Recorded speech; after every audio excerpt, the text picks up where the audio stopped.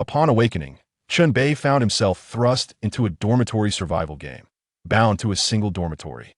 In this game, daylight hours were dedicated to venturing forth to gather resources, enhance abilities, and fortify the dormitory.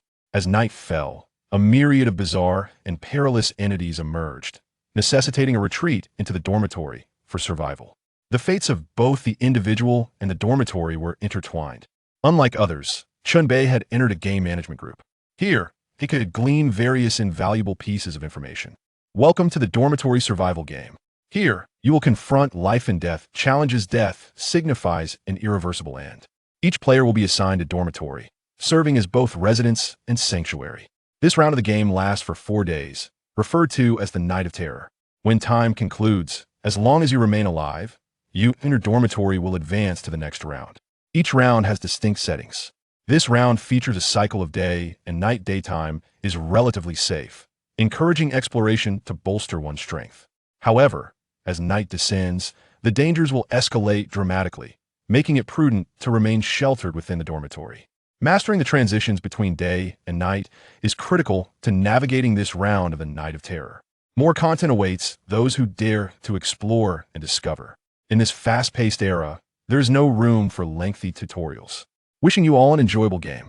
A translucent panel materialized before Chen Bei, exuding a sense of advanced technology. He widened his eyes in disbelief. Could this be real? With a mix of astonishment and curiosity, he continued to examine the interface, dismissing the initial screen. New options emerged. Data, dormitory chat, friends, map, miscellaneous. He first clicked on the data function, revealing his personal information. Chen Bei, level 1. Status, healthy. Mental, 11. Strength, 9. Agility, 9. Constitution, 9. Rationality, 100,100. Stamina, 100,100. Life, 100,100. Hunger level, 65100. Equipment, none. Skills, none. Note, the values of mental, strength, agility, and constitution are based on a healthy adult male, with a standard set at 10. I do exercise regularly, yet several of these values fall short of the standard. It seems the criteria are quite stringent. Chen Bei mused to himself. Next, he opened the dormitory section. Room number, 815. Level 1. Area, 10 square meters. Door durability, 30-30. Wall durability, 100-100. Facilities, door, single bed, nightstand, protective window, ceiling light. No wonder it's called a dormitory survival game. Even the dormitory itself is quantified. It can even be upgraded. Yet, what transformations await the dormitory upon upgrading? Will it enlarge? Will it strengthen? He proceeded to explore the remaining functionalities one by one. The friends list was empty. The map function revealed only the current dormitory, with no visibility of other areas. The miscellaneous section contained minor features such as time, collection data, and photography capabilities. The collection category displayed various items encountered or handled by players, but naturally, it was empty for Chen Bei, a newcomer. He then opened the chat channel, discovering a public channel numbered 77. Upon entering, he was prompted to set a virtual name, truly reminiscent of a game. After a moment's thought, he entered a name he had used in past gaming experiences, 0 Degree. In the public channel, conversations unfolded among others in similar predicaments. What on earth is happening? Who am I? Where am I? Who are you all? Who changed my clothes? You must take responsibility. My child and I are yours. Wah wah, I'm scared. One punch for each whimpering creature, all of you scram. Haha, a pig slaughtering group, huh? Don't think I'm oblivious. Besides me, the rest of you are all scammers. Keep acting. I tried opening the door, it was unlocked, and outside was a corridor. Since I can go out, why not just return home? Flipping through the messages, Chen Bei realized everyone shared a similar situation. He rose and approached the door, gently turning the handle and pushing it open. Indeed, the door was ajar. Peering through the gap, he found a long corridor dimly illuminated, casting a shadowy ambience. Across the corridor, another door opened, revealing the face of a woman with long hair, possessing a certain allure. Their eyes met briefly before she hurriedly retreated, slamming the door shut. After a cursory observation, Chen Bei also closed his door and returned to his room, eager to peruse the group chat once more. Suddenly, a new notification appeared. You have been added to the 77th Newbie Game Management Group, acquiring the status of an intern administrator, codename Cherry Tomato. A new chat interface emerged, with dialogues on the left, and names on the right. At the top was the group leader, a level 1 administrator known as Durian, followed by 5 level 2 administrators and 10 level 3 administrators. The lowest tier consisted of 20 interns, of which Chen Bei was one. The group's members bore whimsical fruit-themed codenames pineapple, banana, dragon fruita, veritable fruit medley. Due to his low status, Chen Bei found the chat locked, rendering him without a voice, a mere observer. The administrators were engaged in lively discussions. These players are so slow to act. Newbies, it's to be expected. They don't have much time left, 1 hour in real time before night falls. If they don't gather resources and strengthen themselves now, they'll be gambling with fate once darkness descends. I can't wait to activate the zombies. Patience, let's take it slow. Our aim is to create an entertaining game, not merely slaughter. To the interns in the group, remember this principle and hold it dear. Chen Bei was left astounded. What was this situation?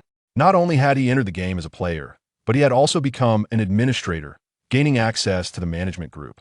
From a group, he had obtained crucial intelligence.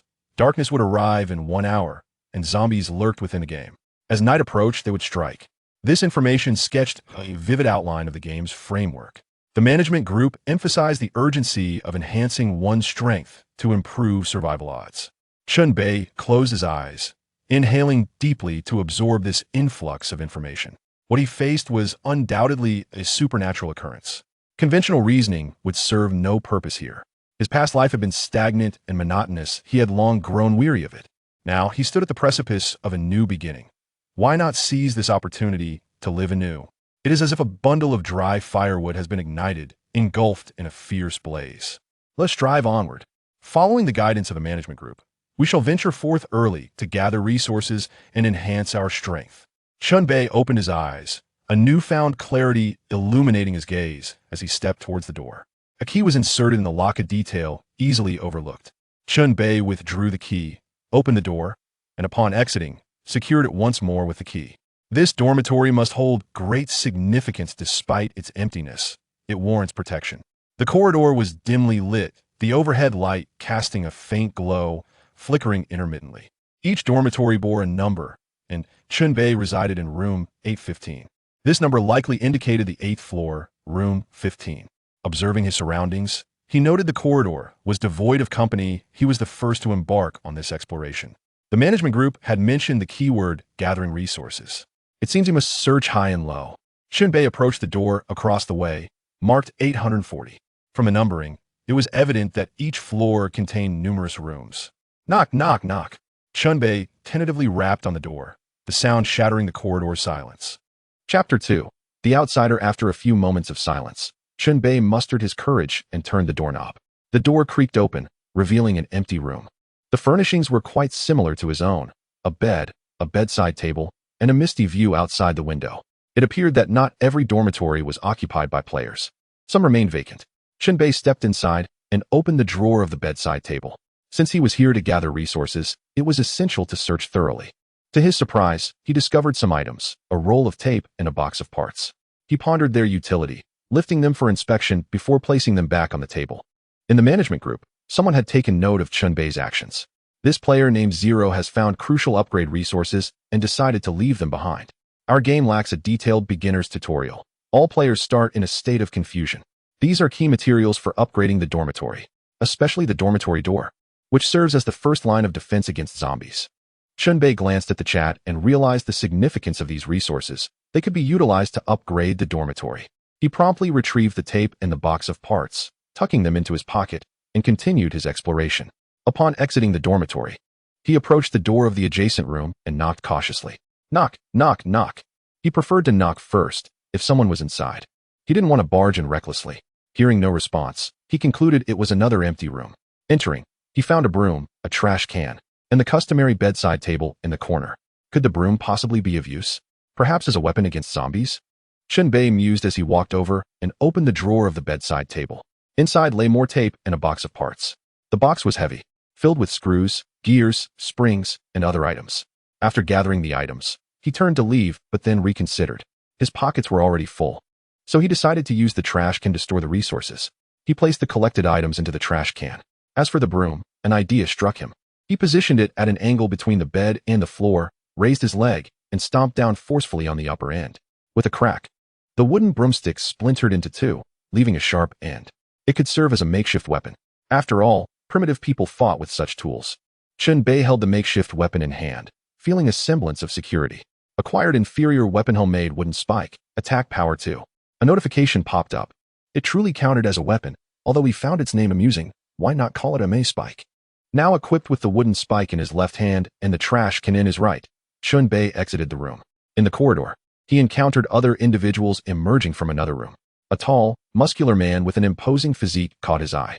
Chen Bei, preoccupied with gathering supplies, merely glanced at the muscular man before hastily departing, leaving the man somewhat puzzled. One by one, others bravely stepped out of their rooms, all clad in matching uniforms, blue with white stripes, resembling prison attire. They gathered and began conversing. It soon became clear that they had all been brought here in a state of bewilderment. Some had been walking on the street one moment and found themselves here the next. As the group grew, their courage swelled. They noted that the room numbers all began with 8, suggesting they were likely on the 8th floor. Let us head down, one suggested. With so many of us, why stay here and do nothing? Let's get out and figure out how to call for help. What was that guy doing with the trash can, rummaging through each room? They wondered. The group noticed Chen Bei's peculiar behavior. He was the only one scavenging alone, distinctly out of place. I saw him knocking on doors, even mine. And it startled me, one remarked. I bet he's just trying to steal some stuff before he leaves. Another chimed in. He looks odd, like a lunatic. Let us not pay him any mind. With 5 members gathered, they decided to search for an exit. One of them called out to Chen Bei before departing. Hey, kid. We're going downstairs to find a way out. Are you coming with us? No, Chen Bei replied firmly, his reasoning straightforward. Given the nature of this game, it was improbable that there would be such a significant oversight. The game environment was undoubtedly enclosed. Could one simply walk downstairs and return home? Impossible. His refusal only deepened their disdain. Fine, stay here and collect your trash, one scoffed. Let us move on and not bother with this weirdo. As the 5 departed, they found an elevator, but it was broken. Pressing the button yielded no response. Thus, they were left with the stairs. Meanwhile, in the management group, discussions unfolded. Some have started descending. Their reactions upon encountering the corpses on the stairs will surely be fascinating. Descending is a dead end. Escape is impossible. Chen Bei briefly scanned the management group chat before resuming his scavenging. The value of the information there surpassed that of the player discussions, prompting him to focus on the management group's updates. He soon filled the trash can to capacity and returned to his room, dumping its contents onto the bed. This Zero has been proactive. I have high hopes for him. The game needs standout players to create memorable moments. His method of using a trash can to gather items is inefficient. Once he finds the dimensional backpack in room 827, it will become much easier. Dimensional backpack? Chen Bei's eyes sparkled at the mention. He wondered if it was the kind he imagined. If so, it would be remarkable. He couldn't simply rush to claim the dimensional backpack. That would be too conspicuous and risk detection by the administrators. If they discovered a player infiltrating the management group, the consequences would be dire. This was Chen Bei's greatest asset, and he could not afford to lose it. Thus, he resolved to play his part. Maintaining a facade of normalcy, he searched other rooms, casually making his way toward room 827. Upon arrival, he calmly turned the doorknob. To his shock, he was greeted by the sight of 2 bloody corpses lying on the floor. Chapter 3. The Dimensional Backpack, an Unexpected Windfall. The management group had not mentioned any bodies here, which startled Chen Bei. His personal sanity attribute dropped by 2 points, falling to 98. It seemed that encountering such horrific sights could adversely affect one's sanity. If his sanity dropped too low, the consequences were uncertain. However, Chen Bei quickly regained his composure. Having worked in a funeral home and dealt with corpses daily, he was accustomed to such sights and felt little fear. He even examined the 2 bodies with the scrutiny of a forensic investigator. One was male, the other female. The male corpse was mangled, his neck bitten through, and his body marred by numerous claw marks, exposing gruesome wounds. Particularly disturbing was the gaping wound in his abdomen, which emitted a foul odor. The female corpse lay amidst a pool of blood, her clothing tattered, and she was barefoot. It was hard to fathom what horrors these 2 had endured in their final moments. Further ahead, a black backpack lay quietly on the floor, appearing rather ordinary. Could this be the dimensional backpack? Maintaining a facade of calm, Chen Bei stepped over the bodies and picked up the backpack. This action caught the attention of the management group. What did this Zero do before? His reaction to the corpses is astonishingly composed. I consulted some information and discovered that he previously worked at a funeral home. No wonder. Having become accustomed to the cycles of life and death, he possesses a distinct advantage in playing this game. Indeed, I find those newcomers who scream at the sight of corpses utterly insufferable. Chen Bei picked up his backpack, triggering a prompt. Found a level 1 dimensional backpack, capacity of 25 units. It can only store inanimate objects, not living beings. A true dimensional backpack. Chen Bei felt a surge of excitement as he immediately opened it to inspect its contents. Upon activation, a new page appeared, featuring 25 empty slots arranged in rows. He retrieved a roll of tape from his pocket and placed it inside the backpack, where it vanished in an instant. The icon of the tape now appeared in the first slot of the interface. When he removed the tape, the slot became vacant again. It was just like the bags in games. What a fantastic item. With it, resource collection would be much more convenient. At that moment, Chen Bei experienced a thrill akin to acquiring a legendary item during the novice phase of a game. Although he had limited knowledge of this survival game set in a dormitory, he was certain that this was undoubtedly one of the finest pieces of equipment available at this stage. He wore the backpack on his front for easier access to its contents. Sensing that there might be more treasures hidden in the room, he glanced around and noticed that its layout was significantly larger than typical dormitories. A long table stood nearby, cluttered with an assortment of tools, including even a welding gun. This was a monumental discovery. Chen Bei eagerly approached, intent on taking everything from the table. Upon touching it, a new prompt appeared. Found a basic workbench, usable for crafting various items and equipment. A workbench? Chen Bei fiddled with the tools on the table, only to find that they could not be removed. The tools seemed to be an integral part of the table. To use the workbench, please provide crafting materials, the new prompt stated. Fortunately, he had some materials with him.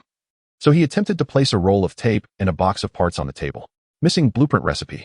This attempt will be a blind craft. Would you like to proceed? Yes. With a thought, Chen Bei's hands began to work swiftly on the table, demonstrating the dexterity acquired from 20 years of solitary living. In a flurry of movement, a loud bang erupted from the table, followed by a cloud of black smoke. Crafting failed. Materials have been wasted. Chen Bei felt exasperated. He had squandered 2 materials in vain. The mention of a blueprint suggested that only with one could items be successfully crafted. Otherwise, it was akin to a blind cat stumbling upon a mouse. Resolving to be more prudent, he decided to try and collect the entire workbench instead. Surprisingly, this endeavor proved successful. The entire workbench was stowed away in the dimensional backpack, occupying 5 slots.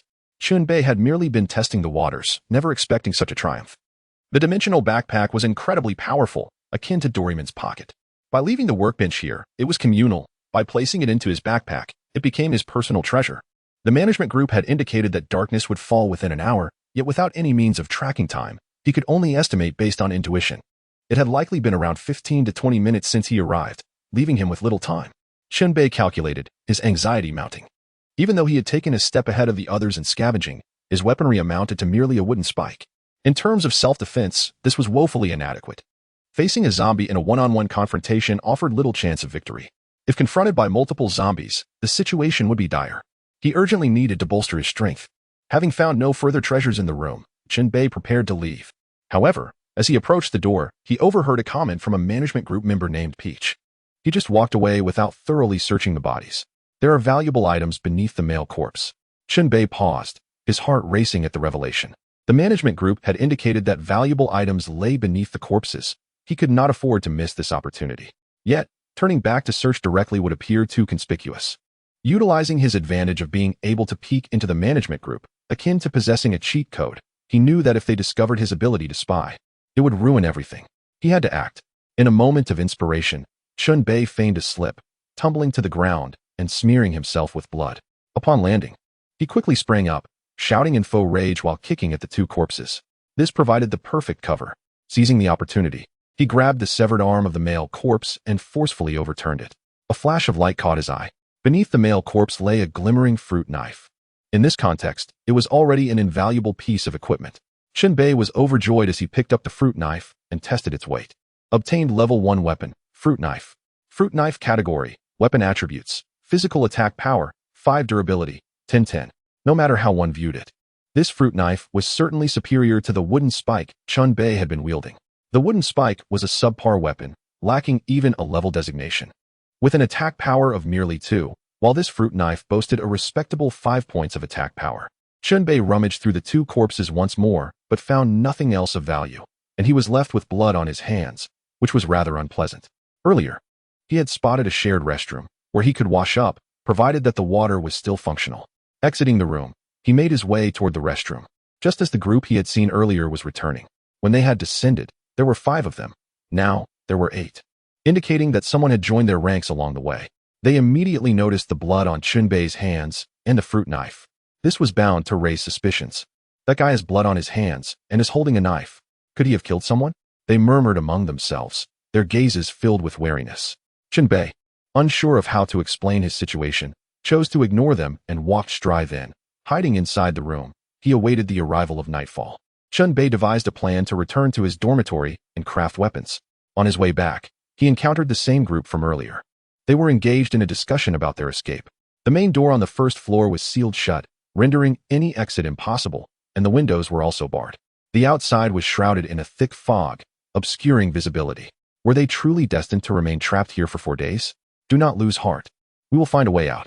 Worst case, we can break down the door on the first floor. As they spoke, they noticed Chen Bei approaching. To them, he was an anomaly.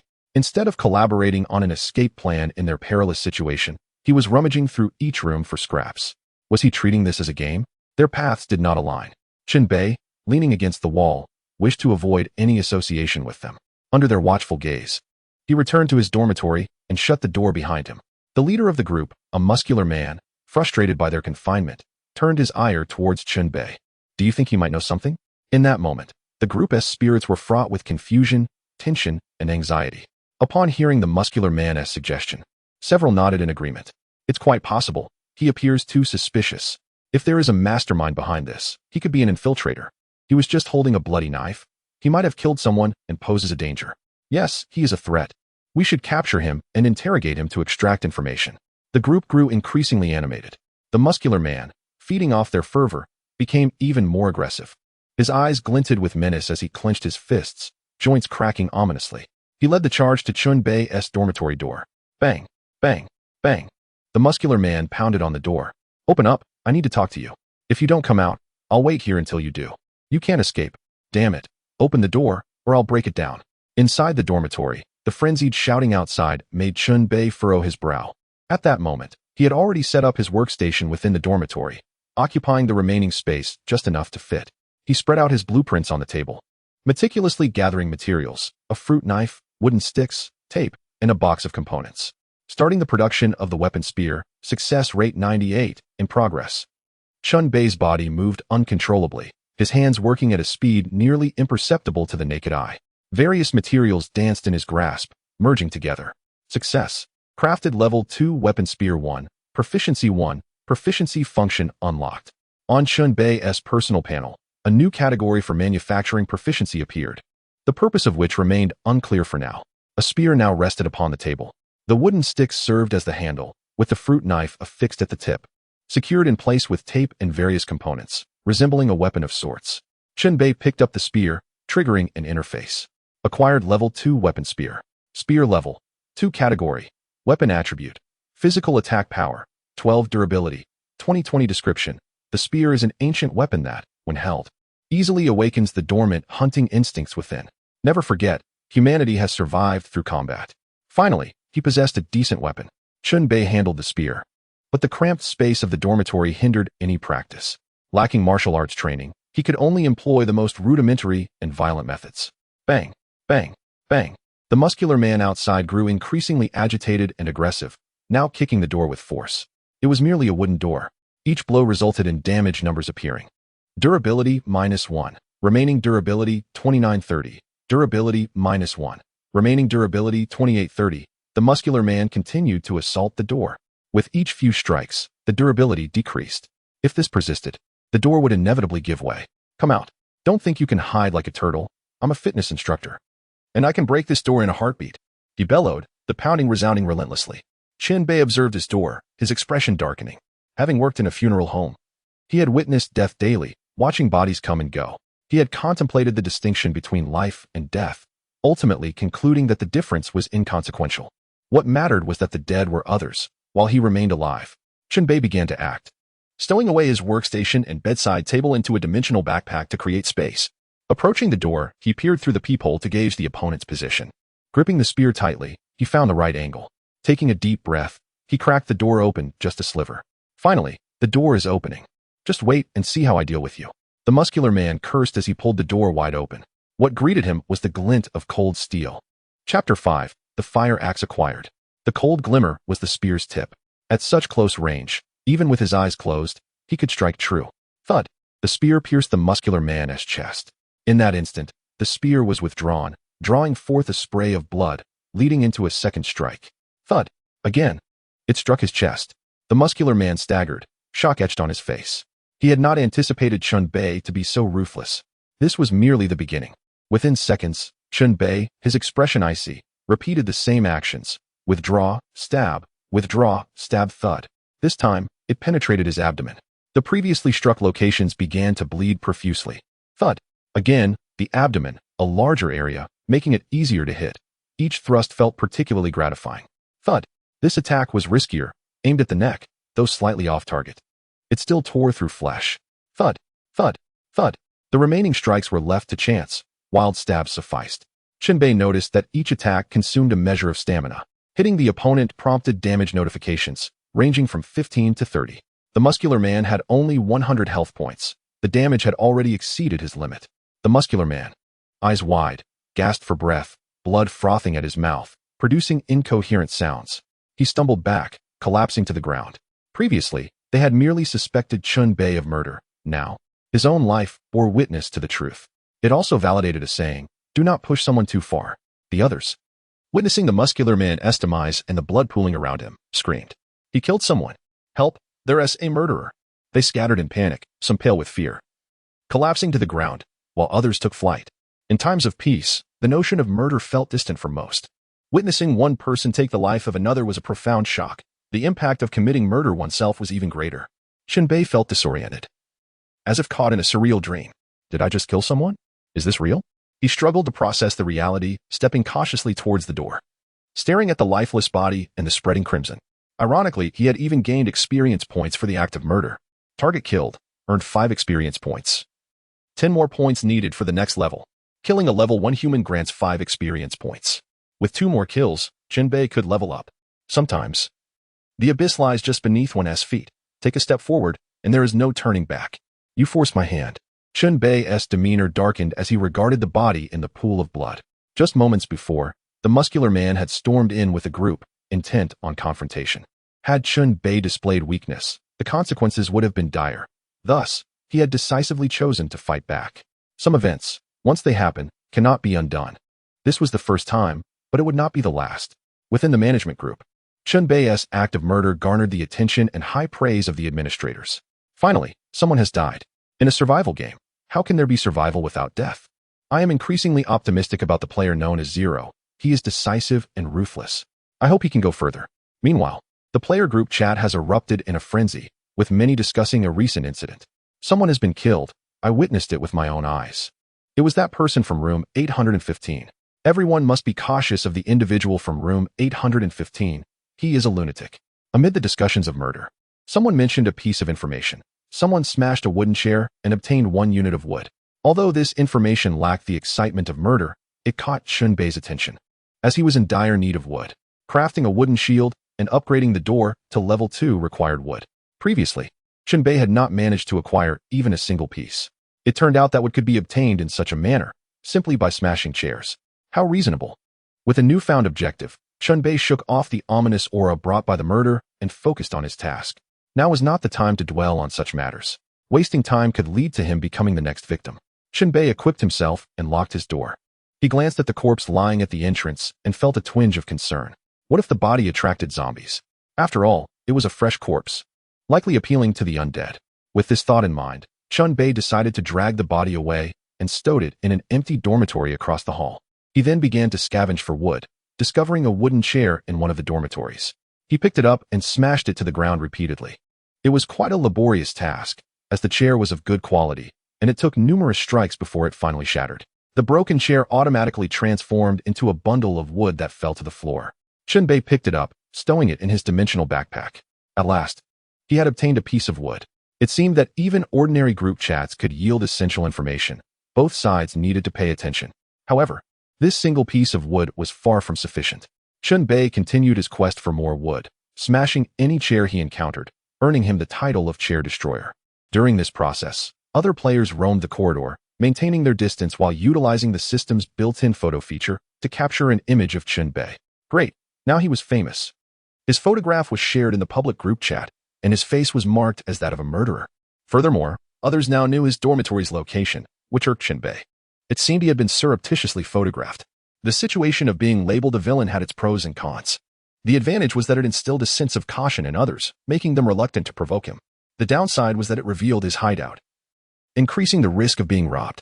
This meant Chen Bei could not stray too far from his dormitory. Regardless, he resolved to develop at his own pace. Continuing his wood collection, someone in the management group mentioned him again and revealed a crucial piece of information. Collecting wood like zero is too tedious. If only we could get a fire axe found on every floor, we could break chairs in a couple of swings. Indeed, at this stage, the fire axe is the best tool and weapon, proving effective against zombies. It could be considered a novice's artifact. Chen Bei once again eavesdropped, catching this vital information. The fire axe.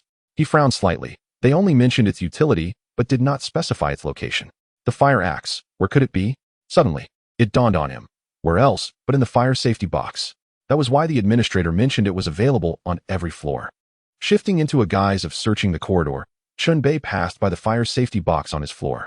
He pretended to walk past, and then turned back, as if struck by a sudden inspiration. He opened the door, revealing a bright red fire axe within.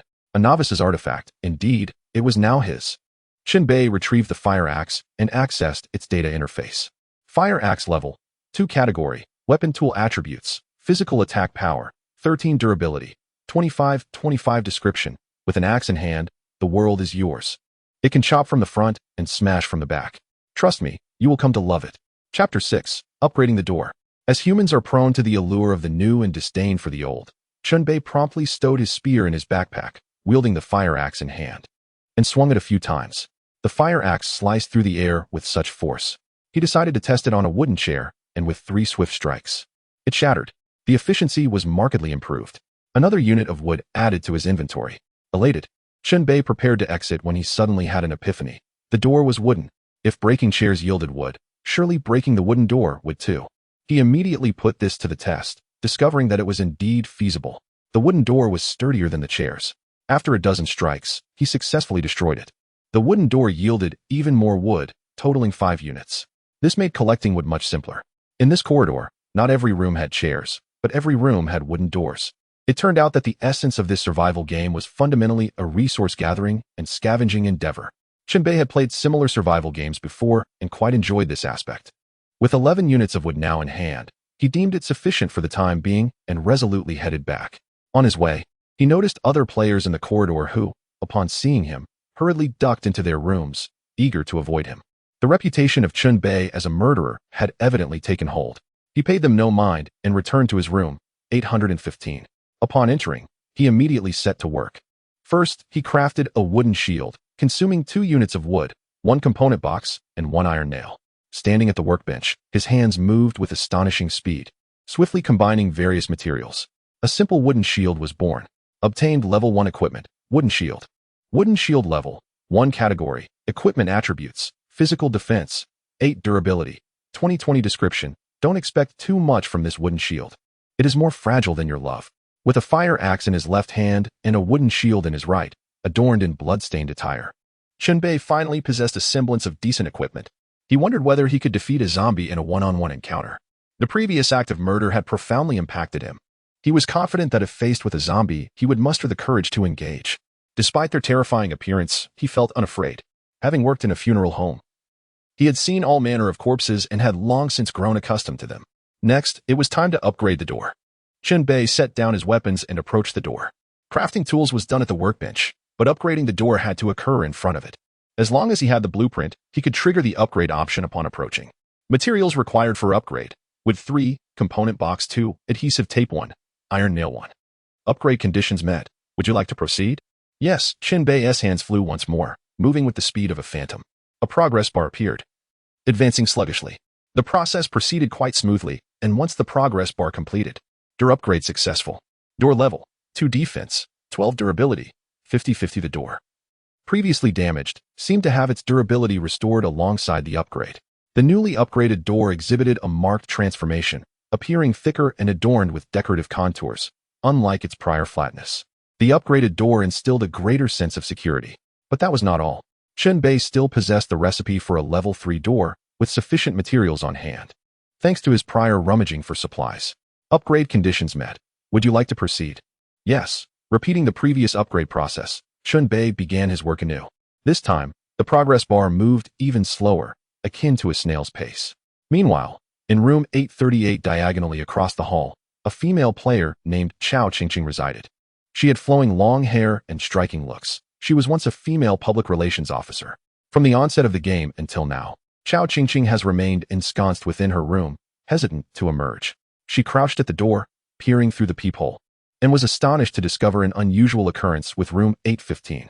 The doors suddenly shimmered, transforming into a more sophisticated entryway, while the surrounding doors remained uniform. 815's door had undergone a remarkable change. It had upgraded. Chao Qingqing's eyes widened in disbelief. Why had his door altered? Externally, 815's door appeared considerably sturdier and more durable. Previously, she had witnessed Chen Bei commit murder, scaring off a group of troublemakers. Now, his door had also been enhanced. In this survival game, Chen Bei was undoubtedly ahead of the curve, a high-level player, a formidable figure. Such individuals were intimidating. However, if she could forge a friendship with him and ally herself, it would be an entirely different scenario. Should she attempt to approach him? No matter how ruthless he might be, he was still a man, and as long as he was a man, humph. Chao Qingqing's lips curled into a confident smile. As a public relations officer, she had, at times, resorted to using her physical allure to achieve her objectives. To her, beauty was a weapon, a bargaining chip. Her heart surged with determination. She continued to observe the scene across from her, calculating her next move. Suddenly, the door of room 815 flashed again, undergoing another transformation. This time, the door became even thicker and more substantial, though still crafted from wood. Patterns appeared on its surface, and the doorknob was more aesthetically pleasing.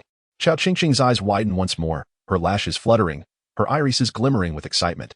His door had upgraded again. Chao Qingqing was filled with anticipation. The game had clearly stated that daytime was relatively safe, while nightfall brought peril. The door served as a layer of security. Hiding in room 815 would undoubtedly provide greater safety than other dormitories. Just moments ago, she had hesitated, but now she steeled her resolve and made a decision. She had to latch onto this influential figure. At the very least, she had to try. The door to room 815 swung open, revealing Chen Bei. While others' doors remained at level 1, his had ascended to level 3. He intended to venture further this time, exploring other floors to collect several fire axes. Such weapons were available on every floor, and acquiring more would be beneficial. By taking the fire axes, others would be deprived of them, yet he was indifferent. In a survival game, a degree of selfishness was inevitable. As Chen Bei prepared to embark on his journey, a door diagonally opposite him opened. A woman with long hair stepped out, clad in a standard blue and white uniform, her collar undone with 2 buttons, revealing a hint of her cleavage, and her face possessing a certain allure with a hint of worldly experience. She had previously made eye contact with Chen Bei and now took the initiative to step outside. Hello, my name is Chao Qingqing. Like you, I am trapped in this game. May I inquire if you are in need of a partner? Collaborating with another would certainly offer greater advantages. Chao Qingqing stood at the threshold, tentatively broaching the subject, her heart racing with anticipation. Chen Bei assessed her and indeed found the prospect of collaboration appealing. It was not merely her beauty that captivated him, but rather his need for someone to oversee his dormitory in his absence, preventing others from raiding it. Chao Qingqing's room was perfectly suited for this purpose. Collaboration was certainly a consideration. Chen Bei exhaled a sigh of relief. Chao Qingqing's face lit up with joy, and she hastily added, "If you are willing to collaborate, why not let me stay with you? Your dormitory is far superior to mine." "No, not in that sense of collaboration. We will add each other as friends. And while I explore, you will monitor my door. Should anyone attempt to attack it, you will immediately notify me privately. If you successfully accomplish this, I will share some benefits with you upon my return." "That seems acceptable." Chao Qingqing pondered, recognizing the potential profit. Establishing initial cooperation deepened their mutual trust, paving the way for further collaboration. Eventually, they would be able to reside in each other's dormitories. Thus, they struck a deal and promptly added each other as friends. Chen Bei confirmed that they could communicate privately, enabling the execution of their collaborative plan. Essentially, he intended for Chao Qingqing to act as his surveillance camera, keeping an eye on his door. "I leave this to you. Remain inside and do not wander. The outside is perilous," Chen Bei instructed. "Understood. Be cautious as you venture out," Chao Qingqing urged. She then inquired, "You must know that I have killed before. Why would you still choose to collaborate with me?" "Precisely because you are capable of killing, I choose to collaborate with you." "I see." Chen Bei nodded, acknowledging her point. He entrusted the situation to Chao Qingqing and set off on his own, swiftly making his way to the next floor via the staircase. Previously, someone in the group chat had mentioned information about the floors. The 12th floor marked the upper limit, with a door that could not be opened, suggesting the existence of even higher levels. The route to the first floor was unobstructed, but the main door remained locked. Additionally, there was a basement, which was also sealed. In truth, Chen Bei possessed much intelligence that he could share. However, being perceived as a murderer equated him with villainy. It seemed unnecessary to masquerade as a good Samaritan to divulge information. Upon reaching the 7th floor, he discovered that the fire axes remained intact, much to his delight, and he promptly collected them. He continued his exploration downward. The fire axes on the 6th floor were absent, while those on the 5th floor were still available. Upon reaching the 4th floor, he encountered a peculiar situation. Several individuals were gathered around the fire axe cabinet, extracting the axes. It appeared that others were now aware of the fire axe's existence and were also collecting them, much like Chen Bei. Among them was a stern-looking man with small eyes, a portion of his face revealing tattoos that extended down his neck. The tattooed man clutched a freshly acquired fire axe and noticed Chen Bei. They exchanged a glance from a distance of 20 meters. Chen Bei's current appearance was quite intimidating, his blood-stained attire serving as a warning. "Brother Fei, this guy also has a fire axe. Should we take him out?" A scrawny individual beside the tattooed man questioned. Brother Fei's expression darkened as he continued to fixate on Chen Bei, remaining silent. Unwilling to engage with such a group, Chen Bei opted to descend the stairs. Brother Fei observed Chen Bei's departure with a glint in his eye, akin to the glimmer of a dagger. Someone in the group had mentioned a lad who had killed, and it was highly probable that it was him. "Let us continue with our own business. There is no need to confront him head-on for now." Brother Fei paused, a smirk creeping onto his lips. "Perhaps it is best to let the sheep grow fat before feasting on them." Downstairs, Chen Bei found that the fire axes were all gone. Nonetheless, he managed to obtain 2 fire axes during his descent, which he deemed a satisfactory haul. Upon reaching the 1st floor, he resolved to inspect the main entrance. The main exit was a metal door, fortified with an iron grill. Appearing immensely sturdy, certainly not something a mere fire axe could breach. Adjacent to the door was a card reader, indicating that a keycard was required to open it. The management group observed Chen Bei's fixation on the card reader. Dreaming of escaping now is pure folly. The keycard lies with the boss of the terrifying night. Only by defeating him can one obtain it. Enduring 4 days within this building is the simplest means of passing. Few newcomers can slay the boss and secure the keycard. Unless he manages to locate the hidden weapon within the building, then there may be hope. That weapon is well concealed. What kind of luck would one need to find it? The management group chatted freely. Chen Bei's heart raced as he gleaned this information. The game contained a narrative boss, and the keycard was in the boss's possession. Additionally, there was a hidden weapon within the building. Securing the hidden weapon could provide the means to defeat the boss. It was evident that this method of progression was far more advanced, and the rewards would surely be superior. "Please, continue discussing the hidden weapon," Chen Bei thought. His curiosity piqued. However, the management group shifted topics, failing to elaborate further, which left him infuriated. Lacking critical information, searching through 12 floors seemed a daunting task. How long until darkness falls? The time was drawing near, with less than 10 minutes remaining. "Excellent. I can hardly wait to witness the zombies unleash their carnage," someone exclaimed. "It's only the first night. The zombies are still weak. A level 1 door should suffice to hold them back. There shouldn't be many casualties," another replied. The management group mentioned the transition from day to night. Darkness was imminent, and time was of the essence. Chen Bei could not afford to squander a moment. He departed from the entrance and retraced his steps to scavenge for supplies along the way. The system lacked a built-in clock, seemingly designed to cultivate a sense of temporal ambiguity, leaving players in the dark. As Chen Bei mentally calculated the passage of time, he explored and returned to the 8th floor. Along the way, he encountered several corpses, but they were not players. They had been there all along. The presence of these bodies sparked his suspicions. Suddenly, a piercing alarm erupted within the building, accompanied by flashing red lights. A man's voice boomed through the loudspeaker, laced with excitement and fervor. "Night has finally fallen.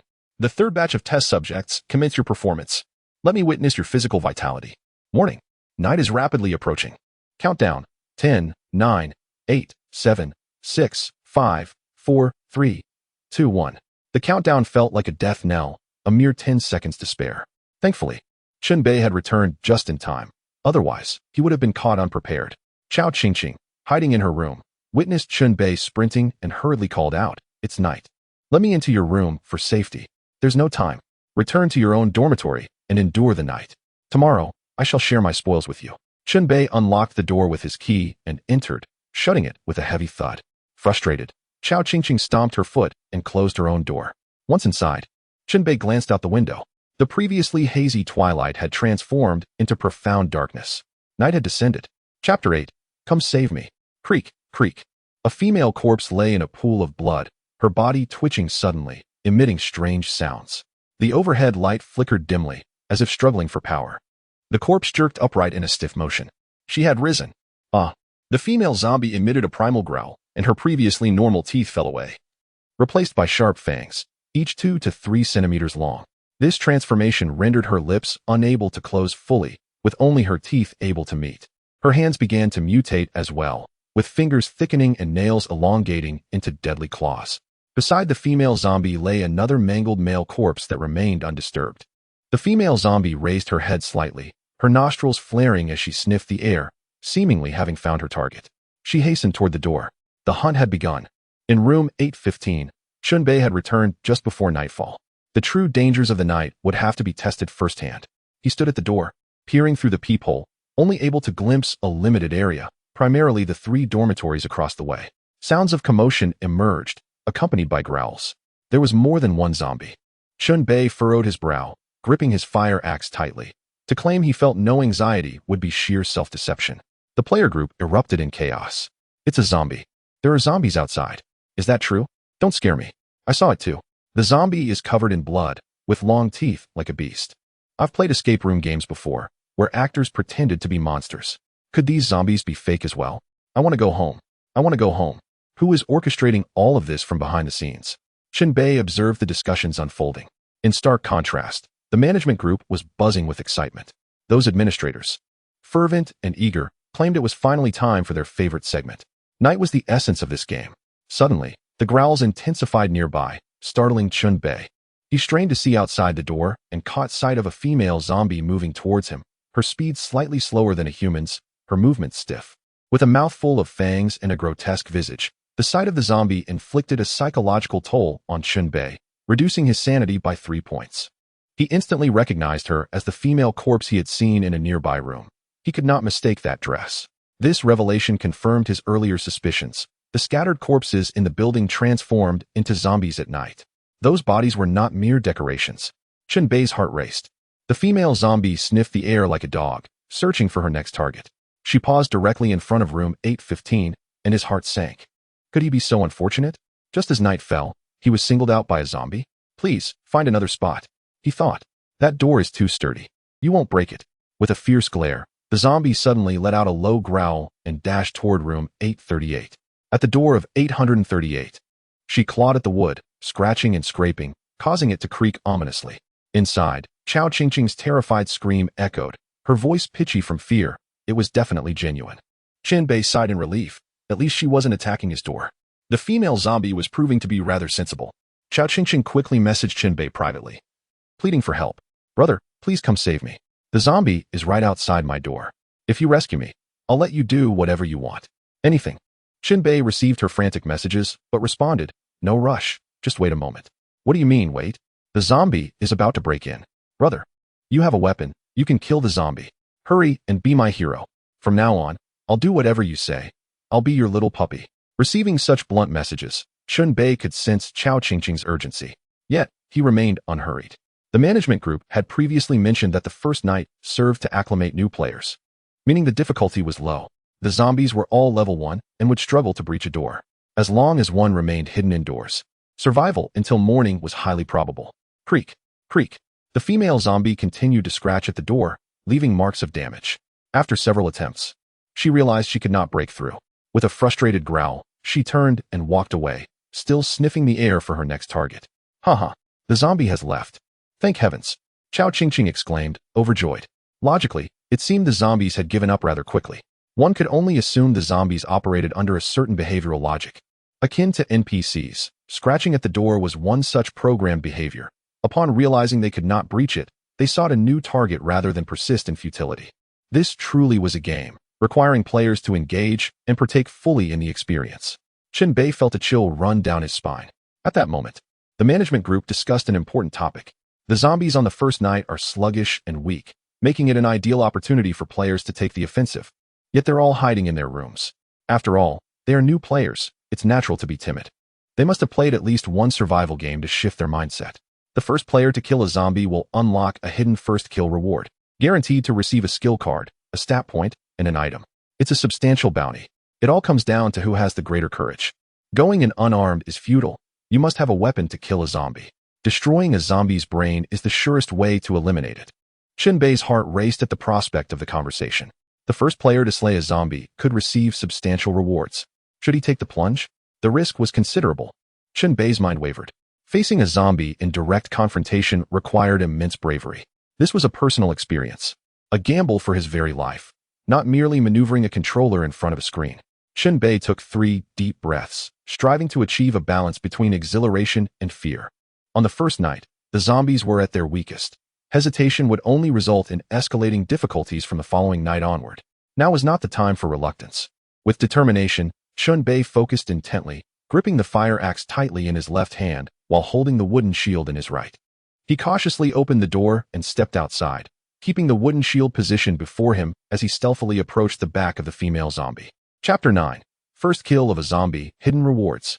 Approaching now could provide an opportunity for a surprise attack, depending on the zombie's perceptive abilities. Chen Bei's heart raced as he stealthily advanced, striving to remain silent. 10 meters, 7 meters, 5 meters. Suddenly, the female zombie spun around. It bared its sharp teeth and let out a low growl directed at Chen Bei. Its hollow, murky eyes betrayed no trace of humanity. Clearly, its senses were quite acute. As it detected his approach, the female zombie raised its arms and lumbered toward him with a stiff gait. At such close range, the blood vessels in its eyes were clearly visible. The oppressive atmosphere was overwhelming. For a fleeting moment, Chen Bei felt an overwhelming urge to retreat. He could certainly outrun the zombie if he chose to flee. However, that thought was but a brief flicker in his mind.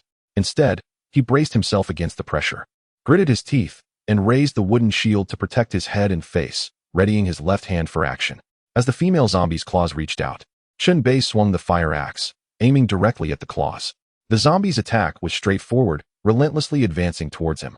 Chen Bei's response was instinctual, lacking any particular strategy. In room 838, Chao Qingqing watched perplexed as Chen Bei exited his room to confront the female zombie. When I was asking for help, you didn't come out. Now that the zombie is gone, you're suddenly brave? What's going on in that head of yours? Is this person out of his mind? Why are you risking your life against a zombie? She thought to herself. In the corridor, Chen Bei was still locked in a fierce battle, using both the axe and the shield to fend off the zombie's claws. The zombie was unable to reach him, and he couldn't strike its head either, maintaining a precarious distance. The management group had entered spectator mode, perhaps even preparing snacks and drinks. Look, Zero on the 8th floor is going up against a zombie. Haha, it's a classic case of chickens pecking each other. That guy on the 4th floor named Fei Ge has also made a move. He's a tough one. It's a race to see who is faster. I'm betting on Fei Ge. This guy has killed before and served time. He even caused his pregnant lover to miscarry, completely devoid of humanity. During the fight, Chen Bei caught a glimpse of the management group's chatter and felt a pang of anxiety. That ruthless Fei Ge had also taken action. Chen Bei had only moved after seeing the conversation in the management group, while Fei Ge acted purely on instinct. Not merely ruthless. He was akin to a wolf on the hunt. Chen Bei felt a surge of urgency. If Fei Ge claimed the first kill reward, it would spell trouble. To make matters worse, another hefty male zombie was lumbering up the stairs. Chen Bei was already struggling with one zombie. Facing two would be dire. The recently arrived, overweight zombie turned its bald head toward Chen Bei. Its attention now peaked. A swift conclusion, Chen Bei thought, launching himself forward and swinging the wooden shield to deflect the female zombie's arms. He sprinted with all his might, maneuvering around to the back of the female zombie. In terms of speed and agility, he surpassed the zombies. Upon reaching its rear, he prepared to strike decisively, raising the fire axe high. This is your end. Chen Bei swung down with all his strength, the blunt side of the axe crashing into the back of the female zombie's head. Bang! The powerful blow shattered her skull, sending her crashing to the ground in a convulsive spasm, with fluid spilling forth from the gaping wound. Chen Bei rushed in to deliver the finishing blow, kneeling on the zombie's back and repeatedly striking its head with the fire axe. -25, -30, -30 damage numbers flashed before his eyes. The female zombie's head was utterly obliterated.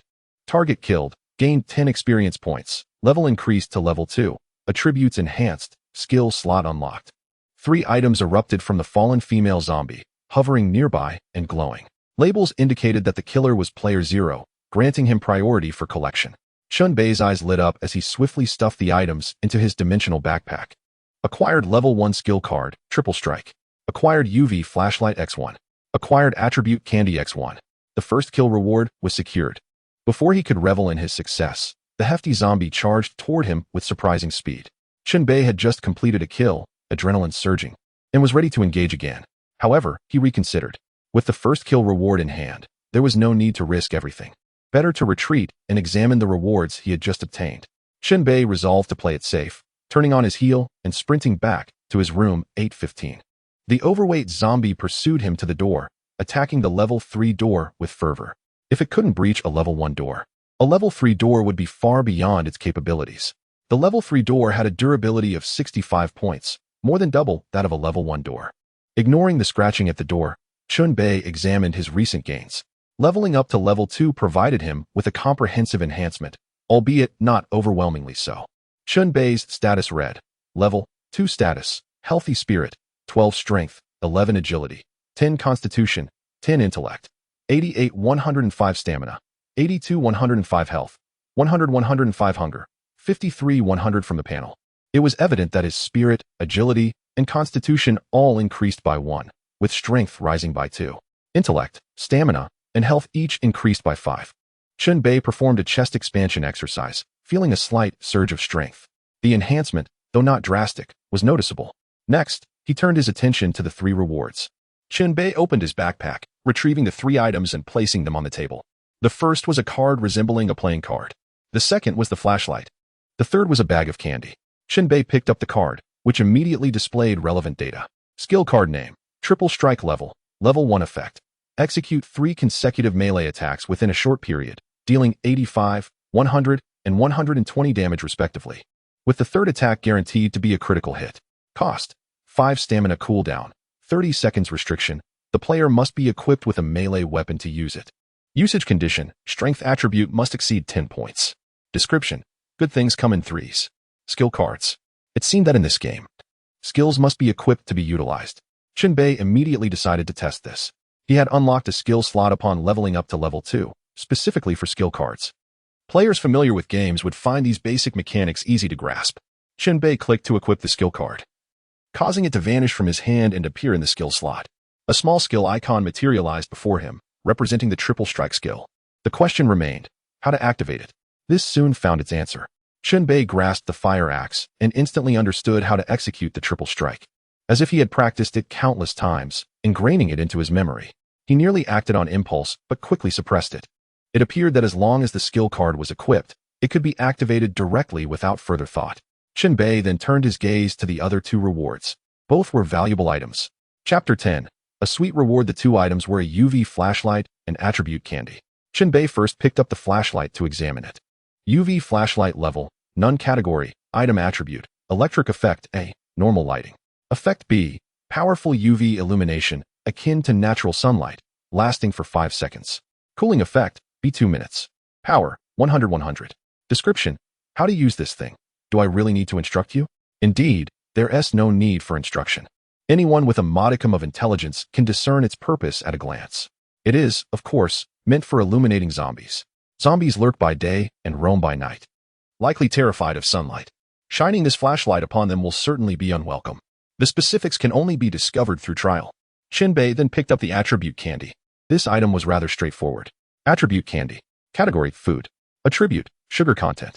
Effect: upon complete consumption, 1 point of freely allocable attribute is gained. Description: eat it.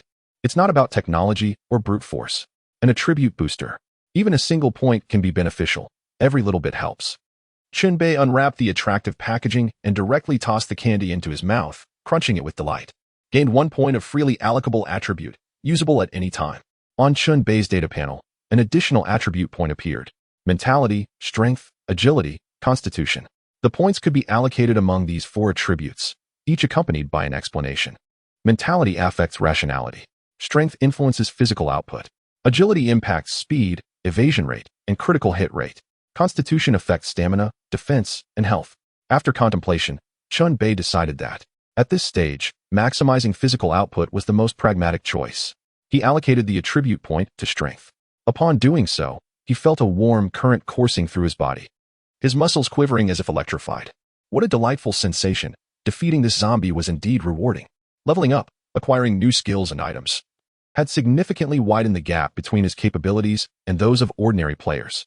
Chen Bei was elated.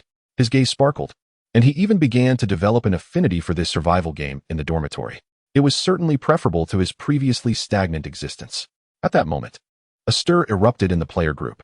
Brother Fei had just slain a zombie. His followers cheered, sharing photos and short videos of the zombie in the public chat. What is a zombie worth? Did you see? This zombie was taken down solely by Brother Fei. Sticking with Brother Fei is a surefire bet. For those lovely ladies wishing to cling to a strong arm, seize the opportunity. My brothers will ensure your safe return home. Brother Fei had indeed killed a zombie. In terms of timing, he was certainly slower than Chen Bei, thus the latter received the first kill reward. Creak, creak. The fat zombie outside continued its assault on the door. Chen Bei briefly contemplated and made a decision. Tonight, he could not merely cower in his room. He must take proactive measures. The current zombies were relatively weak, presenting an excellent opportunity to enhance his strength. Such chances must not be squandered. With renewed determination, Chen Bei approached the door and forcefully flung it open. The fat zombie was knocked back by the door's momentum, landing on the ground with a thud. Chen Bei raised his flashlight and activated it against the fat zombie. The flashlight had two settings. When pushed to the maximum, it emitted ultraviolet light. The intense purple beam struck the fat zombie squarely. Indeed, one thing can subdue another. The fat zombie emitted a pained groan, hastily shielding its face with its arms as the exposed skin began to rot and bubble. What an effective device! Seizing the moment, Chen Bei charged forward, wielding the red fire axe in his left hand, swinging the sharp edge with precision to strike the fat zombie at the temple. The blow sent the fat zombie crashing to the ground, the axe head embedding into its shattered skull. Chen Bei stepped closer, planted a foot on the zombie, and forcefully yanked out the fire axe, delivering several additional blows. Bang, bang, bang. He smashed the fat zombie's head into a pulp. A wave of bloody, foul stench wafted through the air, splattering Chen Bei with grime. Let it be. Such matters were trivial in the face of victory. Having slain the zombie, he gained 10 experience points, but no loot dropped. Chen Bei did not rush to leave. Instead, he searched the corpse. His efforts were not in vain. From the zombie's pocket, he retrieved a chocolate bar, which indicated that it could slightly restore rationality, stamina, and satiety upon consumption. Perfect, as he felt hungry. He tore open the wrapper and devoured it eagerly. Afterward, he made his way towards room 838. Inside, Chao Qingqing had been peering out through the door's peephole. Witnessing Chen Bei slay two zombies and approach, covered in blood and holding an axe, he resembled a figure from a horror film. Chao Qingqing's heart raced. The man before her was more terrifying than the zombies. Open the door, Chen Bei commanded. What do you want? Chao Qingqing stammered, fear evident in her voice. We are in a cooperative relationship. I intend to offer you some incentives. I cannot allow you to bear all the burdens alone.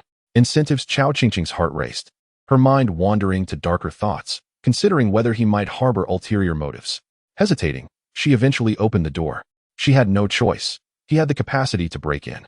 Standing at the threshold, Chen Bei turned the fire axe in his hand and presented it to Chao Qingqing. I have a spare fire axe, so this one is for you. Keep it for your protection and remain inside to help guard my domain. If anyone dares approach my door, notify me immediately through private message. Chen Bei's tone was firm. So this was the incentive he referred to. Chao Qingqing regarded the axe, stained from the zombie's blood, with a hint of disdain, yet she still accepted it. It's late. Are you still planning to go out? She inquired. Yes, I must. It's the first day of the game, and it's crucial, Chen Bei replied. Chao Qingqing nodded, falling silent. Deep down, she yearned to leave, to return to her home, rather than be engulfed in this nonsensical game of violence. Bang! The door to room 838 closed. Chen Bei did not depart immediately. Instead, he returned to repair the door. The fat zombie had clawed at it numerous times, causing a loss of 10 durability points. As long as he had wood, nails, and parts, he could restore the wooden door and recover its durability. Once the door was fixed, he set off. Not far into his journey, a door opposite him was suddenly flung open, and a male zombie clad in a white shirt lunged out, emitting a low growl, saliva dripping from its sharp teeth. The abruptness startled Chen Bei, impacting his rationality attribute. The white shirt zombie staggered a few steps, regained its balance, and turned to face Chen Bei. It let out a growl and charged at him. The purple light flared to life, forcing it to retreat as it instinctively shielded its face. Chen Bei, adrenaline surging, resolved to test his skill. Triple strike. Chapter 11. Let us confront it. With a thought, his body instinctively followed suit. The fire axe swung down upon the zombie's head with ferocity. 1 strike, 2 strikes, 3 strikes. Critical hit. The final blow dealt a staggering 45 points of damage, shattering half of the zombie's skull. Indeed, it was as if he had lifted its veil. Chen Bei panted heavily, now flecked with blood. His mind began to formulate judgments. The advantage of the triple strike lay in its rapid execution, allowing 3 consecutive hits in a short span. If aimed at the head, it could eliminate a level 1 zombie in an instant. The skill had a cooldown of 30 seconds, which was relatively long. Thus, he should avoid engaging multiple foes simultaneously. In a one-on-one scenario, he could dominate tonight's zombies. Chen Bei felt his blood heat up with excitement coursing through his veins. Habitually, he rummaged through the zombies' belongings. And this time, fortune smiled upon him. He discovered a piece of paper, which, upon unfolding, revealed 3 blueprints. Discovered weapon blueprint, maniac's chainsaw. Discovered equipment blueprint, hedgehog bracers. Discovered upgrade blueprint, level 2 dormitory. Blueprints. Chen Bei's heart raced with intrigue, prompting him to examine the details of the 3 blueprints. The maniac's chainsaw required saw blades as materials, which he currently lacked. The hedgehog bracers required nails, which he had previously exhausted, necessitating a search for more. Fortunately, nails were not difficult to find. The dormitory upgrade could reinforce walls and expand the area, with the primary material being stone, which he also did not possess. This terrifying night game was merely the first round. It was just the beginning, certainly not the end. Upgrading the dormitory during this round could be preserved for the next, potentially yielding significant advantages. He chuckled softly. Free room allocation was indeed a pleasant surprise. With this newfound objective, Chen Bei set forth on a journey to explore uncharted territories. It was nighttime, and the presence of zombies had compelled most players to seek refuge indoors, leaving the corridors eerily vacant. Only Chen Bei roamed through the halls, scavenging diligently. Soon, he stumbled upon some nails, along with a box of common parts, duct tape, and wooden planks. From a drawer, he unearthed a bottle of fresh water, which quenched his thirst perfectly. Fresh water category. Food attribute. Water effect. Consuming restores a small amount of hunger and sanity. Description. We are not mere porters of nature. We simply produce water. Chen Bei had grown accustomed to the humorous quips within item descriptions and could ascertain that the creators of such content were rather mischievous. Gulping down half the bottle in one go, Chen Bei felt significantly refreshed. He continued his quest, only to encounter a zombie descending the stairs. Its mouth and hands smeared with fresh blood. Perhaps it had just enjoyed its evening meal. Without overthinking, he adhered to his usual strategy, approaching steadily, flashing his ultraviolet flashlight at the creature, and then unleashing a barrage of strikes to its head. The entire procedure had become almost second nature to him. Upon vanquishing the zombie, the experience points he gained allowed him to level up. While most players remained at level 1, trembling in their hiding spots, he had already ascended to level 3. Target eliminated, gained 10 experience points, level upgraded to 3, attribute enhancement received. Chen Bei noted with some disappointment that this upgrade did not unlock a new skill slot. Previously, he had acquired one upon leveling up, but this time, he was still limited to a single skill. If only he could wield 2 or 3 skills, he might be able to devise some fascinating combinations. His advancement had drawn attention in the public channel, where player names and levels were displayed, ranked according to their progress. Chen Bei's level 3 status placed him far ahead, rendering him the center of attention. Only 2 level 2 players trailed behind him, one of whom was Fei Guo. Wow, Zero has reached level 3. How did he level up? He must have killed players and zombies alike to gain such experience. What should we do? Do we have to go out and slay zombies? That is absurd. I'm definitely not going out. Master, please take me along. I want to team up with you. Is anyone interested in forming a party? There's strength in numbers. Leading the leaderboard. Chen Bei received a flurry of private messages, most of which were attempts at flattery. Some female players even resorted to sharing provocative photos and short videos as leverage. However, Chen Bei ignored them all, focusing solely on his mission. He traversed the corridor and descended to the 7th floor, where the atmosphere became decidedly more perilous. 2 zombies were clawing at a door, while another door was banging from within, indicating that someone inside was eager to break free. Chen Bei's arrival caught the attention of the zombies. One lunged toward him, moving slightly slower than a regular human, its motions decidedly jerky. Preferring not to engage multiple foes, He swiftly dispatched the first zombie with his flashlight. The second zombie, limping, stumbled forward. Chen Bei remained composed, gripping his fire axe and waiting patiently. Meanwhile, a commotion erupted at the stairwell as a group of 7 people ascended. At the forefront was none other than Fei Ge. Upon spotting the approaching zombie, they recognized Chen Bei, the top-ranked 0. Someone pointed him out, and Fei Ge's expression darkened, a sinister glint in his eyes. As the zombie approached, Chen Bei evaded swiftly, delivering a rapid 3-hit combo to the creature's skull. The execution was seamless, 3 strikes, quick and decisive. It was a skill. Fei Ge's eyes widened as he quickly assessed the situation. Having just reached level 2, he possessed a skill slot, but lacked any skills to use. Chen Bei's swift attack was undoubtedly the result of some skill, the speed and visible air currents leaving no room for doubt. After dispatching the zombie, Chen Bei noticed Fei Ge and his entourage. Maintaining an air of calm, he bent down to scavenge the fallen zombies, projecting an image of confidence that suggested he was unfazed by Fei Ge's presence. In a state of panic, he would have revealed weakness. Fei Ge shifted slightly and approached, declaring, "Let us have a chat." The 7-man group, led by Fei Ge, closed in on Chen Bei. Their numerical advantage, coupled with armed members, made them bold. As they approached, Chen Bei had just finished scavenging and found a roll of wire, an invaluable and scarce resource. He tucked it into his backpack and met Fei Ge's gaze. The atmosphere grew tense. "Is there something you need?" Chen Bei asked calmly. Chapter 12, New Weapon Maniac Saw. Fei Ge grinned. "Nothing much. I just wanted to introduce myself." "This hardly seems an appropriate venue for introductions," Chen Bei replied coolly. "Not at all. Just look around. Everyone here is a friend," Fei Ge retorted. "We are all wanderers in this world, so why not make acquaintances? Rely on friends when outside, just as one relies on family at home." Fei Ge's words were quite charming, and his followers echoed their agreement. He then produced a pack of cigarettes and a lighter, lighting one for himself before offering another to Chen Bei. "Friend, care for a smoke?" "No, thank you. I don't smoke," Chen Bei declined, shaking his head. "These aren't ordinary cigarettes. They were found downstairs. Smoking one restores 10 sanity points." "Oh." Chen Bei's interest was piqued.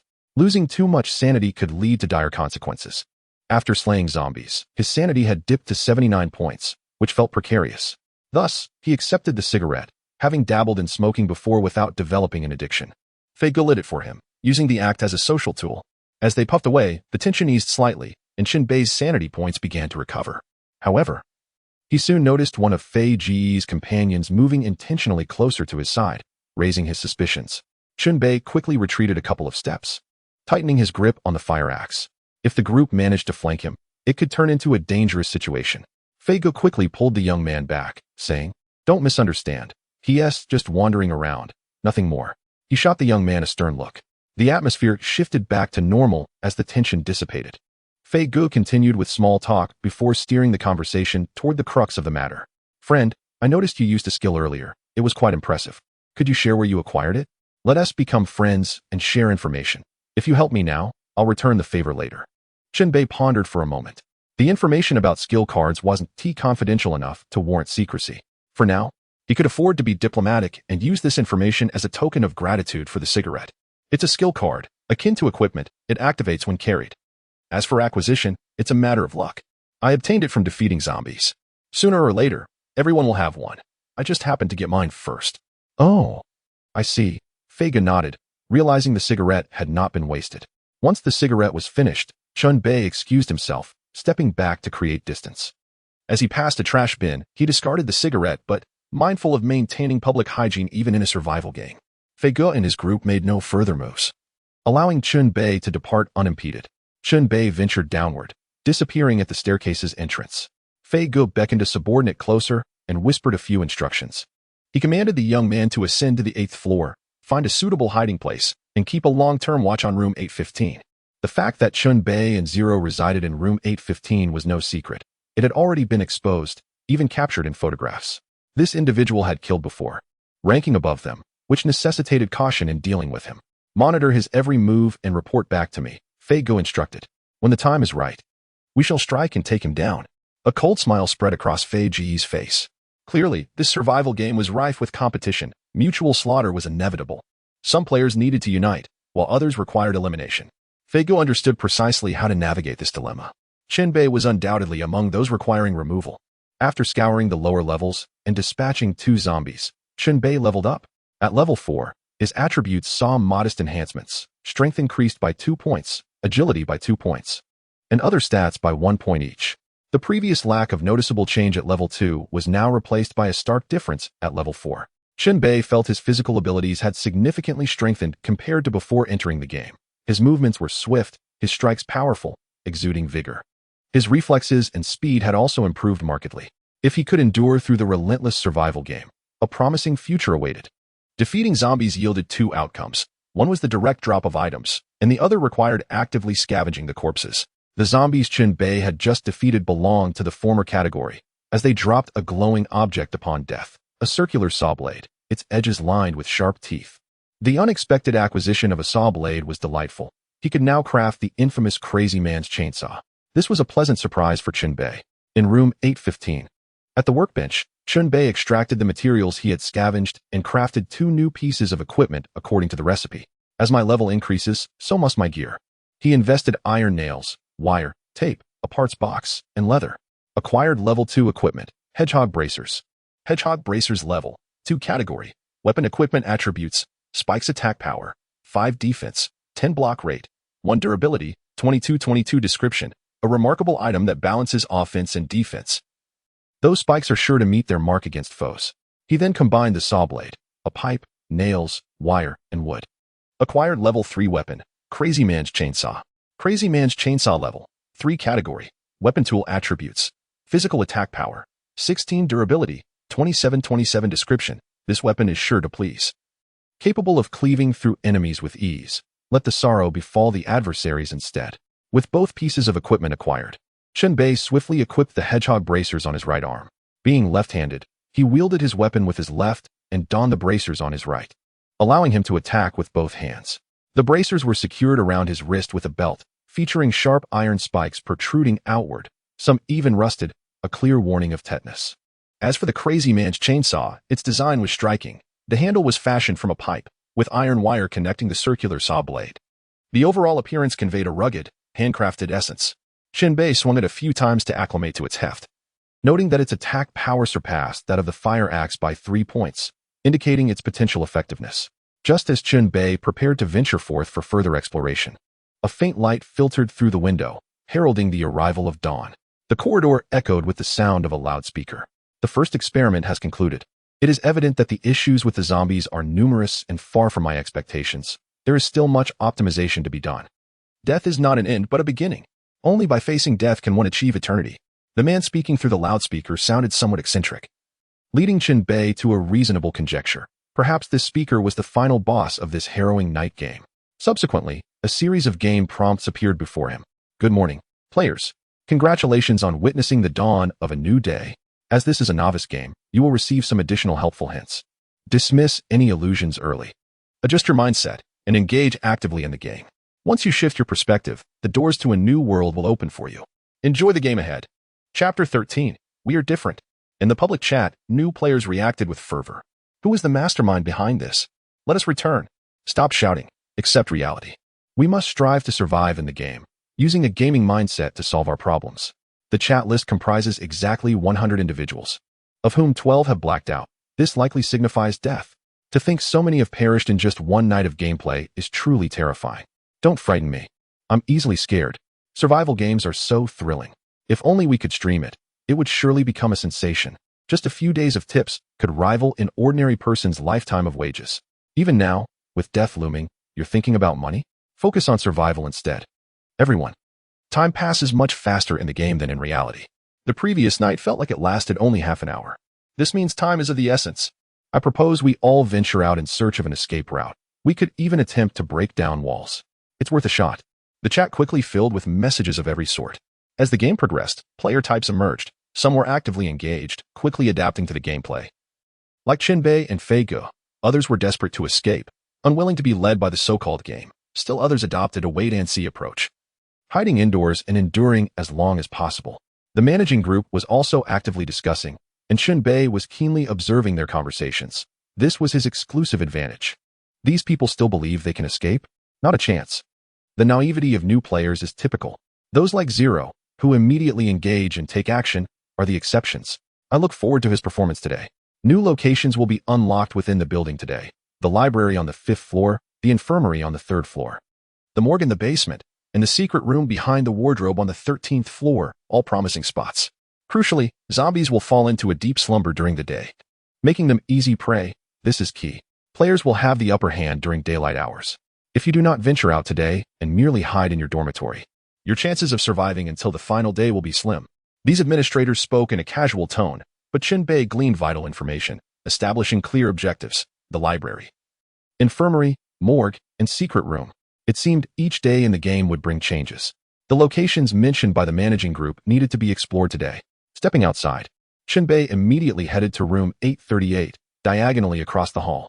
He utilized the private chat function to notify Chao Qingqing to open the door. Unbeknownst to him, he did not know her real name. He only recognized her gaming alias, Qingling. Upon opening the door, Chao Qingqing welcomed Chen Bei inside. Their collaboration had fostered a certain level of trust. Take a look at this blueprint. I will provide the corresponding materials for you to upgrade the door to level 2. Please return the blueprint once you've reviewed it. Today, let us stick to the routine. You'll act as my lookout, keeping an eye on my place and alerting me to any developments. If you wish to explore, you are limited to this floor. No going up or down. Understood? Chen Bei laid out his instructions.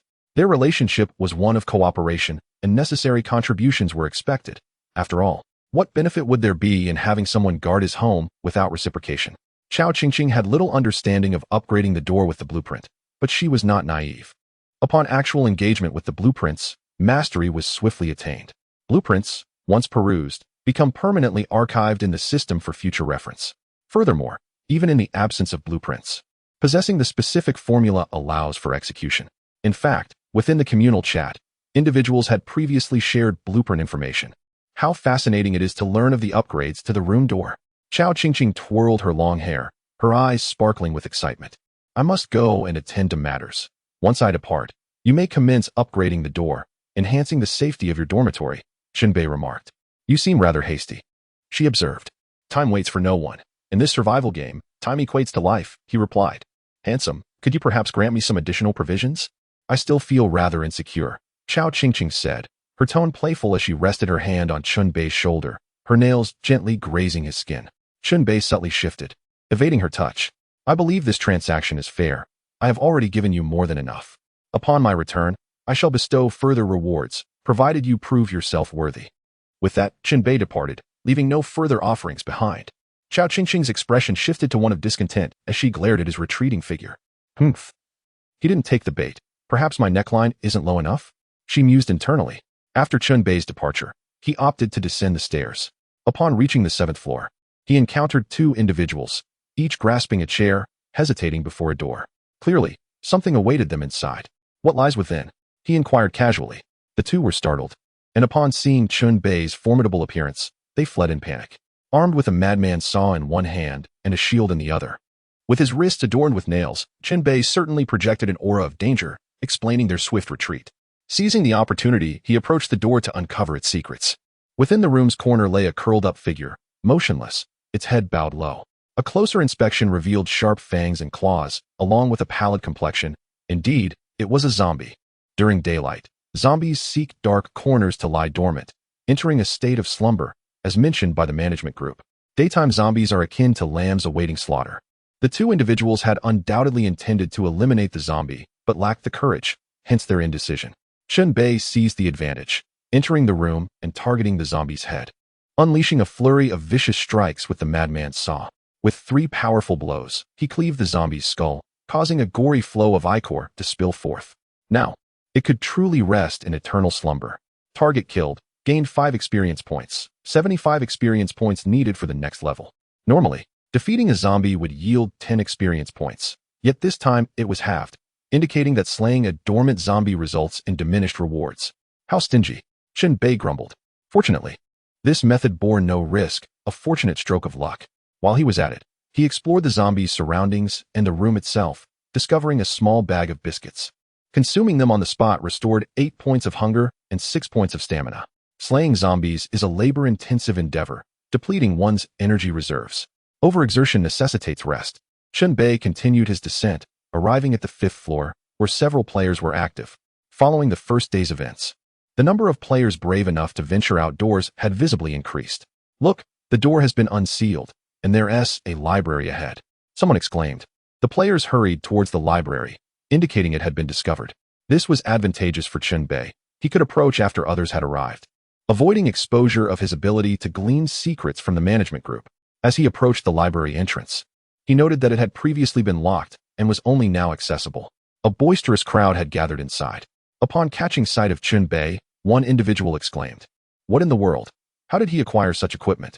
The atmosphere erupted in astonishment, as most present were still bereft of gear, while Chen Bei stood fully armed. In a phrase, he was distinctly different. Feeling somewhat awkward, he stowed the madman saw in his dimensional backpack and declared, "Do not be afraid. I mean you no harm." Chapter 14, Blood Refining Talisman, Exorcism.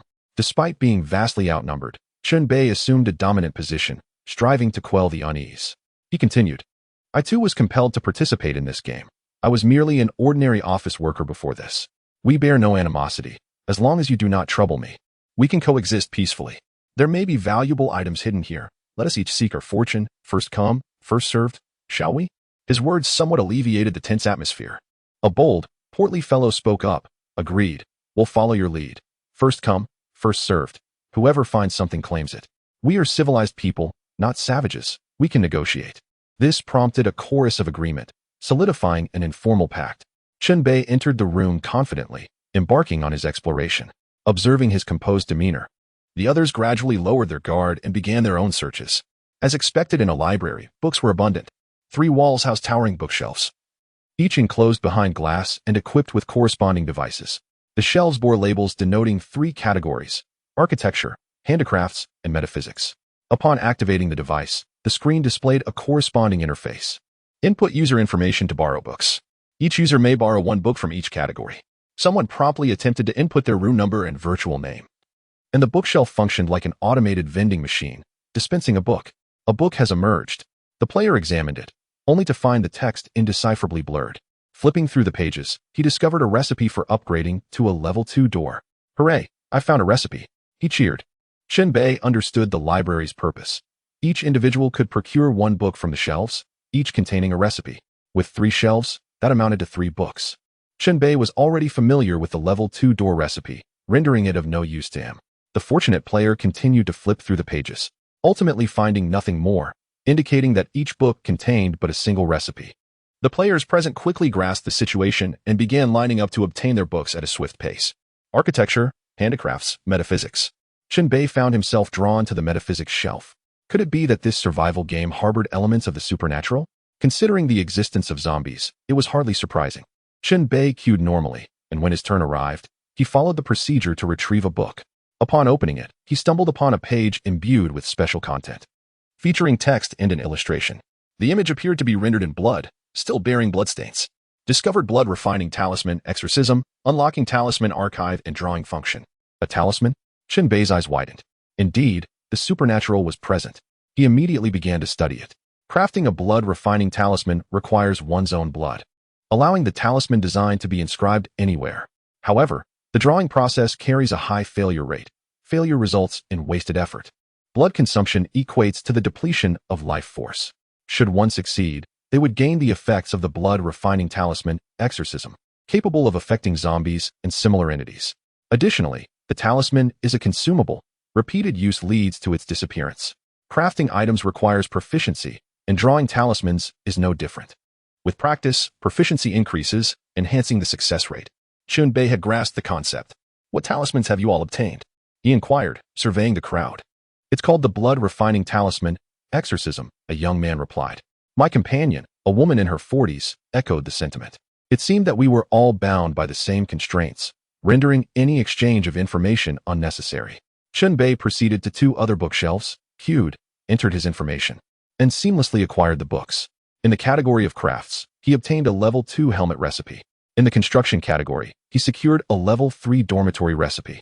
Some individuals, upon receiving their recipes, expressed confusion regarding their application, inquiring, "How do we create the items listed in the recipe? Surely, we cannot simply craft them by hand?"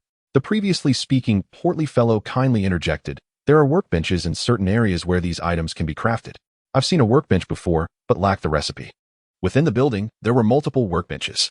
The one Chen Bei had previously relocated to his home was merely one of many scattered throughout. He had witnessed at least 3. Suddenly, a shout rang out. Hey! It turned out someone was attempting to attack a bookshelf, trying to destroy it through brute force. If the bookshelf could be completely dismantled, they would gain access to all the books within. Chen Bei unleashed a flurry of strikes at the bookshelf, but to no avail. The damage registered as 0, and the bookshelf remained unscathed. In this building, while some objects were destructible, others were impervious. Let me give it a try, Chen Bei said, brandishing a fire axe and striking the bookshelf twice, only to find the output was still 0. It appeared futile. He also attempted to use his dimensional backpack to remove the bookshelf, but received a notification that collection was impossible.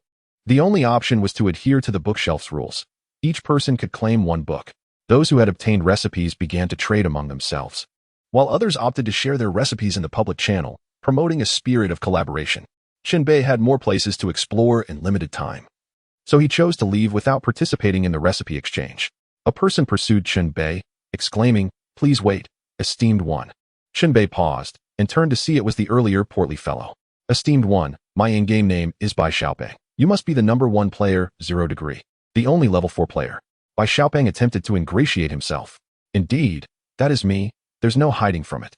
With someone as esteemed as you, it's impossible to remain inconspicuous," Bai Xiaopeng continued. "I'm pressed for time, so let us get straight to the point. Esteemed one, I shall be direct. Would you consider bringing me along on your explorations? I can serve as your humble assistant, following your every command. No, seek another partner for your team. I prefer to operate solo. Please don't.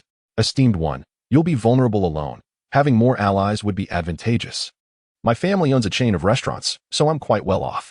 I can easily offer you 100 to 80,000, no problem. As long as you allow me to accompany you, I assure you 1T be shortchanged once we venture out. I can even write you an IOU right now."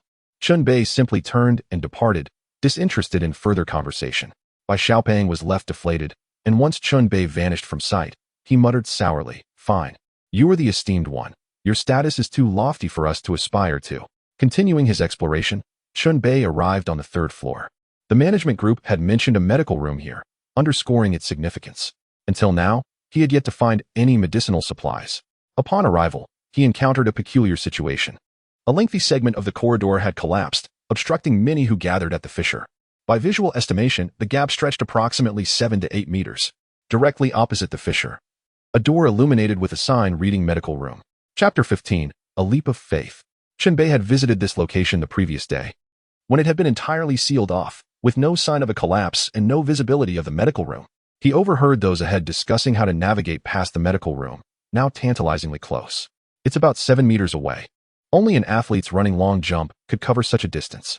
Jumping across is impractical. We should explore other methods. I propose using a rope to swing over. The problem is, we don't have a rope that long. If we tie our clothing together tightly, it should suffice, several voices chimed in. Chen Bei, having sheathed his weapon, approached the group and inquired, "Do you have a method for crossing?" The individuals turned and, upon seeing Chen Bei's imposing figure, recoiled in surprise. He had become accustomed to eliciting such reactions wherever he went, often triggering a sense of wariness. "I merely wish to cross. I harbor no ill intent. You may rest assured," Chen Bei reassured them. Yet, they retreated farther, pressing themselves against the walls, maintaining their distance. As Chen Bei approached the edge of the fissure and peered down, he saw the 2nd floor littered with debris, including numerous steel rebars protruding from the rubble. A male corpse lay impaled on the rebar, facing upwards, its limbs dangling, a steel bar piercing through its mouth, with blood staining the ground below. Chen Bei understood the warning conveyed by the lifeless body. Traversing from the lower level to the opposite side was impossible. The presence of that corpse served as a cautionary tale, explaining the reluctance of those gathered to attempt crossing. "Have you tried finding a detour?" Chen Bei pointed towards the opposite side. "Of course we've tried. It's unfeasible. There are no alternate routes. We can only cross here," a young man replied, implying that the simplest and most direct method was to jump. Chen Bei began to stretch his legs, eager to test his limits. "I advise against it. The distance exceeds 7 meters. Do you comprehend the implications? I am a physical education student, and my best jump barely exceeds 5 meters. Those who can leap over 6 meters are considered elite athletes, while those who reach 8 meters can compete for championships at a world-class level." The young man grew increasingly animated, well aware of what such a distance entailed. He pointed at Chen Bei's footwear. "Look at your shoes. We are all wearing standard flat-soled shoes with poor jumping capability. The height of the ceiling will also impede your jump. Under these conditions, achieving 5 meters would be miraculous. Dreaming of 7 meters is folly. If you fall, The rebar will impale you. The distance is indeed daunting. What if we place something in between to land on? What landing point? I'll find something and return. Chen Bei turned and searched the nearby rooms, soon discovering one that contained a bed. He dragged the entire single bed out and brought it to the edge of the fissure. Then, he hefted the bed and hurled it towards the opposite side. Onlookers were left aghast at the display of strength. The bed soared several meters before crashing down onto the rubble. With a resounding crack, the bed shattered upon impact, and the scattered fragments gradually vanished from view. How can this be? The athletic student exclaimed. Under normal circumstances, a bed would not disintegrate so easily, nor would it simply disappear, but one must remember. This was a game. Chen Bei frowned slightly. His plan had failed. There was no way to use the debris as a landing point. It seemed he had no choice but to make the leap. He began to warm up, eyes fixed on the opposite side, estimating the distance. The athletic student shook his head vigorously, conversing with those nearby, clearly unconvinced by Chen Bei's intentions. Undeterred, Chen Bei lowered his body, sprinting forward to unleash his explosive power. Leaping from the line he had drawn in the corridor, he soared through the air like a sprinter, grazing the ceiling light, experiencing a moment of weightlessness before landing heavily. Rolling upon impact. "Whoa!" exclaimed the athletic student. He widened his eyes and dashed over, examining the line drawn by Chen Bei and the distance he had jumped. After some rough calculations, he concluded, 6 meters. It must be 6 meters. The athlete exclaimed, jumping that far in flat shoes along the corridor is simply astounding. 6 meters. That still falls short. Chen Bei frowned, feeling it was evidently insufficient. Don't worry, your takeoff technique was incorrect. It's quite unprofessional. Allow me to share some key techniques with you. Give it another try. I sense you have potential. The athlete imparted some jumping techniques, how to exert force, what posture to adopt upon takeoff, and how to prolong the aerial phase, all of which held their own intricacies. Chen Bei meticulously took notes and attempted the jump twice more. He adjusted his approach, achieving a noticeable improvement, finally managing to leap over 7 meters. This distance was just adequate to clear the gap and land on the opposite side, though it still posed risks. After some contemplation, Chen Bei decided that if he leveled up first, his chances of success would increase. However, leveling up would consume time and introduce variables. If someone else got ahead of him, he would be at a disadvantage. He resolved to take the plunge. Chen Bei distanced himself, urging onlookers to clear the way, then lowered his stance, adopting a crouched starting position, like a poised cheetah. With a burst of speed, he surged forward, accelerating toward the edge of the gap, leveraging his foot on the brink. He leaped, his legs raised high and together, executing a crouched posture midair. He soared through the void, the opposite side drawing ever closer. Just a bit more. Chen Bei extended his legs, his feet landing on the edge, propelling himself forward and rolling twice upon landing. He made it. Wow. Incredible, cheered the athlete. Chen Bei exhaled in relief. It had been quite a precarious moment. He turned back to gaze at the substantial distance he had just traversed. The infirmary was right across, with additional rooms flanking either side. Ignoring the other rooms, he hastened toward the infirmary. Initially, no one had believed in him, but now he had succeeded. From behind, someone shouted, "Hey, brother, if you find medicine in the infirmary, don't forget to share some with us. I'm injured and still bleeding." Disregarding the calls from behind, Chen Bei approached the infirmary door, concerned about potential dangers inside. He grasped the madman's handsaw in his hand before cautiously turning the doorknob. Chapter 16. Clear the way. Creak. The door opened. Chen Bei cautiously peered inside. The room was devoid of light, shrouded in darkness and silence. Replacing his handsaw with a flashlight, he switched it on, illuminating the interior. Numerous bottles and boxes filled the room. Medicine. It was all medicine. Chen Bei's heart soared. In reality, medicine could heal and save lives. In the game, the protagonists were all akin to medicine jars. He hurried into the room, scavenging and picking up a bottle. It felt light, an empty bottle. He swiftly changed several more, only to find them all vacant. Is this some kind of joke? Useless. Chen Bei's mood plummeted. He continued his search, investing considerable time until he finally discovered some genuine medicinal items. Healing potion level, 1 category, elixir effect, restores 60 health points resistance. 5 minutes. Continuous use will diminish efficacy. Immunity will expire after 5 minutes, restoring normal effectiveness. Description: you won't like its taste, so try not to get injured. Antidote level, 1 category, elixir effect, cures all forms of poisoning resistance. 5 minutes. Description: red umbrella, white stem. After eating, lie down on the board. Sedative level, 1 category, elixir effect, restores 50 sanity points resistance. 8 minutes. Description: stay calm, brother. Resilience potion level, 1 category, Elixir effect, restores 30 health points. Temporarily boosts physical attributes by 20 points, providing 30 damage reduction for 2 minutes. Resistance, 30 minutes. Description, what are you staring at? Get in there and fight. Hemostatic bandage level, 1 category, medical supplies effect, restores 10 health points and stops bleeding. Description, don't wrap yourself up like a mummy. Chen Bei found these 4 types of medicine in total: 5 healing potions, 3 antidotes, 2 sedatives, and 1 resilience potion. In total, he acquired 11 items. He stuffed them all into his bag, fully aware of their value. Survival in the dormitory was a matter of life and death. Each additional healing potion was an extra glimmer of hope for survival. The other 3 elixirs were equally useful. For instance, the resilience potion could temporarily enhance physical attributes and provide additional damage reduction, clearly intended for critical moments. Having spent considerable time here, he decided it was time to move on. Chen Bei abandoned further searching. He had rifled through most of the bottles and jars in the room, and while some might have escaped his notice, he could not be overly meticulous. Just as he was about to retrace his steps, he noticed a partially open drawer revealing a file folder. His attention was drawn to it, and he reached out to retrieve the folder. Upon opening it, he found many blurred characters that were difficult to decipher, with only fragments clear enough to read. Test subject number 005 March 12th. Record, through starvation, dehydration, and bloodletting. The subject was brought to a near-death state, with a small amount of glucose administered via 4 to maintain vital signs. March 16th. Record, the experiment achieved a breakthrough. Under the influence of the ritual, the subject's body began to exhibit post-mortem lividity while still alive. The forced opening of the mouth revealed a curling tongue with bulbous formations at the tip. March 19th. Record, before the bloom of the ghost flower, the subject died prematurely, interrupting the ritual. For the next subject, it is necessary to enhance the ECG monitoring device's alarm function and, if necessary, prolong the subject's life using albumin, lipid emulsion, and amino acids. As Chen Bei flipped through the pages, they were filled with such cryptic experimental records. These seemed like fragmented pieces of the game's narrative. It was uncertain how significant these narratives were for completing the game. From the records, it appeared that some insane experiments had been conducted here, mentioning rituals and ghost flowers, seemingly using living beings to cultivate a certain plant. Could these experiments be related to zombies? Chen Bei pondered this in his mind.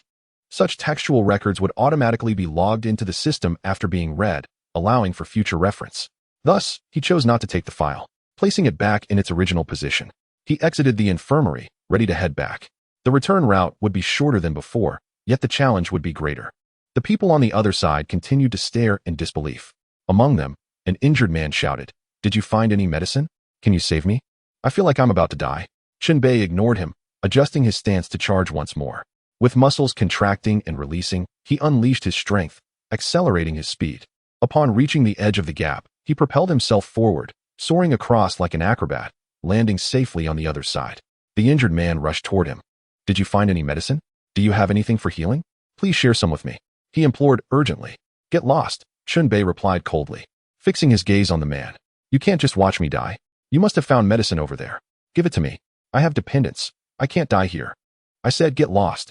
Chen Bei displayed a ruthless demeanor, brandishing the madman's hand saw between them. The injured man recoiled in fear. Although Chen Bei had acquired many medicinal items, it did not obligate him to assist a stranger, especially in a survival game where his own life was under threat. He intimidated the onlookers, gripping his weapon as he departed. As he left, he discreetly sent a friend request to the athlete who had guided him on jumping techniques.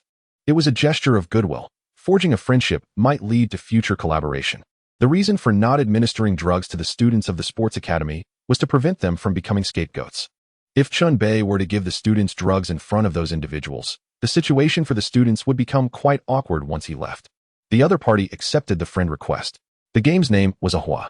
Chen Bei descended to the first floor. His next destination was the morgue located on the basement level.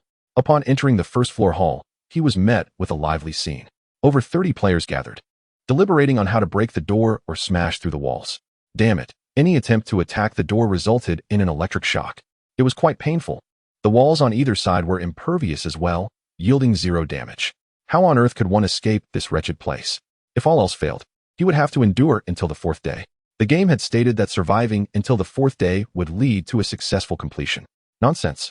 Do you truly believe such fabrications? They are the ones who captured us here. This noisy group had likely attempted numerous times. Chen Bei chose not to participate in their endeavors, but instead sought out the staircase leading to the basement. Previously sealed, it was now accessible. The darkness below loomed like the gaping maw of an abyss, eager to devour the unwary. Chen Bei switched on his flashlight and descended. Chapter 17. The Morgue's Revelry. The basement appeared to be in a blackout state, shrouded in darkness, illuminated only by his flashlight. He noticed a light switch at the wall's edge and approached to press it, but it was unresponsive. Indeed, there was no power. Continuing his exploration, Chen Bei discovered that some areas of the basement remained sealed. These blocked sections might be unlocked in the coming days. His flashlight proved invaluable, allowing him to gradually uncover empty rooms, rummaging through them for supplies. Food, materials, clean water. He made various finds. His dimensional backpack was nearing its capacity. If he collected everything, space would inevitably run short. Thus, he had to make choices. Chen Bei's primary objective for coming to this place was to locate the morgue. He refused to squander time on the ordinary rooms and hastened his search, for time was of the essence. The management group had mentioned that daytime lasted a full hour, while nighttime was merely half an hour. Only about 10 minutes remained until darkness would descend once more. As he ventured forth, the flashlight illuminated only a small section of the area, leaving the surroundings immersed in unknown shadows. The air was tinged with a faint stench of decay, growing stronger with each step. The floor was littered with miscellaneous items, books, soiled clothing, broken buckets, and more. 2 bloody handprints marred the wall. Whenever Chen Bei encountered such sights, his sanity seemed to waver. Ding, ding, ding. Suddenly, a ringing sound startled him. Gripping his chainsaw tightly, he stepped back 2 paces, his breath quickening. The cacophony continued, grating on his nerves, reminiscent of an old-fashioned alarm clock. Chen Bei furrowed his brow and steeled himself to advance, spotting the raucous clock on a counter. It was merely an alarm clock, a lowbrow method of intimidation. Muttering to himself, he struck the clock's button with his fist, finally silencing the irritating device. Continuing his exploration, the stench intensified. He soon stood before a pair of double doors, the foul odor reaching its peak. The doors were locked with an iron chain. A beam of light revealed the words morgue clearly emblazoned above. At last, he had found it. Chen Bei smiled. Most individuals would feel fear in such a place, easily scaring themselves half to death. Having previously worked in a funeral home and accustomed to corpses, he felt no trepidation. Raising his weapon, he struck forcefully at the chain securing the door. -28, -28, -33. Damage numbers flickered before him until the chain shattered with a resounding clang, falling away. Chen Bei pushed the door open. As the light flooded in, he was greeted by row upon row of body refrigeration units. Due to the power outage, these units had ceased functioning, and the bodies within were surely decomposing, contributing to the foul aroma. Meanwhile, on the 8th floor, 3 players congregated, their eyes fixed on room 815. Observing the door, it was evident that it was of a higher caliber than their own. It was said to be the dormitory of the first-place contender, 0 degree. It had to be true. They planned to scout the area, intending to return the following day. Why wait until tomorrow? If they broke down the door now, their rewards would be limited. By waiting until tomorrow, they could surely acquire much more. Taking everything in one sweep and then dividing it amongst themselves. A splendid idea, let us proceed with that. They conspired furtively, finalizing their plan. The game offered numerous strategies. Stealing from others was indeed one of them. In the basement, within the morgue, Chen Bei was intimately familiar with the refrigeration units before him. Some were ajar, while others remained closed, each marked with a number and a name. He approached one, grasped the handle, and with a forceful pull, opened it as if it were a drawer. Thick, viscous liquid dripped from it. Inside lay a male corpse, eyes tightly shut, utterly still. The state of the mouth and nails indicated it was a zombie. According to game rules, zombies fell into a dormant state during the day. Chen Bei was mentally prepared and showed little reaction upon seeing the undead. He raised his flashlight to illuminate the zombie's face, revealing skin in a state of decay, marred in places, with insects crawling beneath the flesh. Time was of the essence. It was time to act. Chen Bei knew precisely what he needed to do. He flipped the chainsaw in his hands, aimed the blade at the zombie's head, and brought it down with force. Again and again until the zombie's head was pulverized, gaining experience points each time. These zombies were in a slumbering state, ready for slaughter. This was the perfect opportunity to eliminate them.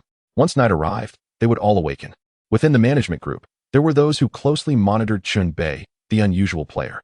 His luck is remarkable. He was the first to find the morgue. He can slay the zombies within at will. Only 9 minutes until nightfall. He must hurry. Those refrigeration units hold more than just zombies. There are other valuable items inside. I actually hope no one kills all the zombies here. It would lead to too few zombies on the second night, diminishing the threat level. Let's wait and see. We can use our authority to temporarily deploy zombies into the game area. No need.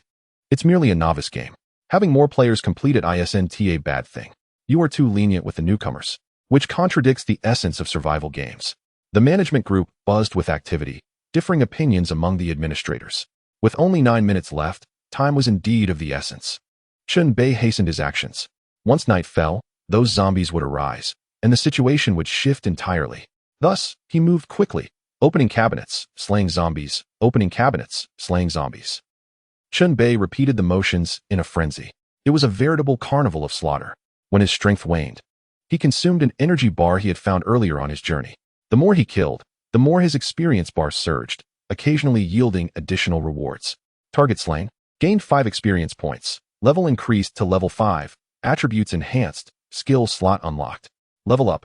Chen Bei felt a rush of warmth coursing through him, his muscles tingling with exhilaration. He had finally unlocked a second skill slot. Now he could equip 2 skill cards simultaneously. However, he had yet to acquire a second skill card. Skill cards were scarce, and he hadn't obtained another one thus far. Chen Bei set aside his joy, focusing instead on swiftly eliminating the remaining zombies, pulling open each refrigeration unit. Clang. He opened another unit. This time, instead of a zombie, he discovered 2 items, one of which was a card. Chapter 18. The second night. A skill card? Chen Bei's eyes brightened, and he hurriedly retrieved the card. Skill card name. 2-way heavy kick level. 1 attack power. 8 effect A. Rising flying kick, striking the enemy's head, with a 30 chance to stun the enemy for 3 seconds. Effect B. Sweep kick targeting the lower body, with a knockdown effect. Consumption. 3 stamina points cooldown. 25 seconds restrictions. None usage conditions. Strength attribute greater than 8 points. Agility attribute greater than 12 points. Description. Decide whether to strike above or below. Just as I was about to drift into slumber, a pillow was delivered. Now, I can equip 2 skill cards. Chen Bei promptly equipped the skill card. With 2 skills to alternate, his operational space during combat significantly expanded. The newly acquired 2-way heavy kick skill also came with special effects. Striking above could stun the enemy, while striking below could knock them down, allowing for strategic choices. Chen Bei then turned his gaze to another item. It was a pair of shoes. Upon inspection, they resembled sports shoes with 3 rows of metal studs on the sole. Looking brand new and clean, finding a new pair of shoes in a corpse refrigeration unit was an absurd occurrence, only possible in a game. Acquired level 3 equipment, Mars running shoes. Mars running shoes level 3 category, equipment attributes, physical fire attack power, 7 defense, 5 durability, 28 bonus, agility 5 effect, leg attack damage 20. Rapid movement creates sparks from the shoe's sole. When executing a leg attack, an additional 2 points of fire damage are inflicted. Description, run, brother. A level 3 piece of equipment. For Chen Bei, this was quite impressive. He promptly donned the shoes, which perfectly complemented his new skill, enhancing the damage of his heavy kick attack. Additionally, the shoes provided a bonus of 5 agility points, making him faster and more agile. Chen Bei jumped in place a couple of times, feeling lighter than ever. With 3 refrigeration units left unopened, he needed to act swiftly. Chen Bei proceeded to open the remaining refrigeration units one by one. One was empty, while the other 2 contained zombies, both of which he swiftly eliminated. Thus, he single-handedly cleared the entire morgue. Phew, that was indeed exhausting. Chen Bei let out a sigh of relief. Suddenly, the loudspeakers on each floor emitted a voice that could even be faintly heard in the morgue. I am 1 step closer to success. The specimens have been optimized, and tonight's zombies will exhibit heightened activity. It was that same voice again, the boss behind the game Night of Terror. Whenever this voice echoed, it signified that darkness was about to fall. Sure enough, a countdown appeared in the prompt box. Warning, night is approaching, countdown 10. Night brings both danger and opportunity. Clearing the zombies here does not guarantee the safety of the entire building, especially since the administrator retains the authority to deploy new zombies. No need to fear, I shall fight my way back. Chen Bei remained calm and composed, undeterred. He was now vastly more powerful, at level 5, armed with 2 skill cards, fully equipped, and holding a UV flashlight. He was confident even in a 1v2 scenario. Stepping out of the morgue, he illuminated the area with his flashlight. A low, eerie howl echoed nearby. Zombies. Chen Bei steeled himself and directed the flashlight's beam toward the source. A ventilation duct burst open, and a zombie crawled out, half of its body hanging in the opening. Thud. The zombie fell to the ground and struggled to rise. The flashlight illuminated a horrifying visage, a pale, blood-smeared face, hollow eyes, and a mouth full of sharp teeth. With two prominent fangs, the zombie raised its arms and charged at Chen Bei. He could distinctly feel that this one was faster and more agile than the zombies he faced the night before. The zombies were evolving. Chen Bei furrowed his brow and switched on the flashlight, bathing the zombie in ultraviolet light. The creature staggered back, shielding its face with its hands. Seizing the moment, Chen Bei dashed forward and executed a heavy kick, striking the zombie squarely in the face. Bang! -46. The zombie was knocked back, momentarily dazed. Chen Bei aimed for its head, wielding the madman's chainsaw, and unleashed a brutal assault. The sharp blade cleaved through the zombie's skull, sending blood and flesh flying. 3 strikes later, the zombie was defeated, collapsing lifelessly. Blood pooled around its fallen body. In this battle, the combination of skills, items, and equipment allowed Chen Bei to truly relish the exhilaration of combat. Something within him seemed to awaken. Target killed, gained 18 experience points. 210 experience points needed to level up. So much experience required for the next level, leveling up 1 TB easy. Chen Bei crouched down to check the zombie's pockets, then continued on his path. Illuminating the dark basement with his flashlight, he quickly made his way to the staircase. The sound of zombies drew closer, and not just one. 2 zombies staggered down the stairs and spotted Chen Bei. They surged forward as if fueled by adrenaline. Chen Bei felt the pressure. This was his first encounter facing 2 zombies simultaneously. Moreover, tonight's zombies were stronger than those from the previous night. Gritting his teeth, he assumed a fierce expression, raising his flashlight as a shield in front of him. His madman's chainsaw was poised for action. Closer now. The 2 zombies were merely 3 steps apart. Chen Bei lifted the wooden shield to block the first zombie's claws, then seized the opportunity to counterattack. Skill, triple strike. The chainsaw sliced 3 times, landing 2 hits on the head, but 1 missed. This attempt did not finish off the zombie. The second zombie lunged from the left, forcing Chen Bei to retreat. He strategized his movements, waiting for the heavy kick skill to cool down. Once ready, he executed a sweeping kick with precision, generating a visible gust of wind. This powerful strike successfully tripped both zombies. Chen Bei charged forward and stomped down on the injured zombie. The metallic sole of the shoe crunched down. Crack, crack, crack. Chen Bei crushed the zombie's face until he received an experience reward, then paused. Just then, the other zombie began to rise. In a one-on-one scenario, Chen Bei felt emboldened, using his shield to parry while searching for openings to strike its head. Crack, crack, crack. He relentlessly attacked until the zombie lay defeated on the ground. Panting heavily, Chen Bei had killed 3 zombies in quick succession, exhausting his stamina. Thankfully, during his earlier exploration, he had found an energy drink that could replenish his stamina. Chen Bei retrieved the energy drink and gulped down half the bottle. Just then, he heard movement coming from the staircase. Heightening his vigilance, he glanced upward. A silhouette stood there. At first, Chen Bei thought he had encountered another zombie. Upon closer inspection, he realized it was a human player, not a zombie. Moreover, it was a familiar face, an individual known in the game as White Chubby. This rotund fellow bore a jolly expression, resembling a joyful child from a traditional painting. White Chubby spotted Chen Bei and beamed with joy. Haha, big shot, we meet again. From strangers to friends, how delightful. White Chubby turned and waved to beckon 3 others over. They appeared to be a temporary alliance seeking warmth in numbers. Chen Bei approached and inquired, "What brings you here in the dark?" "We aimed to return to our dormitory, but heard commotion. So we came to investigate and fortuitously found you." "What a coincidence." White Chubby replied with a grin. "I intend to head back, wishing you long lives. But I must take my leave. Big shot, if you're heading upstairs, we should go together. Safety in numbers. I'm not interested in being your bodyguard." Chen Bei rejected his companions and quickened his pace up the staircase. The pudgy young man, unabashed by the rejection, beckoned a few associates to follow Chen Bei.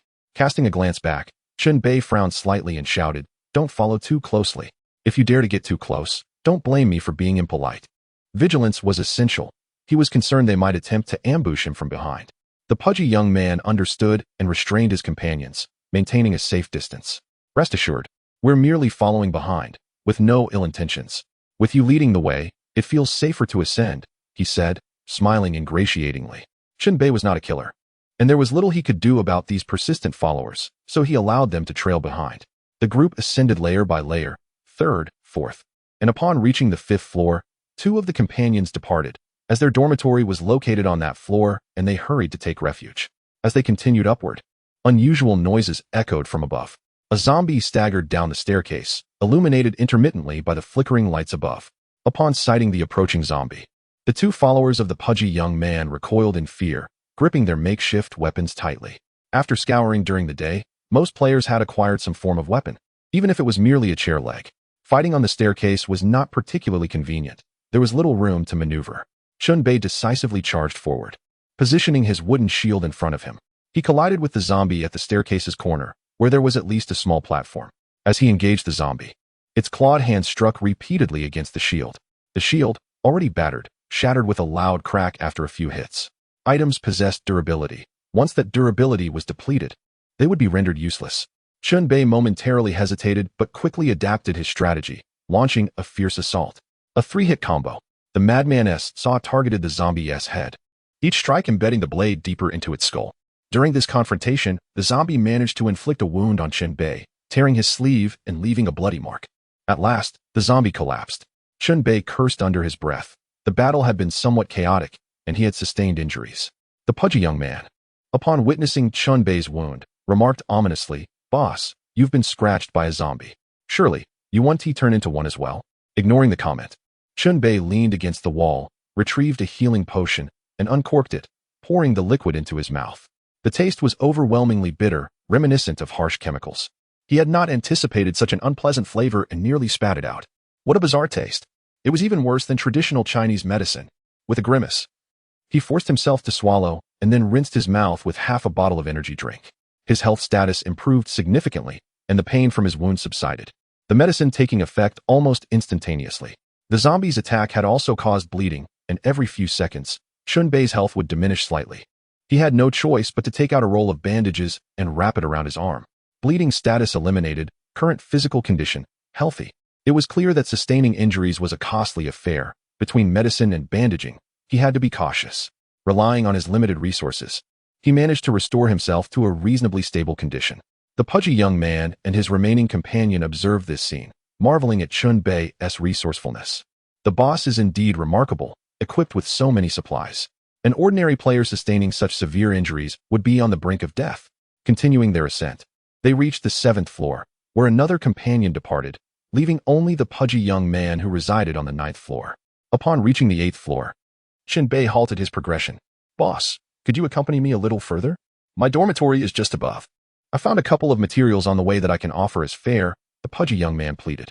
Chen Bei, with a stern expression, leveled his gaze at him. "If you constantly rely on others, you won't last long in this game. Rely on yourself," he stated before walking away. The pudgy young man was left standing there, frustrated, and had no choice but to continue on his own. In the corridor of the 8th floor, a zombie prowled, sniffing the air in search of prey. Its location was perilously close to room 838, which belonged to Chao Qingqing. The zombie caught a scent and suddenly accelerated towards 838, clawing at the door with ferocity, causing it to creak ominously. Inside, Chao Qingqing screamed in terror and urgently messaged Chen Bei for help. "Where are you? Hurry back. The zombie is attacking my door."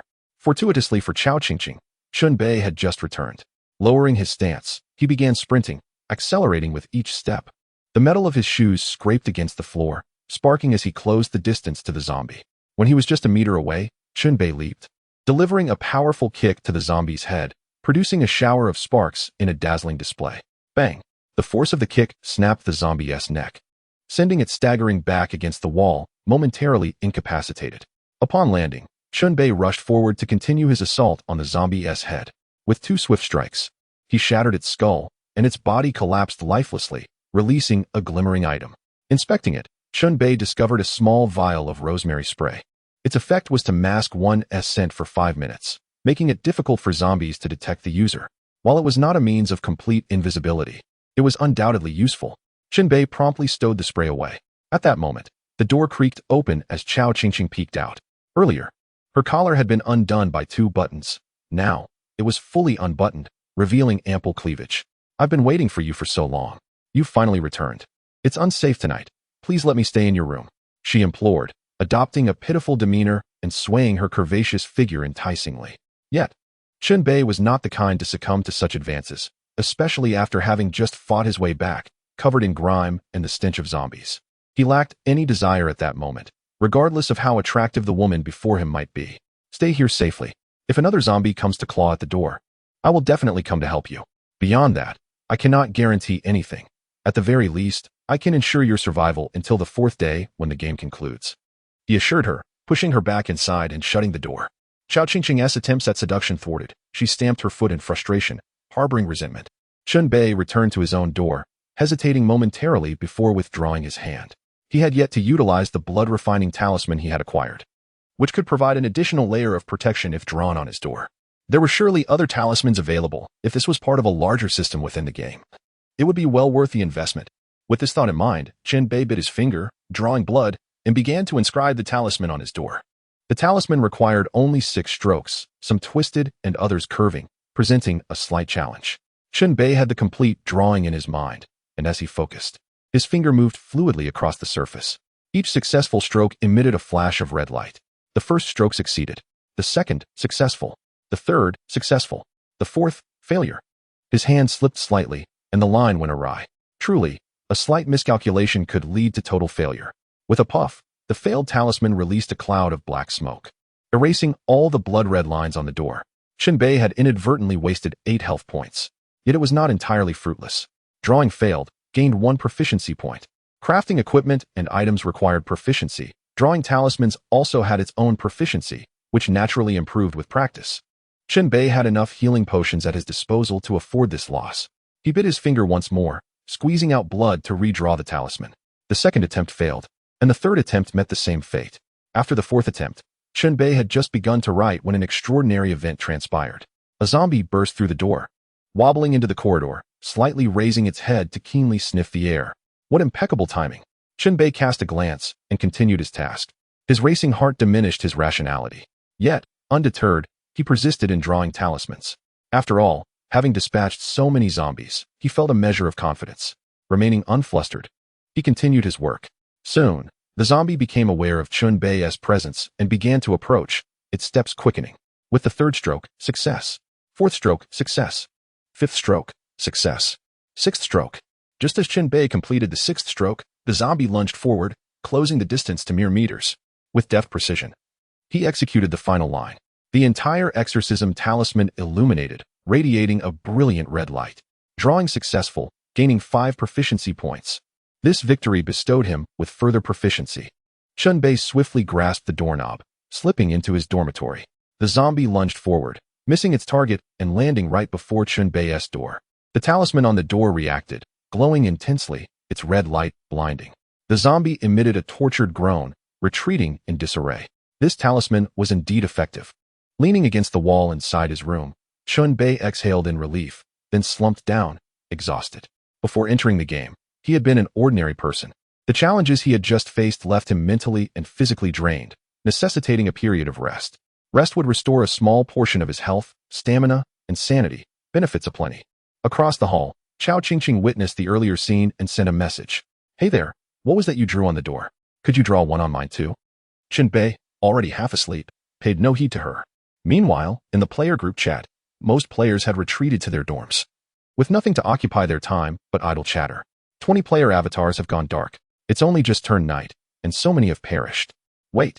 Some were already logging off during the day. There were no zombies during the day. If someone logged off then, it means they were killed by another player. We're all trapped here. Surely we wouldn't turn on each other. Naive. Killing grants experience points and the chance to loot gear, items, and dorm keys. You seem to know a lot. You haven't killed someone, have you? Nonsense. I'm merely warning you. The chat erupted into chaos.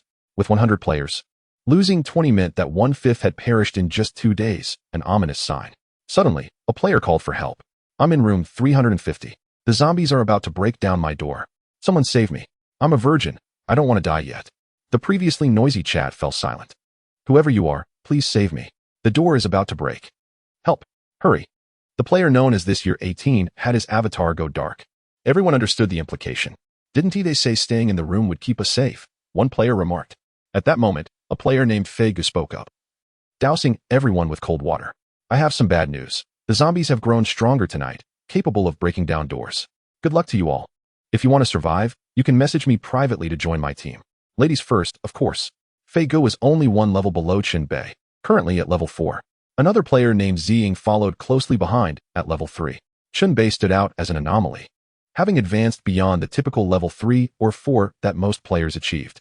After a brief period of rest, Chen Bei stirred awake.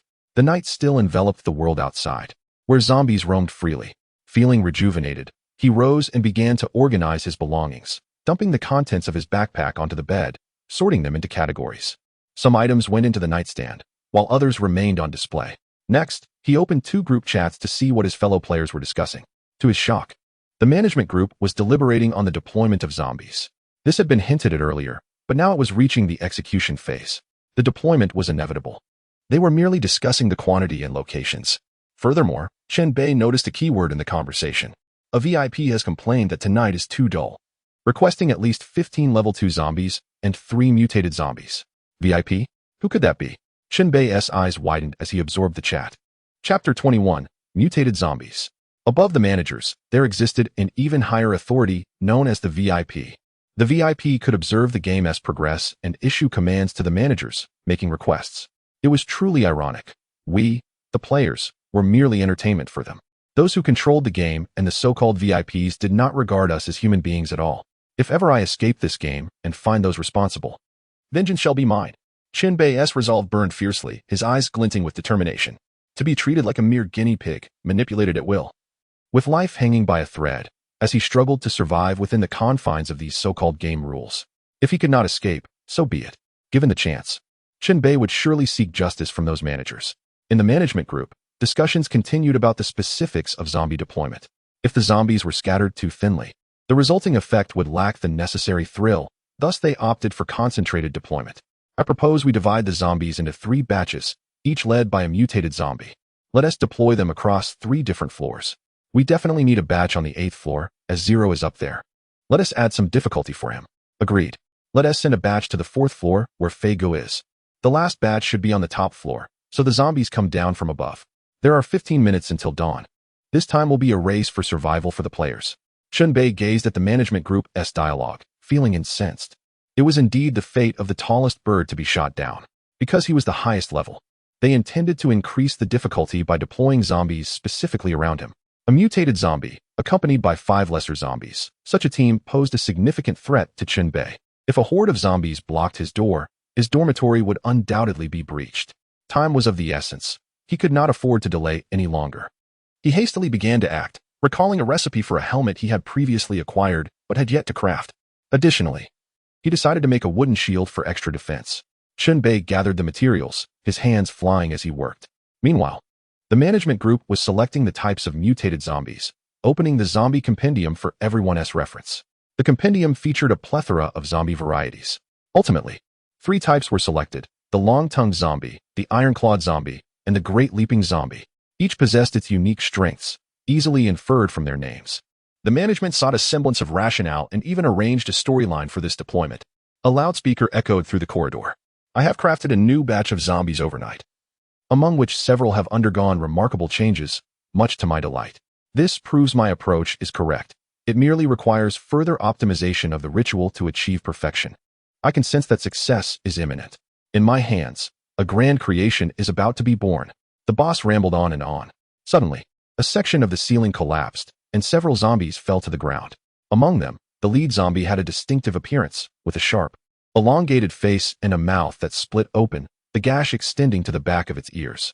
Its hands and feet were larger than average, resembling those of a beast, with thick joints and iron-like claws. Its bloodshot eyes darted restlessly, flickering under the dim light. The other zombies sniffed the air, desperately searching for the scent of prey. They had already caught a whiff. That vibrant life, that exquisite flesh, was lurking not far away. The zombie squad commenced its advance, an overwhelming sense of dread suffocating the air. The nearest player, hiding in room 807, witnessed this horde of zombies firsthand, his courage nearly shattered. I see a group of zombies. Not just one, but a whole swarm, he exclaimed in a panicked chat. Don't scare me. Which floor are you on? The 8th. There's also a group of zombies on the 12th floor. It's over, the zombies have spotted me. With so many, how can I possibly fight back? This game is unfair. Unfair. This lamentation echoed from the player in room 807, marking his final words in the group chat. Chen Bei had crafted 2 pieces of equipment. A box helmet resembling a shoebox, fashioned from wood, which, when worn, obscured vision yet provided some head protection. His wooden shield had broken, prompting him to create a new one. At the workbench, he repaired his handsaw, restoring its durability. A chilling scream reverberated down the corridor, signaling that a player had been breached by a zombie. Chen Bei, undeterred, focused on the smooth surface of his wooden shield, suddenly struck by inspiration. Such a vast expanse was perfect for inscribing a protective rune. If he could etch a blood-refining talisman onto the shield, it might yield remarkable results. Without hesitation, he pricked his finger, ready to begin. Across the way, Chao Qingqing was undoubtedly terrified, desperately seeking help through private messages, but Chen Bei ignored her, intent on his task. He dripped his blood onto the shield, sketching swift lines. The creation of the rune required fluidity and speed, not sluggish tracing, and did not consume much time. After 4 failed attempts, depleting some of his health points, he resorted to a vile healing potion that tasted as if he were swallowing toilet cleaner. With his health restored, he continued to sacrifice blood for his art. This time he succeeded. 6 strokes formed a complete talisman. Drawing successful, gained 5 proficiency points. Level 1 wooden shield evolved into Level 2 talismanic shield. Success. Chen Bei's brilliant idea had come to fruition. Now equipped with a box helmet and a talismanic shield, he felt fortified, yet he remained cautious. Zombies were relentless, and his life was singular. With roughly 10 minutes until dawn, when the zombies would be compelled to flee, he awaited the moment to strike at the fallen foes. Leaning against the door, he plotted. "I'll face you. Die. Die." Ah. Another scream echoed down the corridor, and Chen Bei understood its implication. Remaining undisturbed, he lay in wait until the zombies came into view. 2 emerged. One ordinary and the other a long-tongued variant, its tongue extending over a meter, lined with sharp teeth. Only 2? Aren't they supposed to come in packs of 5? Chen Bei frowned, unaware that the other zombies had breached another door mid-attack, indulging in their meal, thus scattering the squad. Survival games possess an element of luck. The 2 unfortunate souls that had been devoured alleviated some pressure for Chen Bei. Facing 1v6 versus 1v2 was a vastly different scenario. As they approached, the long-tongued zombie suddenly turned its head towards room 838 and lashed its tongue against the door. With a resounding smack, the powerful tongue struck Chao Qingqing's door, reducing its durability by 7 points. Even a level 2 door could not withstand such relentless blows. "Please, don't hit my door. I don't want to die yet. What have I done to deserve this torment? Oh, Zero, come save me. You promised to protect me. If you come, I'll do anything you want." In utter despair, Chao Qingqing cried out, her mind unraveling under the stress of the situation. Just then, Chen Bei swung open the door.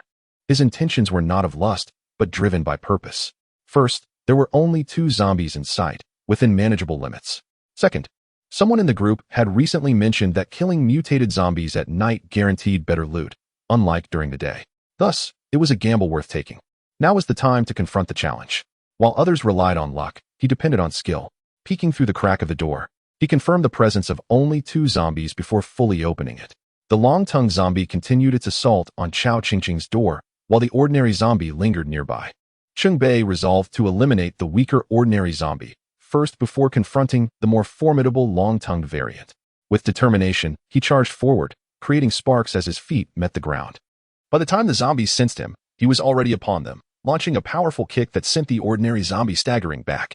The creature retaliated, lunging at Chen Bei, who raised his talismanic shield to block. The shield glowed red upon impact, repelling the zombie with force. The long-tongued zombie now joined the fray, abandoning its previous target to strike at Chen Bei with its tongue, moving with alarming speed. It was akin to how frogs or lizards capture prey, offering no chance for escape. The tongue ensnared Chen Bei, lifting him off the ground before slamming him down, inflicting 2 strikes of damage, 30 and -35, totaling a grievous 65 points of health lost. With only 120 health points, this attack was devastating. Pain surged through him, blood gushed, and his vision blurred. Yet he clung tightly to his weapon. Swiftly, he wielded his handsaw, hacking at the constricting tongue. He refrained from using the talismanic shield again, as its protective effect was on cooldown, requiring 15 seconds to recharge after its last activation. The saw inflicted damage upon the tongue, which recoiled as the long-tongued zombie shifted tactics, lunging directly at Chen Bei. Rolling to the side, Chen Bei sprang up, executing a rapid 3-hit combo. Each strike landed, pushing the long-tongued zombie back momentarily. Yet, the ordinary zombie returned, creating a pincer movement. Sensing imminent danger, Chen Bei ducked and dashed through the encirclement, drawing forth his ultraviolet flashlight to create a blinding barrier of light. The brilliant purple beam forced both zombies to shield their eyes. Seizing the opportunity, Chen Bei charged at the ordinary zombie, delivering a series of finishing blows that sent it to its demise. Now, it was a one-on-one confrontation. Holding the flashlight defensively, Chen Bei retreated as the ultraviolet effect faded. He hastily consumed a healing potion, relishing the taste as he faced the long-tongued zombie, which had regained its composure and lashed out once more, striking the talismanic shield and inflicting damage. Chen Bei staggered back but did not rush in. Instead, he created distance, waiting for his cooldowns to complete. The long-tongued zombie pressed forward, repeatedly attacking with its tongue, which Chen Bei fended off using his shield or bracers. Seconds ticked by, and the cooldowns finally reset, their corresponding icons illuminating in Chen Bei's vision. Stinking zombie, let me show you the meaning of turn-based combat. With resolve, Chen Bei initiated his counterattack, charging forth with his talismanic shield raised. The shield emitted a radiant red light, successfully repelling the long-tongued zombie once more. Chen Bei seized the opportunity to close the distance, executing a sweeping kick that sent his opponent crashing to the ground. He then swung the madman's chainsaw with reckless abandon, shouting, "Die! Die! Die!" His ferocity bordered on madness. If it had been an ordinary zombie, it would surely have perished. Yet, astonishingly, the long-tongued zombie managed to rise again, ready to continue the fight. Its barbed tongue lashed out at Chen Bei, tearing away a layer of flesh. Ignoring the pain, he wielded the chainsaw to launch another assault. The two engaged in close combat, exchanging blows. With a resounding clash, the saw blade pierced the skull of the long-tongued zombie, finally bringing it down. As it collapsed, 3 beams of light emerged from its body, hovering above: a medical kit, a card, and a weapon. The spoils of defeating a mutated zombie were indeed bountiful. Overjoyed, Chen Bei swiftly collected the 3 items. Acquired basic medical kit X1. Acquired level 1 talent card, Iron Cloth. Acquired level 4 weapon, Spring Fist X1. This battle had yielded substantial rewards. Yet, before he could revel in his triumph, excruciating pain shot through him from the wound inflicted by the long-tongued zombie, which had torn away a significant portion of his flesh and was still bleeding profusely. Chen Bei staggered to the door of Chao Qingqing's room and knocked twice. She hurriedly opened the door, ushering him inside. "I can't thank you enough for saving me just now. I truly adore you. You are like electricity, like light. You are the only myth," Chao Qingqing exclaimed excitedly. Chen Bei dismissed her flattery, bending down to open the newly acquired medical kit. Inside were 4 bottles of medicine and 2 rolls of bandages. He began to treat his wounds, having grown somewhat accustomed to the process. The zombie's attacks were toxic. A few hits might not be fatal, but repeated assaults would inevitably lead to poisoning. Thus, Chen Bei was currently in a poisoned state. He took out an antidote, injected it into himself, and alleviated the poison. Afterward, he consumed the healing potion and bandaged his wounds. Reflecting on the battle, Chen Bei concluded that it had not been executed with finesse. Faced with the mutated zombie, he had lost his composure, resulting in the excessive consumption of medicine. Sharpness is honed through repeated trials, not achieved instantaneously. He then retrieved the other 2 items he had collected. Chapter 23. Spring Fist. Previously, he had received skill cards. But this time, he had obtained a talent card, which was of a different category. Talent card name: Iron Cloth. Level 1 effect: increases constitution by 5 points, providing 20 physical damage reduction.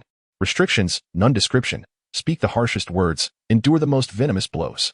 Chen Bei attempted to equip the card in the skill slot, but the system indicated a mismatch. Talent cards were distinct from skill cards. He would need to level up to unlock the slot for talent cards, rendering it unusable for now. In essence, he had acquired an item meant for future use. After fiddling with it for a moment, he stored it in his dimensional backpack. He then picked up the new equipment. Spring Fist. Level 4 category: equipment attributes: physical attack power, 20 durability, 35 effect. Press the button to launch the Iron Fist to attack enemies. With a range of 2 meters, inflicting 85 physical damage and knocking back foes. Cooldown: 3 seconds. Description: a punch from me is no joking matter. This weapon boasted 4 more attack points than the madman's chainsaw. Additionally, it featured a long-range attack capability. Chen Bei examined the Spring Fist closely. The grip was fashioned from a water pipe, containing a spring mechanism in the middle, with a button on one side and a metal fist, approximately 25 centimeters in diameter, adorned with graffiti art, giving it a hip-hop vibe. True to its name, the Spring Fist had an iron fist connected to the spring, which would launch the fist when the spring was pressed. It could also be swung and smashed down like a hammer. Chen Bei practiced a few motions, sensing that this weapon might prove to be remarkably effective. A refreshing feeling accompanied the acquisition of new weaponry, akin to gaining a new partner. Chen Bei replaced his equipment and then took out a bottle of rosemary spray. The night's battles were far from over. Thank you so much for saving me earlier. Handsome, I think you should just stay here overnight. How wonderful it would be for us to be together. Chao Qingqing approached, her face wearing a forced smile as she tentatively reached out to touch Chen Bei. I must go back out to hunt zombies. I cannot remain here. Before I leave, here is a small gift for you. Spraying this will ensure your safety. Just stay hidden in the room, Chen Bei said, directing the spray at Chao Qingqing. After a few spritzes, the effect activated, accompanied by a countdown. This rosemary spray would be ineffective at close range, but for someone like Chao Qingqing, who stayed indoors, it would provide several minutes of safety. Chen Bei also sprayed some on himself before stepping outside with his new weapon. Chao Qingqing could not stop him. She retreated to a corner, praying she could endure until dawn. She sensed that Chen Bei viewed her merely as a tool, rather than being enchanted by her beauty.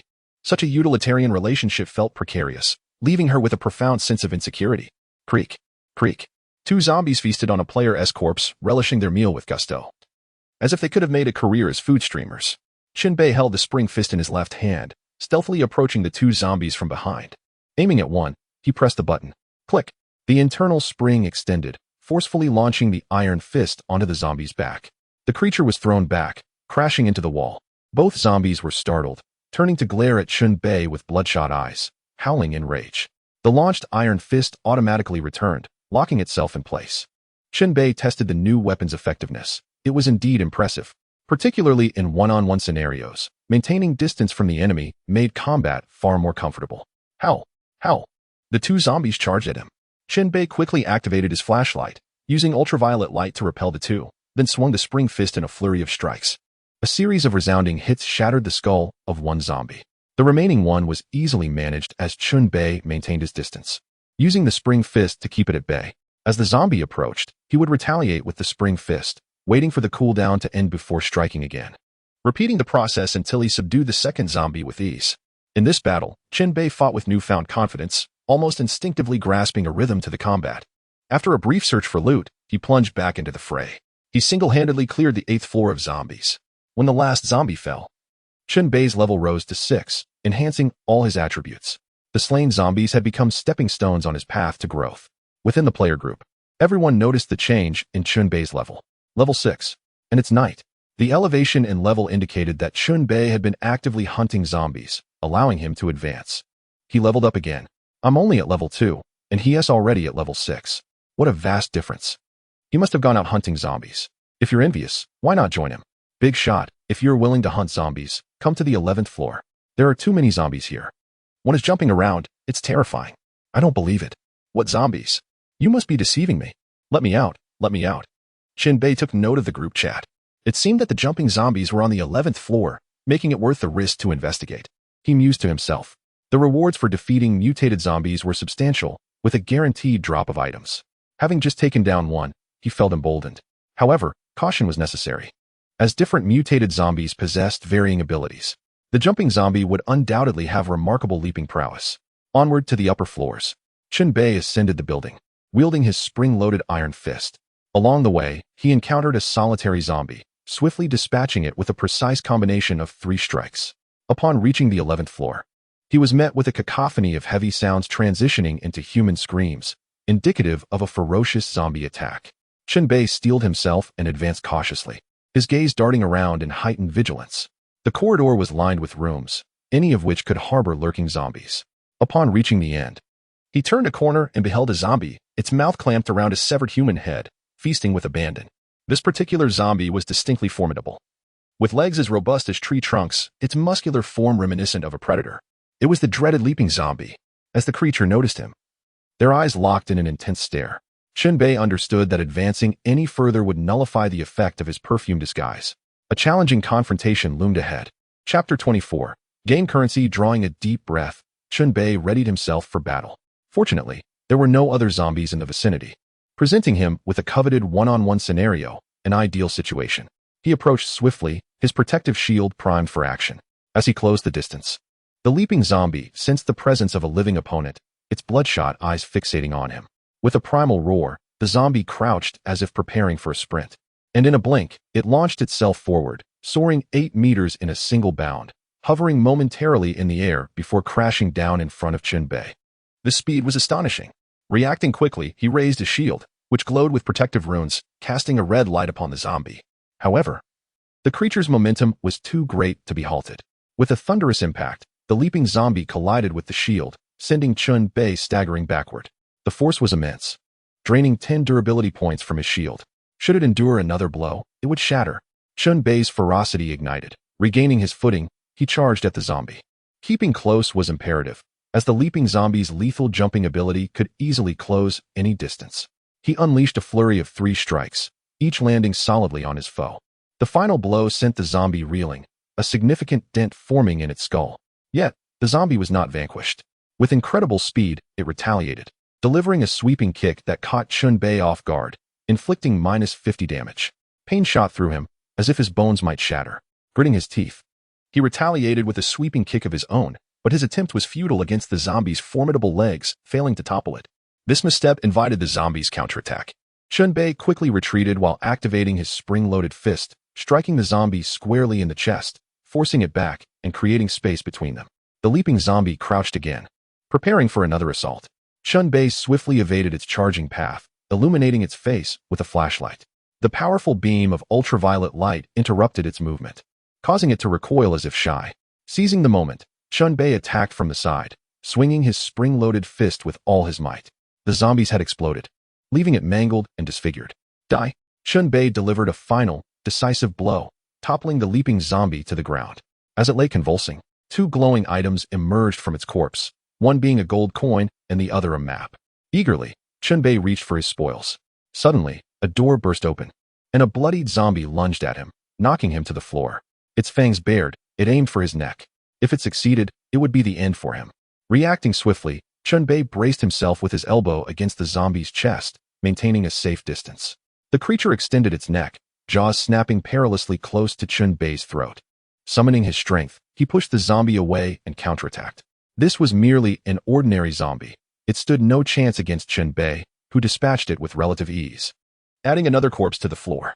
Breathing heavily, Chen Bei felt the adrenaline coursing through him. He had narrowly escaped a perilous fate. In this survival game, complacency was a luxury he could not afford. He collected the floating gold coin and the map.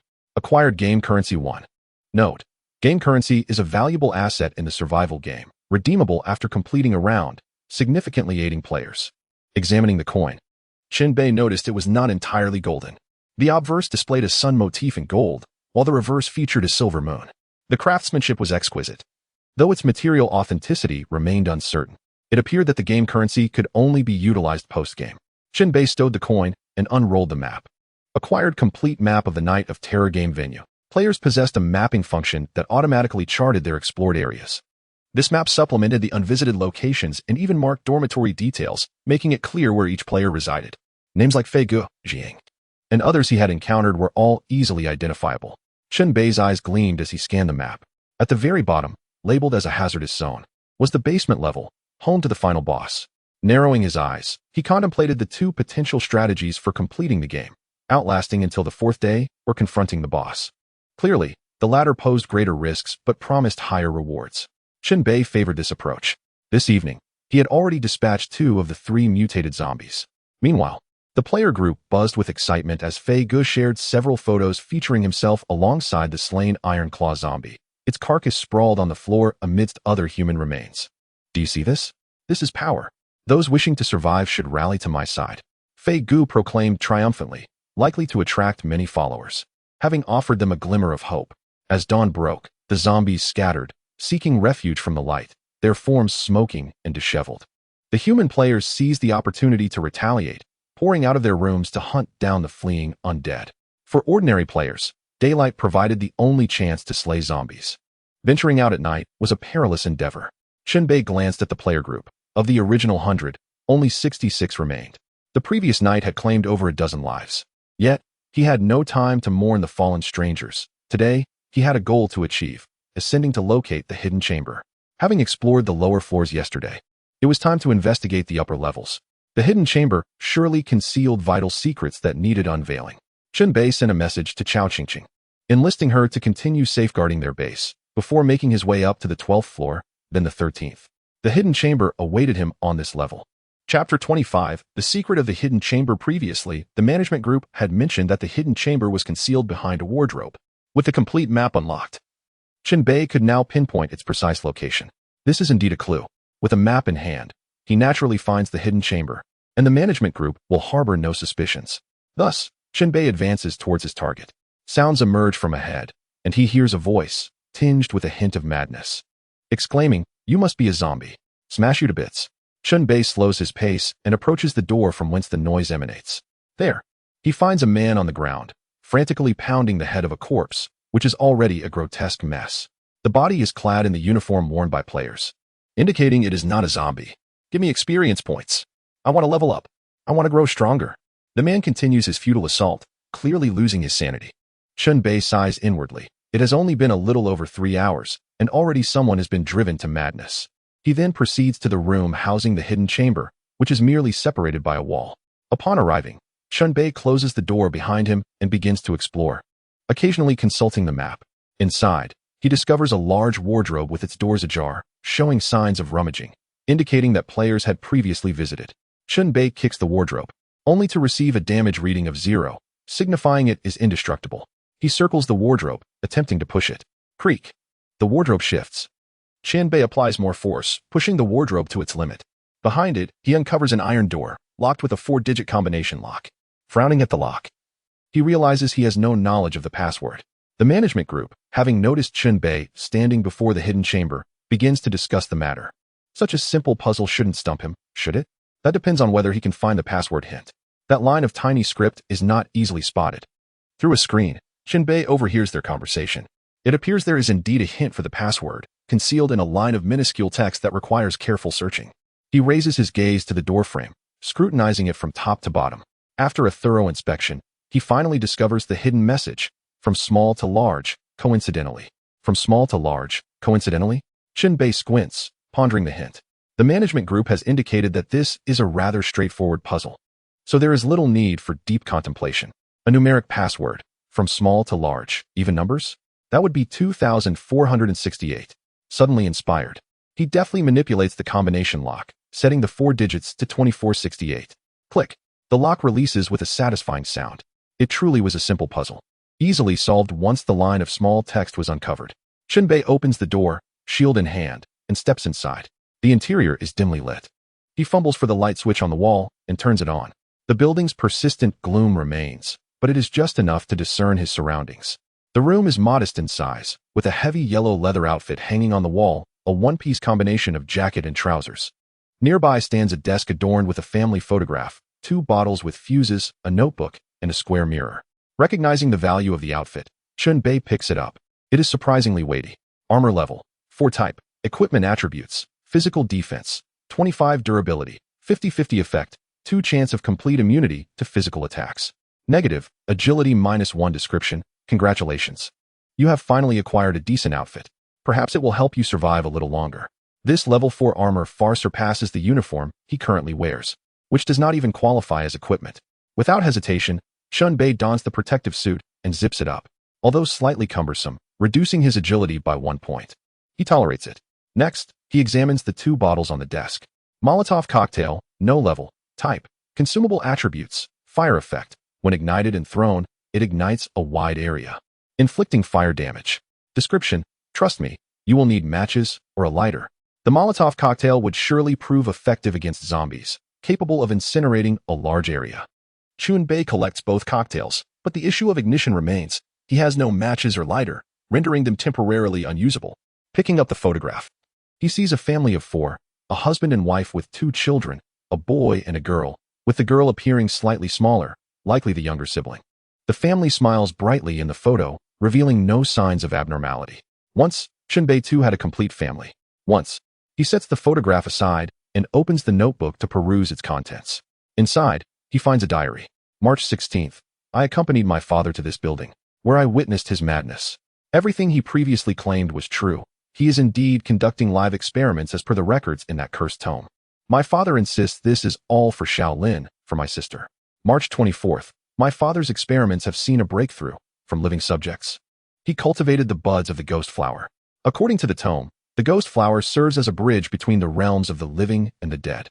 By nurturing it with the living, he hopes to infuse its power into corpses through ritual, thereby resurrecting them. April 10th. Today, my father conducted his first transplant attempt. I witnessed the entire ritual. The laboratory's temperature plummeted, becoming chillingly cold. The corpse absorbed the ghost flower, twitching mechanically and even opening its eyes. Despite the frigid air, my father was consumed with fervor. April 18th. I am uncertain if this can be deemed a success. The corpse did indeed come back to life, but it is not a true resurrection. The creature grew sharp fangs and exhibited extreme aggression, killing one of the researchers. I now know what to call it. A zombie. I must be cautious of these dangerous zombies. I hope the protective suit is sufficiently sturdy. April 30th. My father has utterly lost his mind. The cursed tome has surely driven him to madness. It is the most sinister and mysterious object I have ever encountered. He even claims he wishes to turn me into a zombie, so I may achieve immortality. May 7th. I have made up my mind. I would rather die than become a zombie. To become one must ensure their head remains intact. If I shoot through my own head, I will not become a zombie. I do not wish to perish in this room. I will head to room 1450 on the 14th floor to end my life. The window side position is nice. I prefer it there. I am sorry, Shaolin. Forgive me for not stopping my father. If his mad plans continue, he will eventually defile your corpse, preventing you from resting in peace. Having finished reading the diary, Chen Bei feels a chill run down his spine. This is the core storyline of the Night of Horror game. Chapter 26. The path grows narrow. In the narrative, a mad father employs a malevolent method from a cursed tome to transform corpses into zombies. He is even deranged enough to wish to make his own son a zombie. Ultimately, the son chooses to end his own life, and with a gun. The 0 degree has discovered clues regarding the hidden weapon. Someone in the management group exclaims. Previously, it had been mentioned that a hidden weapon exists. The clues are now clear. The hidden weapon refers to this gun. Chen Bei's heart races. The weapons he has obtained thus far have all been melee. If he could acquire a gun in this novice stage, it would be chaos. To defeat the game's boss, he must obtain that gun. Chen Bei is resolute in his quest for it. He hastens his exploration, meticulously searching the room. Eventually, he discovers something of value. The mirror on the desk purportedly restores sanity upon gazing into it, though one may also glimpse things better left unseen during ill fortune. He finds a Molotov cocktail recipe tucked within the pages of a book, allowing him to gather materials and craft his own in the future. He also discovered a level 2 riot baton in the drawer, though it paled in comparison to the spring-loaded iron fist he wielded. Nevertheless, he decided to keep it for the time being. Setting off, he ascended the stairs to procure that gun. Filled with determination and excitement, Chen Bei stepped out. After locking the iron gate and scrambling the password, he also pushed the wardrobe back into place. For now, he wished to keep the existence of the gun a secret from anyone else, lest it incite competition. Just as Chen Bei was about to ascend the stairs, an urgent message from Chao Qingqing arrived. Qingling, 0 degree, hurry back. 3 people are trying to break down your door. 0 degree, what? Qingling, I'm serious. They must be planning to force their way in and steal your belongings. Even if your door has been upgraded, it can't withstand their relentless assault. 0 degree, understood. I'm on my way back. The very scenario Chen Bei dreaded had come to pass. He had feared that while he was out, someone would come to pilfer his home, which was why he had collaborated with Chao Qingqing, acting as a human surveillance camera. He hastily opened the data panel to check the condition of his dormitory and door, but to his dismay, it displayed an error. It turned out that the state of the dormitory could only be viewed when he was physically present inside. Once he stepped outside, such access was denied. This setting was clearly designed to encourage players to raid one another's homes, harboring malicious intent. He had no choice but to return swiftly and see for himself. If someone was indeed attempting to break down his door, he would not hesitate to eliminate them. Arriving at the door of room 815, he found 3 players collaborating to assault his entrance, each armed with various weapons, the least of which was a chair leg. Their eyes were filled with greed as they hurried to shatter the door and seize everything inside. This was 0 degree's room, undoubtedly filled with treasures. It was evident that the game offered shortcuts. With their combined efforts, the door's durability was rapidly diminishing. It was only a matter of time before they breached it. Hurry. We must break in. Once we get inside, grab everything quickly. If he returns midway, we'll be in trouble. The 3, driven by urgency, could not shake the feeling of guilt that accompanied their thievery. They were determined to smash Chen Bei's door and seize his possessions. Crack, crack, crack. The door's durability dwindled to just 8 points, appearing battered and on the verge of collapse. Just as they were about to succeed, a chilling voice echoed through the corridor. You have strayed from your path. Startled, the 3 turned to see a fully armed player advancing toward them, exuding a menacing aura. The figure wore a square, angular wooden box as a helmet, with an opening at the front, clad in a heavy, yellow leather jumpsuit. One hand wielded a fist-like weapon while the other brandished a shield. His shoes were running shoes, distinctly different from the ones players began with. This complete and formidable armament was far beyond what ordinary players possessed. In the entire novice area, only one person fit this description, 0 degree. He had returned. Run.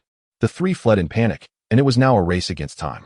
Chen Bei surged forward, his speed clearly surpassing theirs. The last of the trio, overwhelmed with fright, stumbled and fell.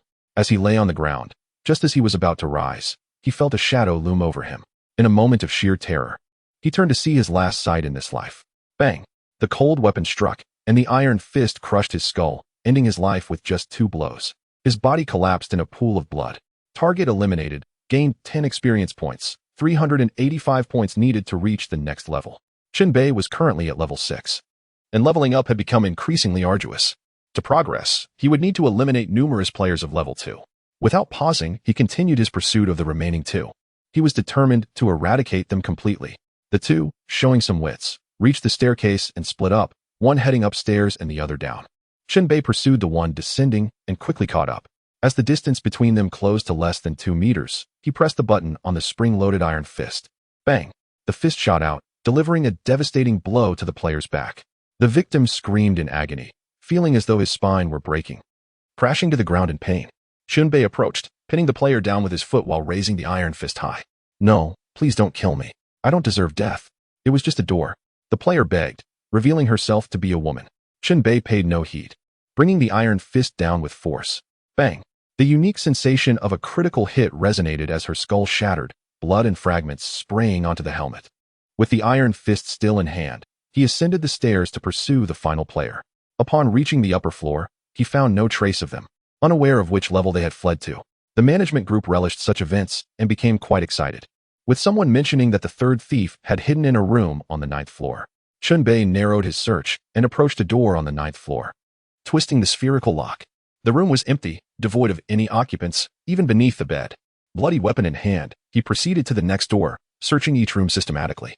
At this moment, Chen Bei seemed to have become a part of the game itself, a nightmare for the players. Haha, continue. The VIPs revel in this kind of narrative. Let us fully unveil the darkness of humanity. He is in room 908. The hunt is far from over. Push forward. I truly wish to assist 0 degree. Then intervene.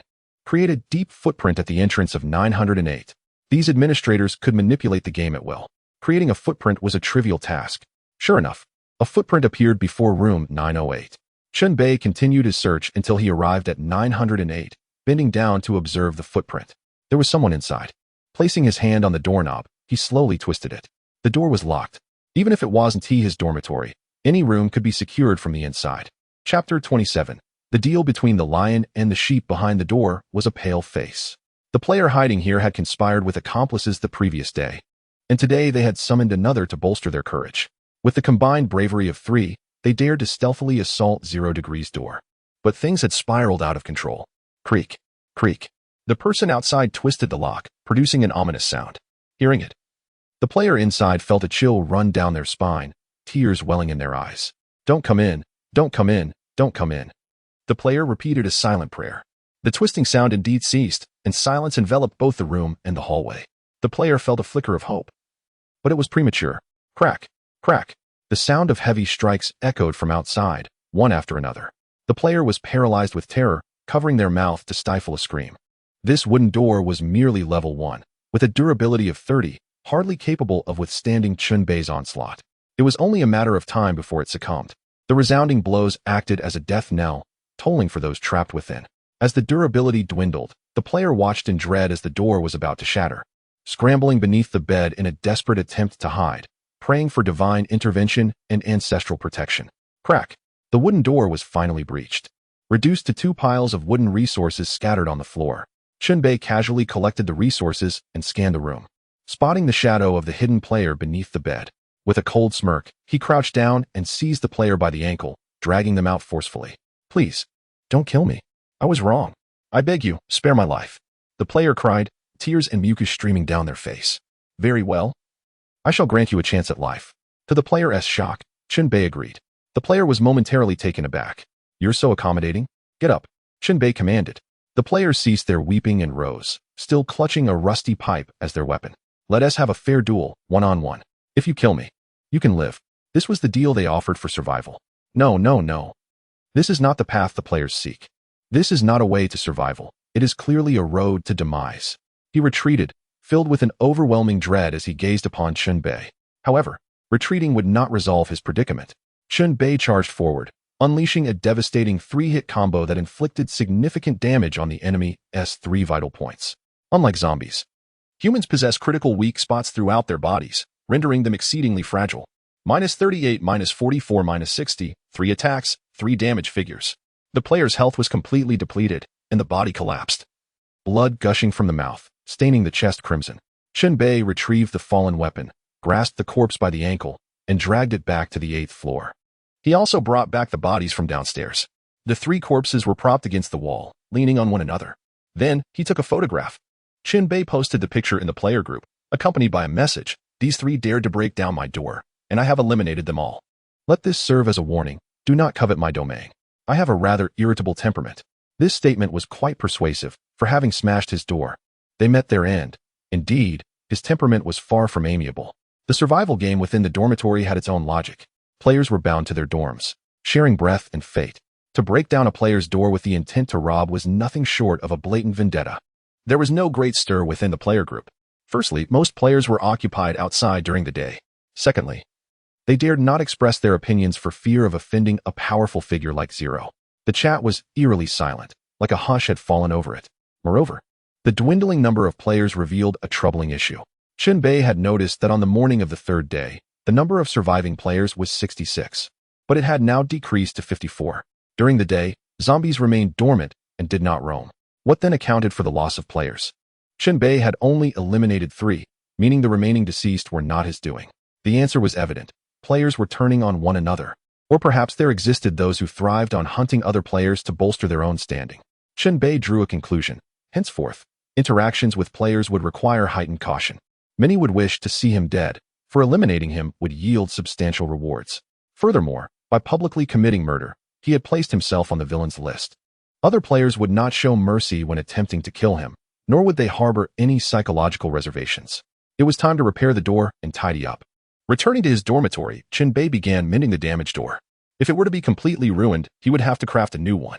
In contrast, repairs required significantly fewer materials.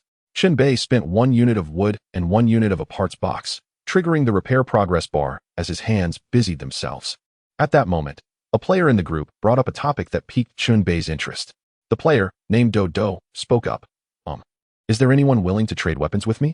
At least a level 2 weapon, and please don't try to pass off a broken stick. I can exchange with what I have, such as these. Do sent a photograph featuring 7 items, including a battery and a box of matches. Upon seeing the image, Chen Bei's heart stirred. Both the battery and matches were items he desperately needed. The battery could recharge his ultraviolet flashlight, while the matches could be used in conjunction with a Molotov cocktail. Chen Bei possessed an abundance of resources, yet not enough to cover all his needs. The resources one could gather often depended on luck. Without delay, he sent a private message, continuing his work. Utilizing the system's private chat feature, he could generate text through thought alone, eliminating the need for manual input. I will take the battery and matches. I can trade you a level 2 weapon in exchange. A solid baton, quite decent. 0. Wow, I didn't expect to catch your attention. Your level is so much higher. Trading with you makes me uneasy. Do, I possess special means to track your dormitory. You reside in room 1210, correct? 0. The other party fell silent for a long while, perhaps taken aback. Normally, conversations in the group chat displayed only virtual names, concealing specific dormitory numbers. If I wanted to forcefully seize them, I could simply come to your room. Even at night, I can move freely, unperturbed by zombies. Rest assured, I would not resort to such measures. It's merely a level 2 weapon, which I can afford. Let us conduct a normal trade, suggest a meeting place, and we shall exchange our goods, each fulfilling our needs. I could even offer you 2 level 2 weapons for the 2 items you possess. You would not incur any loss. Chen Bei sent several more messages, striving to alleviate the other party's apprehension. This was akin to a lion negotiating with a sheep. It was only natural for the sheep to feel fear. Ultimately, the other party responded, all right then, let us meet on the 11th floor, at the base of the 2nd staircase. Please, don't harm me. I truly wish to return home alive. My parents are counting on me. You need not worry. I require justifiable reasons to kill. I would not take a life for a mere box of matches or a battery. Please wait for me a moment. I will head to the 11th floor to find you shortly, no more than 5 minutes. Chapter 28. The assassin-type player. Okay. I will bring the items and wait for you. Let us not lose sight of each other. Dodo agreed. The other party needed a weapon. While Chen Bei sought a battery and matches, both parties had their needs met. Chen Bei was eager to finalize this trade, hoping nothing would go awry. Having repaired the door, he organized his belongings, keeping what was necessary and taking what was needed. The dormitory served a purpose akin to a warehouse, where materials brought back could be stored. The nightstand in the room was too small. It would be ideal to craft a larger box in the future. Chen Bei stepped out, first heading to room 838 across the hall. This time, Chao Qingqing urgently notified Chen Bei of his return, marking a job well done. Chen Bei was clear in his rewards and punishments. Before leaving, he left materials for Chao Qingqing to upgrade to a level 3 door. This reward was well deserved. Afterward, Chen Bei quickly ascended the stairs of Building 2. Each floor of this building was quite spacious, with stairs on both sides clearly marked as 1 and 2. He hastened to the staircase of the 10th floor. As he ascended, he suddenly stopped. Blood was flowing down the stairs. Chen Bei frowned, raised his shield, and proceeded cautiously upward. Upon reaching the 11th floor, he discovered a fresh corpse lying on the ground, its throat slit, blood gushing forth. The lifeless body stared wide-eyed, frozen in a grimace of agony from its final moments. The murderer was also present, standing over the corpse, his face obscured by ragged cloth. With long hair and a stout physique, wielding a bloody dagger and carrying a cloth bag. Chen Bei had just taken a life himself, thus, he was not easily intimidated by such a scene. He merely furrowed his brow, locking eyes with the killer, as the atmosphere grew tense. Chen Bei opened the player group chat to check the list. The player named Dodo had gone offline. This confirmed that the body on the stairs belonged to Dodo. They had agreed to meet here for a trade, yet the other party had met an untimely end. Chen Bei regarded the murderer and ventured a guess, asking, "Are you Ziying?" The other party's gaze darkened, and he slightly nodded in acknowledgement. This was not difficult to deduce. During the day, someone had been hunting players, claiming many lives. Ziying was the third-ranked player, second only to Fiji. So where did his experience points come from? The answer was obvious. From killing. It was a bold assumption, but it made perfect sense. Ziying was a quintessential assassin-type player, primarily focused on eliminating others. I had arranged to trade with Dodo here, exchanging goods for the matches and battery he possessed. Now that he is dead, what shall we do? Chen Bei emphasized his words. I just searched Dodo's body and found those 2 items you mentioned. Ziying retrieved the matches and battery from his cloth bag, tossing them to Chen Bei. Chen Bei caught them and stored them in his dimensional backpack. The other party voluntarily surrendered these 2 items, which was rather commendable and altered Chen Bei's perception somewhat. As for the heinous acts of murder and looting to gain experience, as long as they did not trouble Chen Bei, he had no intention of intervening. You've given me the items. May I leave now? Ziying inquired in a low voice. Indeed. You may go, Chen Bei responded readily, feeling elated after acquiring what he sought. Ziying retreated and swiftly dashed down the corridor of the 11th floor. Chen Bei, still preoccupied with thoughts of that gun, wished not to waste time and hurried upstairs to the 13th floor. He intended to ascend further, but was abruptly halted by a heavy iron door, which barred his passage. The gun was on the 14th floor, yet this route was impassable. Chen Bei was incensed at being denied entry.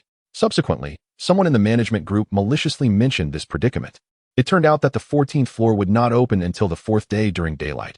It was not accessible today. Chen Bei had made a fruitless trip and could only return tomorrow. In the game Night of Terror, there were only 4 days, and on the final day, one must obtain the gun to confront the formidable boss. Chen Bei felt a chill run down his spine.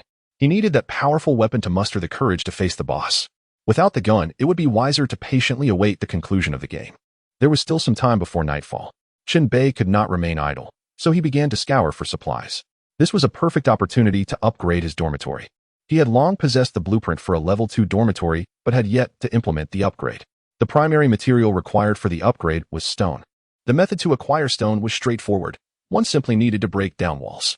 Chen Bei utilized the fire axe to smash the walls, and after some time, he successfully demolished them, obtaining 5 units of stone. Returning to his dormitory, he immediately set to work. Materials required for upgrade: stone 5, wood 5, metal 2. Upgrade conditions met. Would you like to proceed? Yes, a progress bar appeared. Chen Bei transformed into a construction aficionado, wielding the fire axe to knock about. As dust swirled around him, shaking the entire dormitory. Dormitory upgrade successful. Door number 815 level 2 area, 18 square meters door durability, 65 wall durability, 150 facilities, door, single bed, bedside table, protective window. Following the upgrade, the dormitory's space expanded significantly. Though it only increased by 8 square meters, the ambience felt entirely different. Previously cramped and confined, it now exuded a sense of spaciousness. The benefits of the upgrade were evident in the enlarged area and thicker walls. With more space, he could store additional items and perhaps even arrange some facilities. Chen Bei opened the door and surveyed the outside. From the corridor, he noticed that the layout remained unchanged. The distance between each door was intact. He also opened the adjacent door for comparison. How remarkable! The external space did not alter. Only the interior of the dormitory had been expanded. Chen Bei marveled at the possibility of one day upgrading to a magnificent house of his own. Congratulations, everyone. You have entered a new night. The zombies are experimental subjects, and you too are subjects of this experiment. Strive to survive. Those who ultimately stand before me shall be granted eternal life. The loudspeaker in the corridor blared. This signified the arrival of the game's third night. That night, Chen Bei, as usual, opened the door and took the initiative. The rewards for slaying zombies at night were considerably higher, making it worth the risk. Armed and ready, he awaited the arrival of zombies. Yet, after a prolonged wait, no zombies appeared on this floor, leaving Chen Bei perplexed. What was happening? Where were the zombies? Were those scoundrels actually benevolent enough not to unleash zombies tonight? Confounded, Chen Bei descended from the 8th floor. On his way down, he encountered several players wielding weapons. These players were bold and willing to fight. Chen Bei paid them no mind, focused solely on finding zombies to eliminate. Logically, it shouldn't be this peaceful tonight. A message appeared from a player in the first floor group chat. Everyone, I'm a player on the first floor. There's a loud commotion downstairs. Something feels off. Chapter 29. Box pushing. Chen Bei took note of the first floor player's message. If they were not lying, it seemed the focus of the night lay beneath. He quickly made his way to the first floor for a closer inspection. Upon arrival, he heard the sound of banging, akin to someone hammering on a door. The noise emanated from the basement level. The basement was devoid of electricity and shrouded in darkness, with only the sounds of banging audible. After a moment's hesitation, Chen Bei switched on his flashlight and descended to the basement. Habitually, he scanned the management group for any updates. How long until the zombies break through the door? Less than 3 minutes. If Zero goes down alone, he is likely to be overwhelmed. Indeed, tonight's challenge requires at least 3 players to cooperate. One person cannot manage it. Push the metal boxes to block the 2 doorways, and we can reduce the number of zombies. If all doors open simultaneously, even Zero would have no chance of survival. Chen Bei read through these conversations, his brow furrowing in concern. He quickened his pace, rushing towards the source of the banging. Upon arrival, the situation became clear. This was a newly unlocked area featuring 3 iron doors, with 2 large metal boxes positioned at the entrance. Zombies were violently pounding on the other side, creating the cacophony. Each door corresponded to a wave of zombies. The remaining durability of the iron doors was displayed, nearing its breaking point. Once breached, 3 waves of zombies would pour forth. Chen Bei dashed to one of the large metal boxes and reached out to interact with it. This is a scene interaction item. At least 3 players must cooperate to move it. 3 players are needed to push the box. I cannot do it alone. This compels players to collaborate. It seems that among players, there exists both competition and cooperation, requiring a deft navigation of various dynamics to survive longer in the game. Quickly, someone come to the basement to assist. A horde of zombies is about to break through. We must move the metal boxes to block the doors. The iron doors are on the verge of being breached. You must hurry. At least 3 or 4 people are needed. Chen Bei posted in the public chat, attaching a photo as proof. Time was of the essence. Lives were at stake. Under pressure, Chen Bei's rationality began to wane. If too many zombies emerged, even he would struggle to cope and would have to flee. It depended on whether the other players would respond. This was not merely a favor for Chen Bei, but a matter of safety for all. Hurry, especially players from the 1st and 2nd floors. You are closest. If you do not come to help, when the zombies break through, it will be you who perishes first. Chen Bei urged again. Bang, bang, bang, creak, creak. The 3 iron doors nearby trembled violently. The number of zombies behind them unknown. Some clawed at the doors, while others slammed against them, the sounds chilling. In this critical moment, someone in the group chat voiced dissent. A player named Mudman said, "Brothers, don't listen to him. It's dangerous down there. Going down is tantamount to suicide. He is at a higher level and needs to level up by fighting monsters. Let him fend for himself." Chen Bei's blood pressure soared at this comment, and he retorted sharply, 0. If you can't speak sensibly, then shut up. The number of zombies tonight is exceedingly high. If they all break through at once, all players upstairs will be in peril. This is not just my concern. 0. I will wait a maximum of 2 minutes for you all. If no one comes to help, I will leave. Let us see who will be in trouble then. 0. Mudman, you reside in room 749. If you continue to speak recklessly, I will personally pay you a visit to have a serious discussion. Chen Bei directly revealed the other player's dormitory number. Mudman fell silent. Time ticked by slowly. Chen Bei calculated the minutes. If no one arrived soon, he would have to retreat. He had no intention of facing the zombie horde alone. Suddenly, hurried footsteps echoed nearby. At last, someone was coming to assist. A familiar face appeared, tall and slender, with a sunny disposition. It was Ahua, the athlete who had previously assisted Chen Bei. Ahua. Chen Bei's eyes lit up. Boss, you remember me. Ahua chuckled. You're just in time. If one more person arrives, we can get this done.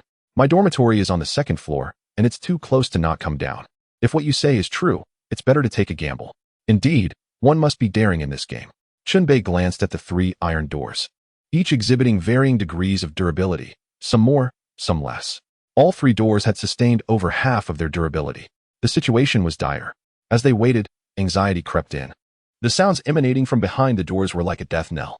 The durability of the iron doors continued to wane. Why hasn't anyone come to help? Ahua exclaimed anxiously. Let us wait a bit longer. If no one comes, I'll take you upstairs and leave this place behind. Chen Bei replied solemnly. Well, that seems to be the only option. Just then, the sound of running footsteps approached rapidly. A player dashed towards them with incredible speed. Chen Bei looked over and recognized him. It was Ying. This man was a formidable presence. Chen Bei's vigilance heightened. Seeing his face obscured by ragged cloth and a dagger at his waist, sported equipment that was not common among players, a testament to his rank of 3rd place. I'm here to help. Tonight we only kill zombies, no infighting, okay? Ying raised his hands in a gesture of peace. If we fight amongst ourselves here, it will only lead to our demise, Chen Bei remarked. It seems we have reached a consensus. Good, come help. With no time to be choosy, Chen Bei welcomed the assistance. The 3 of them combined their strength to push a metal box. With their numbers sufficient, the box began to move, albeit sluggishly. Each door's remaining durability varied. Unbeknownst to them, they decided to push the box towards the most perilous door first. The speed of their movement was alarmingly slow. Time was of the essence. I'm here to help too. Another player shouted as he rushed over, rotund and plump. It was the chubby Bai Xiaopeng. Wearing a pressure cooker as a helmet, his belly jiggled as he ran. Chen Bei was surprised to see him here, but had no time for questions. Come help push the box. Chen Bei commanded. Sure thing. Bai Xiaopeng exclaimed, rushing forward to assist. The speed at which the metal box moved appeared to correlate with the number of people pushing it. With an additional person, the pace quickened. They maneuvered the box to the front of the iron door, wedging it firmly in place. There is still one more box.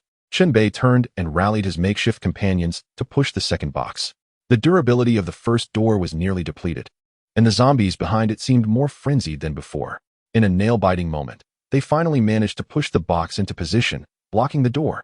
Now, only one door remained for entry and exit. All eyes turned toward it, aware of the impending chaos. Bang! The door shattered.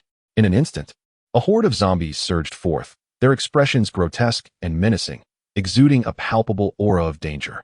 Chen Bei raised his shield and retreated, surveying the scene to assess the number of foes. 6 zombies had emerged, with more lurking behind.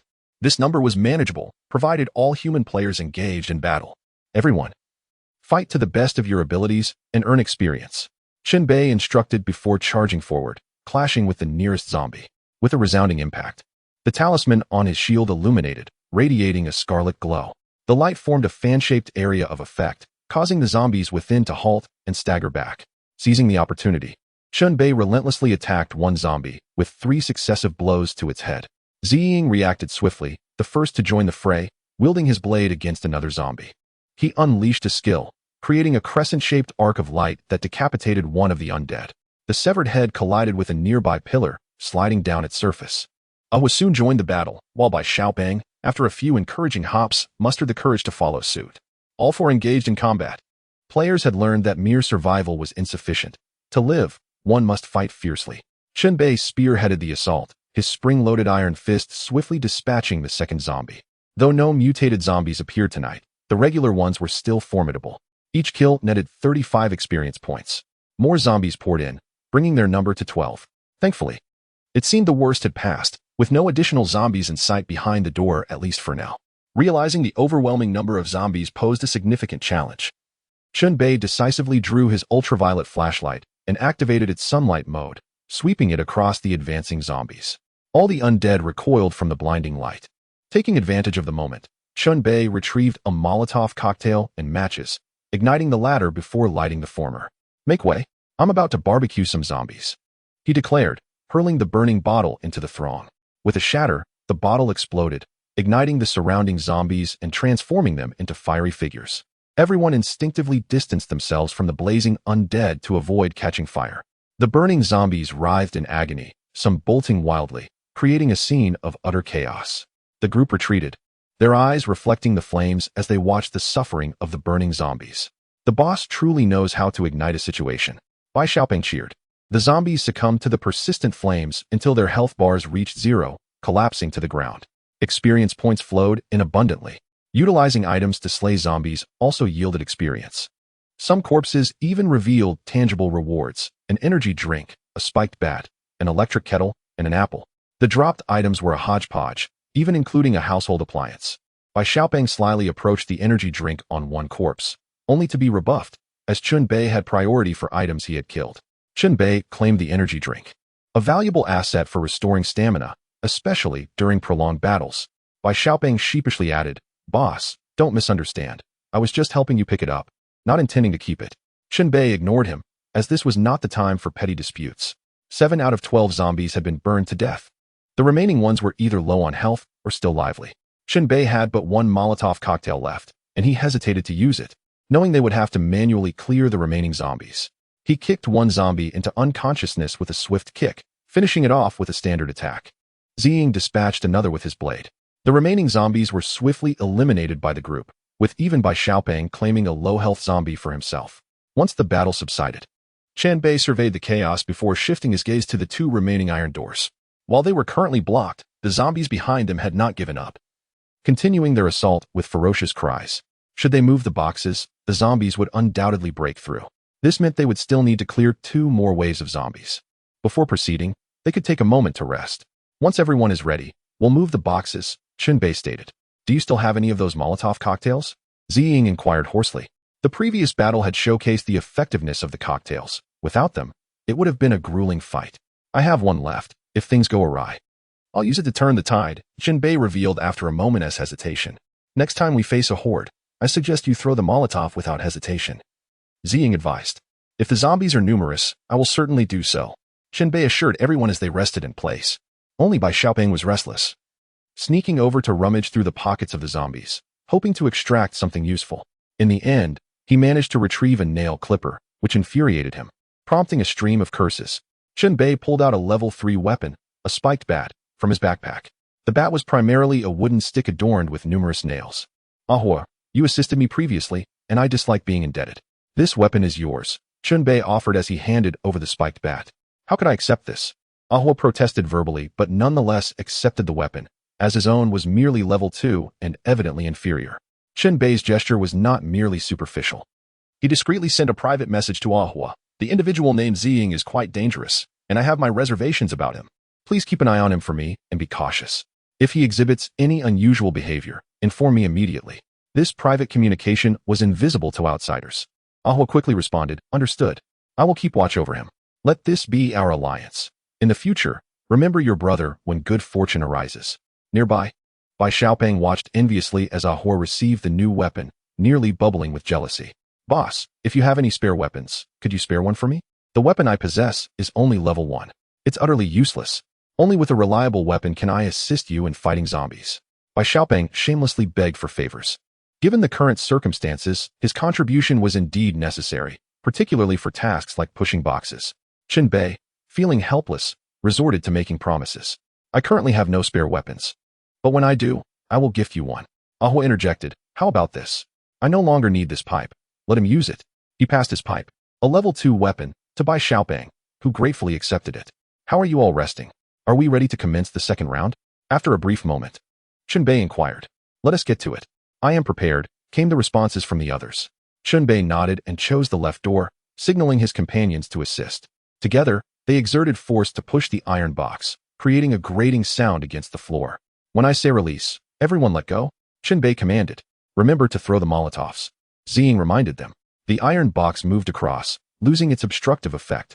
Suddenly, the zombies behind the door squeezed through the gap, revealing several hands and faces. The claws of those hands were long and blackened, and their faces were grotesque and hideous. Prolonged gazes would surely diminish one's sanity. Retreat, Chen Bei shouted, pulling back with his companions. He swiftly retrieved a Molotov cocktail from his backpack, readying it for action. Bang! The zombies continued assaulting the iron door, widening the opening. With another forceful impact, the door burst open, and the zombies surged forth, numbering well over 10. The overwhelming quantity necessitated the use of Molotov cocktails. Left with no choice, Chen Bei ignited the precious Molotov and hurled it into the throng of zombies. The bottle exploded amidst them, igniting a conflagration that engulfed many zombies. The previously witnessed scene replayed. Barbecued zombies. With prior experience, the group retreated, avoiding the retaliatory strikes of the burning undead. Chen Bei wielded the exorcist shield to block several approaching zombies. During the skirmish, the shield's durability was exhausted and shattered. The group fought while retreating, buying time until the zombies were utterly consumed by flames, their bodies turning to charred remains. Kill confirmed. Earned 35 experience points. Level increased to 7. Attributes enhanced. And talent slot unlocked. I've leveled up and unlocked a talent slot. Previously, Chen Bei had received a talent card for Iron Cloth, but lacked the capacity to equip it. Now, with an available slot, he could wait until the battle concluded to equip it. The Molotovs had decisively turned the tide. Among the corpses, several items emerged, including a skill card. Chen Bei kicked aside an obstructive zombie and grasped the skill card. The priority for collection was time-limited, lasting only a minute. Beyond that, it would become unclaimed and available to anyone. Acquired level 1 skill card, Barbaric Charge. Chen Bei examined the skill's effects. It was as straightforward as the name implied. With no additional skill slots available, he could only hold on to it for now, as skills could not be swapped during combat, only in a state of peace. Everyone, let's finish off the remaining zombies. Chen Bei commanded, using the spring iron fist to repel a zombie before rushing in for the finishing blow. After another fierce battle, they subdued the remaining zombies. Only Aho had sustained minor injuries from a zombie's claw. Fortunately, he had a roll of bandages on hand to promptly tend to his wound. The group sighed in relief. With the battle concluded, Chen Bei hastily equipped the Iron Cloth talent, gaining a 5-point physique bonus and 20 physical damage reduction, a tangible benefit. While other players cowered in their homes, Chen Bei led the charge, earning these enhancements through his bravery. Ziying decapitated a zombie, casually toying with its head, and remarked, having cleared 2 waves of zombies. Only 1 wave remains. The dilemma now is that we have exhausted the Molotovs, losing a significant weapon. Bai Xiaopeng, witnessing Ziying's unsettling behavior, felt nauseated. Performing a couple of dry heaves. Behind the last door, there are surely 10 or more zombies awaiting us. Without Molotovs, it would indeed be challenging for the 4 of us to confront them directly. Chen Bei frowned.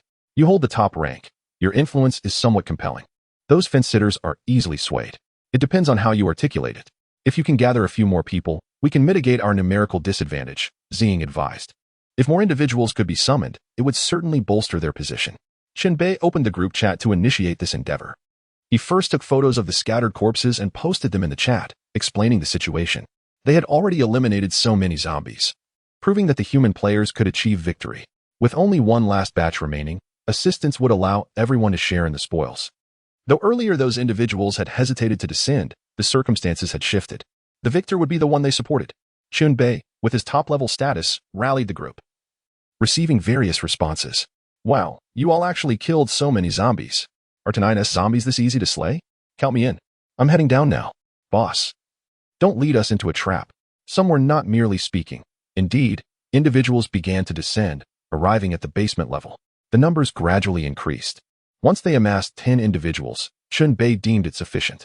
He instructed everyone to form a line and prepare. Due to the absence of lighting, the area was excessively dim, necessitating illumination tools. Relying solely on Chen Bei's flashlight was inadequate. Fortunately, one player had previously found a candle, which proved useful, illuminating a vast area. The operation commenced, with Chen Bei leading 3 individuals to push open the iron box. Creak. The iron door was burst open by the zombies, confirming the presence of over a dozen. Luckily, the human side was also adequately staffed, resulting in a standoff. As the cornerstone of morale, Chen Bei needed to take the lead, lest it dampen their spirits. He utilized the ultraviolet flashlight to counter the initial wave of zombie attacks, swiftly dispatching two. Afterward, the zombies scattered, engaging in combat with the other human players. Both sides consumed by the thirst for blood. One player was knocked to the ground by a zombie, its throat torn open, blood gushing forth. By the time others rushed to assist, it was too late. Casualties were to be expected. The game was inherently lethal. Chen Bei's prowess overshadowed his peers, actively controlling the battlefield amidst the zombies, offering support wherever necessary. One zombie after another fell until none remained. The scene was chaotic, a landscape strewn with bodies in disarray. In this battle, the human players suffered the loss of two members. Chen Bei bent down to retrieve a trophy that belonged to him. He obtained a level 4 weapon, the crocodile shears. This weapon resembled an oversized pair of scissors, designed to mimic a crocodile's jaws, adorned with colorful patterns. The crocodile shears could be separated for dual wielding, making it a commendable weapon worth keeping. Although Chen Bei had promised to give any surplus weapons to Bai Xiaopeng, this particular weapon was clearly not superfluous. During the combat, Chen Bei also discovered an interesting fact. If two players collaborated to kill a zombie, they would share the experience points based on their respective performances. Thus, in the recent skirmish, anyone who engaged in the fight could reap benefits without necessarily competing for kills. Thank you all for your hard work. Let's take a moment to rest, Chen Bei suggested, feeling fatigued himself. He pulled up a chair that lay on the ground and sat down. The group relaxed, some sitting to recuperate, others engaging in conversation, while a few pondered their next steps. The 3 iron doors that released the zombies remained unexplored, shrouded in mystery, warranting a closer inspection. Suddenly, a private message from Ahua appeared on Chen Bei's screen. Be careful of what's behind you. Reacting swiftly, Chen Bei turned around to find a figure wielding a knife standing just a few meters away. It was Ziying, a ghostly presence cloaked in tattered cloth. Gripping a sharp blade, he appeared undisturbed, stating coolly, "The zombies have been eliminated. We shall meet again." With that, he retreated quickly, increasing the distance between them, and hurried off to the side. Though his intentions had been revealed, he had not made an aggressive move. Given the number of witnesses present, Chen Bei refrained from confronting him. One needed a valid reason to resort to violence in such circumstances. This individual was undoubtedly a threat, and precautions were warranted. In due time, he would have to be dealt with. As Chen Bei pondered this, a loudspeaker echoed from above, proclaiming, "Congratulations. You have survived another day and witnessed the dawn. Cherish the remaining time wisely. Through countless experiments and refinements, my technique has approached perfection. Tonight, I shall create the ultimate zombie and resurrect my beloved. You all will become tonight's living sacrifices." With the conclusion of the third night, dawn broke, ushering in the final day of the terrifying ordeal. The players present engaged in fervent discussions, analyzing the words from the loudspeaker, for their lives hung in the balance. It was then that Bai Xiaopeng raised his hand, proposing, "Everyone, since we are many, I suggest we advance together to explore what lies ahead." The person on the loudspeaker mentioned that zombies would only be produced at night. Perhaps we can eliminate him during the day. This proposal was met with enthusiasm, as the presence of many emboldened the group, and with the arrival of daylight, their courage swelled even further. Chen Bei decided to join the expedition. Thus, he took the lead, flashlight in hand, as they proceeded through the central iron gate. They entered a long, narrow passage that led to a junction with 2 other corridors. Ahead lay a closed iron door, intermittently sparking with electricity. "This door is electrified. Do not touch it," Bai Xiaopeng exclaimed.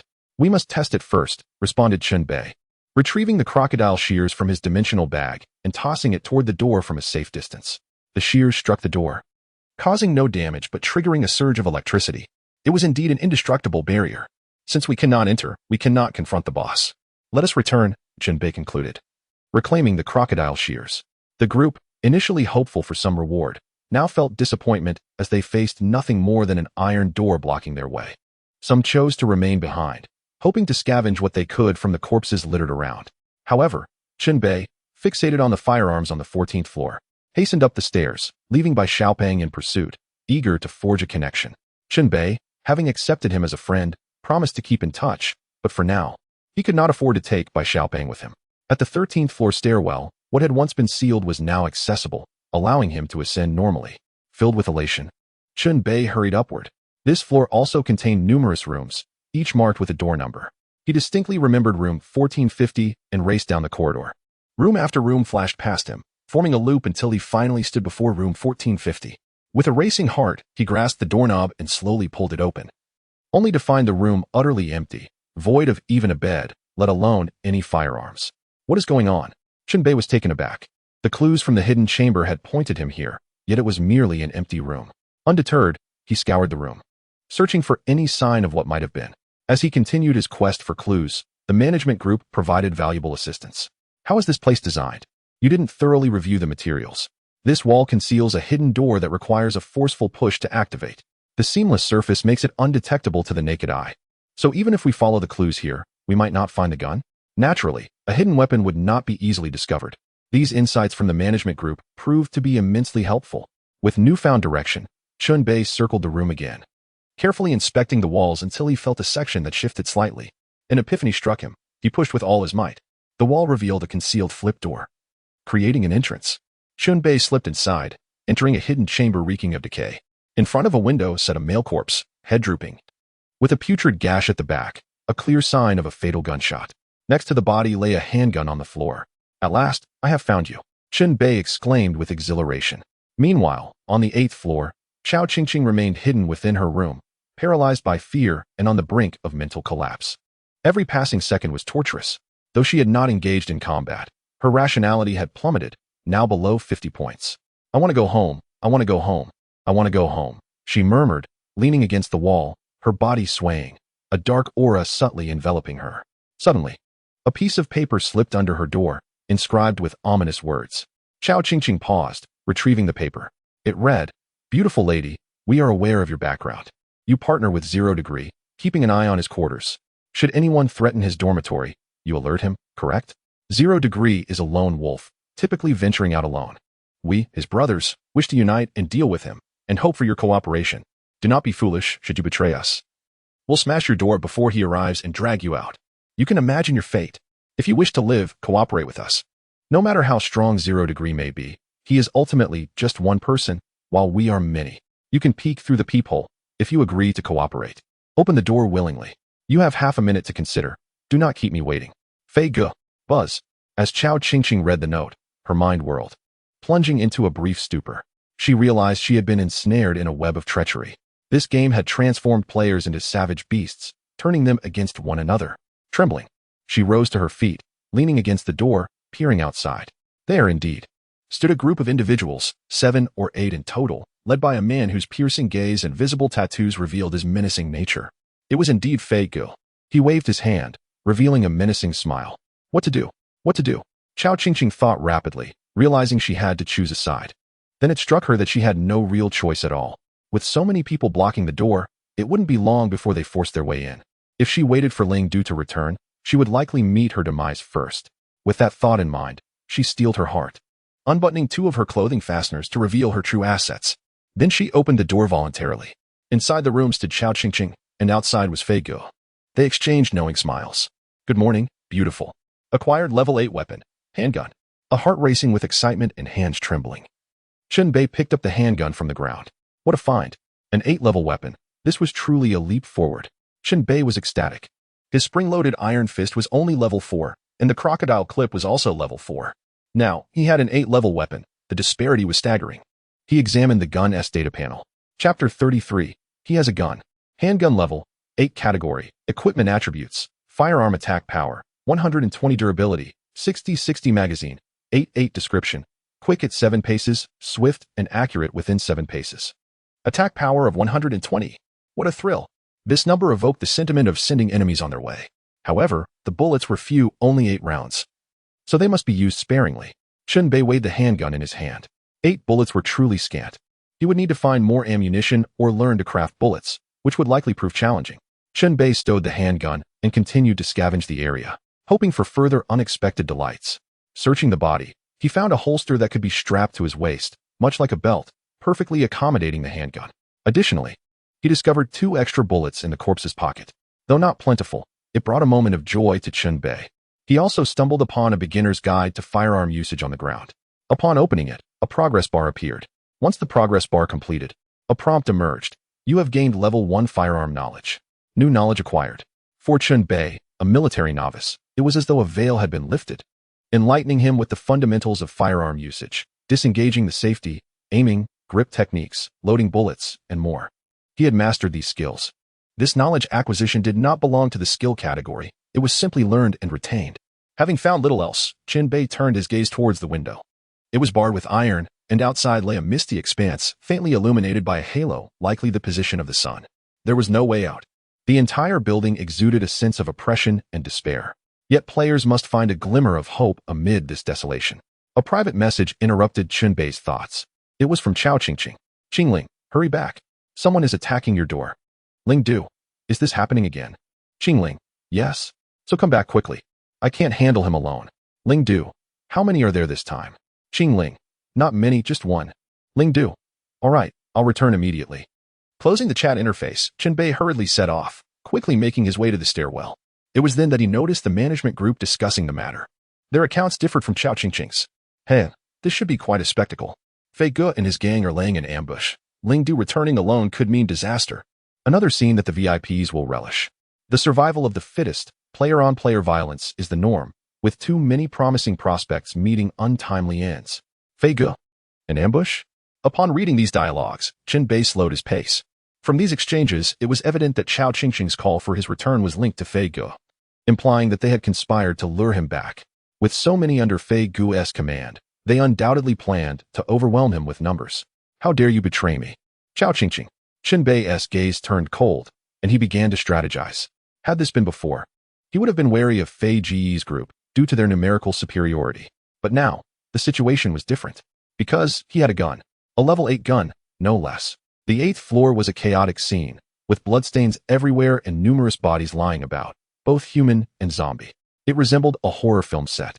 The corridor was eerily silent, devoid of any shadows, until Chen Bei made his entrance. Descending from above, his appearance had slightly changed. He still wore the box helmet and the yellow protective suit. But a dirty piece of clothing was wrapped around his waist, bulging suspiciously. Chen Bei walked slowly, step by step, towards his dormitory. Along the way, he messaged Chao Qingqing. Ling Du, I'm back, and there is no one here. Qingling. He struck a few times, perhaps out of fear, and then fled. Your door is damaged. You should come fix it before leaving. Ling Du, all right, I'll repair the door and check on you, bringing you some supplies. Qingling, that would be wonderful. This situation involved a specific setting. Players could only check dormitory information when near their own dormitories or rooms. Thus, the damage to the door could only be confirmed by direct observation. As Chen Bei approached his door, he noted the damage was indeed minor. He turned to face room 838. Chao Qingqing, I'm back. Please open the door. The door swung open, revealing Chao Qingqing with her long hair and a hint of panic on her face. Behind her stood Fei Ge, a cold smirk plastered on his face as he bellowed. Brothers, it's time to feast. At his command, several nearby doors swung open, and a group of armed players emerged. A figure that had pretended to be a corpse also stood up. They surrounded Chen Bei. With a cold glance, he counted 8 in total. Fei Ge's group had not expanded, as there were only 100 players in the game, with many already perished. These 8 bore hostile expressions, their eyes glinting with malice. Fei Ge, leading the charge, had one arm around Chao Qingqing while wielding a throwing knife in the other. Ling Du, this is the final day of the game. It's time to slaughter you, my fat sheep. Brothers, charge. Fei Ge raised his hand, poised to throw the knife. He possessed a skill related to throwing knives. And given his past hobby, he was certain to hit his mark at this distance. As his minions lunged forward like wolves, a gunshot rang out. Bang! A thunderous clap echoed as the bullet struck Fei Ge in the chest. He staggered, a gaping hole appearing in his torso, blood gushing forth. -200. The health bar vanished. Fei Ge was instantaneously killed, looking down at his wound with a pained expression. He had a gun. With those final words, his body collapsed to the ground. Chen Bei's hand, concealed beneath the dirty clothing, emerged, gripping the still warm gun, smoke wafting from the muzzle. A gun. He had a gun. The sudden turn of events left Fei Ge's comrades in shock, causing chaos to erupt. Chen Bei aimed the gun at a nearby enemy and fired. Bang! Another one fell. It must be acknowledged that the sensation of killing with a gun was entirely different from that of cold weapons. A peculiar thrill coursed through him. Indeed, Fei Ge was a villain, and Chen Bei too harbored a dark side. Run! Someone shouted, and the remaining minions scattered in all directions. The gun's intimidating power was overwhelming. With Fei Ge dead, the remaining rats fled. In the end, only Chao Qingqing remained, trapped in the room, trembling uncontrollably. Her face as pale as a ghost. Chen Bei did not pursue the fleeing minions, for bullets were far too precious. Firing twice was already indulgent. He cast a cold glance at Chao Qingqing. Their eyes met, and she collapsed to her knees, sobbing uncontrollably. Please don't kill me. Don't kill me. They forced me into this. I had no choice. I am still youthful, with a splendid life ahead of me, and I do not wish to meet my demise just yet. My greatest passion lies in traveling and documenting my adventures. There are still countless places I yearn to explore. I long to visit Lake Baikal. I desire to wander through Provence, and I wish to gaze upon the Aegean Sea. At this moment, Chao Qingqing was rendered almost incoherent. Regrettably, those destinations are likely beyond your reach. Chen Bei retracted his handgun and instead wielded a spring-loaded fist. The sentiment remains. Ammunition is far too precious. Chapter 34. The veteran player intrudes. Upon hearing Chen Bei's words, Chao Qingqing felt as though she had plunged into an ice abyss. She ceased her tears and slowly lifted her gaze, only to witness a shadow descending upon her. Bang! Bang! Bang! With 3 resounding strikes, each met with a fatal blow to the head, the lifeless body collapsed to the ground, extinguished. Chen Bei observed the corpse beneath him, his breathing gradually calming. He harbored a profound aversion to the sensation of betrayal, regardless of the justifications provided. Next came the stage of setting an example. Chen Bei activated the system's built-in recording function and captured a brief video of the gruesome scene, sharing it within the player group. 0 degrees. These individuals conspired to rob my home, and I have dealt with them accordingly. If one does not provoke me, I shall not provoke them. May all take heed and refrain from seeking their own demise. I harbor no desire to take lives. The player group fell into a hushed silence. Everyone read Chen Bei's words, but none dared to respond. It became abundantly clear what the name 0 degrees signified. He was as cold and merciless as the term suggested. With such clear warnings, it was improbable that anyone would dare to steal from Chen Bei again, unless they had a death wish. Chen Bei scoured the scene, yielding considerable spoils. The large head belonged to Fei Gu, who wore a protective vest and possessed a set of throwing knives, alongside a healing potion tucked away in his pocket, and a skill card that emerged from the encounter. The skill card was named Flash of Blades, requiring compatibility with throwing knives. He also acquired Fei Ji's dormitory key, thus returning the fire axe he had previously given to Chao Qingqing.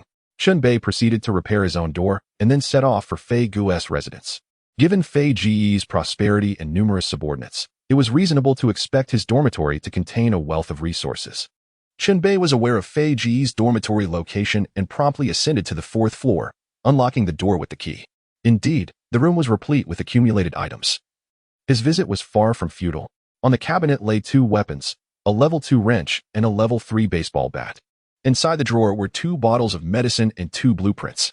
Beneath the bed were various basic materials, including parts boxes, wood, and stone, totaling over 20 units. For a novice player, this was already quite a bounty. Originally, Fei Gu had intended to eliminate Chen Bei and seize his dormitory in one fell swoop. Instead, the opposite transpired. Chen Bei had raided Fei Gu's abode. Excellent. It all belongs to me now. Chen Bei whistled, stuffing the treasures into his bag until all 25 slots were filled. A few odds and ends remained behind, warranting another visit. As Chen Bei retraced his steps, a flurry of urgent messages erupted within the management group. We have just received notice that an experienced player, having completed the game 3 times, has acquired the return to the scene privilege and has randomly landed in our novice game. An experienced player is intruding? Indeed. They will arrive in 5 minutes. Is it just one person? One person, going by the name Uncle Hao, at level 10, with a duration of 25 minutes. An experienced player is coming to the novice area to hunt the weak. Let them come. A bit of excitement is welcome. The more thrilling the game, the more satisfied the VIPs will be with the ratings for this round. I fear the experienced player might wipe out all the newcomers. In 25 minutes, it shouldn't be possible to eliminate everyone. There will always be a few who slip through the net. Chen Bei's expression shifted as he read through these conversations. An experienced player's intrusion. This constituted an unexpected situation outside the original game progression. The administrators had only just been informed. According to their exchanges, it seemed the veteran player might embark on a large-scale slaughter of novices, commonly referred to as bullying the weak. Having traversed 3 rounds of the game, they would possess higher levels and superior equipment, making it inevitable that they would dominate the newcomers. If this Uncle Hao intended to unleash havoc, Chen Bei resolved to keep a low profile. This was not cowardice, it was prudence. Chen Bei returned home with his gathered spoils and made another trip to fully loot Fei Gu's dormitory. Sitting on his single bed, he unveiled the 2 blueprints he had just acquired. They contained recipes for 5 items: a level 2 dormitory, a level 3 dormitory, a level 2 large wooden shield, a level 2 nightstand, and a level 4 mallet. Among these, the level 3 dormitory was undoubtedly the most significant. The materials required for upgrading to the level 3 dormitory were insufficient.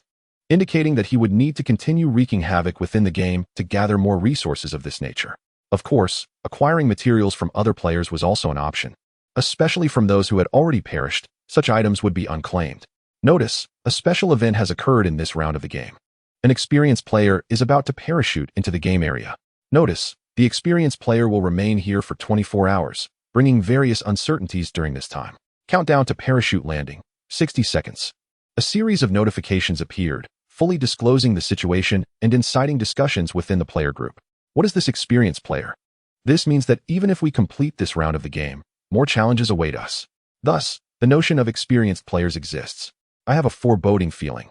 This experienced player isn't going to hunt us down, is he? It's possible. Everyone, be cautious. 1 minute later, within the 77th novice game. At the haunted building, first floor, a beam of light descended from the heavens, transitioning from dense to faint, revealing a figure. It was a fully armed man. He donned a motorcycle helmet, wore a long trench coat, and carried a backpack slung over his shoulder, with a long knife hanging at his waist. Its blade adorned with mystical symbols, accompanied by an amulet-like object. Looking at his face, he possessed thick brows and large eyes, a square jaw, stubble. Appearing to be in his 40s or 50s, with a hint of weariness. The veteran player had arrived. Veteran player Uncle Hao has joined the group chat. The player group, previously boasting 100 avatars, now displayed 101. Uncle Hao frowned and surveyed his surroundings, discerning no immediate danger before opening the group chat to read. First, he noted the remaining count of players. So many had already perished, the carnage was evident. His gaze then shifted to the player ranked first, Chen Bei. Level 7. This level caused Uncle Hao's expression to shift noticeably. Having traversed 3 rounds of the game, he had only reached level 10. This player, known as 0 degrees, had achieved level 7 in the very first round. Such a player must have engaged in significant violence during that initial game, accounting for his current level, a formidable opponent indeed.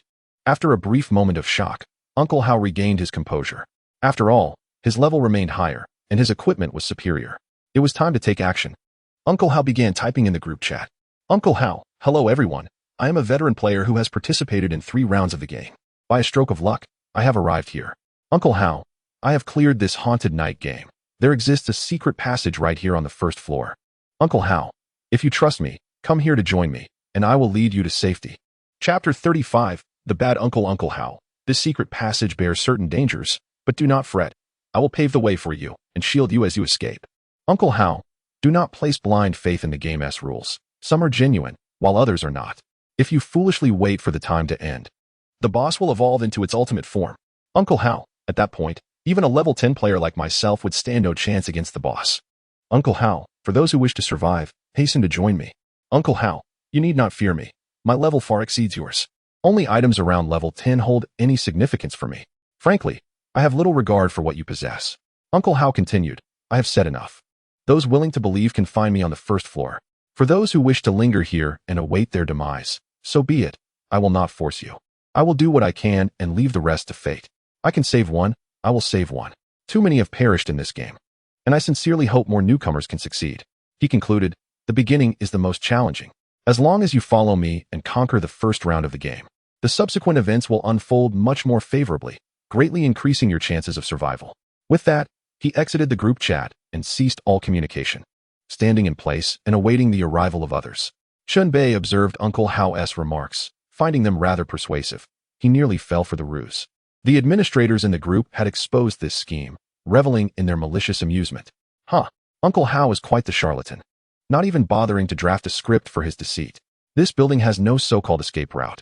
It seems he intends to lure all these newcomers to the first floor for easier handling. After all, his time is limited.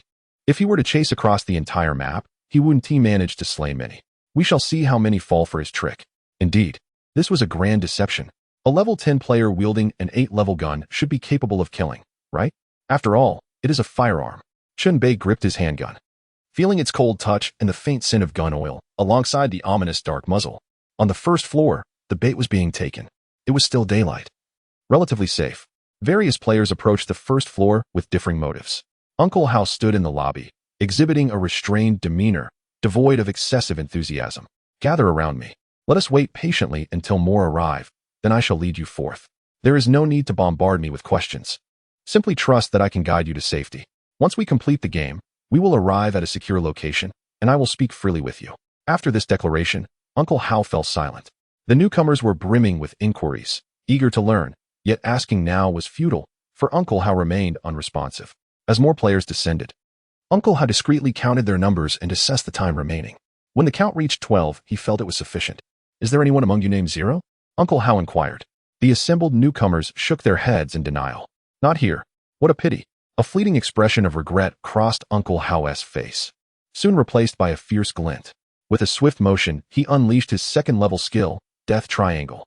In a flurry of movement, he slashed his blade, tracing a triangular trajectory that encompassed several novice players. The razor-sharp edge of his blade expanded the attack radius, inflicting grievous wounds.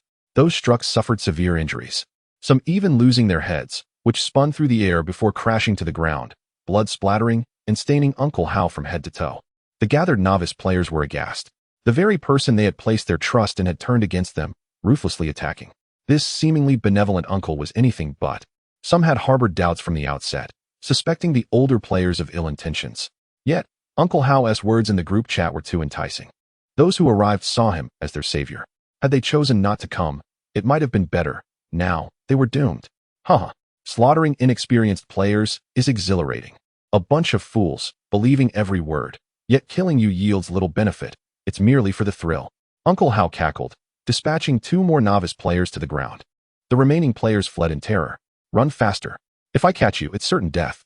With a swift motion, Uncle Hao unleashed a chain claw from his sleeve, ensnaring a novice player with astonishing force. He yanked the hapless victim closer, plunging his blade into their abdomen, the steel piercing through with gruesome ease. I don't want to die, the novice uttered as their life extinguished. Uncle Hao kicked the lifeless body aside, continuing his pursuit of more prey. A female player, in panic, stumbled and fell. As she struggled to rise, she was met with a fatal blow to the head. The blade sliced through with such precision that it penetrated deeply. After this merciless rampage, he had slain 7 novice players. The remaining fled in disarray. 1, injured and clutching their wound, crawled up the stairs, visibly weakened and slowing. Uncle Hao hummed a cheerful tune, swiftly closing the distance. The wounded player, pale and desperate, glanced back at Uncle Hao, hastening their pace, but it was futile. They had lost too much blood. With each step, blood dripped, marking their trail. The injured player reached the second-floor landing, but it was their end. The bloodied blade found yet another victim, the body falling to the ground, expression frozen in horror. Uncle Hao stepped over the corpse without hesitation, eager for more victims. Advancing further, he approached a corner where visibility was limited. As he rounded the bend, a figure emerged. Someone. Uncle Hao caught a glimpse out of the corner of his eye, his gaze widening upon noticing the firearm clutched in the stranger's hand. The gun was a high-tier item in the game. Even at level 10, Uncle Hao had yet to acquire one. Bang! The gunman, at close range, decisively pulled the trigger, aiming for the head. In that critical moment, Uncle Hao dodged, but it was a fraction too late. The bullet shattered his motorcycle helmet, grazing his scalp and leaving a bullet hole in the wall behind him. -85. The bullet had narrowly missed a fatal blow, yet it still dealt considerable damage.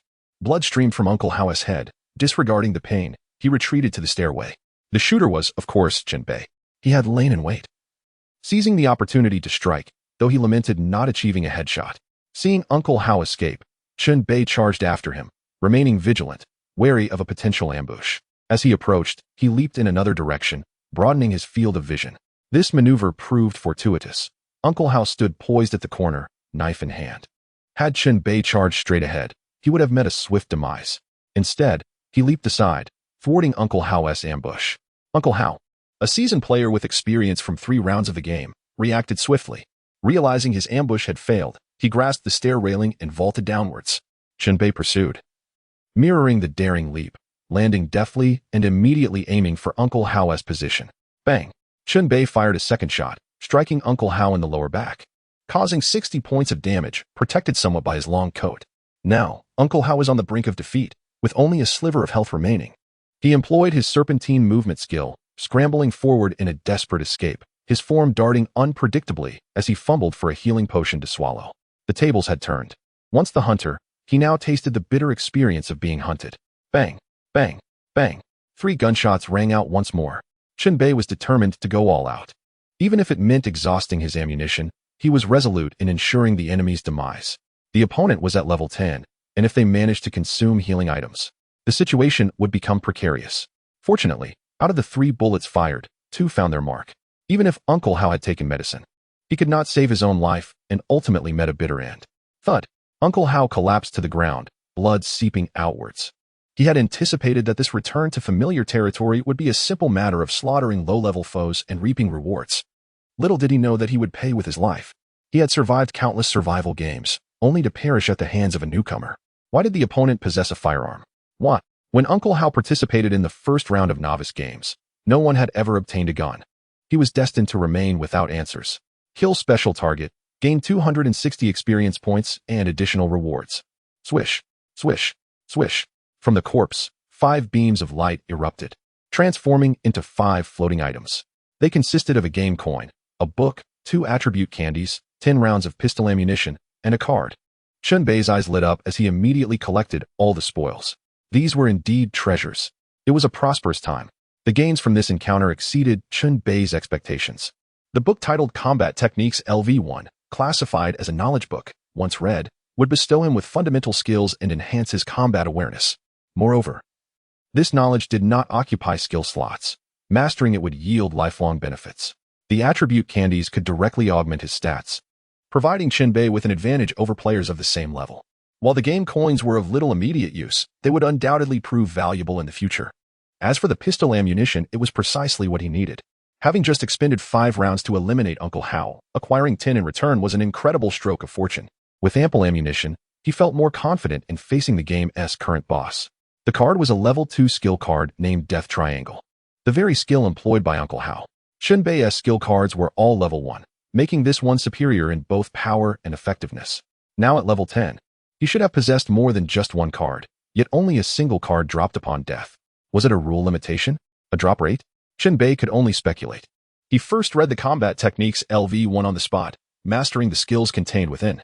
Then, he replaced his skill card, swapping out the 3-hit combo for the Death Triangle. This new skill had weapon restrictions, usable only with bladed weapons. Even a simple kitchen knife would suffice. Thus, his spring-loaded iron fist had become obsolete, necessitating a replacement with a blade. Fortunately, this was not a problem. Uncle Hao's knife lay nearby. All of his personal equipment remained intact, also part of the spoils. A level 10 player, undoubtedly a prime target. Chen Bei stripped the corpse of everything, accepting it all, even the shoes. He acquired an 8-level weapon, the demon-slaying blade, a 6-level heavy trench coat, a 6-level life-grabbing claw, a 5-level protective talisman, a 2-level dimensional satchel, a roll of bandages, and a box of chewing gum. Initially believing the weapon to be level 10, he was surprised to discover it was merely level 8. Chen Bei wielded the demon-slaying blade, testing its weight. The blade was adorned with red patterns, akin to runes that form talismans. The concept was similar to the evil-repelling shield Chen Bei had previously used, both serving to counter malevolent entities. Uncle Hao, being level 10, wielded only an 8-level weapon. It was a revelation that brought understanding. Who dictated that a player's level must always align with their equipment? Chen Bei himself was level 7, previously utilizing a spring-loaded iron fist of level 4. The corpses of the novice players he had just slain also held some value. Chen Bei rummaged through these bodies, uncovering a few items. In comparison, these corpses were rather mundane, offering little of worth. By Xiaopeng, 0 degree. I noticed that the old player's avatar has turned black. Did you take him down? 0 degree. Yes, I eliminated him. By Xiaopeng, impressive. Truly majestic. You've even taken down a level 10 veteran. I am in awe. If only I had a sister, I would surely introduce you. Chen Bei replied briefly and then ignored him. Estimating the time, darkness would soon fall, so he decided to return to his dormitory. Ascending the stairs, he arrived back at his room. No sooner had he stepped inside than the night enveloped the surroundings. The loudspeaker in the corridor crackled to life once more. All preparations were complete. The grand ritual was about to commence. My beloved daughter is on the verge of resurrection and eternal life. I have triumphed over death and separation. You are the witnesses in tonight's sacrifices. Once more, a series of cryptic proclamations echoed through the air. In the building, on the 3rd basement level, a deranged man sat before the broadcast station, clutching a microphone. Having just uttered those words, he set the microphone down, slowly rising, and turned to face what lay behind him. An ominous ritual site had been meticulously prepared. In the very center of the site, an open coffin rested, within which lay the corpse of a girl clad in red. The body had clearly undergone preservation, remaining relatively intact, yet it was only relatively so. After all, a corpse is a corpse. The man approached the coffin, the overhead chandelier flickering wildly, casting the room into a dance of light and shadow.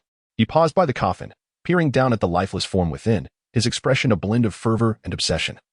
An unsettling gaze unbefitting a father. Shaolin, my dear daughter, the time for your resurrection has come. Chapter 37. Death and Rebirth. The boss emerges. This man was none other than the master of the entire building, the source of calamity. His name was Luo Kong. The ritual commenced. Luo Kong retrieved a peculiar item from his person. It was a tattered skin scroll, stitched together from multiple pieces, adorned with a closed eye at its top. Indeed, it was an eye. The skin bore many twisted, crawling dark red characters, resembling a horde of living insects. This object was known as the blood sacrifice fragment, concealing unfathomable and chilling secrets. Luo Kong, consumed by frenzy, trembled as he raised the blood sacrifice fragment, reading its contents. When a human gazes upon this fragment, the eye depicted upon it opens, scrutinizing humanity in return. You read it, and it sees into you. You can never comprehend the secrets it harbors, yet it can peer into the darkest recesses of your soul with clarity. This is the nature of the blood sacrifice fragment. Such a malevolent artifact, merely appearing here, incited an unnatural phenomenon. The surroundings darkened, lights flickered violently, and the nearby broadcast station emitted a crackling noise. In the dark corners, vague shadows lurked, moving stealthily. Luo Kong exhibited a fanatical expression, chanting incomprehensible incantations. The previously arranged ritual, triggered by the incantation, commenced. At the center lay the coffin containing the corpse of the girl in red. On the ground, intestines were meticulously arranged to form a special array. The intestines glistened, appearing fresh. Further away, positioned at 5 specific points, stood 5 living individuals, secured in place by specially crafted metal frames. Each person assumed a distinct posture, reminiscent of the statues of arhats found in temples. All were barely clinging to life, sustained by potions, and in a state of unconsciousness, incapable of influencing anything. In their mouths, each held a blooming higginbana flower. The flowers were strikingly beautiful, seductive, like the parted lips of a lover. The 5 tools were each connected by numerous 4 tubes, the other ends linked to the corpse of the girl. The tubes remained empty for the time being. Luo Kong continued to chant, appearing as if possessed, engaging in erratic movements while dancing around. The 5 flowers of the other shore stirred, extending their mouths. Each flower's roots were intertwined with tongues. The flower stalks of the other shore elongated, moving like living beings above the coffin at the center. 5 flowers corresponded to 5 positions from head to toe. The flower heads of the other shore released speckles of pollen that fell upon the corpse. The corpse visibly stirred. Those soft tubes were pulled, siphoning fresh blood from the 5 living bodies and injecting it into the corpse. This was a meticulously prepared ritual by Luo Kong. After numerous experiments and continuous optimizations, the ritual reached a state of perfection. As he recited the incantation, he was utterly consumed, his body moving mechanically, unable to halt. The eyes from the remnants of the blood sacrifice scroll rolled about, seemingly delighted by the unfolding events. The corpse's pale skin revealed crimson patterns. Suddenly, the corpse's eyes opened, rising stiffly from the coffin. These eyes were as dark as ink, with blood-red pupils, resembling those on the blood sacrifice scroll. The 5 flowers of the other shore exhausted their energy, wilting one by one. The lives of the 5 tools were drained, leaving them lifeless. For them, this was not a liberation. Those who perished due to this malevolent ritual would not find solace for their souls, but rather descend into endless torment. Xiaolin, my dear Xiaolin, you have finally resurrected. The ritual concluded successfully. Luo Kong, overwhelmed with emotion, wept as he reached out to his daughter, Xiaolin. The little girl performed small movements, her body creaking, tilting her head to gaze at Luo Kong. Xiaolin, I will never lose you again. We can be together forever, never apart, Luo Kong cried. You wish to be with me forever? The little girl spoke, her face breaking into a smile. Yes, we shall always be together. Together, together, ha ha ha. The little girl emitted an eerie laughter, lunging at Luo Kong, then forcefully yanking his head off, pulling the spine along with it. She cradled the bloody head gently. We can be together forever now. Within the building, every player was forced to endure prolonged mental torment. Just moments ago, Luo Kong's incantation echoed throughout the entire structure. Anyone who heard that sound suffered a devastating blow to their sanity. Some attempted to destroy the speaker, yet the sound lingered, inescapable. The remaining players were on the brink of collapse. This wave of mental assault was truly a final blow. A few players, their sanity too low, began to act irrationally. Suddenly, someone in the player group posted a short video. The video played automatically, requiring no click. In it, a female player appeared, her face pale, babbling incoherently, holding a knife, and began to self-harm. With each utterance, she inflicted a cut upon herself. Eventually, her words became clear: we will all die. We will all die. We will all die. Chen Bei held a gun in one hand and devoured chocolate with the other, facing a mirror reflecting his visage. These actions provided him with a semblance of comfort. Some methods stabilized his sanity, others restored it. Upon witnessing the video in the group chat, Chen Bei realized the critical importance of sanity attributes. Once this value plummeted below a threshold, anything could happen. Human endurance has its limits. Previously, Chen Bei planned to eliminate the boss of this round of the game, bringing it to a satisfying conclusion. However, the incantations echoing through the broadcast began to shake his resolve. He could choose to hide in the dormitory with the other players until time expired.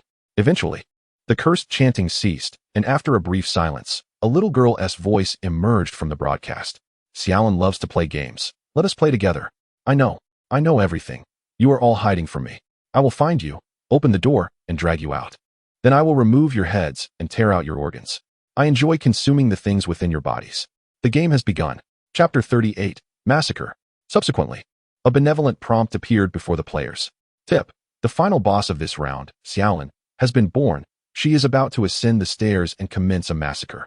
Victory is near. You need only endure until dawn to clear this round of the game. May you all see the sun tomorrow. At this moment, only 30 or so players remained in the game. No way. Is there really a boss in this game? Isn't it normal for a game to have a boss? Zombies are terrifying enough. The boss must be even deadlier. 0 degree. You can kill level 10 veterans, so surely you can handle the boss. Yeah? I heard you have a gun. You can take care of this boss. Please, Great One, kill the boss. The players placed their hopes on Chen Bei. He indeed planned to confront the boss, but he would not make promises to these individuals, as he held no absolute confidence. Hee, I've come to find you. You better hide well. At the staircase of the first basement, footsteps echoed. An eerie figure emerged from below. The upper half was a girl in a red dress. Her skin darkened and covered in corpse-like spots, with a flower of the other shore blooming atop her head. Below her skirt, a headless corpse lay face down, its arms and legs moving in unison, resembling a four-legged robot, albeit a macabre version. The girl held a human head, that of Luo Kong, connected by a spine still glistening with fresh blood. What a pair of father and daughter. Luo Kong had vowed to be with his daughter forever, and his wish was fulfilled in this peculiar manner. Daddy, hurry up, I can't wait. Xiaolin giggled. The makeshift transport below obediently accelerated, leaving a trail of bloody handprints and footprints. Xiaolin strolled as if in a garden, traversing the corridor of the first floor back and forth. She then stopped before a door, her smile radiant as she turned to face it. I found you. The girl grasped the end of the elongated, mutated spine, using it as a weapon to strike the door. -10, -10, -10, 3 strikes shattered the door. The door splintered into fragments. The headless corpse supported Xiaolin as she entered the room. It was empty, silent. Hee. Xiaolin let out a sinister laugh, aware that someone was hiding. Just then, Xiaolin bent down significantly, her head touching the ground, spotting a player hiding beneath the bed. This player had been desperately covering their mouth, fearing any sound. Now, startled, they could no longer contain themselves. The player screamed in panic, brandishing a fruit knife towards Xiaolin. Ha, I found you. Xiaolin moved with lightning speed, retracting her upper body and forcefully dragging the player from beneath the bed. The room filled with piercing screams, but soon the noise ceased abruptly. As Xiaolin emerged from the room, both figures were drenched in blood. In her hand, she clutched a warm, pulsing heart, consuming it as one might snack on a treat, bite by bite. In the player group chat, yet another avatar went dark. A sense of melancholy hung in the air, accompanied by a cacophony of pessimistic remarks. At this juncture, Aho spoke up, asserting, previously, we sheltered in our dorms to survive, but tonight that may no longer suffice. Should the boss breach the door and we find ourselves unable to combat it, I suggest we rely on flight for survival. If we endure until dawn, we shall emerge victorious.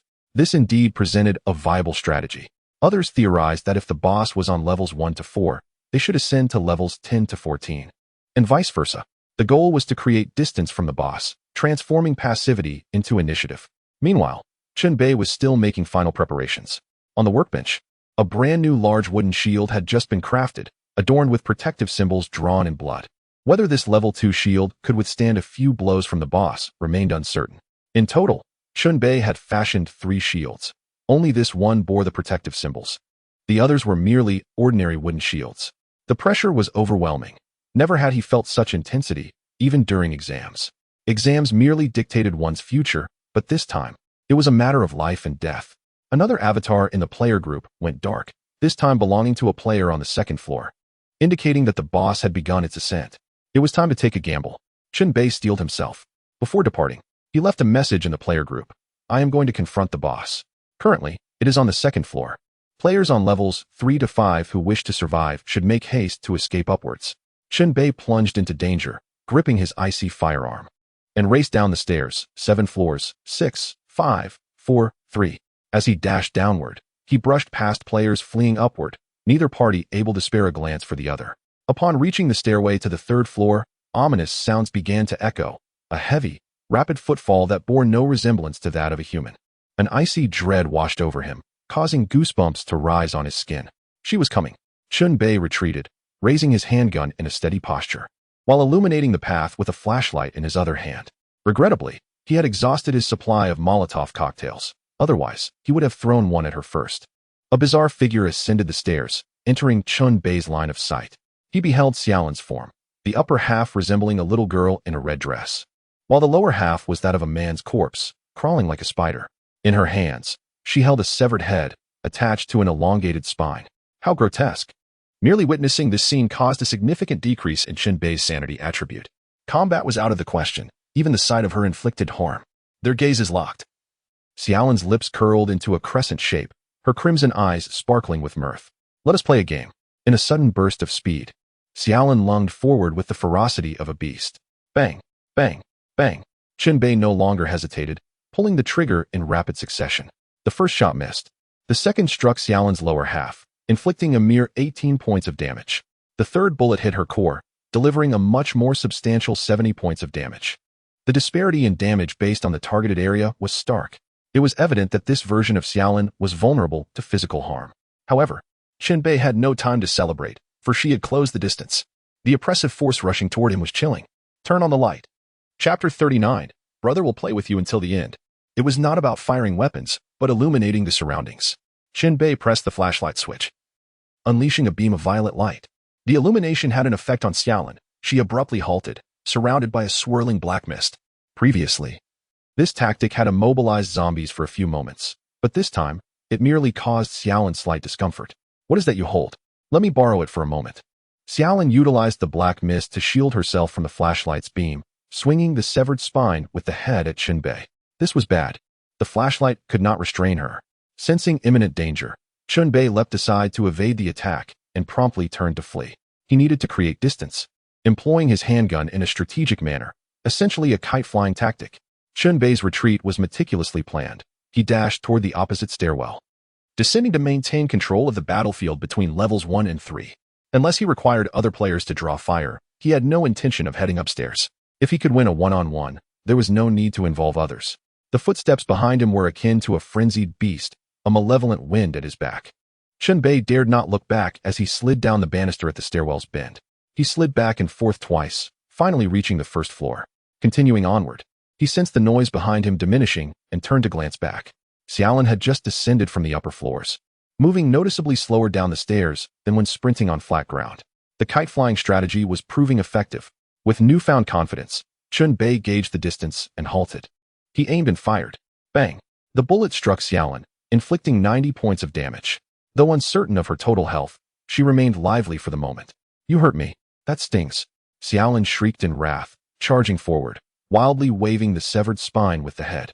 Chen Bei fired a shot and fled, never lingering in combat. He maintained a safe distance, turning back to fire a few more rounds. This cycle continued. Xiaolan had taken several hits, suffering losses, which only fueled her ferocity. She opened her mouth toward the front, unleashing an ear-piercing screech. The sound manifested as visible sound waves that reverberated down the corridor, shattering glass along one side. Chen Bei, struck by the sonic assault, felt both his health and sanity diminish. He sheathed his weapon, clasping his hands over his ears, but to no avail. A splitting headache ensued. His vision blurred, and confusion clouded his mind. He had to keep running. Gritting his teeth, Chen Bei pressed on, racing back upstairs. Once he reached the upper levels, he finally escaped the sonic onslaught's reach, and his situation began to improve. Chen Bei had learned the hard way that maintaining distance was crucial. However, the further he distanced himself, the less assured his shooting accuracy became. With only level 1 firearms knowledge, he could not transform into a sharpshooter. Each successful hit had resulted from being sufficiently close. At a distance, he lacked confidence. Additionally, Xiaolin's unique physique complicated matters. The little girl's upper body was her true form, petite and challenging to hit, while her lower half was considerably larger, yet shots fired at it yielded minimal damage. Thus, the two continued their back-and-forth struggle. Whenever an opportunity arose, Chen Bei would turn and shoot, firing several rounds. After expending 8 bullets, he reloaded 5 more into his firearm. This was all the ammunition he had left. This creature had an astonishingly high health pool. After firing so many shots, she still stood. Chen Bei cursed under his breath. "Come play with me." Xiaolin relentlessly pursued him, undeterred despite the multiple gunshot wounds that had left her head partially missing. Bang, bang, bang, bang, bang. 5 bullets fired, his magazine emptied. With no bullets remaining, Chen Bei glanced at Xiaolin, whose body resembled a ragged doll, riddled with numerous holes. Her condition finally appeared to change. Her speed waned significantly, and she seemed to lack strength. A viscous black liquid oozed from her wounds, pooling on the ground. "I will eat your heart." Xiaolin dragged the severed spine forward. Chen Bei had believed that 13 bullets would suffice to fell her. To his astonishment, she still lived. What to do? Surrender or engage in a final desperate struggle? Observing Xiaolin's weakened state, Chen Bei ultimately resolved to fight. To retreat now would render the previous ammunition wasted. "You enjoy playing games, do you? Brother will play with you until the end." Chen Bei holstered his handgun and retrieved 2 syringes from his backpack, swiftly injecting himself. One syringe contained a calming agent to restore sanity, while the other was a fortifying serum to temporarily enhance his defense, making him more resilient. Now, it was time to engage in close combat. Chen Bei strode forward, ready to confront the boss. He donned a heavy trench coat, drawing a demon-slaying sword from his backpack while brandishing a large wooden shield in his other hand. The sword was relatively long, its blade adorned with glowing crimson runes on either side. This was one of Chen Bei's hard-won trophies, and the time had come for him to wield it. The administrators in the group were filled with exhilaration, akin to spectators engrossed in a live broadcast, their excitement palpable. He is going to charge in. Xiaolin is on the brink of defeat. He stands a chance of victory. It's rare for a newcomer to vanquish the final boss. If he succeeds, it will surely be a miracle. Go for it, 0. If you succeed, this game session's score will skyrocket. The administrators had transformed into an enthusiastic cheering squad. In the corridor, 2 forces clashed, the distance between them rapidly diminishing to mere meters. Chen Bei's gaze sharpened. Level 2 skill, Death Triangle. He lunged forward, his figure slicing through the air alongside the gleam of his blade. Swish, swish, swish. 3 consecutive strikes formed a triangular formation, effectively ensnaring Xiaolin within its confines. Each strike found its mark, inflicting damage. Xiaolin swung the severed head of a spine like a meteor hammer, aiming a brutal blow at the approaching Chen Bei. Bang! The strike collided with the wooden shield, igniting the exorcism runes in a burst of crimson light. Xiaolin was forced back by the power of the runes, sustaining some damage. Seizing the opportunity, Chen Bei pressed forward, gripping the sword with his left hand and unleashing a flurry of strikes with all his might. In close quarters, Xiaolin's 2 bodies launched simultaneous attacks. His lower half's hands clawed at Chen Bei like talons, making it nearly impossible for him to evade.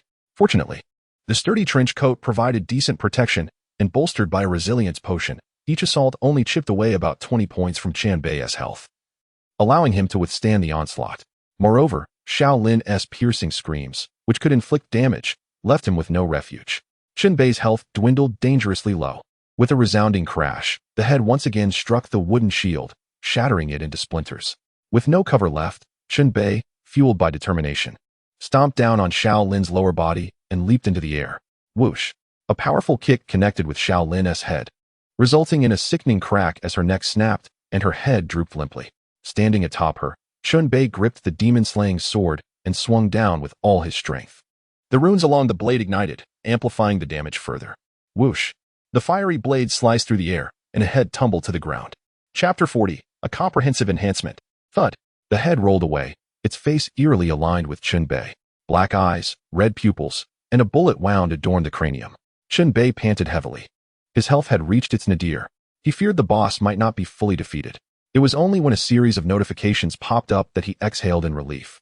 Special target slain, 500 experience points gained, along with additional rewards. Level up to level 8, attribute enhancements acquired. Radiant beams of light emanated from the boss's corpse, transforming into a plethora of items, a dazzling array indeed. Ordinary loot was protected for a minute, while the boss's drops were safeguarded for a generous 3 minutes. allowing for a more leisurely collection. These were the rewards from the final boss of a novice game. They would undoubtedly be exceptional. Chen Bei first extracted a healing potion, gulping it down, then began stowing away the spoils. Each item he picked up brought forth a delightful surprise. The first item was a pair of level 10 equipment, corpse leather gloves. Name, corpse leather gloves. Level 10. Category, equipment attributes, physical mystical defense, 45 durability, 95 effect, upon wearing.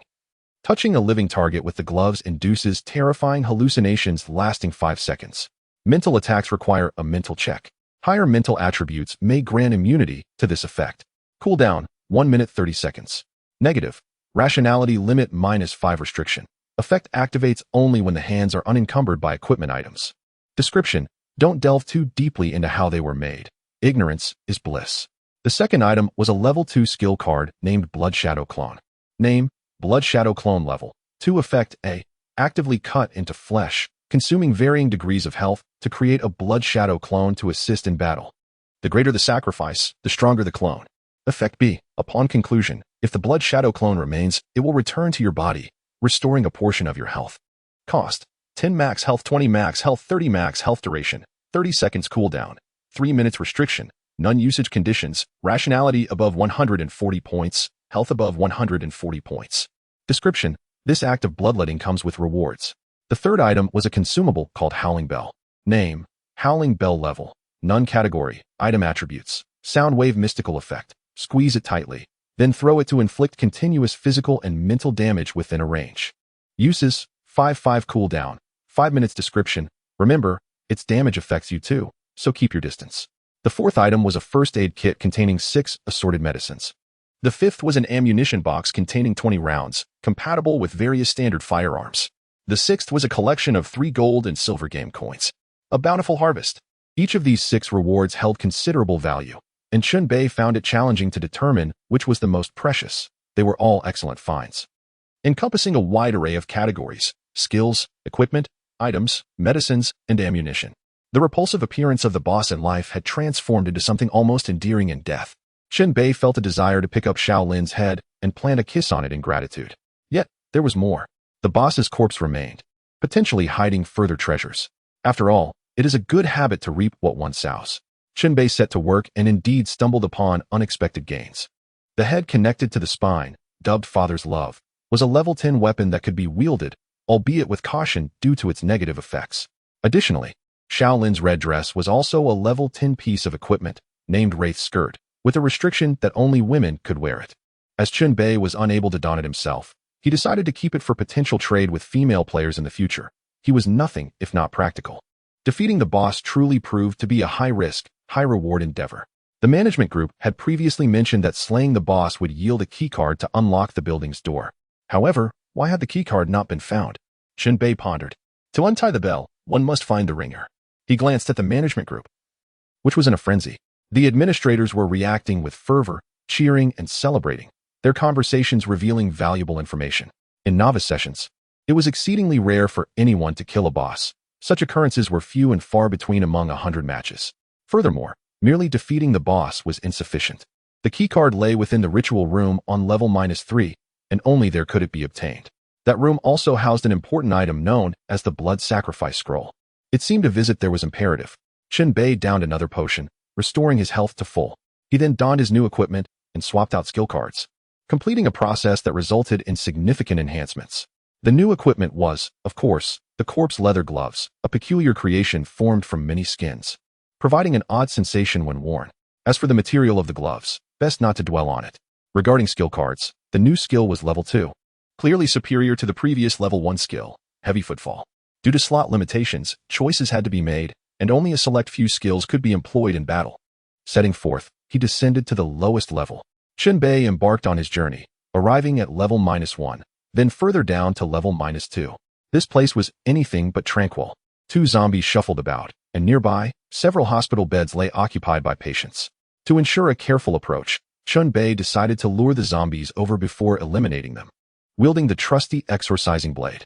As for the paternal affection, it would remain unused for the time being. With swift strokes, the exorcising blade dispatched the zombies efficiently, utilizing mere basic attacks without the need for new skills. Once the undead were cleared, The room was deemed safe, allowing Chen Bei the opportunity to inspect the beds. Lifting the white cloth, he discovered a person lying on the bed, their mouth adorned with a vibrant red flower. Previous narrative hints indicated that these individuals served as cultivators, or perhaps as flower pots, specifically intended for nurturing flora. The zombies exhibited no interest in them, possibly influenced by the flowers. After a moment's hesitation, Chen Bei unsheathed his blade and severed the blossoms from their mouths, stowing them away in his backpack for potential future use. A staircase led further down to the third sublevel. Holding his weapon and flashlight, he descended into the depths of the building. Upon reaching the third sublevel, he encountered a bizarre ritualistic scene. 5 living sacrifices surrounded by disordered intestines, with an open coffin positioned centrally. Blood was smeared across the floor, and a rolled-up parchment lay quietly, seemingly awaiting a new master. Chapter 41. The Blood Sacrifice Scroll. 0 Degree has arrived here. Not everyone can obtain such a sacred artifact as the Blood Sacrifice Scroll. Indeed, even seasoned players who have cleared 10 rounds may not possess a Blood Sacrifice Scroll. When you pick it up, it might be quite an experience. The management group engaged in lighthearted banter. However, their topics were of critical importance to Chen Bei. Realizing the significance of the Blood Sacrifice Scroll, he cautiously approached and picked it up. Acquired Blood Sacrifice Scroll 1. Obtained the Blood Sacrifice Scroll, details unreadable. The prompt box displayed garbled text. Startled, Chen Bei noted the scroll's sinister nature, capable of affecting even the game system. A jolt coursed through his hand, causing the scroll to slip from his grasp, unfurling automatically. The surface of the scroll was covered in blood-red characters that writhed as if they were a mass of crimson maggots. Above the scroll, an eye-opened, black background. Red iris, fixed intently on Chen Bei. Overwhelmed by dizziness, he heard whispers in his ears, and the world around him became a kaleidoscope of colors, filled with multiple images. As if his very soul were on the verge of detachment, inducing a sensation of weightlessness. Miraculously, he comprehended the contents of the Blood Sacrifice Scroll. It detailed a dark sorcery known as body-devouring strengthening, a technique that involved consuming a living target to absorb and enhance oneself. With repeated applications, one could transcend their mortal form, evolving into a more enigmatic and powerful entity. However, why did this scroll not document the method of creating zombies as expected? Chen Bei's rationality fluctuated wildly, occasionally dipping into negative values. He could not continue reading. Rushing forward, he covered the scroll and stuffed it into his dimensional backpack. Panting heavily, he was drenched in cold sweat. Those fleeting seconds had nearly driven him to madness. After securing the scroll, his surroundings returned to normalcy. This artifact was too malevolent to gaze upon for long. Feeling a lingering dread, he glanced at the management group and gleaned crucial information. The Blood Sacrifice Scroll revealed different content to different individuals. It was ever-changing and unfathomable. The earlier player, Luo Kong, had perceived how to create zombies, while Chen Bei had encountered the body-devouring strengthening. Acquired Dark Sorcery Body-Devouring Strengthening. Casting this sorcery requires a corresponding price. Please think carefully. A notification appeared, adding an entry on Dark Sorcery to his records, to absorb a person, transferring their essence to oneself, thereby enhancing one's being. This sorcery was excessively extreme and fraught with peril, so Chen Bei was certain he would not employ it anytime soon. As for the future, that remained uncertain. Continuing his search within the room, he discovered a record detailing the mental journey of a man named Luo Kong, which appeared rather bizarre and seemingly insignificant. He also found a keycard at the broadcasting station. At last, he could leave. Once time was up, he could exit as well. How much time is left? Not much, just over 3 minutes. He can't possibly be standing there foolishly. If he doesn't open the door himself, he won't trigger the special exit conditions. Hurry and open the door. You're making me anxious. The management group's dialogue spurred Chen Bei into action. He swiftly departed the room, transitioning into a run through the second sublevel, the first sublevel, and finally to the main entrance. Arriving at the door, he swiped the keycard against the electronic lock. With a beep, the light turned green, and the heavy iron door slowly creaked open. Beyond it lay not the world of freedom, but a hazy expanse of chaos. Chen Bei gazed outside, his emotions complex and indescribable. You have cleared this round of the game in a special way, earning a reward of 5 game coins. Based on your outstanding performance this round, you receive a special reward of 1 Foot King of Novices badge. This round of the Nightmare game has concluded. 100 players participated, with 24 survivors. Remaining time allows for continued exploration of the game scene or exit through the portal. Countdown, 1 minute 46 seconds. 1 minute 45 seconds. 1 minute 44 seconds. With just over a minute left, there was little he could accomplish. As Chen Bei prepared to step outside, he remembered something. 0 degree. By Xiaopeng, if you come to the entrance now, I can give you a level 4 weapon. This was a promise Chen Bei had previously made. In certain aspects, he adhered to his principles. If he spoke it, he would fulfill it. The other party did not respond. With less than 10 seconds remaining in the countdown, a chubby figure hurried down the stairs, bouncing to Chen Bei's side. "Boss, I'm here," Bai Xiaopeng exclaimed. Chen Bei smiled. The fellow actually showed up. A level 4 weapon was of little significance to Chen Bei at this point, but he produced the level 4 crocodile shears and handed them to Bai Xiaopeng. "Here, fulfilling my earlier promise," Chen Bei said. "Thank you, boss. I'll stick with you in the next game. You have to look out for me. When we return to the real world, I'll definitely repay you. I'll give you." Bai Xiaopeng's words trailed off abruptly as a burst of white light engulfed the entire realm. Game over. Personnel and dormitory are being safely transferred. This round's game received a comprehensive score of A. As an intern administrator, you earned 85 management points. Please continue to strive for advancement. You have been removed from the number 77 novice game management group. Welcome to dormitory building number 9. Room numbers have been reassigned. You have been given a new room number 606. You have received a dormitory living manual, which can be viewed in the records feature. Please enjoy your holiday. The dormitory is absolutely secure. Time until the next game begins. 23 hours, 59 minutes, 56 seconds. You have entered the dormitory group chat. Chen Bei found himself in his dormitory, greeted by a flurry of notifications. He took a few deep breaths to acclimatize to his current state. What was this situation? Momentarily befuddled, he sat on his bed, opened the records, and accessed the living manual. It contained a more detailed introduction, explaining the dormitory's circumstances. Apparently, following the conclusion of the game, there would be a brief holiday to be spent within the confines of the dormitory. The building was sealed off, rendering escape impossible. Players could only move about inside. Here, they were protected by the rules, ensuring absolute safety. Players are prohibited from harming one another, and violations will incur penalties, with severe offenders facing obliteration. Moreover, the dormitory itself is under protective measures, rendering it impossible for players to attack others' quarters. To enter someone else's dormitory, one must obtain the owner's approval. Otherwise, entry is strictly forbidden. Acts of theft and robbery fall within the realm of prohibitions as well. In essence, the dormitory building serves as a sanctuary. Regardless of the dangers that may lurk within the game, once one steps into this space, complete peace of mind is assured. Within the dormitory, a myriad of activities await. It's far more than a mere resting place. Upon the conclusion of a holiday, players are forcibly ushered into the next round of the game, a cycle that perpetuates endlessly. This is the situation at hand. The first round of novice gameplay is fraught with peril, yielding a success rate of merely 1 in 4. When will this end? Must one continue playing until death? Chen Bei felt a surge of frustration. He longed to drag the administrators out and give them a sound thrashing. Yet, having been removed from the management group, he was uncertain if he would ever regain entry. Without access to the management group, he was just another ordinary player, indistinguishable from the rest. Suddenly, a series of urgent knocks interrupted Chen Bei's thoughts. Chapter 42, The Dormitory. The manual explicitly stated that this place was entirely secure, so there was nothing to fear. He approached the door and peered through the peephole. Outside stood a beautiful girl with white hair, her appearance strikingly pure and delicate, with skin as pale as snow and an anxious expression etched across her face. She wore a lantern-sleeve blouse paired with tight-fitting jeans, bloodstains marring her attire, and clutched a serrated knife in her hand. It appeared she was a player who had recently completed a game. Whether she was from the same round as Chen Bei remained uncertain. He had never encountered her before. Boldly, Chen Bei swung open the door, and their eyes met. The girl froze instantly, tears streaming down her cheeks as she murmured, "Why are you here? Where is my boyfriend? This is clearly his dormitory." In a fit of uncontrolled emotion, the girl grasped Chen Bei's clothing, only to be repelled by an invisible force. Indeed, the dormitory was governed by strict rules. Not only was mutual harm forbidden, but even the slightest aggressive movement was intolerable. Why? The white-haired girl cried as she fled, fully aware of the implications.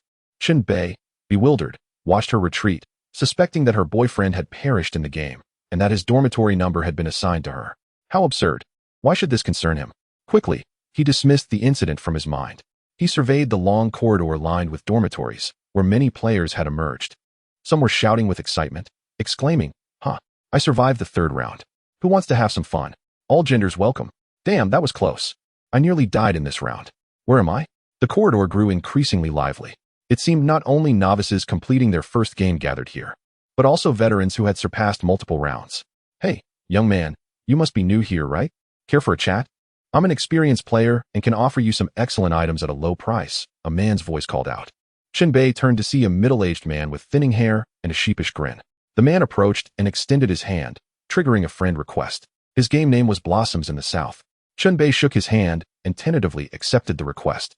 Come, let's talk in my room. I'll treat you to some snacks, Blossoms in the South warmly invited. No, let's discuss it here, Chen Bei declined. All right, since we just met, it's understandable. But once we get to know each other better, you'll realize I'm quite friendly. How many rounds have you cleared? 3 rounds. Are there any players who have cleared 8 or 9 rounds? Or even more? Oh no, that's impossible.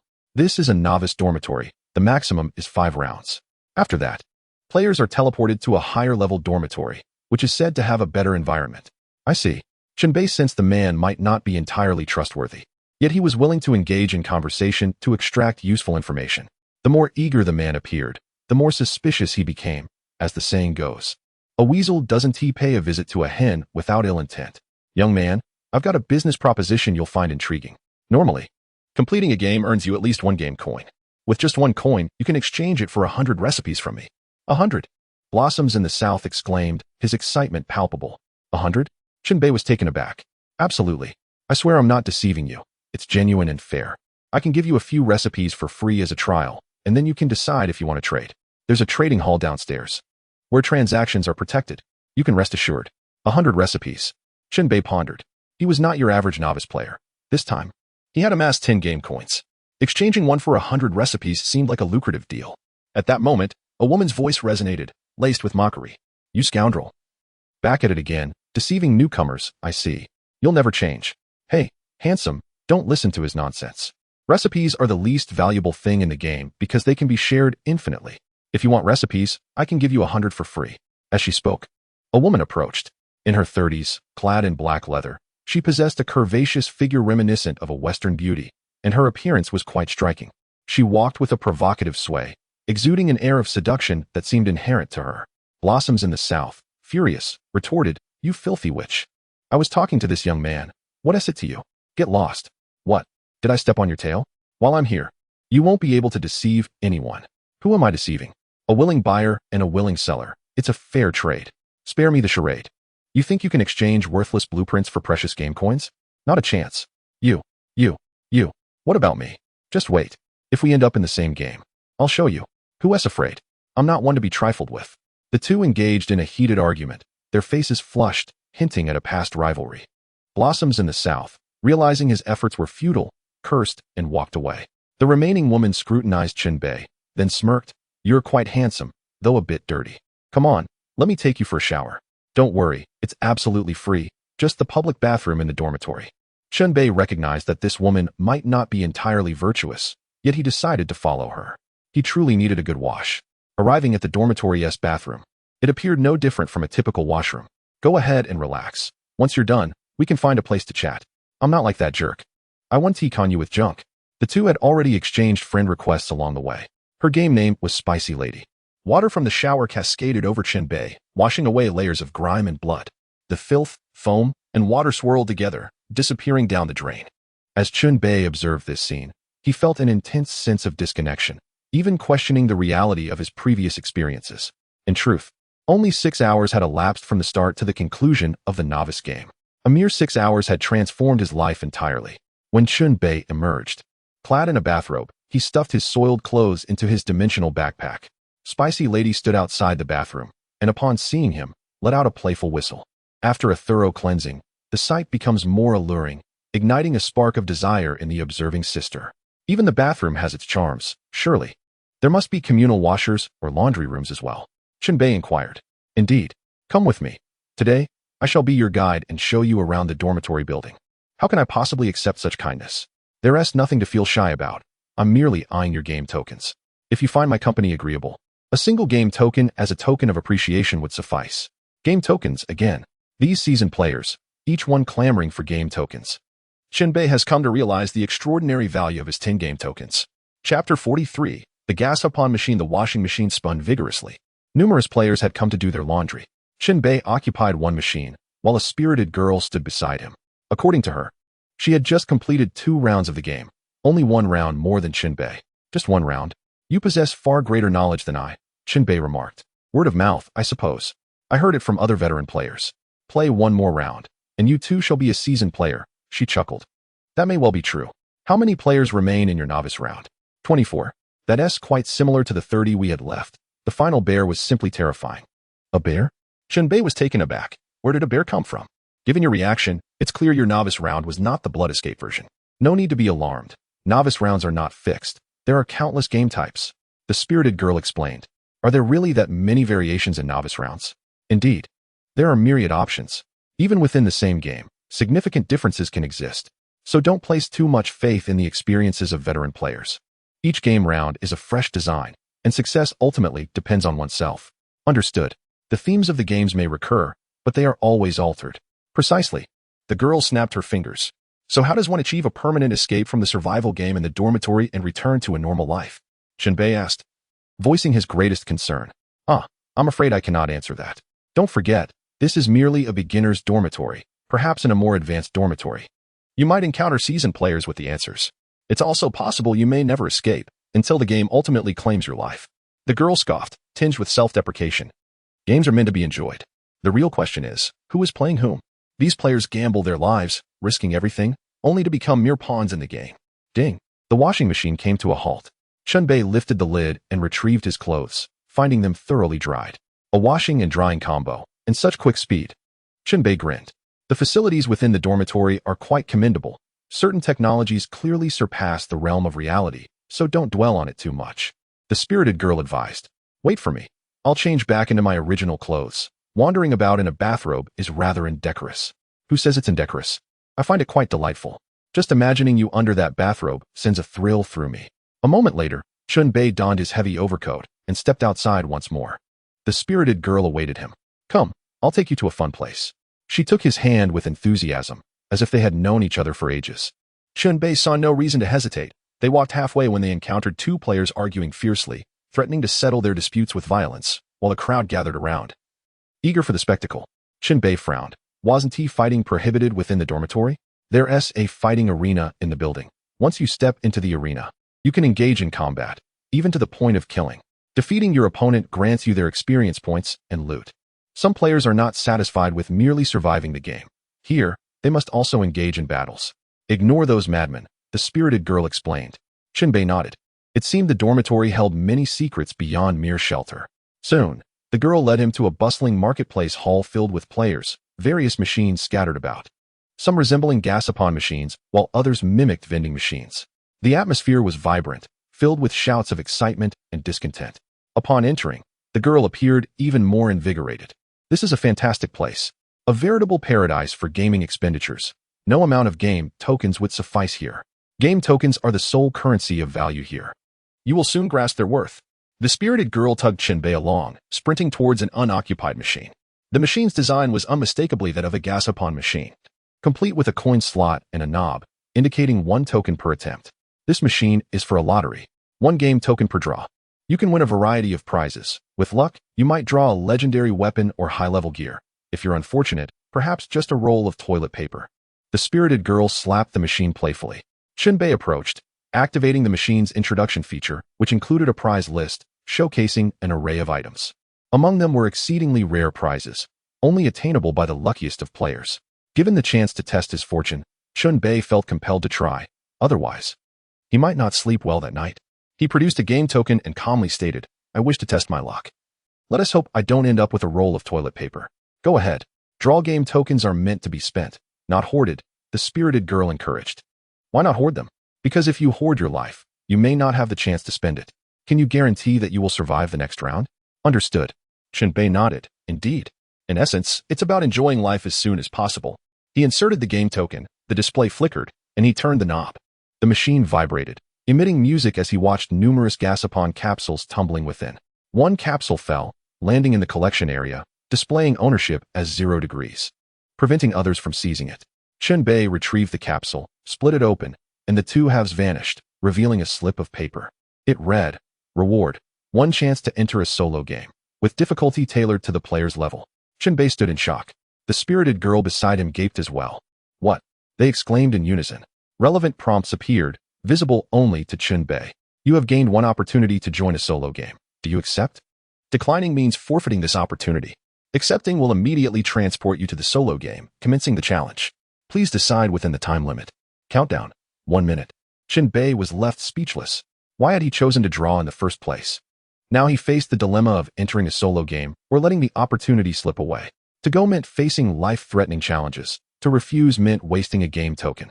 He hadn't even had a chance to rest in the dormitory, though he wasn't particularly fatigued. Transiting back into the dormitory restored his health and sanity, placing him in peak condition. 0 degrees. Do you wish to participate in this solo game? You are new here. If you're uncertain, it may be wise to forfeit. In multiplayer games, you can rely on one another. In solo games, it's solely on you. The spirited girl cautioned. I have made my decision. Chen Bei struggled internally, but ultimately steeled his resolve. There was no need for excessive reasoning. He simply did not want to squander the game token.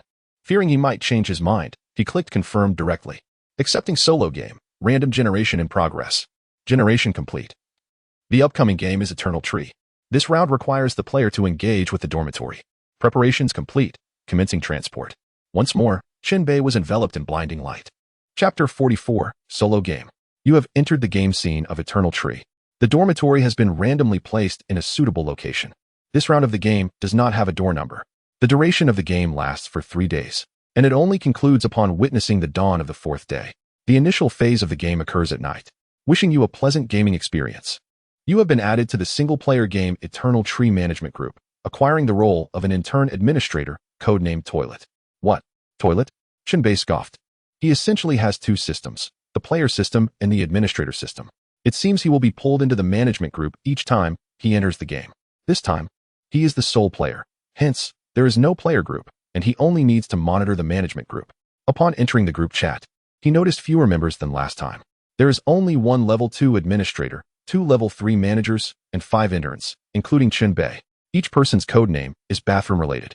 The level 2 administrator is codenamed Faucet, while the 2 level 3 administrators are named Towel and Mirror. The rest do not require further elaboration. All interns are muted. It seems the codenames for administrators change with each game round. Well, it's not a permanent name, so Toilet it is. Chen Bei accepted this reality. The entire dormitory is shrouded in darkness, devoid of any light source, with rustling sounds audible from outside. Chen Bei approached the wall and pressed the light switch, only to find it unresponsive, triggering a prompt. The power supply conditions vary for each game. Some game scenarios will have normal water and electricity supply, while others will not, requiring players to generate their own power. Upgrading the dormitory to level 3 will unlock the battery compartment, allowing installation of batteries to supply power to the dormitory, which is the basic method of power supply. This game has no electricity. How stingy. Chen Bei had no choice but to take out a flashlight to illuminate the room, dispelling the encroaching darkness. The earlier prompt indicated that unlocking power supply would occur upon upgrading the dormitory to level 3. Fortunately, he had previously obtained the recipe for a level 3 dormitory, but had lacked sufficient materials at that time, so it had been set aside. Now that he had enough materials, he could proceed with the upgrade. Chen Bei extended his hand, activating the upgrade function for the dormitory and inputting various materials. The upgrading process required him to manage everything alone. He had to assume the roles of carpenter, mason, and electrician, and his hands were barely enough. A progress bar appeared, gradually reaching completion, consuming quite a bit of time. Dormitory upgrade successful. New facilities added. Porch light, battery compartment, shoe rack, weapon rack, wardrobe. Door number, none level. 3 area. 25 square meters door durability. 65 wall durability. 200 facilities. Door, single bed, bedside table, protective window, ceiling light, porch light. Battery compartment, shoe rack, weapon rack, wardrobe. The dormitory has been upgraded. The entire space has transformed, increasing slightly in area, with new items emerging. A shoe rack has appeared at the entrance, and a weapon rack and wardrobe have materialized along the wall. Various miscellaneous items can now be categorized and arranged, much to the delight of those with obsessive-compulsive tendencies. A battery compartment has also appeared on the wall. Approaching it, he was informed that some devices require power to operate, such as the ceiling light and porch light. Luckily, Chen Bei had batteries on hand, so he retrieved one and inserted it into the battery compartment. The previously empty power level surged upward. The lights can be turned on. Chen Bei pressed the light switch, and the overhead light flickered to life. He turned off the flashlight and wandered around the newly expanded dormitory, which felt more spacious, though still somewhat cramped. It seemed to be raining outside. with the sound of raindrops pattering. Chen Bei leaned against the iron bar window to gaze outside, where darkness enveloped everything, a pitch-black void. Raindrops splattered against the window glass, trickling down in rivulets. Suddenly, a loud knocking echoed, startling Chen Bei. He turned abruptly to face the door. Knock, knock, knock. The knocking continued, growing more urgent. Chen Bei's heart raced. Who could be at the door? He hesitated, unsure whether to open it. The knocking persisted, increasingly frantic. Unable to quell his unease, Chen Bei instinctively peeked into the management group to see their reactions.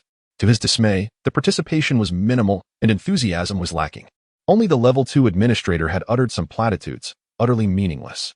He could not rely on this group of individuals. Thus, Chen Bei had to make his own judgment and shouted, "Who is there?" The knocking ceased abruptly. Then a hoarse voice emerged, as if scraping rusty metal with sandpaper. "It's pouring outside. May I seek shelter for the night? Please, open the door and let me in." Chen Bei approached the door, peering through the peephole. There was nothing visible outside. The newly added porch light. Remembering this, he pressed the button for the porch light. The light outside flickered on, albeit dimly. Now he could discern what was unfolding beyond the door. Taking a deep breath, Chen Bei leaned against the door, peering outside. In the glow of the light stood a ragged man, cloaked in tattered garments, wearing a hood that obscured much of his face. The man appeared gaunt, barefoot, with bony hands and long, grimy nails. Who would allow such a suspicious character to enter? The rain continued to drench the man outside, water cascading from his hair and clothing. "I'm sorry, this is a private residence. Shelter is declined. Please find another place to avoid the rain." Chen Bei firmly refused. The man outside did not leave. Instead, he spoke ominously. "You're looking at me, aren't you? Then take a good look at this." With that, he lifted his clothing, revealing his emaciated body. On his abdomen, an additional human face was grotesquely visible. This face was wrinkled with features haphazardly arranged.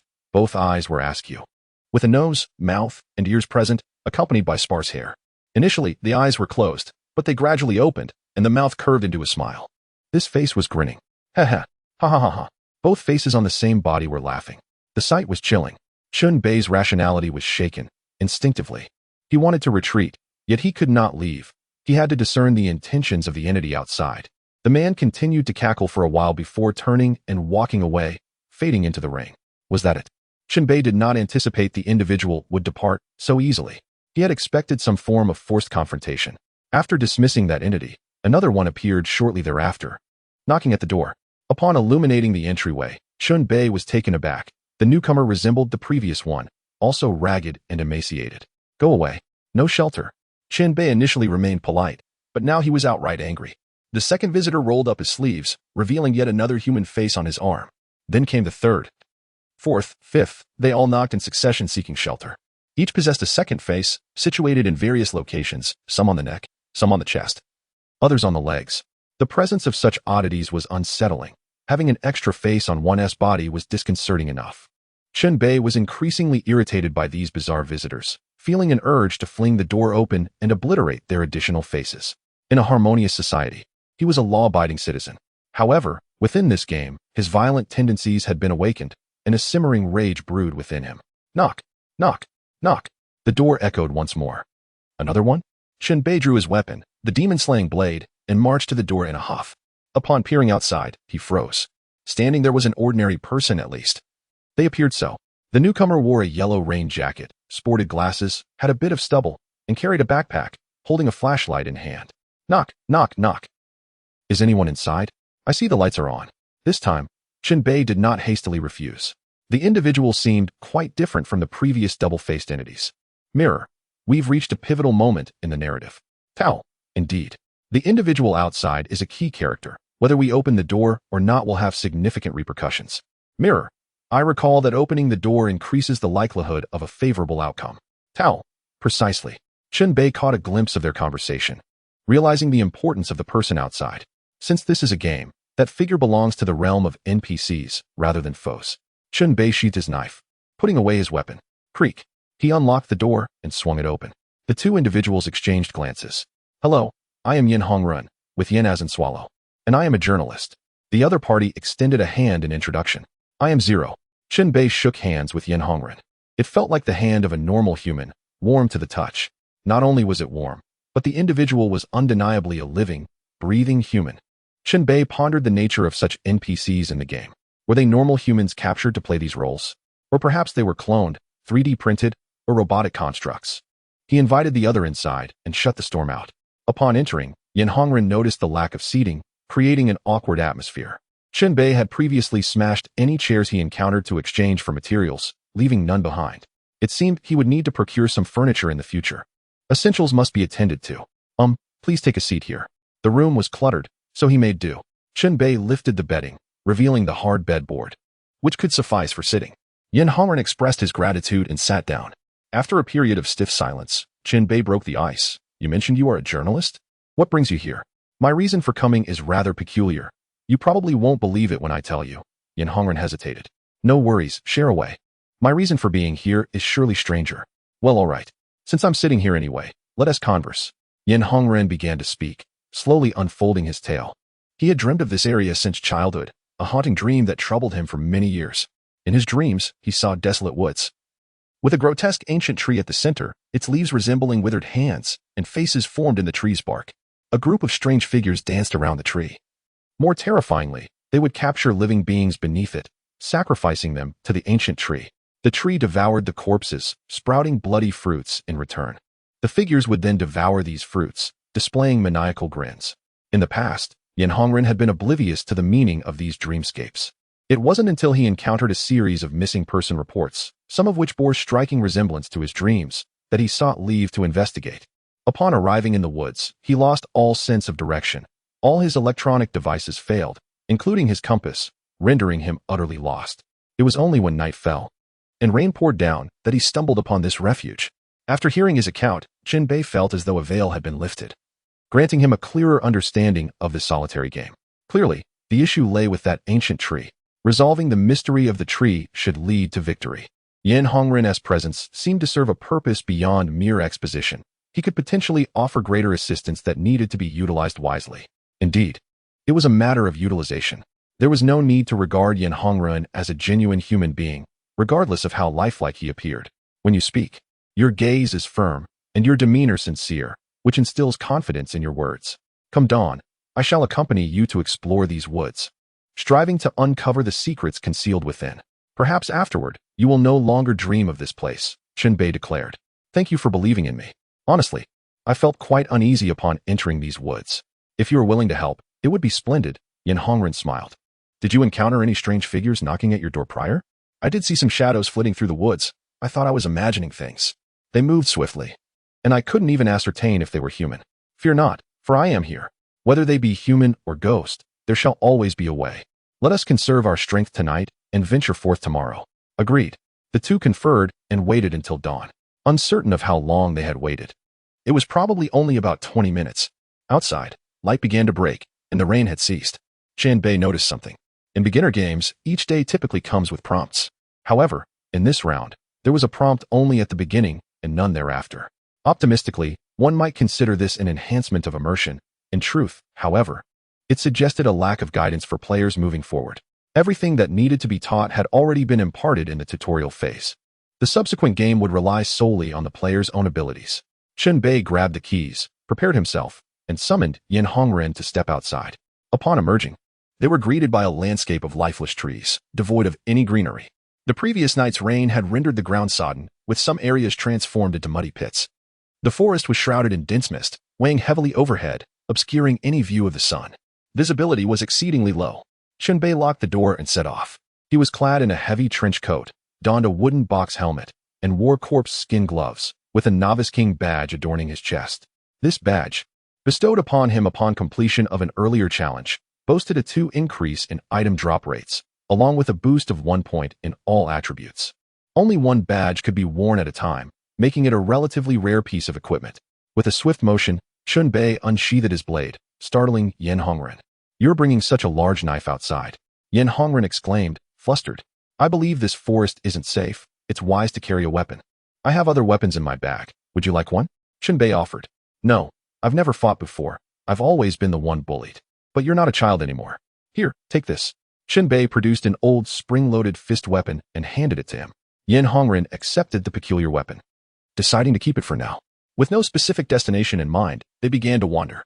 After walking for a while, Chen Bei checked the system map, only to find it obscured. It displayed map functionality unavailable for this round of the game. Chen Bei felt an urge to express his frustration. Remembering Yin Hongren's claim of becoming disoriented in the woods, it appeared that this round was deliberately designed to encourage players to lose their way. Chen Bei resorted to carving marks into the trees with his knife to create a trail. You plan to stay here. How could you possibly get lost? Yin Hongren questioned. To be honest, I just moved here. My knowledge of this place is no greater than yours. We shall mark our path as we walk. Better safe than sorry. Chen Bei replied. Very well. Hopefully, this will prove useful. Thus, the two ventured further into the fog. As their figures vanished from sight, the tree that Chen Bei had previously marked began to shift slowly along the ground, altering its position. Chapter 46. A trap awaits. Amidst the lifeless woods, the two pressed on. Along the way, Yin Hongren produced a compass, but the needle spun wildly, rendering it useless. Chen Bei turned back to glance. The mist had engulfed the treetops, and the dormitory was now nowhere to be seen. They had traveled a considerable distance, yet had found little of note. Zero. Why do you reside in such a dreadful place? Yin Hongren inquired as they walked. For the thrill of it, Chen Bei responded, offering a semblance of truth. This is hardly thrilling. Just then, Yin Hongren stepped upon something, halting abruptly as he unearthed an object from the muck.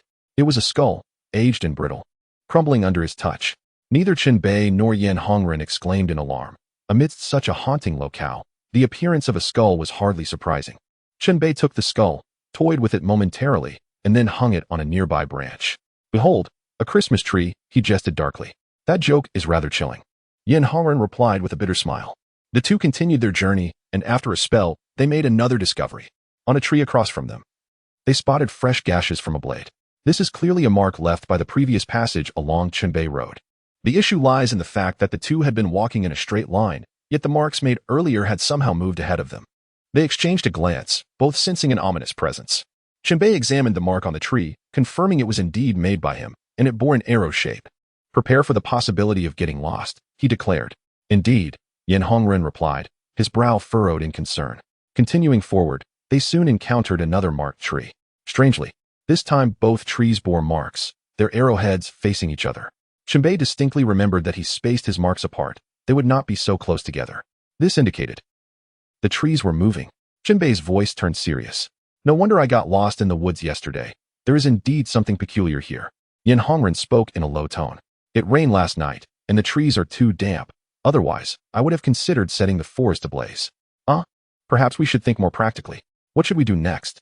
Chen Bei scanned the surroundings, his gaze quickly drawn to a peculiar direction. Something seemed amiss over there. The trees stood in two rows, forming a neat pathway that extended into the mist. In a forest that resembled a maze, a distinct path had emerged, as if beckoning them forward. Chen Bei felt an irresistible compulsion to proceed. Without venturing into the tiger's den, how can one discern its nature? Let's move that way, he urged, leading the way with his weapon firmly grasped. Yin Hongren followed closely, also aware of the unusual atmosphere. As they ventured further, Yin Hongren glanced back and exclaimed, the path we came from has vanished. Chen Bei turned to look and confirmed that the trees had shifted, blocking their route. However, it was not entirely sealed off. There remained space for passage between the trees. They pressed on, acutely aware that the pathway was narrowing. The nearby trees seemed to be slowly shifting, consciously constricting their available space. Behind them, the path became increasingly fragmented. Eventually, only a narrow corridor remained. As they passed through, the area ahead opened up once more, revealing a vast circular clearing piled with a mountain of bones. Various bones were heaped together, human, animal, protruding antlers, and the fangs of ferocious beasts, amounting to thousands. The shocking sight overwhelmed their senses. Chen Bei was not cowardly, yet his rationality surged in alarm. I have seen this scene in a dream, Yin Hongren exclaimed, hastening forward to observe the bone mound up close. It towered over him, requiring him to look up. Indeed, this is the scene from my dream. After the ancient trees devour humans, the remains are piled here, Yin Hongren murmured. Some force has guided us here, solely to reveal this. I wonder if there is another purpose. Chen Bei spoke gravely. At that moment, he noticed the level 2 administrator in the group, Watertap, had made a comment. Watertap, the attack can commence. An attack? Chen Bei felt a chill run down his spine and quickly pulled Yin Hongren closer. Whoosh! A sharp sound pierced through the air. Whistling towards them, Yin Hongren narrowly dodged. Nearby, an arrow had embedded itself in the trunk of a tree, its fletching still trembling. An ambush. Such a breach of martial ethics. Chen Bei cast a cold gaze around, spotting a figure on a tree not far off. The figure was ragged, emaciated, clutching an ancient bow and preparing to knock another arrow. Shadows of other figures flitted nearby. They were certainly not the only foes. And they were the same two-faced monsters that had appeared at the entrance last night. Take this and protect yourself. Chen Bei thrust a large wooden shield into Yan Hongren's hands, then drew a fully loaded handgun. I've been wanting to deal with you since last night. Chen Bei charged towards the enemy in the tree, closing the distance. With his accuracy, he knew he had to engage at close range. Whoosh! The two-faced monster shot an arrow, which struck the ground near Chen Bei's feet, missing him. The distance between them diminished further. Chen Bei knelt down, aiming his gun, his breath held. Arm, sight, enemy, 3 points aligned. Bang! The enemy fell in response. The downed two-faced monster, however, did not perish. It struggled to rise. Chen Bei stepped forward to deliver a finishing shot, striking the monster in the head. Blood gushed from a gaping hole the size of an egg. Chen Bei expected this to suffice. After all, even zombies could be dispatched with a headshot. Yet, the two-faced monster stood once more. It doesn't he die? Chen Bei gasped. The risen monster's head hung low, and with one hand, it tore open its clothing, revealing a human face on its shoulder. The wrinkled visage, with distorted features, bore eyes that formed two slits, fixated intently on Chen Bei. So that is how it is. Chen Bei suddenly understood. The two-faced monster possessed two faces, meaning it had two heads. Destroying one only allowed the other to take control of the body. In other words, each two-faced monster had to be killed twice. Realizing this, Chen Bei charged with his blade, swinging it fiercely at the human face on the monster's shoulder. Crack, crack, crack. The blade of his weapon was exceedingly sharp, inflicting deep gashes upon the twisted face.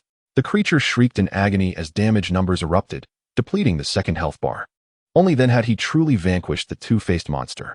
Chen Bei had no time to relax, for the battle was far from over. He heard Yan Hongren's panicked cries. Something was clearly amiss.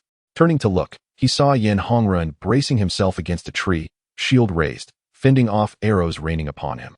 The arrows were so forceful that they penetrated the wooden shield, tips emerging from the inner side. Even worse, the tree Yan Hongren leaned against began to stir. Let us not forget, this forest is alive. Chapter 47, The Underground Passage. Twisted branches extended like gnarled hands, ensnaring Yan Hongren's body, wrapping around his arms. Ah! Who is pulling me? Yan Hongren cried out. Chen Bei felt a wave of frustration. Was this NPC merely acting, or was he truly inept? He dashed forward, arrows flying towards him in rapid succession. Several two-faced monsters wielding melee weapons advanced, each appearing formidable. The situation looked dire. As he ran, Chen Bei swiftly reversed his blade, cutting into his own arm to activate his skill. Level 2 skill, Blood Shadow Clone. Sacrificing 30 of maximum health. Blood flowed from the wound, transforming into a mist that coalesced into a humanoid form. This silhouette bore a resemblance to Chen Bei and wielded a knife as well. Chen Bei sensed that he could remotely control the Blood Shadow Clone, issuing commands for simple attacks that it could execute. The Blood Shadow Clone would last for 30 seconds. As long as it was not destroyed by enemies during this time, it could return to replenish the health expended. This meant he had to ensure the Blood Shadow Clone's survival to minimize the cost. Go. Entangle that enemy, Chen Bei commanded mentally. The Crimson Clone surged forward, ethereal and dreamlike, leaving a trail of red behind as it ran. The Blood Shadow Clone approached the enemy, blocking their path and striking vigorously. The enemy's physical attacks inflicted damage upon the Blood Shadow Clone as well, resulting in an exchange of blows. Chen Bei pressed onward, firing his gun for cover, taking down an archer among the foes before reaching Yan Hongren. He swiftly slashed through the branches, freeing Yan Hongren. Breathless, Yan Hongren exclaimed, "I regret coming here." In a man's dictionary, there is no place for regret. Hold your ground. Chen Bei shot back, raising his weapon once more. Though ammunition was precious, it was necessary to use it. 30 seconds passed quickly, and the Blood Shadow Clone returned, transforming into a red light that entered the wound he had just inflicted. Some of the health he had sacrificed was restored. What a useful skill. Chen Bei silently praised. The enemies closed in, forming a cluster, counting nearby. There were at least 8 foes. Realizing the gravity of the situation, Chen Bei decisively retrieved the howling bell and squeezed it tightly.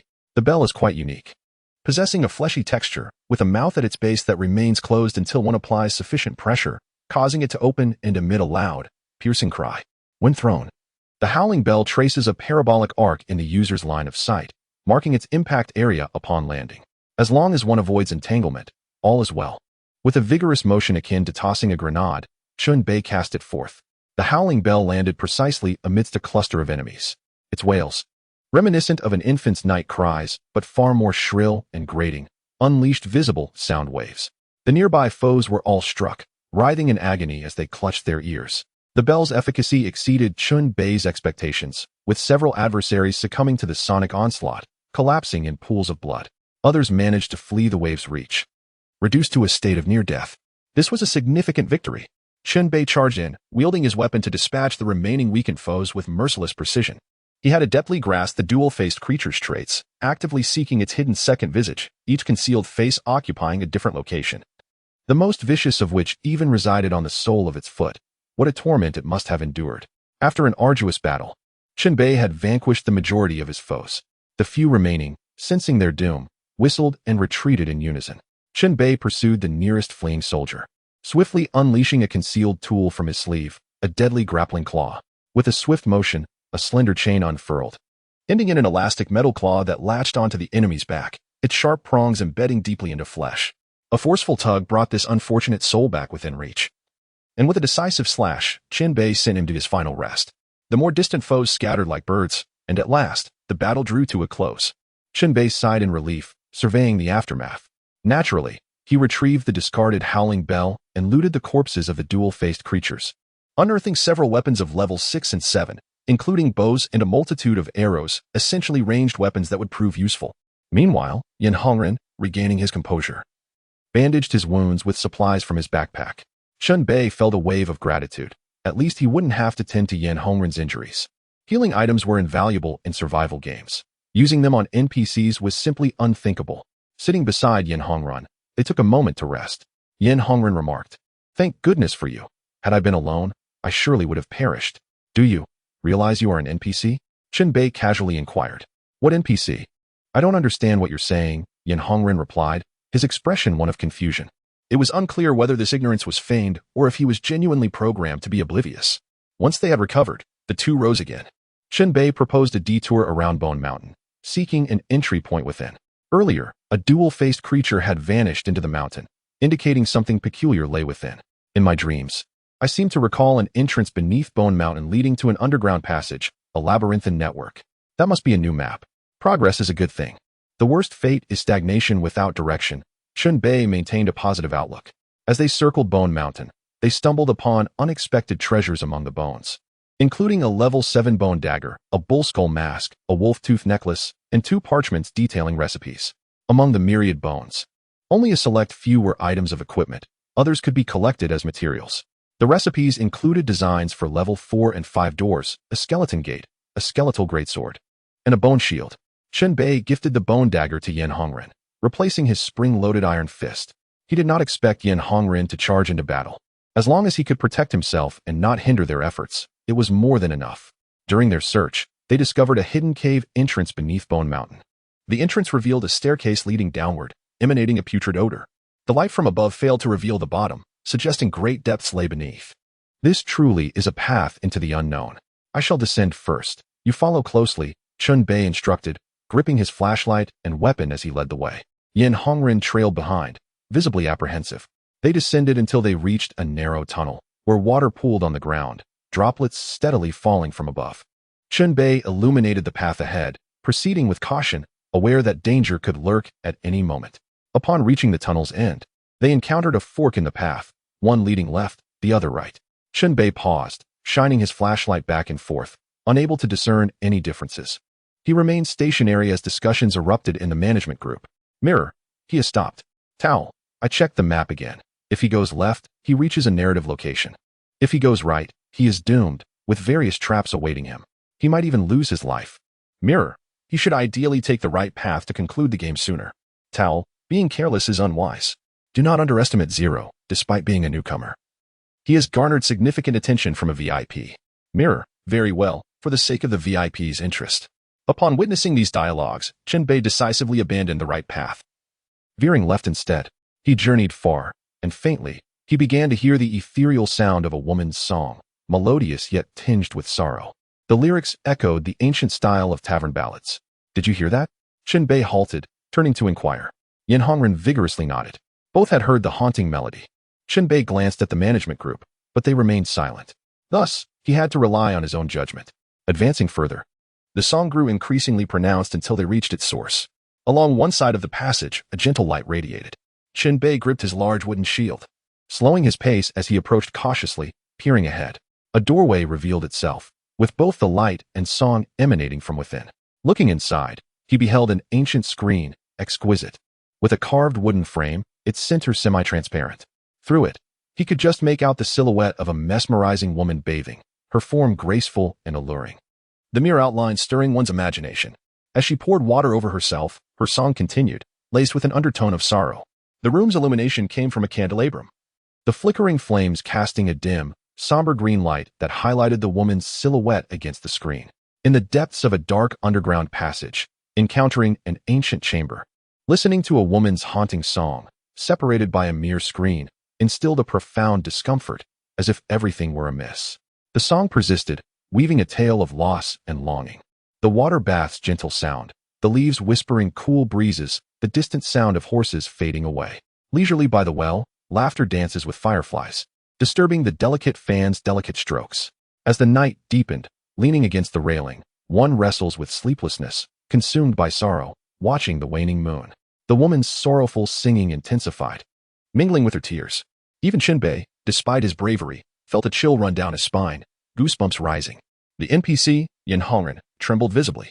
As the woman continued her bathing, she reached the stage of washing her hair. The silhouette against the screen mirrored her movements, raising her arms, lifting her hands. Then, in a surreal twist, she detached her head, her long hair cascading into the bath.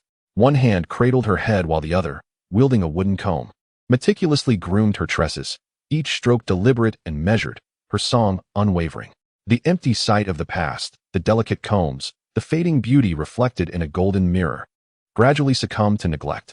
The fragrant winds of plum blossom, the rain nourishes the moss, transforming the vibrant dance of red into mere memory. As her song drew to a close, the woman in the room wept softly.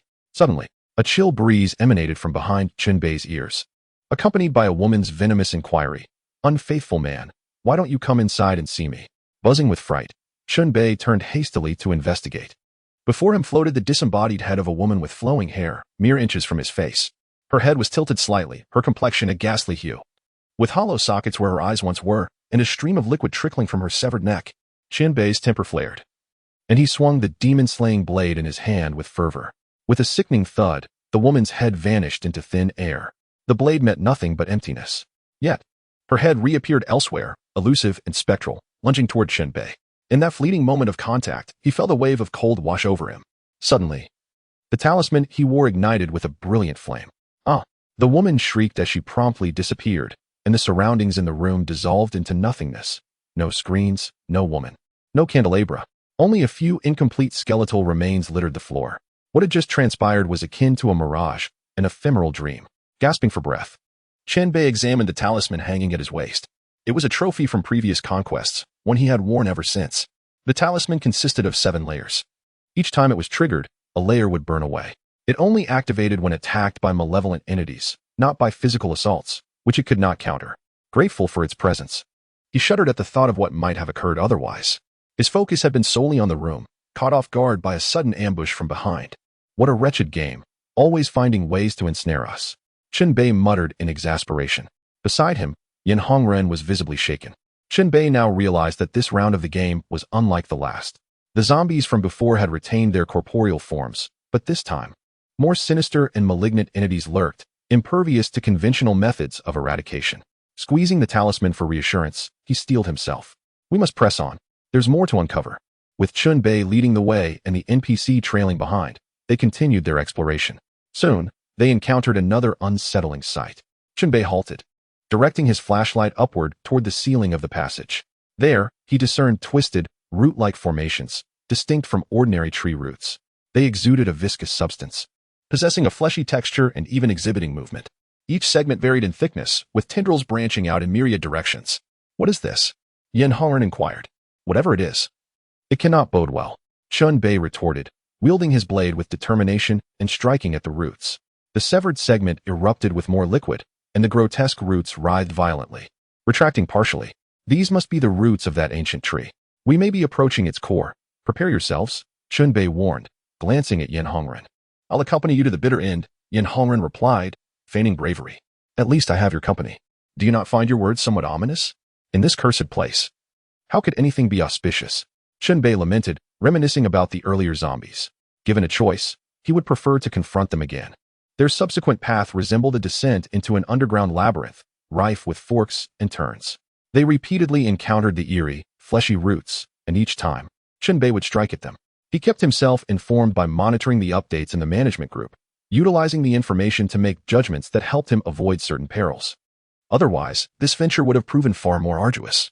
Eventually, the duo stumbled upon a half-buried stone tablet, inscribed with ancient text. Chen Bei illuminated the characters with his flashlight. It's an archaic script. I can't decipher it. I can read it. Yin Hongren exclaimed with excitement. You can? Chen Bei asked, intrigued. Yes. I dreamt of these characters and transcribed them upon waking. I had an expert assist with the translation, and I remember the gist of it. Pray, enlighten me. The NPC began recounting the tale inscribed upon the tablet. It turned out to be a record from the County Chronicles. Chapter 49. Where are the people? According to the Chronicles, a sorcerer had once arrived in this locale, claiming to be a descendant of Su Fu, possessing arcane secrets. His purpose was to assist the emperor in the quest for immortality. He scoured the area for hidden treasures. Subsequently, reports of missing persons surfaced, prompting the authorities to investigate, which led them to the sorcerer. It was revealed that he had employed dark sorcery to create a tree of immortality, which bore flesh-like fruit that promised prolonged life. To cultivate this tree, the sorcerer had sacrificed many lives, explaining the disappearances. By the time anyone sought to halt his nefarious deeds, it was far too late. Mortal beings were powerless against the tree, which ensnared them within its domain. The county became isolated. Outsiders could enter, yet those within could not escape. The sorcerer had hoped to exchange the fruits for fame and fortune, yet he too was trapped within the confines of the tree. This was only the beginning of the calamity. The sorcerer and his disciples consumed the fruits excessively, resulting in grotesque mutations. Each developed a second face. They lost the ability to consume ordinary food and could only sustain themselves on the tree's fruits, eking out a miserable existence. As time passed, the tree flourished, and the remaining inhabitants of the county became mere offerings for sacrifice. Days turned into months, months into years. The chronicles concluded with a significant detail. A heroic figure named Yin had arrived, wielding a celestial sword, to battle the tree of immortality. The records abruptly ended, leaving the outcome of this confrontation a mystery. Perhaps the chronicler had perished before completing the account. Chen Bei turned to Yin Hongren, who was gazing back at him. The two men locked eyes.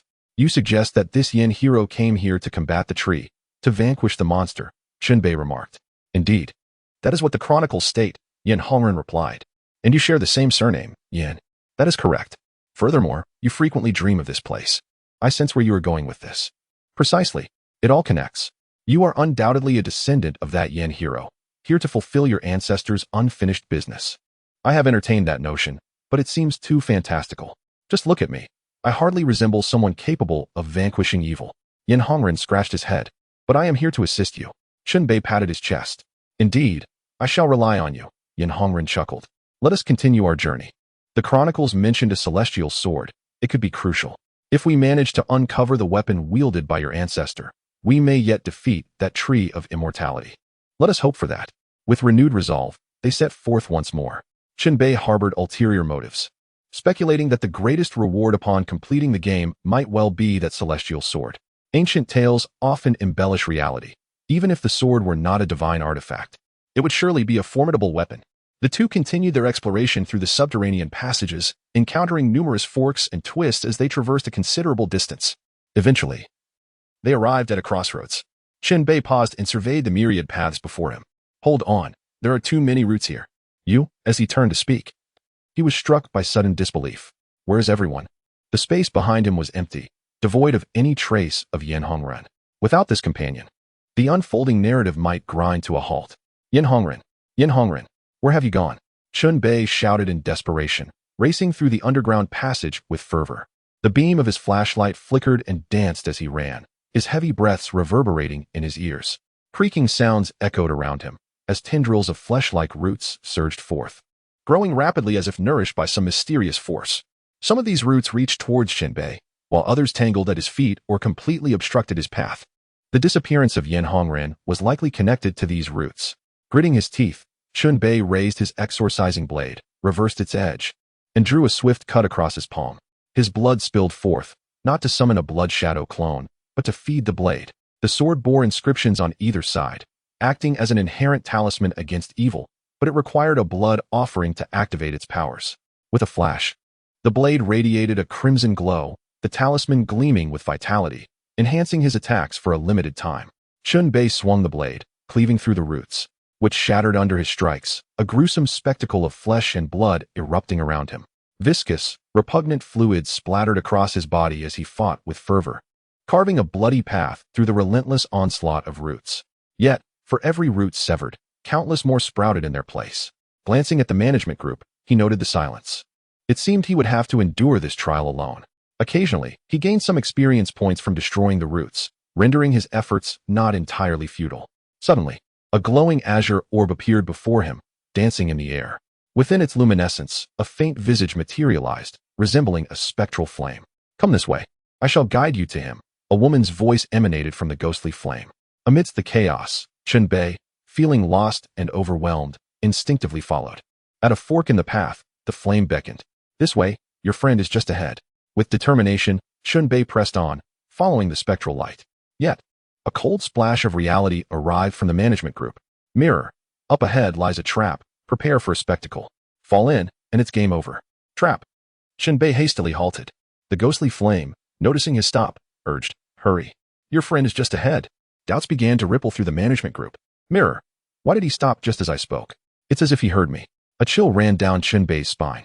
This was the first time doubt had surfaced among the group. He understood all too well the dire consequences if this matter were to be exposed. His heart raced.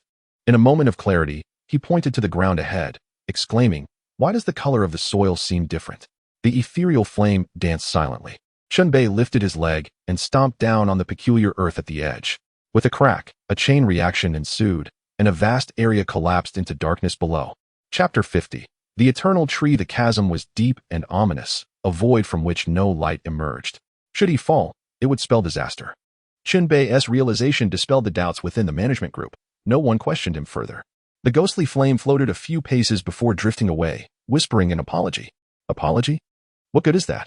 With the trap blocking his path and the tunnel's constricting confines offering no room to leap, Chen Bei knew he could not pursue further. He retrieved an energy drink, gulping it down to regain some strength. He had to continue the search for Yin Hongren. He could not relent. Upon returning, he encountered the fleshly roots once more, blocking his way. Like a human meat grinder, he cleaved through them with fury. Amidst the chaos, a faint voice cried for help. It sounded like Yin Hongren. Energized, Chen Bei charged towards the sound, which grew louder, a promising sign. "Yin Hongren," he shouted. "I'm here," came the reply. As he advanced, he discovered Yin Hongren ensnared by the roots, appearing disheveled and gasping for breath, red marks etched around his neck. Clutching the bone knife, he had clearly fought back. Chen Bei rushed forward, swiftly severing the roots that bound him, liberating his companion. Yin Hongren coughed violently, regaining his composure. "What happened? Why did you suddenly vanish?" Chen Bei inquired. "I suddenly couldn't make a sound. Then the roots dragged me away, pulling me further from you, and after that." Yin Hongren recounted the ordeal. Fortunately, they had reunited. In the suffocating confines of the underground, even those without claustrophobia would feel uneasy. The presence of a companion was a welcome relief. At that moment, Chen Bei's flashlight began to flicker, signaling low battery. "Oh no, it's running out of power," he frowned. "No worries. I have spare batteries," Yin Hongren replied, retrieving several from his backpack. It seemed the game utilized a universal battery type. Chen Bei felt a surge of relief. Batteries were invaluable. He promptly replaced the depleted ones. "Thanks," Chen Bei exclaimed, shaking the now fully charged flashlight. "What is our next move?" Yin Hongren asked.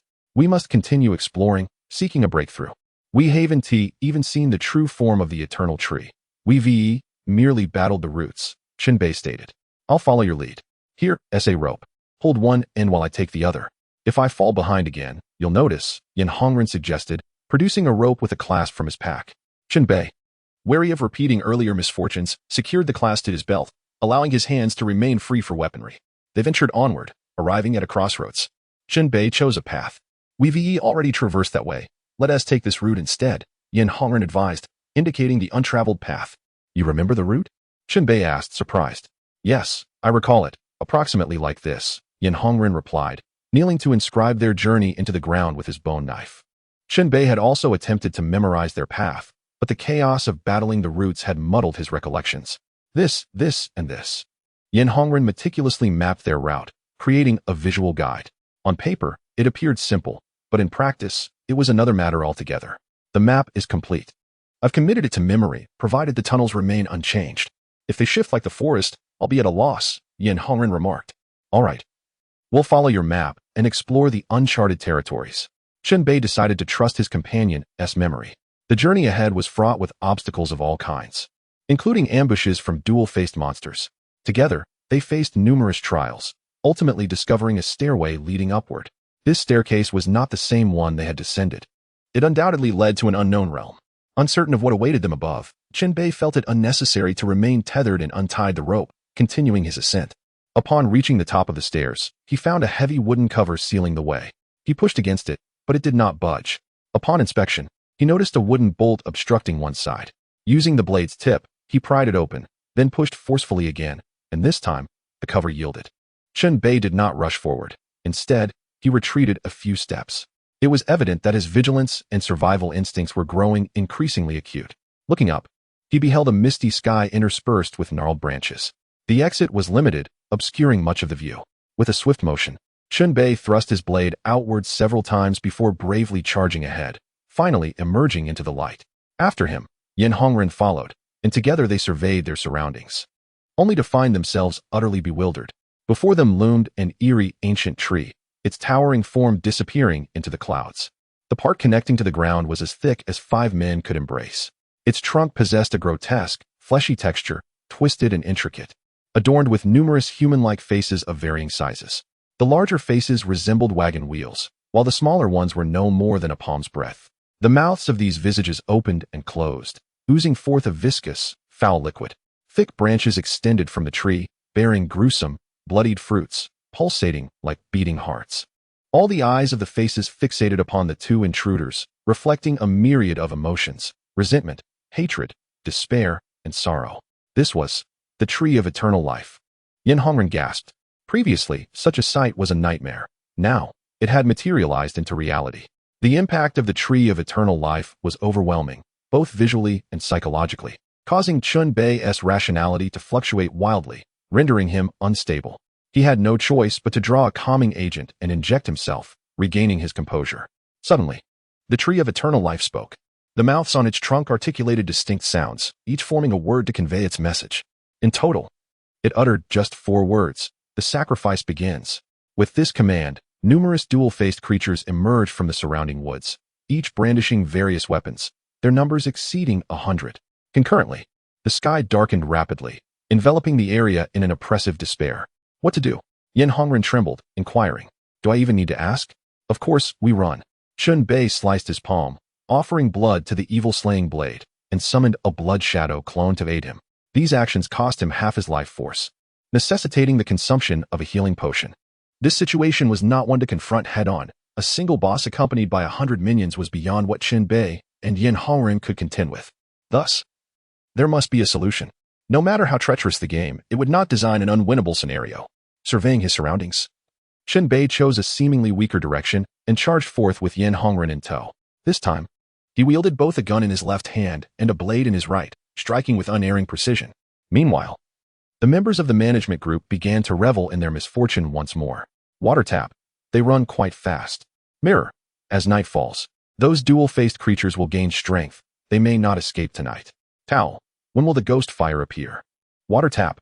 We must wait until they break through. Towel. The sword has begun to shimmer. I wonder if they will notice. Chen Bei cast a glance at the management group's dialogue. Ghost fire? Sword? It seemed the plot was about to take an unexpected turn. He turned back to regard the tree of eternal life. At the top of the trunk, which reached into the mist, a light flickered intermittently. Yin Hongren noticed it too. What is that glowing? I don't know. Let us break through first. Chen Bei focused on the battle, charging alongside his blood shadow clone, with his handgun paving the way. When it comes to gunfire, we are earnest. Bang, bang, bang. Every enemy within close range fell to his aim. Suddenly, arrows whizzed through the air, one embedding itself in Chen Bei's head and shattering his wooden helmet. Thanks to the helmet, he had managed to deflect some of the blow. Chen Bei emerged, urging Yin Hongren to keep pace and not fall behind. The encirclement was tightening, and the trees were shifting, obstructing their path. These trees were under the tree of eternal life's control, akin to its branches. Reaching the edge of the encirclement, Chen Bei executed a maneuver, forming a vast triangle with his blade, inflicting severe damage on several dual-faced creatures, thereby creating an opening. Let us go. Chen Bei and Yin Hongren surged forward. Ahead, trees barred their way. Chen Bei swung the evil slaying blade, hacking through the underbrush, and led Yin Hongren through the opening. At that moment, a ball of ghost fire suddenly flew towards them. Follow me. I will guide you. The ghost fire spoke in a feminine voice. Chen Bei immediately recognized this entity as the one that had previously lured him into a trap. Logically, he should not trust the ghost fire again. However, the management group had indicated that the ghost fire was key to their escape tonight. Desperate times call for desperate measures. Let us follow the ghost fire, Chen Bei declared. The ghost fire led the way, with the two trailing behind. The area around them was still plagued by the relentless dual-faced creatures. On a tree ahead, one of these creatures perched on a branch, aiming a crossbow at Chen Bei. The second face of this creature emerged from its chest, functioning as its aiming mechanism. With limited bullets remaining, Chen Bei refrained from shooting and instead unleashed a slender chain from his sleeve, the iron claw at its end ensnaring the creature's groin. With a swift tug, he pulled it down to the ground. Chen Bei rushed in to deliver a finishing blow, striking at the two faces repeatedly until they were reduced to a bloody pulp. Target eliminated. Gained 46 experience points. Level increased to level 9. Attribute enhancement achieved. He had leveled up. Chen Bei barely had time to revel in his newfound power before seizing the dropped crossbow bolt and sprinting forward. Some dual-faced creatures wielded bows, while others employed crossbows. Chen Bei was not particularly skilled with either weapon. Fortunately, the crossbow bolt was already loaded and ready to fire. Seizing the opportunity, he turned and pulled the trigger at a nearby pursuer. With a whoosh, the bolt pierced the creature's neck, causing it to collapse. Clutching its wound as dark blood pooled through its fingers. Turn here. The ghost fire veered off to the side. Where are you taking us? Chen Bei inquired. I know your home and am leading you back. It is a safe distance from the tree of eternal life, providing some semblance of security, the ghost fire replied. After all this, it leads us home. Thus, guided by the ghost fire, the two followed closely behind. The ghost fire was untroubled by the woods, expertly guiding them back to their dormitory. Although returning here did not guarantee safety, the door bore an exorcism talisman, preventing the ghost fire from approaching. Chen Bei unlocked the door and asked, if I open the door, will you be allowed to enter? Do you permit me inside? The ghost fire asked. Yes, come in. I have questions for you. Then I shall intrude. The three of them entered the room. The ghost fire curiously inspected the items within, glancing this way and that. Chen Bei and Yin Hongren, having narrowly escaped, sat on the edge of the bed, overwhelmed by a sense of surviving a harrowing ordeal. I deceived you earlier. I apologize. The tree of eternal life forced my hand. I had no choice, the ghost fire reiterated. Why, after deceiving me, are you now assisting us? Chen Bei questioned. Because the sword has illuminated. That sword glows, signifying that a descendant of the Yin family is near. Only a descendant of the Yin family can wield that sword. There is a connection. Tell me more about that sword. It is a celestial sword, capable of contending with the tree of eternal life. In the past, the valiant Yin used this sword to battle the tree for 3 days and 3 nights. Alas, he ultimately fell short and was slain by the tree of eternal life. The ghost fire paused, then shifted the conversation. Before his demise, the valiant Yin plunged the celestial sword into the tree of eternal life, expending his life force to seal it. To this day, the tree remains unable to extract the sword, as if it were a thorn firmly embedded within. The ghost fire glanced at Yin Hongren, and a face appeared in the ghost fire. I heard him call your name. You are Yin Hongren, correct? It appears that you are indeed a descendant of the legendary Yin, destined to wield the celestial sword. With the sword in hand, you shall vanquish demons and eliminate the tree of eternal life. Chen Bei placed a hand on Yin Hongren's shoulder and spoke earnestly. Did you hear that?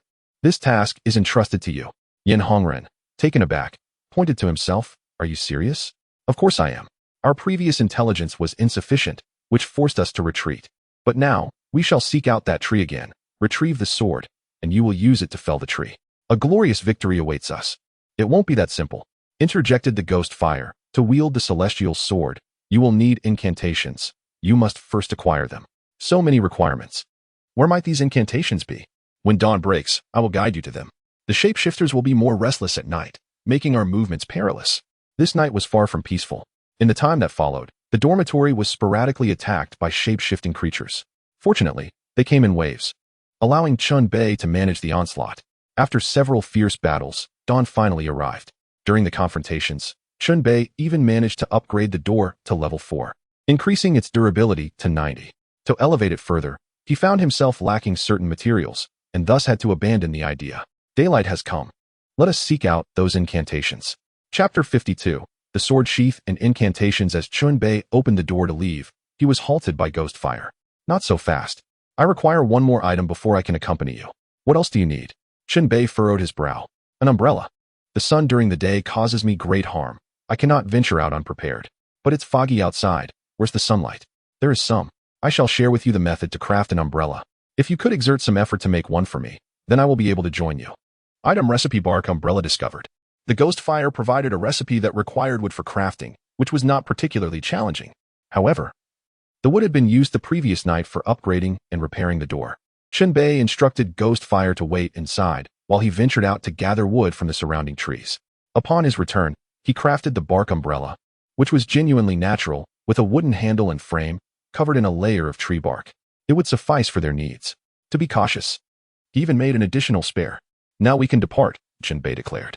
Indeed, we are ready, ghost fire replied, drifting beneath the opened umbrella. Securing the door, they set forth. The worry of being ambushed by shape-shifting creatures was futile. They had to proceed. With ghost fire leading the way, they traversed the woods, where remnants of victims lay scattered. If we encounter any items along the route, I can guide you to collect them. Perhaps they could be useful against the tree of eternal life, ghost fire mentioned. On their journey, ghost fire frequently paused, leading Chen Bei to various items, including a pair of shoes, a can of food, 2 rolls of bandages, and even a tent. They even stumbled upon 5 bullets. Chen Bei was astonished at ghost fire's utility, akin to a treasure-seeking radar. Eventually, they arrived at the location of the incantations, which lay amidst ruins. Remnants of old structures that had endured the ravages of time. Some areas crumbled underfoot, posing significant dangers. Ghost fire led them to a cover, lifting it to reveal what appeared to be a cellar. A beam from a flashlight illuminated the depths below. Originally, there had been a ladder, but after years of neglect, it had long since decayed. You must find another way down, ghost fire instructed. Simple enough, we can descend using ropes, Chen Bei responded, looking towards Yan Hongren. The latter quickly produced a rope, securing it in place. Nearby, there were fragmentary walls that could serve as anchors, though their stability was questionable. They would rely on Yan Hongren for additional support. The other end of the rope dangled into the inky darkness below. Chen Bei leaned over the edge, sensing the precariousness of the situation. Ghost fire, please descend and assess the dangers. Give me a warning. Very well, I shall scout ahead. Ghost fire swooped down, circling the space below. There are snakes down here. They appear to be venomous. Exercise caution. Chen Bei's apprehensions were not unfounded. He slid down the rope, drawing his blade, and requested ghost fire to indicate the location of the venomous snakes. Hiss, hiss. The snakes approached menacingly, their bodies patterned and their heads pointed. With his long knife, Chen Bei struck out at a distance, cleaving one snake in 2 before another 3 slithered closer. Be careful, there's more over here. Ghost fire flitted above the snakes' heads. Unfazed by the serpents, Chen Bei maintained his composure and systematically dispatched each one until none remained. 2 of the snakes yielded venom sacs, indicating they could be used to craft items or apply poison to weapons. Where are the incantations? Chen Bei inquired, sheathing his blade. They're over here. Ghost fire glided ahead, casting a faint blue light to illuminate the path. As Chen Bei approached, he beheld an unusual object. On the opposing wall, a layer of pink flesh-like membrane pulsated as though alive, enveloping an unknown item within. Chen Bei instinctively recoiled at the sight. What is this grotesque thing? He voiced with distaste. That is the sheath of the celestial sword. It has been here for ages and has gradually transformed into this state. The incantations to activate the celestial sword are inscribed upon it, comprehensible only to a descendant of the Yin family, Ghost Fire explained. May I touch it? You may attempt it. Shapeshifters like me cannot touch it, but you are different. Fine. Chen Bei glanced at the management group to ensure there were no objections before cautiously approaching.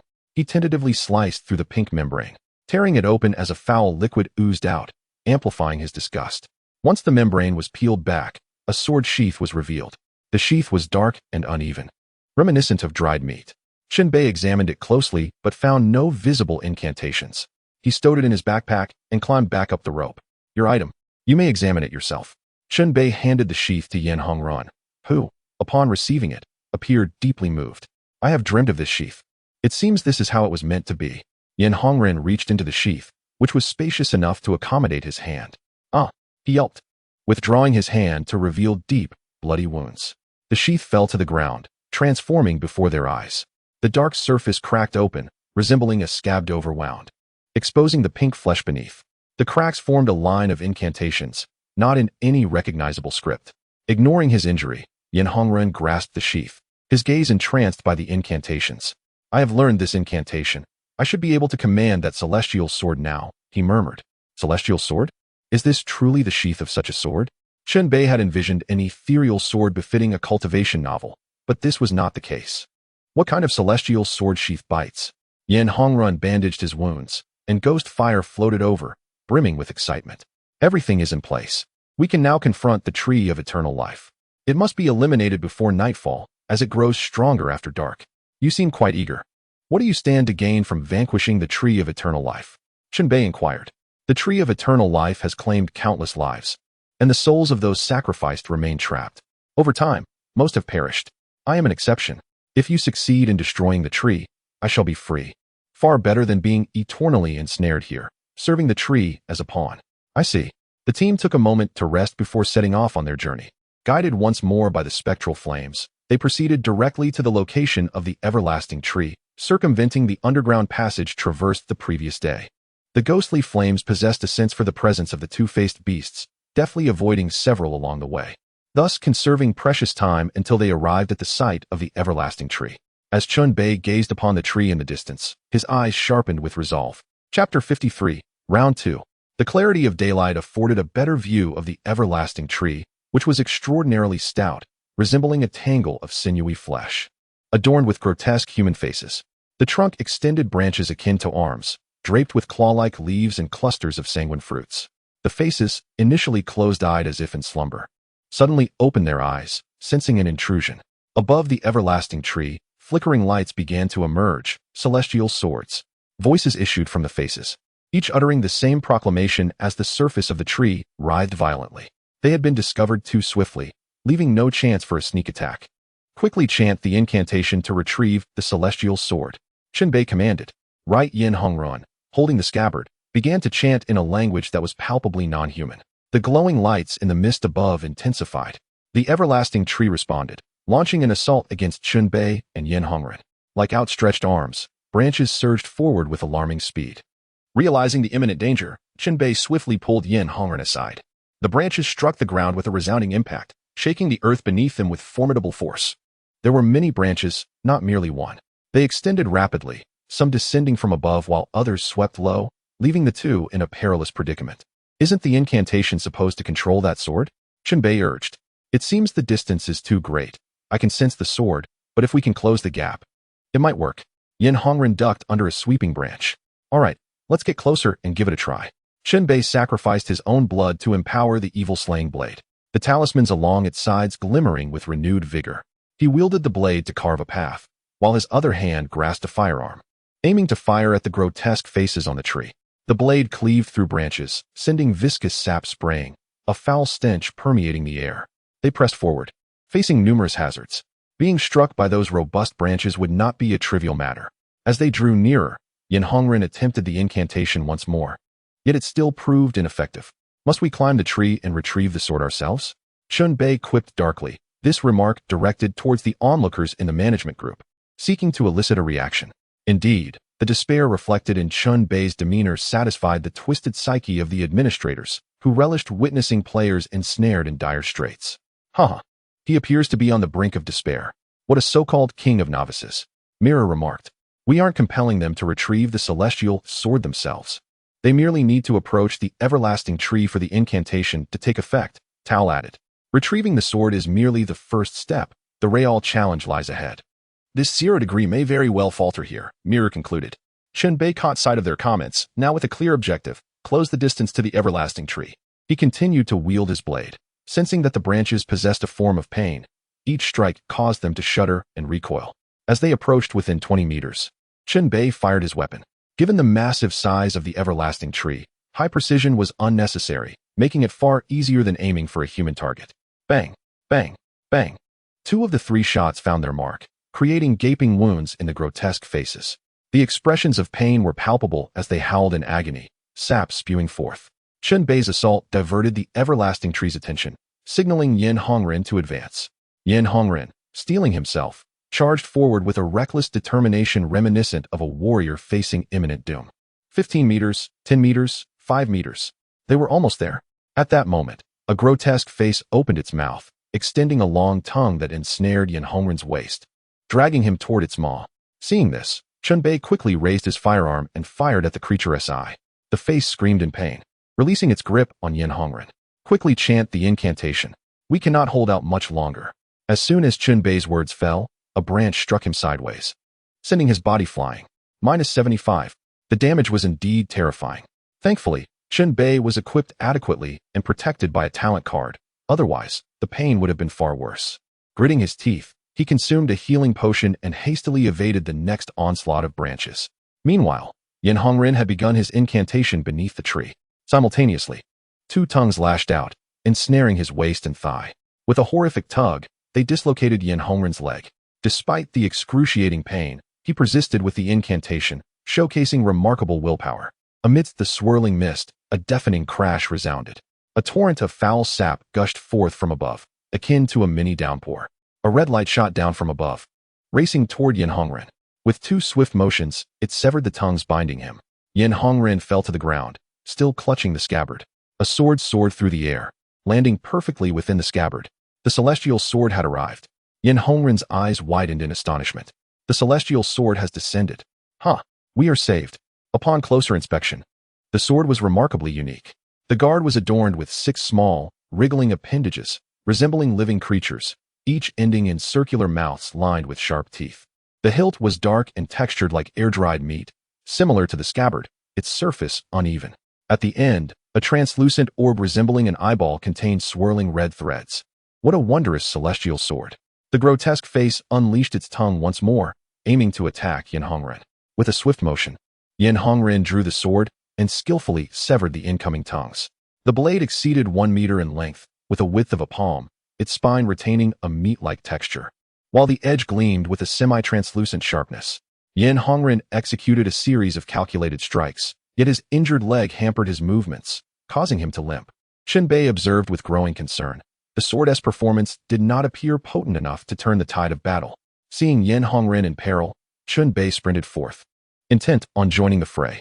As he finally closed the distance, Yin Hongren, in a frenzied state, spun around and swung the celestial sword at Chen Bei with reckless abandon. In that moment, Chen Bei barely managed to evade, but it was a fraction too late. The blade grazed his arm, blood spraying forth. Have you lost your mind? Chen Bei shouted in anger. The outburst jolted Yin Hongren back to reality, and he realized his grave error. I'm so sorry. The sword is controlling me.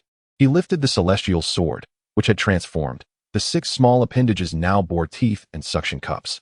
Clinging to Yin Hongren's arm and writhing incessantly, a true melding of man and sword. Chen Bei furrowed his brow, realizing the sword was indeed a sinister artifact. There was no time to ponder this further, as the everlasting tree launched another assault, this time with more than just branches. Suddenly, bloodied roots erupted from the ground, ensnaring their feet and legs. Chen Bei hastily swung his sword to sever the roots while simultaneously contending with the onslaught of branches above. Yin Hongren, driven into a frenzied state, continued his relentless assault. The so-called immortal sword soared through the air, shimmering with crimson light, capable of unleashing sword energy that could strike foes from afar. Countless branches and roots lay severed, writhing on the ground. The faces emerging from the everlasting tree emitted voices, each face uttering a single word. You have drawn the sword and broken the seal. Now I am free. The ground trembled violently as the everlasting tree uprooted itself, revealing 4 exceptionally thick roots. These roots resembled monstrous dragons, akin to legs, granting the tree newfound mobility. Everlasting tree, grant immortality. Everlasting tree, grant immortality. Everlasting tree, grant immortality. The dual-faced creatures reappeared from all directions, muttering incantations in a frenzied state. The situation grew increasingly dire, and Chen Bei began to entertain thoughts of retreat. This round of the game still possessed a time limit. As long as they could endure until the end, they could still clear it, albeit with lesser rewards. Yin Hongren, are you capable or not? Chen Bei shouted. Yin Hongren, beside him, appeared to be in immense pain. I understand now. I know what this sword requires of me. It still needs a descendant of the Yin family. It needs. What does it need? I must complete this sword to combat the everlasting tree. During this period, I need you to protect me. With that, Yin Hongren reversed the sword, pointing its tip toward his own mouth, and thrust it in with great force. He pushed the sword inch by inch into his mouth, blood gushing forth. The agony was excruciating, yet he persisted. The sword's tip even pierced through his body. Emerging from below, Chen Bei was left dumbfounded. Had this man lost his mind and committed suicide? In the management group, Water Faucet remarked, "The sword is about to be forged. Let us see if he can withstand it." Mirror added, "I relish this sense of mission, or perhaps destiny." Tal chimed in our game. There can be no pure heroism. Power always comes at a price. Chen Bei realized that this was part of the game's narrative, a crucial segment. It seemed imperative to hold their ground and assist Yin Hongren in completing the evolution of the immortal sword. There was something Chen Bei had wanted to try.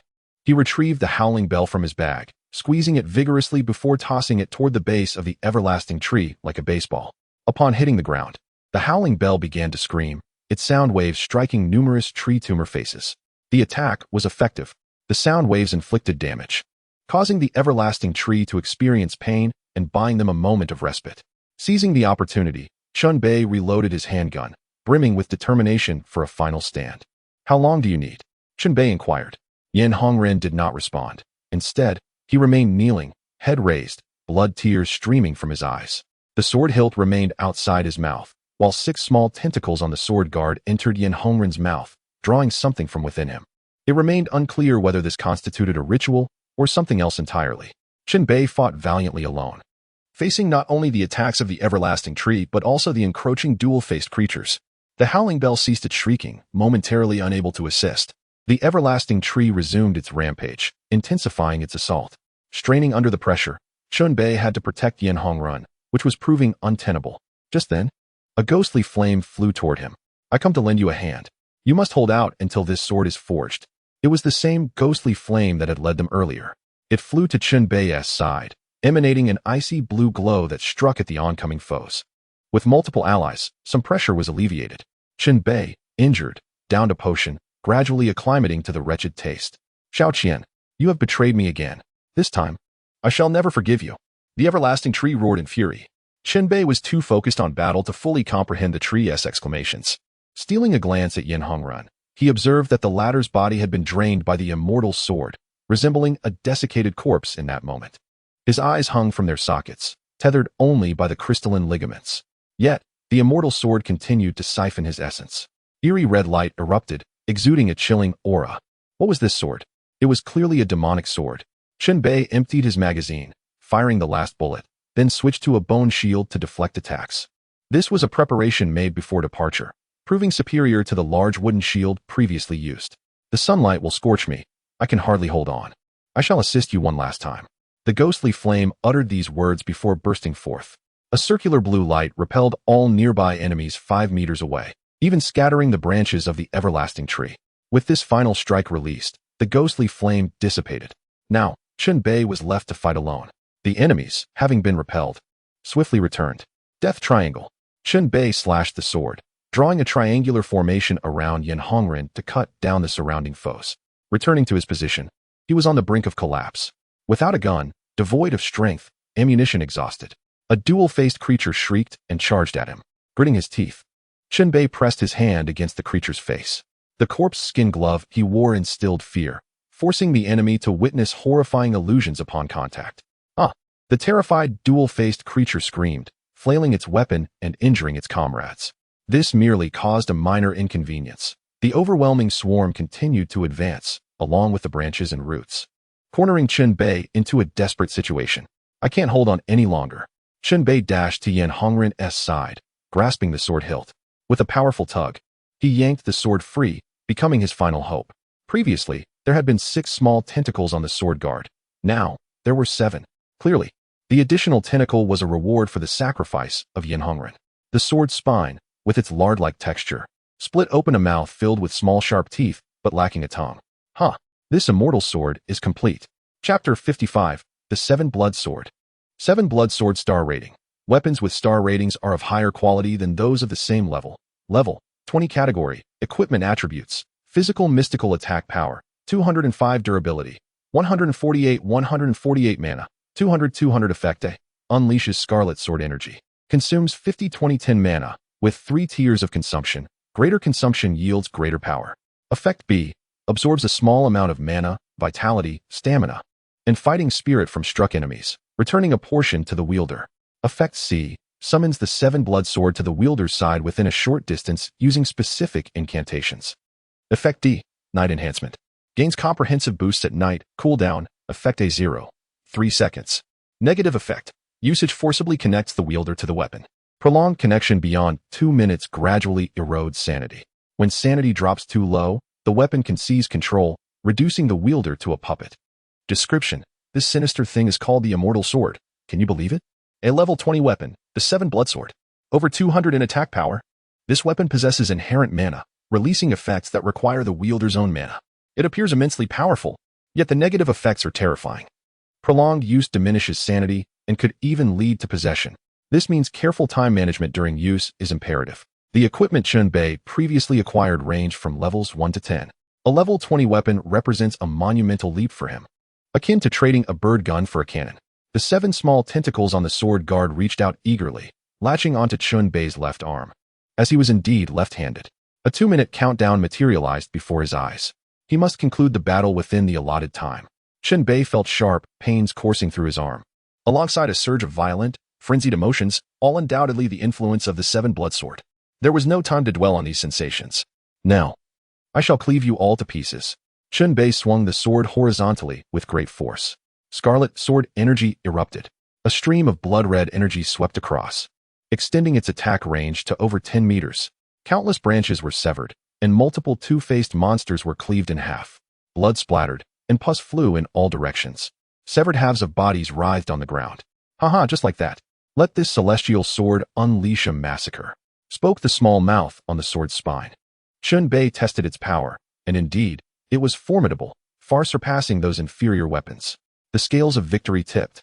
Chen Bei launched a furious assault, single-handedly charging toward the eternal tree with an unstoppable momentum akin to a deity slaying gods or a Buddha vanquishing Buddhas. The 7 bloody sword slashed ceaselessly. 3 distinct levels required Chen Bei's control. The highest level consumed 50 mana, which was quite taxing. Most of the time, he relied on the lowest consumption. Fortunately, the 7 bloody sword possessed a vampiric effect, allowing for prolonged battles, provided he engaged in close combat and struck the enemy. Thus, in the heat of battle, he could not solely rely on ranged attacks, but had to alternate strategies. When faced with few enemies, he fought up close to drain blood and mana. When confronted with many foes, he unleashed the crimson sword energy. One person, one sword, forging a bloody path. Wherever he passed, everything shattered. Chen Bei was akin to a harvester of flesh and blood. At this moment, it was impossible to discern who was the monster and who was the human. Perhaps, this game aimed to transform humanity into madness. I'm sorry, Mother, I have failed your teachings. I could not become a law-abiding citizen, but have instead turned into a bloodthirsty killing machine. Chen Bei replenished his energy through melee combat, and then struck again. The blood-red energy spread, claiming 3 more lives. He advanced through the blood, drawing ever closer to the eternal tree. The celestial sword was forged. No, wait. The eternal tree seemed to tremble in fear, retreating with its roots while swinging branches down toward Chen Bei. He swung his sword upward, severing the branches, then charged forth. Undeterred, he leaped onto the roots of the eternal tree, wildly hacking at the humanoid tree tumors. The screams echoed, as faces were sliced open, torn apart, and pus erupted everywhere. Chen Bei frantically wielded the 7 bloody sword, thrusting it deep into the eternal tree and stirring within. Through battle, he restored his mana. Chen Bei swung his sword from within the eternal tree, carving a crescent arc that cut outward. The crimson sword energy erupted from within, cleaving the eternal tree and extending the gash upward. The interior of the eternal tree revealed a ghastly sight of flesh, membranes, intestines, organs, nerves, and copious pus, creating a maddening tableau. It hurt so much. The faces on the eternal tree shrieked, continuing to retreat. Chen Bei, invigorated, struck again at an angle. This strike severed a significant portion of the trunk, which crashed to the ground, eliciting even more pitiful cries. Above, the atmosphere shifted, and darkness enveloped the sky. At last, it's finally dark. The eternal tree exclaimed in surprise. Ha ha, foolish creature, I will only grow stronger at night. 2-legged sheep, come and dispose of this rotting flesh. I have long found it displeasing. The 7 bloody sword emitted a sharp, frenzied sound. Chen Bei indeed needed to hasten his pace. For less than 10 seconds remained of the 2-minute limit. He unleashed his blade in a frenzy, converting battle into mana, absorbing more mana, and then unleashing a wide arc of crimson sword energy. 5, 4, 3, 2, 1. Time is up. Yet the eternal tree did not fall. The very next moment, Chen Bei's rationality began to wane, and the seven bloody swords' corruption intensified. His vision blurred, the world twisted, resembling countless glowing worms writhing chaotically. Alien thoughts emerged. He wanted to cry, to laugh, to go mad, to soar higher, to raise a middle finger to the world. I shall overturn the heavens. Swish, swish, swish. Waves of crimson sword energy reduced the colossal eternal tree into countless fragments of various sizes. Defeated a special target, earning 1,000 experience points and additional rewards. Level increased to level 10, attributes enhanced, skill slots unlocked. Streams of light burst forth as the eternal tree yielded various rewards. The two-faced monsters, whose lives were sustained by the eternal tree, collapsed lifelessly upon its demise. As the night sky cleared, the forest finally revealed the moonlight.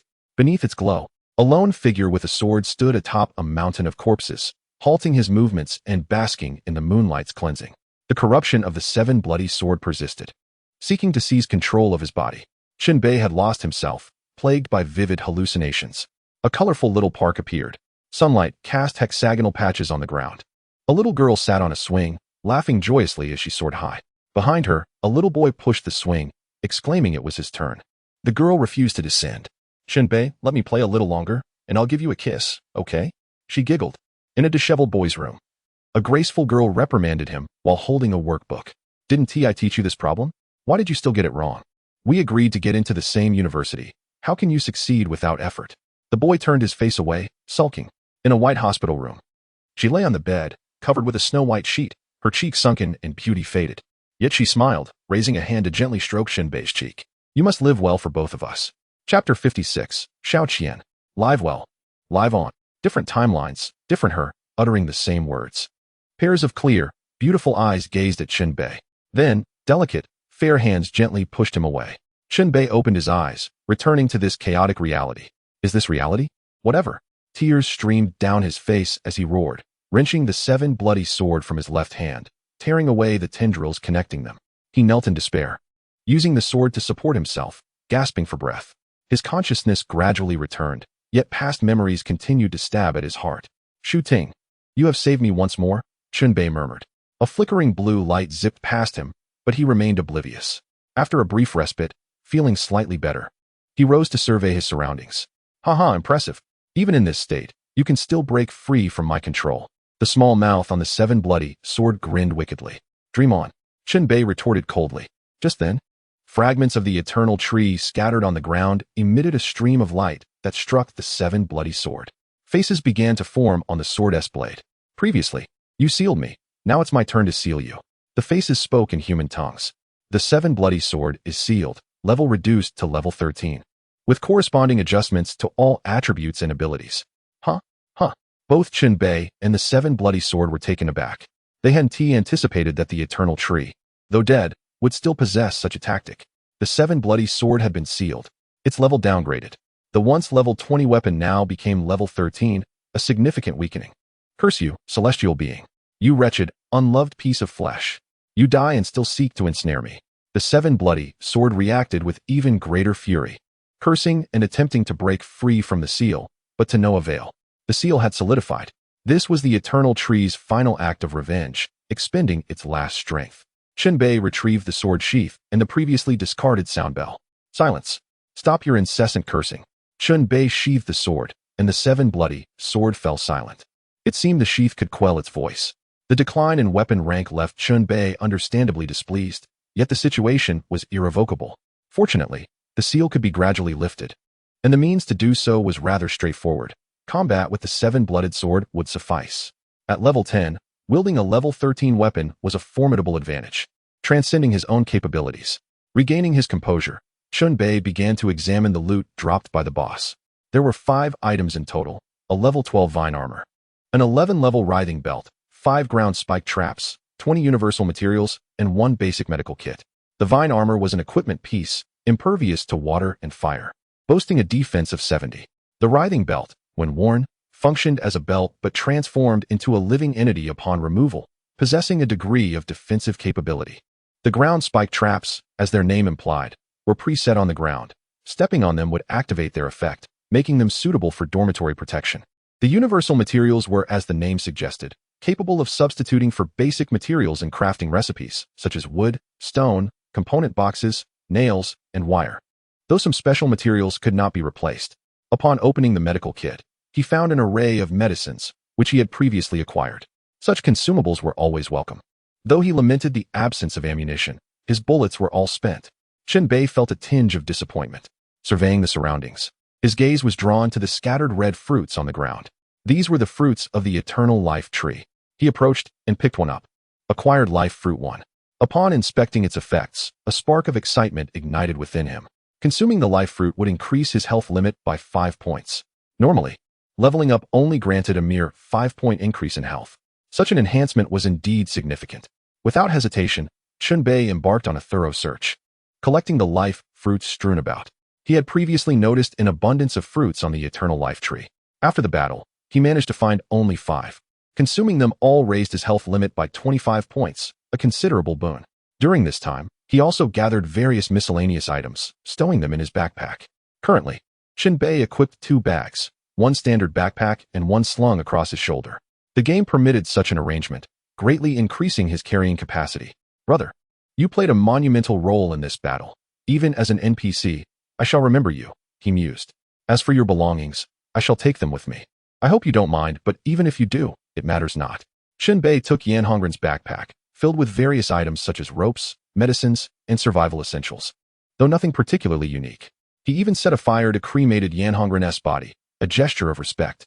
As the flames flickered, Chen Bei turned to find a place to rest. Just as he turned back, he noticed a piece of the eternal life tree's remains writhing.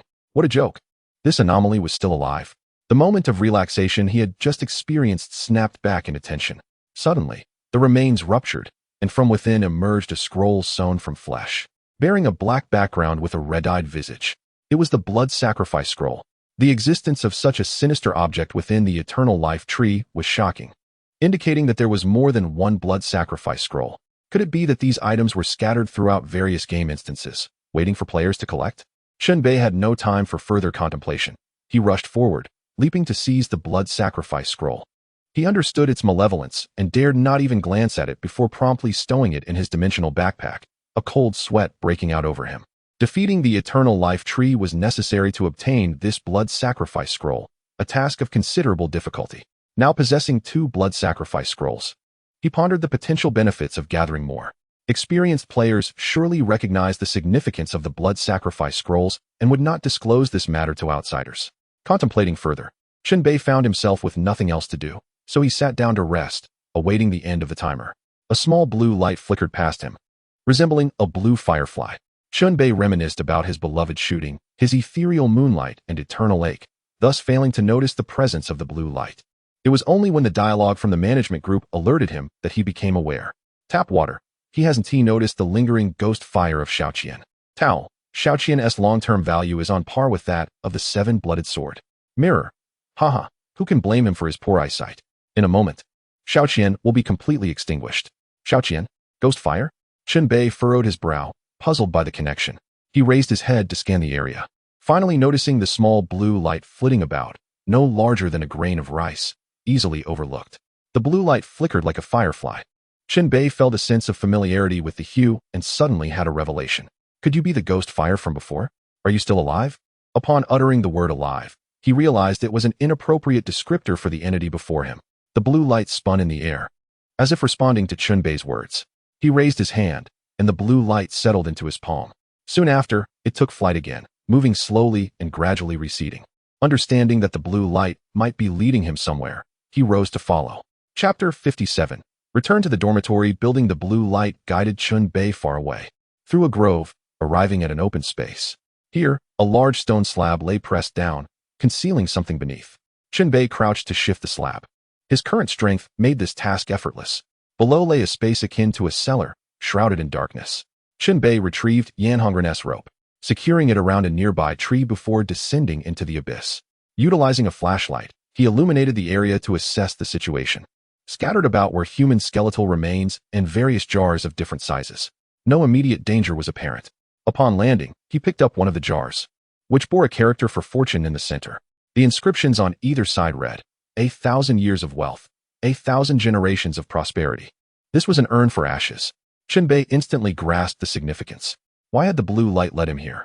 He glanced at the light, which settled on one of the smaller urns, ceasing its movement. This clearly indicated that this urn was of special importance. A message from the management group arrived. Towel, the sixth urn in the third row. He is about to obtain the urn belonging to Nie Xiaoqian. Xiaoqian? Nie Xiaoqian? Chen Bei was astonished to learn that the ghost fire assisting him was indeed Nie Xiaoqian. He mused silently about how unfair it was for Pu Songling to miss out on her royalties. With a smirk, he approached to collect Xiaoqian's urn. The blue light merged with it, vanishing as if returning home. I shall take your urn and provide you with a new resting place, Chen Bei declared, placing the urn into his dimensional backpack. As an inanimate object, the urn posed no issues for storage. Chen Bei ascended back to the surface. Glancing upwards, he noted the sky had brightened, a ray of dawn illuminating the earth. You have successfully completed this round of the game, earning 5 game coins as a reward. Based on your outstanding performance in this round, you have been awarded an additional withered tree in spring badge. This round of the Eternal Life Tree game has concluded. You will soon return to the dormitory building. Countdown, 55 seconds, 54 seconds, 53 seconds. This round of the game had finally drawn to a close. Chen Bei relaxed, feeling as though he had experienced a lifetime in what seemed a brief period. Game over. Personnel and dormitories are being safely transferred. This round's comprehensive score is S level. As an intern administrator, you have earned 100 management points. Please continue to strive for early promotion. You have been removed from the Eternal Life Tree Management Group. Welcome back to Dormitory Building Number 9. Room number remains unchanged, still 606. You have entered the dormitory group chat. Time remaining until the next game begins, 23 hours, 59 minutes, and 57 seconds. With Chen Bei's return, he once again entered the group chat. Previously, when entering the single-player game, Chen Bei severed all connections with other players. For instance, friends added before were now unreachable. It appeared that only players within the same dormitory or those participating in the same game could communicate through the chat function. Chen Bei reappeared in his dormitory, truly finding comfort in his own space over any gilded cage. Upon returning, he felt significantly more at ease. He opened his backpack and retrieved the recently acquired 7-Sins sword. The scabbard had a texture reminiscent of cured meat, adorned with 7 small tentacles at the guard, and a bead graced the end of the hilt. Even before drawing the sword, it emanated an unsettling energy. Undoubtedly, this was the most significant reward from the single-player dungeon. This level 13 enigmatic weapon possessed star-level enhancements and growth potential, promising to accompany Chen Bei on his journey of improvement for a considerable time. He then took out the additional reward, the Withered with Spring Badge, which offered a respectable 10 increase to his health limit. The prompt indicated that only one badge could be worn at a time. Thus, he would have to alternate between the Newbie King and Withered with Spring badges. Next, he retrieved the small urn containing Qian's ashes. Hey, can you hear me? Chen Bei addressed the urn, but it remained unresponsive. Previously, Qian had assisted him by unleashing a wide-range attack under the sun, nearly dissipating into nothingness, leaving behind only a faint glimmer. It seemed she would need some time to recuperate within her urn before any recovery could happen. Where should I place you? It must be in a shadowed spot. Chen Bei wandered around the dormitory and ultimately chose to tuck the urn beneath his bed. In the past, he would never have considered placing an urn beneath his bed, but now it mattered little. Superstitions felt trivial. After tidying up, he donned a set of understated attire. The dormitory was undeniably secure, and there was no need for armor. Having played 2 rounds of the game, Chen Bei could be considered a seasoned player, familiar with the layout of the dormitory. He opened his door, locked it behind him, and ventured into the hallway, where safety prevailed. No one could harm each other or attack another's dormitory. Securing his door brought a sense of relief. The corridor featured numerous rooms, each distinguishable by their doors. Some were more upscale, while others had unique characteristics. For instance, one door was protected by iron bars and electrified, crackling with sparks. Several doors were equipped with surveillance cameras, monitoring the area outside, providing a clearer view than a peephole. Observing these doors, Chen Bei resolved to fortify his own door to eliminate the worry of theft each time he stepped out. Descending the stairs, he made his way to the communal bathroom, where he indulged in a thorough wash. He speculated that once he upgraded his dormitory, it would include an en-suite bathroom, rendering the communal facilities unnecessary. After his refreshing bath, he emerged feeling rejuvenated. Just then, he encountered a familiar face, a player known as Spicy Girl, who had just exited the women's bathroom, her hair still damp. She was clad in a black leather outfit that accentuated her curves, her strong thighs exuding confidence. Upon noticing Chen Bei, her expression stiffened, her gaze vacant. The last time they met, she had been warm and inviting, a stark contrast to her current demeanor. It seemed something had transpired. "What's wrong?" Chen Bei inquired. "Oh, it's you. Let's talk somewhere else," she replied wearily. A moment later, they found themselves in the dining hall of the dormitory. Here, the establishment provided basic complimentary meals, but they were strictly for on-site consumption. The ordering and serving areas were sealed off, operating with remarkable efficiency. From the outside, one could not glimpse the chefs or staff inside. Seated across from each other at a table, Spicy Girl sipped a colorful chilled cocktail, lacking any appetite for food. Chen Bei, feeling famished, ordered a pork rib meal accompanied by hot soup, savoring every bite. Without prompting, Spicy Girl began to sigh. "The last round of the game was utterly terrifying. I still haven't recovered. I entered a single-player game, while you must have participated in a standard group game, right?" Chen Bei, relishing his meal, nodded. Indeed, this building and the game itself operate on a unique temporal logic, governed by unseen forces. One cannot rely on conventional reasoning to understand it. I am aware of this to some extent. You vanished into a single-player game, while I remained in the dormitory for an extra day before entering the game. Although our entry times differed, we returned at the same point, 8 a.m. If it were a standard 24-hour cycle, entering the game would also occur at that hour. And at 8 a.m., out at 8 a.m. Yes. Spicy Girl nodded. Taking a sip from her straw. "What was the name of the game you entered, and what was its premise?" Chen Bei inquired. "The game I entered is called Pure Black Night." At the mention of the game, Spicy Girl's hand trembled, revealing her lingering fear. She recounted her harrowing experience in the game. Players entered a pitch-black environment devoid of any light. Not even artificial illumination could penetrate the darkness, rendering it more obscuring than blindness itself. The game interface was shrouded from view. Initially, players received only the most basic instructions. Armed solely with a key, they had to navigate the darkness to find their dormitory door and unlock it to succeed. While the objective appeared deceptively simple, the reality was perilously treacherous. Players, unable to see, could only feel their way through the inky void. The game explicitly warned of monsters lurking in the darkness, instilling a sense of dread in every player. Any contact with a moving target was perceived as a threat, prompting players to attack. Often, their strikes landed not on monsters, but on fellow players. The howls of monsters and the screams of players reverberated throughout the darkened realm.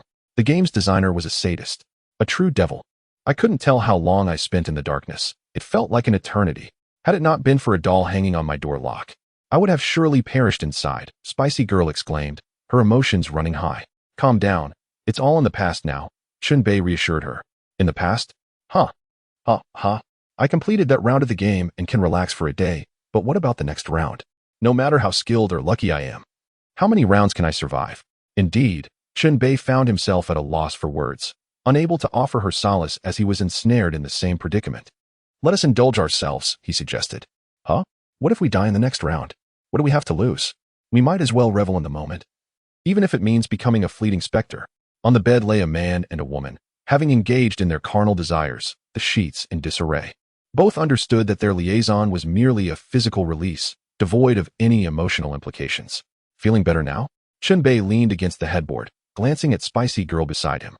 "This was the most exhilarating experience I've had. It truly lifted my spirits," she replied, nestling against him. "Do you say this to every man you share a bed with?" Chen Bei teased. "Absolutely not," she protested. Chen Bei gently extricated himself from her embrace and sat up. "With my mood improved, I should get moving. I need to procure some items and gather more intel. You mentioned sending me a plethora of blueprints for free. Please send them my way. Right after we finish." "You immediately switch to sage mode, don't you?" Spicy Girl retorted, a hint of reproach in her tone. They both proceeded to dress. The fiery young woman sought the opinion of Chen Bei. Upon receiving his consent, she retrieved a pack of cigarettes and lit one for herself. "Despite my indulgences in alcohol, smoking, and casual encounters with newly acquainted men, I still consider myself a good girl. These blueprints were forwarded to me by other seasoned players last time, and I have now shared them with you. The content is rather disorganized, yet it may prove useful. Additionally, I have included a list of upgrade unlocks for you." The fiery young woman privately messaged Chen Bei, copying over 100 recipes and sending them his way. Chen Bei perused them, his eyes sparkling with intrigue. The recipes included doors and dormitories of level 5 and above, alongside various weapons and items. For veteran players, these recipes might hold little value, being commonplace. Yet for Chen Bei, who had just completed 2 game rounds, They were of paramount importance. There was also some intelligence regarding levels. At level 10, one unlocks a third skill slot, which Chen Bei had achieved. At level 12, a second talent slot becomes available. At level 15, one must choose between two powers, mana or fighting spirit. At level 20, the previously unselected power is gained, embodying both forces. This information is indeed valuable. Thank you. You have been a tremendous help, Chen Bei remarked with a smile. If we meet again after the next game, might we have a second chance? The fiery young woman leaned in, her expression reminiscent of a cat's eagerness. As long as I can return here alive, anything is negotiable. Hee. I shall take that as a yes. Do you have any further insights to share from the perspective of a seasoned player? Perhaps something about the game that I am unaware of? Let me think of what else I might share. The fiery young woman pondered briefly before continuing. There are a few points I can mention. Firstly, players can spend game currency to gain insights into the next round of gameplay. If one possesses ample game currency, it may be worthwhile to invest in this knowledge to enhance the probability of clearing the game.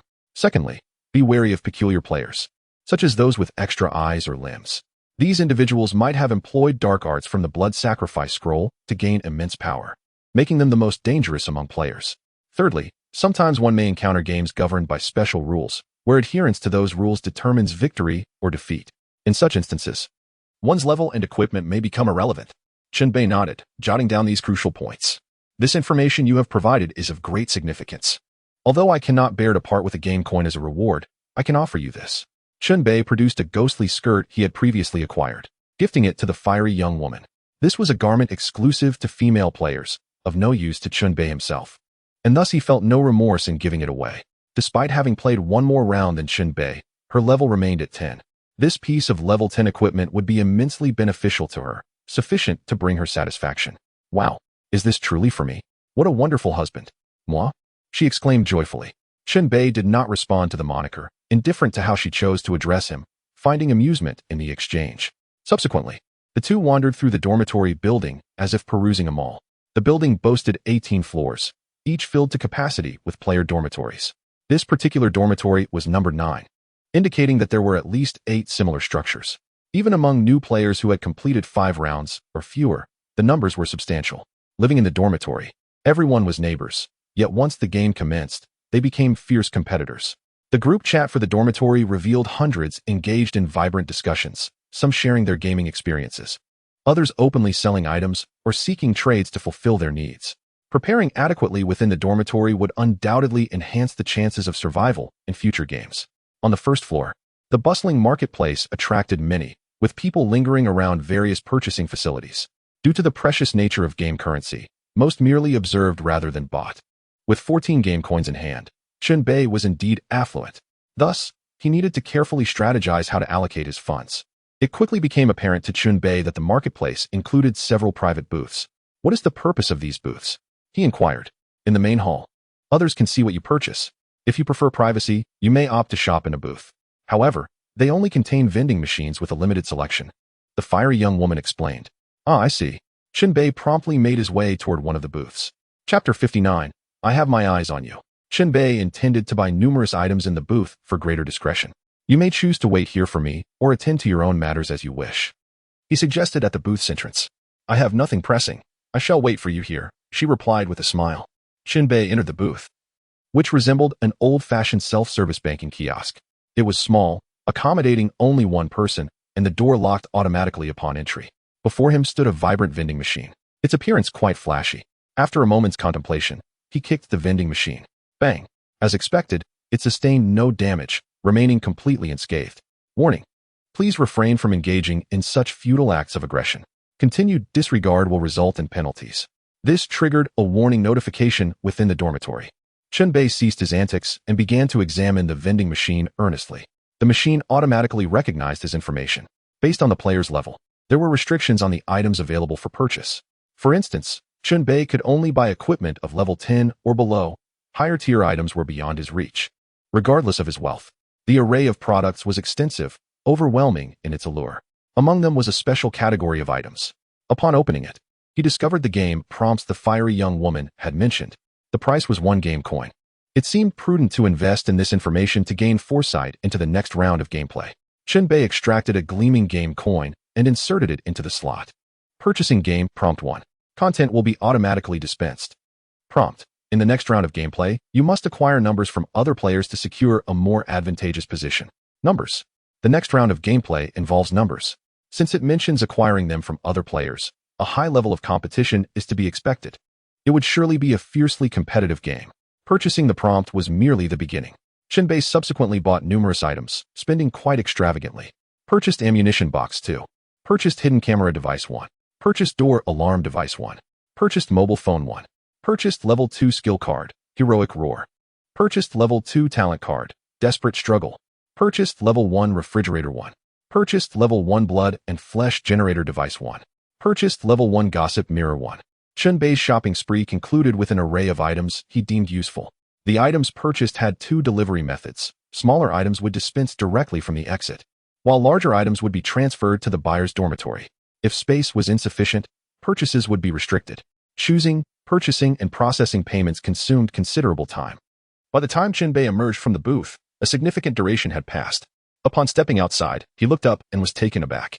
Waiting for him was not the alluring, fiery young woman, but a stranger, a man with a sinister smile, who regarded Chen Bei with ill intent. This individual was wrapped in layers of bandages, resembling a mummy. Among the wrappings, a pair of eyes glimmered ominously, revealing he possessed 4 eyes. Be cautious of those peculiar players, such as those with an extra eye or an additional arm. Chen Bei recalled the words previously uttered by the fiery girl. The individual before him was precisely such a person, a most perilous existence among players. Hee hee. The 4-eyed man chuckled ominously, an aura of darkness subtly emanating from him. I've set my sights on you, as you've lingered here for quite some time, which signifies that you possess a substantial amount of game currency and have acquired numerous items. The 4-eyed man spoke with a chilling demeanor. What business is it of yours?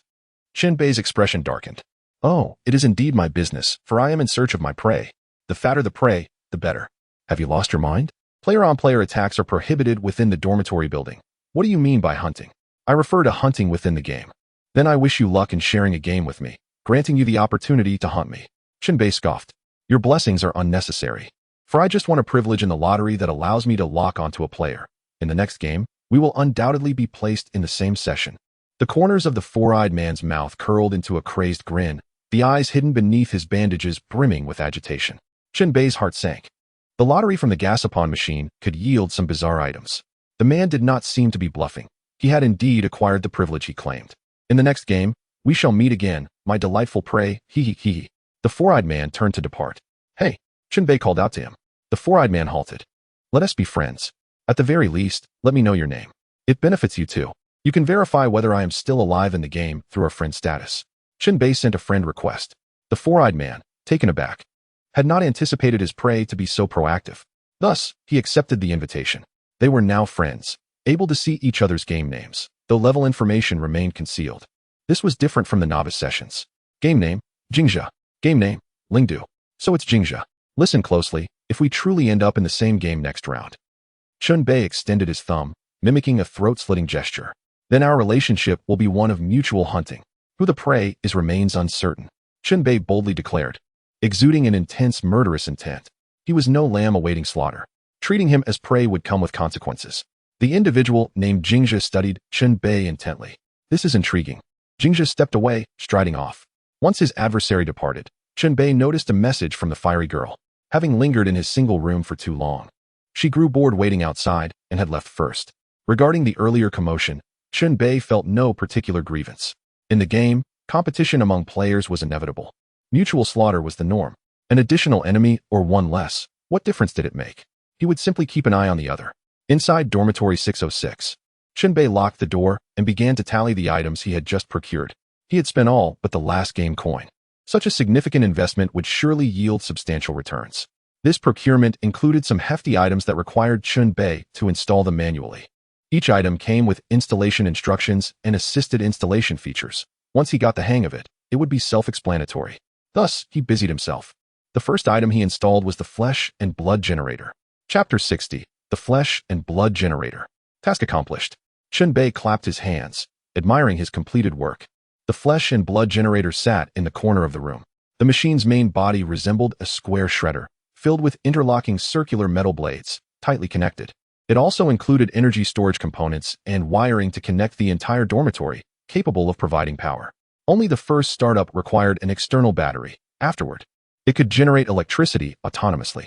The flesh and blood generator, as its name suggests, utilized flesh and blood as raw materials. Bodies were to be inserted into the shredder, utterly pulverized, and transformed into electrical energy. A rather brutal piece of dark technology. The game was rife with corpses. A novice game could eliminate 3/4 of the players, plus zombies or monsters. Therefore, as long as one could be ruthless enough to accept this macabre method, they could continuously generate electricity. Electricity was crucial for the dormitory. Resolving the power supply issue would allow for the installation of various electrical appliances, enhancing every aspect of the dormitory. For instance, Chen Bei moved the newly purchased refrigerator to the entrance and connected it to the power source. This refrigerator not only preserved food, but served other functions. Should an enemy breach the door and invade the dormitory, the refrigerator would automatically open, releasing cold air to freeze the adversary on the spot. It could even open the door to let the enemy in, triggering the refrigerator's effects. Thus, it functioned as a defensive weapon within the dormitory. Chen Bei had conducted thorough research. Not only the refrigerator, but various household appliances sold in the game also possessed hidden functionalities beyond their apparent uses. Some were for offense, others for defense. Currently, it could only operate on battery power. Next time he entered the game, he planned to bring back corpses to activate the flesh and blood generator. Chen Bei contemplated this as he continued his tasks, proceeding to upgrade the door to level 5. Doors above level 5 could incorporate materials, transforming into special doors. For example, a skeleton door. The recipe for such a door had been obtained during his single-player game. The requisite materials primarily consisted of various bones and remains. He had amassed plenty of these materials in the game, especially from the Bone Mountain, where bones were piled high, easily accessible. After considerable effort, he transformed the door into a skeleton door. The formerly ordinary door was now covered in a layer of bones, adorned with 3 skulls and suspended skeletal arms. Should the door be attacked, these skeletal arms would retaliate. Such special modifications did not affect the door's inherent level. They merely enhanced additional attributes. Now, Chen Bei's door possessed the capability to counterattack, transcending its simple function as a door. He also installed a camera and an alarm system on the door. The use of the camera and alarm required a mobile phone. Otherwise, the camera would merely be a decoration. This camera was discreet, small enough to be hidden beneath the door frame, nearly undetectable. The mobile phone Chen Bei had purchased also came into play, connecting with these devices. From this moment on, if anyone approached Chen Bei's door, the alarm would trigger, and the connected phone would emit a simultaneous alert. Chen Bei picked up the phone and dialed a number from the real world. Beep, beep, beep. Only the busy tone responded. As expected, it was unreachable. Chen Bei chuckled wryly. It was a phone within the dormitory survival system, severely limited in functionality, meant solely for internal game interactions. One could hardly expect it to call for help. The entire dormitory survival game resembled a purgatory, cut off from the outside world. I should equip the skill card as well. Chen Bei currently had 3 skill slots, and the additional slot was just enough to equip a new skill. He equipped the level 2 skill card, Heroic Battle Roar. Activating this skill was simple. All it took was a loud shout. Once unleashed, the player would receive a temporary boost in attributes and could potentially intimidate enemies, weakening their attributes. A rise and a fall. It was a quintessential support capability. The entire day passed in this manner. Nightfall arrived. Chen Bei lay in bed, finding it challenging to drift into slumber. Suddenly, he recalled something and sent a private message to the fiery girl. Lingdu. Earlier, you provided me with numerous recipes, but why didn't you share any talisman drawings? I currently only know how to draw one type of evil-repelling talisman. It feels too monotonous. Fiery girl. Talisman drawings are different from recipes. I cannot provide them. Though the talisman appears to be merely a single pattern, it fundamentally embodies something akin to the ineffable. This is what the seasoned players have conveyed to me. 0 degree, I see. Spicy girl, when dawn breaks, you shall embark on the next round of the game. Wishing you a safe return. 0 degree, I appreciate your kind words. Spicy girl, as promised, upon your return, we shall celebrate with a grand flourish, heralding prosperity and abundance. 0 degree, is the juicer becoming sentient? Chen Bei, having unraveled the mystery, refrained from further conversation with Spicy Girl. He lay upon his bed, adjusting his mindset, and eventually drifted into slumber, albeit not a restful one. After all, he was to confront a new game come morning. A solid sleep was elusive. Several hours later, Chen Bei naturally awakened, his eyes fluttering open to a mesmerizing spectacle. Rays of light danced within the room, some red, others white, and still others blue. Startled, he sat upright. What on earth was happening? Drawing his blade, He scanned the dormitory and soon discovered the source of the luminescence, a cluster of spider lilies glowing in the corner. The ethereal light swirled through the room, weaving beneath the bed and ultimately merging with the urn of ashes. This was an aberration. It appeared that the urn was absorbing the energy of the spider lilies. Given their heavy aura, it made sense that they could be drawn upon by a female spirit. Xiaoqian was far too weak. This absorption should hasten her recovery. Chen Bei pondered this for a moment, then decided to place the spider lilies beside the urn. I brought you back and even allowed you to absorb the spider lilies. I hope you remember my kindness. He spoke to the urn, uncertain if Xiaoqian could hear him. Returning to bed, he found sleep utterly elusive until the moment arrived. The third round of the game commenced. You have entered the game scenario of house number battle. This round features 120 participating players who have been forcibly added to a group chat. Your random house number is 188. The outcome of this round is primarily determined by house numbers, and players have the opportunity to alter their numbers. A temporary time function has been unlocked, allowing players to view the time within the game system. The game time is divided into two alternating segments. 1 hour is designated as free activity time. 5 minutes is allocated for settlement time. The game comprises 5 rounds, and players must achieve a favorable outcome by the final settlement to return to the dormitory. Each player's dormitory can generate 1 card per round, with corresponding explanations. There are multiple ways to acquire cards. Players are encouraged to explore actively. The first round begins. Settlement Condition A. Players whose 3 house number digits sum to less than 12 will be eliminated. 12 itself is not included. Settlement Condition B. Players whose 3 digits sum to more than 20 will survive and receive additional rewards. 20 itself is not included. Settlement Condition C. Players whose 3 digits are all 888 will survive and receive a superior reward. This reward far exceeds that of Condition B. Settlement Countdown. 59 minutes 8 seconds, 59 minutes 7 seconds. During the settlement period, players must remain within their dormitory. Lingering outside will result in severe penalties. Chapter 61. House Number Battle. Chen Bei focused intently on the introduction of the rules. In truth, the rules were not overly complex. In essence, it was a matter of altering one's house number. Based on the differing house numbers at settlement, varying outcomes would arise. The most favorable outcome was, indeed, 888. With my house number being 188, could I be more fortunate? I merely needed to change the first digit to 8. Chen Bei marveled at his serendipity. However, he soon realized that matters were not so straightforward. The tall tree invites the wind. The house number 188 was exceedingly advantageous and would undoubtedly attract the envy and ire of other players. This world was rife with jealousy. Therefore, it was premature to celebrate. Chen Bei then opened the player group chat and quickly discerned a crucial detail. In this round, all players' house numbers were public. Each player's name was followed by a string of numbers. For instance, his own was 0°188. This transparency left no room for secrets. All players within the same match could see each other's house numbers, making it exceedingly conspicuous. Chen Bei scanned the player list and spotted a familiar name. Jingzhe. This individual had not lied. He had indeed entered the game. Chen Bei's gaze turned icy. Should he encounter Jingzhe again, hesitation would be unwarranted. Battle would ensue without delay. Both were of a ruthless disposition. Whoever fell would become the prey. As before, Chen Bei entered the management group, receiving the codename Rum. The names in the management group were always codenames, changing with each game. This time, the codenames were all types of alcoholic beverages. The group leader's codename was Old Baijiu. Chen Bei needed to monitor the dynamics of both groups simultaneously, capturing vital information. The card generation for the current dormitory has been completed. Please receive it. A prompt appeared. In midair within the dormitory, a flash of light revealed a card that gracefully descended. Chen Bei swiftly grasped the card. It felt sturdier than a regular playing card, its back adorned with a gilded design, exquisite in its detail. The front displayed the card's effect along with corresponding instructions. Effect: change any digit of the house number to the number 3. Hint A: hold the card within 1.5 meters of the house number to use it. A confirmation step will precede usage to prevent errors. Hint B: the card's effect can only be activated once. It will automatically incinerate upon use. Hint C: after the game concludes, such cards will be automatically reclaimed and cannot be taken out. Changing a digit to 3 seemed rather trivial. This round necessitated amplifying the house number. Only then would one gain an advantage.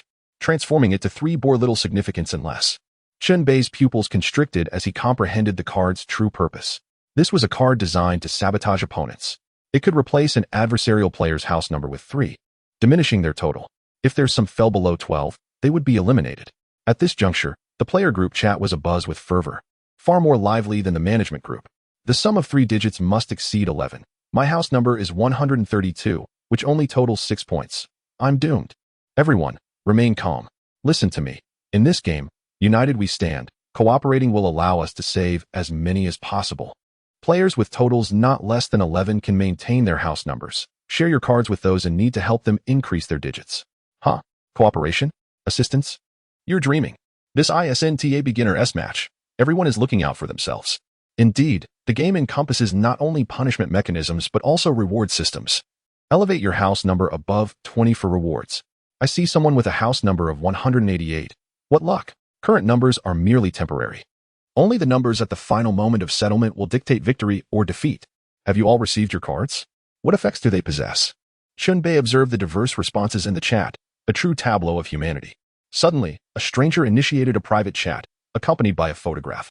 The image depicted a card, whose effect was to transform a house number digit into 8. The sender's game name was Slime. Slime. This is the card generated in my dormitory. You ought to find it intriguing. Chen Bei's breath quickened. The sender had undoubtedly calculated this opportunity. As a player identified by the number 188, he urgently needed the 8 held by his counterpart to complete the coveted number 888. Chen Bei took 2 deep breaths to steady himself before responding. 0 degree. I am interested. Let's discuss. Slime. Time is limited, so I will be direct. There are 2 ways to acquire this card. 0 degree. Please elaborate. Slime. The first option is to exchange it for 1 game coin. 0 degree. And the second? Slime.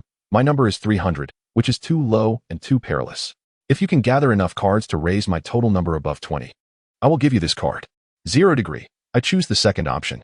Slime. I will await your good news, but only until 10 minutes before the settlement. If you come later, do not seek me for a trade. 0 degree. Understood. The 2 parties reached a verbal agreement.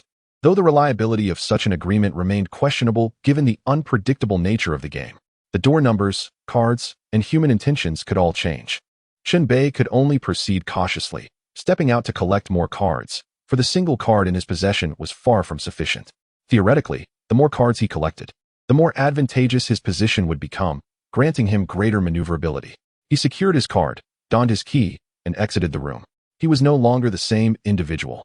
Adorned with a bull skull mask, clad in wooden vine armor, displaying the King of Novices badge upon his chest, equipped with a backpack, wearing corpse skin gloves, and a writhing belt around his waist, one could hardly mistake him for a newcomer who had just completed 2 rounds of the game. He could easily pass for a seasoned veteran who had conquered 7 or 8 rounds. Upon exiting, he crouched at the doorway to perform some actions. He retrieved a spike trap and placed it at the entrance, pricking his palm to feed it some blood. The spike trap would record his blood information, allowing him free passage thereafter. Stepping on it would pose no threat to him. However, for others, the consequence would be an attack from the spikes. Should someone inadvertently trigger it while passing by, it would simply be their misfortune for lingering too close to another's door. Each additional defensive measure bolstered the safety of his dwelling. As Chen Bei departed, every action he took was observed by a player lurking across the hall. Chapter 62. Carnivores. Behind the door lay a male player in his 40s, his face marked by pockmarks from acne. His in-game name was Xiang Yang. Initially, everyone had been thrust into the game, bewildered and helpless. Many, including Xiang Yang, had unconsciously opted for familiar usernames when creating their accounts. Once a pillar of strength for his family, he bore the weight of tremendous pressure at 40, with responsibilities towards both the elderly and the young.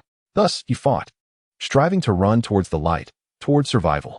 Now, the opportunity to become a survivor in the game had presented itself, a potential path back to reality and to his family. He was prepared to employ any means necessary to return home. Xiang Yang glanced at the card in his hand, which possessed the ability to swap his door number with that of another player. To unleash its effect, he needed to be near the opponent's door. The player across from him had a unique door, heavily armed, clearly a formidable force within the game. His door number was 188, just one short of evolving to 888. In contrast, Xiang Yang's number was 223, precariously below the threshold of survival. If he could time it perfectly and swap door numbers, he would reap substantial rewards. Seizing the opponent's number and utilizing his own to counterattack, everything within that room would then belong to him. The more he contemplated, the more exhilarated he became, his body trembling with anticipation. With an hour of free activity time ahead, there was no need to rush. He would wait until the final moments to execute the swap, ensuring he could escape without giving his opponent a chance to respond. Xiang Yang tightly gripped his card, mentally preparing for the moment. Mom, Dad, son, Daughter, wait for me. I will return home. He harnessed this intense yearning for home as his driving force for survival. Chen Bei traversed the corridor, glancing up to see the words 5th floor inscribed on the wall. In this round of the game, the door numbers were randomized, making it impossible to deduce each player's location based on their numbers. One could only ascertain the floor within the corridor. Continuing his observation, he walked back and forth. This floor contained 20-player dormitories with distinct door numbers, as well as additional rooms such as restrooms and studios. The studio housed 4 workbenches for player use, which could also be relocated home, as Chen Bei had done. As he wandered, another player approached, catching sight of Chen Bei. Wow, that gear is utterly extravagant. Armed to the teeth, the player, intimidated, turned to flee, not daring to approach Chen Bei. Chen Bei continued his exploration, descending the stairs to the 4th floor corridor. There, he encountered a player wielding a large axe, ferociously attacking the door of another player's room.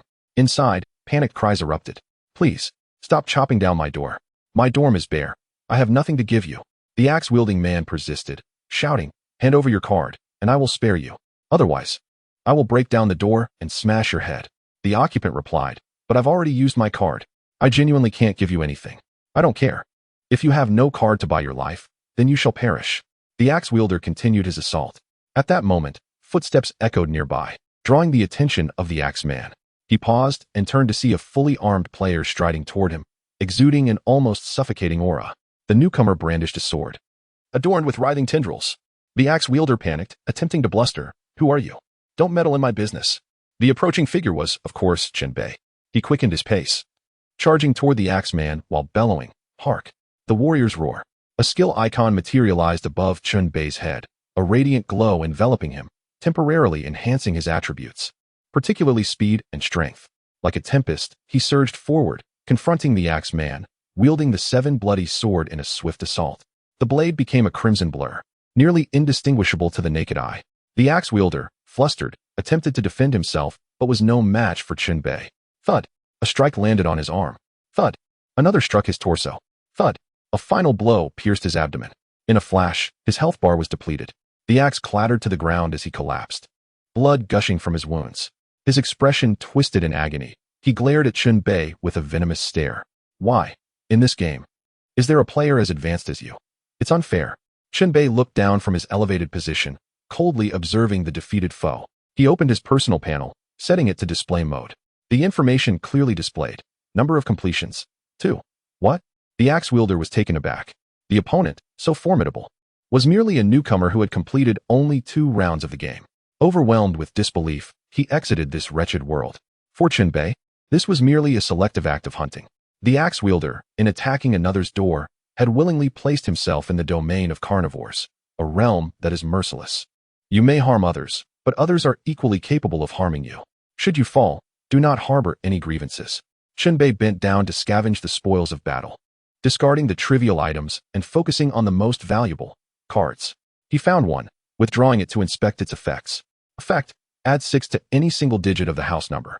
If the digit reaches 10, it is counted as 0. If it exceeds 10, only the unit digit is retained. For example, 12 becomes 2. This is quite favorable. A beneficial effect indeed. At least for this round, it provides a significant advantage. Chen Bei was satisfied and promptly stowed the card in his satchel. He now possessed 2 bags, both equipped and alternated for use. He meticulously remembered the contents of each bag. In crucial moments, he could not afford to be flustered. The player who had been attacked through the door remained silent inside, too afraid to utter a word, not even to express gratitude. For Chen Bei was far more terrifying than the recently deceased axeman. Hey, I've only killed 1 person. Hardly enough? I crave more. Let me slay a few more for some real enjoyment. The mouth on the spine of the 7 bloody sword began to chatter, its small sharp teeth glinting. Chen Bei, uninterested in the sword's prattle, forcefully yanked it from its sheath, severing the tendrils that connected it to his flesh, leaving behind a series of wounds. Each time he wielded the 7 bloody sword, this was the outcome, a significant drawback. Hey, why did you pull me out? The 7 bloody sword protested. Chen Bei sheathed the sword, silencing it. There is a saying, make full use of resources. Next, Chen Bei intended to do just that. He grasped the corpse's hand and dragged it toward the staircase, leaving a trail of deep crimson blood in his wake. Hand in hand with the corpse, he felt no psychological burden whatsoever, a truly rare disposition.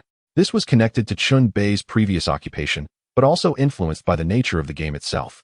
In survival games like this, it only takes a round or two to drive a person to madness. Chen Bei continued to ascend with the corpse, returning to the 5th floor. Any players who glimpsed him chose to steer clear, keeping their distance. He brought the corpse back to his residence, standing beside the flesh and blood generator. The gruesome culinary segment was about to commence. Chen Bei drew the curtain attached to the generator and bent down to press the start button. The initial activation required battery power, which he had long prepared. Buzz. Click, click, click. The entire flesh and blood generator began to operate, vibrating slightly, rumbling ominously, as the circular blades within the feed mouth interlocked, increasing in speed. Brother, did you ever expect this? Someone is here to collect your remains. Chen Bei hoisted the corpse high and shoved it directly into the feed opening. Chapter 63. Underground trials. Moments later, the surroundings were a gruesome sight, splattered with blood and bits of flesh, alongside scattered bone fragments. Amidst the blood-soaked remnants lay 2 teeth still connected to flesh, one of which was a decayed molar. Such details served as evidence of life once lived. The earlier scene was a vivid reenactment of various B-grade horror films. Fortunately, a curtain shielded the chaos from splattering blood and flesh, preventing the entire dormitory from becoming a filthy mess. The room was filled with an indescribable odor. Far beyond mere bloodiness, Chen Bei was also smeared in blood, resembling a butcher. Even the seasoned administrators were taken aback. Goodness, a newcomer who has only cleared 2 rounds of the game, yet he is so ruthless, even employing the flesh and blood generator. What a fierce individual. Generating power from corpses requires a robust psychological constitution. Such a person is undoubtedly a pervert at heart. Haha, we relish having such extreme players in our games. I've reviewed his previous 2 rounds of gameplay. It's rare for a newcomer to exhibit such performance. Let us keep a close watch on this one named 0 Degree. I anticipate his forthcoming actions. Players like Chen Bei inevitably attracted the attention of the administrators. Such scrutiny would be advantageous for him, as the group chat would reveal more information about him. This is a wealth of information. The recent corpse had charged the generator to half capacity. 1 more corpse was needed to fill it completely. 1 corpse was simply insufficient. He would make do for now. Chen Bei felt little psychological burden from his recent actions. Some matters should not be overthought. Simply act. At that moment, a private message from a friend arrived. It was Jingzhe. Jingzhe, my adorable prey, the hunt is about to begin. Are you prepared? 0 Degree. I'm ready. I'm on the 5th floor. Hurry over. I could use another corpse for charging. This reply was accompanied by a video, showcasing the generator's gruesome scene. Cute, right? Prey indeed. Let me show you what this adorable prey has just done. This maneuver left the other party speechless. Jingzhe's twisted threats and elaborate intimidation were utterly ineffective against Chen Bei. Who knows who is more deranged? 0 Degree. When will you arrive? Should I wait here for you?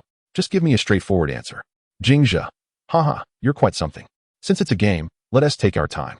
Let us see who can laugh last. 0 Degree. What are you laughing about? You're worthless. You don't even dare to come. Once again, he rendered the other party speechless. It was uncertain whether Jingzhe would charge over directly or bide his time, waiting for an opportunity. At that moment, a conversation within the management group caught Chen Bei's attention. What is the situation underground? A player has discovered 4 entrances to the underground trials. But no one dares to enter yet. They are merely observing. In the underground trials, one can obtain additional cards. Once they taste the sweetness, they will voluntarily enter.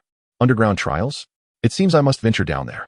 Chen Bei could not simply wait idly for Jingzhe to deliver himself. Moreover, the potential threat posed by Jingzhe was not sufficient for Chen Bei to prioritize him above all else. Opening the door, locking it, descending the floors, 5, 4, 3, 2, 1. Chen Bei swiftly arrived on the 1st floor. Here, a spacious hall was gathered with several players, one of whom was delivering a public speech. The speaker was a tall and imposing young man, radiating an aura of authority, almost luminescent in appearance, a person who naturally commanded presence. Let us not allow the game to lead us by the nose.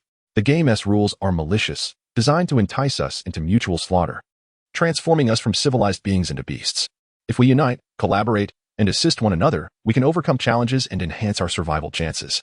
The key to collaboration lies in the cards we hold.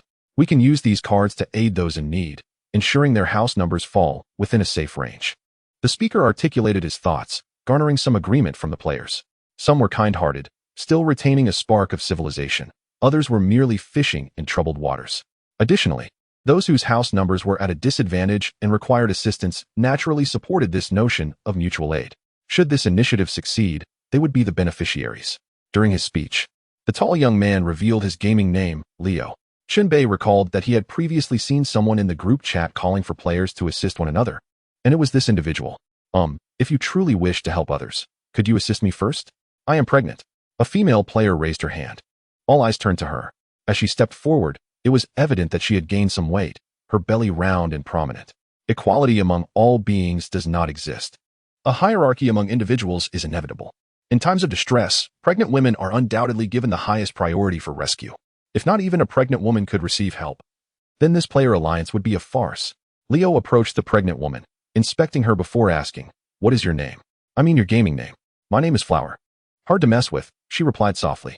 "What is your house number?" 000. 3 zeros.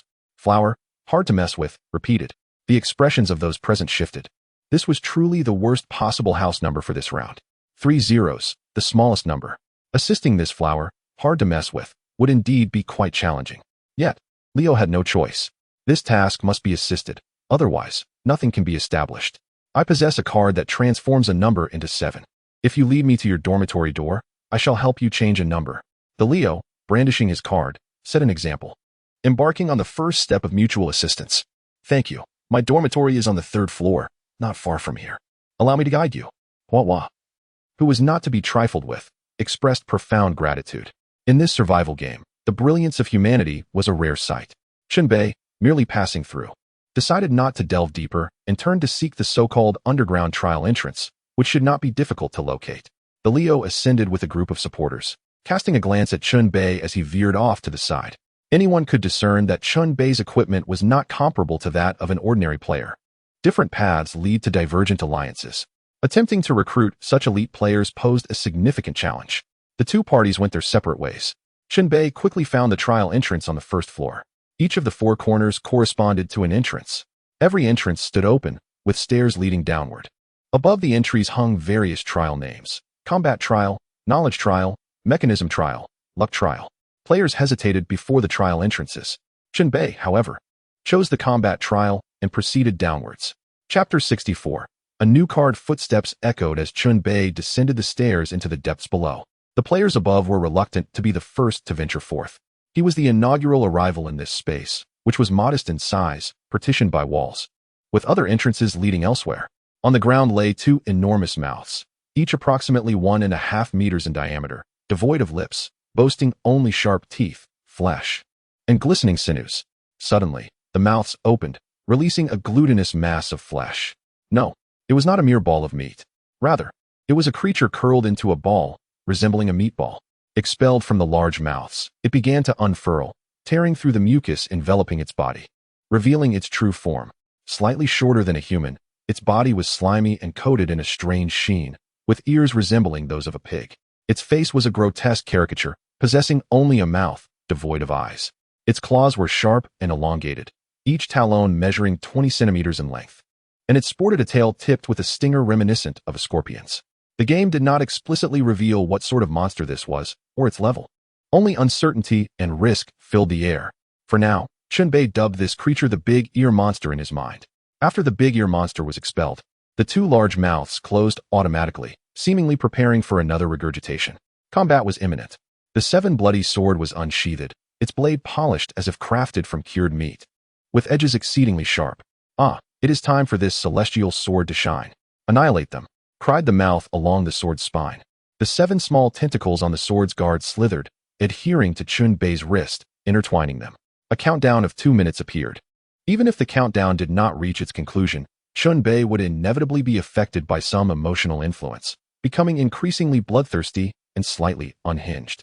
"Huh," Chen Bei bellowed, bestowing himself with a buff. Fortune favored him this time. His roar intimidated the 2 big ear monsters, making them hesitate.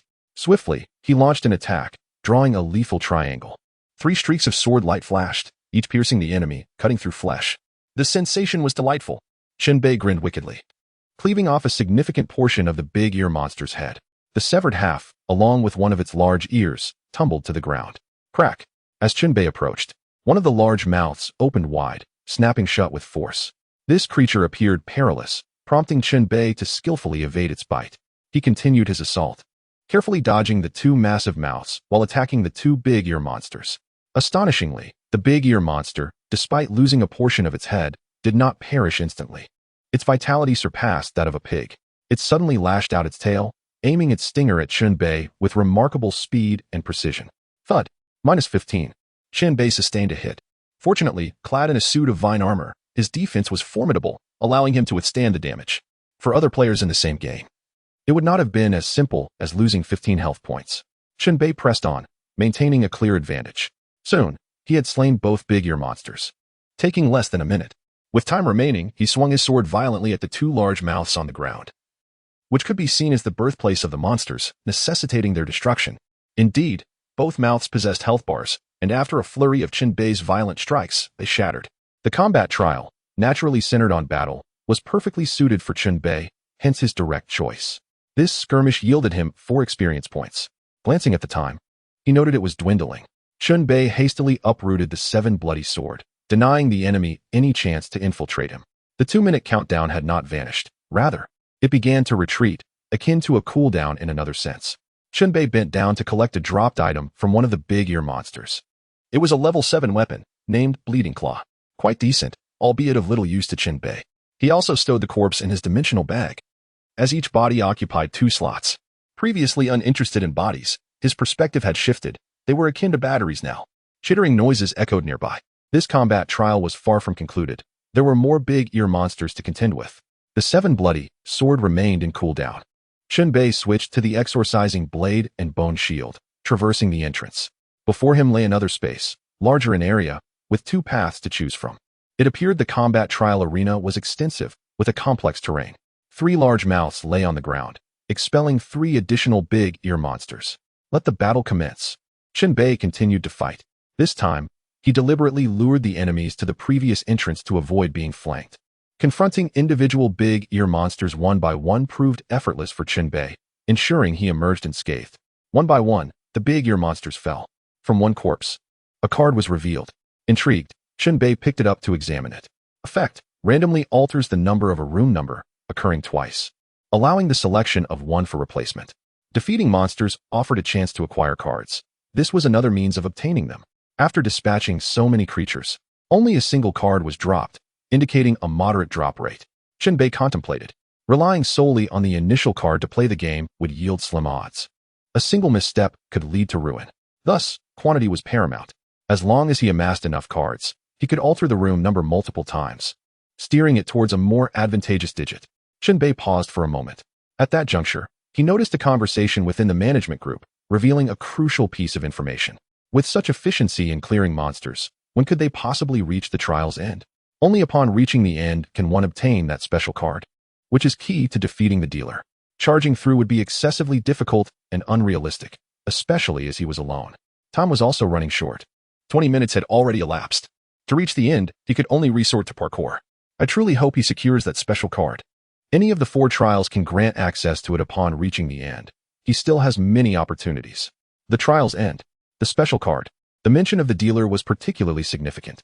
This dealer was assuredly formidable, possibly even a hidden boss within the game. To reach it would necessitate parkour. If I were to run over now, it would appear too conspicuous. Perhaps I should engage in further combat. Chen Bei reached a decision. Since a special card existed, it was imperative to obtain it. Just as he prepared to set off, his phone unexpectedly rang, emitting an alarm. This signified that someone was approaching his doorstep. Chapter 65. Parkour. Chen Bei hastily pulled out his phone to check. He illuminated the screen, revealing the live feed from the camera. There stood a curly-haired youth in front of Chen Bei's dormitory door, who was struck by a ground spike and jumped aside in pain, then fled in haste. Presumably startled by the prick, he was frightened away. Chen Bei furrowed his brow slightly, sliding the progress bar of the camera to review previous footage. The curly-haired youth cautiously approached the door, card in hand. This indicated that he was not an accidental passerby, but rather had ill intentions, intending to tamper with Chen Bei's door number. It was not uncommon for players to sabotage one another, especially since Chen Bei's door number, 188, was particularly eye-catching. Just a step away from the grand prize of this round. I will remember you, curly-haired boy. Chen Bei turned off his phone. He had no intention of returning. Instead, he was determined to continue his current adventure. Next came the test of his acting skills. Chen Bei initially engaged in a standard battle, clashing with monsters. He alternated between the 7 bloody sword and the evil slaying blade. Whenever he wielded the 7 bloody sword, it felt as if he were chopping vegetables, effortlessly dispatching monsters with just a few strokes. The evil slaying blade, however, was less effective. During the killings, he obtained 2 additional cards. Effect, for 1 turn. Obscure 1 digit of the door number. Regardless of how this digit changes, it remains unseen by others. Effect, when the sum of the door number's digits is less than 4, all digits are doubled. With these 2 cards, Chen Bei had acquired a total of 5 cards. Many players were still stuck with their initial card, while he had 5. And the game was only just beginning. The gap would only widen from here. Chen Bei observed the dialogue in the player group. Several players had entered different trials. Each trial had its own unique challenges. The knowledge trial requires answering questions. Correct answers yield rewards, while incorrect ones result in penalties. The luck trial involves opening blind boxes, also presenting both rewards and punishments. I checked the trap trial. It was filled with traps, making progress nearly impossible, too dangerous. The combat trial has been monopolized by a prominent player who is currently slaying monsters. It's best to avoid him. Chen Bei remained focused on the combat trial, disregarding the others for now. He continued his exploration. This time, he encountered 4 monsters, who flanked him from both sides. An opportunity had arisen. Chen Bei began to act, deliberately feigning a desperate state, initially retreating in panic to create distance, then breaking into a full sprint. The parkour commenced. In this round of the game, the map function was operational. Areas traversed by players would be automatically memorized by the map. Chen Bei used the semi-transparent map as a reference, running towards areas he had yet to explore. Along the way, he activated an increasing number of gaping maws, which spewed forth monsters. And not just the large-eared ones. New types of monsters began to appear. One had a head as large as a yoga ball, sporting a single large eye and small wings on either side, allowing it to glide through the air.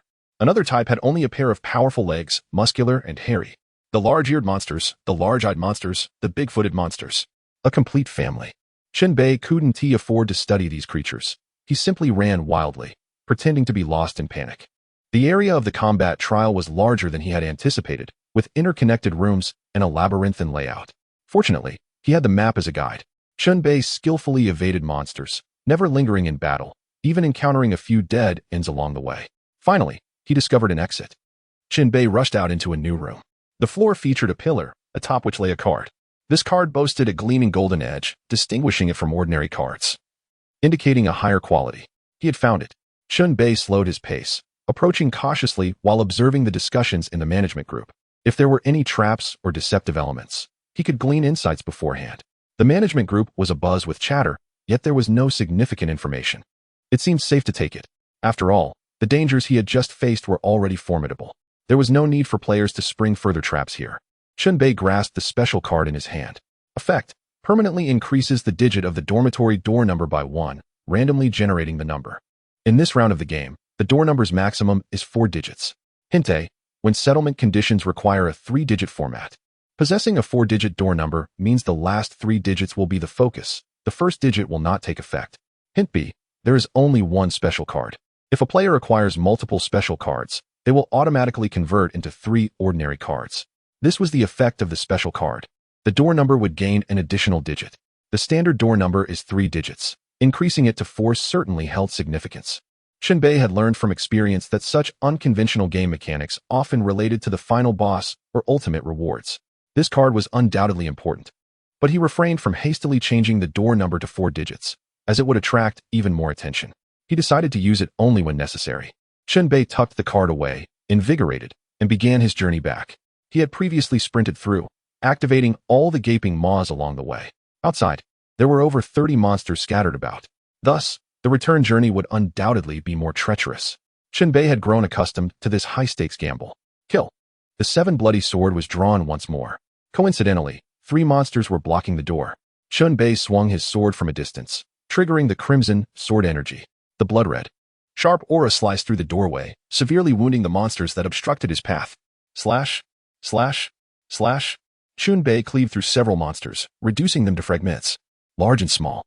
They littered the ground. Stepping over the blood, Chen Bei emerged, a hint of red glimmering in his eyes. Haha, now this is exhilarating. Reducing them all to mere meat chunks. The mouths along the sword's spine clamored excitedly. Chen Bei continued his slaughter, utilizing the crimson sword energy to forge a path, switching to close combat once his mana was depleted. Yet, time was short. 2 minutes passed swiftly.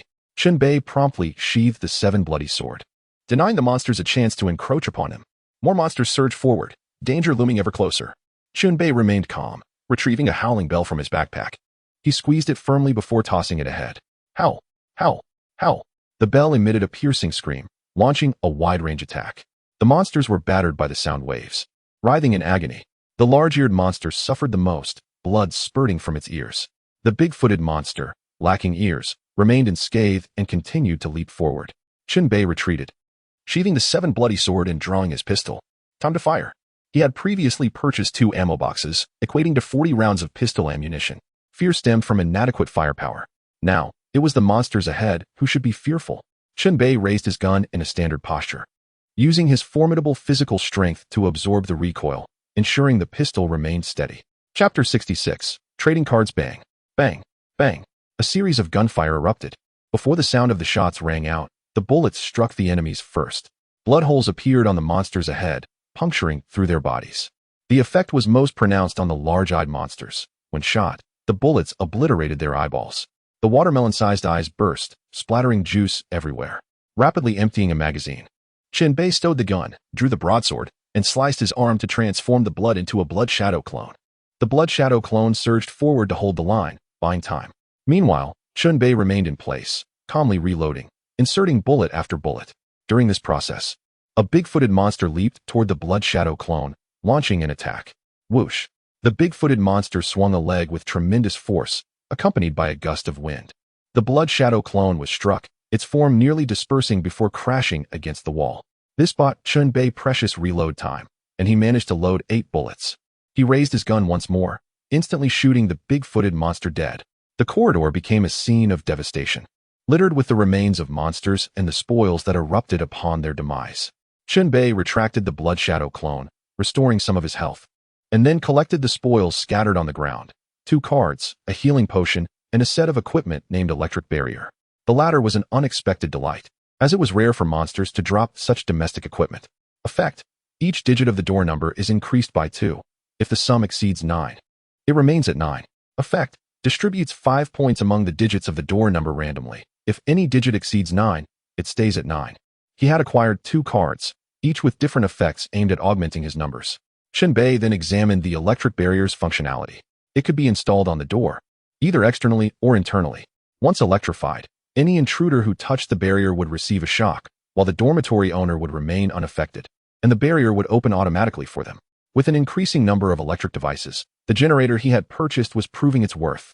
He stored the equipment and took out a piece of gum, chewing it to help restore his sanity. Engaging in battle with numerous monsters or witnessing gruesome scenes could erode one's mental stability. Despite Chen Bei's courageous nature, he was not immune to this. He took a moment to rest. At that moment, his phone emitted an alarm once more. Frowning, sensing trouble, he quickly pulled out his phone to check. Upon activating the camera feed, he noticed a small curly-haired figure lurking in front of his door. It was the same curly-haired individual he had encountered earlier. Having learned their lesson, the figure maintained a distance, carefully avoiding the spike trap at the entrance. This distance was just enough to use cards normally. The curly-haired figure raised a card and directed its effect towards Chen Bei's door. A notification appeared simultaneously. Player Fenzu has used a card effect on your door number, changing it to 108. The original door number of 188 had its second digit reduced to 0. It was surprising to learn that altering another's door number came with a notification revealing who had deceived him. This design clearly intended for players to harbor grudges, igniting conflicts. Chen Bei's face darkened ominously at this realization. He had anticipated that someone would tamper with his door number, but the reality of it incited his fury. Curly-haired figure. Fenzu, your path has narrowed. A menacing aura enveloped Chen Bei. Trapped within the combat trial, he could not rush back and could only proceed cautiously, eliminating monsters as he returned. When necessary, he would employ parkour to navigate. Along the way, he collected more spoils, acquiring 3 additional cards, one of which was particularly crucial. Effect: randomly selects 1 digit of the door number, setting it to 0. Effect: changes the door number to 555. Effect: copies 1 digit from the door number and pastes it onto another, making them identical. The last card was vital. Copy and paste. To achieve the coveted 888 for a higher reward in this round, Chen Bei only needed to create 2 8s to paste a third. Although he had just lost 1 8, he still had a chance to generate 888. Besides the cards, he also gathered various miscellaneous loot, including a method for crafting a level 2 concealment talisman. The effect was to render oneself or the door invisible to mysterious entities, though ineffective against humans. It was tailored for supernatural beings like ghosts. In this round, the primary competition was among players, rendering the concealment talisman less useful. The monsters in the combat trial would remain within the trial area and would not ascend, making the talisman unnecessary against them. However, it would prove useful in future encounters with games centered around demons and spirits. As Chen Bei exited the combat trial, only 11 minutes remained until the settlement. He had gained considerable experience from his efforts, but still needed more to level up. After reaching level 10, the pace of leveling slowed significantly. Additionally, the seal on the 7 bloody sword had its own separate gauge, which, when filled, would lift one layer of the seal, enhancing the weapon's level. One person, one sword, both on the path of becoming stronger. At that moment, a message arrived. Slime, hey, time is running out. Are you going to trade me that card or not? 0 degree, let us trade. Which floor are you on? I'll come find you. We'll use the second method of exchange. Changing your door number to above 20. Slime, I'm on the 6th floor. Come up from the first staircase, and I'll come out to meet you. 0 degree. All right, let us not lose sight of each other. Chen Bei closed the chat interface. If the trade proceeded smoothly and he obtained the other person's card, he could create the 888 door number. He ascended the stairs rapidly until he reached the 6th floor, the top level, with no path beyond. Slowing his pace, he moved cautiously down the corridor. He noticed the floor was stained with large patches of blood and signs of dragged bodies. The blood appeared recently dried, indicating that someone had died here. In the management group, someone had posted a cryptic message. The show is about to begin. Something felt off. A sense of foreboding crept over Chen Bei, prompting him to grip the hilt of the 7 bloody sword, ready for action. Squeak. A door across the hallway creaked open, revealing a freckled young man. I'm Slime. Are you here for the trade? He asked.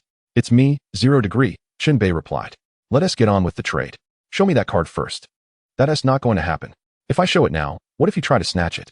I've hidden the card. You need to change my door number first, then I'll show you the card. I must see the goods first. I said, change my door number first. Your refusal to show the card suggests a lack of sincerity. This trade is off. Farewell. Chen Bei turned to leave. Hey, don't go. Wait. I'll show you. Just wait here. Slime blocked Chen Bei, slightly ajar the door, and sounds emerged from within. Meanwhile, another door quietly opened, aiming a crossbow at Chen Bei's back. Chapter 67. The hunt begins. What was aimed at Chen Bei was a crossbow bolt, its tip exuding a wisp of poison, indicating it was no ordinary bolt. Whoosh. At close range, the person behind the door pulled the trigger. Chen Bei, however, rapidly spun around simultaneously. He had long been on guard, not in a careless state. Sensing movement behind him, he acted immediately. Clang. The incoming bolt lodged firmly into Slime's door, its fletching quivering violently. Realizing the ambush had failed, the wielder of the crossbow shouted, "Get out here and help." They were a group of 4. Due to their dormitories being adjacent, these 4 players had formed an alliance, primarily using the card in Slime's possession as bait, along with the allure of one female player to lure and eliminate. The blood on the ground was a testament to their previous successes. 2 players had already fallen into their trap. Now it was Chen Bei's turn. Open the door. 2 more figures rushed out, their numbers giving them an unwarranted confidence. Slime himself charged out of the room. The 4 of them, 3 men and 1 woman, armed with weapons, launched an attack on Chen Bei. Among them, the least experienced had participated in 2 rounds of the game, while the most had been through 4. They were well versed in the art of killing. However, this time, they had chosen the wrong target. The 7 bloody swords, unsheathed. Chen Bei drew his sword, and 7 eager tendrils clung tightly to his arm. A scarlet sword aura surged forth, reaching its peak intensity. Chen Bei expended 50 points of his mana and leapt vigorously towards a safe direction, executing a horizontal slash in midair. His attack enveloped all enemies in sight. Whoosh. The crescent-shaped scarlet sword aura swept through the corridor, severely injuring 3 individuals and decapitating 1 with brutal efficiency. The severed head soared into the air, spinning several times before colliding with the ceiling, landing lifelessly below. The remaining 3 adversaries were left gravely wounded. Chen Bei steadied himself with a precise landing and unleashed a fierce battle cry. Charge! The valiant roar intimidated one of the 3, causing him to flinch in fear. This is bad, kill him! The slime shouted anxiously, brandishing a melee weapon and charging at Chen Bei. A ground-shaking blow. This strike carried an area of effect, creating a shockwave even if it missed its target. Another female player, panicked, hastily downed a healing potion. The last one pulled the trigger of a crossbow. In that instant, each acted according to their own judgment. The death triangle. Chen Bei, opting for offense over defense, utilized his skills to accelerate his speed, transforming into a shadow as he struck thrice in rapid succession. The red sword aura formed a triangle, ensnaring all enemies present. Whoosh, whoosh, whoosh. 3 flashes of sword light sliced through the air. The slime and the player with the crossbow were slain on the spot. The female player's arm, clutching the healing potion, was severed, sending the potion flying. Ah! She screamed in agony, grasping her bleeding stump.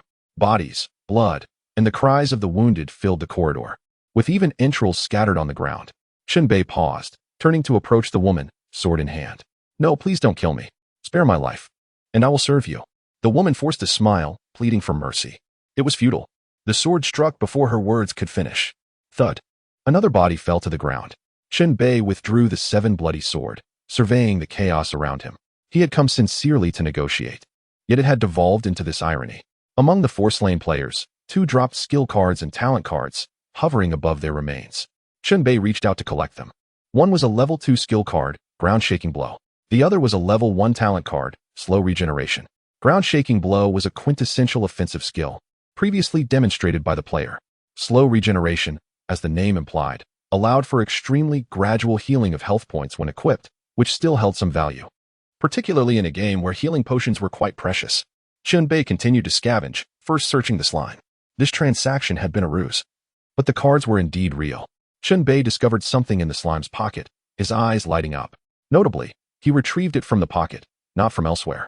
Upon inspection, it was a card with an effect to change a door number to 8, precisely what Chen Bei sought. The slime had not used this card but retained it until now. This was no surprise. All players knew that altering the door number at the last moment, thereby locking in the settlement node, was the safest strategy. Changing the door number too early could lead to subsequent alterations by others, rendering the effort futile. Despite the complications, the outcome was favorable. Chen Bei smiled, pocketing the card. With this, his collection of cards was sufficient to create a door number of 888. He continued to scour. From the other corpses, he found another card. Effect: decrease all digits of the door number by 1. It was a subtractive effect, though merely reducing by 1. It could yield unexpected results. Chen Bei persisted, thoroughly rummaging the bodies before shifting to the dormitories. Fortunately, all the dormitory doors were open, allowing him easy access. Additionally, he had secured the keys to these rooms. The contents within were plentiful, amassed by players over rounds of gameplay. Chen Bei remained vigilant, aware of potential dangers lurking within the dormitories, such as traps or mechanisms. He cleared out one room, stuffing everything he could into his backpack. The majority of his haul consisted of materials, until his backpack was filled to capacity. He planned to return later, using each key to lock the dormitory doors.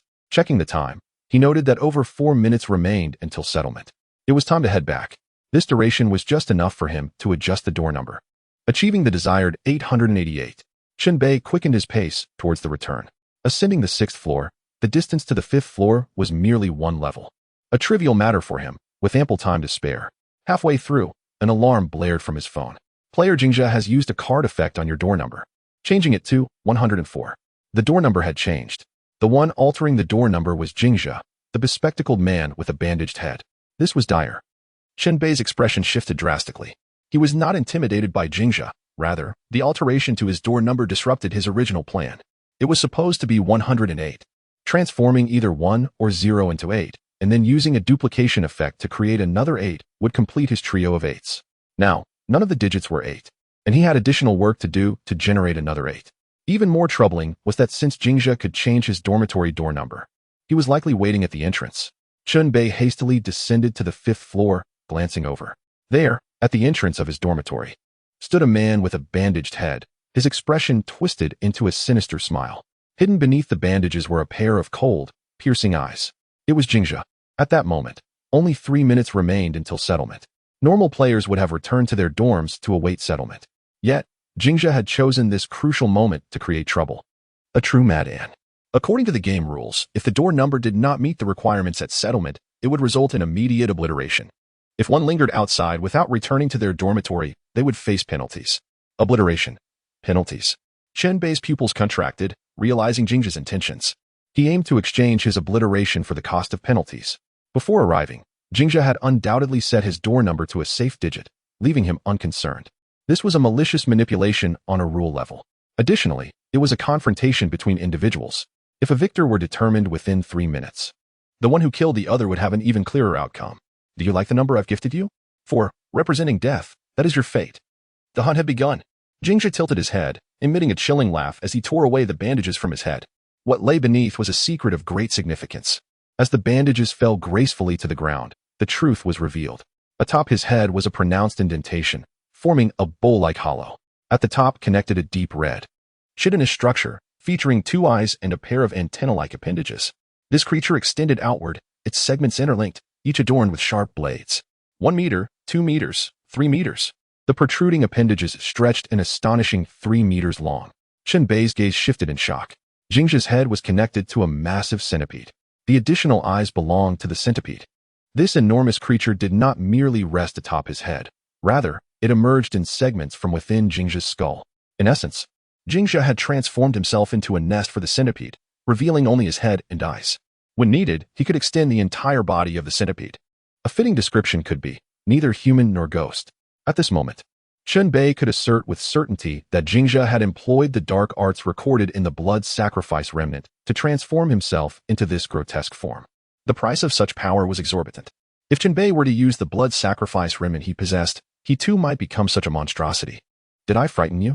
The awakening of Jingja revealed a maniacal grin as the colossal centipede atop his head writhed, its antennae sweeping back and forth while the razor-edged limbs at his side swayed rhythmically. No, I find you much more agreeable than before, exclaimed Chen Bei, drawing his firearm and firing a shot. The distance between them was considerable, and the shot was not aimed, merely intended to suppress the enemy. Bang! The gunshot echoed, smoke swirling in the air. The bullet missed its mark. Jingja leaped, utilizing the centipede connected to his head to ascend to the rooftop, moving with astonishing speed. He also drew his gleaming twin blades, which emitted a low hum. Bang! Bang! Bang! Chen Bei fired 3 consecutive shots. With each report, Jingja shifted his position. Either on the roof or against the wall, his movements unpredictable. 2 bullets struck their target. One ricocheted off the centipede's shell without penetrating, while the other hit Jingja in the chest. Logically, that shot should have been fatal, yet Jingja merely swayed, pus oozing from the wound, but no blood flowed. Through the dark art of blood sacrifice, he had gained inhuman strength. I relished the resistance of prey in their final moments. Jingja cackled as he lunged towards Chen Bei, attacking with his twin blades, the centipede above him aiding in the assault. In a critical moment, Chen Bei gripped his gun, dodging through a gap beside Jingja's body before sprinting towards the door of his dormitory. You think you can escape? Not a chance. Jingja abruptly halted, pivoting to pursue, the centipede above him thrashing violently, spewing forth toxic darts. This could be likened to the centipede spitting venom. The toxic darts contained a potent venom, corrosive in nature. Chen Bei's back was struck by a dart, but fortunately, he was protected by a layer of vine armor, which sizzled under the assault. Run. Keep running. Chen Bei reached the dormitory door, twisted the knob, and dashed inside. In the next instant, Jingja followed closely behind. Do you really think a mere door can stop me? Naive. Jingja surged into the room. Chen Bei swiftly turned, having already switched from his firearm to the 7 bloody blade, positioning the sword defensively. Jingja's body entered the dormitory. The refrigerator positioned at the entrance was triggered, its door bursting open and emitting a blast of frigid air. Whoosh! The cold enveloped Jingja, instantly freezing him. However, this freeze was only temporary. The higher the target's level, the faster they would recover. Time was fleeting. Chen Bei's left hand gripped the 7 bloody blade tightly. 7 small tentacles connecting to his wrist, merging man and sword. Before Jingja could thaw, Chen Bei launched his attack, first unleashing a flurry of scarlet sword energy, followed by conventional strikes. 2 waves of crimson energy struck Jingja, shattering the ice on his surface and wounding his true form. The subsequent slashes were equally ferocious, pushing him step by step outside the dormitory door. Huh. He possesses an aura of sinister and malevolent power that I find utterly delightful. Slay him. Dismember him. The mouth on the 7 bloody blade clamored.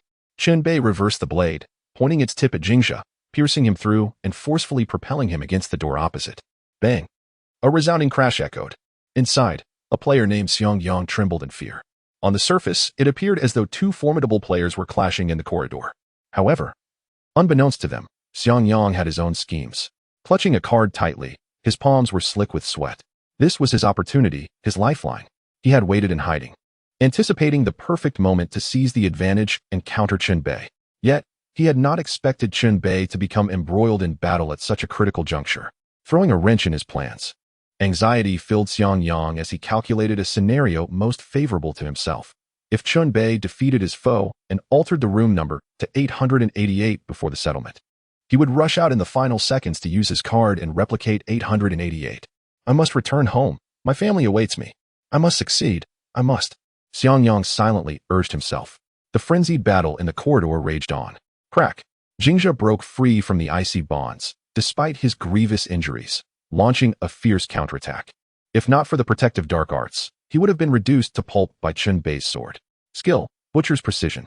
Jingzhe's twin blades sliced through the air, targeting Chen Bei's vital points. In an instant, blades clashed, ringing out like a bell. Chen Bei produced his bone shield, blocking the relentless onslaught. After enduring several strikes, the shield shattered with a crack. Thud. In the next moment, Jingzhe's blade struck Chen Bei, blood spraying forth. Gritting his teeth, Chen Bei did not waste a drop of blood, but transformed it into a shadow clone. This was an unprecedented maneuver for him. Born from the instinct of battle in a moment of desperation, the blood coalesced into a humanoid silhouette, armed with a blade forged from his own essence. One man, one clone, both unleashed their swords.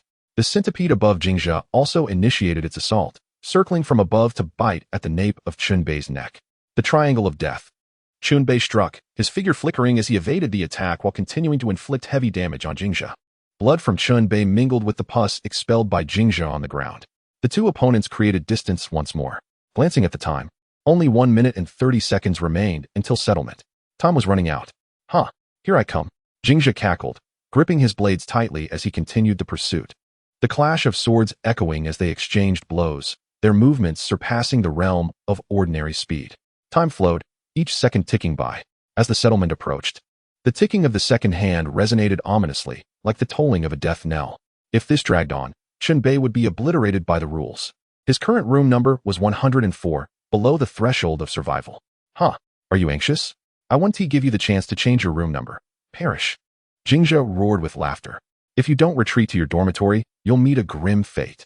Chen Bei retorted. It's fine, I'll risk it. The rules only state there will be punishment, not death. Madman.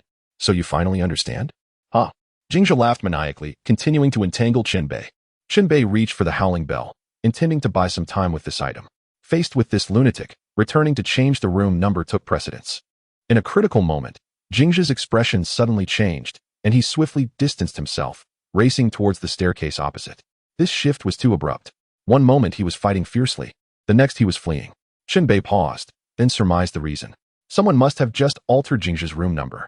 That was why Jingzhe hurriedly retreated. With the number changed to a dangerous value, he had no choice but to return or face mutual destruction with Chen Bei. Even the madman feared death. Chen Bei did not pursue, for his own time was limited. Only 25 seconds remained. Each passing second signified the approach of death. Chapter 69, VIP Rewards. 25 seconds. So fleeting. Each second dictated life or death. Chen Bei sprinted back to his dormitory at breakneck speed, bursting through the door. Upon entry, he discarded the 7 bloody blade onto the floor and retrieved all the cards he had accumulated, spreading them out on the bed. His heart raced in his throat as he scanned the cards. Only 17 seconds remained. Chen Bei stared at the cards, his mind racing. Aha! I can still create 888.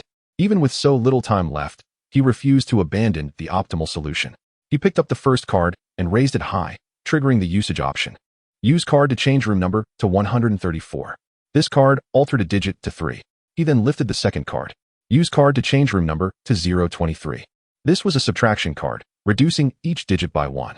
Next came the third. Use card to change room number to 083. This was an addition card, increasing one of the digits by 6, thus changing the second number to 8. The fourth card. Use card to change room number to 887. This time, it transformed a digit to 8. Only one card remained. Chen Bei raised the final card. At that moment, the door of the adjacent dormitory swung open, and a player rushed out, brandishing a card. It was Xiangyang.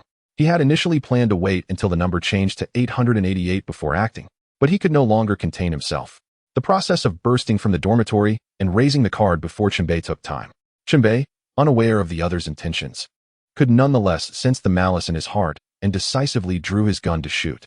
In his haste to return, Chen Bei had left the dormitory door ajar, allowing the shot to proceed unimpeded. Bang! The bullet struck Xiangyang's wrist. To be frank, Chen Bei had aimed for the head, but the shot veered slightly, hitting the wrist instead. Fortunately, it was still effective. Xiangyang, hit in the wrist, lost his grip, and the card fell like a dying butterfly. In that final moment, he attempted to use the card to change the room number to 888. Chen Bei's last card was one that copied a number and pasted it onto another. With a total of 5 cards, he executed a stunning comeback. Chen Bei gasped for breath, unsure if he had succeeded. The first round entered the settlement phase. The settlement began. Declaring his room number as 888, granting him advanced rewards. 1 attribute candy, 1 medical kit, 1 level 10 equipment called the Flying Will Shield, 1 level 2 facility known as the Arrow Wall, and 1 level 3 skill card, Flame Palm. A series of notifications followed, accompanied by shimmering lights that transformed into the respective rewards. These rewards were subject to a collection restriction, allowing only Chen Bei to claim them. Still shaken, Chen Bei was not yet calm enough to scrutinize the rewards. He turned his gaze back to the doorway. The player who had rushed out was now condemned to death. Xiangyang had committed 2 grave mistakes, lingering in the hallway during the settlement and having a room number of only 223, which was below the threshold of survival. Chen Bei was curious about what would happen next. Xiangyang, realizing his dire predicament, burst into tears, half from his injury and half from fear, likely more of the latter. He trembled as he looked at Chen Bei, murmuring, "I'm not a bad person. I just want to go home. My family is waiting for me. How will they survive without me? My parents' medical bills, my child's tuition. I must return to earn money. I work 2 jobs, but I've never complained. It's my responsibility. I cannot die, I don't." His words were abruptly cut off. An invisible force suddenly seized him, leading to a harrowing image. Imagine crumpling a sheet of white paper into a ball, tearing it violently, and stomping it into the ground. That was the treatment Xiangyang received. He was ruthlessly dismantled, twisted, crushed, torn apart, and then trampled into a shapeless mass on the ground, unrecognizable in its final form. Chen Bei witnessed this horror. His breath nearly halted, and his rationality plummeted. The invisible force seemed to linger, and he felt a chilling gaze from outside the door, sending shivers down his spine. It was a power beyond comprehension. The zombies, monsters, and bosses he had previously encountered paled in comparison. Chen Bei feared that this unseen force might burst in and crush him as well. Fortunately, he had not broken any rules. The only requirement was to return to the dormitory, not necessarily to close the door. The terrifying pressure lasted several seconds before gradually dissipating, and the feeling of being watched vanished. Chen Bei regained his composure and immediately opened his backpack to retrieve a calming agent, injecting himself with it. Was this the hidden power of the game? Once calm, he regained his rationality and surveyed the devastation in the hallway, reflecting on the recent events. In the game, players were engaged in violent conflict and treachery. Yet, before entering the game, most were merely ordinary people. It was the game that transformed them into this. In the face of death, one's words become earnest. The player who had perished outside, through his dying words, revealed himself to be a good person at heart. He merely wished to survive. All the sins must be attributed to the creators of the game, those administrators, those mysterious VIPs. They were the true culprits. Chen Bei stumbled over to close the door, slumping down as he gazed at the glimmering rewards. The players' group chat and the management group chat were both lively, presenting a stark contrast. Observing the discussions in both chats filled Chen Bei with a sense of absurdity. That was so thrilling. My room number added up to 12. I was almost erased by the rules. I just added a friend, and his avatar has gone dark. Haha, I got a reward for a 20-digit tier. That person called Zero is incredible. He managed to assemble the 888 room number. He must have made a fortune. That son of a gun who changed my room number. Just wait. Next round, I'll make sure to take you down. From the management group, Chen Bei noted that the original group of 120 players had dwindled to just 98 online. 1/6 had perished in the first round. Zero's extreme maneuver was magnificent. VIP 19 seemed pleased, praising this round's game setup, and even decided to reward Zero. He received a reward? Yes. The order has been issued. Execute immediately. The dialogue from the management group made Chen Bei furrow his brow. VIP rewards? It seemed that the VIPs viewed the survival game entirely as entertainment, much like humans watching a live stream. And Chen Bei was the streamer. This forced live stream was inescapable, perhaps even broadcasting his bodily functions. You have caught the favor of a certain VIP and received their reward. You have obtained the synchronization equipment, Thousand Hand Cloak. Chapter 70, Thousand Hand Cloak. I enjoy the sound of your breath when you are afraid. The more he pondered over this phrase, the more unsettling it became. The creators of such a survival game, deriving amusement from others' lives, were bound to be far from normal. What should he say? Thank you for the grand rocket, buddy. Chen Bei scoffed at himself. A beam of light appeared before him, revealing the so-called reward, the thousand-hand cloak. This cloak was crafted from numerous human hands. Each hand had undergone special treatment. Stripped of flesh and bone, compressed into a thin layer of skin. Through the translucent surface, the veins were faintly visible. The hands varied in size and skin tone, representing individuals of all ages and genders. The palms were interconnected, layer upon layer, and while there were not 1,000 hands, there were certainly dozens. The very notion of a cloak made from so many human hands was eerie enough. Even more disturbing was the fact that the hands seemed to be moving. It was as if they were not fully dead, still exhibiting reflexive movements. Dozens of hands and hundreds of fingers wriggled about like a mass of writhing worms. How grotesque! Chen Bei took another look. The more he observed, the more repulsive it became. A dignified VIP, superior to the administrators, had rewarded him with such an item? He would have preferred a gun or something of the sort. At this point, even his small pistol seemed lackluster. He craved something with greater firepower. Like a shotgun. How exhilarating that would be. Chen Bei suppressed his disgust, grasping the thousand-hand cloak to examine its specific data. Thousand-hand cloak binder. 0. This equipment is bound to the player. Only the binder can equip it. Upon the player's death, the equipment will be automatically destroyed. Star rating. Level. Synchronization level 10. Synchronization level equipment will automatically adjust according to the player's level, always maintaining the same level as the player. As the levels rise, the attributes of the equipment will correspondingly enhance. Category. Equipment attributes. Physical mysterious defense, 95 durability, 120 mana, 165 effect A, offensive mode. Utilizing the palms on the cloak to attack or restrain enemies. Effect B, defensive mode, solidifying numerous palms to shield the player, mitigating damage. Effect C, flight mode, extending numerous palms for short distance hovering. During a fall from a height, they can function as a parachute. Effect D, separation mode, releasing the cloak to carry out simple commands for autonomous action. Effect E, palm regeneration. If the palms comprising the cloak are damaged, they can slowly regenerate, producing new palms. Consumption. Activating any mode A, B, C, D incurs a consumption of 1 mana per second. Every 5 seconds, 1 sanity point is consumed. The equipment's mana will gradually replenish over time. Description. Hello, let us shake hands. This piece of equipment is surprisingly rated at 2 stars, while the 7 bloody sword is but 1 star. Any equipment adorned with stars surpasses ordinary gear by a tier, akin to legendary items in the game. With a defense of 95, it exceeds that of the Vine armor. Furthermore, it scales with my level, growing stronger as I do. This is equipment I can rely on indefinitely. Chen Bei recognized the remarkable nature of this equipment. Such unexpected rewards from VIPs are a delightful surprise. Chen Bei felt conflicted. On one hand, he had acquired a splendid piece of gear that would significantly enhance his capabilities.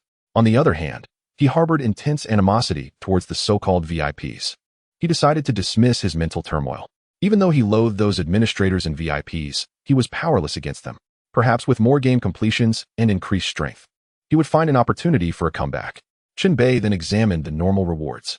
Attribute candies, a medical kit, a rotary shield, an arrow wall, and a skill card, flame palm. The moment he received the attribute candy, he opened it and consumed it, augmenting his strength. The medical kit needed no elaboration. The more, the better. The rotary shield, a level 10 shield, is circular in shape, with hidden blades along the edges. By triggering a mechanism, the blades can be launched to spin and cut. Additionally, it has a unique function. It can be split into 2 halves connected by a chain, allowing the rotary blade to be flung at enemies and then reeled back. It is a shield that balances offense and defense, vastly superior to the previous bone shield. The arrow wall is a defensive installation that can be mounted on the walls of the dormitory. If an enemy appears along the attack route, the arrow wall will spring into action, shooting arrows. It can also be manually operated to trigger the arrows. As for the skill card, Flame Palm, it is beyond Chen Bei's current capabilities. He must reach level 15 or 20 to wield it, acquiring combat energy first. He was still quite distant from level 15. Level 15 marks a pivotal moment for players, determining their future path, combat energy, or mana. Contemplating such matters now was premature. With over 2 minutes remaining until the settlement, Chen Bei, feeling idle, began rearranging the layout of his room to create space for the arrow wall. The arrow wall was installed directly facing the door, ensuring any intruder would be met with a frontal assault upon entry. The square arrow wall, affixed to the wall, spanned just over a square meter. Its edges wrapped in metal, with a wooden surface featuring 3 rows of shooting holes, each with 4 slots. The arrows within, poised for action, glimmered ominously. Who would become the first unfortunate target? Surely, It would be a most unlucky soul. The moment an enemy steps through the door, they would be frozen by the refrigerator and then subjected to a barrage from the arrow wall. Setting up the dormitory gave Chen Bei the sensation of playing a tower defense game. I still have a set of electric fences to install, Chen Bei recalled, moving to the door to retrieve the materials from his bag. This was yet another effective defensive setup.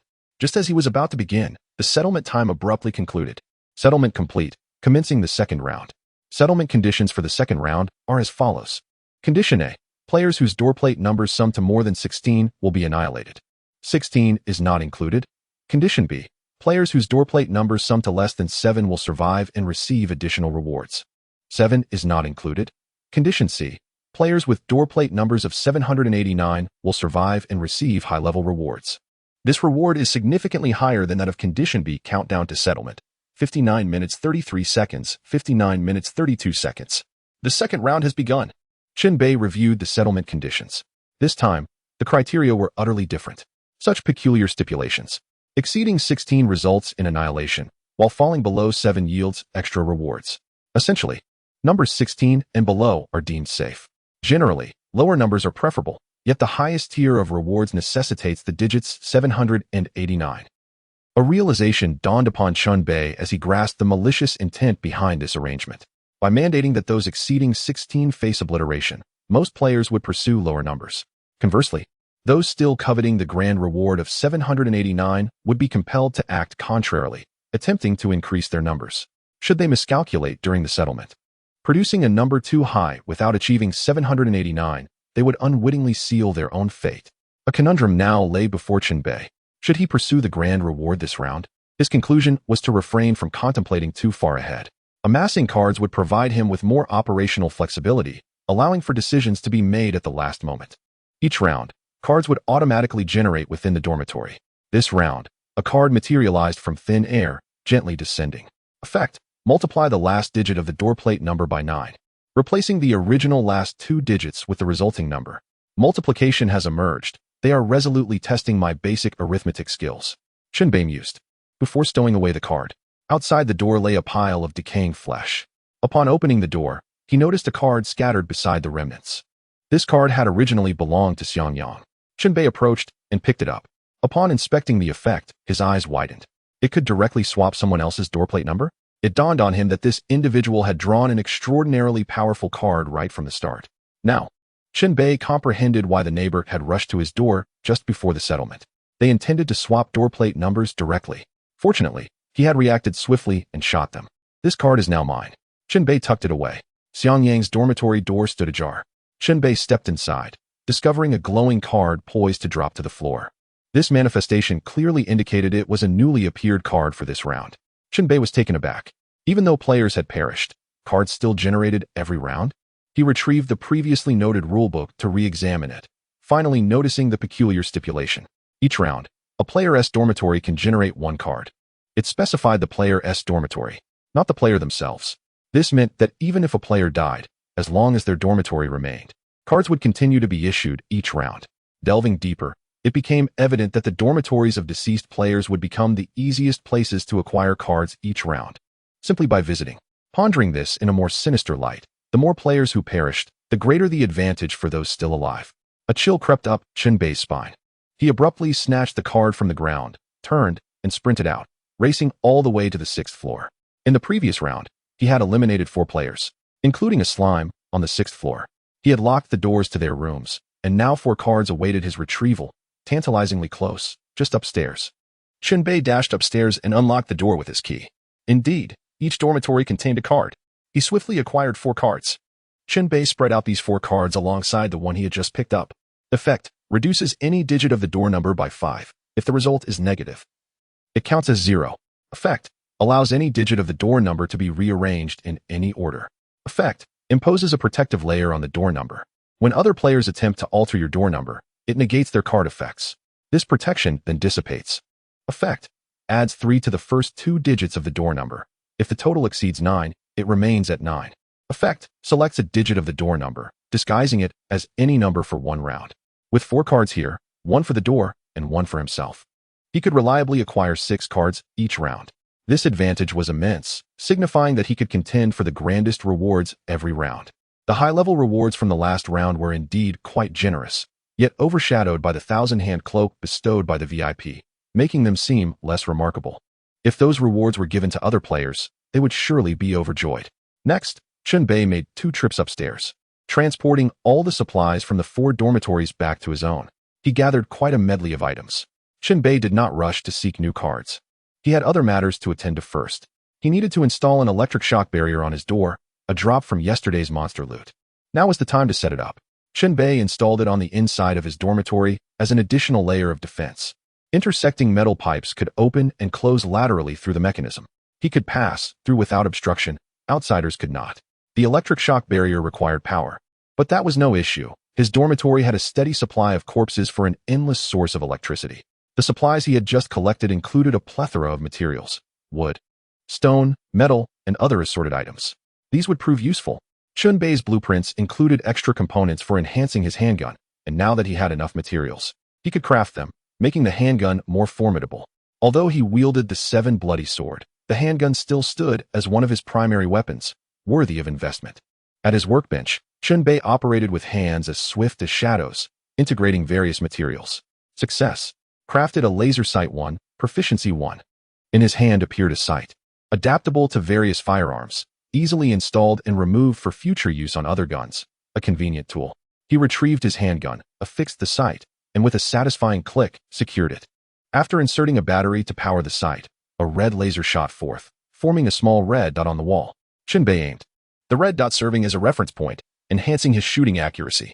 Not bad, Chen Bei remarked. At that moment, something peculiar occurred in the player group. A player named Leo raised his voice in the chat.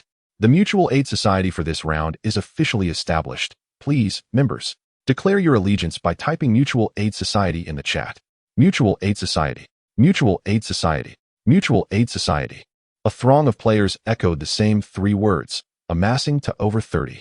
This Leo possessed a certain skill, gathering such a number of members into a temporary organization within a single round. Chen Bei could not help but acknowledge the other's capabilities. It was worth noting that the total player count was barely over 90, not even reaching 100. Simultaneously, Leo sent Chen Bei a private message. Leo, 0 degree. As a representative of the Mutual Aid Society, I would like to invite you to join us. 0 degree. Sorry. I prefer to operate as a lone wolf and am not inclined to join any organization at this time. Leo, if you choose to join, I can share our card pool with you, allowing you to exchange cards freely. Furthermore, if there is a final boss in this round, we can aid you in combating it. A shared card pool, coupled with the promise of assistance against a boss. A mere invitation would not suffice to persuade Chen Bei to join. Thus, Leo opted to approach him with the promise of benefits. He understood what a player of Chen Bei's caliber truly needed. He was astutely gauging the sentiments of others. Chapter 72. Little curly-haired Chen Bei was indeed tempted. A card pool from which to select, even if it contained only 10 cards for exchange, would significantly enhance his chances of securing the grandest rewards. 0 degree. Allow me to contemplate for 1 round. If collaboration is necessary, I will reach out to you. Chen Bei hesitated, refraining from immediate acquiescence. One must invest to reap rewards. Joining Leo's Mutual Aid Society would undoubtedly require some sacrifice. Leo, all right. I am quite patient with you. At any round, I will welcome your inclusion. 0 degree, by the way. Do you know the whereabouts of a player named Jingzhe? Which floor is his dormitory on? Leo, I'm not sure at the moment, but I will keep an eye out and inform you if I discover anything. Jingzhe is not a member of the Mutual Aid Society. 0 degree. All right. Then it's settled. Be cautious of that player named Jingzhe. He has a bandage wrapped around his head, with a centipede residing on it. Easily recognizable. The private conversation concluded. Checking the time, 8 minutes had elapsed in this round. Time to descend. Continue battling monsters. Just before exiting, Chen Bei reluctantly picked up the 1,000-hand cloak, a grimace on his face. The appearance of this equipment was utterly bizarre. A multitude of hands, both young and old, layered over one another, formed the cloak's design. Wearing such a thing required a strong constitution. Even Chen Bei found it somewhat difficult to accept. Who on earth designed this monstrosity? Taking a deep breath, Chen Bei overcame his psychological barrier and donned the cloak. The method of wearing the 1,000-hand cloak was also peculiar. When he draped it over himself, several hands automatically extended. 2 hands grasped Chen Bei's shoulders, while another 2 clasped his neck, securing it in place. The pressure was just right, not restricting his breathing. However, having 2 hands around his neck was undoubtedly uncomfortable. He would have to endure until the game concluded. at which point he could remove it upon returning to the dormitory. Chen Bei made his way downstairs. Upon reaching the first floor, he noticed Leo had gathered people once again. Leo was speaking, exuding the demeanor of a leader. Among the crowd was a familiar figure, the little curly-haired player. His game name was Yin Zhu Fenzu. Chen Bei's anger flared instantly. In the last round, this little curly-haired player had altered Chen Bei's door number. One instance could lead to another. Chen Bei had not forgotten. Without waiting for a reaction, he leaped down and reached out towards the little curly-haired player in the crowd. Originally, he intended to use the claw hidden in his sleeve to pull the little curly-haired player over. However, in a moment of impulse, he triggered the thousand-hand cloak. Whoosh! The cloak unfurled, the right side extending forward, and a multitude of hands surged forth with astonishing speed. The sprawling thousand-hand cloak stretched several meters long, with numerous hands clutching the little curly-haired player tightly, dragging him out of the crowd and pinning him down before Chen Bei. Those seemingly delicate hands exhibited extraordinary strength, pinning the little curly-haired player firmly to the ground, rendering him unable to rise. Even Chen Bei was taken aback by the cloak's formidable power. Delicious, truly delicious. Help, help, what is happening? The little curly-haired player exclaimed. The surrounding crowd was startled, and Leo strode forward, his hair billowing, eyes ablaze with intensity. People beheld the cloak of 1,000 hands, a grotesque sight formed by a multitude of palms, densely packed, with fingers writhing in a most eerie manner. What manner of horror is this? It is not merely frightening, it is utterly repulsive. So many hands, reduced to mere skin. This game truly encompasses everything imaginable. Who is that individual? He appears fully armed, exuding immense power. If I am not mistaken, he is the one who secured the 888 reward in the last round, known in the game as 0 degrees. The crowd buzzed with speculation, instinctively retreating despite their numbers. The presence of Chen Bei evoked an oppressive feeling akin to that of a game boss. Leo glanced at the restrained, curly-haired individual and then at Chen Bei. Piecing together the situation, he approached to negotiate. Friend, what is the situation here? He previously altered my doorplate number. Chen Bei responded directly, with ample justification. I see. But he has already joined the Mutual Aid Association. Could you perhaps let this slide? I can offer you a card in compensation and assure you that no one in the association will touch your doorplate again. Not a chance. I do not trust him. Calm down. We can discuss this. This was merely a superficial negotiation. Behind the scenes, Leo sent a private message to Chen Bei. This private chat could only be seen by the parties involved, invisible to all others nearby. Leo, the members of the Mutual Aid Association are here. Your actions could complicate matters for me and might even lead to its collapse. Leo, the player known as Yin Zhu Fenzu resides on the second floor, the third room on the left from the first staircase. You have the location now. You can settle your private dispute in the shadows. Leo, let us each make a concession, shall we? This Leo was engaged in a dual strategy, employing an indirect approach to resolve the issue. Clearly, he was not a simple-minded do-gooder, but possessed his own methods and understanding of compromise. After weighing his options, Chen Bei relented. Having already learned the curly-haired one's dormitory address, he could deal with it later. The cloak of 1,000 hands gradually loosened and retracted. Very well. I shall grant you this favor and let him go, but only this once. Let it serve as a warning to all. Do not meddle with my doorplate again. I have a short temper. Chen Bei departed with a menacing statement, while the curly-haired individual, believing himself saved, hastily stood and murmured something to the members of the Mutual Aid Association. To Chen Bei, the individual was already as good as dead, rendering any further concern regarding his words unnecessary. The 4 trials awaited. This time, Chen Bei opted for the combat trial, as it was most suited to his abilities. Upon entering the trial arena, he quickly discerned that the terrain had shifted. It was unlike the previous round. Opening the map revealed that the previously generated layout had been reset. It appeared the underground trials refreshed each round, necessitating a complete replay. For Chen Bei, this posed little issue. With a swift motion, the 7-blood sword was drawn. 3 monsters charged toward him, 2 large-eared creatures and 1 large-footed beast. The 7-blood sword thrummed with excitement at its release. Trapped within its sheath, it yearned for bloodshed, eager to unleash its fury. Chen Bei indulged its bloodlust, while simultaneously familiarizing himself with the utilization of the cloak of 1,000 hands. The two could be seamlessly integrated. Suddenly, the 2 large-eared monsters executed a tail-swinging maneuver, launching sharp spikes toward him. Well acquainted with their attack patterns, Chen Bei anticipated their move. Cloak of 1,000 hands, defensive mode. The cloak extended forward, layers of palms overlapping, hardening like a protective shell, leaving only a small opening for observation. The incoming spikes were perfectly blocked. At that moment, Chen Bei resembled an occupant of a colossal snail shell, shielded from harm.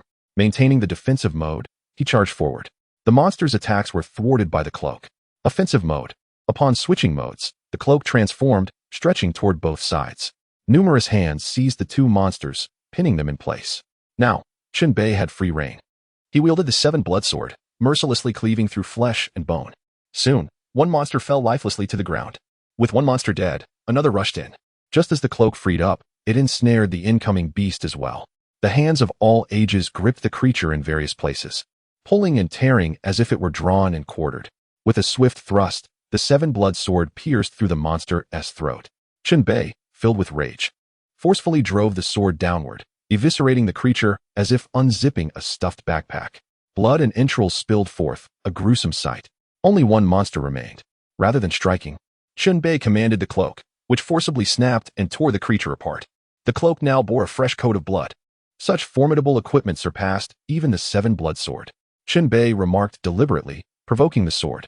The 7 blood sword could not tolerate such insults and retorted vehemently. That wretched thing dares to compare itself to me? Let me take control of your body, and you shall witness my true prowess.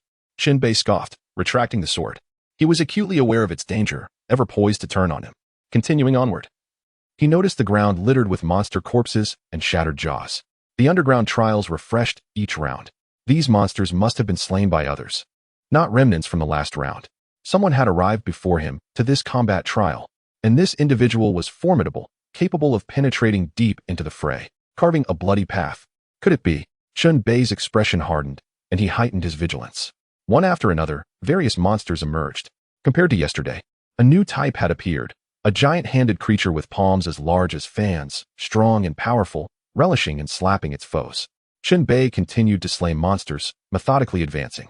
The contributions of the Cloak of 1,000 Hands were substantial, with notable improvements in its application. Chen Bei gradually became adept, wielding it with increasing finesse, as if it were an extension of his own body. In simpler terms, he struck precisely where he intended. After dispatching another monster, the long-awaited upgrade notification finally appeared. Target slain, 80 experience points gained, level increased to 11, attributes enhanced. He had leveled up. Spirit, Strength, Agility, and Constitution each received a boost of 1 to 3 points. Health, Sanity, and other attributes also saw improvement. Chen Bei clenched his fists, savoring the surge of newfound power. Reaching level 12 would unlock a second talent slot, leading to even greater enhancements. Onward, let us continue the hunt. Chen Bei maintained his enthusiasm, steadily progressing through the combat trial. Naturally, as he vanquished monsters, cards dropped, gradually augmenting his card pool. As he advanced, a figure darted past, swift as a human cheetah. Chen Bei's reflexes were equally sharp. He discerned the figure's features instantly. A human body, frenzied eyes, crowned with a large centipede, wielding bloodied twin blades. Who but the infamous Jing Zhe could it be? Chen Bei's gaze sharpened as he charged forward, the Cloak of 1,000 Hands unfurling behind him, its palms writhing. It was time to settle this. Ah, you've spotted me. Jing Zhe continued to sprint, evading Chen Bei's advance, opting for a roundabout escape. This took Chen Bei by surprise. Why was he fleeing? Given Jing Zhe's demonstrated temperament, he should not have shown such cowardice. A dark mist suddenly erupted from Jing Zhe, resembling the discharge of a smoke bomb, enveloping him and concealing his presence. Concerned that it might be a ruse, Chen Bei swiftly retreated while drawing his handgun, firing 2 shots into the obscuring haze. Bang! Bang! The bullets pierced the black fog, yet no sound emerged from within. After a brief pause, the mist dissipated, revealing that Jing Zhe had vanished without a trace. It appeared that he had genuinely intended to flee. Should Chen Bei pursue him now, it would likely be too late. He could not fathom why Jing Zhe chose to escape. Was he truly frightened by the monster? It felt as though there was something amiss. Meanwhile, discussions regarding this matter unfolded within the management group. Why did Jing Zhe run away? That shouldn't be the case. His strength is hardly inferior to Zero's. Logically, there is no reason for him to retreat. I suspect he has a plan. He possesses an ability to obscure others, perhaps intending to use this tactic against Zero for a surprising victory. That is quite possible. Could someone please share the answer key for this round? I've mixed up my materials. Sure. Someone shared a set of answers in the group chat. The term answer key initially bewildered Chen Bei until he realized its significance. Among the 4 trials was a knowledge-based examination, and it must refer to the answer key from that segment. Chen Bei had largely forgotten the knowledge he acquired during university and lacked confidence in his intellectual reserves. However, with the answer key at his disposal, the situation transformed. He could simply copy the answers. He resolved to carve out some time to tackle the knowledge trial. Once again, he employed parkour techniques, swiftly reaching the endpoint of the combat trial, where he obtained a special card. Since he already possessed one, it automatically converted into 3 ordinary cards. Upon emerging from the combat trial, he found that his collection of cards had increased to a total of 6. The cards, stacked neatly in his backpack, occupied minimal space. Now he possessed precisely 20 cards. Immediately after exiting one trial, he entered another, the knowledge trial. Upon entering, he discovered numerous large metal boxes resembling telephone booths, each labeled with the words answer station and equipped with doors for entry and exit. Some were vacant, while others contained players engaged in answering questions. This was Chen Bei's first visit, so he decided to observe the operations of other players. The doors of the answer stations were semi-transparent, providing only a vague glimpse of the players inside. As Chen Bei approached one station, he stood outside to watch. He noticed that a player was interacting with a touchscreen, undoubtedly answering questions. Suddenly, crackling lightning erupted from within the station, jolting the player, who trembled and emerged with smoke rising from their hair. Clearly, they had answered incorrectly. Chapter 74. The quiz was the door to the answer station swung open, releasing a plume of acrid smoke. The player who had just answered incorrectly stumbled out, suggesting that an incorrect answer would not result in immediate death, but rather a form of punishment, provided the player could withstand it.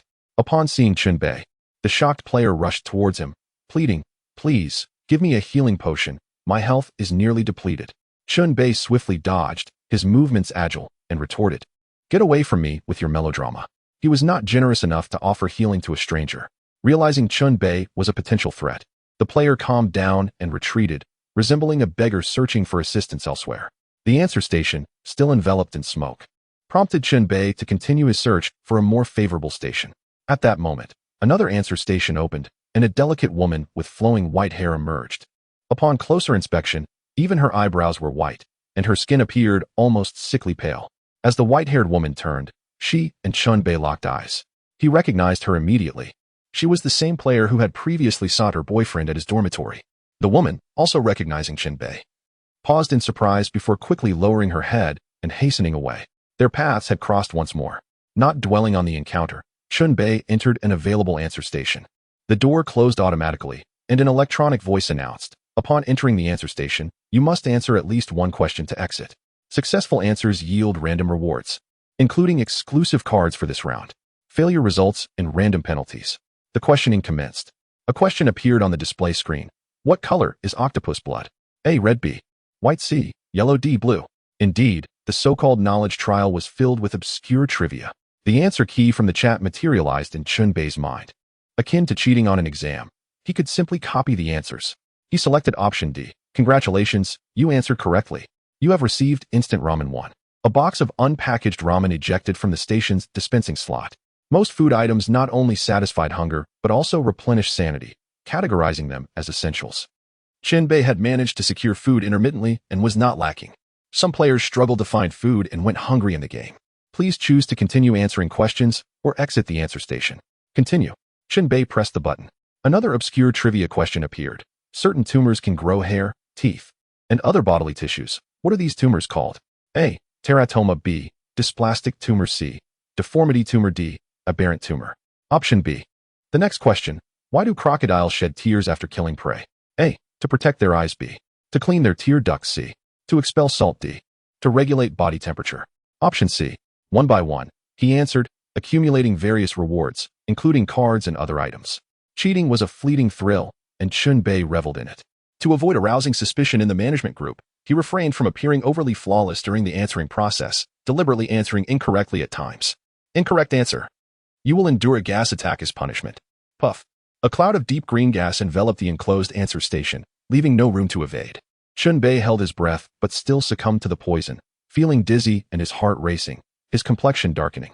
-4, -6, -5 as time elapsed, damage numbers surfaced, and the poison gradually drained his health.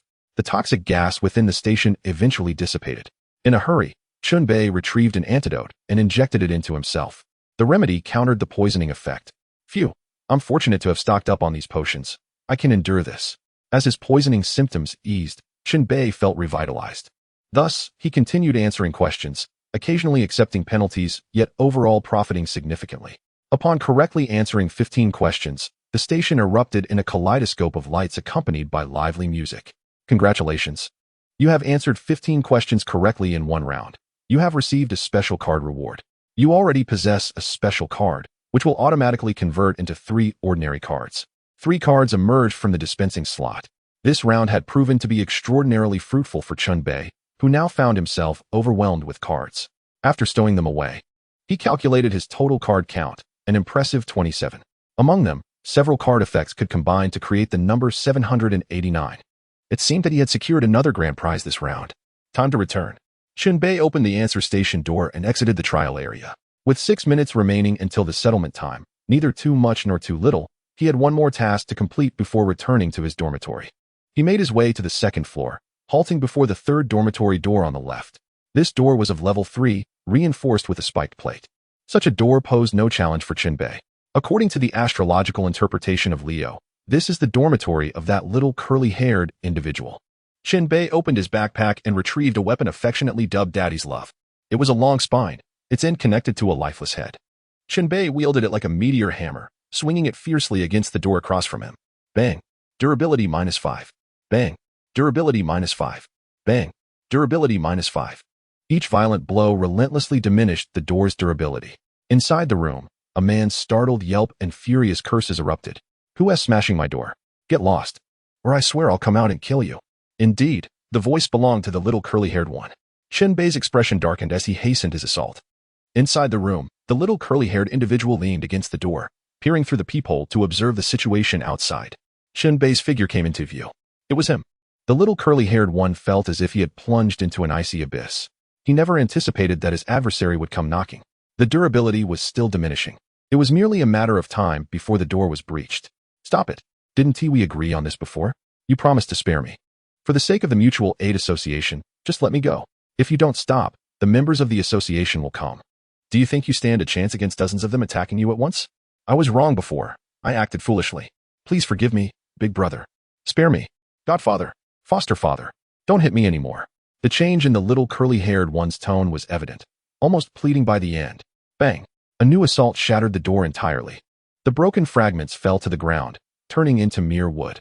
Chen Bei stood outside with a grim expression, casting a deathly shadow, still clutching Daddy's Love. You just said you would exchange your life for the favor of the Mutual Aid Association. Let me tell you, not even Jesus could help you now. As soon as the words left his mouth, Chen Bei swung his weapon forcefully towards the little curly-haired one inside the room. Chapter 75, 789, Settlement Point. Bang! A head collided with another head. The little curly-haired one experienced firsthand what Daddy's Love truly meant. This blow left him bloodied and sprawled on the floor. Chen Bei strode in, grasping the spine with both hands, calculating the distance before continuing his assault on the little curly-haired one. In just 2 strikes, the little curly-haired one's health points plummeted to 0. The disparity in strength between him and Chen Bei was insurmountable. Level, equipment, and even fighting spirit were utterly crushed. Stop. Please, spare me. Take anything from this room.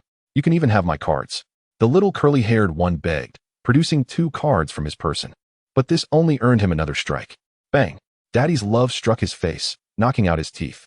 His health bar also hit 0, and his body fell into the pool of blood, lifeless. From the moment Chen Bei arrived until now, barely a minute had passed, and it hadn't taken long at all. Chen Bei collected the 2 cards and departed with a sense of relief and satisfaction, having dispatched the little curly-haired one. His spirits soared. Next, it was time to deal with Jing Zhe. Chen Bei swiftly returned to the 5th floor, standing before his own door. He had prepared himself psychologically, anticipating that Jing Zhe might be waiting for him just as before. However, he saw no sign of Jing Zhe. The corridor was deserted, as everyone remained in their dorms, anxiously awaiting the settlement, unwilling to linger outside. Chen Bei slowed his pace, opened his door, and returned to his dormitory. He organized his spoils, piling numerous items in the corner of the room. Then, he returned to his bedside, laying out 29 cards on the bed, sorting through those he intended to use in this round. He was not in a rush to utilize the cards. As always, altering the door number just before settlement was the most prudent course of action. Currently, his door number remained 888, which, according to this round's settlement conditions, was destined for annihilation. 1, 2, 3, I only need these 3 cards to get the job done. Chen Bei prepared himself, holding the 3 cards in hand. He opened the door and stepped outside, ensuring no one was lurking outside his door. This was merely a precaution. The peephole and cameras had blind spots. If someone were hiding outside, it could lead to complications. Chen Bei preferred to stay vigilant until the last moment before returning to his dormitory. A countdown loomed before him. At this moment, all players felt the tension rise. "Someone help me. My door number has a 9. It's too high," a player pleaded in the chat. No one paid him any mind, including the members of the Mutual Aid Association, who only promised assistance to their own. Settlement countdown, 0 minutes 56 seconds. 0 minutes 55 seconds. The final minute. Chen Bei remained calm and did not move. He could see everyone waiting for this moment. In the corridor, the door numbers of other players gradually changed, shifting in favorable directions. When only 15 seconds remained, Chen Bei sprang into action, raising his cards high. Use card to change door number to 998. With one card, he added 3 to the first 2 digits, reaching 9. Use card to change door number to 989. The second card swapped the last 2 digits. Use card to change door number to 789. The final card reduced the first digit by 2, resulting in 7. The 3 digits of 789 were achieved. Chen Bei's previous door number of 888 had actually been advantageous, containing an 8 and being close to 789. No one dared to alter his door number, making the remainder straightforward. Chen Bei continued to grip his sword, remaining vigilant, unwilling to relax. He was even prepared for Jing Zhe to suddenly emerge and cause trouble. Such a possibility was not out of the question. Settlement countdown, 0 minutes 5 seconds. 0 minutes 4 seconds. It wasn't until the last 2 seconds that Chen Bei leaped back into his dormitory, forcefully closing the door behind him. Success. The second round has entered the settlement phase. Settlement begins. Your door number is 789. You receive a high-level reward. You received ammunition box 1. You received small experience pack 1. You received 2 rolls of exorcism tape. You received no-level equipment heart-shaped pendant 1. You received 2 grenades. With a slight tremor of his hand, the rewards materialized. The highest tier of prizes was simply delightful. Securing a grand prize every round was exhilarating. Streams of light flickered before Chen Bei as he collected and examined each item. The ammunition box was self-evident. Bullets were costly, and an additional box meant 20 rounds, providing substantial replenishment. The small experience pack, when opened, granted 800 experience points. The 2 rolls of exorcism tape functioned similarly to talismans. Applying the tape to necessary locations was effective. The description indicated it could be affixed to the dormitory walls, the door, or even oneself and one's weapon. Such items were highly effective against zombies or supernatural beings, but offered no protection against humans. The heart-shaped pendant's effect was remarkable. Should the wearer's sanity drop below 30, it would shatter, instantly restoring sanity to full. This piece of equipment held significant value, capable of saving one's life in critical moments. Chen Bei recognized its worth immediately, promptly replacing the wolf-tooth necklace he had previously worn with this heart-shaped pendant. There were limits to the number of pieces of equipment one could wear. For example, only 1 badge could be worn at a time, and necklaces were the same. Even if Chen Bei donned both, it would be futile. Lastly, there were the grenades. Though only 2, they were sufficient to alter the tide of battle in critical situations, causing area damage. This round had proven exceedingly profitable, a true delight. In the following 3 rounds, he aimed to maintain this momentum. Chen Bei's mindset was undoubtedly optimistic. Now was the 5-minute settlement period. He could see that avatars were disappearing from the chat group. The total number of participants had dwindled to 84.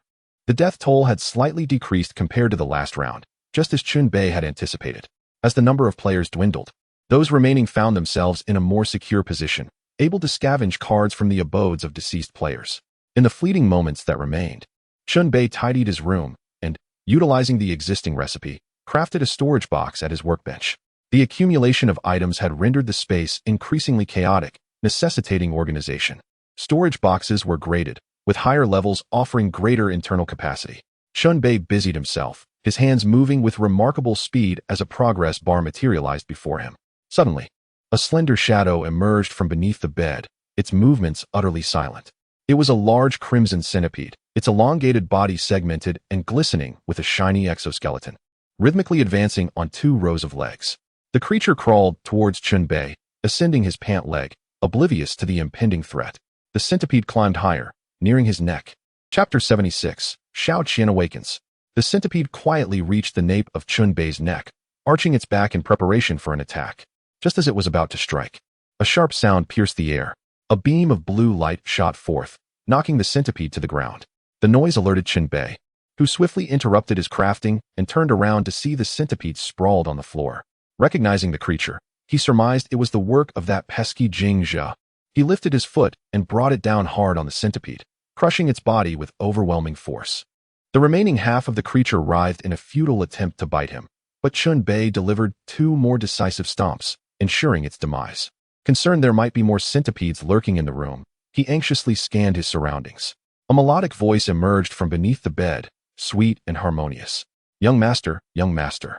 Chen Bei was taken aback, but quickly recognized it as Nie Xiaoqian's voice. Xiaoqian? Yes, it is I. Thank you for rescuing me and aiding my recovery with the other shore flower. Why do you address me as young master? Is that not acceptable? As a spirit of an ancient soul, I tend to adhere to traditional customs in my speech. If it displeases you, I shall change my address. No, it's fine. I rather enjoy the title of young master. Very well, I shall continue to call you young master from now on. May I bring forth your home? Certainly. Please do. The sunlight here is scarce, and with my urn for protection, it poses no issue. Thus, Chen Bei retrieved the urn from beneath the bed. It was modest in size, akin to a pickled vegetable jar. A centipede attempted to bite me earlier. Was it you who saved me? Chen Bei inquired. Indeed. I awoke just in time to see the centipede poised to harm you and struck it down. However, I am still not fully recovered and can offer limited assistance. I cannot even leave the urn yet, Xiaoqian explained. You have aided me, and I shall return the favor. From this point forward, we are allies. Or perhaps it sounds better to say we are in the same boat. Regardless, the sentiment remains. Chen Bei had vanquished the eternal tree and liberated Xiaoqian from her confinement, and in gratitude, she vowed to assist him however she could. Please, sit and share your thoughts. Chen Bei settled at the edge of the bed, cradling the urn, eager to converse further. This was merely the beginning. He foresaw Xiaoqian aiding him in greater endeavors, at the very least providing him with a guardian presence. Employing a female ghost as a protector was indeed a novel concept. Xiaoqian, let me make something clear. I am not as benevolent as you might think. I often find myself engaged in life and death struggles, and should I show mercy, it is I who may perish, Chen Bei stated. I understand. You are participating in a dormitory survival game, where each round unfolds with new challenges, requiring players to sometimes collaborate and at other times betray one another. This is not your desire, but rather a lack of choice, much like my own past, when many decisions were beyond my control. Indeed, I have harmed many. Far too many. Xiaoqian's voice grew increasingly sorrowful, nearly breaking into tears. You know the rules of the game? Chen Bei was astonished. I was unaware of them until I joined you in the dormitory, at which point I naturally learned. Do you realize that you are, in fact, a part of the game? It is highly plausible you were conjured by its design. Do you recall the process of your creation? Chen Bei pressed with a series of inquiries. From within the urn, Xiaoqian's voice emerged softly. Young master, I do not know what you speak of. In my memories, I am merely a refined young lady, tragically fated to pass away at 18.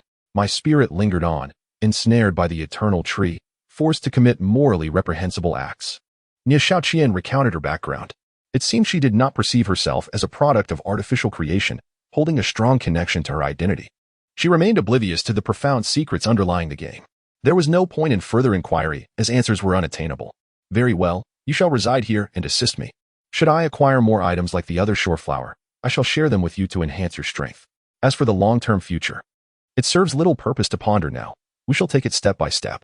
Chen Bei sought to establish a partnership with Xiaoqian. From now on, I shall be a frequent presence. At present, my capabilities are limited. Once I recuperate sufficiently to leave the urn, I shall be of greater assistance. Xiaoqian declared. Yes, you focus on your recovery. I shall not disturb you. Return to your resting place, Chen Bei said, placing the urn back in its rightful spot. The dimness beneath the bed was well suited for the urn's permanence. Chen Bei cleared away the remains of the centipede, pondering how it had infiltrated the room. The door had been closed, leaving only a narrow gap insufficient for such a large creature to enter. It must have seized its opportunity when the door was ajar. Now, Chen Bei understood why Jingzhe had fled rather than confronting him directly. It was a cunning ploy to ambush him. Fortunately, Xiaoqian had intervened. Chen Bei expanded the management group, where the chat records revealed that the centipede had been a topic of discussion. Those individuals had reveled in his misfortune, eager to witness his downfall. At the time, he had been too engrossed in crafting to notice. In this survival game, one must remain vigilant at all times. Chen Bei resumed his unfinished task, successfully creating a storage box and positioning it in the vacant area of the room. The accumulation of items necessitated an upgrade. He possessed the blueprints, even those for dormitories of level 5 and above. The materials had been procured from other players, supplemented by universal resources sufficient for his needs. As he contemplated his next steps, a series of notifications appeared. Settlement complete, commencing the third round. Conditions for the third round are as follows. Condition A. If the room number consists of 3 consecutive digits, survival is guaranteed, e.g., 123, 456, etc. Condition B. If the room number consists of 3 identical digits, survival is guaranteed, e.g., 222, 666, etc. Condition C. If the room number is a 4-digit sequence or identical digits, a higher reward can be obtained. When multiple players meet the settlement conditions, the highest number will receive the reward, while others will be settled according to conditions A-B. For specific ranking rules, click Details to view. Chapter 77. This is my domain. With the new settlement conditions unveiled, Chen Bei perused the information and grasped its implications. The concepts of consecutive and identical numbers were straightforward, familiar to anyone who had played cards. The highlight was the 4-digit grand prize. Chen Bei clicked on the details for a more thorough understanding of the settlement conditions. It is quite simple. Any triplet number surpasses a sequence number. When comparing sequence numbers, 123 is the smallest, and 789 is the largest, and so forth. Triplet numbers are compared similarly, with 111 being the smallest and 999 the largest. This logic extends to 4-digit door numbers as well. In essence, the player who assembles the door number 9999 is the grand prize winner of this round. If 2 or more players manage to gather the number 9999, all shall receive the grand prize, which is rather generous. Gathering 4 nines is no small feat. For the average player, securing a life-saving number suffices. However, elite players with 4-digit numbers must consider more. Such a few digits can lead to numerous strategies. Before the round concludes, I must utilize that special card that increases the digit count, thought Chen Bei. Within the player group, discussions arose. For digits? How can there be 4-digit door numbers? There are. Someone upgraded to a 4-digit number last round. I saw it. It was that player named Shuejian. How did her door number upgrade? It's said to be related to the underground trials. Each of the 4 trials grants a special card that increases the door number's digits, provided one has the skill to obtain it. Those trials are too difficult. I attended the luck trial, opened a blind box, and ended up engulfed in flames that nearly incinerated me. Chen Bei received 2 noteworthy private messages. One was from Jing Zhe, who sent an unflattering selfie accompanied by a message. Your little pet couldn't kill you. Consider yourself fortunate. In the next 3 rounds. Let's take our time. The other message was from Leo. 0 degree. I have discovered Jing Zhe's location. He is the lone survivor on the 3rd floor, having slain all other players on that floor, including many from the Mutual Aid Association. This madman is perilous. I wish to collaborate with you to eliminate him. 0 degree replied. Agreed. How shall we collaborate? Leo responded. To kill Jing Zhe, there are essentially 2 strategies. Subsequently, Leo shared his thoughts. The first strategy involves brute force. Jing Zhe is likely to venture into the underground trials this round to acquire cards. The knowledge trial and luck trial are unsuitable for him. He is better suited for the combat or mechanism trials, both fraught with danger. We could attack him during his trial, especially when he is wounded. The second strategy relies on the game's rules to completely bury Jing Zhe, eradicating this malignant presence from the game. 0 degree stated. I lean towards the second strategy. Leo affirmed. Then it shall be the second strategy. We shall utilize the rules to eliminate him and coordinate our efforts. This will require a greater number of cards. More importantly, it necessitates mutual trust. 0 degree replied. It is difficult for me to claim complete trust in you. I suspect you feel the same. Leo suggested. Name a location, and we shall meet to discuss. I have methods to enhance our trust. 0 degree replied. Let us meet on the top floor, 6th level. I need to go up there. Leo confirmed. All right. 6th level, we shall not part ways. On the 6th level, Chen Bei ascended, intending to collect the cards from the 4 slime rooms and meet Leo there. Upon arrival, he noticed a white-haired female player attacking the door of a slime room with a weapon. She wore a translucent plastic raincoat adorned with symbols, beneath which she had a complete outfit. Let's not delve into misconceptions. Her weapon, a gigantic wrench, was bizarrely affixed to several soda cans with wire. The game is filled with peculiar weapons, and this was no exception. Recognizing her distinct white hair, Chen Bei approached, producing a set of dormitory keys from his pocket. The white-haired player, sensing his approach, ceased her assault on the door and assumed a defensive stance. Her delicate skin and oval face embodied an innocent beauty, and her weapon starkly contrasted with her fragile appearance. This is my territory, Chen Bei declared, shaking the keys in his hand. He could not idly observe while someone attacked that door, regardless of who it was. Admittedly, that was not his dorm room, and the cards generated within did not belong to him.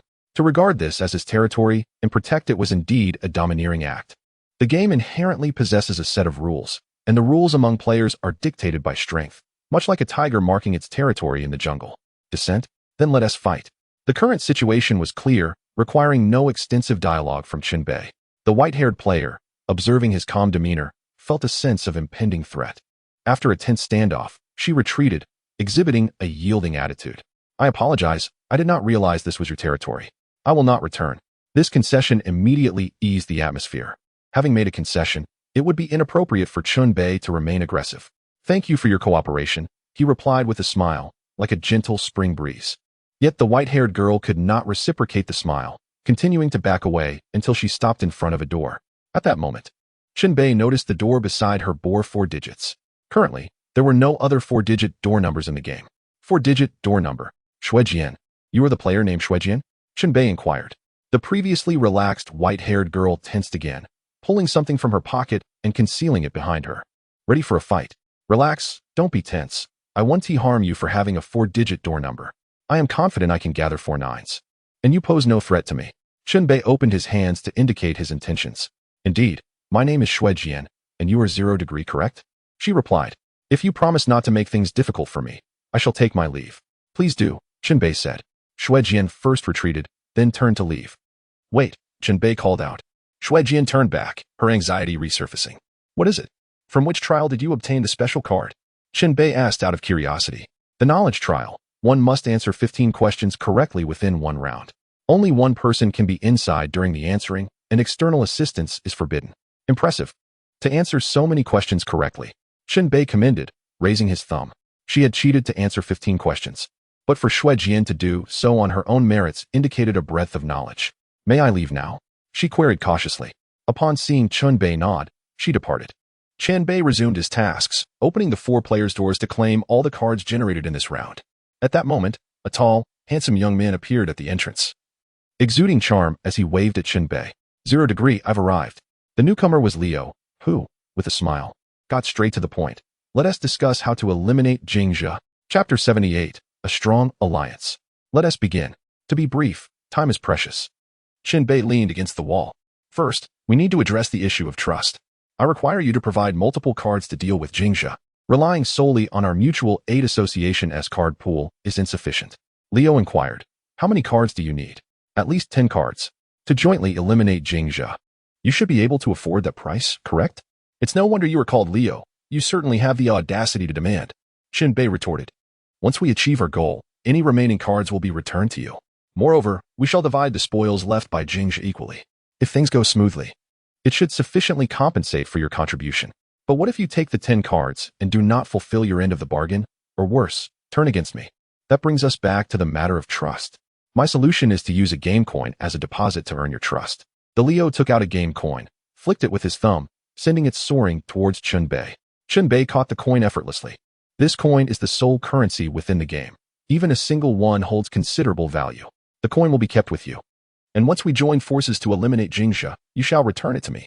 If I were to abscond with your cards without fulfilling my end of the bargain, you could simply withhold this coin, which would not be a significant loss. Leo's approach indeed fostered a certain degree of trust in their collaboration. One cannot blame Chen Bei for harboring suspicion. In a game where humans devour one another, trust is a luxury too extravagant to afford. The prior transaction with the slime served as a bloody reminder of that.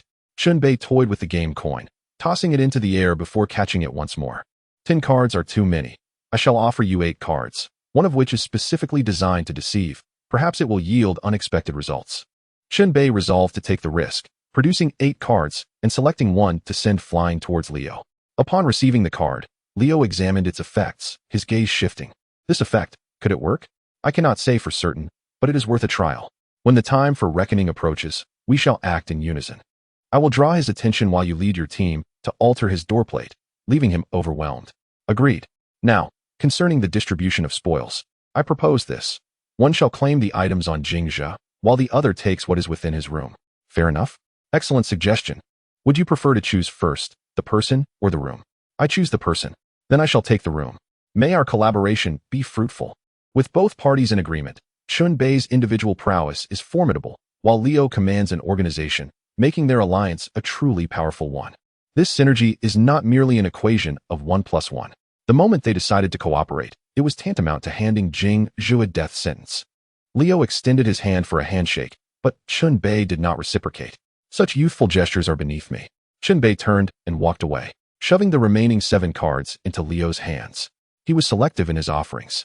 This round aimed for the numerical target of 9,999, which meant that cards with capped values of 9 were of utmost worth and could not be given away lightly. The cards Chen Bei provided to Liu were primarily subtraction cards, or those meant to ensnare. One card, in particular, was of critical importance, holding Chen Bei's high hopes. Its effect was to choose a doorplate number and disguise it as any number for 1 round. -1 level, battle trial.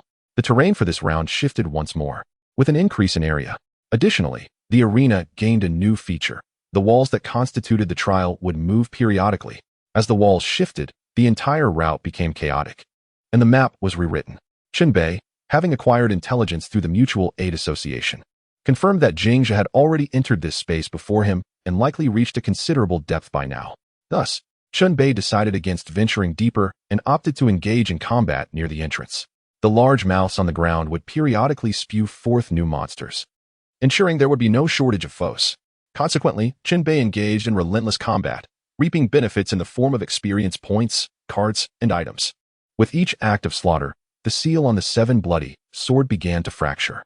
Until the moment was ripe, he advanced further.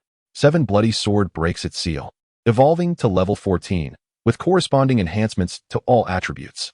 At last, I have shattered a layer of the seal and reclaimed the powers that rightfully belong to this celestial sword. Hey, 2-legged sheep, you must strive harder henceforth, slaying more, especially young women. Piercing their smooth, supple skin is an unparalleled delight. Chen Bei abruptly sheathed the 7 bloody sword, interrupting the other's words. The sword's upgrade was undoubtedly a boon. Presently, the 7 bloody sword was significantly weaker than it had been during the slaying of the everlasting tree. It required leveling up to restore its former glory, and murder was the sole means to achieve that. Growing alongside such a perverse weapon was an unavoidable predicament. Given the nature of this game, the more powerful the weapon, the more abnormal it likely became. Minutes passed, drawing near the time of reckoning. Chen Bei understood that a grand performance was about to unfold. He retreated to the trial's entrance, awaiting the arrival of his old nemesis. After a few minutes, a figure emerged across from him, possessing the physique of a normal human but adorned with a 3-meter-long deep crimson centipede atop his head, covered in blood and grime. Distorted matter marred his facial skin, and insect-like mandibles protruded ominously from his mouth. Jing Zhu appeared even more grotesque. This was the price of exchanging blood sacrifice remnants for power. As he ascended to strength, he simultaneously descended into ruin. Creak, creak, creak, creak. The sound emanated from both of his mouths. The large centipede atop Jing Zhu's head and his own mandibles clashed, generating a menacing cacophony. Ah, it's you again. Waiting here for me. You cannot possibly fathom how powerful I have become. I shall slay you, hunt you down, consume you. Gao Chong, you have bullied me since childhood, and now I will tear you apart. Jing Zhu let out a frenzied roar, his voice reverberating deafeningly. He had descended into madness, even mistaking Chen Bei for someone from his past. Then come chase me. Chen Bei drew a throwing knife, aimed at Jing Zhu, and hurled it with force. He was not adept with these knives, and held no expectations of inflicting harm on Jing Zhu. It was merely a greeting. Whoosh. The knife was about to strike Jing Zhu when it was intercepted by the massive centipede, its hard crimson shell impervious to damage, leaving no mark whatsoever. Huh. Such trifles cannot even pierce my flesh. Now it is my turn. Jing Zhu accelerated, dual blades in hand, moving with astonishing speed.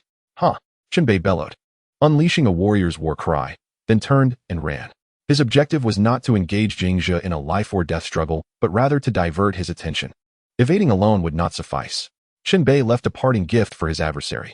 Chapter 79, Rule of Absolute Kill. An object fell to the ground, creating a crisp sound upon impact. Jing Zhu dashed over, his frenzied expression momentarily subdued. The object on the ground was a hand grenade. Even as a madman, he instinctively retreated, using the centipede as a shield. Boom! The grenade exploded with a resounding blast. A flash of fire accompanied by a fierce shockwave and a cacophony of clattering sounds. Jing Zhu was thrown to the ground, his clothing torn in multiple places, revealing charred wounds beneath. Even the centipede suffered damage, its shell severely injured. I will shred you to pieces. Jingzhe became even more deranged, accelerating to pursue Chen Bei. The two burst forth from the -1 level and ascended to the first floor, where Chen Bei deliberately led Jingzhe on a longer route to the second staircase. Jingzhe's speed was astonishing, and the distance between them was rapidly diminishing. Seizing the opportunity, Chen Bei turned and struck with his sword. Crimson Sword Energy. After its upgrade, the 7 bloody swords' crimson energy had grown stronger. The crescent-shaped sword energy swept down the corridor, carving deep gashes into the walls. Jingzhe was also wounded by the sword energy, momentarily halting his advance. I can self-heal, you cannot kill me. Jingzhe's wounds emitted steam as they healed at a visible rate, and the large centipede atop his head writhed violently, becoming even more fearsome. He pressed on, pursuing Chen Bei up to the 4th floor. Chen Bei raced down the corridor towards the opposite side, intentionally stalling for time. At this point, there were less than 3 minutes until reckoning. Time slipped away second by second. With each passing second, Chen Bei faced immense peril. Jingzhe, relentless in his pursuit, unleashed poisoned arrows from the centipede's mouth for ranged attacks. The 1,000-hand cloak proved invaluable, switching to defense mode to block numerous assaults. In the building, Chen Bei paced back and forth across various floors. Although Jingzhe was in a state of frenzy, he still sensed something amiss. You are stalling for time. You never intended to confront me directly. With a chuckle, Jingzhe ceased his pursuit and began to retrace his steps. Chen Bei glanced at the clock. There was just over a minute left until the settlement, which was insufficient for his plans. He needed to delay for a little longer. The dynamics of offense and defense had shifted. Chen Bei took the initiative, drawing his 7 phantom sword and switching to a handgun. The laser sight formed a red line, assisting his aim as it illuminated Jingzhe. Bang, bang, bang. Chen Bei rapidly pulled the trigger, firing at Jingzhe. The bullets created several holes, oozing pus. This provoked Jingzhe, who turned and charged back, the massive centipede on his head thrashing wildly as it lunged at Chen Bei. Chen Bei rolled to the side and sprang to his feet, racing up the stairs. Fleeing after attacking was exhilarating. Jingzhe pursued him, taking several seconds. Finally, they reached the critical moment. Less than a minute remained until the settlement. 0 degree. Leo, commence your performance. Leo, showtime. Suddenly, as Jingzhe ran, his expression changed, and he halted his chase. His doorplate number had been tampered with. Damn it, not this again. Jingzhe had no choice but to abandon his pursuit of Chen Bei and dashed back towards the 3rd floor, his stronghold. My treasures. Tear apart whoever dared to alter my doorplate number. Previously, Jingzhe had kept a few tricks up his sleeve in the dormitory. He could cultivate small centipedes and had left many to guard his home. Upon arriving at his door, he found the small centipedes had all been killed, their bodies strewn about. His doorplate number had been changed to 109. In the last round, Jingzhe's doorplate number was 789, which had won him a grand prize. Someone had altered the first 2 digits of his number. Damn it, just wait until I catch you. Jingzhe rushed to his dormitory door, pulling out several cards for an emergency remedy. He possessed special cards that first increased his doorplate number to 4 digits, adding an additional number at the front.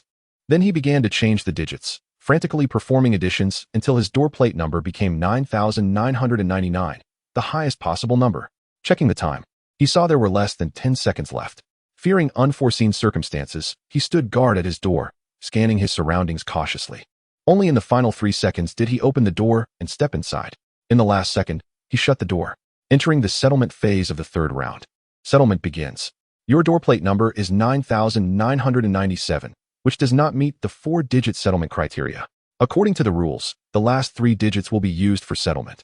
Last 3 digits are 997, which do not meet the settlement criteria, proceeding to eradication. Eradication commencing. Wait, why is my doorplate number 9997? It was clearly 9,999 before. Jingzhe went into a frenzy. He had anticipated claiming the grand prize for this round, only to receive an eradication notice instead. No explanation came from the hidden forces behind the game. Suddenly, he found himself lifted off the ground, an overwhelming pressure contorting his body into an irregular shape. The centipede atop his head was also seized, its body ruptured, juices splattering. No, I shouldn't die. You've made a mistake. Jingzhe's voice was abruptly silenced as his head was forcefully twisted 720 degrees, his neck resembling a twisted pretzel. Compressed, broken, distorted, shredded, and then discarded onto the ground, trampled with force.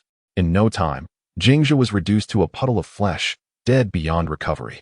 In the dormitory, Chen Bei, disregarding the prize of 9,999 he had just acquired, opened the player group chat to check. Upon seeing Jing's avatar go offline and turn black, he finally breathed a sigh of relief. The plan had succeeded. Trading 8 cards for Jing's life was worth it. Meanwhile, Leo sent a message. Leo, haha. Did you see that? That madman has been eliminated by us. I used cards to scramble his doorplate number, disguising the last digit as a 9, deceiving him. 0 degree. Success is all that matters. The operation involved significant variables and a degree of gamble. Leo, indeed. We had to gamble on Jing and not meticulously checking the doorplate number change records, on his obsession with the number 9999, and on the settlement being based on the last 3 digits. Any error in the process could have jeopardized the plan. 0 degree. Fortunately, we won the gamble. Leo, once the next round begins, come to the 3rd floor. We'll divide Jing's spoils. What S yours is yours, and what S mine is mine. 0 degree, of course.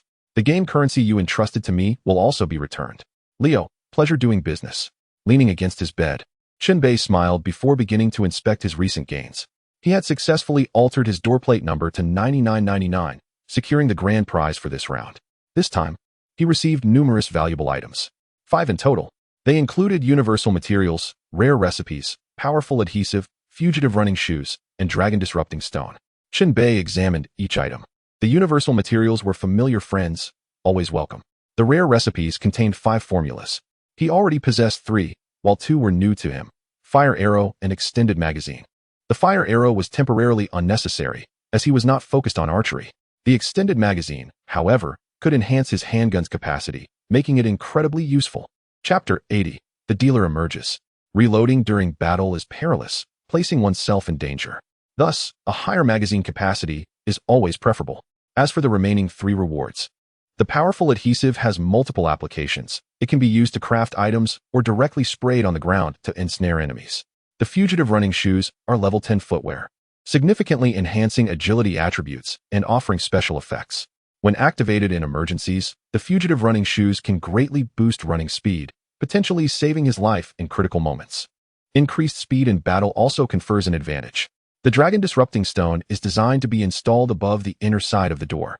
If an intruder approaches, the dragon-disrupting stone will swiftly descend, delivering a crushing blow. Such enhancements to the dormitory are invaluable and may prove useful at any moment.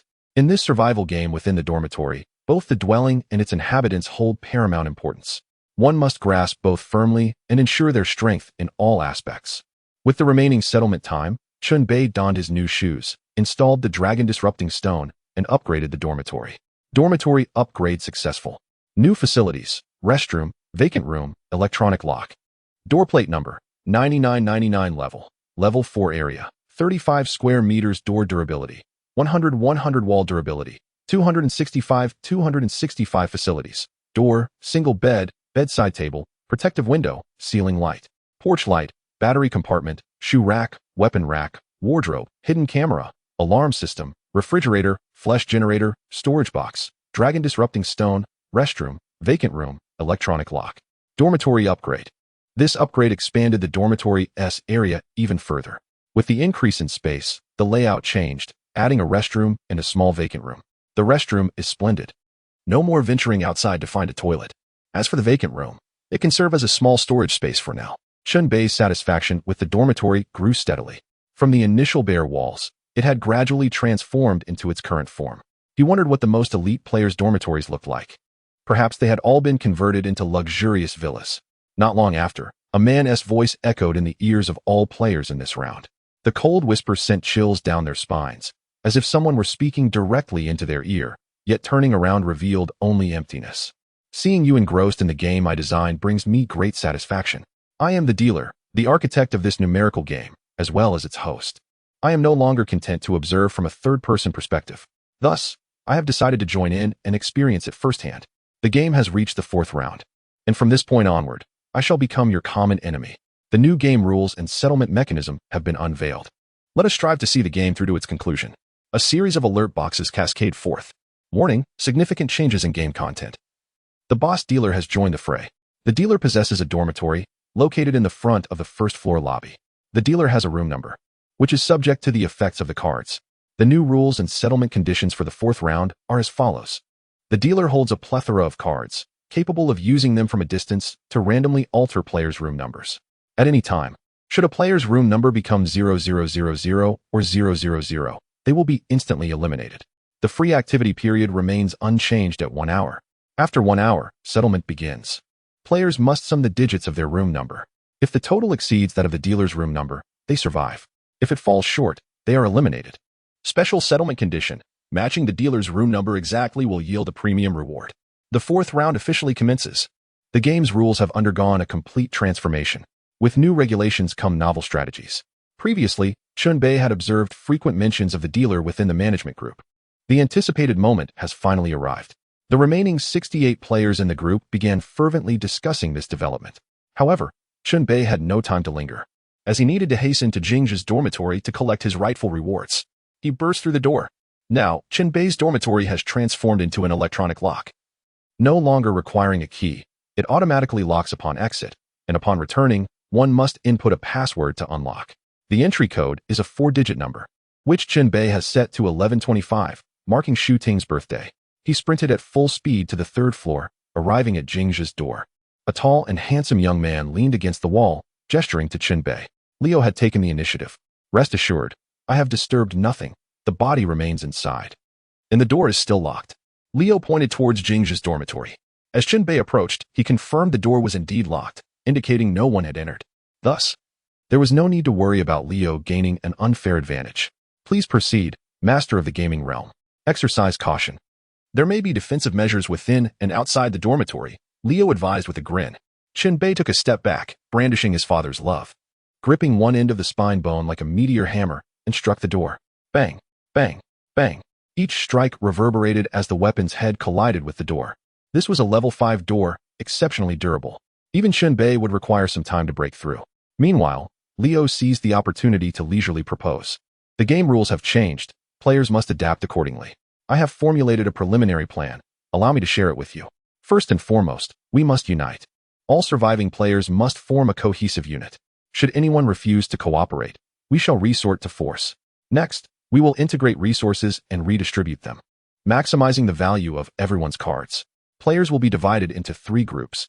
Group A will venture out to acquire cards, each showcasing their unique skills. The more, the merrier. Group B will focus on utilizing cards to assault the dealer's room number, primarily employing subtraction cards to diminish the total sum of the digits. Group C will be tasked with altering the room numbers of mutual aid members, primarily using addition cards to keep them within a safe zone. You, possessing a 4-digit room number, will receive preferential treatment. We will strive to allocate card resources to align your room number with that of the dealer's, aiming for the highest rewards. The new game rules have only just emerged, and many players are still grappling with their implications. Yet, Leo has already conceived a counter-strategy. Is that not overly idealistic? Chen Bei furrowed his brow. This is the optimal solution, indeed the only one. You, I, and all players have no choice but to cooperate. Leo asserted. Will they cooperate? That is why I require your assistance. My influence and intimidation alone are insufficient. With you, the dynamic shifts. Oh, and what about that Shuejian? She is formidable as well, consistently acquiring cards through knowledge trials. Very well. I shall be decisive and not hesitate. Our previous collaboration was enjoyable. Let us continue our formidable alliance. With a decisive crack, Chen Bei's words triggered the shattering of the door across from him. Chapter 81. Mutual Assistance. The door splintered into timber. Peering inside revealed a scene of devastation. Remnants of bodies and shattered centipedes scattered indiscriminately across the floor. A single eyeball lay amidst the blood, eerily aligned with Chen Bei's gaze. Higher up, several items hovered, including a pair of dual daggers, a helmet, a backpack, a card, and several toxic gland materials. All these belonged to Jingzhi. According to agreement, the possessions on a person's body were Chen Bei's, while those within the room were Leo's. Exercise caution. That fellow Jingzhi may have set traps within the room, Leo cautioned. Chen Bei nodded, recognizing the need for vigilance. Especially considering Jingzhi was an elite player. Household appliances and utensils in the dormitory could harbor hidden effects. Chen Bei scrutinized the room further and discerned a clue. At the entrance, several strands of hair were connected, nearly invisible unless closely examined. Chen Bei swung his father's love, severing the strands. Whoosh, whoosh, whoosh. Arrows shot forth from both sides, crossing each other in midair. This was a mechanical trap. Chen Bei then used his father's love to probe the ground. Crack. One section caved in, revealing a multitude of metallic blades below. Indeed, there were numerous defensive measures. Chen Bei dismantled each one, ensuring no threats remained. Before entering the room to collect Jing Zhi's drops, the level 10 wind blade dual daggers required dual wielding. The level 12 centipede helmet boasted a built-in venomous spray effect, with commendable defense as well. A level 2 talent card entitled Dual Wielding Weapons granted additional bonuses when a player held 2 weapons in both hands. The toxic glands also held potential utility. However, the backpack presented a complication. It could not be equipped due to conflicting existing gear. Chen Bei promptly opened the backpack. It contained a wealth of items, including digital cards, potions, tools, and most crucially, the blood sacrifice fragment. Jingzhi had used the power of the blood sacrifice fragment to transform into a ghastly figure, using his body as a nest to nurture a giant centipede. This marked Chen Bei's third blood sacrifice fragment acquired. He prepared to take it out, not sparing it a glance as he swiftly stowed it in his backpack. His movements were rapid. Even in such a brief span, the blood sacrifice fragment exerted its influence. The entire room seemed to distort, presenting illusions and shimmering lights before his eyes. What was that just now? Leo exclaimed from behind, having caught sight of the blood sacrifice fragment, his expression betraying anguish. Have you never seen a blood sacrifice fragment before? Chen Bei inquired. Never. Leo shook his head. The blood sacrifice fragment is a peculiar entity scattered across various games, containing records of dark sorcery. Once utilized, one may become a monstrous figure like Jingzhi, with their mind eroded and driven to madness. Then why do you still collect them? I am uncertain of the significance in gathering them. But I certainly do not wish for such things to be lost to the outside world. Dangerous items are better kept in one's possession. Very well. Accumulating them may yield special effects. Just be cautious. Do not let it control you. Merely glancing at it caused my head to throb, conjuring chaotic thoughts and revealing a dark sorcery called skinning butterfly dance. Each person perceives different content upon viewing the blood sacrifice fragment. I see. Ah, here, take this. Chen Bei produced the game coin belonging to Leo, flicking it back to him, returning it to its rightful owner. There is no need for this as a deposit of trust. Thank you for your faith. Leo concealed the game tokens and handed over several cards to Chen Bei for strategic utilization, especially one particular card that might serve as the key to countering the dealer. Chen Bei entrusted a few cards to Leo, aiding not only the opponent, but also himself. It was clear that the dealer could not be confronted alone. Upon receiving the cards, Leo's gaze landed on the one Chen Bei had specifically highlighted. Its effect was to swap the identification numbers of both parties, revealing its formidable potential at a glance. Leo's eyes sparkled with excitement. With this card in hand, their chances of victory significantly increased. At a critical moment, they could exchange a player with a low identification number for the dealer's, potentially turning the tide. Leo exclaimed with enthusiasm, however, before using it. We need to employ some cards that alter numbers to ensure the dealer's identification number is genuine, to prevent any negation of effects. Chen Bei cautioned. Understood. This is not a matter that can be resolved with just one card. There are effects akin to shields that can prevent number alterations. Indeed. Moreover, do not let my identification number match that of the boss. The stakes this round are too high. I shall forego the grand prize in favor of a more stable approach. Very well. That simplifies matters. I shall endeavor to increase your identification number, placing it in a secure range. Chen Bei's decisions were well-founded. The conditions for the grand prize this round were excessively stringent. The dealer's own identification number was in constant flux, and players would also attempt to modify it. The variability was overwhelming. Attempting to replicate an identical number at the last moment posed an immense risk, bordering on impossibility. Acknowledging this, it was wiser to relinquish the pursuit sooner rather than later. After all, he had already secured 3 grand prizes. That was more than sufficient. The two reached a complete consensus and prepared for action. With Leo and Zero at the helm, they officially announced to the player group, urging all participants to descend and gather in the lobby on the first floor. Those unwilling to comply would be regarded as enemies of the support group and dealt with strictly. Leo had previously conducted reconnaissance and was aware of most players' dormitory locations.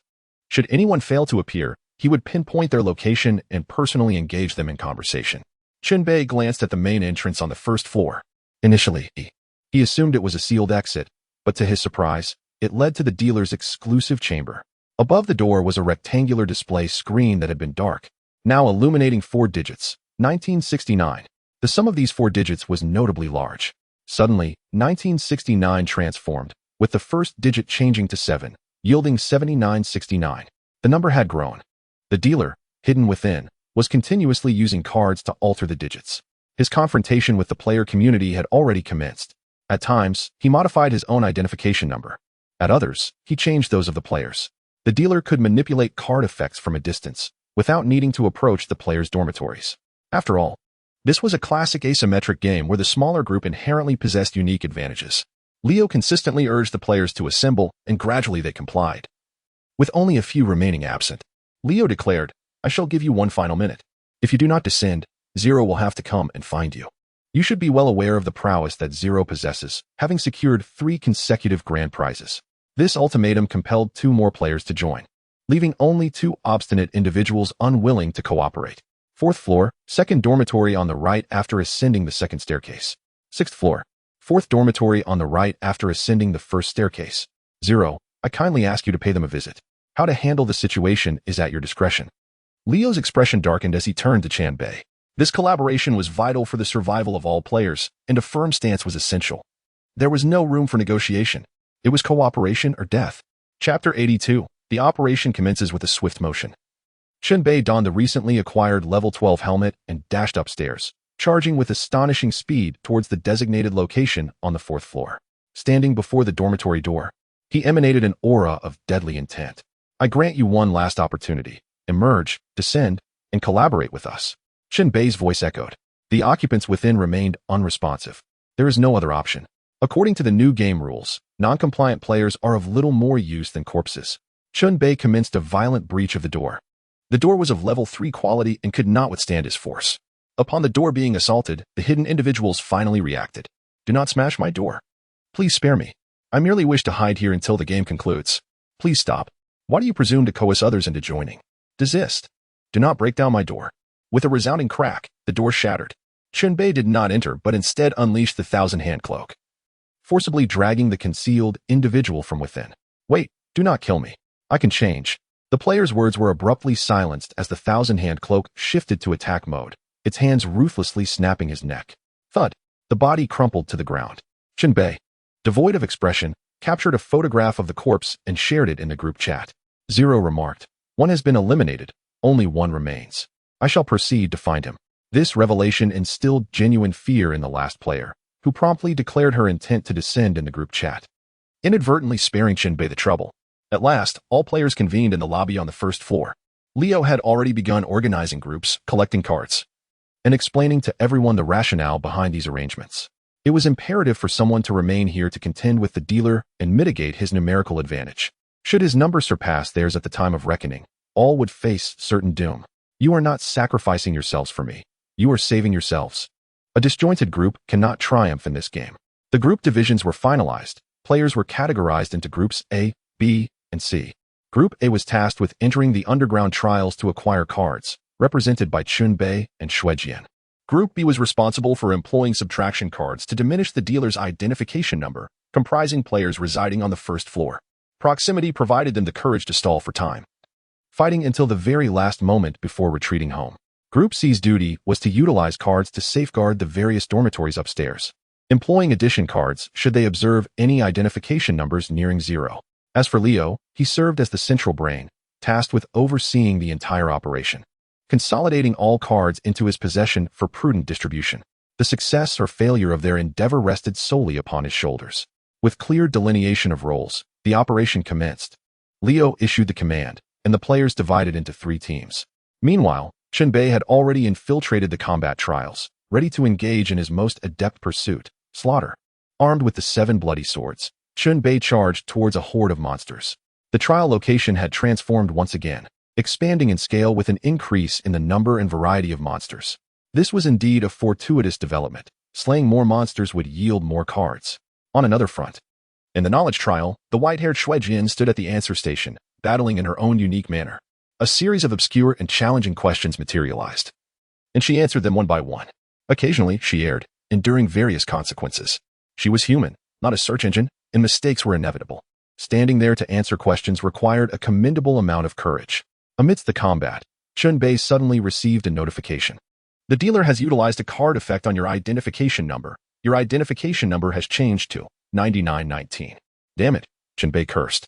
The dealer could remotely manipulate the identification numbers of all players, posing a constant threat. A zeroed-out number would result in instantaneous demise, leaving no time for reckoning.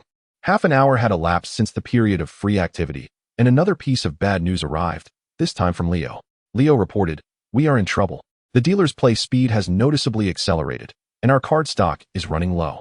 Zero replied, "I just deployed several cards. I will have members of Group A deliver them to you."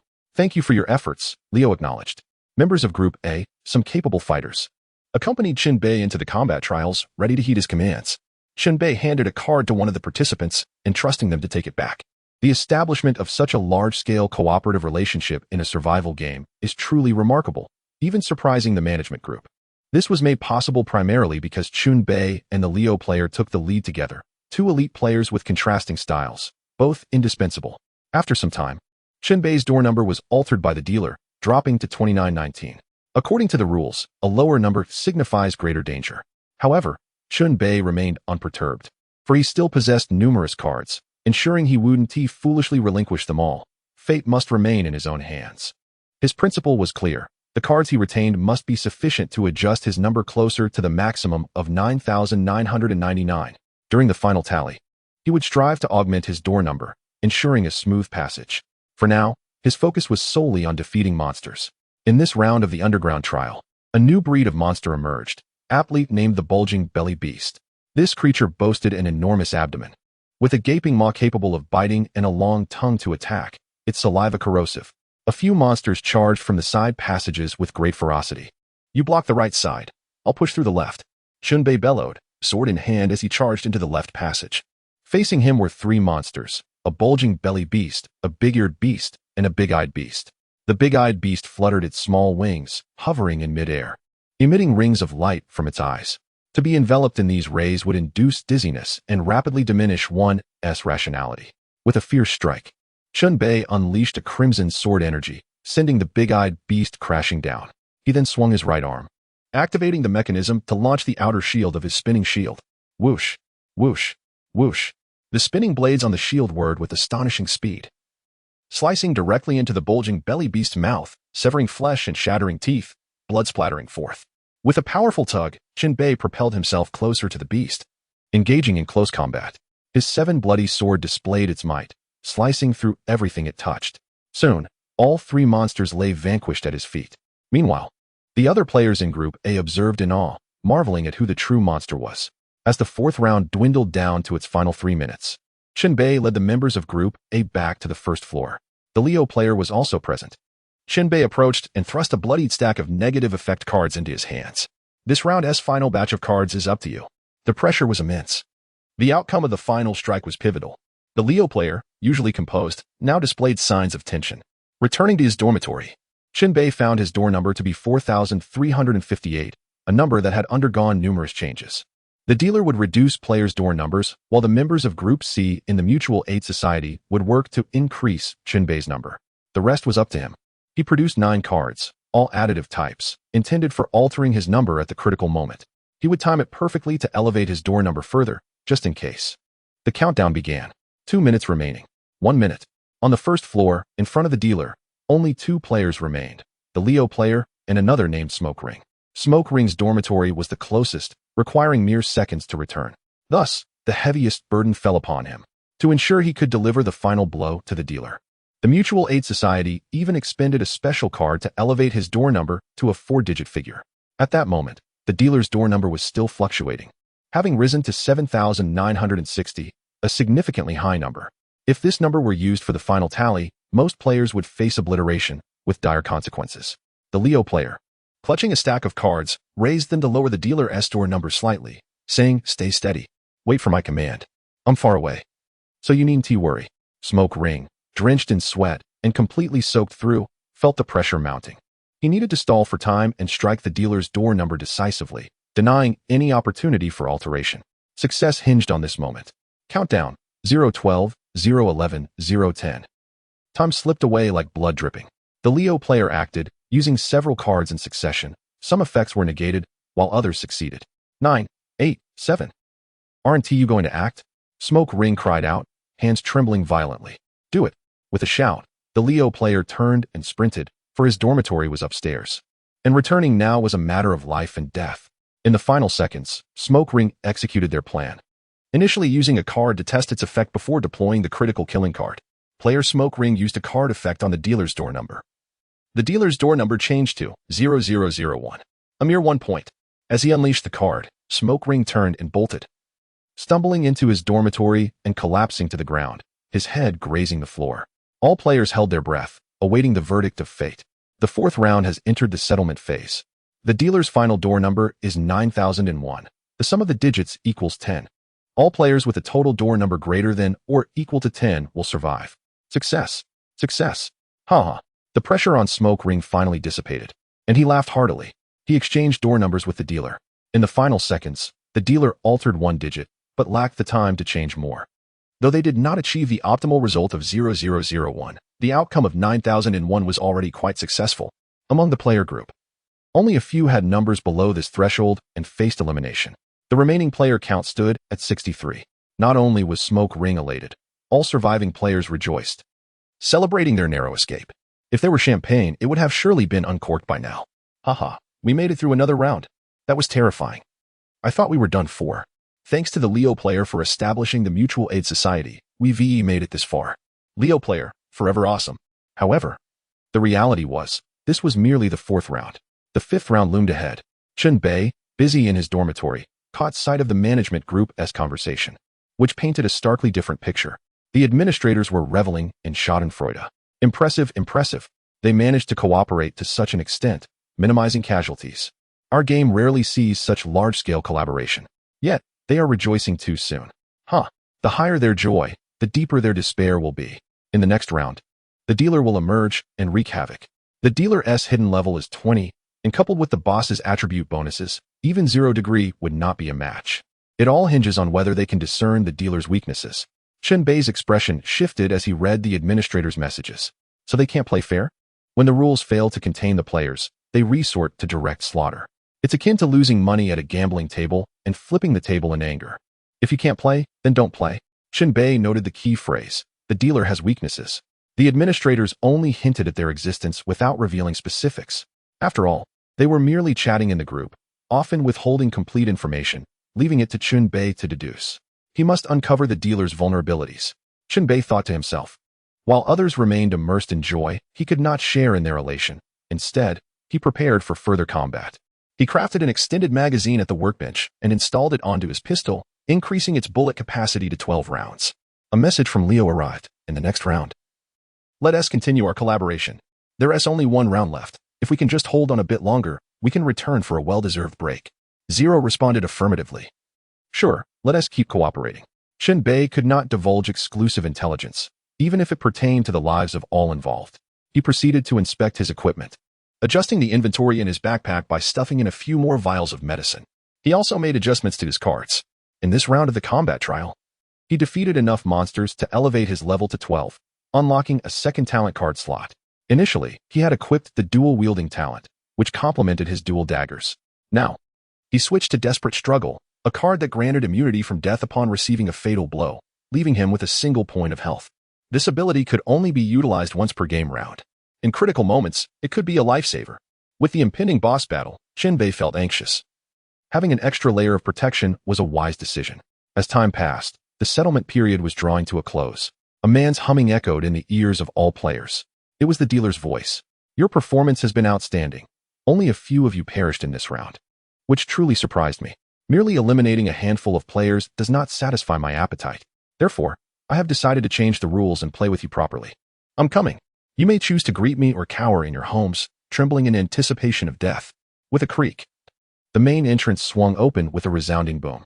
The dealer stepped through. Chapter 84, The Terrifying Dealer. Hum, hum, oh. Stepping forth, he hummed a melodious tune. Towering over 2 meters, he donned a sharply tailored black suit with white stripes. Each part of his attire, sleeves, waist, and pant legs, fitting him like a slender reed. Beneath his suit, the collar of a white shirt was adorned with a bow tie. For arms extended from his sides, 2 hands played with cards, performing dazzling tricks, while the other 2 grasped a cane, also known as a civil stick. His polished black shoes made a soundless approach. Upon his head rested a high-crowned, round-brimmed hat, under which there was nothing, no head, no face. His hands were clad in white gloves, and the connection between the cuffs was also empty. Peering into the open collar revealed an absence of anything at all. It was as if a transparent being donned this elegant attire. This was the dealer, the boss of this round. As he hummed his tune, the overhead lights flickered violently.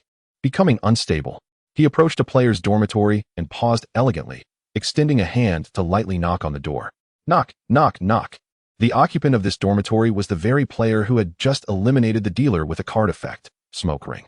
Just moments ago, Smoke Ring had been elated. But now his expression changed drastically, and his hair stood on end. He edged closer to the door and peered through the peephole. One glance sent him tumbling to the ground in terror, for there stood a transparent figure clad in a black suit. In a panic, Smoke Ring hastily opened the player group chat to seek assistance. A monster has arrived at my doorstep. Someone help me. I saved all of you last round. His plea was met with responses, with Leo leading the charge. Hold on. I'm bringing people over to assist you. Everyone, prepare yourselves. This round may turn into pure combat. The combatants of Group A were instructed to descend to the first floor, and Leo would join them as well. Given Leo's unique status, he had to lead by example and charge into danger, particularly in such dire circumstances. Chen Bei was likely the first to respond. Driven by the desire to seize the rewards for defeating the boss, several capable players followed suit, quickly heading downstairs. Yet, they were still a moment too late. By the time Leo reached the first floor, Smoke Ring's icon had already turned black. In the corridor, the elegantly dressed dealer was dragging a lifeless body, still humming his tune. Upon noticing Leo, the dealer lifted his gaze. Despite the emptiness beneath his hat, he exclaimed, "Finally, someone has come to greet me." The dealer stepped over the corpse at his feet, advancing toward Leo, whose expression grew grave. Without hesitation, Leo retrieved a remote-controlled car from his backpack. Operating it with a remote, the car sped toward the dealer, raising an antenna at its rear, which was electrified. In this game, everything could serve as a weapon, even a remote-controlled car. The vehicle raced to the dealer's feet, sending arcs of electricity crackling towards him. The dealer lifted his foot, aiming to crush the car beneath it. Leo deftly maneuvered the vehicle to evade the attack, circling back to continue the assault. The dealer seemed miffed, raising his cane and triggering a mechanism. With a click, a gleaming blade emerged from the end of the cane. Armed with this blade, the cane transformed into a rapier, or perhaps a piercing sword. The dealer unleashed a flurry of strikes, raining down upon the area where the remote-controlled car was situated, leaving no chance for escape. The rapier pierced the car, triggering its secondary effect, an explosion. A burst of flames erupted, sending the dealer staggering back several steps, shrouding the area in smoke. Leo saw damage numbers pop up, though he couldn't ascertain the dealer's health. More players continued to arrive, including Chen Bei, who descended from another staircase. He spotted the dealer amidst the swirling smoke. With a flick of his wrist, he unleashed a barrage of gleaming projectiles that dispersed the fog, revealing the dealer, his suit and trousers unscathed, maintaining his elegant posture. The dealer locked onto Leo's direction and suddenly flung 2 cards at him. The flying cards struck Leo with such speed that he had no time to react. Blood splattered against the wall as Leo lost half his health.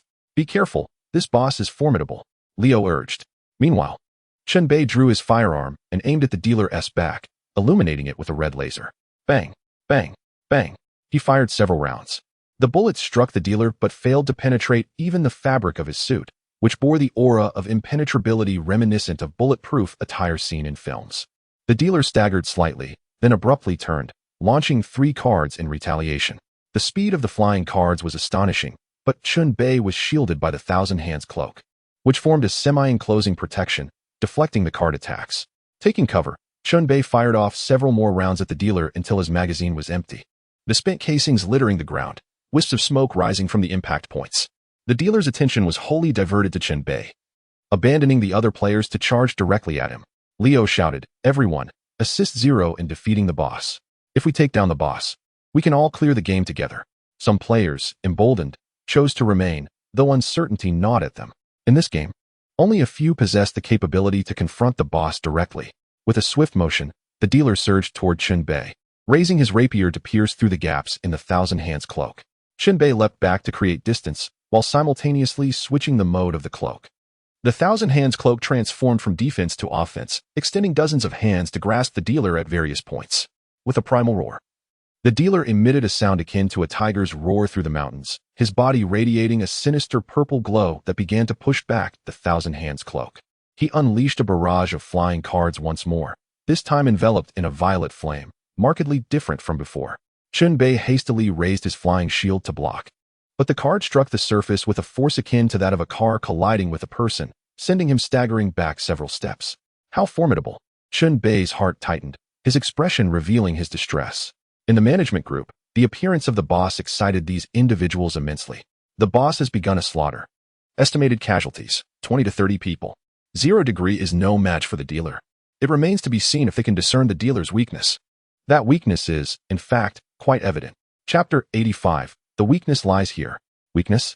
The management group had repeatedly mentioned the dealer's vulnerability, yet failed to elaborate. One cannot rely solely on the management group for clarity. With gritted teeth, Chen Bei sprinted up the stairs. Simultaneously, he sent a message to the player group.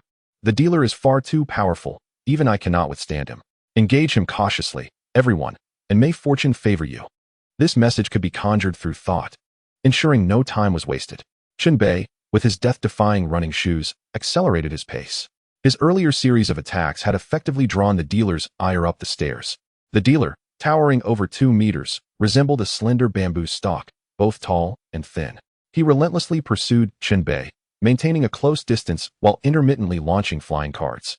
Chen Bei could only run while upholding the thousand-hand cloak's defensive mode, forcibly blocking the assaults. His mind raced, contemplating the dealer's weakness. What could it possibly be?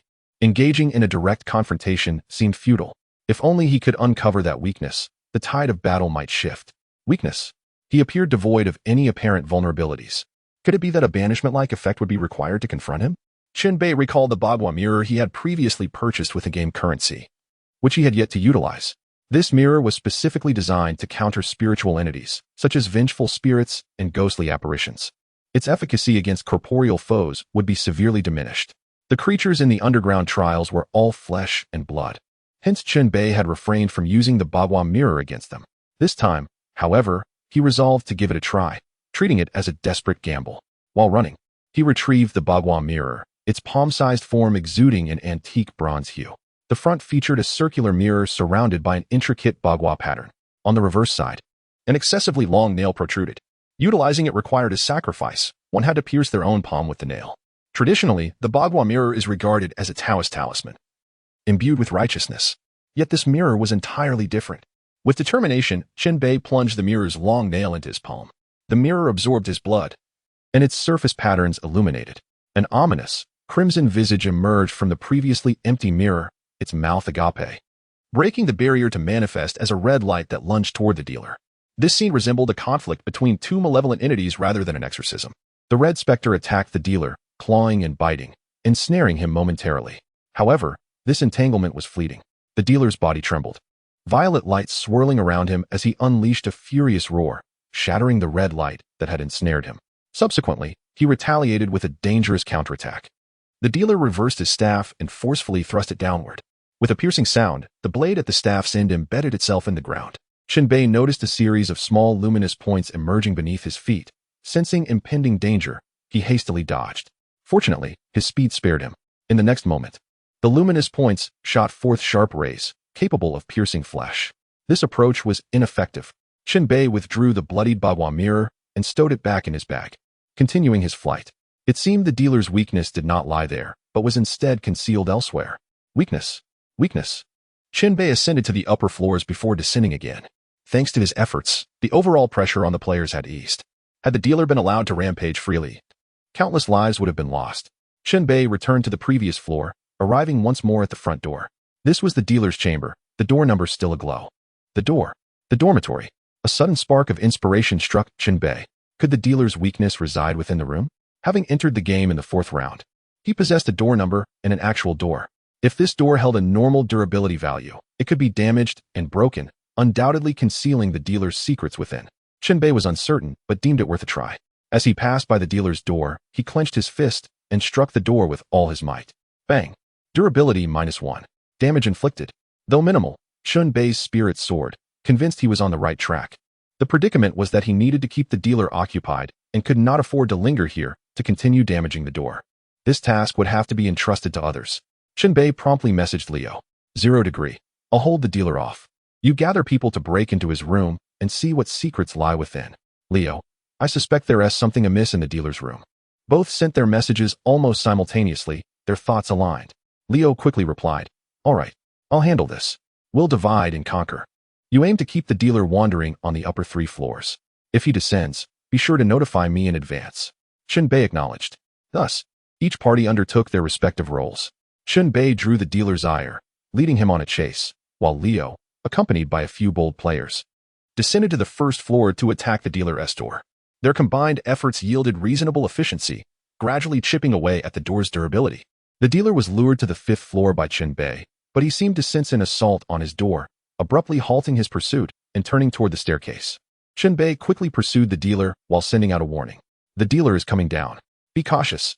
Liu and his group received the message below, hastily retreating, not daring to be careless, and swiftly made their way to a nearby dormitory, slipping inside. The dealer arrived at the second floor, where transparent spectral hands suddenly reached out, grasping him forcefully. Not yet finished. Why are you leaving? Chen Bei leaped down, dual blades in hand, launching a flurry of attacks upon the dealer, akin to chopping filling for dumplings. Roar!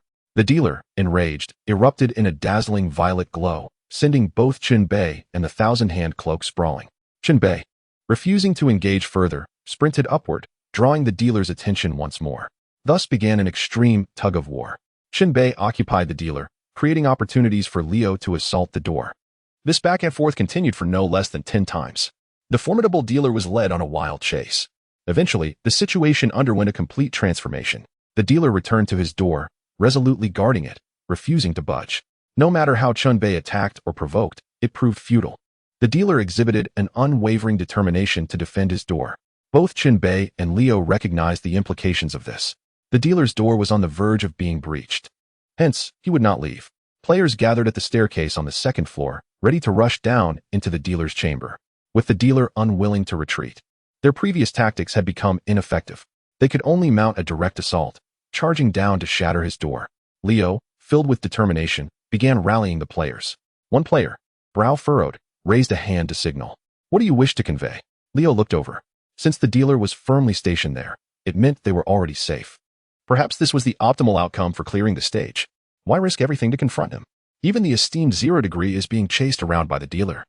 Let's descend together. Surely, there will be casualties. The player spoke in a faint voice, lacking conviction. Yet, his words resonated with a segment of players. They do not harbor grand ambitions, nor are they particularly enticed by the rewards for defeating the boss. A path to survival is laid before them. There is no need to gamble with their lives. Ostensibly, this is a game, but one only possesses a single life. Chapter 86, merely 3. I find merit in his reasoning. Indeed, since the boss remains stationary on the first floor, why provoke him? The countdown for the final round has commenced. We can certainly endure until the time elapses. Some players echoed in agreement, contemplating withdrawal. The current display for the players reads as follows. Settlement Condition A. Survive until the end of this round to complete the game. Settlement Condition B. Eliminate the dealer to complete the game early and receive high-level rewards. Settlement Countdown. 28 minutes, 31 seconds, 28 minutes, 30 seconds. Judging by the settlement conditions, this survival strategy is entirely feasible. Perseverance equates to victory. Even the eloquent Liu could not persuade the crowd. Players retreated, returning to their dormitories to await the conclusion, yearning to return to their quarters for a well-deserved break. This impromptu mutual aid group dispersed as swiftly as it had formed. In the end, only Chen Bei and Liu remained on the second floor. Clearly, their ambitions still thrived. Minutes passed, and the dealer lingered at the entrance, remaining stationary. Liu spoke gravely. Gather some personnel and see if anyone is willing to take this risk. Chen Bei replied, I fear there won't be many. Liu mobilized through the chat channel, summoning assistance. The response was even fewer than he had anticipated. Only one player descended the stairs. A petite figure with long white hair, clad in a transparent raincoat, possessing an innocent, youthful visage. The newcomer was none other than Shui Jian. I didn't expect you to come. I thought you weren't adept at combat, Liu remarked with a smile. Indeed, I lack combat prowess, so in this collaboration, I shall solely handle the door. I have a weapon suited for that purpose. Shui Jian opened her backpack and withdrew an unusual weapon, a pig head hammer. Atop it sat an oversized pig head, far larger than a standard one. The severed neck hung with strips of flesh and blood vessels. A metal pipe pierced the pig's head, secured with ample iron wire. The visual juxtaposition of such a weapon in the hands of a delicate girl was decidedly striking, eliciting incredulous expressions. Haha, this looks quite fitting for door breaking, Liu chuckled. Then it shall be the 3 of us. Having more people may not necessarily yield better results, Chen Bei stated. Yes, just the 3 of us. Wagering our lives to conquer the final obstacle of this round. Leo extended his hand for a trio high five. Spare me the theatrics. Chen Bei rolled his eyes, rejecting such juvenile antics. Minutes later, the trio descended, closing in on the dealer. They had previously devised a battle plan, ensuring they were well prepared. Regarding unforeseen circumstances, they could only adapt on the fly. Chen Bei monitored the management group, confirming a crucial detail. The dealer's weakness indeed lay just behind the door. This direction was correct. However, the risk was substantial. Approaching within a certain range, the trio halted. The dealer did not rush to attack. Instead, humming a tune, while shuffling playing cards in one hand and toying with his cane in the other. Ah, these little cuties have returned. How shall I terminate them? The dealer crooned. Let the games begin. Leo was the first to act, brandishing a bubble gun aimed at the dealer. As the name suggests, the bubble gun emitted a plethora of bubbles, obscuring visibility. Chen Bei retrieved his final grenade, disengaged the safety, and pulled the pin. A countdown commenced. 5, 4, 3. At the sight of the numeral 3, Chen Bei hurled the grenade forcefully toward the enemy. The bubbles provided cover for the grenade, which landed squarely at the dealer's feet. Startled, the dealer attempted to kick the grenade away, but it was too late. Boom! A burst of flames erupted, smoke billowing forth. The dealer and the door behind him sustained damage. This was merely a token of their greeting. Chen Bei harbored no illusions that a single grenade would vanquish the dealer. With a forceful swing of his cane, the dealer unleashed his blades. A gust dispersed the smoke and bubbles. Indeed, the dealer appeared largely unscathed. The door behind him remained intact, albeit marred by additional explosive scars. Next step, commence. Leo unsheathed a genuine handgun, replacing the bubble gun. This was not Chen Bei's, but Leo's own. Bang, bang, bang. Leo aimed at the dealer, pulling the trigger in rapid succession. Chen Bei activated the thousand-hand cloak defense mode and charged toward the dealer. The cloak, akin to a snail's shell, absorbed numerous flying cards, allowing Chen Bei to reach the enemy's vicinity. A brutal charge. Chen Bei dodged and swiftly executed a side skill, forcefully shoving the dealer aside. Both parties staggered several meters away from the door. Ah! A woman's scream pierced the air. Shui Jian rushed toward the door, wielding the pig-head hammer. She planted her toes on the ground, spinning in place, and struck the dealer's door with a mighty blow. Bang! The pig-head hammer crashed against the door. Durability -3. Shui Jian swung the hammer again and again, focusing solely on breaking the door, momentarily disregarding the dealer nearby. This was the prearranged plan. Even if Chen Bei and Leo risked their lives, they would create an opportunity for Shui Jian to breach the door. Chen Bei continued to forcefully push the dealer back, engaging in close combat. In such a scenario, the 7 bloody sword must make its entrance. Chen Bei's arm fused with the 7 bloody sword, achieving a unity of man and blade. A surge of ferocity coursed through him. He was consumed by exhilaration. I am curious what it feels like to cleave you open. Chen Bei unleashed a crimson sword aura, compelling the dealer to block with his sword. The scarlet energy exploded, causing the dealer to stagger, but he quickly retaliated, thrusting his sword with relentless ferocity. Streams of cold light enveloped Chen Bei, who barely defended himself with the thousand-hand cloak. Yet, several sword tips pierced through the gaps, inflicting wounds upon Chen Bei. The familiar taste of blood and the pang of pain were undeniable. No one becomes accustomed to injury. The instinct to reject harm is inherent to the body. Ah! Chen Bei bellowed, unleashing a warrior's battle cry, utilizing the blood that spurted from his wound. Blood Shadow Clone. A crimson mist coalesced into a humanoid silhouette, joining Chen Bei in the assault against the dealer. Clang. A chain ensnared the dealer's waist, courtesy of Leo. He tugged from the opposite side, attempting to restrain the dealer. The dealer was pulled back several steps, noticing something amiss beneath his feet. He looked down to find the ground coated in powerful adhesive. This was the substance Leo had sprayed moments prior. A formidable boss should not be ensnared by such trivialities. At most, it would hinder his movements. Chen Bei and Leo fought with all their might, employing every tactic to buy time for Shui Jian. The pig-head hammer struck the door repeatedly. Judging by the sensation, they seemed close to breaching it.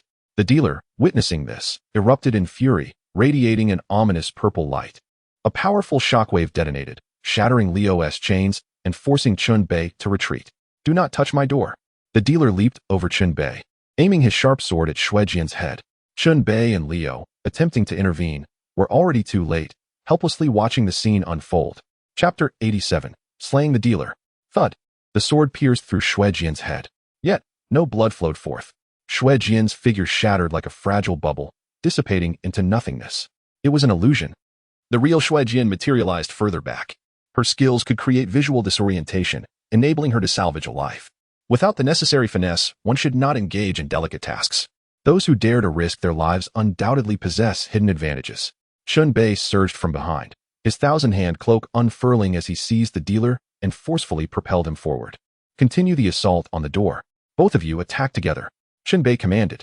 Shui Jian and Liu swiftly joined forces, striking at the door while unleashing their skills to amplify their damage. The dealer erupted in a burst of violet light, sending Chen Bei sprawling. Upon landing, he retaliated with 2 swift strikes, unleashing crimson sword energies that depleted the 7 bloody swords mana.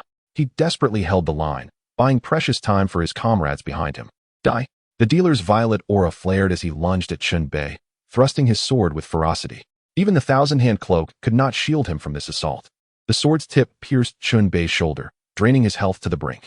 In this critical moment, the thousand-hand cloak altered its mode, detaching from Chen Bei's body and gliding across the ground to encircle the dealer from behind.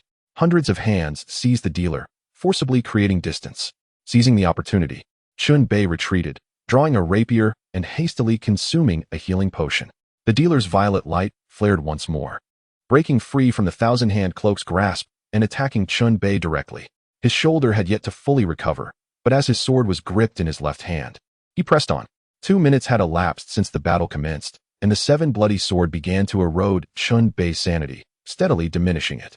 Moreover, the use of the thousand-hand cloak also consumed his mental acuity. His mental landscape descended into chaos, akin to a shattered display screen, rendering his vision a jumble of disorder. Chen Bei discerned that the number of dealers had multiplied, not 1, but 3.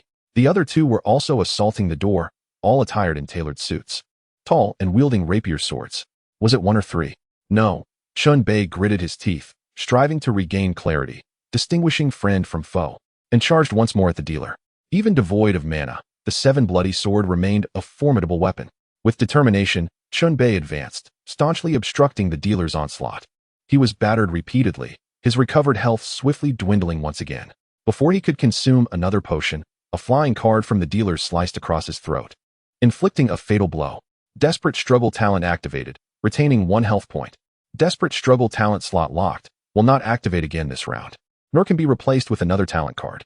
The talent card previously equipped by Chen Bei had saved his life. It left him with this precious sliver of vitality, providing a brief shield against harm. He hurriedly downed another healing potion. Losing this protective effect meant that in the ensuing battle, he would truly be fighting for his life. Hurry, I can barely hold on, Chen Bei shouted, flinging the thousand-hand cloak to entangle the dealer. Bang, bang, bang. His 2 companions crashed against the door, finally seizing the moment. Crack. The door shattered. Liu bellowed. Peering inside revealed a vast chamber, the scene within utterly surreal. In the center stood a metallic chair, bound by chains and nails, securing the body of a naked man. This figure was emaciated, the outline of his internal organs visible. Above, the brain was exposed, swollen to the size of a watermelon, as though it had absorbed every ounce of the body's nourishment, resulting in its current grotesque state. The brain glistened, plump and pink, with convolutions resembling a gigantic walnut. Connecting to the brain were fleshy tubes branching out, linking to various unknown devices. The surrounding walls and floor were inscribed with numerous blood writings, all pertaining to gambling. No more gambling. I must not gamble again. I want to gamble. One last time. If I don't gamble, I will die. Next time, I will surely win back. The deductions from these blood writings suggested that the dealer had likely once been a compulsive gambler, though how he had transformed into this abominable sight remained a mystery. The 2 outside had no time to ponder further. Liu instinctively assessed the situation. The man seated in the chair was the dealer's true form. Liu retrieved a Molotov cocktail, ignited it, and hurled it into the room. Boom. Flames erupted, quickly engulfing the dealer's true form. No. The dealer screamed in anguish, frantically charging toward the exit. Unable to be halted by Chen Bei, Shui Jian and Liu recoiled, unwilling to confront him directly.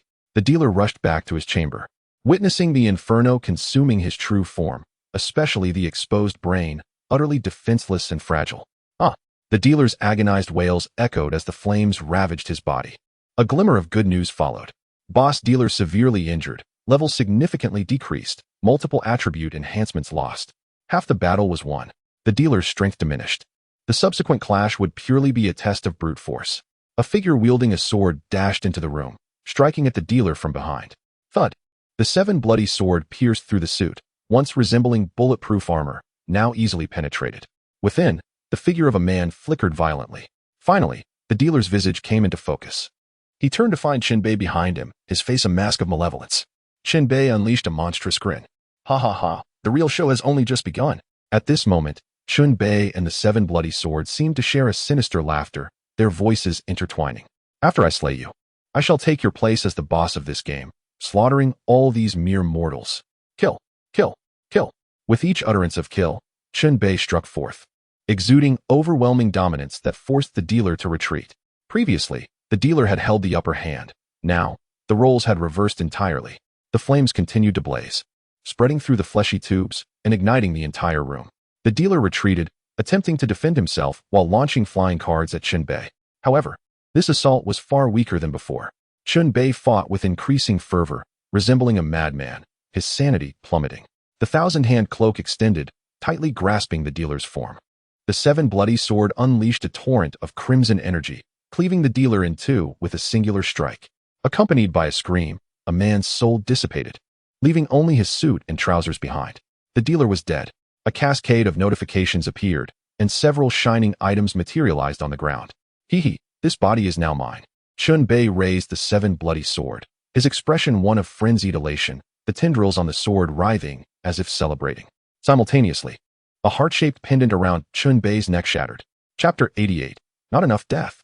Chen Bei awoke with a start, his eyes opening to the familiar sight of a chandelier. Snuggled beside him in the warm bed was Shu Ting, still peacefully asleep. Her skin was smooth, her lashes long, exuding a beauty that stirred the heart. The morning breeze wafted through the window, playfully stirring the curtains. This was his home. What had transpired before? Chen Bei rubbed his head, feeling as though he had endured a long, dreadful nightmare. Had he awakened so early? He wasn't even working today. Beside him, Shu Ting stirred, her sleepy eyes fluttering open as she reached out her delicate, fair arm to embrace Chen Bei. I had a terrifying nightmare last night, and I'm still shaken. Chen Bei murmured. With me beside you, how could you possibly have nightmares? I declare, from now on, you may only dream of me. Shu Ting tightened her embrace, enveloping them in warmth, sweetness, and happiness. Yet, the bliss felt almost unreal, too overwhelming in its joy. The two rose, freshened up, and shared breakfast before discussing how to spend the day. Chen Bei proposed a fishing trip, but Shu Ting decisively vetoed it, insisting on shopping and watching a movie. Thus, they proceeded according to Shu Ting's plan. At the outset, Chen Bei perceived nothing amiss. It was only later that he came to realize the unsettling truth. The street was devoid of life, save for the two of them, hand in hand. Upon arriving at the mall, the desolation persisted. The counters stood empty, echoing the absence of any patrons.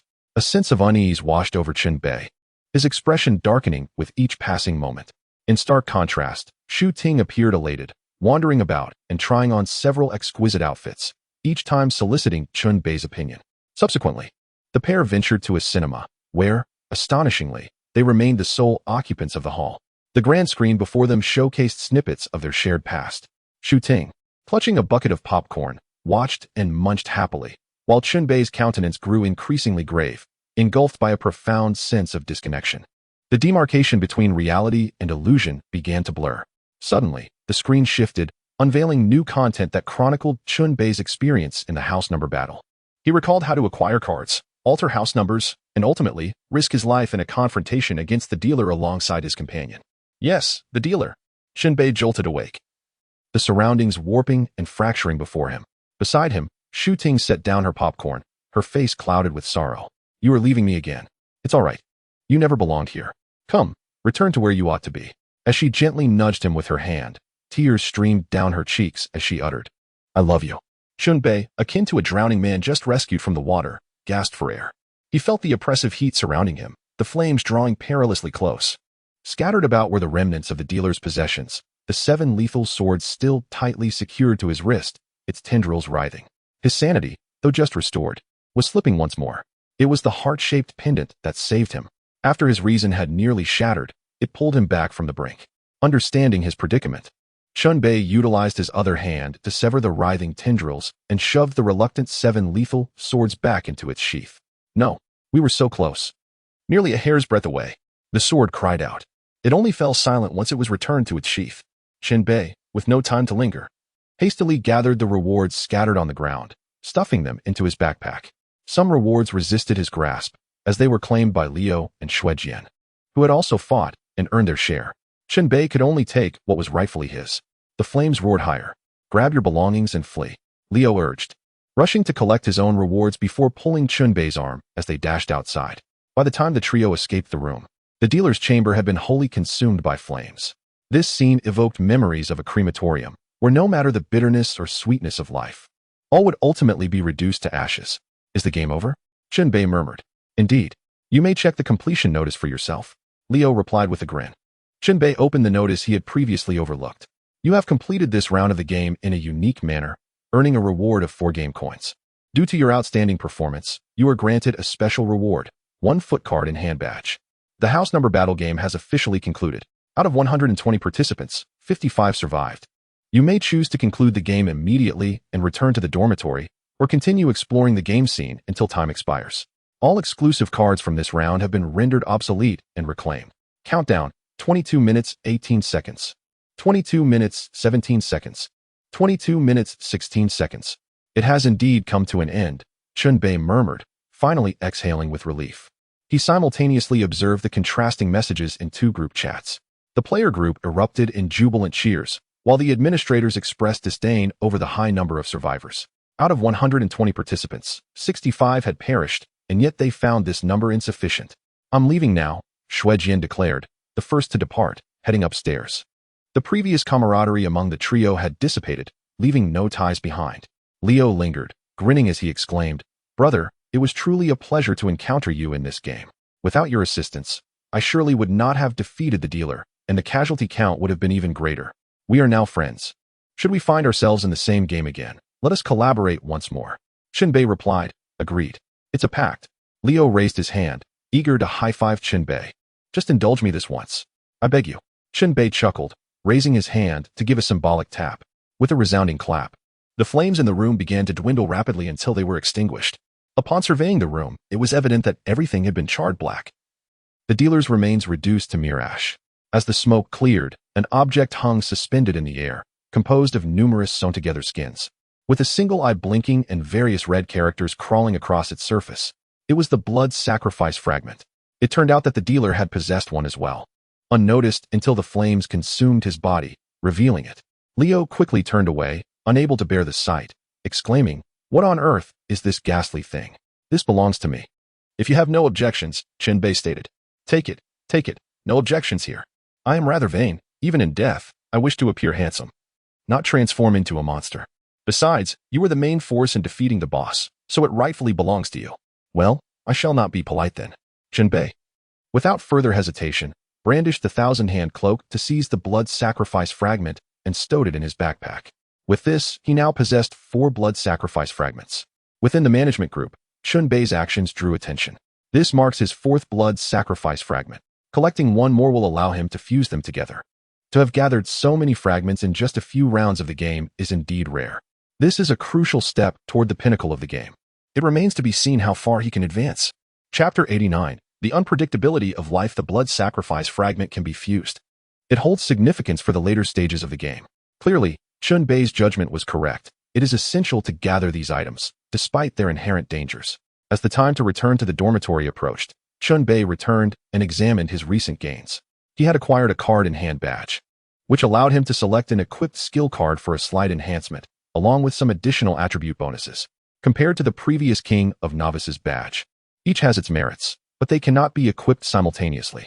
In terms of spoils, he received 2 game coins, a level 13 dealer's set, a level 13 lethal poker deck, a level 3 skill card purple mist flash, and a case of mineral water. This was a satisfactory haul.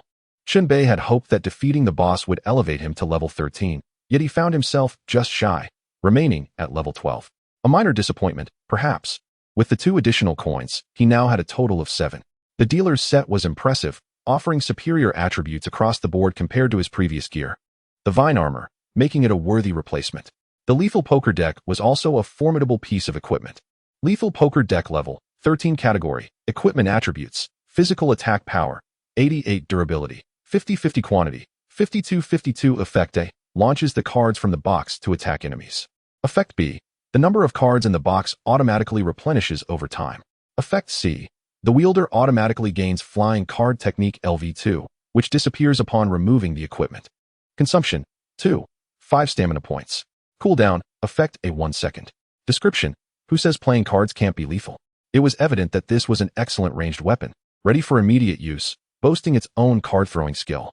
As for the level 3 skill card, it would be of no use for now, as Purple Mist Flash consumed mana, which Chen Bei currently lacked. In contrast, both the 7 lethal swords and the 1,000-hand cloak possessed innate mana. Upon reaching level 15, he would need to select a developmental path, either the combat aura route or the mana route, a decision he had yet to finalize. Such matters are destined to be entangled. This time, he even received a case of mineral water. Chen Bei, feeling parched, extracted a bottle and gulped it down. The cold water flowed down his throat, bringing a refreshing sensation that revitalized him. He gazed up at the ceiling, where the countdown was steadily ticking away. Another round had been endured. Chen Bei murmured to himself until a brilliant white light burst forth, enveloping his entire vision. Welcome back to Dormitory 9. The room number remains unchanged, 606. You have entered the dormitory group chat. There are 23 hours, 59 minutes, and 57 seconds remaining until the next game begins. Chen Bei had returned. Along with his return, his physical state was restored to its peak condition. He invigorated himself, first taking a shower, then donning the most understated initial attire. He felt as if he had been reborn. Chen Bei opened his friend interface, intending to invite the girl he fancied out. However, upon glancing at her avatar, he was immediately taken aback. Her avatar was blacked out, displaying the words, deceased. Chen Bei's expression froze as he stared at the scene for several seconds. The girl he liked was dead, gone. They had initially agreed to meet after the game concluded. In this survival game, death was a common occurrence. The players one encountered could very well be lost forever upon parting. A heaviness settled in Chen Bei's chest, an uncomfortable sensation. He was not entirely devoid of emotion. There was still warmth within him. Life is unpredictable. From now on, it would be best to maintain a certain distance from other players. If someone were to perish, it would be less painful. Chen Bei resolved to encase his heart in ice, to cultivate a colder demeanor to avoid the sting of loss. Afterward, Chen Bei wandered alone through the dormitory building, exploring areas he had not previously visited. One such place was the bank. Here, players could open an account with a single game coin, allowing them to store their game coins and items securely, accessible only to themselves. At first glance, it appeared advantageous. Yet there were drawbacks. To store items here, one must ensure they can survive the game. If a player dies, everything in the bank is automatically confiscated, and the account is deleted. The bank serves as a means for players to mitigate the risk of losing everything in one fell swoop. Should their dormitory be breached by others, they would be thrust back to square one. Keeping some assets in the bank could help lessen the losses. It ultimately comes down to a player's choices, to place all their eggs in one basket or to distribute them. Furthermore, items stored in the bank cannot be utilized within the game, which is a given. For now, Chen Bei had enough space in his dormitory and had no desire to open a bank account. He merely came to take a look. In the future, it was highly likely he would return to store his belongings. Next, he arrived at a place called the arcade. This venue was even more bustling than the mall. A multitude of players congregated here, with many simply spectating. The arcade featured various mini-games, most of which consumed game coins. And some perilous games even required wagering one's life. After all, survival games are fraught with danger. To gamble one's life during a break between games seemed to be courting disaster. Trust me, bet on the watermelon. This time, it's bound to win. Get lost. Last time I believed you, I lost all my tokens. I've figured out the pattern of this fruit machine. Trust me just once more. I refuse. Believing you will only lead to my ruin. Such banter occurred in front of a fruit machine. Inserting one game coin transforms it into 10 special tokens. Wagering tokens to win more tokens. Players must reach a whole number to exchange back for game coins, provided they can win. The fruit machine illuminated, finally landing on a watermelon. Yet the player had bet on a banana, resulting in a total loss. Chen Bei glanced briefly before moving on. At one game table, he spotted someone familiar, a petite girl with white hair, innocent and delicate. It was Shuejian. She was engaged in a match against another player, wagering a game coin. Chen Bei approached to observe, but refrained from interjecting, so as not to disturb Shuejian's focus. He quickly understood the game's rules. It was a game of Gamoku. With a unique twist, each piece changed color upon placement. The board was a kaleidoscope of colors, making it dizzying to behold. Players had to memorize the positions of each other's stones, akin to playing blindfolded. This elevated the difficulty, testing both skill and memory. With over 30 pieces on the board, the game had reached a stalemate. With a decisive motion, Shuejian placed a new piece on the board, causing it to light up. The colorful stones reverted to the standard black and white. Upon examining her recent placement, it was clear she had aligned 5 white pieces in a row. According to the rules, black pieces move first, giving them a significant advantage. Winning with white pieces demonstrated true skill. I won. The delicate Shui Jian revealed a fierce glimmer in her eyes, akin to a general on the battlefield, breaking through the ranks to seize her enemy's flag. How infuriating. I lost another game coin. I'm done. The defeated player seethed in frustration. Chen Bei, observing from the sidelines, recognized a different facet of Shui Jian. There are many paths to strength. Shui Jian had found her way, and the future looked promising. The game station automatically dispensed a game coin, which Shui Jian collected. It was only then that she noticed Chen Bei watching nearby and offered a slight nod. He reciprocated with a nod of his own before departing. He sent her a private message to offer a word of caution. 0 degree. Every game coin you win here could potentially create an enemy. It's best to know when to stop. Encountering them in the actual game could pose a danger. Shui Jian, thank you for the reminder. I will be cautious. Chen Bei continued to roam the arcade, enjoying the lively atmosphere without any intention of joining in the games. Eventually, he made his way to a place designated as the training ground. As the name suggests, this area was meant for practice. Various stations were set up with scarecrows to attack, alongside shooting ranges and archery targets. Training at the shooting range consumed 1s ammunition, which was quite costly, particularly bullets. Thus, the shooting range was devoid of players. However, the archery range had a few participants since arrows could be retrieved and reused. The sound of arrows whistling through the air echoed continuously. The dormitory building was completely secure, including this area, so there was no need to worry about being ambushed. Even if accidentally shot, no harm would come. Chen Bei found archery to be a more economical choice than shooting, a wise direction to pursue. Rather than idle in the dormitory, he figured practicing archery would help improve his accuracy. Chen Bei approached an empty shooting station, only to bump into a familiar player, an individual from the previous round who had pretended to be pregnant, known as Hua Hua. At a glance, her belly appeared completely flat, showing no signs of pregnancy. Clearly, she had been masquerading. Such a ruse was easily discerned. Yet she had been fortunate to face players from the Lioness Club and the Mutual Aid Society, who would treat a supposed pregnant woman with kindness. Hua Hua noticed Chen Bei, initially taken aback, then breaking into a smile. She was indeed quite attractive, though she paled in comparison to Shui Jian. I didn't realize you were in this dormitory, she remarked with a smile. Congratulations on your motherhood. Is it a girl or a boy? Chen Bei quipped sarcastically. Huh. If you like me as a pregnant woman, I might just stuff the pillow back in. It mattered little. The previous game was behind them, and each game represented a new beginning. Indeed, each time is a fresh start. In the previous round, one could masquerade as a pregnant woman to deceive others. But the next round may not afford such leniency. Fate must ultimately be grasped in one's own hands. Hua Hua, not to be trifled with, seized a bow and aimed at the target across from her, only to miss spectacularly. A quintessential failure of bravado. Hua Hua's cheeks flushed with embarrassment. And I chose to feign ignorance. Chen Bei approached the archery range next. His performance was equally lackluster, frequently missing the target. Eventually, Hua Hua nudged him, suggesting that if he had ample resources, he could procure a level 1 archery knowledge package from the range instructor. This knowledge, while not a skill per se, was akin to theoretical wisdom that would yield lifelong benefits. The purchase of this level 1 knowledge required 1 game coin. The so-called instructor was not a real person, but rather a rather dim-witted robot equipped with purchasing capabilities. Chen Bei spent the game coin and acquired the level 1 archery knowledge. Gaining a rudimentary understanding of archery, he was no longer a novice. As the day wore on, the approach of a new game loomed ever closer. A mere day's respite felt all too fleeting. Chen Bei arrived at the mall's Grand Hall. He entered a private chamber to begin his next round of expenditures.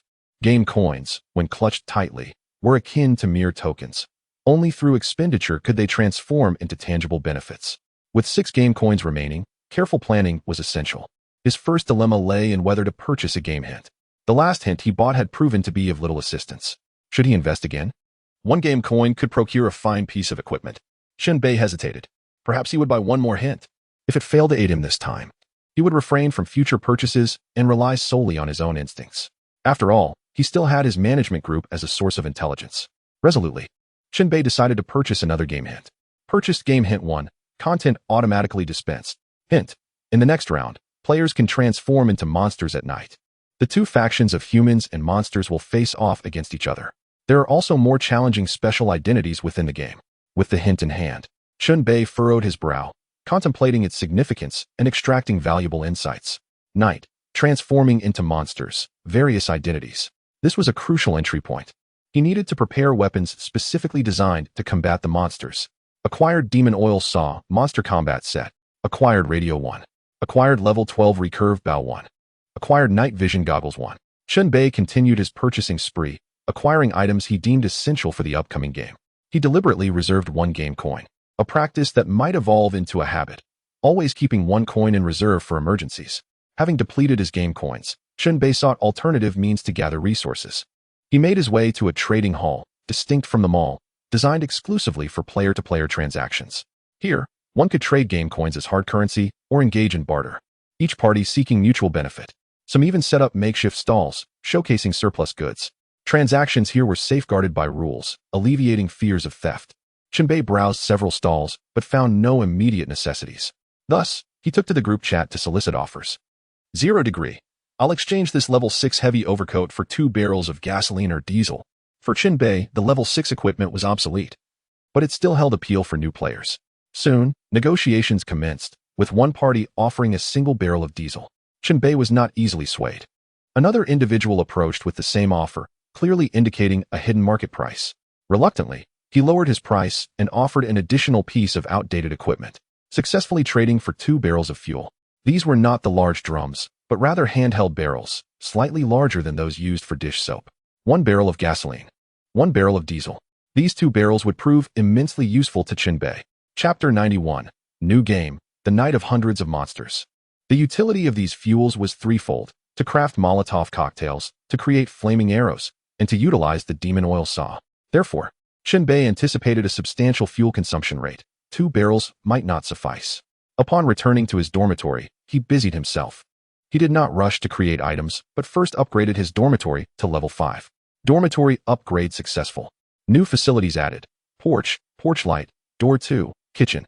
Room number, 606 level. 5 area, 45 square meters, door 1 durability. 135 door 2 durability. 30 wall durability. 320 facilities. Door, single bed, nightstand.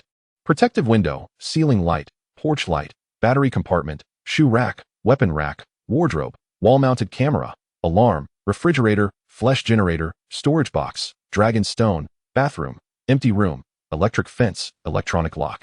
Porch, porch light, door 2, kitchen. The dormitory had expanded somewhat. The overall layout had also transformed, adding a porch and an additional inner door, undoubtedly enhancing security. A modest kitchen had been included, though it remained empty and unsuitable for cooking.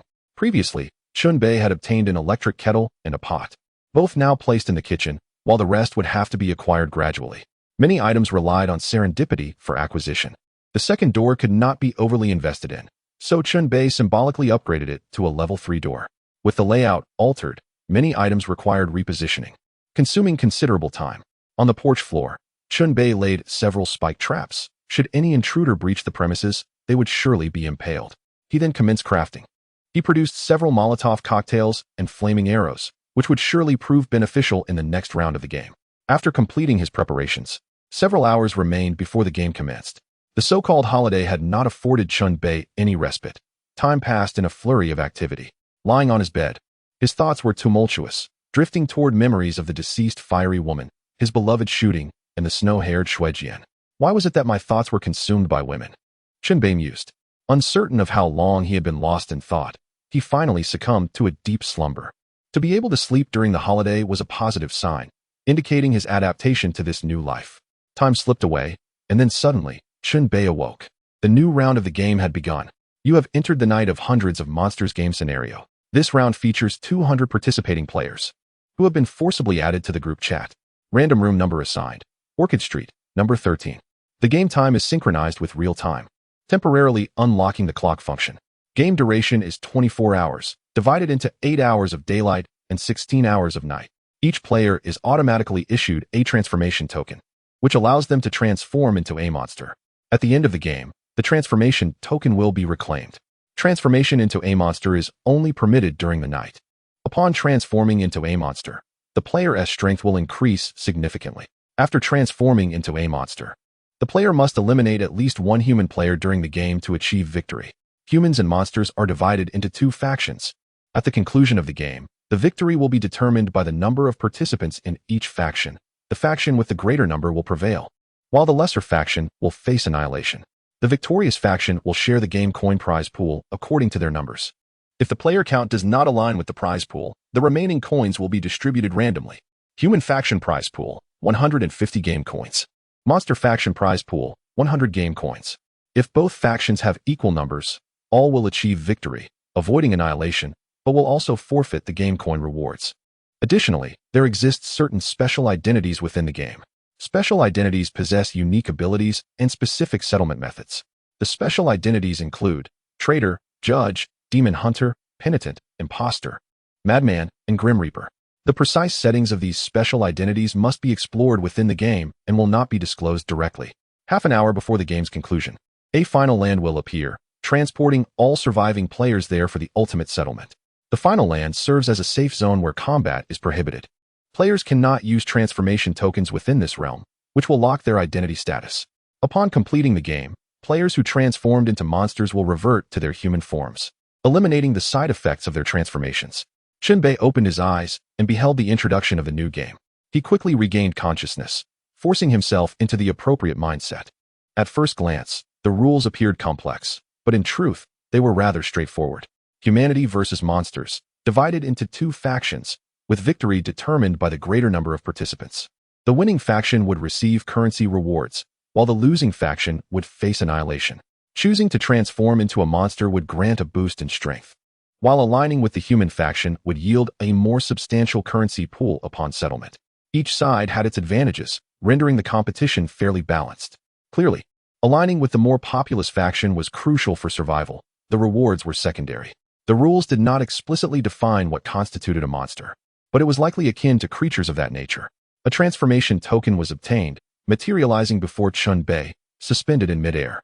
This token, crafted from flesh, was rectangular yet unevenly shaped, adorned with red threads that wove intricate symbols into its surface.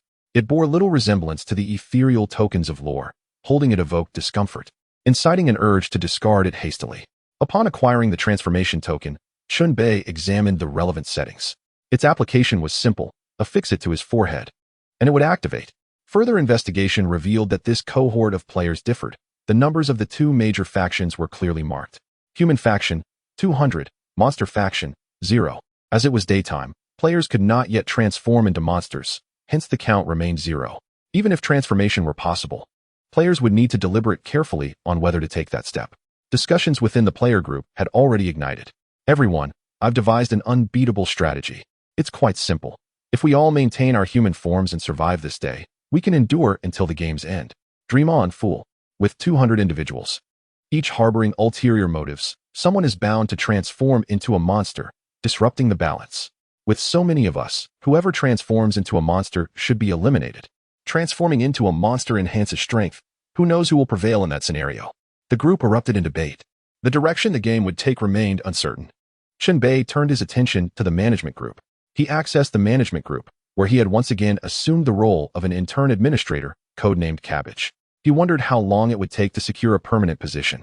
The other administrators were all assigned vegetable codenames, with the highest-ranking leader being codenamed Asparagus. The scale of 200 players is considered moderately high for this game. The duration is quite lengthy, lasting 24 hours. Plenty of time. I appreciate that. Daytime lacks excitement. The true drama unfolds at night. Which faction do you think will emerge victorious? Based on past experiences, the monster faction has a higher probability of winning. Chapter 92, Plum. Orchid, Bamboo, Chrysanthemum. The odds favored the monsters? A sense of foreboding enveloped Chen Bei. To transform into a monster, one must first eliminate a human. Chen Bei had taken lives before, but only when circumstances warranted it, adhering to the principle of do not offend me. And I shan't offend you. To kill merely for the sake of game rules was a notion he had never entertained. Suddenly, a private message from a friend arrived. It was from a player named Bai Xiaopeng. In their previous novice match, they had collaborated, and Chen Bei had gifted him a discarded low-level piece of equipment. Bai Xiaopeng. Haha, big shot. We've been matched in the same game again. I'm so delighted. I look forward to your guidance. 0 degree. You actually made it through. That's impressive. Bai Xiaopeng. Indeed. Many perish in each game. Surviving is exceedingly difficult. I owe my survival last time to the weapon you gifted me. Can we cooperate this time? 0°. We'll see. If cooperation is necessary, I will consider it, as we are old acquaintances.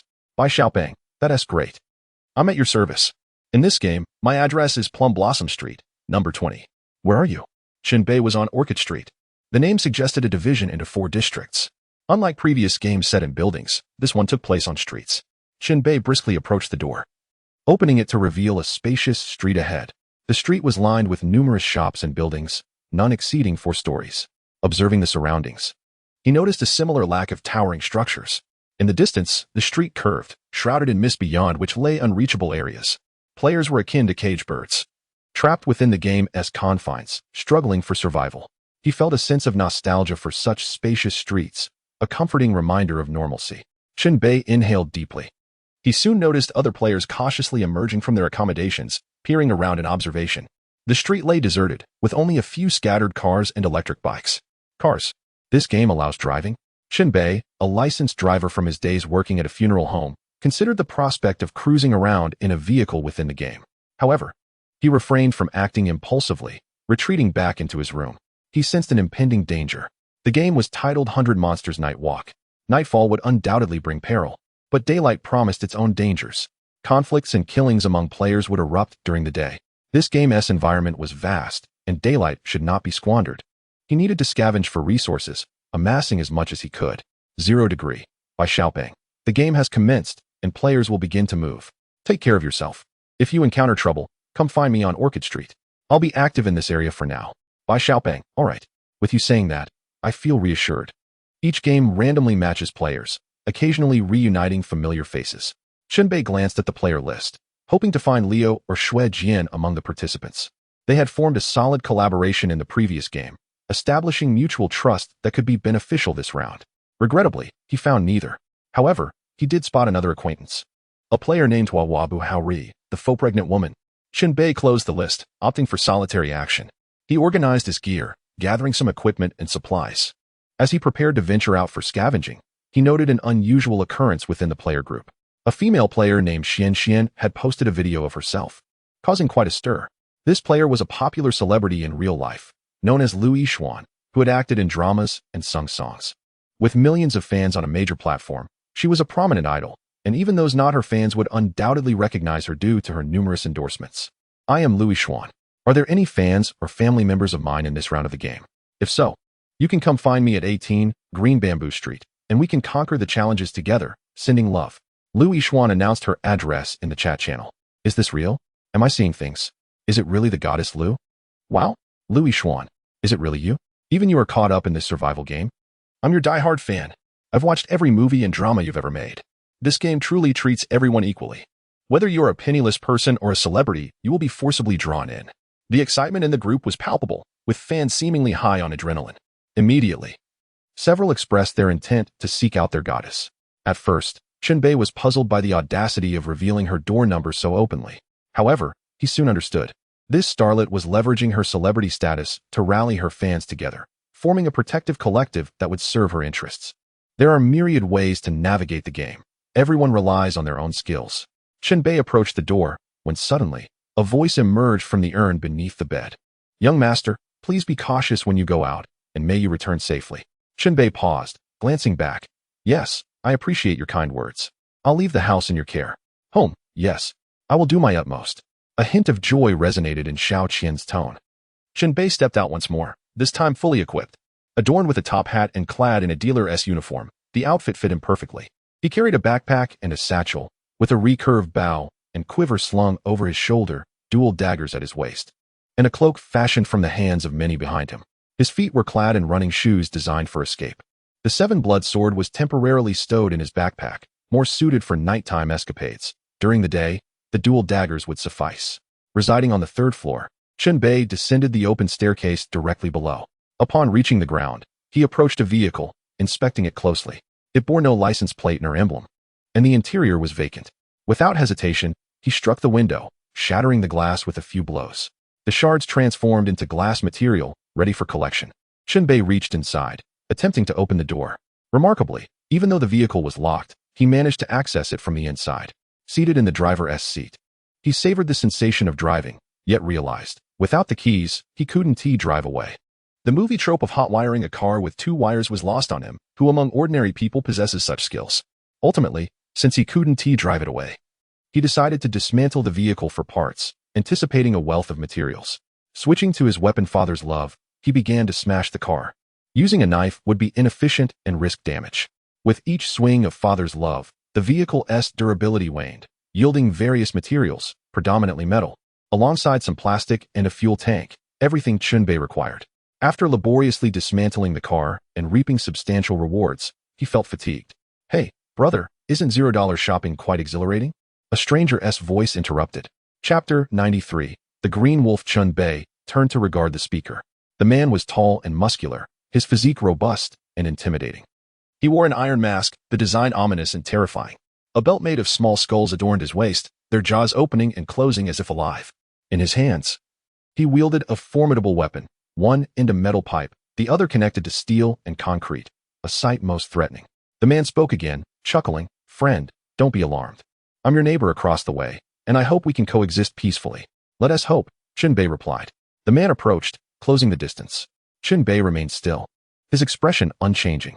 When they were 2 meters apart, the man halted, placing his weapon at his feet and reaching into his backpack. Chen Bei observed coldly as tension thickened the air. The man retrieved an object, extending it toward Chen Bei.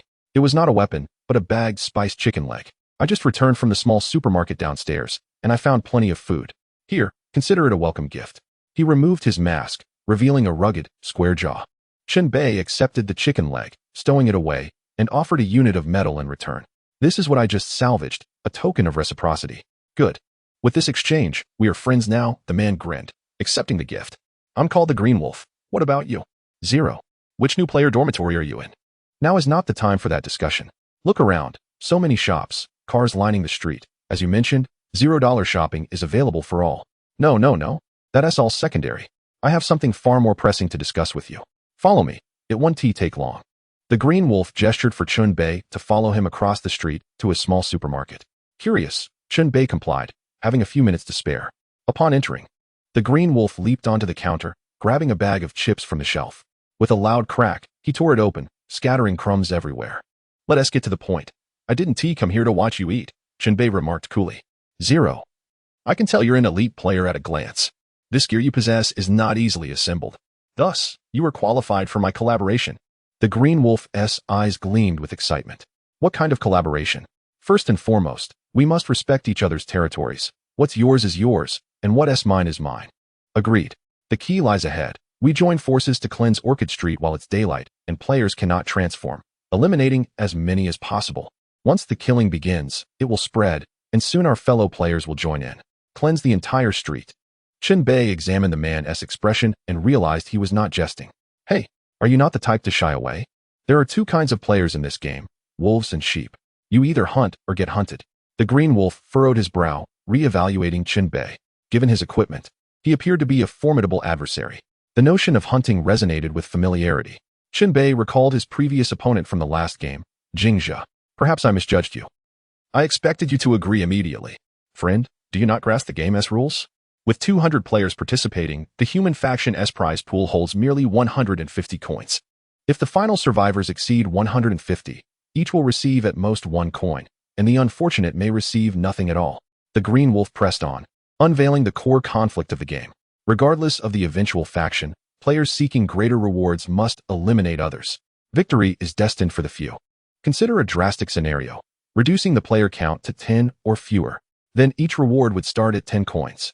As night falls, the uncertainties multiply. Those feeble sheep, in a bid for survival, transform into grotesque beings. Hunting them at that juncture becomes a formidable challenge. Thus, the 8 hours of daylight are pivotal to the game, rendering the nonsensical 100 monsters night unnecessary. It would be far more decisive to settle matters in daylight, turning this battleground into a hell on earth. The fervor in Qinglong's voice escalated, emanating a chilling aura of menace. It was evident that he had claimed numerous lives in previous games. As for Chen Bei, he lingered on the precipice of morality, having taken lives, yet reluctant to descend into the abyss of a relentless killer. His singular focus was victory, devoid of principles. An extremity that blurred the lines between predator and prey.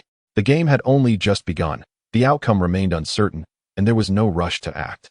He hadn't even grasped the 7 unique identities yet. I decline your invitation. What you choose to do is your affair. I shall continue scavenging for supplies. Farewell. Chen Bei turned away. Observing Chen Bei's demeanor, Qinglong's expression darkened. Hey, friend, even if we don't cooperate, at least we can agree not to attack each other's shelters, right? I genuinely wish to befriend you, Qinglang stated in a low voice.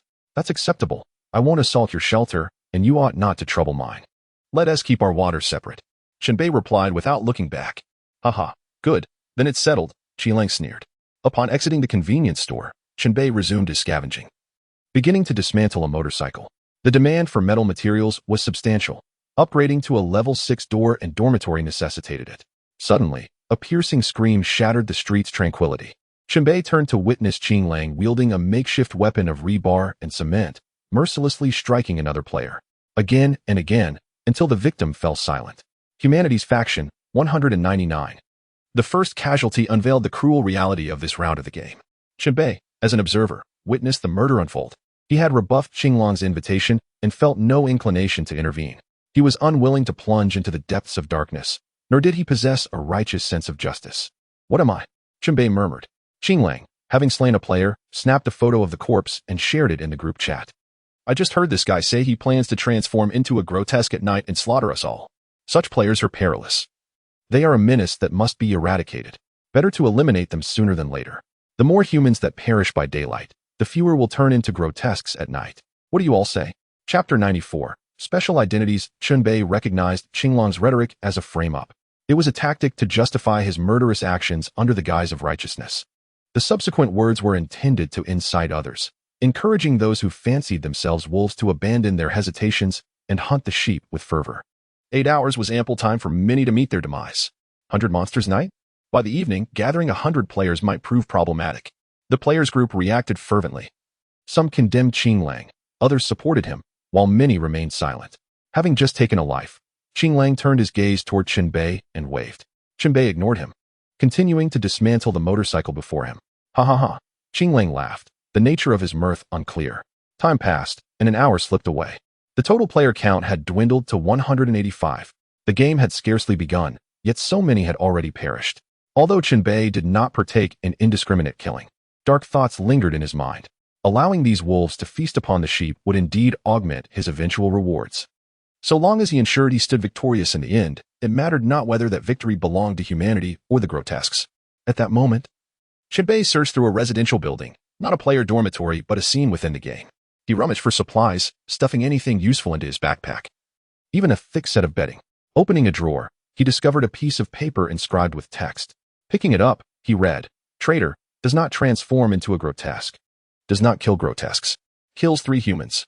The traitor may choose to retain their human identity at the end of days or use a transformation token, once transformed. They cannot revert. Human faction, grotesque faction. Tip: you have obtained a piece of special identity information. You may choose to keep it confidential, share it with other players, or disclose it in the group chat. Such information will receive official validation, confirming its authenticity." The first special identity revealed. Chen Bei's gaze sharpened, scrutinizing the information inscribed on the paper. Simultaneously, this information was logged into the game system. Special identity, traitor. Kill 3 individuals to become a traitor, still appearing human. But at a crucial juncture, able to break free of constraints and transform into a grotesque. This meant the traitor could shift allegiances at the last moment, joining whichever side held greater numbers, a significant advantage. Chen Bei felt a surge of excitement. There were surely many special identities within the game, and he could not be the sole individual to uncover identity information. Likely, others had initially chosen to keep it secret, refraining from making it public. Traitor, judge, demon hunter, repentant, imposter, frenzy, grim reaper. Such a plethora of special identities, each with its strengths and weaknesses. The traitor identity might not necessarily be the strongest. Not long after, someone in the group chat publicly shared important information. "I found a clue regarding an identity. I think it's better to disclose it. Take a look. This game is far more complex than just 2 factions. The lurking dangers are enough to send chills down one's spine. Imposter transforms into a grotesque. Does not kill grotesques. Kills 3 humans to evolve into an imposter.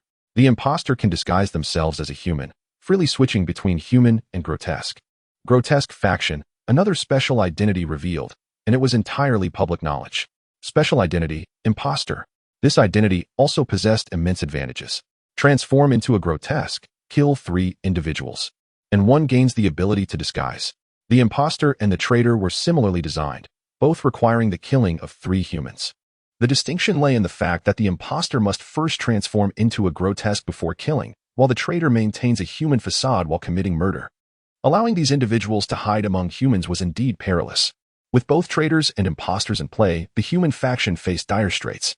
No wonder the reward pool for the human faction was higher, boasting 150 game coins, a substantial prize not easily obtained. Fortunately, grotesques could not transform by day, thus, only traitors could emerge during daylight. Chen Bei contemplated. If the goal was to diminish human numbers, publicly revealing the traitor's information during the day would undoubtedly stir action, prompting more players to seek out killings. With time elapsed, it was reasonable to assume Qin Lang had claimed more than 3 lives by now. He should have already acquired the traitor identity. Chen Bei's expression grew serious. Continuing his scavenging, Chen Bei moved between the exterior and the dormitory. After a brief span of 20 minutes, another player in the chat revealed the conditions for a special identity. Frenzy transforms into a grotesque, does not kill humans, kills 3 grotesques to evolve into frenzy. The frenzy can identify the traitor among humans and bypass the requirement for grotesques to kill 1 human for scoring. This was the setup for frenzy, the ability to identify traitors. Upon reading this information, Chen Bei felt a sudden clarity, goosebumps prickling his skin. So that was the nature of things. In the early stages of the game, chaos reigns as players engage in fierce battles. However, as the game approaches its climax, combat is strictly prohibited. Victory can only be achieved through the intricate rules governing special identities. These identities counter one another in a manner reminiscent of rock, paper, scissors. The disparities observed in the earlier phases are merely superficial. It is the strategic warfare of identities that truly determines the outcome. Chen Bei, contemplating this, feels an unsettling premonition. He foresees that in the final half hour, players endowed with special identities will exploit the rules to attack one another, vying for ultimate supremacy. This will be a contest of psychological acumen and intellect, contingent on survival until the very end. Resolute, Chen Bei dispels his initial confusion, his gaze now imbued with determination. He vows to gather intelligence on all special identities to seize the upper hand. Thus, Chen Bei decisively alters his strategy, shifting his focus from scavenging supplies to unearthing information about special identities. There are 7 such identities, and he has thus far only acquired knowledge of 3, leaving 4 yet to be discovered. Chen Bei scours the landscape, rummaging through vacant houses. He only collects items of significant value, discarding the rest. This discernment is essential. During his exploration, Chen Bei gradually familiarizes himself with the game's terrain. The entire game's setting is circular, forming a closed loop. The streets, named Milan, Zhu and Zhu, connect seamlessly in a clockwise fashion. Players can only navigate this enclosed space, akin to hamsters trapped in a cage. Each street is vast, housing hundreds of buildings ripe for exploration. A larger environment benefits the human faction. In the absence of sufficient strength, one can at least find a secure hiding place until the final reckoning. As Chen Bei traverses the street, he notices a large group approaching from the opposite side, numbering in the dozens and exuding an intimidating presence. Chapter 95, The Xianyuan Fan Club. Chen Bei, taken aback by the sheer size of the gathering, halts in his tracks. The group draws nearer, one member brandishing a hastily crafted banner proclaiming, Xianyuan Fan Club. It appears that the actress Lu Yixuan has rallied her fans. To his surprise, her star power extends even into the game. Gazing into the throng, Chen Bei spots a female player clad in a flowing qipao, her silhouette strikingly elegant, radiating an otherworldly beauty that surpasses mere social media FAAs. It is Lu Yixuan herself. Seeing her in person evokes a sense of admiration far beyond her screen presence, as she embodies an ethereal charm. As the fan club marches forth, chanting their slogan, "No more infighting, let us restore human civilization," the phrase echoes repeatedly, not only vocally but also flooding the player chat. It seems Lu Yixuan aims to leverage her celebrity status to steer the game towards a more peaceful atmosphere, curbing the tide of violence. This brings to mind the Leo constellation for Chen Bei, lamenting the absence of any collaboration opportunities this round. As the fan club approaches, a member inquires, "Would you like to join our fan club? It doesn't matter if you don't know Xianyuan. It's about finding warmth in numbers." "No, I prefer to operate independently," Chen Bei replies coolly, and the member does not press further, merely cautioning him, "Don't cause unnecessary harm. If the fan club detects any players with murderous intent, we will unite to confront them." After they pass, not long thereafter, Bei Xiaopeng sends a message, accompanied by a disturbing photo. Bro, take a look at this. I stumbled upon a corpse. It scared me to death. The image reveals a female player's lifeless body, grotesquely contorted in a pool of blood, her eyes gouged out, leaving gaping wounds, with nerves and muscles hanging loosely. Chen Bei's mental fortitude has grown increasingly robust. He remains unperturbed by such grisly sights. Bei Xiaopeng comments, this method of killing doesn't seem like something a normal person could do. Do you think grotesque beings may have already emerged during the day? According to the rules, players cannot transform into grotesques during daylight. This brutal killing style could very well be the work of a sorcerer. Zero replies. Sorcery? What kind of sorcery? Bei Xiaopeng presses. I'll explain the specifics in person later. For now, be wary of those players who appear distinctly abnormal. They are exceedingly dangerous.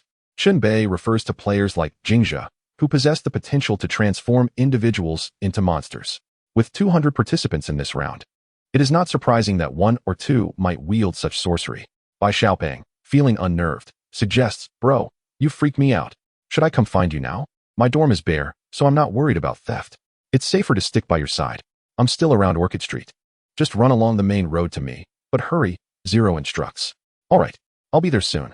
Get ready to witness the agile fat man in action. After concluding the call, Bei Xiaopeng swiftly arrives and joins Chen Bei. Sporting a safety helmet, a life jacket, and flip-flops, he presents a rather comical appearance. Bro, I'm here. This round, I'm at your beck and call. Then let us proceed together. My current objective is to gather information on special identities while scavenging for valuable supplies, Chen Bei declares. I have one piece of special identity information. Bei Xiaopeng exclaims. You do? Show me. Chen Bei urges. Bei Xiaopeng retrieves a postcard inscribed with special identity details. Repentant, transforms into a grotesque after killing one human and subsequently 3 grotesques. The transformation effect is lost, reverting to human faction. This marks the 3rd identity information Chen Bei has acquired. Repentant, transforms into a grotesque. Then back to human, Chen Bei muses. Initially, everyone is human, only to revert after the chaos. It seems pointless. Bei Xiaopeng remarks. No, it is indeed meaningful. Transforming into a grotesque enhances one's power. This advantage can be leveraged to eliminate grotesques, thereby reducing their numbers, and one can eventually revert to human, aligning with the human faction once more. Master, I comprehend now. That is the strategy. Bei Xiaopeng exclaims. Moreover, one can exploit the rules. Kill a human, then 2 grotesques. And pause. Right before the game concludes, check the faction ratios in the chat and decide which faction to align with. If humans hold the advantage, eliminate 1 more grotesque. Otherwise, maintain the grotesque identity. Following the repentant path offers substantial advantages, akin to that of a traitor. I grasp the concept, but executing it will be challenging, especially the necessity of being capable of killing other players. Otherwise, it's all moot. Indeed, strength is fundamental. Only with power can one navigate these dynamics. Otherwise, one must find a safe hiding spot and leave fate to chance. Fortunately, I've latched onto your stronghold. Bei Xiaopeng retorts. But don't place too much hope in me, Chen Bei cautions, dousing his enthusiasm. Bei Xiaopeng's expression falters. Understanding that the bond he shares with Chen Bei is not unbreakable, he could very well become a pawn if necessary. Such is the harsh reality. Let us check inside this house, Chen Bei suggests, leading Bei Xiaopeng to a 2-story building. It is clear that this is not a player dormitory, as entry is unrestricted. Standing before the door, Chen Bei notices an orchid motif intricately carved upon it. This street is aptly named Orchid Street. Perhaps this house holds some significance. Observers within the management group have noted this detail, highlighting crucial information. Someone has found the crucial location again. Let us see if he can pass the Orchid Rooms trial and acquire the components for the double-barreled shotgun. For components, assembling them all is quite a challenge. Once complete, by nightfall, he could wield this weapon to wreak havoc. Chen Bei has yet to make a significant impression in this round of the game. Thus, he has not attracted the management group's attention. This is the first time he has seen information about himself in the group chat. A double-barreled shotgun? For components? These conversations sparked a thought in Chen Bei's mind. It seems this house holds deeper secrets. The streets of plum, orchid, bamboo, and chrysanthemum likely each contain similar houses. With a click, Chen Bei turned the doorknob and cautiously stepped inside. Upon entering, the room appeared rather ordinary, filled with commonplace items. A fruit bowl sat on the table, containing several rotting fruits. Bei Xiaopeng followed him in, glancing around and selecting a coat from a hanger. Brother, can I have this? He asked. Sure. Chen Bei replied casually as he ventured further into the inner room. Upon entering, he made a significant discovery. A metallic frame was welded to the ground, supporting a metal orchid with razor-sharp petals. Opposite it stood a locked safe, its door tightly shut. Wow, a safe. There must be something valuable inside, Bai Xiaopeng exclaimed, his eyes gleaming with excitement. Chen Bei suppressed his exhilaration, retrieving the Thousand Hands cloak and switching it to separation mode, allowing the cloak to scurry about the room. Dozens of hands reached out in all directions, sometimes running across the floor, sometimes climbing the walls. No traps were triggered. Chen Bei recalled the cloak, finally daring to enter the room to inspect the safe and the iron orchid. As expected, the safe was securely locked. Attacking it with weapons caused no damage, and it could not be moved. The iron orchid was similarly unyielding. On the platform beneath the orchid, a line of small text read, "It craves blood. It craves blood." What does this mean? Brother, why are you looking at me like that? Bai Xiaopeng said, noticing Chen Bei's strange expression and quickly retreating to a corner. Just joking. My room is stocked with corpses. You guard here while I bring a corpse over to try. There's blood in the corpse, Chen Bei said before leaving. Bai Xiaopeng soon realized the absurdity of the situation. Stockpiling corpses? What on earth is appealing about that? It's rather morbid. Bai Xiaopeng felt a deep sense of concern for himself. After a while, Chen Bei indeed returned, carrying the corpse of a creature left over from the previous round of the game. For Chen Bei, these corpses were akin to batteries. He had saved several, some stuffed in the refrigerator, others in storage boxes. He approached the iron orchid, using its sharp petals to slice open the corpse, forcing out some blood. The viscous liquid dripped onto the iron orchid, but it remained unresponsive. This is useless. Chen Bei tossed the corpse aside, his brow furrowed. It craves blood. Could it be that the blood is too old and stale? Chen Bei formulated a hypothesis and decided to test it on the spot. Using another petal, he sliced open his own arm, allowing fresh blood to flow. This time, the iron orchid reacted. The blood was absorbed into the flower's core, accompanied by the sound of metal machinery at work. It indeed required fresh blood. Chen Bei found a method, creating a larger wound to inject more blood. The iron orchid greedily absorbed the fresh blood, continuously emitting sounds. This act of bloodletting would cause his health to dwindle rapidly.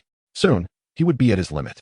He pulled out healing potions and gulped them down, their taste utterly dreadful, replenishing his health before continuing to pour in blood. After exhausting 5 healing potions, he finally satiated the iron orchid at a considerable cost. Bai Xiaopeng had long been left dumbfounded. You're really ruthless. How can you do that to yourself? With a series of clicks and clacks, the iron orchid transformed, and the safe responded in kind, its door swinging open. Chen Bei felt an overwhelming joy as he wrapped bandages around his arm while gazing into the safe's interior.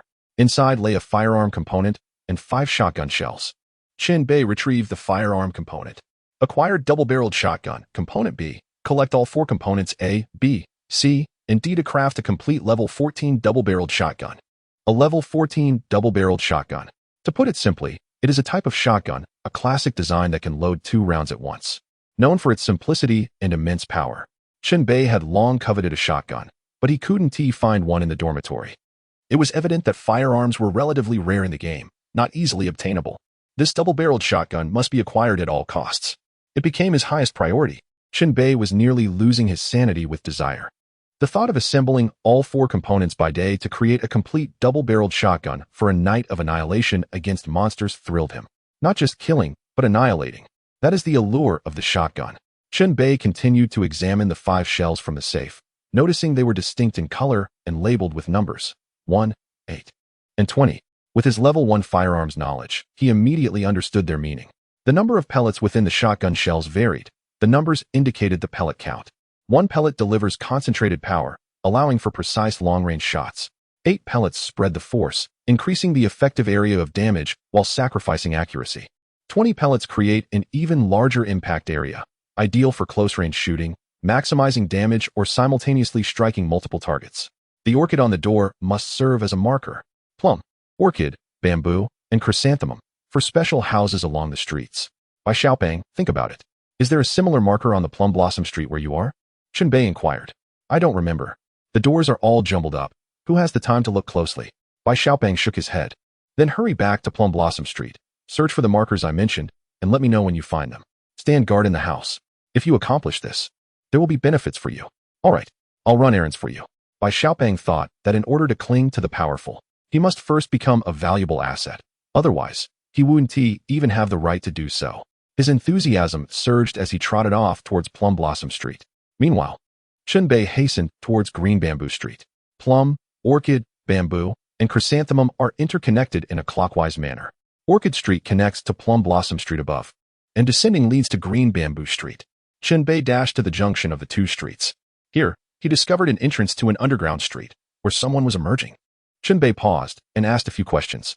The other person remained cautious but did not withhold information, explaining the situation below.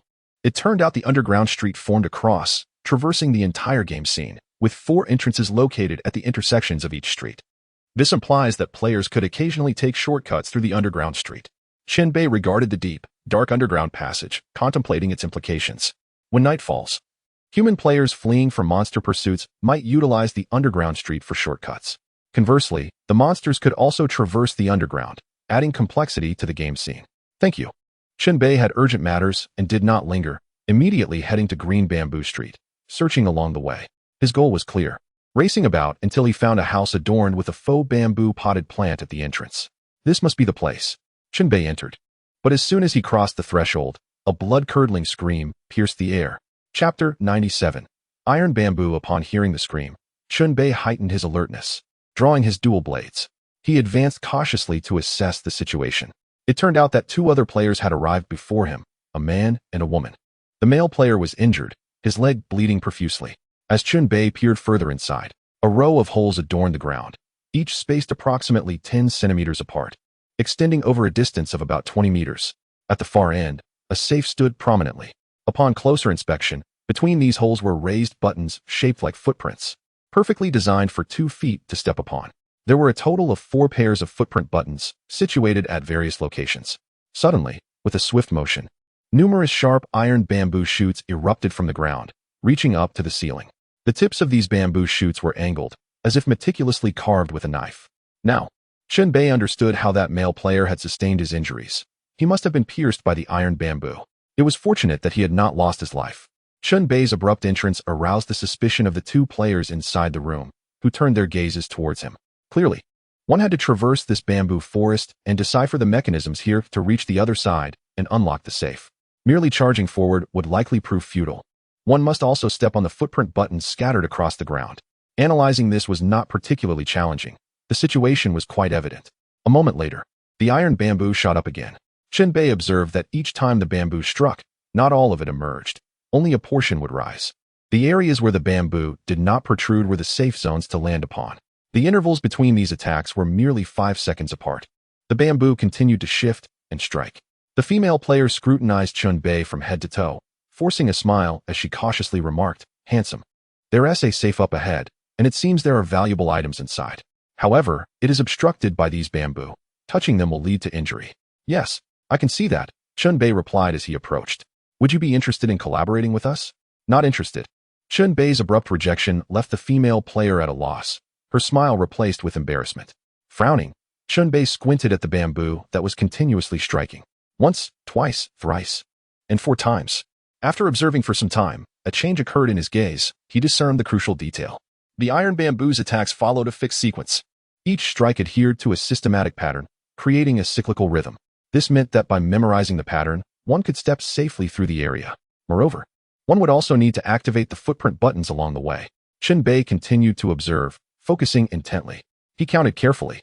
The bamboo executed its attacks in a cycle of 10, requiring a certain degree of memory, yet it was not overly complex. The essence of this test was primarily visual memory, to recall the striking range of the bamboo and identify the safe route. Chen Bei's thoughts were entirely consumed by this challenge, completely disregarding the 2 players beside him. The 2, lacking the courage to challenge the bamboo forest again, felt discontented about leaving empty-handed. By Xiaopeng. "Bro, I found a house with a plum blossom hint, and I also spotted a safe here.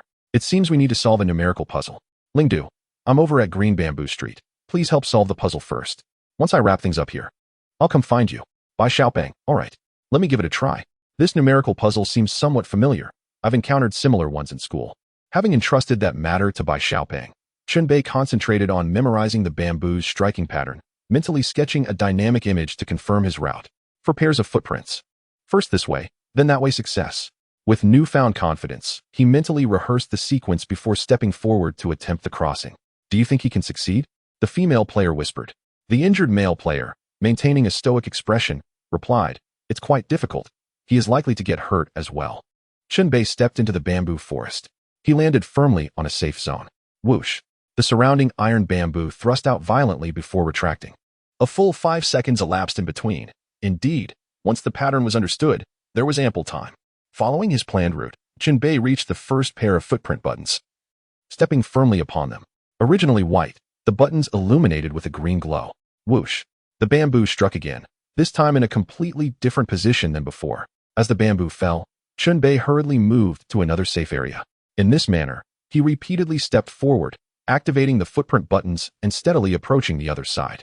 The two observing players widened their eyes in astonishment. "He is on the verge of success," the female player exclaimed. Chen Bei was indeed tantalizingly close to triumph.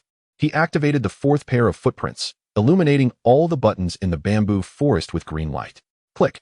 The safe door on the opposite side swung open automatically, revealing components for a double-barrel shotgun and 5 rounds of ammunition.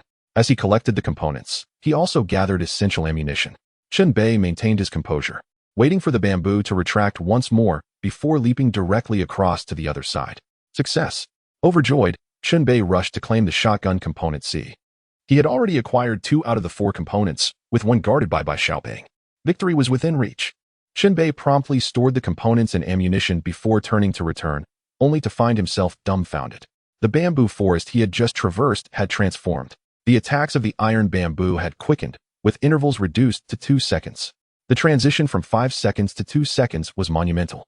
The time allotted for judgment had become exceedingly brief. A misstep would lead to dire consequences. Moreover, the route back differed from the initial path, necessitating a new plan. The male and female players on the opposite side exchanged glances, their expressions gleeful. "Huh, this kid is in for big trouble. Wasn't he supposed to be strong? Let us see how he makes it back." The male player scoffed. The female player, still feeling the sting of rejection, chimed in. "This is what we call earning money at the cost of one's life.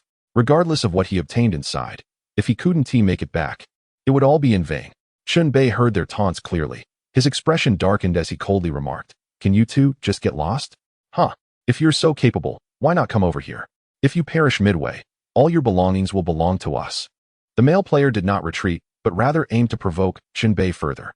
Chen Bei, puzzled by why some would choose to court disaster, perhaps they were simply tired of living, found himself growing less angry, becoming instead more composed and clear-headed. First, he confirmed that the bamboo-esque pattern remained unchanged, merely accelerated.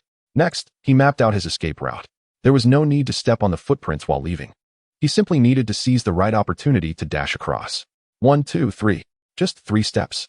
Coupled with the protection of the Thousand Hands cloak, Chen Bei prepared himself. As the bamboo cycle reached a new starting point, he surged forward.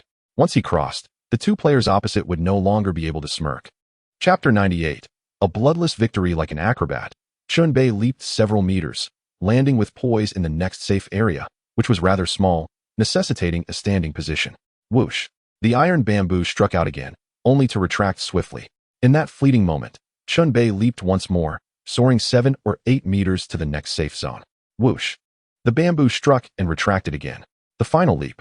Chen Bei sprang up, landing securely at the edge of the bamboo forest, having successfully exited. The entire process unfolded seamlessly within mere seconds. The male and female players beside him were momentarily taken aback. When they finally grasped the situation, their expressions shifted dramatically. Astonishment etched on their faces.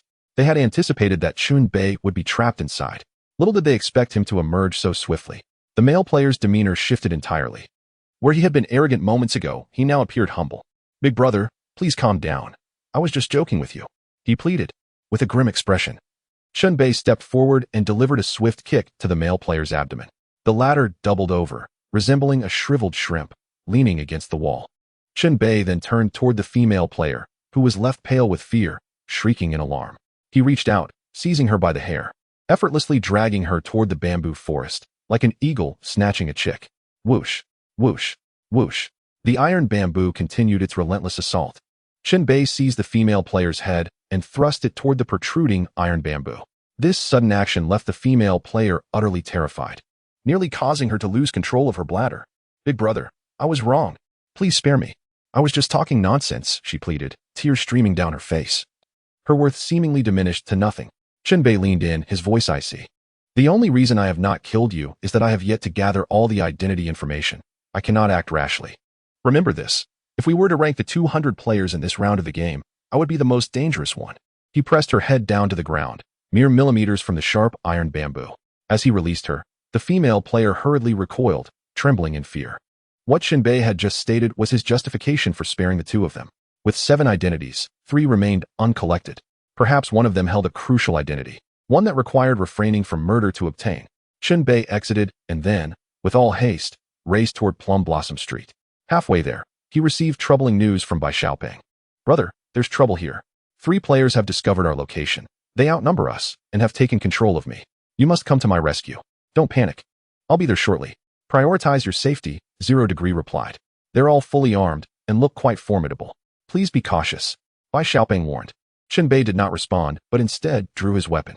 Though this handgun was of a lower caliber than the 7 bloody swords, it appeared more menacing in the eyes of many. Chen Bei was not inclined to kill just yet. He hoped to resolve this without bloodshed. Upon reaching Plum Blossom Street, he located a house marked with a plum blossom sign and slowed his pace. He leaned close to the window to peer inside, spotting several figures. Bai Xiaoping was inside, bound to a chair. 3 others were present, one guarding Bai Xiaoping, while the other 2 busied themselves in front of a safe, seemingly trying to crack its code. Didn't you say you could figure it out? One of them urged. Don't rush me. Just give me a bit more time. If I input the wrong number, the safe will lock for half an hour, and we can't afford to wait. If we can't manage, we can post in the group for help, another suggested. That's unnecessary. Just a little more time. I'm almost there. Suddenly, Chen Bei kicked the door open, raising his gun, startling the 3 within. The sight of the dark muzzle made them acutely aware of the threat, prompting them to draw their weapons. One reacted swiftly, pressing a knife against Bai Xiaoping's throat. Don't move. If you do, I'll slit this kid's throat. Big brother, save me. Bai Xiaoping cried, finally spotting his savior. Chen Bei raised a hand, signaling Bai Xiaoping to remain calm. He then pulled up a chair and sat down, gun still in hand, exuding an air of tranquility. Here's the situation. While we still have room for negotiation, release the hostage and leave this place, and I will pretend nothing has occurred, Chen Bei articulated slowly. The leader among the trio stepped forward, a towering figure with dark skin, resembling a formidable iron tower. His gaming name was King Kong. He assessed Chen Bei, wielding a riot shield in front of him to prevent any surprise attack. Who do you think you are? King Kong demanded. Does it matter who I am? When I possess this, Chen Bei replied, shaking his gun. Huh. In 3 rounds of this game, I have yet to see a player with a gun, King Kong scoffed. Who knows if that's even a real gun or just a toy? Let me demonstrate, Chen Bei said, aiming at a vase in the room and pulling the trigger. The shot rang out, shattering the vase and leaving a smoking bullet hole in the wall. The trio gasped, realizing Chen Bei was armed with a genuine weapon, not merely posturing with a toy. King Kong's expression darkened. And what if you do have a gun? There are 3 of us, in a fight to the death. It's uncertain who would prevail. King Kong blustered. If you intend to fight, feel free to make your move now. If you prefer negotiation and a peaceful resolution, then let us discuss. The choice is yours, Chen Bei replied coolly.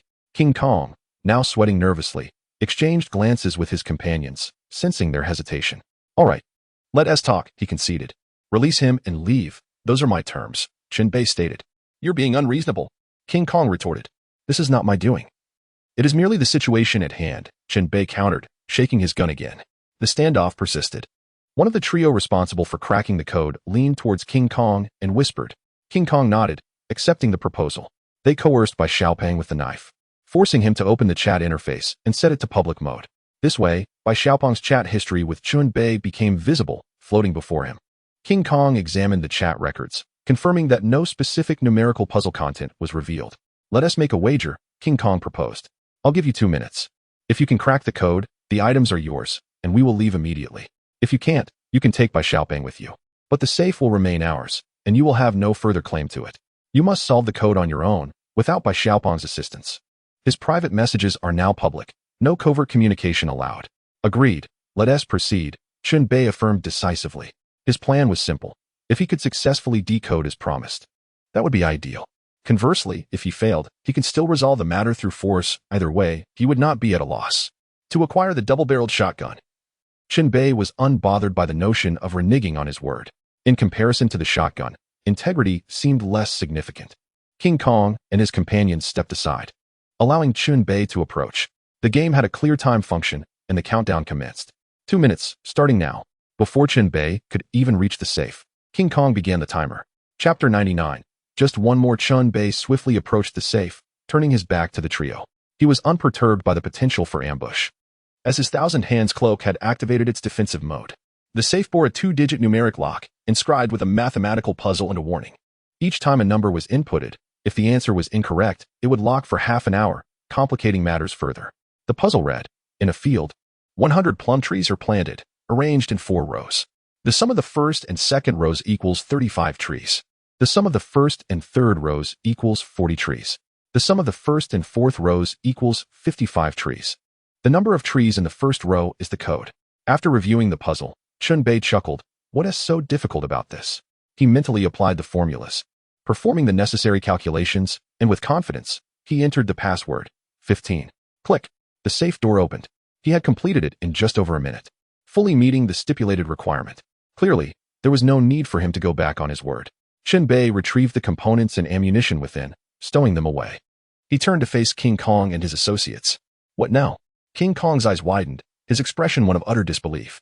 He turned to his companion, angrily striking the back of his head. How could you take so long and still fail to solve it? He got it open in an instant. The struck companion scratched his head and muttered, I was just nervous. Give me a bit more time, and I could have figured it out. At this point, King Kong realized he was out of options. Fighting was futile, and the bet had been lost.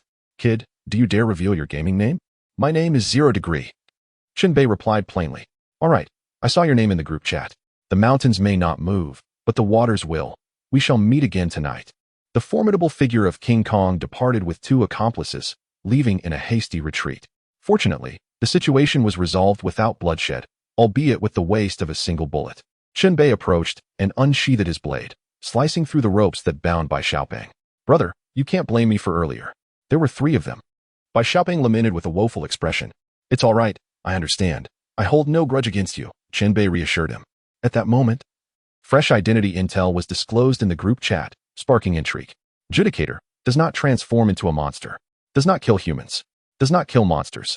In the final 30 minutes of the game, will transform into a Judicator.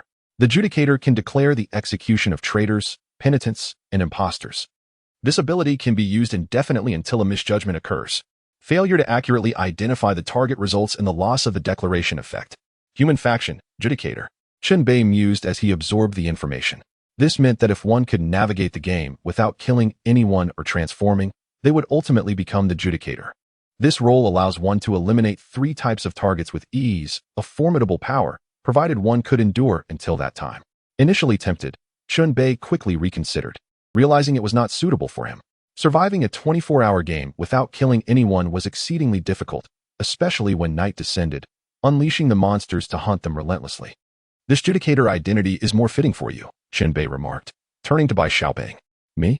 Bai Xiaoping pointed to himself in disbelief. Yes, it's decided. In this round, you shall not kill anyone and survive until the end. But what if I can't hold on? I shall protect you.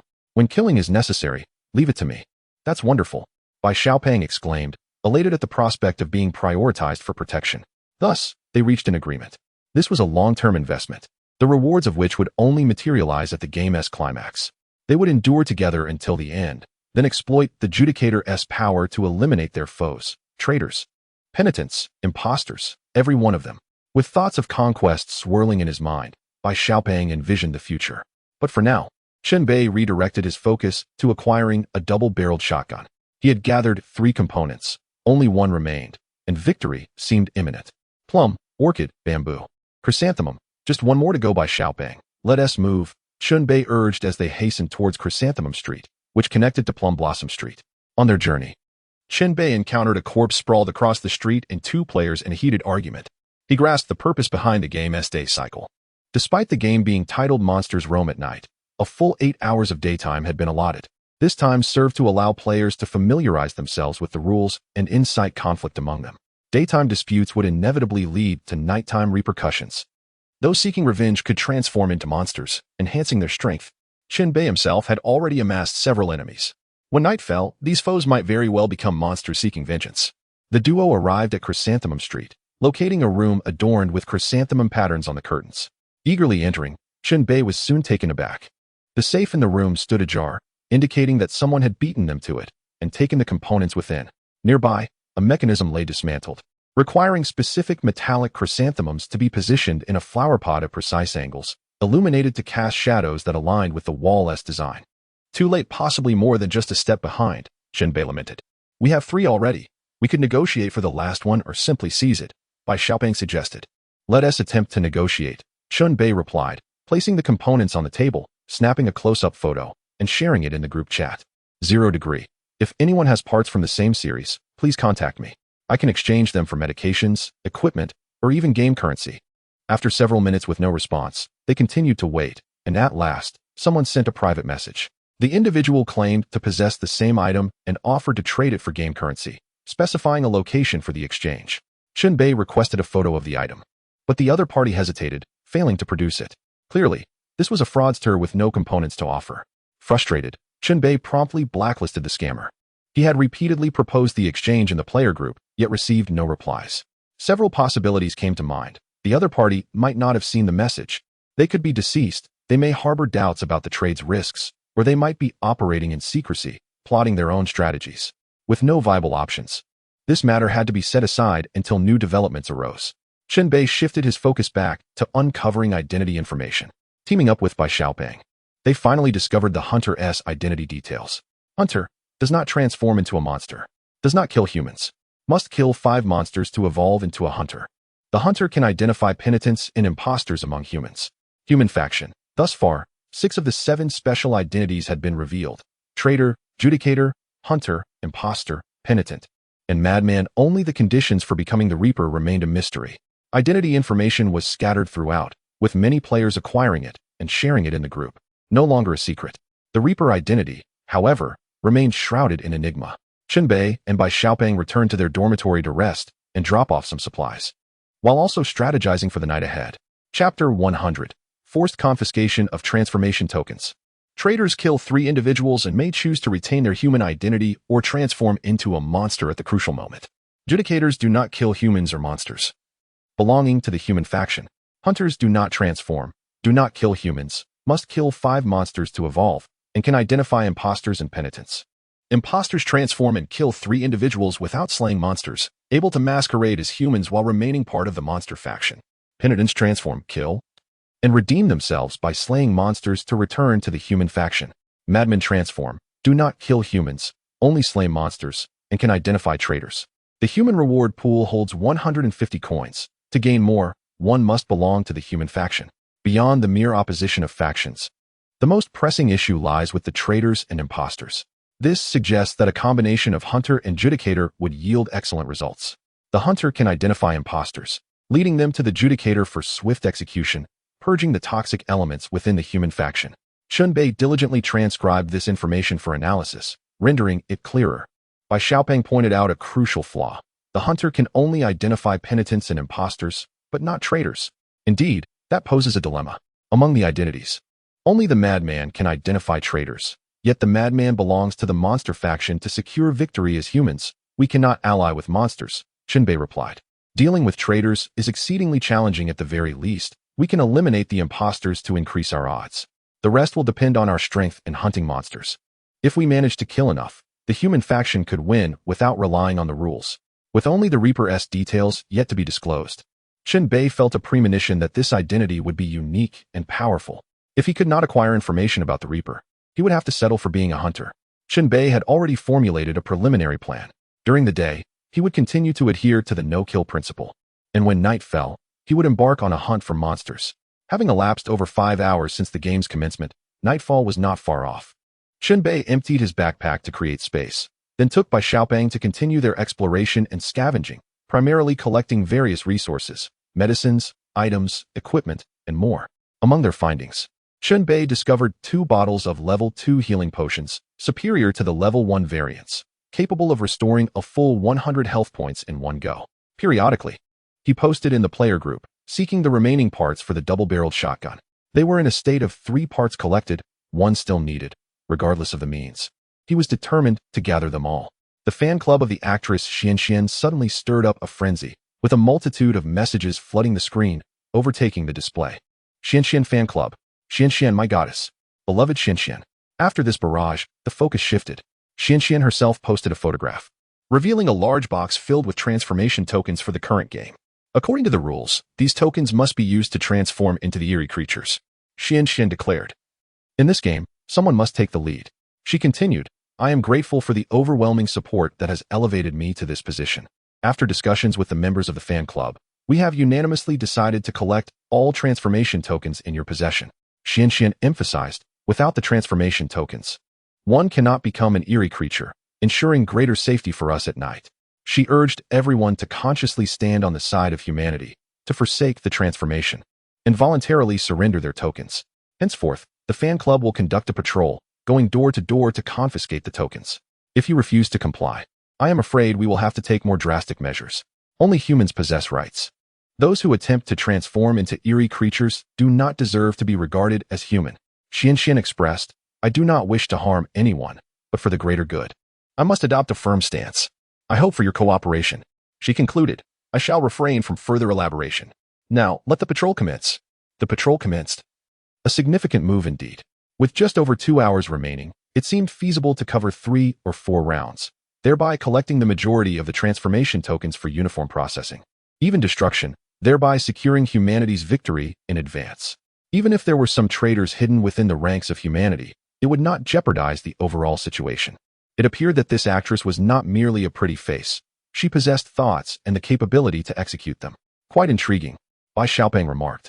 You should take a look at the messages in the group. Chen Bei replied, I have seen them. What should we do? Should we surrender our transformation tokens? Bai Xiaoping responded, of course we should. They are numerous, and we are but 2.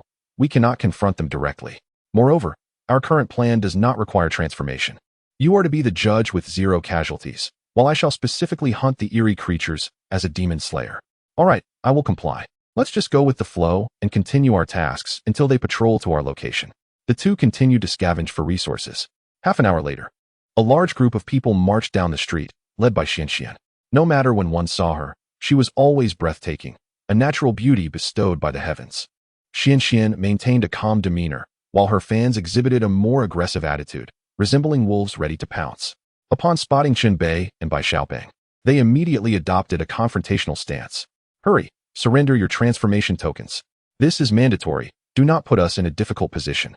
Those who previously refused to surrender their tokens have been executed. Their bodies are displayed beneath the streetlights. Some fans wielded weapons, their demeanor fierce. Human nature often reveals that once a large group forms, courage swells. Without hesitation, Chen Bei produced the transformation tokens and surrendered them along with Bai Xiaoping's. Take these. Remember to record this. Do not ask me for a second time, Chen Bei instructed. Seeing Chen Bei's compliance, the fans relaxed slightly. They indeed documented such matters and would publicly announce in the group chat who complied and who did not. The fan club kept its own records. Should this continue, perhaps humanity could achieve a peaceful victory, fundamentally curbing the nocturnal threat. However, the rewards would be meager, with each person receiving merely a game coin. At that moment, Xian approached, coming face to face with Chen Bei and Bai Xiaoping. Observing her closely, they noted her skin was exquisitely moisturized, rivaling even Xuejian's beauty. Would you 2 like to join us? Even if you are not my fans, it does not matter. What is important is that we unite to overcome this crisis. Xian extended an invitation to Chen Bei and Bai Xiaoping. We have our own matters to attend to and shall not accompany you on the patrol. But we indeed intend to stand with humanity, Chen Bei declined. Very well. I shall not pressure you. If you wish to join later tonight, feel free to message me privately. Xian departed with her group, continuing the patrol to collect the transformation tokens. Chen Bei watched them retreat before turning back to his own tasks. At that moment, a private message arrived from a player named Honest Man wrote, Aren't you looking to acquire this component? It is with me. Attached to the message was a photograph of a double-barrel shotgun component labeled D. Chapter 101. Leverage. Chen Bei persisted in leaving messages in the player group, finally receiving a response. His heart raced with exhilaration, yet he suppressed his emotions. Deliberately leaving the other party waiting for several minutes, Chen Bei finally replied, 0 degree. How do you intend to trade? I can offer only 1 game coin at most. Honest Man replied, I do not want game coins. Then what do you desire? You can trade me 10 transformation tokens in exchange, a barter. Transformation tokens. Chen Bei was taken aback by the proposal. These tokens were meant for transforming into eerie creatures. Despite his name, Honest Man seemed anything but. 0 degree. The Xian fan club has confiscated all transformation tokens. I cannot produce 10. Honest Man retorted, that is your problem. Find a way to overcome it. Without this component in my possession, your other parts are merely scrap metal. Fine. Let us agree on this trade method, and it is binding. I will contact you once I have collected 10 transformation tokens. Be swift, do not dawdle. You must gather them within half an hour before nightfall, or the trade is off. Understood, I will be prompt. The terms settled, Chen Bei narrowed his eyes, contemplating his next move. This was a unique transaction requiring special handling. Chen Bei opened the chat channel and sent a private message to the starlet Xianxian. 0 degree. Someone wants me to gather 10 transformation tokens for him. His intentions are undoubtedly nefarious, opposing the principles of your fan club. Xianxian, who is he? 0 degree. A player named Honest Man. Please check if he is part of your fan club. Xianxian, he is not in my fan club. Please keep an eye on him without alarming him. Alternatively, you may consider lending me 10 transformation tokens to facilitate a face-to-face trade and clarify the situation. Xianxian, I can look into this person for you, though I will need to contemplate the trade. 1 token each would suffice, yet he demands 10, indicating he is backed by a group. I hope you recognize the gravity of this matter.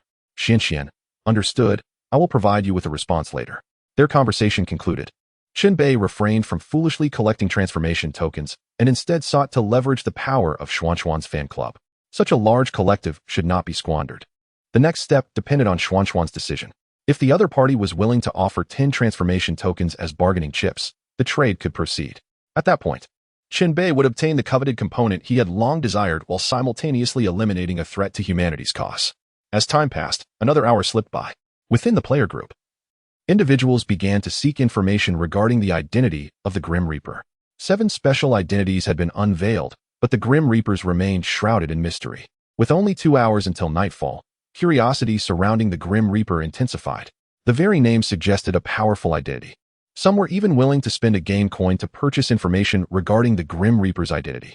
The aloof administrators observed this unfolding situation with amusement, finally addressing the identity of the Grim Reaper in the group chat. In the game, there are no hints indicating the identity of the Grim Reaper. No matter how hard they search, they will remain oblivious. Whoever manages to become the Grim Reaper would possess an unparalleled advantage, ensuring their success in the game. To achieve this title, a player must eliminate a total of 20 individuals, a rather stringent requirement. It is hoped that this round of the game will witness the emergence of a Grim Reaper, adding an extra layer of excitement. Xianxian has confiscated all the transformation tokens. Should we consider releasing a new batch this evening to ensure a sufficient number of players transform into the enigmatic creatures? This suggestion warrants further discussion and a vote later on. Chen Bei observed the dialogue in the management group closely. At this moment, he had acquired all 7 special identity details. The requirements to become the Grim Reaper were thus revealed. 20 lives must be claimed. 20 lives. A chill ran down Chen Bei's spine. The administrator had stated that once one becomes the Grim Reaper, success is guaranteed, highlighting the immense power of this identity, which certainly surpasses the other 6. In his previous encounters, Chen Bei had taken lives, but never had he claimed as many as 20. He understood that some thresholds, once crossed, leave no path for retreat. The notion of laying down one's weapon and achieving enlightenment is but a fallacy. Killing is killing, and the objective truth remains unchanged. Chen Bei raised his gaze towards the ceiling, his mind a battlefield of conflicting thoughts. Ultimately, he steeled himself. 20 lives it shall be. Like a beast unleashed, he was prepared to embark on a frenzied spree. Previously, he had refrained from acting due to incomplete information, but now, armed with full knowledge, he was determined to embody not a mere monster hunter, but the Grim Reaper himself. Bai Xiaopeng, you have 2 choices, either retreat to your dormitory or take refuge in mine. Chen Bei's demeanor shifted to one of sharp authority. Why should I return to my dormitory? Bai Xiaopeng queried with confusion. Because I must act alone for a period. I cannot have you by my side. You must adhere to the principle of nonviolence until the game's conclusion. Then, I choose to hide in your dormitory. Very well, follow me. Chen Bei led Bai Xiaopeng back to his dorm, entering the code 1125 to unlock the electronic lock. The room was set to guest mode, ensuring Bai Xiaopeng would not be subjected to any traps within. Should he step outside, however, he would forfeit the status. The guest identity, though advantageous, was not foolproof. For instance, the ground spikes were alive and would not recognize such a status, only acknowledging Chen Bei. Bai Xiaopeng would need to navigate carefully to avoid those treacherous traps. This dormitory is significantly larger than mine. So many things. There's even a bathroom. How delightful. Bai Xiaopeng exclaimed, glancing around. You shall remain here. Without my consent, do not venture outside, Chen Bei instructed firmly. Understood, it feels much safer here, Bai Xiaopeng replied with a smile. Xiaoqian, this is my guest. Please keep an eye on him. Chen Bei's instruction, although directed at Nie Xiaoqian, served as a warning to Bai Xiaopeng as well. His trust in Bai Xiaopeng was not absolute, and having brought him into his dormitory, Chen Bei retained his guard. From beneath the bed, a chilling voice emerged. Xiaoqian understands. Bai Xiaopeng jumped in surprise. There is someone under the bed. His complexion turned pale as he pointed towards the source of the voice. Brother, what is going on? It's quite frightening. Do not fear. Xiaoqian is my family and will not harm you. Just remain here and stay alert. Chen Bei reassured, patting Bai Xiaopeng's shoulder. Without further explanation, he prepared to depart alone on his mission, strapping the 7 bloody sword to his waist.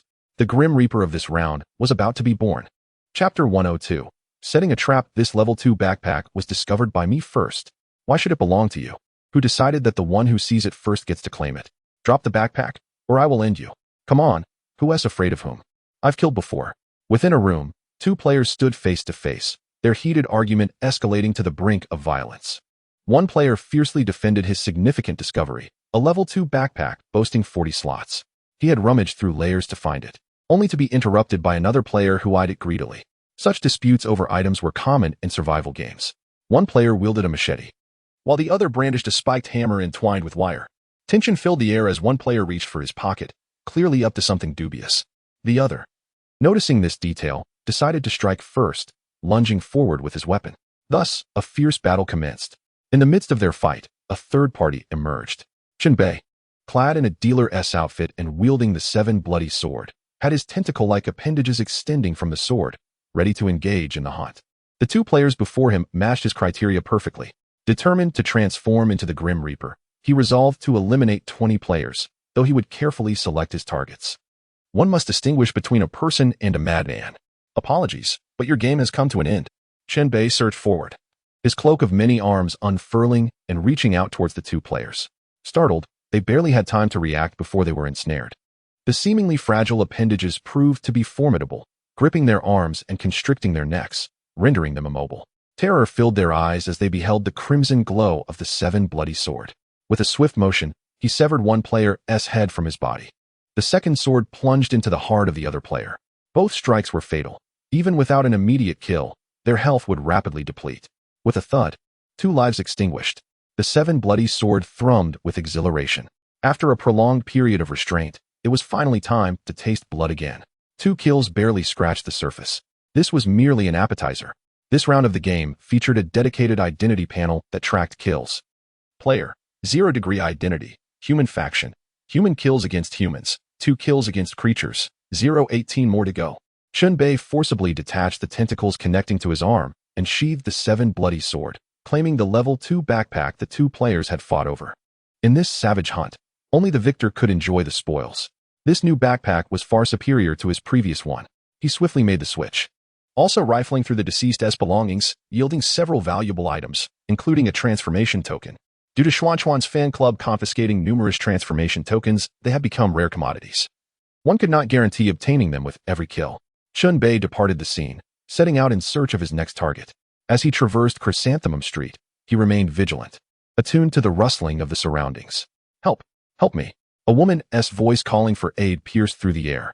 Chen Bei's gaze sharpened, and he promptly followed the sound. He wasn't motivated by chivalry, but rather by the instinct to hunt. Approaching the source, he kicked open a door and charged inside. Is anyone there? I'm bound in here, sobbing. The voice emanated from a room within. Chen Bei, using the sheathed sword as a guide, approached the door and peered inside. There, he beheld a female player, stripped bare, leaning against the window, her arms shackled to the iron bars of the protective window. Her exquisite form was fully exposed, her skin slightly luminous, radiating health and vitality. Tears streamed down her face as she cried, her body devoid of any covering except for a pair of uniquely styled high-heeled shoes, the sharp heels reminiscent of bee stings. Upon locking eyes with Chen Bei, they recognized one another. It was the player known as Hua Hua, who was notorious for being formidable.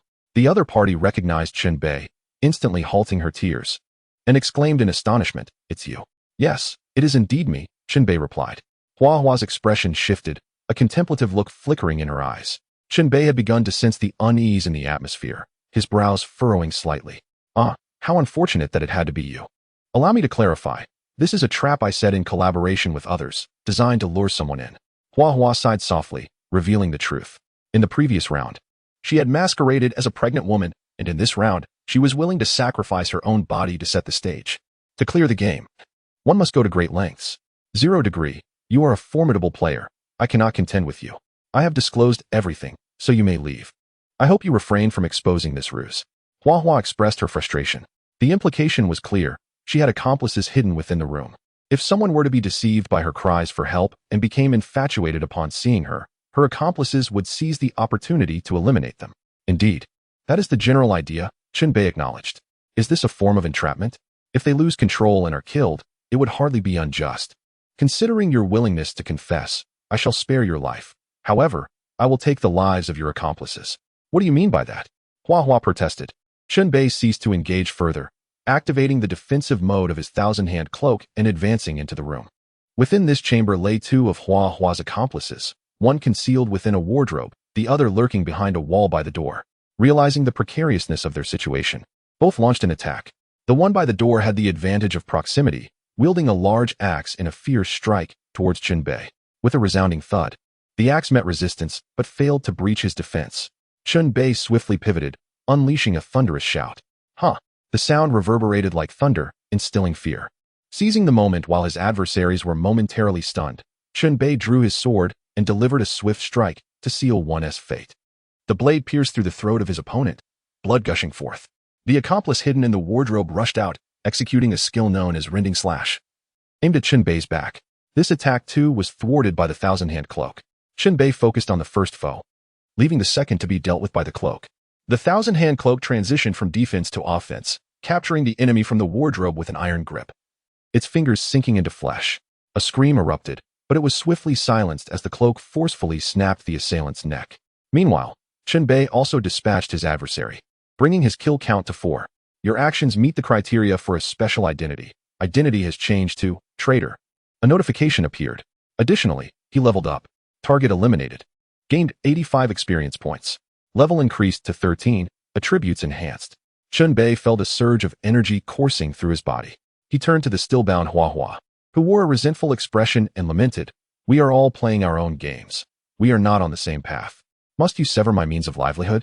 Chen Bei remained silent, advancing with his sword raised. This movement startled Hua Hua, prompting her to exclaim, "You just said you wouldn't kill me." With a swift motion, the 7 bloody swords sliced the ropes binding her wrists. Hua Hua's arms fell limply to her sides, relieved yet indignant. She shot him a glare, revealing a small blade from her palm. "Even if you hadn't helped me, I could have cut the ropes myself," she retorted. "Then my efforts were for naught." Chen Bei replied, discarding the 7 bloody sword. "You killed them. My assistance has been rendered meaningless." Hua Hua gestured to her own body. "You ought to be grateful for your decision to confess the truth. Had you dared to deceive me, your fate would have mirrored that of these 2. Chen Bei spoke coolly. "In the last game, you eliminated the boss. I dare not make a move against you. Fishing requires discernment. One must not cast for sharks indiscriminately." Hua Hua spoke candidly, rubbing her reddened wrists. Chen Bei turned to scavenge the spoils, collecting 2 skill cards along with various items. As Hua Hua donned her clothing, she remarked, "At least leave me something." After some reflection, Chen Bei deemed certain items unnecessary to take and left them for her. With a glimmer of cunning in her eyes, Hua Hua tentatively proposed, "What if we collaborated? The plan remains the same. I will call for help to lure the vile men over. You can kill them one by one. Such underhanded tactics do not align with my principles. I would rather seek out my own targets. This game is rife with deserving individuals," Chen Bei replied. If you refuse, then I shall leave. Suit yourself." Chen Bei turned to depart, but paused to point at Hua Hua's high heels, inquiring, "You stripped down completely, yet left these shoes on. Is there something amiss?" "You've caught on," Hua Hua admitted. "These heels have a sharp spike that carries a paralyzing toxin. Once inflicted, the victim will experience temporary paralysis. This grants my accomplices a greater opportunity to strike." Hua Hua unveiled her plot. "Indeed, these high heels were imbued with treachery. A commendable scheme, but alas, you encountered me." Chen Bei remarked, genuinely departing this time, leaving Hua Hua to stew in her own vexation, contemplating new devious ideas. Lacking Chen Bei's formidable strength, she could only resort to cunning tricks to navigate the game. "Xian, do you still need transformation tokens?" Shortly after stepping outside, Chen Bei received a message from the celebrity. 0 degree. "Yes, what is the matter?" "Xian, I can offer you 10 transformation tokens in exchange for your assistance in dealing with a significant problem. 0 degree. Elaborate on this dilemma. Xian. First, take a look at this photograph. She sent an image. The photo depicted a corpse, its eyes missing, leaving behind 2 gaping wounds. Chen Bei had encountered such eyeless corpses before. Xian. Witnesses reported a monster on the loose, preying on other players. He may have discovered a method to transform into a creature during the day. This corpse met its end at his hands. Each time he kills, he removes the eyes. A distinctive method. 0 degree. I have also seen similar corpses. Xian. This player-turned-monster goes by the name of Poetry and Distance. Our fan group has pinpointed him and is monitoring his every move from afar. 0 degree. Do you want me to eliminate him? Xian. Yes, precisely. I noticed you were fully armed, clearly a capable fighter, which is why I reached out to you. If you can neutralize this threat, I will lend you 10 transformation tokens. 0 degree. Deal. Chen Bei agreed without hesitation. Xian, just a heads up. That monster's gaze seems to possess some form of magical power. Once he locks eyes with you, your body becomes immobile. Thus, you must avoid his line of sight during combat. This information was obtained at great cost by our fan group. 0 degree. Thank you for the warning. That implies a need for ranged combat. Xian. The monster is currently operating in the Orchid Street area. My team has him under surveillance. You should head over and deal with it promptly. I will notify you of any changes. Chen Bei set off. He retrieved a special item purchased with game currency and secured it to his waist. It was an antique radio that emitted static when activated. As one approached malevolent entities or items, the sound would alter, growing increasingly piercing the closer one drew. The individual known as Poetry and Distance was undoubtedly under the influence of dark sorcery, emitting a peculiar interference signal. Thus, this radio would prove invaluable for locating him. The device would only react to signals outside the holder, ensuring the holder's presence did not interfere. Otherwise, the 7 bloody sword, with its sinister nature, would render the radio nearly deafening. To take a shortcut, Chen Bei traversed the underground street from north to south, reaching the southernmost point of the game scene. Upon exiting, a right turn would lead him to Orchid Street. During this period, Xian Yuan contacted him twice, informing him that the target was still operating in the Orchid Street vicinity. Chen Bei cautiously advanced in that area, his radio crackling with static. The management group took note of his movements, piqued by his actions. 0 degree is about to hunt down Poetry in the Distance. The adversary is a deformed one, altered by dark sorcery, whose gaze can immobilize a person. Once eye contact is established, death is inevitable. In close combat, 0 degree would undoubtedly perish. Maintaining distance would provide a fighting chance. Deformed one. Chen Bei realized that players altered by dark sorcery had a specific designation. It seemed that this battle necessitated keeping a safe distance, avoiding direct eye contact at all costs. Chen Bei was resolute. As the saying goes, know thyself and know thy enemy, and you shall be victorious in every battle. Suddenly, the radio's static transformed into a distinct hissing sound. The change in noise heightened Chen Bei's vigilance as he continued forward, the volume of the radio increasing.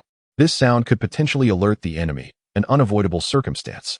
Advancing further, the noise grew louder, indicating that Poetry in the Distance was nearby. Chen Bei scanned his surroundings and spotted a shadow moving within a room, suspecting that his target was inside. Instead of approaching directly, he deftly climbed onto the roof, executing the maneuver with grace in just a few swift movements. He then retrieved a Molotov cocktail and his lighter, preparing for action. Inside, a horrific scene unfolded. A player stood frozen, unable to move, his eyes reflecting sheer terror as he watched the grotesque figure approach. The creature advanced step by step, revealing its ghastly visage.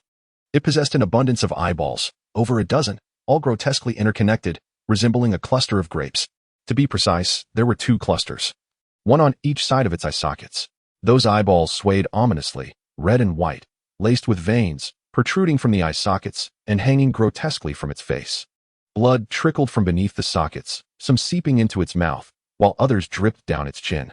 The creature closed in on its prey, its multitude of eyes scanning the surroundings, with several locking onto the victim. I require your eyes, they belong to me now. With a sharp knife, it plunged into the player's abdomen, driving the blade upward until it pierced the heart.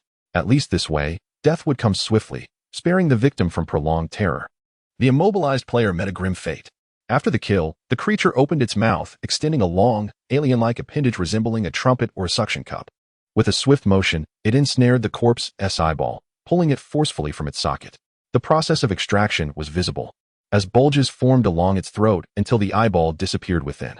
The creature's body quaked with excitement as it lifted its head, its eye sockets expanding. A new eyeball emerging from the depths. Another grape had been added to its collection. It repeated the process, snatching the other eyeball from the corpse. The creature's face cracked open, flesh and blood peeling back to reclaim the two clusters of eyeballs, leaving only two visible. Now, it appeared less terrifying, yet still bizarre, with its facial features grotesquely protruding. As the creature exited the room and stepped onto the street, an object suddenly fell from above. A Molotov cocktail shattered upon impact, its merciless flames consuming the nearby creature, spreading rapidly across its form. Startled, the creature attempted to extinguish the flames, but these flames were not easily quelled. A figure stood atop the roof, surveying the scene. Bow drawn and aimed at the creature. With a whoosh, the arrow ignited, a flaming arrow. Chen Bei focused intently, adjusting his aim as the target moved. His arm, fingers, and bowstring aligned to ensure the arrow would fly along its intended path. With a swift release, the arrow soared, trailing fire. However, it veered off course, embedding itself in the ground, a mere 20 centimeters from the target known as poetry in the distance. Had it been a stationary target, it would have been easier to hit. Now, facing a moving target, the challenge was significantly greater. Upon noticing the arrow at its feet, poetry in the distance abruptly turned to look up, its face splitting grotesquely as two clusters of eyeballs erupted forth, trembling wildly. Each eyeball scanned the surroundings, and any single one making eye contact with an enemy could immobilize them. Anticipating this, Chen Bei quickly diverted his gaze, focusing on the ground instead, maintaining a distance of over 20 meters to diminish the effect. As the flames continued to engulf poetry in the distance, immediate action was required to prevent being burned alive. With determination, he tore off the burning outer garment and discarded it. He then executed a skill, spinning rapidly on the spot, resembling a top, extinguishing some of the flames. Employing dark sorcery as a cost, he summoned a surge of power. To Chen Bei's astonishment, the diminishing health of poetry in the distance suddenly stabilized. This miraculous state allowed him to survive and continue the fight. Such is the nature of the deformed one. In a sudden frenzy, poetry in the distance ripped out two eyeballs, hurling them towards Chen Bei. These detached eyeballs, capable of surviving outside the body for a time, could still immobilize an enemy with eye contact, a formidable ranged attack. Realizing the dire situation, Chen Bei released two arrows in quick succession. The shots were hasty, lacking precise aim. Yet fate smiled upon him as one arrow struck poetry in the distance's body. Gritting his teeth, the target yanked the arrow from his flesh and discarded it. Chen Bei stowed his bow, opting for a pistol instead, and removed the 1,000-hand cloak, leaving it behind. He leaped from the rooftop, distancing himself from his adversary while evading direct eye contact. Your eyes shall be mine. Poetry in the distance surged forward, flames still licking at his legs. The 1,000-hand cloak, previously left on the roof, slithered down, wrapping around poetry in the distance and grasping him tightly. The cloak coiled around him like a vice, ensnaring him completely. Two hands seized the connection between the grotesque clusters of eyeballs. No, poetry in the distance screamed, but it was too late. With a forceful tug, the hands forcibly detached the clusters of eyeballs. This was not the end. More hands emerged, seizing the eyeballs and squeezing them like bubbles, one by one, until they exploded. The screams of poetry in the distance echoed in despair. The previously launched eyeballs could no longer maintain stability, spiraling chaotically. Chen Bei ceased retreating, advancing instead. His gaze fixed on the enemy's feet while keeping his gun aimed higher. Bang, bang, bang.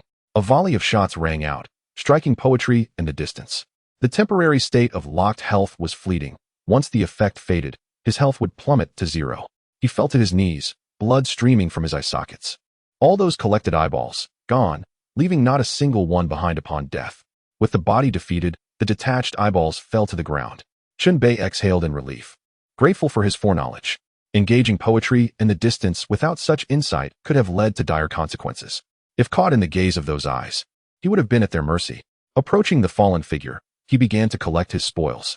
Among the loot, he found a skill card named Whirlwind Slash, a level 12 Bloodlust dagger, 3 transformation talismans, 2 game coins, miscellaneous items, and most importantly, a blood sacrifice fragment. Without hesitation, he stuffed the fragment into his backpack. With this, he now possessed 5 blood sacrifice fragments. The administrator had mentioned that 5 fragments could be fused together. However, Chen Bei was in no rush. He had no intention of using dark sorcery, allowing this matter to rest for the time being. Perhaps he would handle it after the game. When he returned to the dormitory, a safe zone. 0 degree. See for yourself. This player, poetry in the distance, has been eliminated by me. Accompanying the message was a photograph of the corpse. Xian, I noticed his avatar is offline. You are indeed reliable, demonstrating formidable strength. Ling Du, what about the transformation tokens? Xian, I shall honor our agreement and send someone to lend you the transformation tokens. Remember, it is a loan. Once you have dealt with those matters, I hope you will return them. Such items are perilous and should not be left to wander. Ling Du, understood. I have no use for so many transformation tokens anyway, and I will return them to you afterward. Xian, then wait by the street. My person will arrive promptly. The two parties reached a consensus.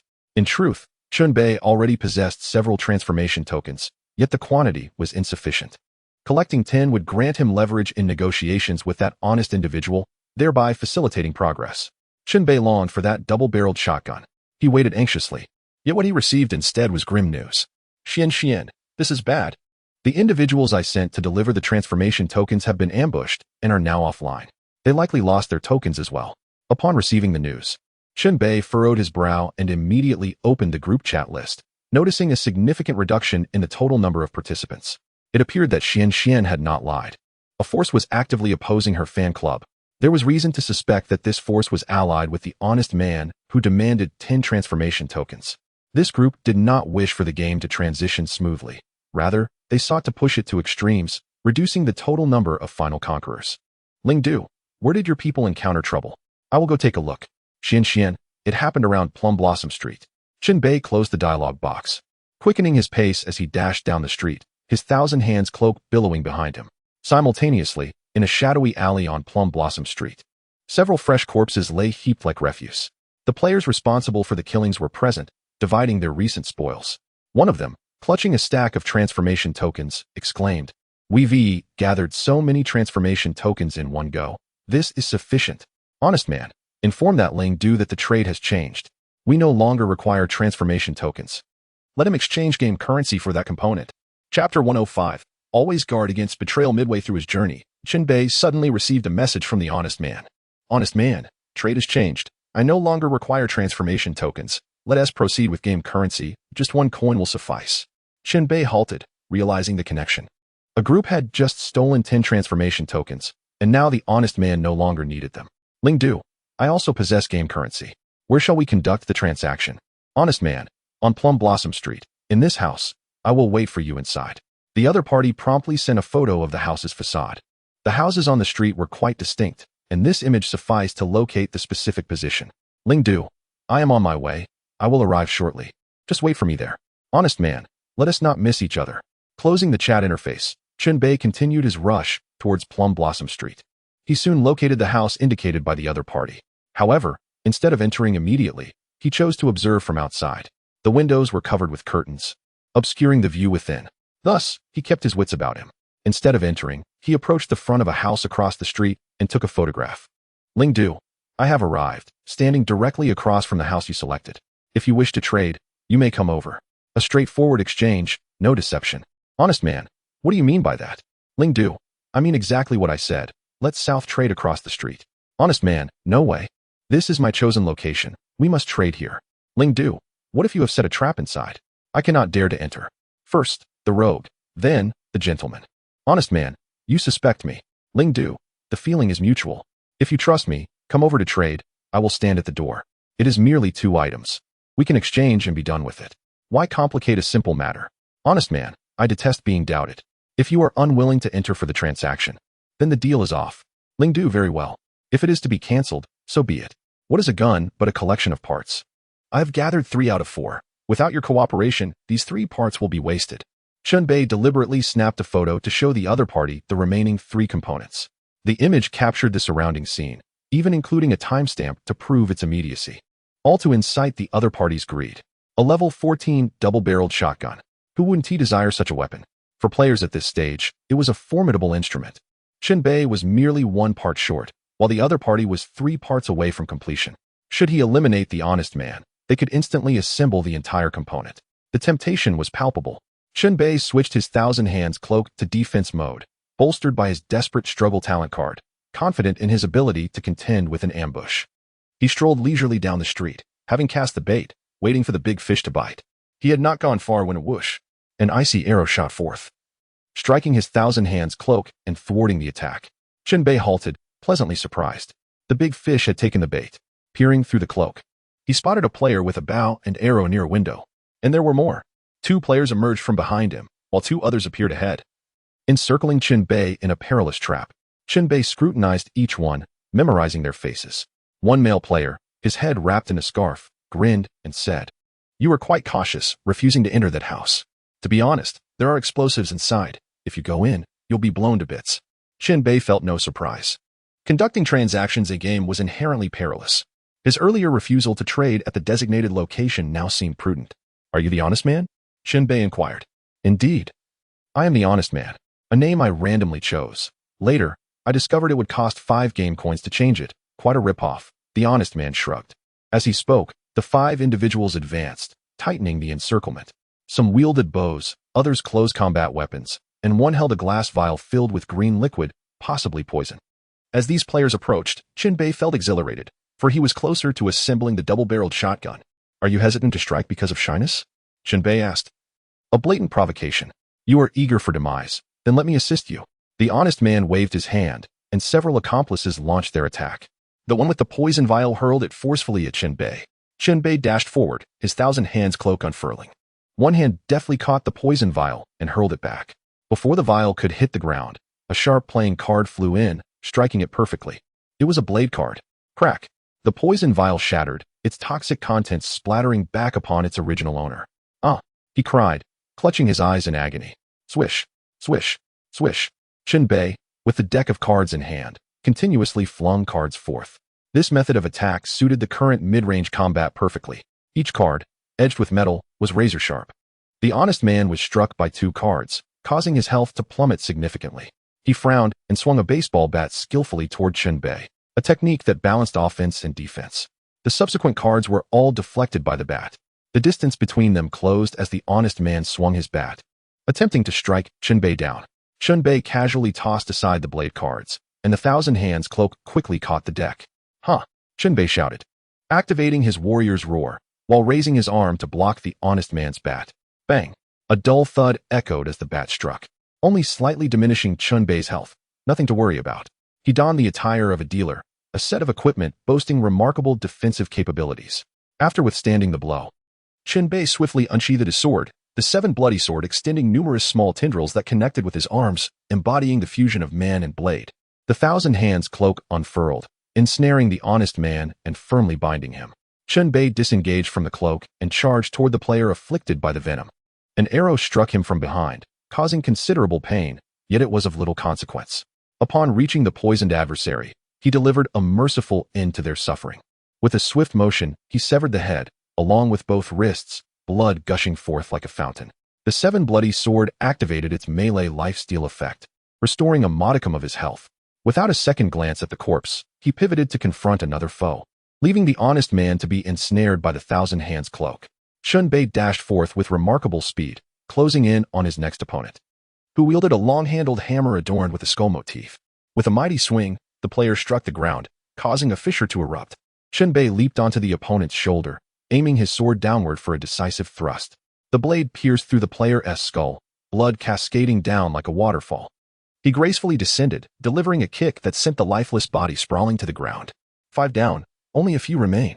Chen Bei grinned menacingly, the visage of the 7 bloody sword mirroring his delight. Chapter 106, The Double-Barreled Shotgun. The 2 remaining players bore witness to Chen Bei's terrifying prowess, having witnessed him dispatch 2 foes in rapid succession. To ordinary players, he was akin to lambs ready for slaughter. They had provoked an adversary they should not have trifled with. It was all that honest man's idea. You should take it up with him. One player turned to flee, while the archer, sensing danger, followed suit. Chen Bei's sinister laughter echoed as he accelerated in pursuit, unwilling to let them escape. He sought to embrace the mantle of the Reaper, and these hapless individuals were the perfect targets. There was no room for mercy in his killing spree. After a few strides, he unleashed the 7 bloody sword. A crimson crescent of sword energy surged forward, cleaving the fleeing player in 2. The severed body did not succumb immediately, instead emitting a wretched scream as it crawled, bloodied hands dragging along the ground. Behold, this is the fate of those who dare to run. The 7 bloody sword exulted, exhilarated by the slaughter. Chen Bei continued his relentless pursuit of the archer. Despite their swift escape, it was not swift enough. He caught up, unleashing another wave of crimson energy that felled the archer, before delivering the final blow to ensure their demise. Now, only the honest man remained. The thousand hands cloak, akin to a hunting hound, dragged him toward Chen Bei. Let me go? No. Please. The honest man's mouth was muffled by the cloak, rendering his protests futile. The cloak forcibly brought the honest man before Chen Bei, breaking his legs and compelling him to kneel. Chen Bei towered over him, lifting his foot to rest upon the honest man's head. Simultaneously, he removed the 7 bloody sword from its connection to his wrists and sheathed it. I stepped in something unpleasant on my way here. I hope you don't mind if I wipe it on your face, he sneered down at the defeated foe. The honest man, unable to utter a word, could only whimper in despair. I will release you, but should you dare to flee, your torment shall only escalate. Do you understand? The honest man, aware of the futility of escape, remained silent, knowing he could not outrun his fate. He had underestimated his opponent, believing that 5 against 1 would guarantee victory, only to find himself in this dire predicament. The adversary's strength exceeded all expectations, akin to a boss character within this very game. Where's the item I seek? Chen Bei pressed. It is on me. The honest man wept. Hand it over. Will it spare your life? It will. The honest man retrieved the parts for the double-barreled shotgun from his backpack, offering them with trembling hands. At last, Chen Bei's eyes sparkled with excitement as he accepted the parts, stowing them away in his own pack. He exhaled deeply, a weight lifted from his chest. The only task left was to return and assemble the weapon. Chen Bei unsheathed the 7 bloody sword once more and struck the honest man twice. With each slash, he carved an enormous X upon the man's body, draining his health entirely. The honest man's expression contorted with pain and resentment as he collapsed to the ground. Surely, you did not believe my words? Chen Bei beamed with a radiant smile. You, madman, brother Qinglang, will avenge me. With those final words, the honest man succumbed to his injuries. Qinglang. Chen Bei's eyes narrowed. It dawned on him that this group's leader was indeed the one known as Qinglang. It was hardly surprising. With 5 kills in one fell swoop, his total count had now reached 10. The requirement to embrace the identity of the Reaper was drawing near, and Chen Bei felt an exhilarating anticipation. 0 degrees. On Orchid Bamboo Street, within a residence, Qinglang threw back his head and roared, his voice laced with fury. His fallen comrades had disclosed the circumstances before their demise, even capturing a photograph of 0 degrees. Thus, he was acutely aware of who was responsible for the deaths of his allies. They were mere acquaintances to him. His anger stemmed from 0 degrees' disruption of his plans. Initially, Qinglang intended to align with the human faction to diminish their numbers.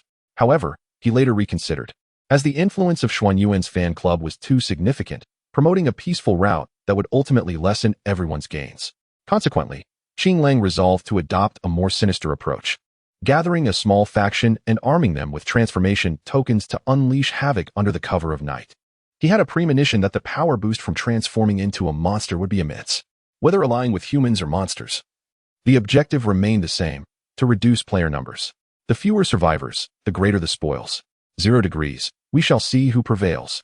As night fell, he vowed that the first to perish would be none other than 0 degrees. Orchid Street, number 13, Chen Bei's player dormitory. He stood before his workbench, his heart racing and hands trembling as he placed the 4 components together. Double-barreled shotgun parts complete. Would you like to begin assembly? Of course, Chen Bei thought, his hands instinctively moving to combine the components. You have obtained a level 14 double-barreled shotgun. The weapon was now in his grasp. Chen Bei held the double-barreled shotgun as one would admire a beautiful woman, appreciating its form. The 2 straight barrels gleamed with a metallic sheen, exuding the faint scent of oil. The stock and grip were crafted from wood, offering a most pleasing tactile experience. Double-barreled shotgun level, 14 category, equipment attributes, firearm attack power, 185 durability, 90 magazine, 02 description, caution, this firearm features an automatic shell ejection mechanism. Be careful of shells flying during reloading. With an attack power of 185, this far surpasses that of a mere handgun, not to mention the added damage from ammunition. In combat, damage is calculated based on the firearm, the bullets, and the location of the hit. Chen Bei was enamored with the double-barreled shotgun, eagerly breaking it open to load 2 finger-length shells. With a satisfying click, he reassembled the weapon and raised it to aim. Beside him, the chubby white little fat was showering compliments. Boss, you're absolutely stunning. Chen Bei did not unlock the safety, so pulling the trigger would yield no response. He opened the gun again, and 2 shells ejected, clattering to the ground. This automatic ejection mechanism spared the hassle of manually removing the shells, thereby accelerating the reloading process. With only 2 rounds of shotgun ammunition, the margin for error was minimal. One must be certain before firing. Chen Bei picked up the shells and reloaded them. The sense of fulfillment was truly delightful, reminiscent of childhood when he pestered his parents to wash dishes multiple times to earn the coveted toy. What a thrill! He could hardly wait to use this gun for hunting the enigmatic creatures tonight. With an hour and a half until dusk, he was eager to find a target to test his shooting skills. The number of remaining players stood at 163, and many had already perished. It was no surprise. Chen Bei alone had dispatched 10. Previously, he had criticized the Blue Wolf for his excessive ruthlessness, yet when it came to his own turn, he showed no mercy either. It was a mutual understanding. Blue Wolf, before night falls, I shall deal with you. Chapter 107. The final preparations. Chen Bei had a plan for dealing with Blue Wolf. The strategy was straightforward. Blue Wolf resided just across the street. As the saying goes, a monk may run, but the temple remains. By capturing the opponent's dormitory, he could force Blue Wolf to reveal himself. White little fat, you stay here and keep a low profile. I will step out once more, Chen Bei instructed. Be careful, I'll guard the house, replied White little fat, choosing only the most reassuring words. With the double-barreled shotgun slung over his shoulder, Chen Bei exited and crossed the street. Below was a small convenience store, and above was Blue Wolf's dormitory, accessible via an external staircase. Chen Bei observed that the dormitory door was of level 5, indicating significant durability. There were no visible defenses from the outside. Ascending the stairs, he paused near the dormitory door, withdrawing a long-handled hammer. He tested the door with a few taps and prods. Crack! To his surprise, he triggered a trap, the ground before the door collapsed, revealing several venomous snakes slithering below. Chen Bei promptly smashed the snakes with his hammer, reducing them to a grotesque pulp. He then began to batter the door. Different tools served different purposes. Using the long-handled hammer to break the door proved far more efficient than the 7 bloody sword. Crack! -5 crack! -5 crack! -5. The door's durability diminished rapidly. Chen Bei was uncertain whether Blue Wolf was home, yet he continued to strike. After a considerable effort, he finally broke through the level 5 door.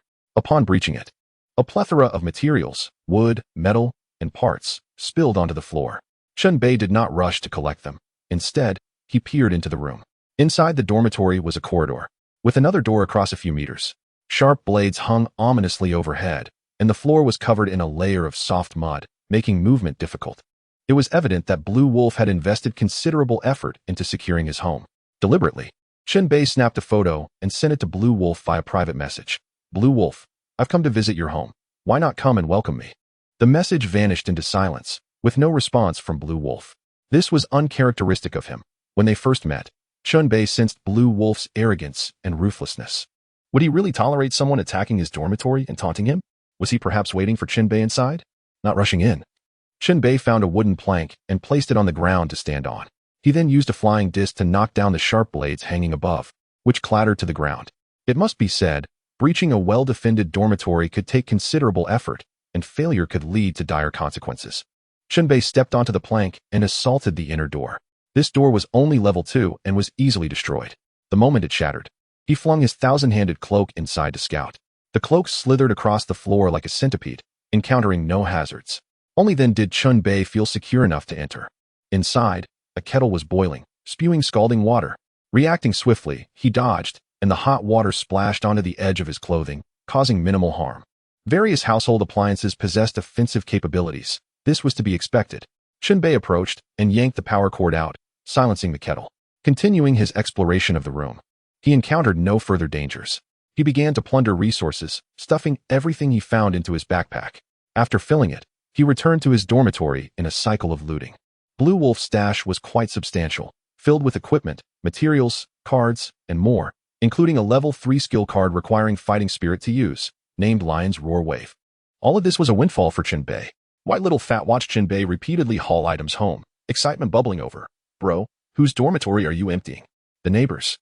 Chen Bei replied, isn't that a bit unethical? I have a grudge with that guy. What does ethics matter? The next time we meet, it will be a life or death confrontation. Got it. Thus, Chen Bei effectively cleared out Blue Wolf's abode, displaying remarkable composure. Even after such time, Blue Wolf had yet to show himself. Chen Bei surmised Blue Wolf's intentions. Since he did not appear during the day, he must be waiting for nightfall. He planned to transform into a monster and seek revenge. If he could eliminate Chen Bei, he would reclaim everything he had lost, hence Blue Wolf's calm demeanor, patiently awaiting the night to settle the score. As time continued to pass, with just an hour left until twilight, Chen Bei stayed indoors, busying himself within his dormitory, upgrading the dormitory, reinforcing the door, crafting items. Both the dormitory and the door ascended to level 6. The upgraded dormitory expanded to 58 square meters, distinguishing a living room from a bedroom, and added a set of tables and chairs, while the protective window became sturdier. Upgrading the door to level 6 transformed it from a wooden door to a metal security door, significantly enhancing its durability. A shooting hole was added, covered with a metal plate, allowing for exterior shooting when uncovered. The materials used for the door upgrade mostly came from Chen Bei dismantling cars and motorcycles outside. The door upgrade did not affect additional modifications, and the outer layer of skeletal remains remained intact.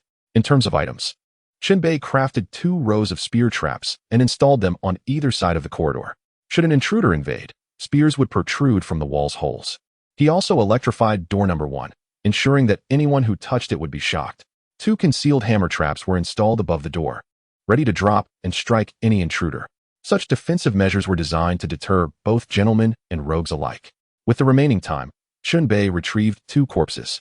One he stuffed into the flesh generator to fully charge the dormitory's power. Despite a curtain concealing the process, it still startled White Little Fat.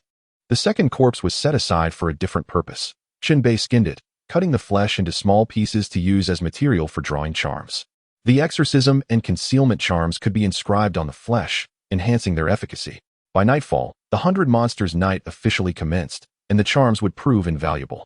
Chen Bei dedicated the remaining time to drawing charms, successfully creating 5 exorcism charms and 5 concealment charms.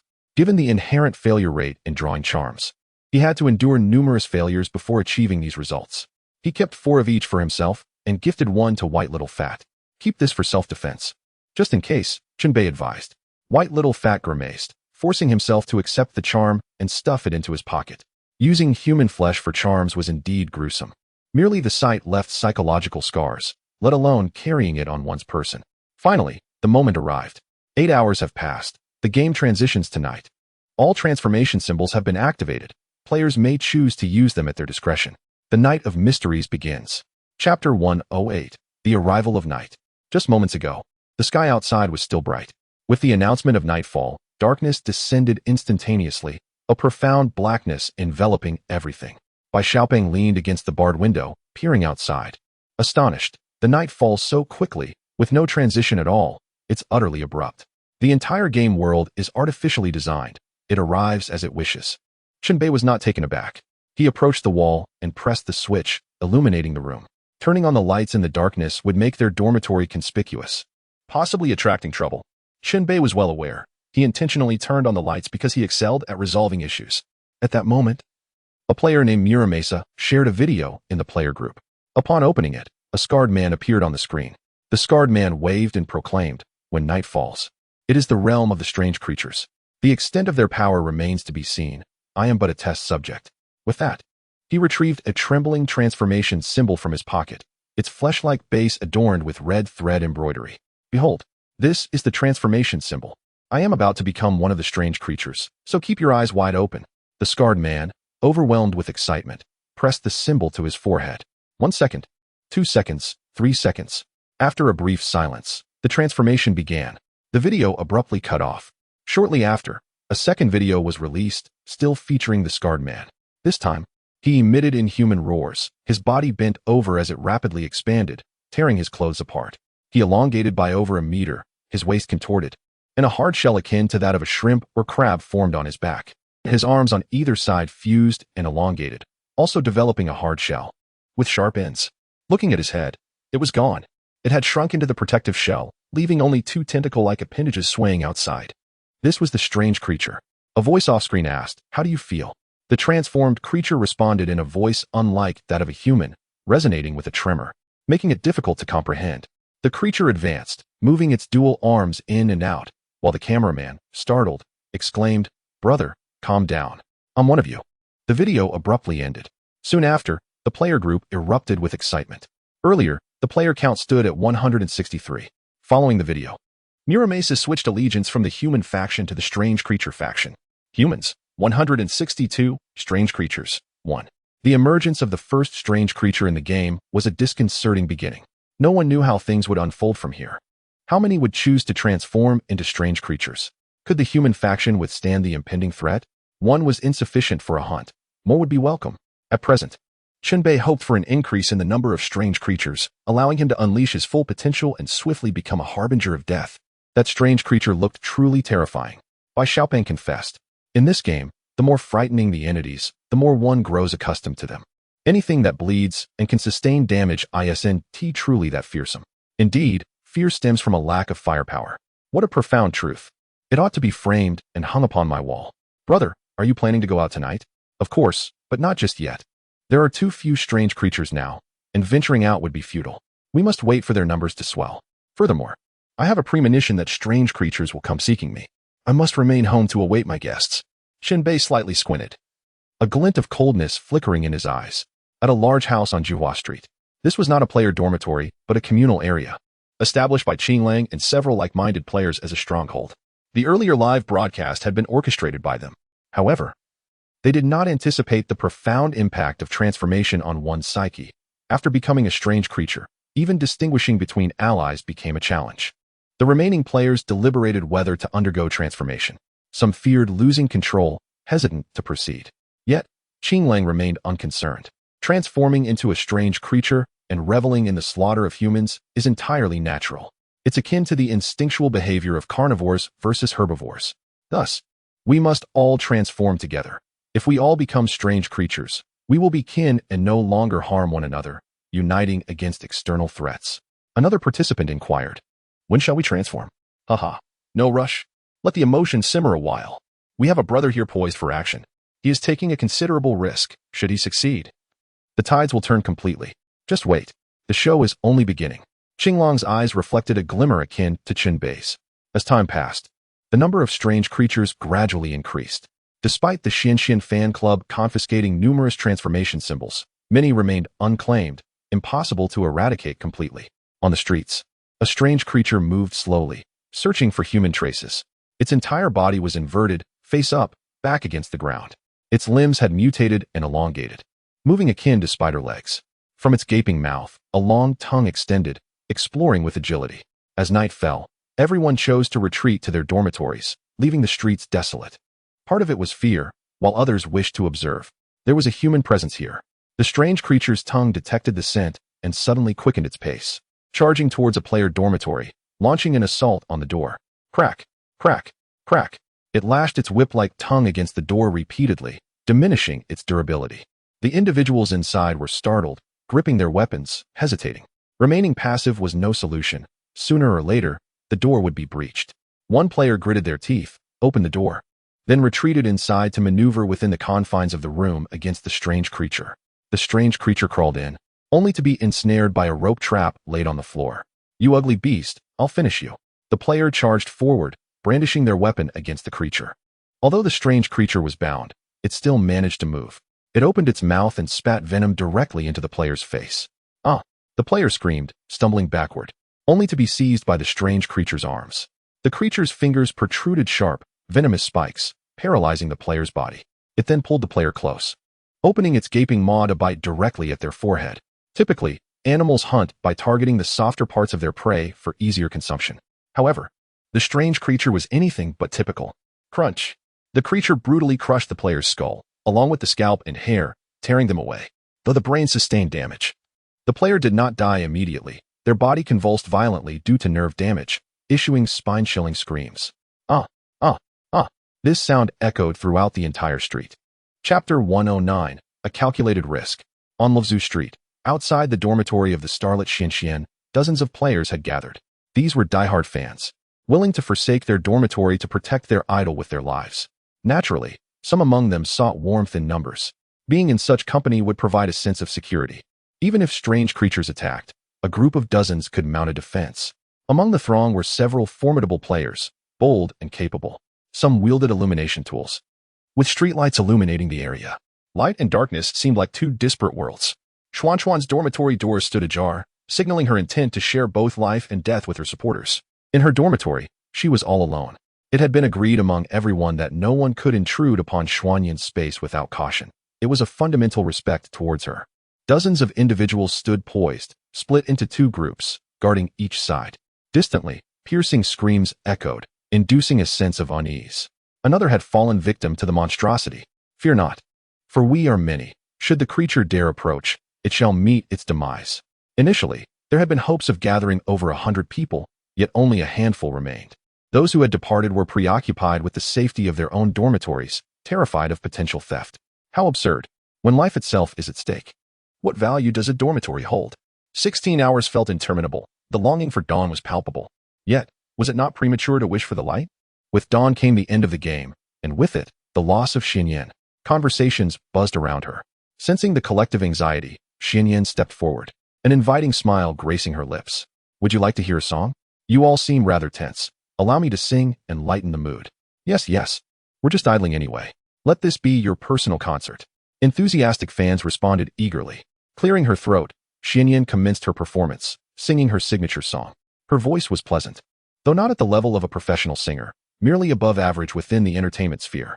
In that year, on that day, by the water's edge, only nostalgia remains. The lonely city recalls you once more. Alone and lost, I wander aimlessly. The album of memories, cruelly truncated. Numbers severed, linger in my heart. As Xianyan sang, the surrounding atmosphere quieted considerably, her voice resonating through the air. Occasional monstrous growls and screams pierced the stillness. Undeterred, she continued her serenade. Some fans were visibly moved, tears streaming down their faces, though the reason for their sorrow remained a mystery. Suddenly, a grotesque figure lunged from across the street. Its corpulent body resembled a large, white maggot, swaying unsteadily, adorned with flabby flesh and numerous small arms. Each creature bore a unique appearance, each one an intriguing little oddity. A monster approaches. Take caution. No matter how enchanting her song, it fell on deaf ears now. The creature had appeared from the northwest, and those tasked with guarding that side readied themselves. Especially those wielding ranged weapons, their spirits high, eyes glimmering like cold stars. Yet, the creature was no fool. Observing the throngs gathered, it hesitated, swaying and emitting strange sounds. The crowd was tense, their focus solely on the creature, unaware that genuine peril lurked nearby. Suddenly, a deafening bang resonated. Someone had thrown a smoke bomb at their feet, which promptly erupted in a cloud of smoke. The bomb landed perilously close to Xianyan, engulfing her in a thick shroud. The suddenness of it all caught everyone off guard. Moments later, screams rang out from within the smoke. A woman's scream, sharp and piercing. It was Xuanyan's voice. I find your cries more melodious than your singing. A man's voice emerged from the smoke. He was a pawn in Qinglong's deadly strategy, having infiltrated the fan group, waiting for the opportune moment to strike. Every individual harbors their own story. His willingness to take such risks stemmed from his loathing for Xianyan. Years ago, a product she endorsed had failed, leading to his child's victimization, leaving a lifelong scar. Thus, he harbored resentment towards both the manufacturer and Xianyan herself. Chaos erupted, and with the smoke obscuring vision, no one dared act rashly. Some attempted to disperse the smoke with their skills, kicking the bomb away, but it was too late. The number of players dwindled by one. Xuanyan's lifeless body lay on the ground, her throat savagely slit, an expression of agony frozen on her face. A wave of shock coursed through the crowd, spiraling into further disarray. Many devoted fans were shattered by the sight, unwilling to accept this grim reality. Xianyan is dead. No, she cannot be. Quick, give her healing potions. Who did this? It can't be true. It can't be true. Xianyan, my Xianyan. Someone rushed forward, desperately pouring healing potions into her mouth. But alas, a lifeless body cannot be revived, regardless of the potion's quantity. Xianyan was the heart of the fan group. Without her, the group would inevitably crumble. With her demise, the human faction would disintegrate into disarray. The prior certainty of human victory was now a distant memory. The murderer had blended into the chaotic crowd, discreetly messaging Qinglang. 1234. I have slain Xianyan. Commence transformation. A sinister laughter escaped Qinglang as he received the message. Initially, he had little faith in this risky gambit, merely sending others to take the fall, perhaps losing a smoke bomb in the process. Yet, against all odds, it succeeded. Xianyan had been assassinated from within, shattering the fan group. As the group disbanded, the creatures would swiftly multiply, especially the weaker players, who might prefer to transform into formidable monsters rather than live in fear. If we cannot fight, we shall join them. Brothers, let us transform. Qi Lang produced a transformation talisman, applying it to his forehead alongside a few accomplices. The players present began to transform, each into a unique creature, their cries filling the air. Qing Lang himself morphed into a beast, shattering a window with a powerful punch and leaping out. "Brothers, let us unleash havoc." Qi Lang roared to the heavens. The horde of monsters began to mobilize, heralding the true beginning of the Night of 100 Monsters. Deep within Qi Lang, a more frenzied and extreme idea brewed. According to the game rules, the outcome would be calculated based on the remaining players from both factions. But what if only one player remained? For instance, if merely one human stood alone, that individual would receive the entirety of the 150 game coins as a reward, soaring to victory. This prospect was not impossible. Qing Lang aspired to be that ultimate victor. As for the immediate target, it was undoubtedly Lingdu. Chapter 110. A distinguished guest arrives. Orchid Street, number 13. The radio on the table suddenly emitted a jarring noise, growing increasingly loud. Bai Xiaoping pointed at the radio, questioning, "What is happening?" This radio could sense various sinister entities. The sharper the sound, the closer those foul beings drew. Chen Bei explained. As he spoke, the radio's noise escalated further. "Perhaps we have visitors. I will go greet them. You stay here." Fully prepared, Chen Bei set out, armed to the teeth. He donned night vision goggles purchased with game coins, ensuring visibility in dim light. At his side hung the 7 bloody swords, eager to be drawn. Over his shoulder, he carried a double-barreled shotgun, and within his backpack lay another formidable weapon.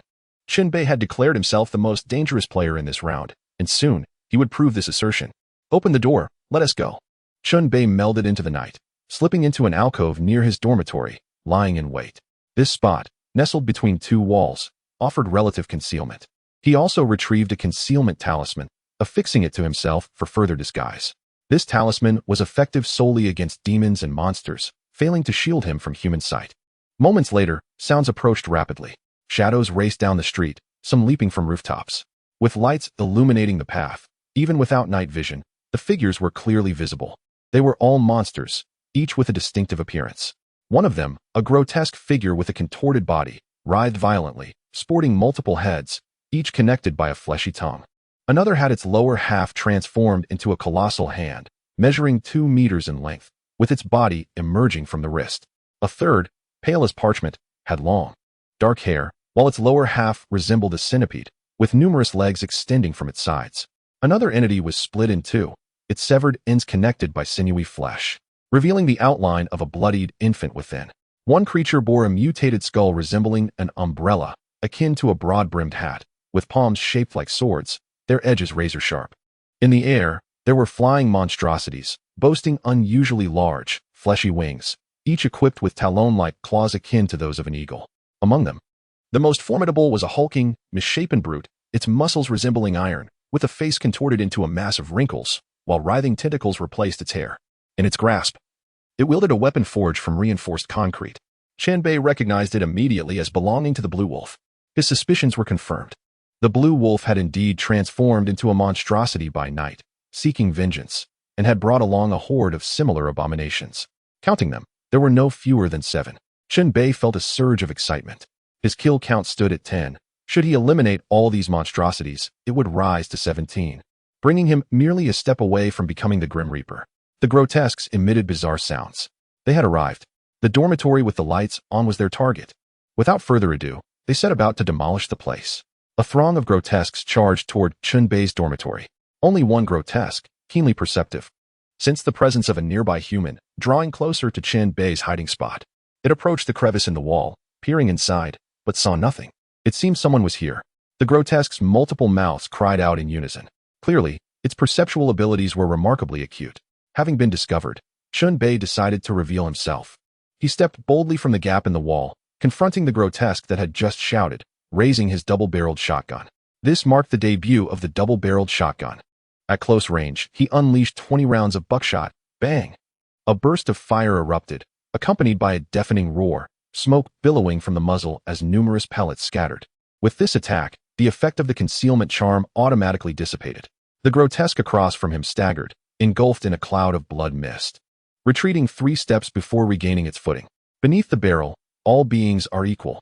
Chen Bei pressed forward, nearly pressing the muzzle against the grotesque's form. Bang! The second shot rang out, as thunderous as a storm. The violent recoil jolted Chen Bei as well. Upon inspecting the grotesque that had been shot, Its body bore a gaping wound, visibly torn apart. Target killed, gained 136 experience points.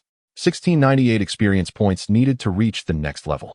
Player, 0 degree identity. Traitor faction, human kills, 10 human, 1 grotesque. 1 Chen Bei received the kill notification. He lifted a foot, kicking the grotesque's corpse to the ground, and reached into his pocket, retrieving 2 bullets. Click. He forcefully pried open the middle section of the gun, and 2 hot shells were ejected from the barrel, releasing a strong scent of gunpowder. Humanity inherently craves destruction. Various weapons are born for this very purpose. Chen Bei quickly reloaded, reassembling the gun. My dear little ones, who shall be next? A dangerous smile graced Chen Bei's lips. Meanwhile, the 6 remaining grotesques had just begun to react. The thunderous gunshots had stunned them. Glancing at the ground, they saw their comrade had already become a lifeless body. The blue wolf, eyes ablaze with fury, roared, "Kill him." With that, he led the charge. After all, this was his nemesis. How could he not rush into battle? Upon transforming into a grotesque, most human abilities would be locked, rendering them unusable. Instead, they temporarily acquired various grotesque abilities, each unique in its strengths. The blue wolf's iron-like muscles could shift, forming a shield on the exterior of his arms. He forged ahead with this muscle shield, wielding the concrete weapon in his other hand, charging toward Chen Bei. The other grotesques followed suit, each displaying their unique abilities.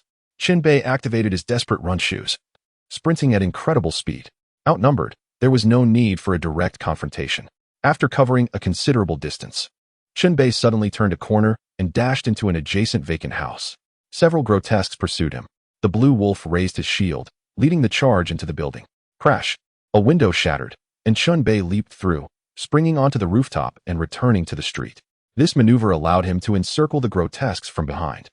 Chen Bei raised his double-barreled shotgun once more, aiming at one grotesque's head, and pulled the trigger with force. Bang! The tremendous impact sent the grotesque crashing to the ground. Its head reduced to a pulpy mass. Yet, the grotesque did not succumb entirely, struggling to rise. Chen Bei approached and delivered a finishing shot, ensuring the creature's demise. Time was of the essence. There was no opportunity to reload. The grotesques had executed a counterattack, and those flying overhead also swooped down, all targeting Chen Bei. Thousand-hand cloak. Defense mode. Layers of thin palm stacked upon one another shielded Chen Bei, absorbing the grotesque's onslaught. From within the palm shield, the roar of an engine echoed, accompanied by billowing smoke. When the palms parted, Chen Bei found himself equipped with a different weapon, a chainsaw. He had already started the chainsaw, its engine rumbling as the sharp blade whirled at high speed. This demon-slaying chainsaw featured interchangeable blades, designed for various enemy types. Knowing he would face grotesques in this round of the game, he had purchased a specialized blade for them, significantly enhancing damage output. Firmly gripping the demon-slaying chainsaw's handle, he directed the blade toward a grotesque before him, plunging it in at the head. In an instant, blood and flesh flew. Chapter 111. Does pleading for mercy help? The chainsaw's inherent strength, combined with the grotesque-specific blade, amplified its damage tremendously. As it rapidly penetrated the grotesque's skull, it tore through flesh and shattered bone. Delving deeper with each rotation, the grotesque's brain sustained injury, undoubtedly affecting its nervous system, causing its body to convulse violently, limbs thrashing in spasms. Named grotesque, they remained, after all, flesh and blood. In this world of grotesque tastes, the roar of the chainsaw was indispensable. Die! Chen Bei, fueled by rage, nearly sawed the grotesque in half. In the end, only a small portion of its flesh remained, tenuously connected. The hideous corpse collapsed in a pool of blood, not reverting to human form upon death, but continuing to retain its grotesque visage. The grotesque's ranks had thinned, once 7 of them, now they were down to 6. Despite their numerical advantage and the boost from transforming into grotesques, they found themselves in this dire predicament.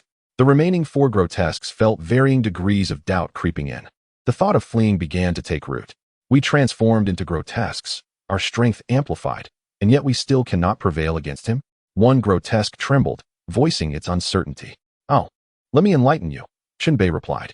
You may have gained strength from your transformation, but I was already formidable. Do not fear him. Attack together. The blue wolf gritted his teeth and charged once more toward Chen Bei, swinging his weapon. He had little strength left, but he would exhaust his foe. With a fierce roar, the blue wolf led the charge. The other 3 grotesques, witnessing this, also surged forward, forming a surrounding formation. One flying grotesque swooped down, aiming for Chen Bei's back. The thousand-hand cloak switched to defense mode, enveloping Chen Bei like a snail's shell. Surrounding attacks battered against it, causing layers of palms to sustain damage. Chen Bei seized the moment to counterattack, thrusting the demon-slaying chainsaw through an opening, executing a slow rotation. The saw blade struck at the legs of the three nearby grotesques, forcing them back. Meanwhile, the airborne grotesque, with talons akin to those of an eagle, seized the thousand-hand cloak, lifting Chen Bei into the air. The flying anomaly flapped its wings and dove toward a nearby three-story building, intent on crashing into the corner. Chen Bei raised his demon-slaying chainsaw and sliced into the creature's abdomen, cutting through flesh. The flying anomaly let out a horrific scream, momentarily releasing its grip in pain. In midair, Chen Bei activated the Thousand Hands cloak, extending numerous hands that enveloped the airflow, assisting him in cushioning his descent. Qing Lang, accompanied by two other anomalies, charged forward, determined to continue the fight. Chen Bei stowed the chainsaw and drew the seven bloody sword. It was high time for this celestial sword to make its appearance. The night belonged to him. The seven bloody sword radiated an enchanting crimson glow, gaining strength in the darkness. Chen Bei wielded the sword to confront his enemies. And as they approached, he unleashed two arcs of scarlet sword energy. The crescent-shaped crimson waves flew down the street, striking true twice, slaying one of the anomalies on the spot. Qing Lang, already wounded, found his shield unable to withstand the onslaught of the scarlet energy. The injured anomaly, sensing defeat, turned and fled. The other wounded anomaly also ceased its charge and retreated, leaving only Qing Lang. Qing Lang, witnessing Chen Bei's relentless advance, felt as though he were the real anomaly. Damn it, Qing Lang cursed, leaping onto the rooftop to abandon the fight. 7 against 1 was futile, let alone a one-on-one. Don't run. I'm not done playing yet. Chen Bei activated his death-defying shoes, pursuing Qing Lang at full speed. This battle had instilled in him a sense of enjoyment. Since he could not escape this survival game, he would savor every moment. Qing Lang darted across the rooftops, his speed remarkable. Despite activating his shoes, Chen Bei found it challenging to keep pace. He promptly withdrew the seven bloody sword and retrieved his double-barreled shotgun. Click! The gun opened, and a hot shell ejected. Chen Bei loaded 2 new rounds, closing the gun while running and waiting for an opportune moment. Ahead lay the entrance to the underground street. Qing Lang leapt from the rooftop to the street, intending to slip into the underground. Opportunity! Chen Bei immediately raised his shotgun, aiming at his target. Bang!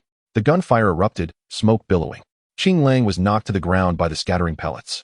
Chen Bei rushed forward and fired another shot into Qing Lang's back, striking the back of his head and severing several writhing tentacles.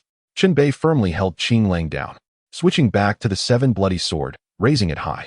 The pitch-black night contrasted beautifully with the sword's crimson glow. Don't kill me. I beg you.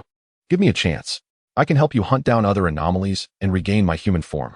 Qing Lang pleaded. Do you think mercy holds any weight with someone like me? Chen Bei replied coldly, before bringing the seven bloody sword down, completely slaying Qing Lang. With this, Chen Bei's kill count soared to 15. He was close to becoming the Grim Reaper. That was the ultimate goal. Suddenly, Qing Lang's corpse twitched. Initially, Chen Bei presumed it was merely post-mortem nerve spasms, but soon realized otherwise. A small creature, resembling a tender sprout breaking through the soil, emerged from Qing Lang's flesh. The small entity wriggled, its upper part resembling a tadpole, with thin tendrils connecting it to the corpse. Chen Bei frowned, observing closely. This small creature was semi-transparent, likely containing liquid within. Using the hands of the Thousand Hands cloak, he pulled the creature free. Acquired Anomaly Seed 1. Anomaly Seed category. Food attribute. Mysterious effect A. Consuming it whole has a 99 chance of increasing rationality limit by 5 points. Effect B. Consuming it whole has a 1 chance of triggering unknown adverse effects. Description. Crunchy, with a flavor reminiscent of chicken. Good heavens, this thing is actually food. Chen Bei looked at it with disdain, surprised that such a thing emerged from a slain anomaly. He had been so engrossed in battle that he hadn't examined the other anomalies' corpses. Perhaps those corpses had sprouted similar anomaly seeds. The small creature continued to squirm, appearing more like a living thing. Eating it would require overcoming a psychological barrier. A 99 chance of increasing rationality limit. A 1 chance of adverse effects. It seemed a gamble, and misfortune could strike even in that slim margin. Chen Bei promptly decided that he wouldn't consume too many. The more he ate, the higher the risk. A few should suffice. Thus, he opened his mouth and placed the wriggling anomaly seed inside, crunching down on it, swallowing it whole. It had a peculiar texture, crunchy, with the first bite bursting with flavor. Afterward, a subtle meaty aroma lingered in his mouth. Rationality limit 5. Rationality is crucial in this game. However, the after effects hit him suddenly, making him feel nauseous, nearly prompting him to vomit. He suppressed his discomfort and searched Qing Lang's body. From Qing Lang's forehead fell a transformation talisman. Holding it, he noted it could be reused. Qing Lang's clothing was tattered, but his backpack remained intact, containing various items: chocolate, adrenaline, 2 cards, even a game coin. That was a delightful surprise. The anomaly seed held significant value. He needed to return and check if the other anomalies' corpses contained this item. Chen Bei retraced his steps. Chapter 112. Just for this. Orchid Street. The few anomaly corpses lay on the ground. A male and female player were scavenging, rummaging through the anomaly's belongings.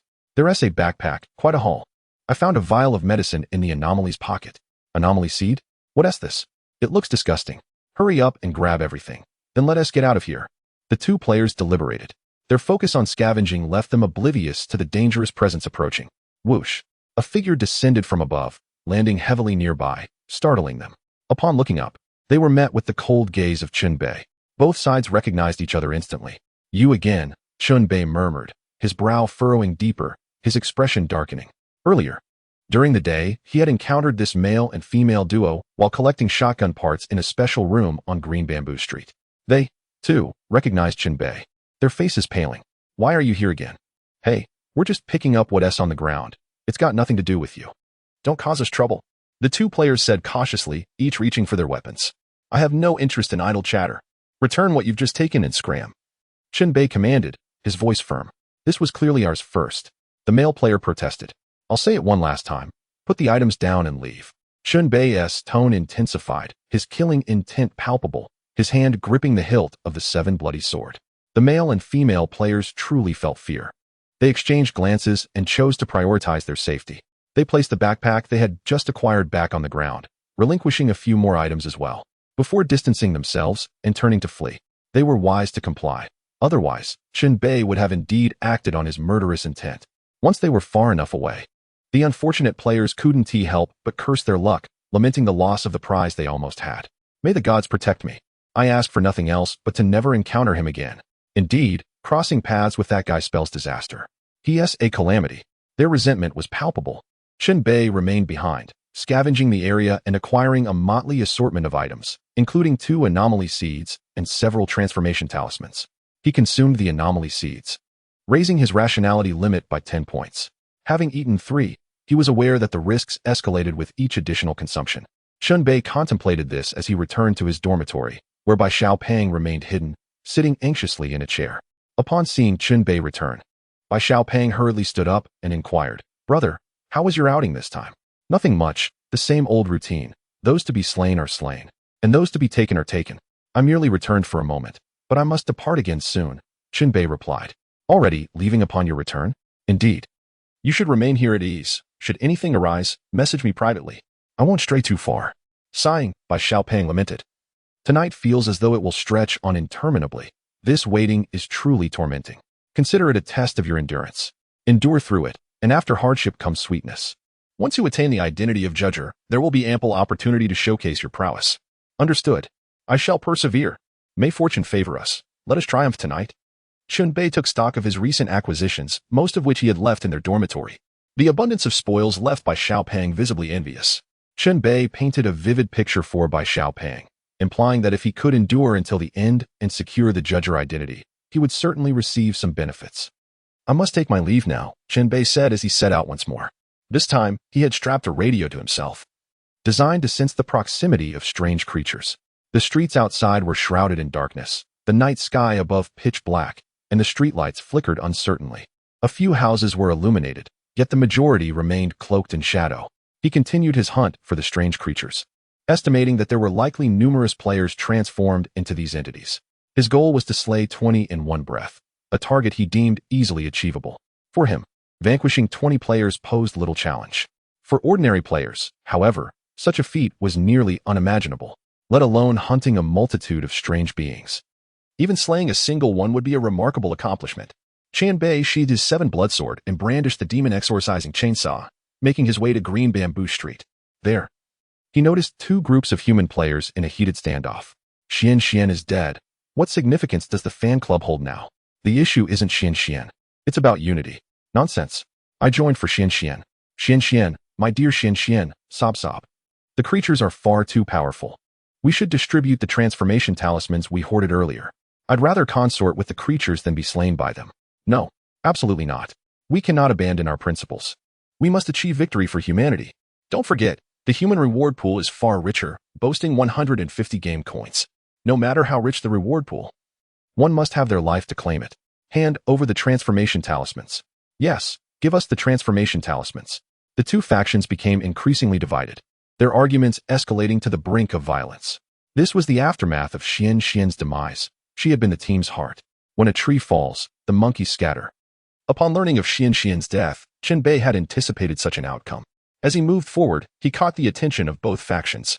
With his formidable gear, it was impossible for him to go unnoticed, especially with the blood dripping from the demon exorcising chainsaw in his hand. Maintaining his human guise, he exuded a dread far greater than that of the strange creatures. I see you have around 30 individuals remaining. If you seek a leader, then follow me. Let us transfer our stronghold to my dormitory, where we can fortify our defenses and establish a safe zone, summoning more human players to unite, Chen Bei proposed. His suggestion, however, was met with dissent. You wish to lead us? On what grounds? A scoff erupted from the crowd. Chen Bei understood that rallying a group of people was no easy task. Just as he prepared to speak, two strange creatures appeared across the road. Surveying the surroundings with ill intent, one stood upright, its entire form of vivid crimson, with numerous tentacles extending from its mouth, its head resembling a searing iron squid. The other crawled on the ground, possessing 8 arms and lacking a head, much like a colossal spider. With a cold gaze, Chen Bei accelerated towards the two creatures, brandishing the demon exorcising chainsaw and pulling the cord 3 times in quick succession. Virum, virum, virum. The chainsaw's engine roared to life, growing louder with each moment. The two creatures hesitated, caught off guard by Chen Bei's solitary approach. Yet, their indecision would seal their tragic fate. As he closed in, Chen Bei unleashed the thousand-hand cloak. Countless slender hands reached out, ensnaring the squid-like creature's head, holding it firmly in place. Chen Bei advanced, swinging the chainsaw across its neck. The sharp teeth of the blade sliced through flesh, and blood gushed forth as if a damaged pipe had burst. Before long, he had severed the creature's head entirely. The other creature fled in terror, narrowly escaping the same fate. Chen Bei kicked the lifeless body aside and grasped the tentacled head, making his way back to the previous location. With a flick of his wrist, he cast the head at the feet of the onlookers, causing several to recoil in fear. Someone questioned my authority just now, and this is the proof. I possess the strength to hunt these creatures. Join me in battling until the game's conclusion, and we shall share in the rewards of the human factions pool. Does that not sound enticing? Chapter 113. Another mutual aid society. This time, many were swayed by his words. At the very least, Chen Bei had demonstrated superior strength, along with the ambition and resolve to match. Do you truly believe you can secure victory for the human faction? Currently, we are indeed in need of a leader. Otherwise, we are merely a disjointed mass. If you can protect us, we might consider following you. A few voices chimed in. Seizing the momentum, Chen Bei continued, the plan is rather simple. I will venture forth to hunt the strange creatures, reducing their numbers, while you merely need to unite and safeguard yourselves. Additionally, it is imperative to maintain our human identity and not succumb to becoming strange creatures. Be human. Do not become strange creatures. This was the sole demand Chen Bei had. He did not wish to see an overwhelming tide favoring the strange faction, for that would incur greater risks and uncertainties. It was preferable to maintain a precarious balance, ensuring the situation remained within his control. In essence, it was about managing the battlefield. Chen Bei elaborated, even if you do not rally around me, consider the reward pool. A bounty of 150 game coins awaits the human faction, far more lucrative. Do you not desire it? Remain human, survive, and reap the rewards effortlessly. The arduous task shall be mine alone. His rhetoric persuaded even more individuals. Soon, some began to advocate for Chen Bei. It was not that he possessed an extraordinary charisma that compelled them to follow. Rather, he had presented a feasible plan that aligned with the interests of a segment of the players. Even strangers could unite when their interests converged. Thus, a relatively cohesive group formed, rallying under Chen Bei's leadership to vie for the bounty of 150 game coins. From the perspective of this collective, they were undoubtedly unwilling to relinquish the transformation talismans they had previously acquired. Hundreds of transformation talismans were stored in Xian's dormitory cabinet. After her death, her body had been moved to the dormitory bed, guarded by a few devoted fans who prohibited anyone from entering. These fans were fiercely protective of Xian's remains, their obsession for this matter surpassing even the game itself. Chen Bei intervened, articulating his demands. His request was straightforward. He sought the fans to surrender all the transformation talismans stored in Xian's dormitory, to be safeguarded or disposed of by the core members of their human faction. As for Xian's dormitory, it would remain under the fans' protection, allowing them to act as they pleased. Chen Bei only desired the talismans. Moreover, he maintained a firm stance, insisting they must be handed over, or he would resort to forceful means. After deliberation, the fans concluded that it was unnecessary to engage in a fierce confrontation with Chen Bei over the talismans, and thus agreed to his demand. A storage box was brought forth and placed on the street. Upon opening it, 116 transformation talismans were revealed. Each stack contained 10 talismans, occupying a designated space, the quantity evident at a glance. Have you not tried to destroy the transformation talismans directly before? Chen Bei inquired. Of course we have attempted, however. It proved futile. The talismans cannot be destroyed, not even by fire, replied one of the first players to support Chen Bei, known by the moniker Ruofeng. Since the transformation talisman cannot be destroyed, it must be taken along. Chen Bei gathered his supporters and returned to his dormitory. Counting them, there were 17 in total. As for the entire game, the current situation stands at Human Camp, 120, Monstrous Camp, 25, totaling 145 individuals, with a quarter of them already perished. The actions of Xian's fan club in confiscating the transformation talismans proved meaningful. Without this maneuver, the number of monsters would undoubtedly be significantly higher. Unfortunately, beauty is often fleeting. Life can be extinguished in an instant. In survival games, death is an all-too-common occurrence. Chen Bei arrived at the front of his dormitory, exchanging a discreet nod with Bai Xiaopeng before briefing the 17 individuals. These individuals were not permitted to enter Chen Bei's dormitory. Instead, they were to temporarily reside in the vacant house outside, setting up defenses and taking turns on watch. Chen Bei added everyone as friends, allowing anyone to privately message him for assistance. Shall we consider giving our group a new name? Having a name can enhance our appeal and facilitate the recruitment of newcomers. Ruofeng proposed. Let us call it the Mutual Aid Society. Chen Bei recalled the organization from the previous game. Excellent. Then you shall be the president. I will make announcements in the group chat under the name of the Mutual Aid Society to attract new members. Our current number is still too limited. We can recruit a few more, but too many might be problematic. Too many could be a disadvantage. Indeed, having an excessive number is not favorable. Chen Bei cast a deep glance at Ruofeng, who seemed to grasp his implication, his expression shifting. I understand now, Ruofeng nodded. This group cannot be too small, nor can it be too large. If the number of players who clear the game is excessive, the rewards will diminish. Thus, the Mutual Aid Society does not require unlimited expansion. A moderate size will suffice. Standing before the members of the Mutual Aid Society, Chen Bei suddenly recalled something and inquired, Is there anyone among you whose level exceeds 10? Silence enveloped the group. What about levels 8 or 9? Chen Bei pressed on. Still, no one responded. Chen Bei was at a loss for words.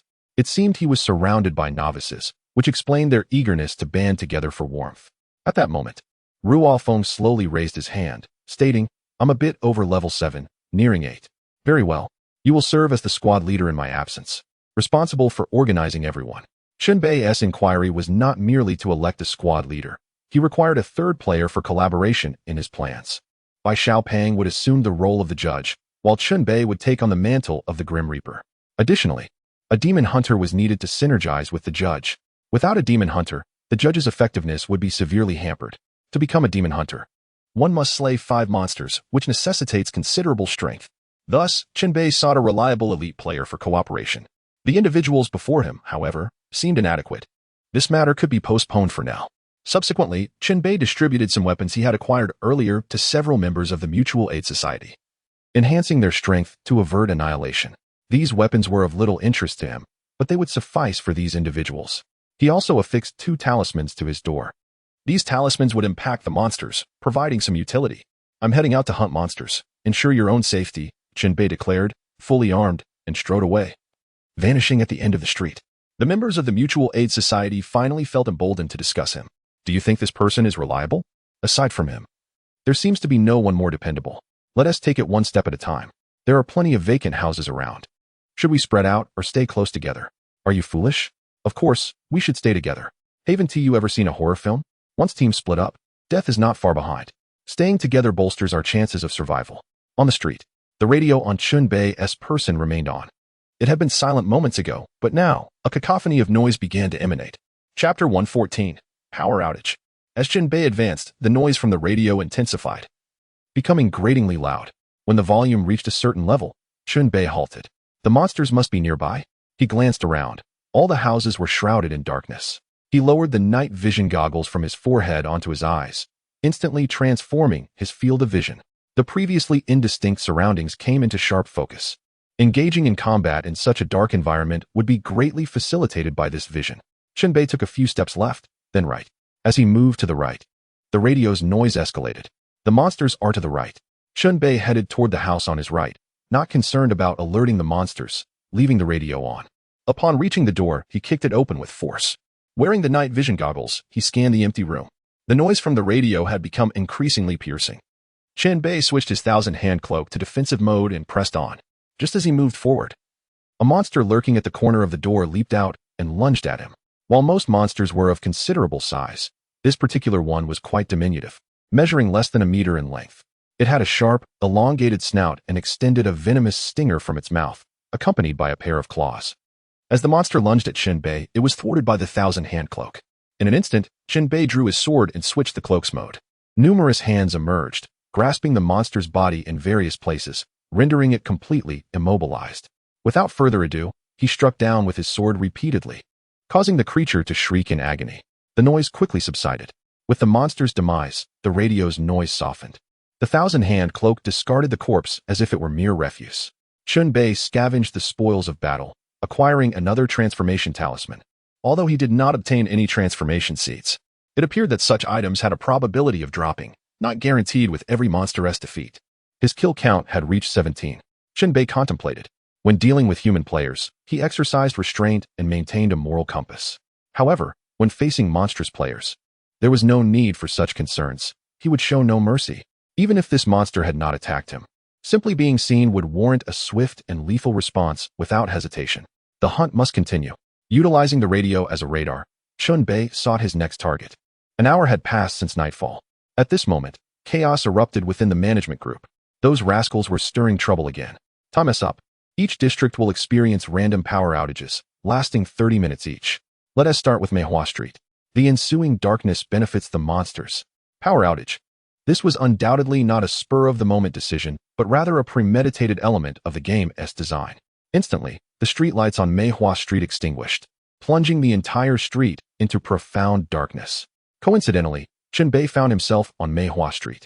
Yet, he remained unfazed, as he had night vision goggles. The game only cut power to the streetlights and the vacant houses. If the player dormitory had independent power, it would remain unaffected. 0 degree. The streetlights on Meihua Street are out. Do you have any means of illumination? Flashlights, candles, or the like? After a moment, a response came from the other side. Rual phone. I just inquired, and someone has a flashlight. There are also candles. 0 degree. That's good. If the power goes out again, use the flashlight to manage. For now, there was no need to worry about that side. The impact of the power outage was limited. Chen Bei continued his actions. After a long while, he finally spotted his next target. From within a house on Meihua Street, the sound of a woman's scream pierced the air. Chen Bei suspected a monstrous attack and promptly rushed toward the sound while checking the player count interface. The screams echoed a few times before falling silent. One less human in the camp. It seemed that a monstrous assault had indeed occurred. The noise from the radio corroborated this. Chen Bei approached the scene of the incident. The door across the room creaked open, and a peculiar creature emerged. Its head was disproportionately large, adorned with 2 sinuous snakes protruding from its eye sockets.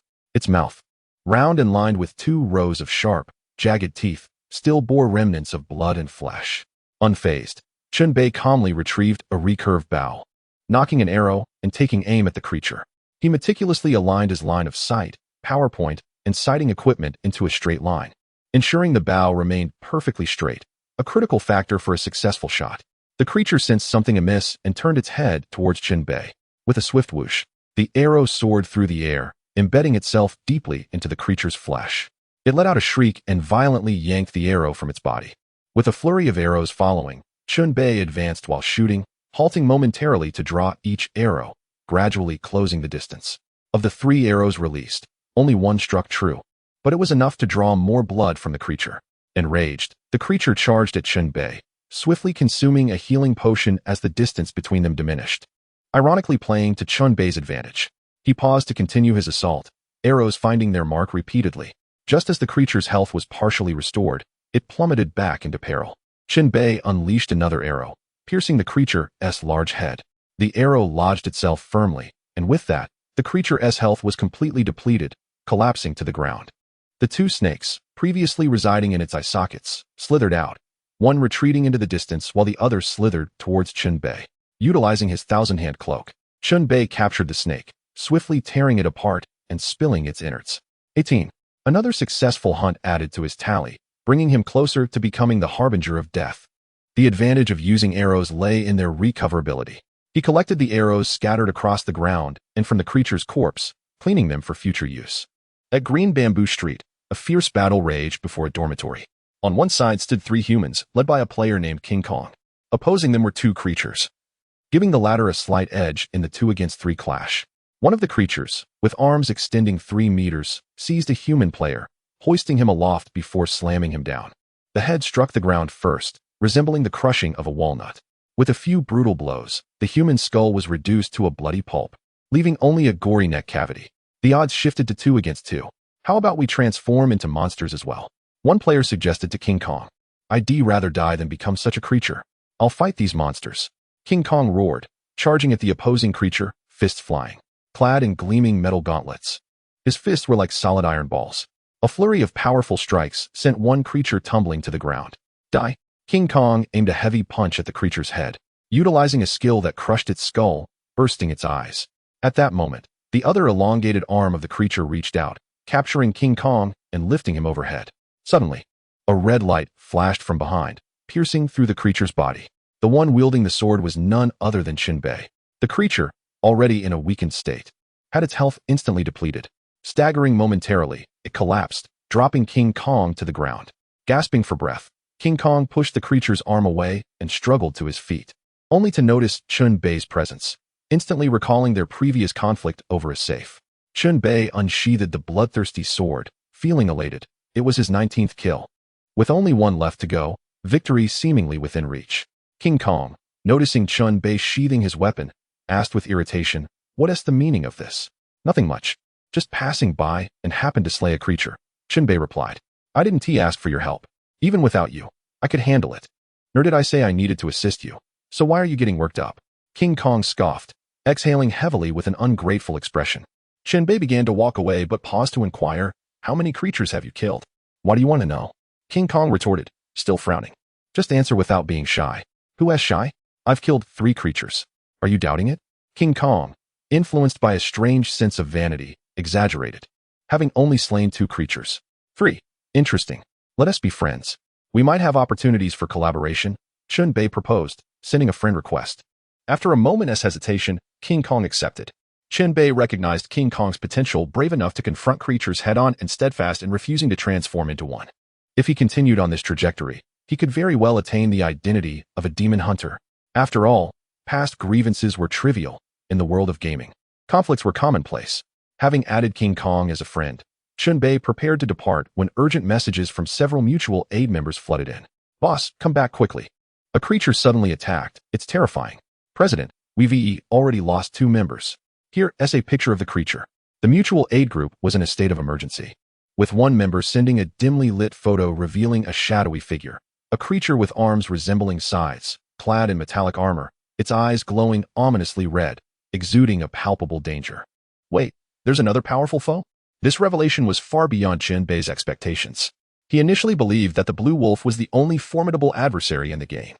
After eliminating it, he anticipated an untroubled journey. However, the emergence of such a formidable enemy, capable of single-handedly overpowering a team of 17 and causing casualties, signaled that one could never afford to be complacent. "Hold your ground. Do not flee. I shall return with reinforcements," Chen Bei replied, sprinting at full speed. Activating the speed boost from his reckless running shoes, he ran until the effect dissipated, then leaped into the air, switching the thousand-hand cloak to flight mode for a low-altitude glide, racing back at top speed. Upon arrival, the battle was still ongoing. The scythe-armed creature moved with astonishing speed, darting about like a colossal mantis. The ground was littered with corpses and severed limbs, with at least 5 casualties.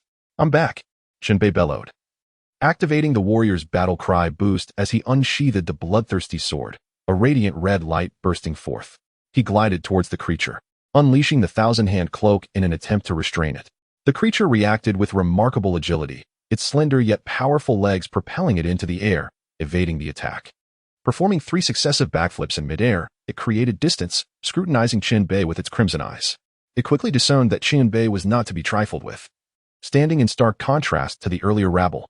Subsequently, it flared its armored body, conjuring a violent gust that swept towards Chen Bei. In an instant, dust and debris obscured his vision. Chen Bei decisively switched to defense mode, advancing towards the creature, the bloodthirsty sword poised for action. The creature charged, its scythe-like arms cleaving through the thousand-hand cloak, severing numerous appendages. Death Triangle. Chen Bei countered, zeroing in on the creature's position, unleashing 3 swift strikes of cold light. -80, -65, -77.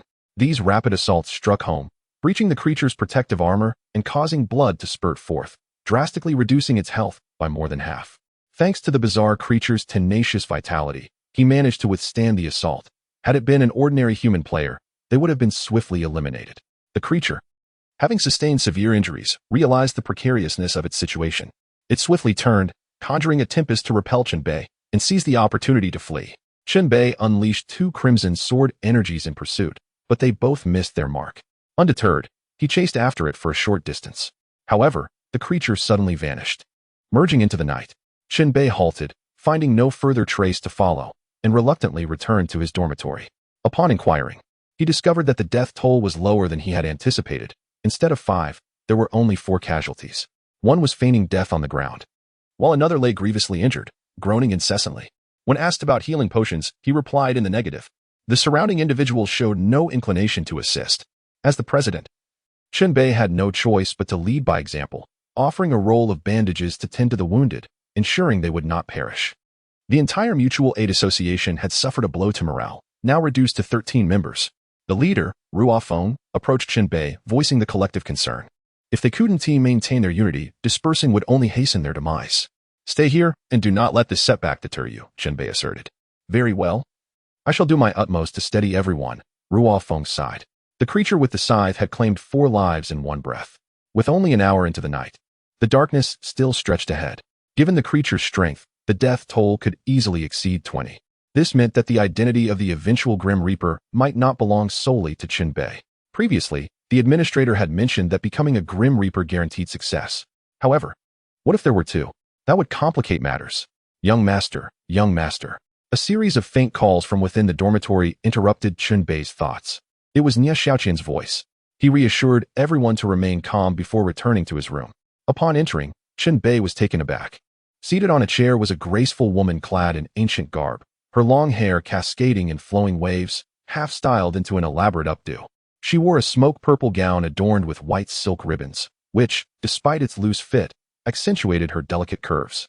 A thin veil obscured her face, revealing only her long-lashed, deep-set eyes that could captivate any soul.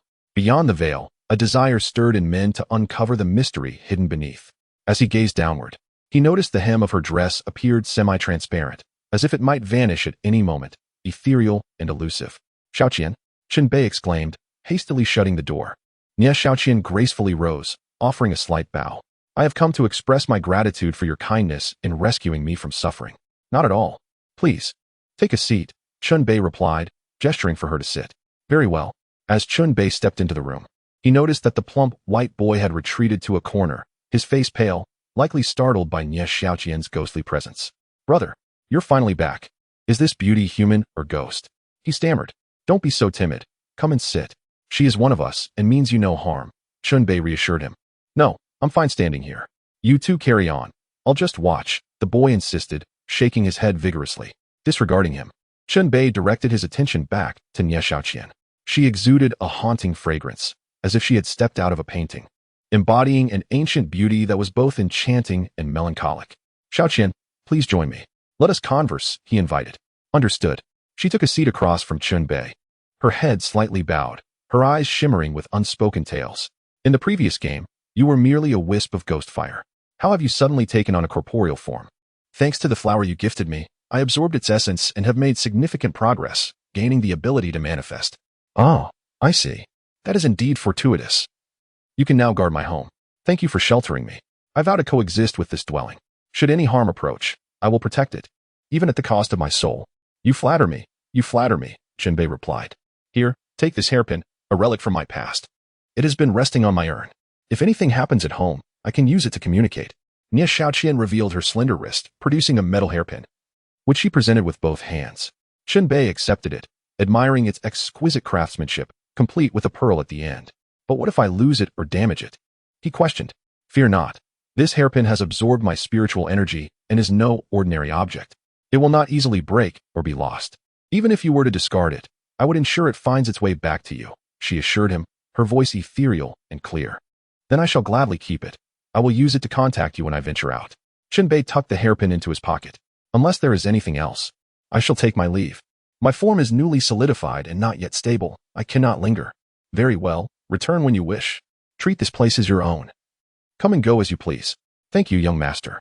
In a flash, Nie Xiaoqian transformed into a wisp of ghost fire and vanished beneath the bed.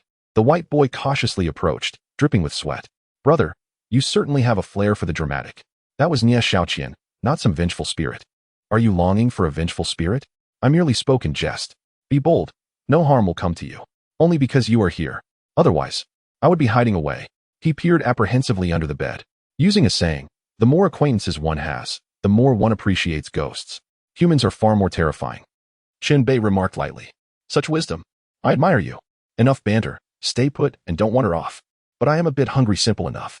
Chen Bei retrieved a bowl of self-heating instant noodles and a bottle of water from the cupboard, offering them to the white boy. In the game, this was quite a treat. Stepping outside the dormitory, Chen Bei felt invigorated. His kill count had reached 19, and just one more would fulfill his quest. 1. He switched on the radio and headed north along the street, searching for the next creature. The current game statistics showed 108 humans and 17 creatures. Soon, the human count would likely dip below 100. A prize pool of 150 game coins to be divided among 100 people was utterly insufficient. Chen Bei had come to accept his darker thoughts. He genuinely did not wish for so many to share the spoils. After exploring for a while, the radio suddenly crackled with a sharp sound. Chen Bei's spirits lifted, and he dashed towards the source of the noise, drawing closer and closer until he arrived at a player's dormitory door. The door was broken, and sounds of struggle emanated from within. The creature was surely inside. Chen Bei switched off the radio, resting his hand on the hilt of his sword, and stepped inside. There, he found a furry creature hunched over a corpse, feasting upon it, blood staining the floor. It appeared that becoming a creature had corrupted its mind, unleashing its primal instincts. Without hesitation, Chen Bei drew his sword and unleashed a crimson sword energy towards the creature. With a thud, the creature was struck, finally aware of Chen Bei's presence. And it turned with a furious roar, its face resembling that of a cat, its mouth smeared with flesh and blood. Roar. The creature bellowed in rage, lunging toward Chen Bei. Fortunately, the thousand-hand cloak was swift enough to seize the aberration mid-air, pinning it firmly to the ground. Chen Bei stepped forward, thrusting his sword repeatedly until the creature lay lifeless. With the combination of the thousand-hand cloak and the seven-blood sword, his power was significantly amplified. Without them, vanquishing the aberration would have been far from such an effortless endeavor. Achieved special conditions, identity transformed. Your role has shifted from traitor to Grim Reaper. The Grim Reaper is born.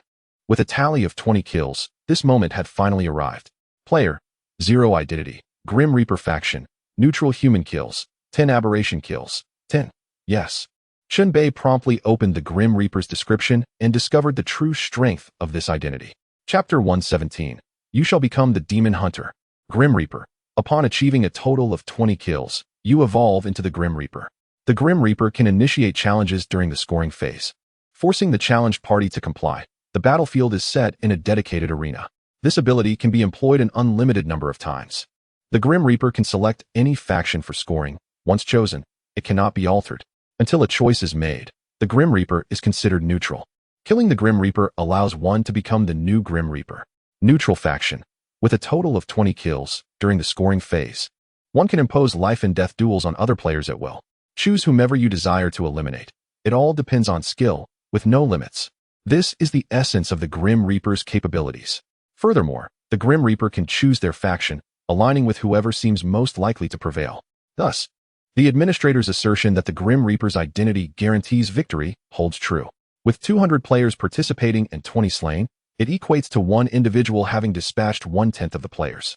Becoming a Grim Reaper is no trivial feat. The Grim Reaper's absolute advantage is a result of corresponding sacrifices. So this is the Grim Reaper. Chen Bei felt a wave of clarity wash over him. His position was undeniably secure. He stood atop 20 corpses, placing himself in a position of guaranteed success. Upon checking the group chat, the previously 2 factions had expanded to 3. Human faction, 107 aberration faction, 16 neutral faction, 1 scorpion dung solitary presence. I am the first player to become a Grim Reaper, now categorized within the neutral faction. From here on, I need only monitor this neutral faction. An increase in numbers will signify the emergence of a new Grim Reaper. Chen Bei mused. In the management group, cheers erupted. Those who orchestrated events from the shadows were delighted to see the Grim Reaper identity emerge, and attention towards Chen Bei intensified. Haha, the Grim Reaper has finally appeared.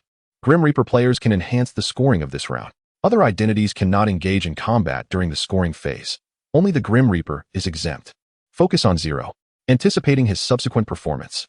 Within the player group, discussions thrived. People had begun to notice the sudden emergence of a neutral faction, something unprecedented. What is going on? Why is there an additional neutral faction? Neither human nor aberration. Could someone have become the Grim Reaper? Damn, it's possible. This speculation seems credible. Whoever has become the Grim Reaper, step forward and speak. What is this Grim Reaper identity about? What powers does it possess? Grim Reaper. Just hearing the name implies incredible strength. I'll wager 2 game coins for information on how to become the Grim Reaper. With the change in identity, Chen Bei's plans underwent slight adjustments. His identity was now fixed and secured. There was no need to foolishly meddle with it any longer. The next step should focus on cultivating an ally with the Demon Hunter identity. Together, they could coordinate efforts to manipulate the numbers of the 2 major factions during the crucial moments, achieving control. He had 2 candidates in mind. 0. Jingang. Have you ever killed a human player? Jingang. Why do you ask? It's not like we're on friendly terms. 0. Just answer the question. Don't waste my time. Jingang. I killed someone during the day. 0. Then that won't work. I'll find someone else. Chen Bei closed the chat interface. This fellow, Jingang, was indeed valiant, capable of slaying aberrations. However, having killed a human player was a stain that disqualified him from becoming a demon hunter. One must slay 5 aberrations without having previously killed any humans to qualify. Thus, Chen Bei settled for a different collaboration partner. With no suitable candidates available, he had to make do. 0. Ruo Feng in this round of the game. Have you killed anyone? Be honest, no lies. Ruo Feng. I haven't killed anyone. I swear. 0. Good. Then you shall be the demon hunter. Ruo Feng. Huh? Shortly thereafter, Chen Bei returned to the front of his dormitory. This place had now become the territory marked by the Mutual Aid Society. Just moments ago, 2 newcomers had joined, bringing the total to 15. Chen Bei summoned Ruo Feng, and they discussed their plans privately. Ruo Feng was a refined young man, appearing quite honest on the surface. Of course, that was merely a facade. The truth could be quite different. You haven't killed anyone, so your hands are clean. Next, I will locate the aberrations, incapacitate them, leaving just a sliver of health, and then you will deliver the final blow. Kill 5 aberrations, and you will become a demon hunter. Do you understand? Chen Bei outlined the plan. This seems excessively difficult, doesn't it? Ruo Feng replied, a hint of anxiety in his voice. For the challenging parts, I'll handle them. You need only ensure that you claim the final kill. You're no novice. Surely you're not afraid to seize such an opportunity? All right. This is indeed an opportunity. Ruo Feng gritted his teeth. Additionally, I must make this clear from the start. Chen Bei's tone shifted, becoming more serious, his gaze sharp as a drawn sword. If you have killed someone before but deceive me by claiming otherwise, and because of that stain, you failed to become a demon hunter, I will be very angry. Ruo Feng saw the terrifying intent in Chen Bei's eyes. He hastily nodded, assuring, I wouldn't dare deceive you. I truly haven't killed anyone. If I fail to become a demon hunter, you can do whatever you wish with me. That is good. Chen Bei's demeanor softened, the atmosphere lightening. The plan was set. Now, they moved into the execution phase. Chen Bei retrieved the demon oil chainsaw, lending it to Ruo Feng for the task of harvesting the aberrations. He had no fears of betrayal. If Ruo Feng dared to pull such a stunt, he would spend the remainder of the game fleeing for his life. Even if he managed to survive until the end, during the scoring phase, Chen Bei would utilize the Grim Reaper's powers to eliminate him, leaving him with no escape. Ruo Feng was acutely aware of this and dared not harbor any ulterior motives. Borrowing meant he must return it. Let us go. We will seek out the aberrations together. My dormitory has become the base for the Mutual Aid Society, so we shouldn't stray too far. Just circle around the vicinity. With over 10 hours remaining until the game concludes, there is ample time to gather 5 aberrations. Chen Bei and Ruo Feng set off together. This was a clandestine operation, not disclosed to the Mutual Aid Society. Others were unaware of their intentions. Should the plan succeed, Chen Bei would embody the Grim Reaper, Bai Xiaopeng would be the judge, and Ruo Feng would become the demon hunter. The triangular relationship of their identities would forge a path to victory. Time passed. Eventually, the two located a solitary target. Spotting an aberration roaming the street, Chen Bei's eyes lit up, as if he had stumbled upon a radiant gem rather than a mere aberration. This creature had a pallid form, its neck crowned with 2 deformed heads. Stay close to me, ignite the demon oil chainsaw, and prepare to claim the kill. Chen Bei commanded, charging ahead with increased speed. Ruo Feng, nervous and sweating, tightly gripped the chainsaw, pulling the cord repeatedly to start it. The entire demon-slaying chainsaw vibrated violently, requiring considerable strength just to hold.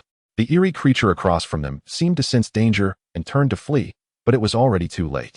Chen Bei drew his bow and shot arrows, hitting the creature's back in rapid succession, diminishing its health. He then charged forward, unsheathing the 7 bloody sword, and severed the creature's head. The pale, deformed head rolled aside. Only one remained. The creature's health was nearly depleted. Come over and sever this head, Chen Bei shouted, simultaneously using the 1,000-hand cloak to restrain the creature, providing Ruo Feng with an opportunity. Ruo Feng, grasping the demon-slaying chainsaw, rushed forward, placing the whirring saw blade against the creature's neck. Hesitating to make the final cut. Chapter 118. There's a monster among us. Hurry up and take action. What are you hesitating for? If you can't even kill a monster, it proves your will to survive is inadequate. You might as well not continue. Chen Bei's tone was laced with anger. He did not expect Ruo Feng to repay kindness. He merely hoped he wouldn't be a useless burden, wasting precious time. Gritting his teeth, Ruo Feng finally steeled himself and pressed the chainsaw down. The saw blade whirred rapidly, slicing through flesh and bone. The creature made a final struggle but could not escape its fate. The second head joined the first. Thus, the first creature met its end at Ruo Feng's hands. Ruo Feng felt a surge of emotions, wiping the blood from his face, only to find it wound come off clean. Chen Bei patted him on the shoulder and said, "Don't overthink it, just act. Aren't I destined for a similar fate?" Ruo Feng pointed at the corpses on the ground. "In the games to come, you might die, but for this round, I will protect you." Ruo Feng believed in Chen Bei's abilities to lead him to victory. The hardest part is always the beginning. With this first victory, he broke through his mental barriers, making future encounters easier. Chen Bei led Ruo Feng to hunt for more creatures, especially those that were isolated. Upon finding a creature, Chen Bei would weaken it first, then use the 1,000-hand cloak to control it, ultimately leaving the finishing blow to Ruo Feng. This method proved effective, and after much effort, Ruo Feng finally achieved 5 kills. Success! I have become a demon hunter. Ruo Feng rejoiced, feeling elated not only for his new title, but also relieved that he no longer had to sever the heads of the creatures. I'll return the chainsaw. It suits you better, Ruo Feng said with a wry smile, handing back the bloody demon-slaying chainsaw. Using the chainsaw required gasoline, and the supply Chen Bei had brought was long depleted. Fortunately, the game environment was filled with cars and motorcycles from which they could procure fuel tanks. Chen Bei tucked the chainsaw into his backpack and headed back to the Mutual Aid Society's base with Ruo Feng. On the way, he noticed a peculiar situation in the player group. A player named Huang Yudadeo was rallying the creatures. Huang Yudadeo, I have already killed over 10 people using my creature identity. Remaining creature players, if you want to win, join me. Huang Yudadeo, the human side has formed an alliance, and their numbers still hold an advantage, so we must team up. Huang Yudadeo, anyone willing to switch sides or lacking transformation tokens can contact me. I have extra tokens available. This Huang Yudadeo was likely the one with scythe-like arms, undoubtedly a formidable opponent. Had Chen Bei not rushed back to save the situation, the consequences would have been dire. Having been away for some time, the total number of human players had plummeted below 100, now standing at only 84. The merciless night was consuming lives. It was evident that the final confrontation of this 100-monster night would be brutally intense. President, look at the chat channel. There's someone named Tadeo gathering creatures. They are forming an alliance. Ruo Feng urged. I've seen it. This Tadeo is now our primary target, and we must eliminate him. Fortunately, we possess over 100 transformation tokens, which can help curb the number of creatures. Xianxian's earlier actions were indeed significant, Chen Bei replied. Sigh Xianxian. What a pity. She didn't even get to see who killed her. Otherwise, I would have avenged her. I could sense her genuine desire to lead everyone to a peaceful resolution, free from the intoxication of game currency. But now it's quite good, was Chen Bei's underlying message. Even now, with 84 human players sharing the spoils, it was still too many, with each person receiving at most 2 game coins. A dismal amount. Upon returning, do not publicly disclose that you have become a demon hunter. Keep this strictly confidential. Xianxian is a prime example. Heads will roll for those who stand out. Special identities will draw attention, especially from confessors and imposters, who will see you as a thorn in their side, eager to eliminate you, Chen Bei warned Ruofting. This was a matter of life and death. Ruofting would naturally be more cautious.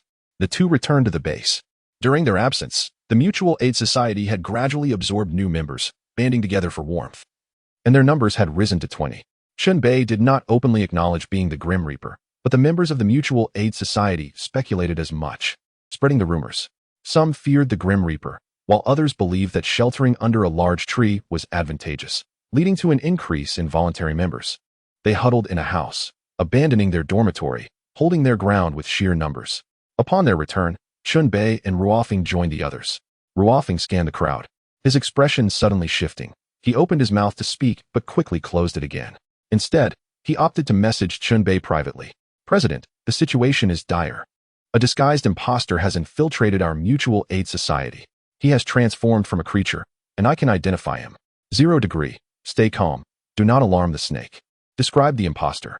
Ruofing, the man in a short-sleeved shirt, with small eyes and a grim expression, wears leather shoes and has 2 weapons hanging from his waist. 0 degree. Understood. Is he the only one posing a threat? Ruofing, for now, that's the only one I've identified. I will continue to scrutinize everyone to prevent any oversight. 0 degree. Good. Leave this one to me. I will find an opportunity to deal with him. Having just returned, it was not convenient to take action, lest it arouse suspicion and lead others to question Ruofing's status as a demon hunter. Chen Bei glanced at the antique radio hanging at his waist, which emitted only static, devoid of alarms. It seemed the radio could only respond to transformed creatures and would not react to those who had reverted to human form. Maintaining order.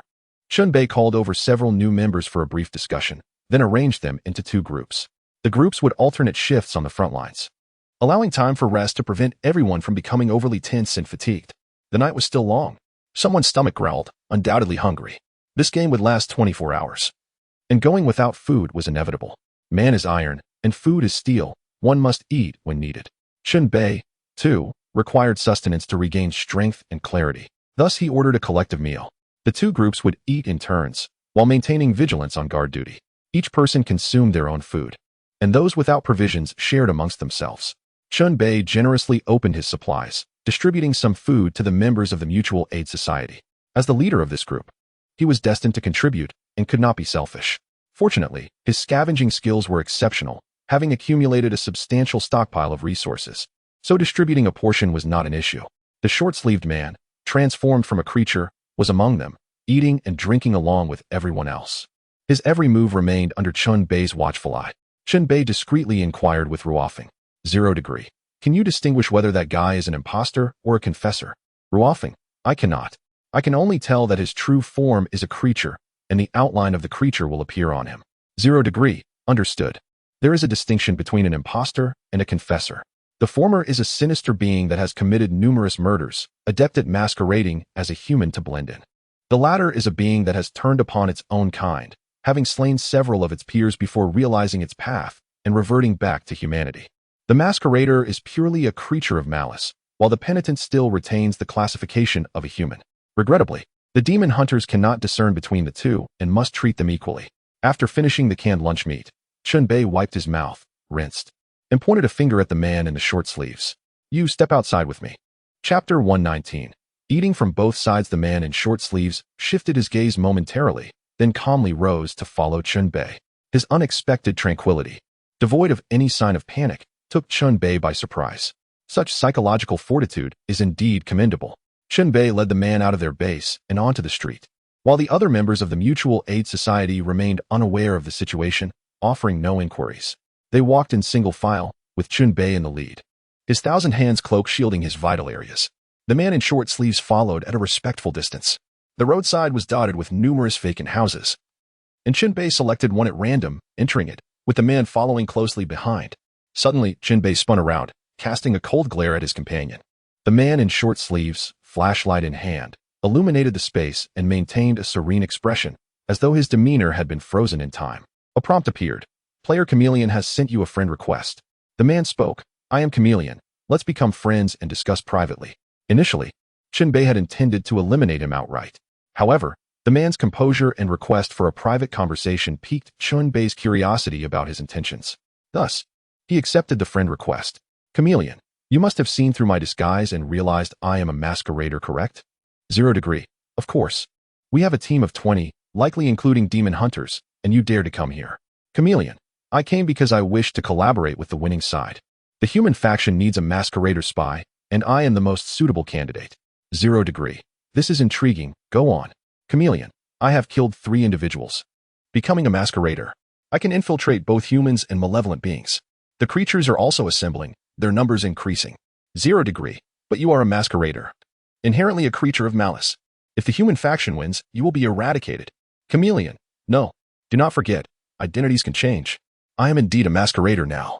But if I kill 3 more malevolent beings, I can transform into a penitent and return to the human faction, achieving victory alongside you. Chen Bei was astonished. This was a novel approach. He promptly opened the identity rules to re-examine them. From a literal interpretation, it appeared feasible. This so-called chameleon was playing a clever game, attempting to act as a double agent. However, the more intricate the play, the swifter the demise. The role of a double agent is fraught with peril, akin to walking a tightrope. For instance, had Chen Bei acted immediately, Chameleon would have been a mere victim. 0 degree. Such audacious maneuvers are merely your assumptions. The rules may not permit it. Chameleon, that is my own gamble. If it fails, then it is my misfortune. The game contains hidden rules, not all of which are explicitly stated. 0 degree. Knowing that, you still wish to gamble? Chameleon, if you are willing to collaborate with me, I will assume the identity of a creature of malice and join the Yellow Fish Blade Masteress faction. I will help you gather intelligence and uncover their secrets. 0 degree. What do you stand to gain from this? Chameleon, if I remain merely a masquerader or a penitent, I might be eliminated during the final assessment. Therefore, I hope you can vouch for me then, revealing my true identity so that the human faction will accept me. 0 degree. Understood. This is a reasonable motive. And you are thinking long-term. Chameleon, so do we have an agreement? 0 degree. Yes, I agree. Even if I were to kill you here, I would gain little. It is wiser to gamble, allowing you to infiltrate the malevolent faction and ascertain their plans. Chameleon, then it is settled. I will act as your spy to gather intelligence, and at the critical moment, you will ensure my passage to victory. I shall return to the human faction as a penitent. 0 degree. Very well, it is a promise. Chameleon, now, strike me, sever one of my arms. 0 degree. Chameleon, we must commit fully to this ruse. 0 degree. You truly are a cunning one. By the way, what was your previous occupation? Chameleon, an insignificant actor, commonly referred to as a background performer.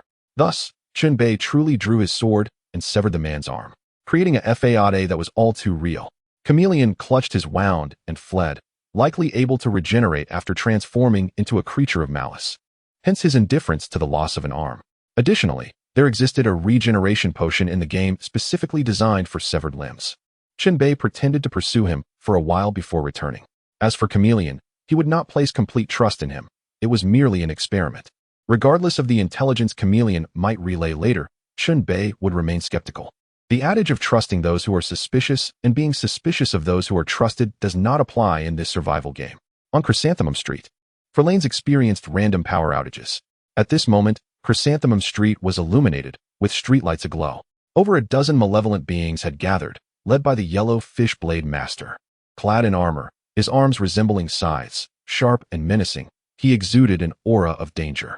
He was currently deliberating with the malevolent beings on their next course of action. On the opposite side of the street, an injured man in short sleeves ran towards the group, capturing the attention of the malevolent beings. Initially, they presumed him to be a human seeking death, igniting their murderous intent. As he ran, the man suddenly transformed, taking on the visage of a malevolent being. His head enlarged significantly, a second mouth appearing, and flesh sprouting from the severed arm, slowly regenerating. Only then did they realize he was one of their own. The newcomer was Chameleon. He approached the Yellow Fishblade Master, having previously communicated with him privately. The Mutual Aid Society comprises around 20 members, including demon hunters. They saw through my disguise, and I nearly perished. Chameleon spoke gravely. The human faction is gaining numbers. The members of the Mutual Aid Society will only increase. We must expand our ranks and eliminate more humans to secure victory. The yellow fishblade master declared fiercely. There are 13 hours until the assessment. We have ample time. Indeed, time is sufficient. Here is the plan. We shall split into 2 groups, one to guard this area while the other hunts humans. Since we have become malevolent beings, there is no turning back. After the game concludes, we will revert to our normal selves, so there is no need for any burdens. Thus, the malevolent faction divided, each group venturing forth. They were wary of the Mutual Aid Society, limiting their actions to 3 streets, avoiding Orchid Street to prevent unnecessary conflict. Chrysanthemum, Meihua, Zhu, and Lawn formed a clockwise sequence, creating a circular layout, each street interconnected. The base of the Mutual Aid Society was situated on Orchid Street, in the southeast quadrant of the map. Meanwhile, the malevolent faction's base lay in the northwest, the 2 factions at their farthest distance apart. Furthermore, the underground street served as a crucial segment, a cross-shaped nexus that could erupt into conflict at any moment. Led by the yellow fishblade master, the malevolent beings set out to hunt humans, their kill count steadily rising, until at last, they surpassed the threshold of 20 kills. This moment had finally arrived. The yellow fishblade master was momentarily stunned, then erupted in joyous exultation. Haha, I have evolved into the Grim Reaper. Chapter 120. Fireworks fade cold originally. The number of neutral faction members was 1. It has now increased to 2. It signifies the emergence of a second Grim Reaper within the game. Chen Bei has already perceived this shift and understands its implications. Another Grim Reaper has appeared. The opponent is likely that formidable swordsman. Chen Bei's suspicions were soon validated when the spy Chameleon, embedded among the monsters, sent a message. Chameleon, 0 degree, I bear unfortunate news. The yellowfish swordsman has evolved into a Grim Reaper. He has slain more than 20 players. However, he refuses to disclose the specific abilities of the Grim Reaper. 0 degree, understood. Chameleon, I will continue to gather intelligence from this side. 0 degree, proceed. Chen Bei closed the dialogue box, his expression gradually darkening, a murderous intent surfacing in his eyes. The swordsman, is it? I now possess another motive for your demise. If the second Grim Reaper belonged to the human faction, it might have been acceptable. But if he has fallen into the hands of the monsters, he must be eradicated, lest he pose a dire threat during the final reckoning. There are now only 2 options, to strike first or to lie in wait. Chen Bei began to prepare for the confrontation with the yellow fish swordsman. The fact that he has become a Grim Reaper indicates his extraordinary capabilities. This battle is undoubtedly fraught with peril. He must gather the necessary medicines and items. Chen Bei busied himself in his dormitory, frequently visiting the workbench, where he crafted 2 additional incendiary bottles. While engaged in this task, a member of the Mutual Aid Society sent a message requesting to speak with Chen Bei. He agreed. The meeting place was in an empty room adjacent to his dormitory. The individual, known by the in-game name of Yilong, was a frail young man, barely 20 years old, having encountered numerous players. Chen Bei noted that their ages ranged from 16 to 50, with no exceptionally young children or particularly elderly individuals. This arrangement likely ensured that players possessed a basic level of competence. Speak. What is it? Chen Bei inquired. My girlfriend is trapped on Plum Blossom Street.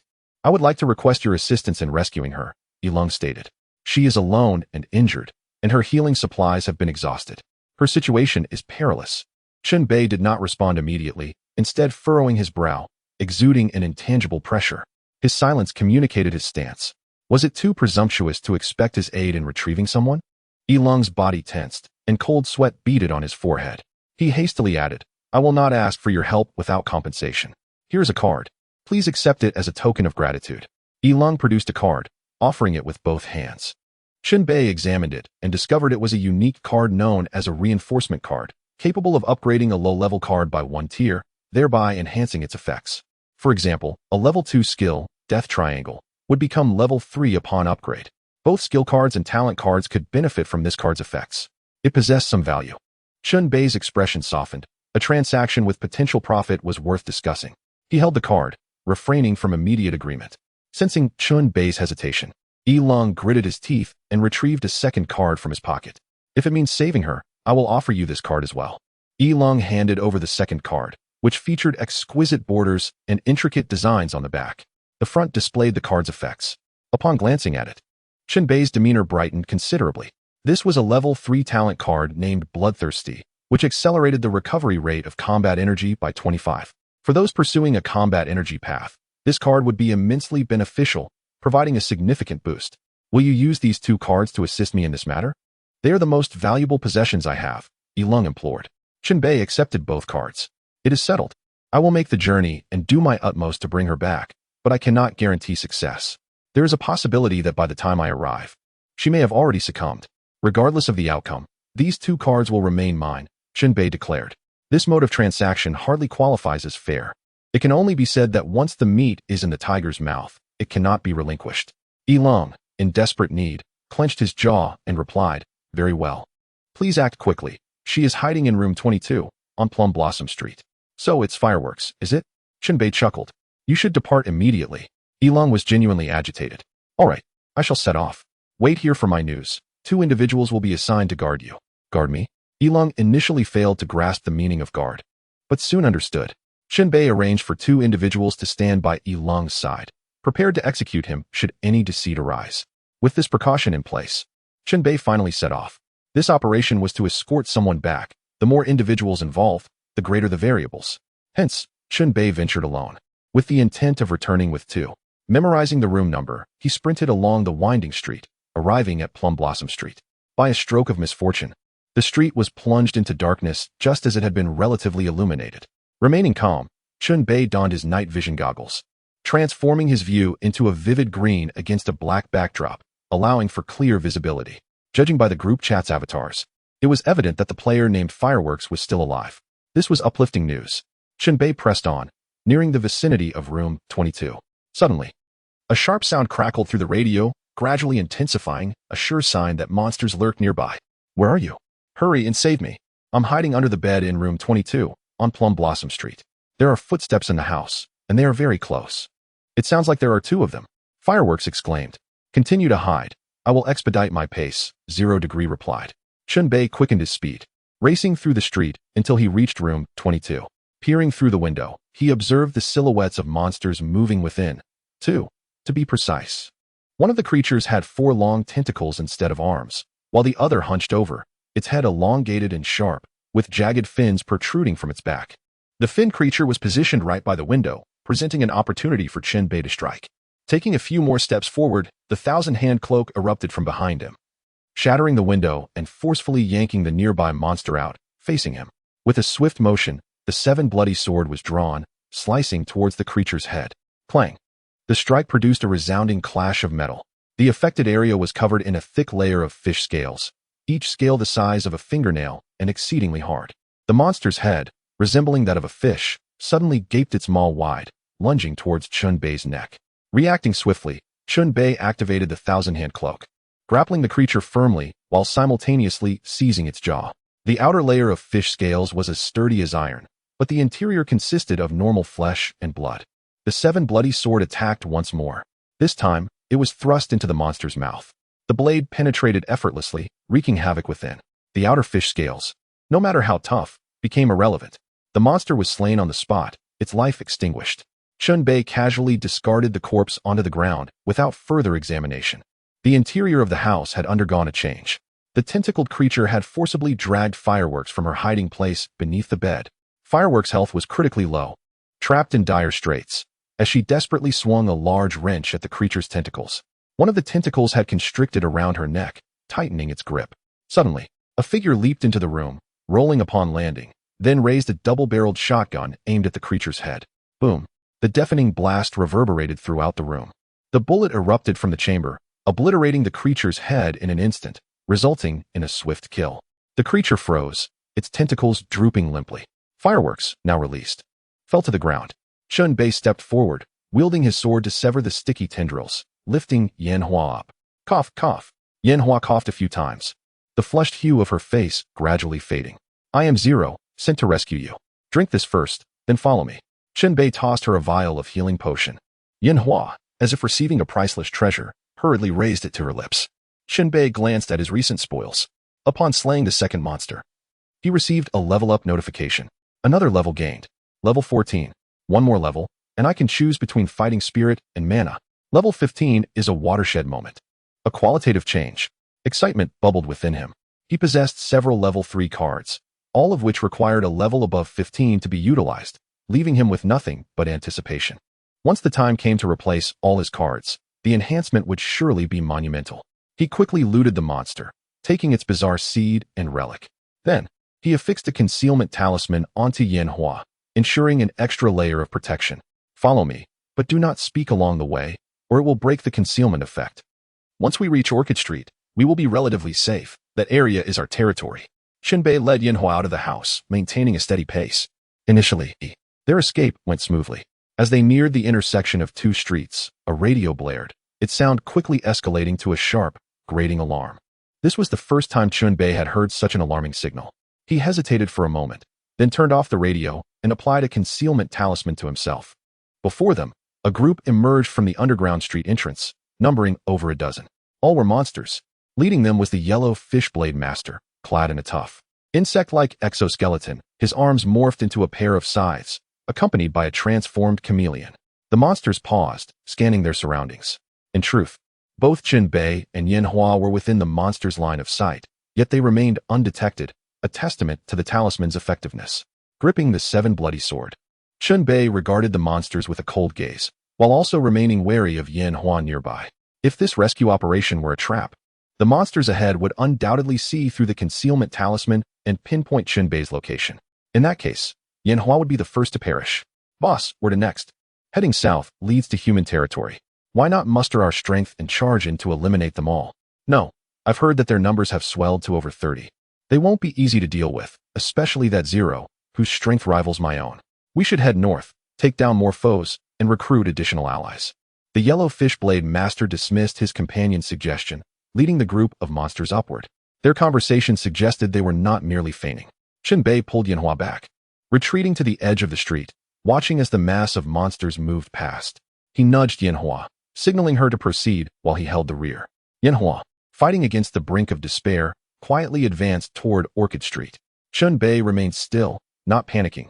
This composure stemmed from his strength. Once a safe distance was established, Yanhua accelerated. While Meihua Street lay shrouded in darkness, the streetlights on Orchid Street glowed brightly.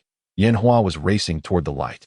Suddenly, a crunch echoed as she stepped on a small stone, causing a sound to betray her presence. Among the monsters, one with large ears and sharp hearing detected the noise. It abruptly turned its head, revealing a look of confusion. In its sight, the area appeared empty, yet it could faintly perceive ripples, as if something had scurried by. It continued to stare intently. The ripples intensified, and suddenly, a shadow flickered. The concealment talisman had a time limit. Look, there's someone over there. The monster that spotted Yanhua shouted, alarming the entire group of monsters. Instantly, chaos erupted as they all turned to face her, their gazes icy or fierce. Converging upon her lone figure, Yanhua dared not look back, bolting forward with all her might. Even if I die, I must see Yilong once more. Before entering the game, Yanhua and Yilong had already been a couple. Fate had intertwined their paths, placing them in the same game. Both cherished this opportunity, knowing that once this round concluded, it could very well be their final farewell. The monsters, unwilling to let this living prey escape, surged after her. Unbeknownst to them, the most perilous player of this round stood directly in their path. Just then, a monster charged toward Chen Bei. He unsheathed his sword, cleaving through the monster with a single strike, the 7 bloody sword illuminating the air with crimson light, bisecting the creature from head to toe. The monster's body split in two, crashing to the ground, blood splattering everywhere. Chen Bei's concealment effect dissipated, revealing his form. Clad in a striped suit, he bore the unmistakable appearance of a ruthless gangster. The monsters, startled by Chen Bei's sudden emergence, paused in shock. With a flick of his wrist, he cast off the blood from his sword, grinning wickedly. Don't leave. Stay and play with me. Chen Bei smiled, the uncertainty of life and death hanging in the balance. This aura suggested that he was the one with the numbers, standing resolute against the encroaching horde of monsters. Stop. The yellow fish blade master barked, causing all the monsters to halt abruptly, forming a tense standoff with Chen Bei. The blade master scrutinized Chen Bei, glancing around suspiciously, fearing an ambush by humans. Having previously faced Chen Bei and barely escaped, he was haunted by the experience. However, the circumstances were different now. He had a multitude of monsters at his side. Even a human sea tactic would be sufficient to overwhelm Chen Bei, wouldn't he? If he missed this opportunity, killing Chen Bei would only grow more difficult, especially during the final moments of the round when the Grim Reaper could challenge other players, compelling them into combat. The rules did not prohibit the Grim Reaper from challenging another Grim Reaper. Kill him. He is undoubtedly the Grim Reaper among humans. Unless we eliminate him, we shall never win. The Blade Master steeled himself, pointing at Chen Bei. One side represented the Grim Reaper of humanity, while the other embodied the Grim Reaper of monsters. This would be a battle of the Reapers. With their numbers formidable and morale high, the monsters charged at Chen Bei. One monster, harboring a grudge against Chen Bei, was the first to leap forward, brandishing its massive claws. "Do you remember me?" it roared. This creature had previously failed to breach the Iron Bamboo Forest Challenge during the day and had been humiliated by Chen Bei's kick, nursing a grudge ever since. Now, the moment for revenge had finally arrived. "I will." Before the monster could land its blow, its own body was cleaved in two, its vengeful thoughts abruptly silenced. The severed half of its body crumpled to the ground, its warm innards spilling out. Revenge. Chen Bei paid no heed to the monster's words, dispatching it in an instant. Wielding the seven bloody sword, he embodied the very essence of a reaper, more ferocious than the monsters themselves. The seven bloody sword thrummed with excitement, chattering incessantly. "Kill. Wipe them all out. Let me see their internal structures." Each monster's anatomy was distinct, akin to unwrapping a blind box. Aha. This time, Chen Bei indulged the bloodlust of the seven bloody sword. He wielded his sword with abandon. And with the thousand hands cloak in tandem, any monster daring to approach was akin to courting death. In close combat, the ground quickly became littered with the corpses of the fallen monsters. Meanwhile, the yellow fishblade master, who had ordered the attack, had vanished from sight. His shell possesses the remarkable ability to shift into invisibility, seamlessly blending into the shadows. The darker the environment, the more effective the cloaking becomes.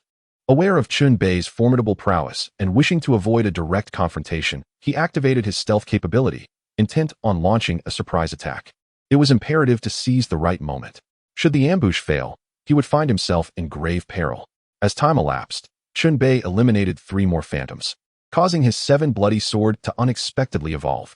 The seven bloody sword has broken its seal and evolved to level 15, with corresponding enhancements to all attributes. Each layer of the seal released bolstered its power. Another layer lifted. Indeed, one must slay sufficiently to achieve such results. Onward. The seven bloody sword reveled in its newfound strength, but Chen Bei could no longer endure.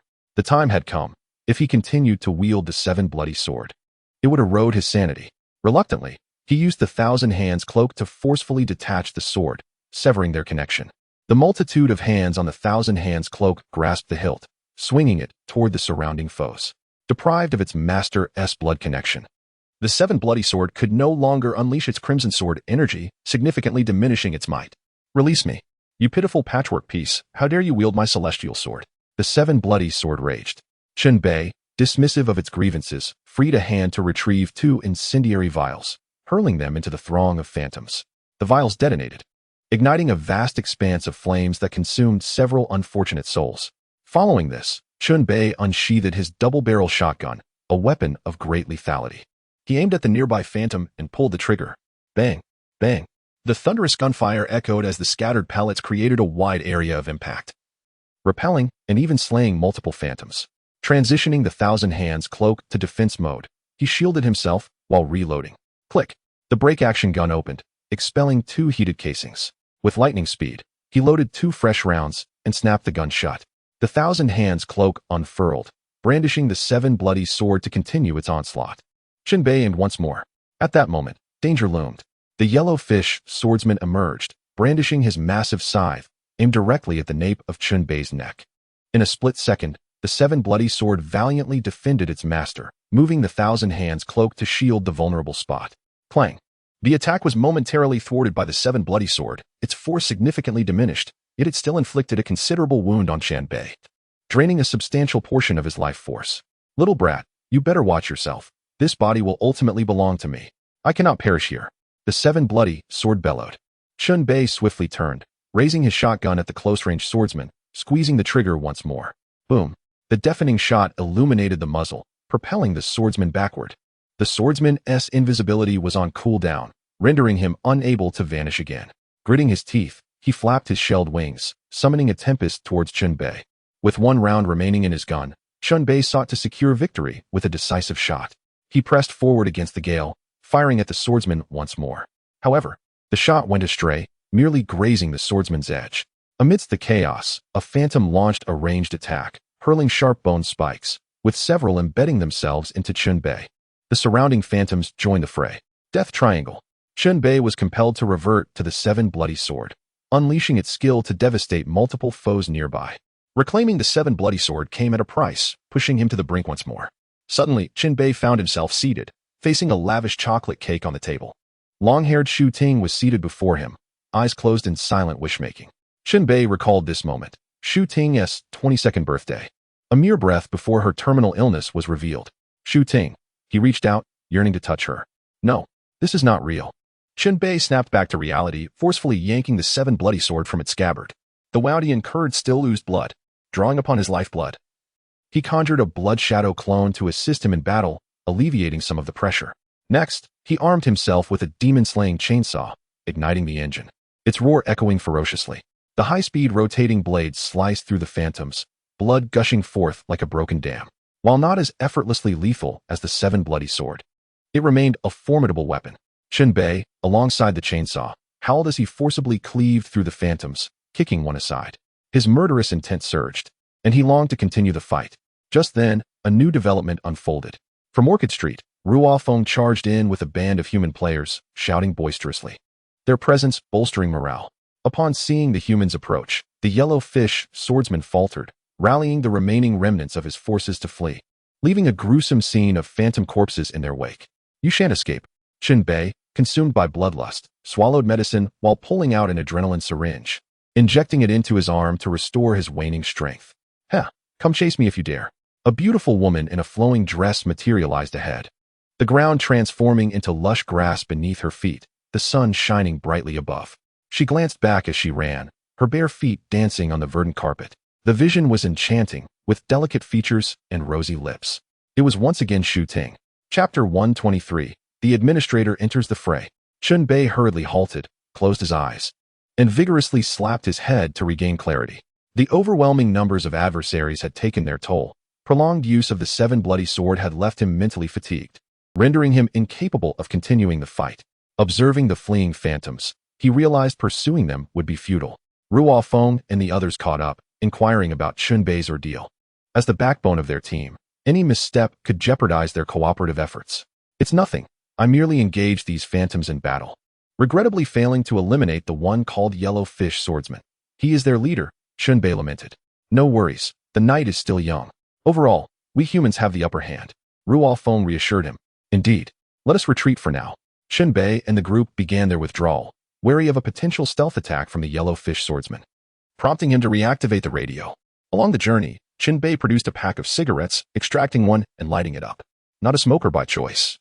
He utilized the cigarette as a means to restore his mental acuity, devoid of any addiction to nicotine's allure. Have those two reunited? Chen Bei casually inquired. Yes. They're all over each other, showering affection and spreading romantic vibes, Ruo Feng teased. That is good to hear. Chen Bei exhaled a plume of smoke, feeling somewhat vindicated for having saved those two. At that moment, an urgent situation arose within the management group, capturing Chen Bei's attention. Attention, urgent situation. A notification has been issued. A special player will soon be introduced into this round of the game. Has someone drawn the return to Old Haunts privilege? No, not that kind of player. Rather, an administrator has violated the rules and is being punished to participate in 7 consecutive games, regaining their status only upon successful completion. What was the violation? They forcibly altered game settings, resulting in the demise of all players in that round, with no survivors. Haha. Such audacity to act so recklessly. Do not emulate such behavior. There are consequences to such actions. Indeed, 7 rounds of games. I wager he won't return. Destined to perish within the game. In this round, his level is 15, above the average, and he was granted 10 game coins before entering, allowing him to purchase equipment, items, cards, etc. He has entered the game. Game name: Infernal Fire. Explosive news. Chen Bei halted in his tracks, his expression shifting, heart racing with exhilaration. The once untouchable administrator, who held dominion over life and death, was now thrust into the game, forced to engage alongside the players. For the administrator, Chen Bei harbored a deep-seated resentment. Before entering the game, the majority of players were law-abiding citizens, either studying or working, living mundane lives. It was the game itself that drove players to madness, stripping away their humanity, trampling civilization, inciting self-destruction, and employing every deceitful trick imaginable. The essence of humanity is not resilient to such trials. Now, an opportunity for retribution against the administrator had finally arisen. Although there was only one administrator now, it was more than mere revenge. Chen Bei suddenly contemplated a greater possibility, far more significant than simple retribution. Through this newly joined administrator, he might uncover the entire truth of the game. Who created this survival game in the dormitory? What is the meaning of the game? Who is the administrator? Who are the VIPs? So many enigmas await resolution. If these truths could be revealed, at least one could live with a clearer understanding, or perhaps die with a clearer understanding. Chen Bei made a judgment. The priority of discovering the truth undoubtedly surpassed that of mere vengeance. If the other party were willing to divulge everything, sparing their life would hold greater value. Chen Bei was lost in thought when relevant game prompts appeared. In this round of the game, a temporary new player has been added, and they will randomly appear within the game scene. The new player is indistinguishable from regular players, still adhering to the complete set of game rules and participating in the final settlement. The game remains unaffected and proceeds as usual. The administrator has arrived. The prompt did not clarify the special player's name. Another player has joined. An uninvited participant. What is the background of this player? Hopefully, they will ally with the human faction and not transform into a monster. Just one more person, the impact should be minimal. The others around him did not seem particularly concerned. Chen Bei opened the player list. On the human faction side, indeed, there was an additional member, bringing the total to 76. Can you identify which name is unfamiliar? Chen Bei knowingly asked. The others opened the list to compare. Ruofeng was the first to point out. Their SA name called Yi Hua that I don't remember at all. Others nearby echoed in agreement. Chen Bei feigned ignorance, wanting to ensure that his actions would not raise the administrator's suspicions. Now, he had learned the name of the interloper. It was entirely reasonable to keep a close watch on this unexpected player. On Green Bamboo Street, a flash of light revealed a player. His appearance was sudden, as if he had teleported.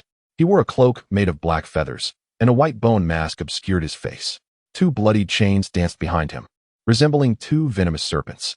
One end of the chains was attached to his body, while the other ended in sharp blades. The black feathered cloak enveloped him tightly, concealing his equipment.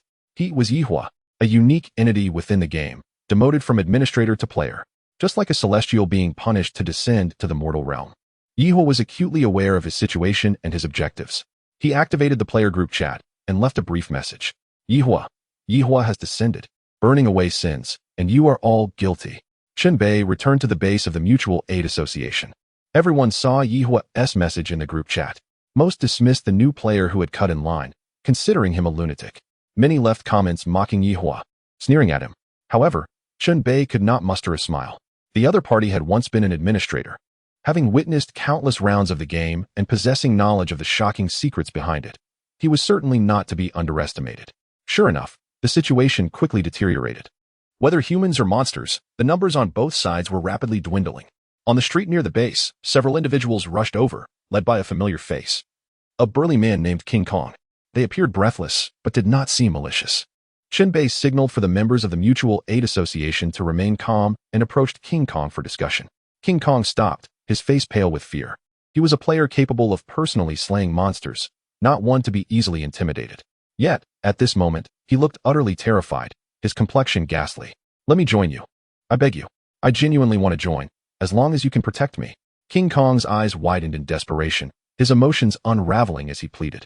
Chen Bei sensed something amiss and calmly inquired, what has frightened you so? Chapter 124. The weak seek death, the strong seek survival. Wasn't he there a new player who cut in line? I saw him. I witnessed him in action. His power is terrifying. Whether killing humans or monsters, he dispatches them in a single blow. If we hadn't been far away and quick to run, we would surely have been slain. King Kong recounted, his voice trembling with fear. Indeed, it was related to Yi Hua. Chen Bei maintained his composure and continued to question, what is the name of this interloper? The one who cut in is named Yi Hua. His chains can move on their own and strike targets at lightning speed. He can also spew forth a black flame that burns people alive. King Kong described, chains flame Zo, and he wears a feathered cloak, resembling the character from the Condor Heroes. King Kong added, the earlier discussion was quite serious, yet King Kong's description elicited laughter from the others. What the hell, a Condor brother. All right. The Mutual Aid Association welcomes both new and old friends. As long as they are firmly on the human side, we embrace them, including the few you brought. Our numbers have surpassed 40. That Yi Hua, no matter how strong, cannot possibly contend against so many of us. Chen Bei welcomed King Kong and his companions. For all players who joined the Mutual Aid Association and remained at this base, they could no longer concern themselves with their dormitories. It was simply unavoidable. Humans took precedence over dormitories. If one loses their life, nothing else matters. If the dormitory is lost, one can always rebuild later. Time continued to pass. Within the Mutual Aid Association, two groups took turns on watch. Since Yi had joined the game, the decrease in players had become noticeably accelerated. The total number of humans had now dropped to 58, while monsters numbered 37. Together, they barely exceeded 100. The neutral faction, originally consisting of two members, Chen Bei and the Yellow Fish Swordsman, representing humans and monsters respectively, suddenly increased to 3. This indicated that Yi Hua had surpassed 20 kills and achieved the identity of the Grim Reaper. 3 Grim Reapers coexisting within the game was unprecedented. They could even play a hand of poker together. With over 6 hours remaining until the game's conclusion, there was still ample time and considerable uncertainty ahead. During his school days, Chen Bei had developed a habit. Whenever he pondered an issue, he liked to fiddle with an object, such as spinning a pin or a coin. At this moment, he had a pin spinning steadily on his fingertips, employing the most basic double charge technique. His hand had developed muscle memory, requiring little thought, occasionally switching to other pin spinning maneuvers, creating a fluid combination. Meanwhile, his mind was occupied with strategizing the next move. That Yi Hua was an administrator, immensely powerful and unfathomable. The group chat had revealed an important piece of information. Yi Hua was at level 15, thus he undoubtedly possessed either fighting spirit or magical power. Whereas I am at level 14, still far from level 15. If I could also level up to 15, achieving a qualitative transformation, the situation would be entirely different. Even in a one-on-one confrontation, I could challenge him. Chen Bei longed to reach level 15. The desire was particularly intense now, as it had become a matter of life and death. Suddenly, a series of private messages interrupted Chen Bei's thoughts. They were from someone named Elong. Elong, thank you for bringing back the fireworks earlier. We have decided to commit suicide together. In a survival game like this, there is no way to live. Death is inevitable. Elong, it is indeed a tremendous fortune for us to be paired together in this round of the game. Such an opportunity is unlikely to arise again. Elong, please respect our decision. It is the result of careful contemplation. Elong, the reason I am sharing this with you is to bequeath our remains to you. After our demise, these will belong to you. I sense that you possess the capability and determination to adapt to this game. Elong, I wish you success in completing the game in its truest sense. Chen Bei was taken aback. These two individuals were indeed contemplating a tragic end, choosing to terminate their own lives. As he perused the messages, he offered no words of persuasion or consolation, but instead inquired about their chosen method of death and the location. They opted for poison, with the place of their demise designated to a nearby vacant room. Chen Bei arrived at the location they specified, halting before the door. It was only when the players' names, Elong and Elong, turned black that he finally entered. Against the wall, the tragic couple nestled together, fingers entwined, their faces bearing the pallor of death by poisoning. Frothy white saliva pooling at their lips, yet a faint smile graced their mouths. Their possessions were placed on the table, 2 backpacks. Chen Bei opened them to reveal various medications, items, weapons, and even a game coin. The sight of the 2 lifeless bodies deeply moved him. The game was steeped in despair, rendering the future utterly bleak. Faced with inevitable death, they chose self-termination as a means of early liberation. This couple was neither the first to take their own lives, nor would they be the last. Players were forcibly drawn into this game, each grappling with torment and struggling to survive. Death had become alarmingly commonplace, and lives were as inconsequential as chaff. The game resembled a grotesque breeding ground, where only the strongest could prevail through mutual devouring. Chen Bei resolved to devise a means to eliminate the looming threat. Witnessing the demise of the weak only solidified his resolve. He refused to become a self-abandoning weakling. Instead, he sought to rise as a formidable force. Even in the face of slim hope, he would strive to seize it. Enlightenment dawned upon Chen Bei, granting him a lucid strategy to counter the impending danger. This plan was both simple and audacious. Chen Bei refrained from immediate action, opting to bide his time until the moment was ripe. Just moments ago, several members of the Eerie faction had mysteriously vanished, surely a consequence of the looming threat. Chen Bei opened the player list, selecting Huang Yu, the Blade Master. To initiate a private chat, Lingdu, the threat is formidable. I propose a collaboration between our factions, humans, and the Eerie beings, to eliminate this menace. Huang Yu, do you realize the implications of what you are suggesting? This is utterly impossible. Lingdu, your response indicates potential feasibility. You are intrigued. Huang Yu, nonsense. Our factions are fundamentally opposed. Lingdu, there are no eternal enemies, only perpetual interests. We can establish a ceasefire agreement, temporarily laying down our arms to unite against a common adversary. That threat is a madman who has boasted in the chat of exterminating all players. And he possesses the strength to do so. Huang Yu. And then what? From this response, it was evident that the opposing party's stance had softened.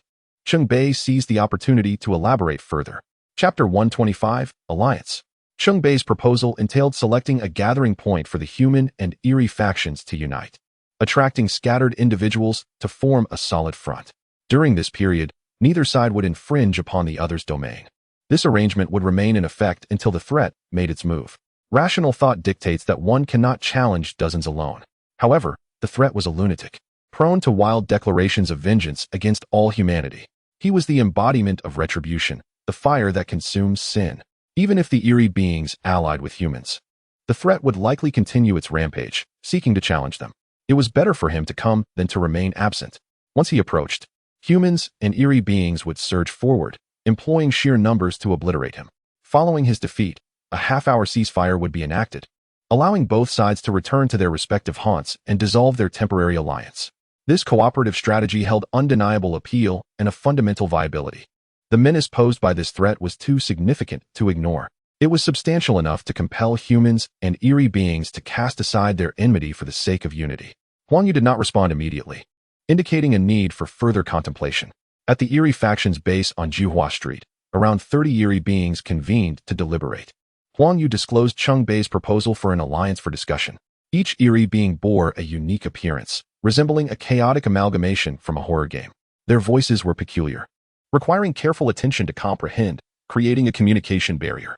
Thus, Huang Yu established a private chat group solely for the eerie beings. That threat is terrifying. He had the audacity to eliminate several eerie beings single-handedly and vanish without a trace. Yes, his strength is overwhelming. If he returns to cause trouble, we will suffer significant losses. But we cannot ally with humans. We are their natural adversaries. Trust me, boss, rather than collaborating with humans, we should consider an alliance with that threat. He has openly declared his intent to slaughter all humans in the chat, yet we are not humans. We are eerie beings. Indeed, that makes sense. Let us explore the possibility of an alliance with him. If he stands with us, annihilating those human players would be a matter of moments. After deliberation, they devised a novel plan. Huang Yu found it reasonable and decided to test the waters by sending a message to the threat, expressing interest in collaboration. However, his message sank without a trace, met with silence. The individual was utterly unresponsive. What a predicament. This lunatic was beyond reason, rendering communication impossible. Reflecting further, even if they allied with the threat to exterminate the humans, what would follow? Given the threat's nature, it would undoubtedly turn its wrath upon them next. This was untenable. That was untenable. What should they do? Huang Yu furrowed his brow, caught in a web of indecision. As he pondered, a sudden spark of inspiration ignited his thoughts. Yes, there was another option. Eureka! Huang Yu conceived a brilliant stratagem, exhilaration surging through him. He promptly summoned two eerie beings equipped with ranged attack capabilities, one of whom possessed a particularly insidious ability to shoot poison needles that could incapacitate any target. Together, they conspired, unaware they were being observed by the double agent, the chameleon. Although the specifics of their conversation remained obscure, the chameleon sensed treachery afoot and reported back to Chen Bei. Chameleon, there's something suspicious happening. That blade master is whispering with two eerie beings, one of whom can shoot poison needles. Exercise caution. Lingdu, thank you for the intel. Chameleon, I hope your gratitude extends beyond mere words. When the final reckoning arrives, you must look out for me. I genuinely wish to return to the human faction. Lingdu, your actions will determine the outcome. I shall not betray those who do not betray me. In his dormitory, Chen Bei fidgeted with a pen, his mind racing. The chameleon's report, though ambiguous, provided sufficient evidence of Huang Yu's ulterior motives. His alliance proposal could unfold in two distinct directions. Should the other party genuinely seek collaboration? That would be the first course of action. However, if they attempted to play tricks, then they would not be spared the consequences of his second plan. Chen Bei halted his pen spinning, determination glinting in his eyes. After their clandestine plotting, Huang Yu once again reached out to Chen Bei, expressing a willingness to collaborate. The two parties agreed upon a meeting point located on Meihua Street. This choice was a compromise, perfectly situated at the midpoint between the two factions, making it acceptable to both sides. Thus, the two factions moved in unison, embarking on their journey to converge at Meihua Street.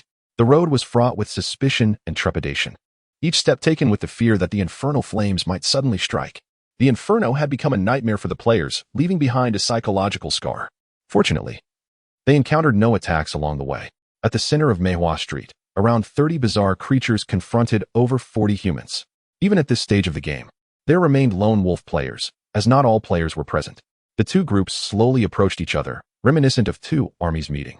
Both sides harbored deep-seated mistrust, particularly the humans, who were particularly wary of the bizarre creatures, hesitating in their advance. Chen Bei gestured for the human faction to move forward. We come in earnest to cooperate. Let us proceed together. What purpose does it serve to linger here? Chen Bei led the multitude of humans toward the bizarre creatures, all unarmed, with no weapons in hand.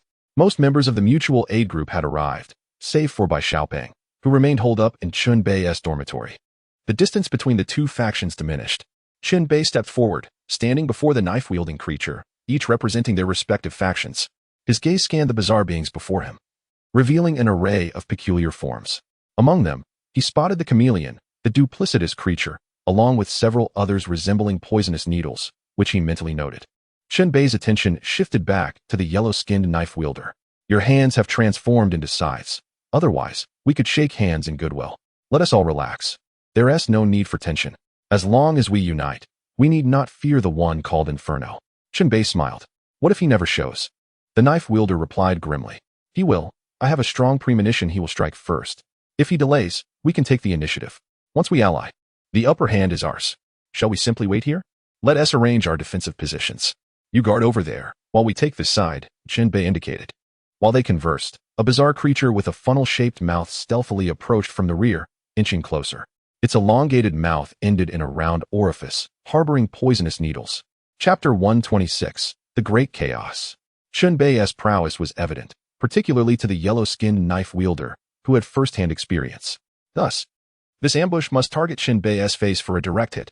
If it struck another area and was blocked by equipment, the plan would fail. The creature responsible for the attack drew nearer, feeling confident, then stopped to aim for Chen Bei's face. Fire. Bang. Before the bizarre creature could unleash its poisonous needle, gunfire erupted from the human faction. The shooter was Ruofeng, who had mingled within the crowd. Ruofeng had concealed his firearm beneath his clothing, a weapon lent to him by Chen Bei before their departure. Just moments ago, Chen Bei had discreetly ordered him to shoot, prompting Ruofeng to pull the trigger. The target was the treacherous creature. The atmosphere, already tense with suspicion and wariness, shattered with that gunshot, disrupting the fragile equilibrium. Damn it. I knew these people had ulterior motives. What nonsense about an alliance. It's clearly a ruse. The bizarre creatures erupted in fury. The human faction quickly armed themselves. How dare you fire? The yellow-skinned knife wielder exclaimed in desperation. What happened to our alliance? It was your actions that forced me to choose Plan B, Chen Bei retorted coldly. What Plan B? You'll find out soon enough. Swish. The 7 blood swords were drawn, emanating a dangerous red glow. This is Plan B. If the alliance fails, we'll engage in fierce combat. I will slay these bizarre creatures to gain experience points and level up. Once I reach level 15, the situation will change. Thus, whether this alliance succeeds or fails, we will resolve our issues. The only difference lies in our methods. 7 blood sword. Tonight I shall accompany you in madness, giving you ample opportunity to slay. Chen Bei's murderous intent radiated as he gripped the sword. The impending clash between the two factions was imminent. The yellow-skinned knife wielder, sensing the dire situation, activated his invisibility, vanishing from sight. He refrained from rushing toward Chen Bei, opting instead to bide his time and await the right moment. Swish. Chen Bei swept his sword horizontally before him, unleashing a crimson sword aura. The blade formed a crescent shape, slicing through multiple bizarre creatures, severing their bodies and limbs. The blood of humans was a dark crimson, while that of the bizarre creatures was a kaleidoscope of colors. The splattered blood resembled the drunken scribbles of an abstract artist. Ah, this is the sensation. The 7 blood sword laughed. With a sword in hand, Chen Bei joined the chaotic slaughter with a smile upon his face. Thud, thud, thud. With sword in hand, he entered the fray, like a meat grinder among the bizarre creatures. Whether slashing from a distance with the crimson sword aura or engaging in close combat, he seamlessly alternated between the two methods of attack.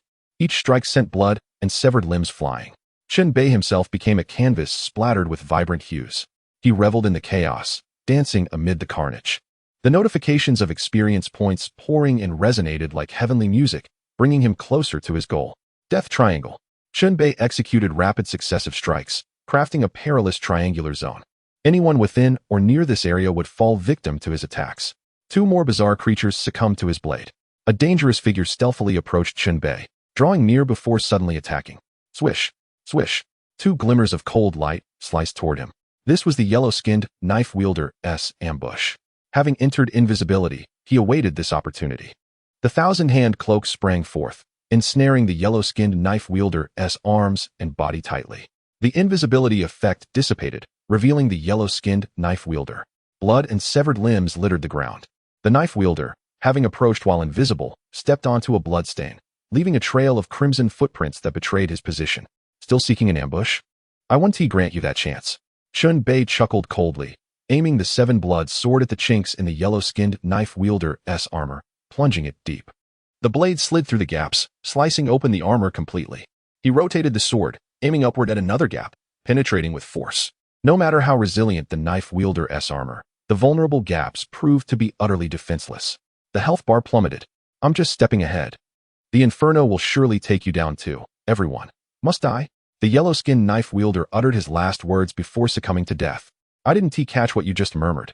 Chen Bei withdrew his sword, stepping atop the corpse of the yellow-skinned knife wielder, then leaped into the air. The thousand-hand cloak shifted into flight mode, carrying Chen Bei into the heart of the bizarre creature horde. As he descended, he drew forth the demon-repelling chainsaw, clenching the pull cord in his mouth. Roar! Roar! Chen Bei pulled the cord with his teeth, igniting the chainsaw's engine, which roared like a beast in fury. In his left hand, the seven-blood sword, and in his right, the demon-repelling chainsaw, he unleashed a dual onslaught, resembling the very embodiment of death. In that moment, he appeared more terrifying than the bizarre creatures themselves. Slaughtering bizarre creatures offers a distinct advantage over killing humans. The experience points gained are significantly higher. There must be some form of experience point multiplier at play. For each bizarre creature slain, one could earn over 100 experience points, a considerable sum. Yet, the experience bar continued to rise, still far from sufficient for leveling up. Chen Bei pressed on with his carnage, embodying a lead character in a B-grade splatter film. The management group, witnessing the excitement, devised a mischievous plan. Originally, Meihua Street was not scheduled for a blackout. To introduce more variables into this chaotic battle, the administrators covertly severed the power supply to Meihua Street. In an instant, the streetlights extinguished, plunging the entire area into darkness. These rascals know how to stir trouble. Chen Bei cursed internally. Most bizarre creatures possess superior night vision compared to humans, especially those with special sensory organs, rendering them largely unaffected by the darkness. The plight of humanity was palpable as they resorted to using flashlights for illumination, and the situation rapidly deteriorated. Several unsuspecting individuals fell victim to the grotesque creatures amidst the chaos. The night vision goggles atop Chen Bei's head proved invaluable as he lowered the lenses, restoring his sight. Before him, every object transformed into a silhouette of dark green. Whether human or monster, both appeared as mere green shapes. Striking down a grotesque creature merely meant obliterating a color block. His resolve to eliminate them grew stronger. At a distance from the fray, the flame of judgment stood elevated, observing the tumult with a cold gaze. What hideous beings humans are, he mused, witnessing their treachery and self-destruction, utterly oblivious to the sanctity of life. War had persisted since the dawn of humanity. Even in times of abundance, they continued to wage battles over scarce resources. All were guilty. All deserved to perish. The flame of judgment expressed profound disdain for humanity. He contemplated whether to descend and join the fray, but quickly dismissed the thought. There was no need to rush. He would allow this grotesque spectacle to unfold, relishing the display of human folly. In his eyes, both humans and grotesques were equally repugnant. 2 minutes passed swiftly. The 7 bloody swords reached their limit and had to be discarded. Chen Bei forcibly removed the sword, leaving it in one hand of the thousand-hand cloak, wielding it carelessly. Meanwhile, he gripped the demon-banishing chainsaw with both hands, continuing the fight. Next, it's your turn. Chen Bei charged towards a grotesque. Don't come near. The creature, terrified, turned and fled. However, it was not just this one grotesque that fled. Many others were similarly frightened. With their leader, the yellow fish swordsman, lying lifeless in the street. The grotesques had lost their command and were disbanding completely. Despite the shroud of night, a significant number chose to flee. While the unfortunate few left behind had no chance to escape, Chen Bei, wielding the chainsaw, dispatched one after another. Eventually, the saw's blade became lodged in a grotesque's bones, ceasing its operation. Out of oil, Chen Bei reluctantly released it, drawing a double-barreled shotgun and firing at the still-breathing grotesque. The bullet shattered flesh and bone, splattering blood and gore across Chen Bei's face. The grotesque, along with the chainsaw, collapsed to the ground, standing atop the corpse. He forcefully extracted the chainsaw and stowed it in his backpack. He then continued his pursuit, spotting a lone grotesque and firing at its back. The creature fell, struck down. Please don't kill me. I may be a grotesque, but I've never taken a life. The wounded creature crawled on the ground, begging for mercy. Chen Bei could not afford to entertain such pleas. He had no time to discern the truth of the creature's words. In this game of survival, absolute fairness and justice were unattainable. Apologies, but I cannot comply, he declared, advancing to stomp on its wound repeatedly, draining the last remnants of blood. Looking around, he noted that all the other grotesques had fled. Yet, behind him, more grotesques were on the prowl, attacking human players in the shadows. The screams of the injured echoed in the night. Chen Bei broke open his shotgun, reloaded, and raced back to provide support. With 2 shots, he felled 2 grotesques. Switching to the defensive mode of the thousand-hand cloak, he reloaded under its protection. In this manner, he eliminated 3 more grotesques, prompting their complete retreat. A pressing question arose. Chen Bei was still not leveled up. He needed over 500 experience points to advance. Killing a few more grotesques became an urgent task. He could not afford distractions. You all head back to the base. I will continue hunting grotesques, Chen Bei urged hastily. No, we cannot allow you to go alone. Ruofeng interjected. President, the flame of judgment may appear at any moment, and those grotesques are far too dangerous. We need your protection. That is unlikely. I can at most leave you my pistol for self-defense. The rest is up to you. Chen Bei turned to depart. President, please escort us a little further. We came here for you. A group pleaded. Chen Bei halted, casting a frosty glare at them, his voice laced with an icy edge. I require experience points to level up. If I do not hunt grotesques, shall I hunt you instead? His words fell like a cold shower, silencing the crowd, who dared not protest further. Chen Bei bolted away, disappearing from sight. Once he had vanished, the murmurs of discontent arose among the others. Humph, just because he is a higher level, he thinks he is superior. This selfish individual. Damn it, let us just disband. Disband now? Who would dare venture alone? Let us stay together for safety, they reasoned. We still have about 20 people. We should be fine without relying on 0. Complaints aside, none chose to leave. They preferred the warmth of camaraderie. They did not rush back, but opted to scavenge the area for supplies. With so many corpses littering the ground, there was profit to be had. Their safety was contingent upon their numbers. Whether here or back at base, there was little difference. Returning did not guarantee safety. Hence, no one hurried to leave. Just then, a figure strolled from the opposite side of the street, cloaked in darkness, unnoticed for the moment. As he drew closer, he suddenly accelerated, his black feathered cloak billowing behind him, each hand adorned with metal gloves. His claws were sharp as daggers. The newcomer was the flame of judgment. He lunged towards a player scavenging the ground, leaping into the air and striking with ferocious speed. His attack was swift and merciless, slicing open the player's throat. Tearing out the windpipe. With a brutal grip, he crushed the severed piece in his hand. The struck player collapsed, blood gushing from the wound, exposing the vertebrae. Within moments, the player's life was extinguished. Nearby, another player heard the commotion and shone a flashlight in the direction of the noise. Who are you? The player shouted in fear. The flame of judgment swiftly evaded the beam of light, and soon, screams echoed in the night, inciting panic among the onlookers. His speed was unparalleled, combining various lethal techniques, elevating the act of killing to an art form. He wielded 3 primary methods: his claws, the chains entwined around him, and the black flames spewing from his mouth. In mere moments, several members of the Mutual Aid Society met their gruesome end, having just scavenged from others only to become victims themselves. Ruofeng, terrified, fired 2 shots at the flame of judgment, unsure if he hit anything. He quickly messaged Chen Bei, seeking help. President, the flame of judgment has appeared. It must be him. Hurry and save us. If you don't come soon, we might be wiped out. Meanwhile, Chen Bei received the distress call, maintaining a stoic facade. Unwavering in his resolve, he was determined to reach level 15, to possess enough strength and confidence to confront the flame of judgment. Rushing to rescue them could very well endanger his own life. To him, the Mutual Aid Society was merely a means to achieve victory, not a necessity. With his radio on, he sought the whereabouts of the grotesques. This was an invisible race against time. He needed to level up swiftly. Should the flame of judgment find him first, it would spell trouble. At last, the radio emitted a jarring sound. Though unpleasant, it resonated like a symphony of salvation to Chen Bei. He pressed onward, interpreting the radio's signals to navigate his path, until he halted before the door of a player dormitory. It appeared that a peculiar creature had retreated to its lair to hide. As was his custom, Chen Bei unleashed the Thousand Hands cloak to scout for any potential dangers at the entrance. Afterward, he produced a long-handled hammer and began to strike the door with unbridled force. An enraged roar emanated from behind the door. "Do not touch my door. I am a creature of the abyss. If you dare to smash my door again, I shall emerge and end you."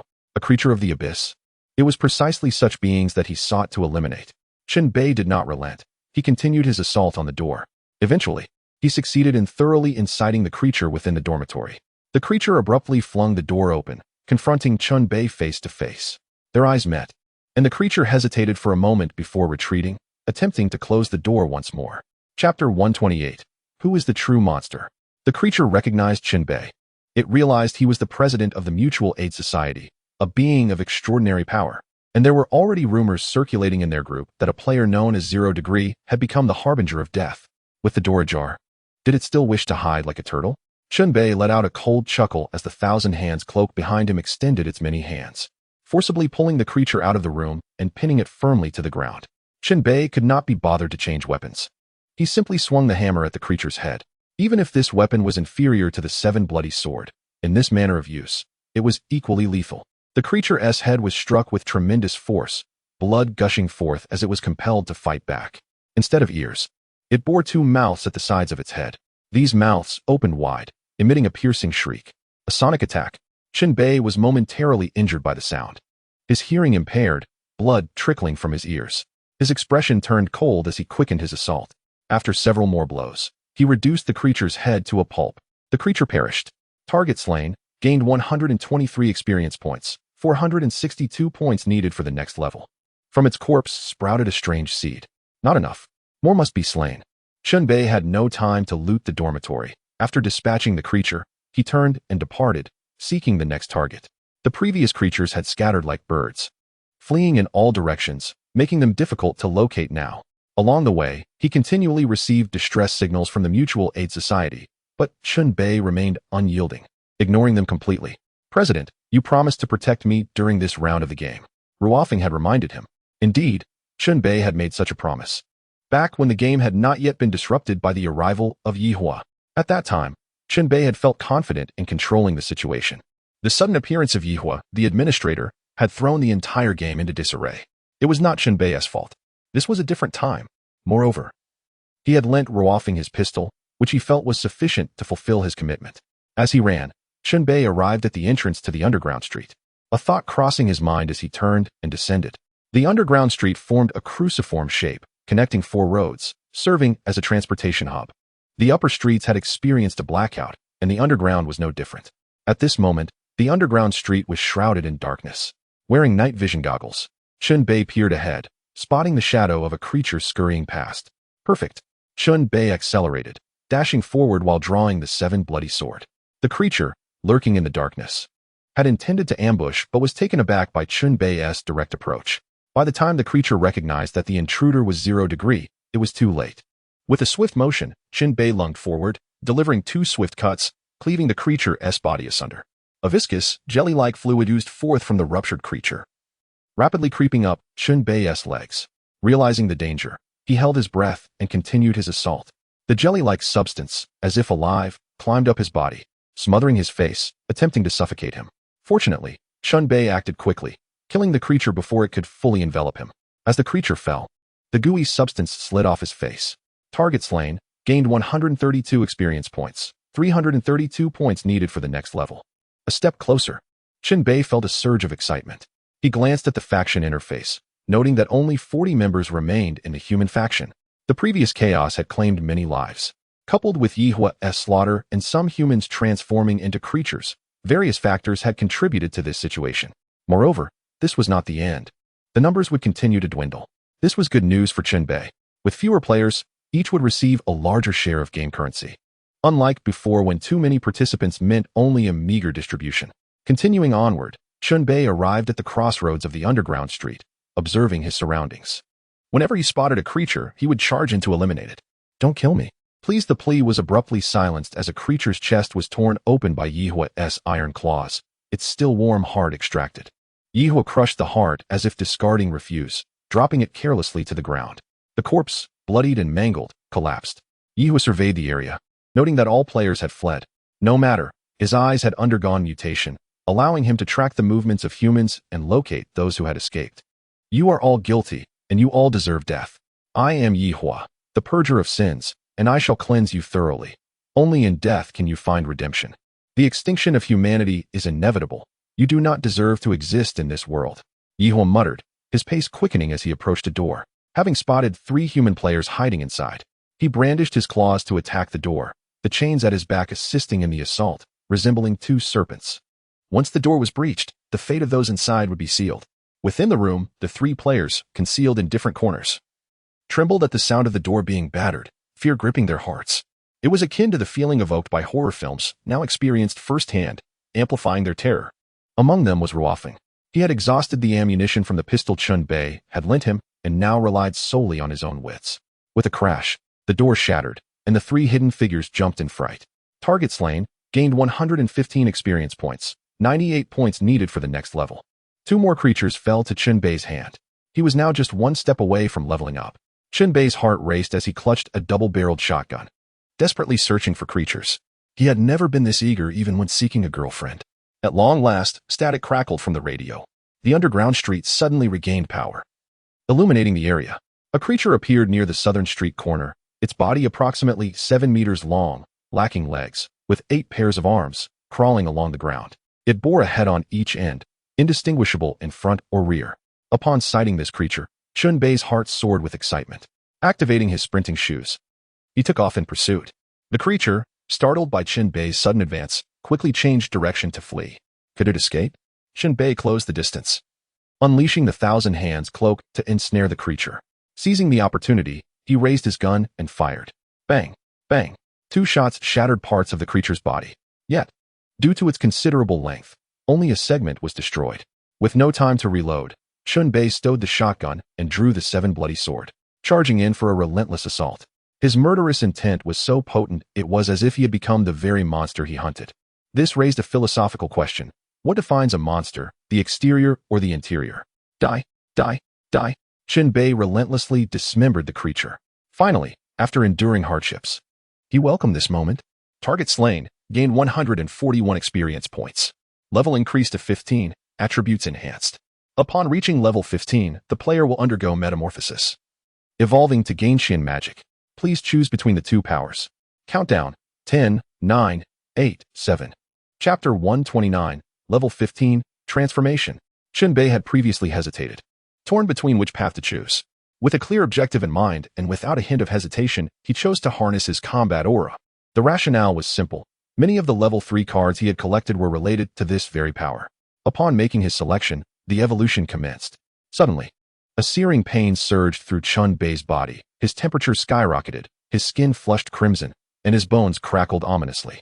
It felt as though his internal organs were in disarray, as if new entities were sprouting within him.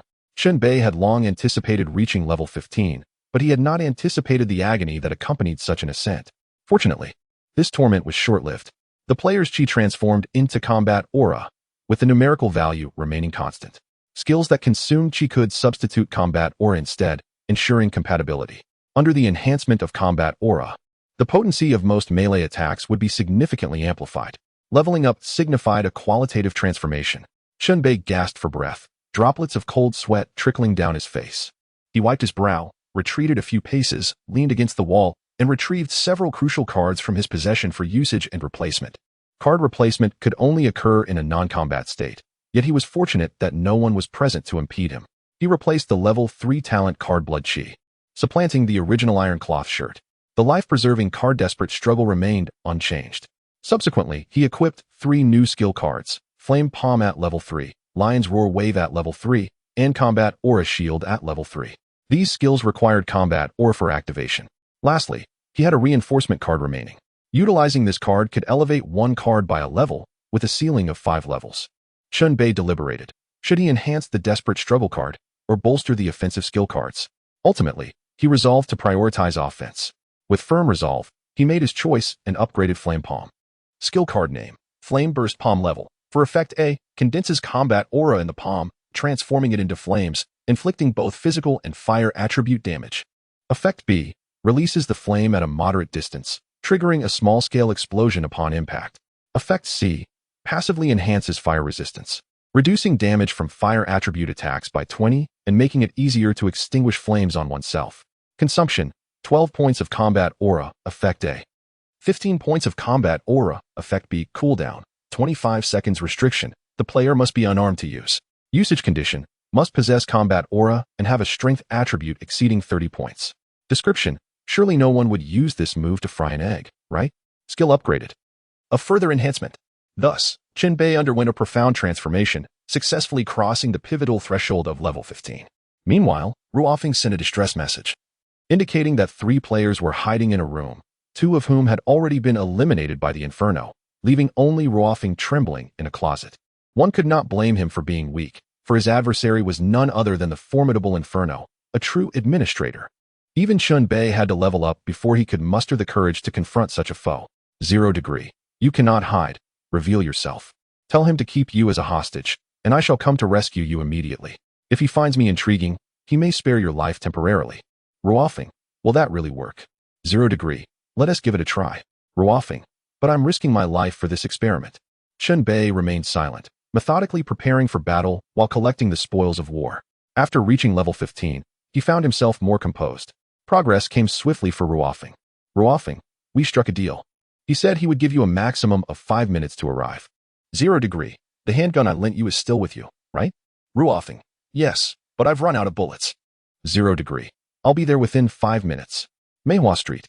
Ruofeng was bound to a lamppost, blood slowly oozing from his wounds, his life flickering like a candle in the wind. His negotiation had borne fruit. The Inferno indeed regarded 0 degree with a measure of respect and was willing to wait for a few minutes. At that moment, the Inferno leaned against another lamppost, his head slightly bowed, lost in thought. He donned a cloak made of black feathers, from which 2 chains trailed behind him, each tipped with a sharpened blade.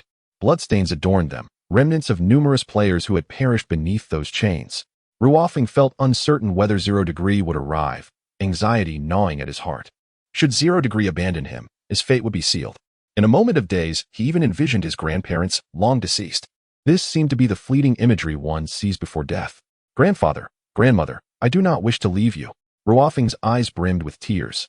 Across the street, a figure approached briskly, clad in a striped suit, equipped with night vision goggles, and draped in a bizarre cloak made of desiccated hands. With a satchel and weapons at his waist, the newcomer was none other than Chen Bei. Facing off at level 15 against another level 15, Chen Bei had discarded his earlier reservations, now radiating confidence.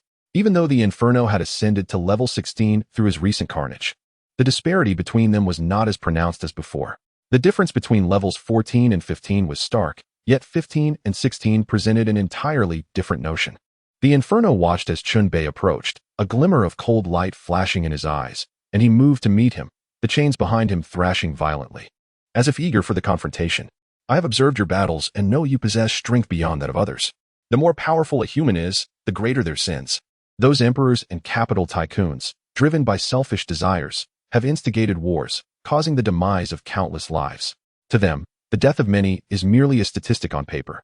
You must be secretly elated at my slaughter of so many players, for it will grant you more in-game currency upon settlement, will it not? The Inferno chattered as he advanced.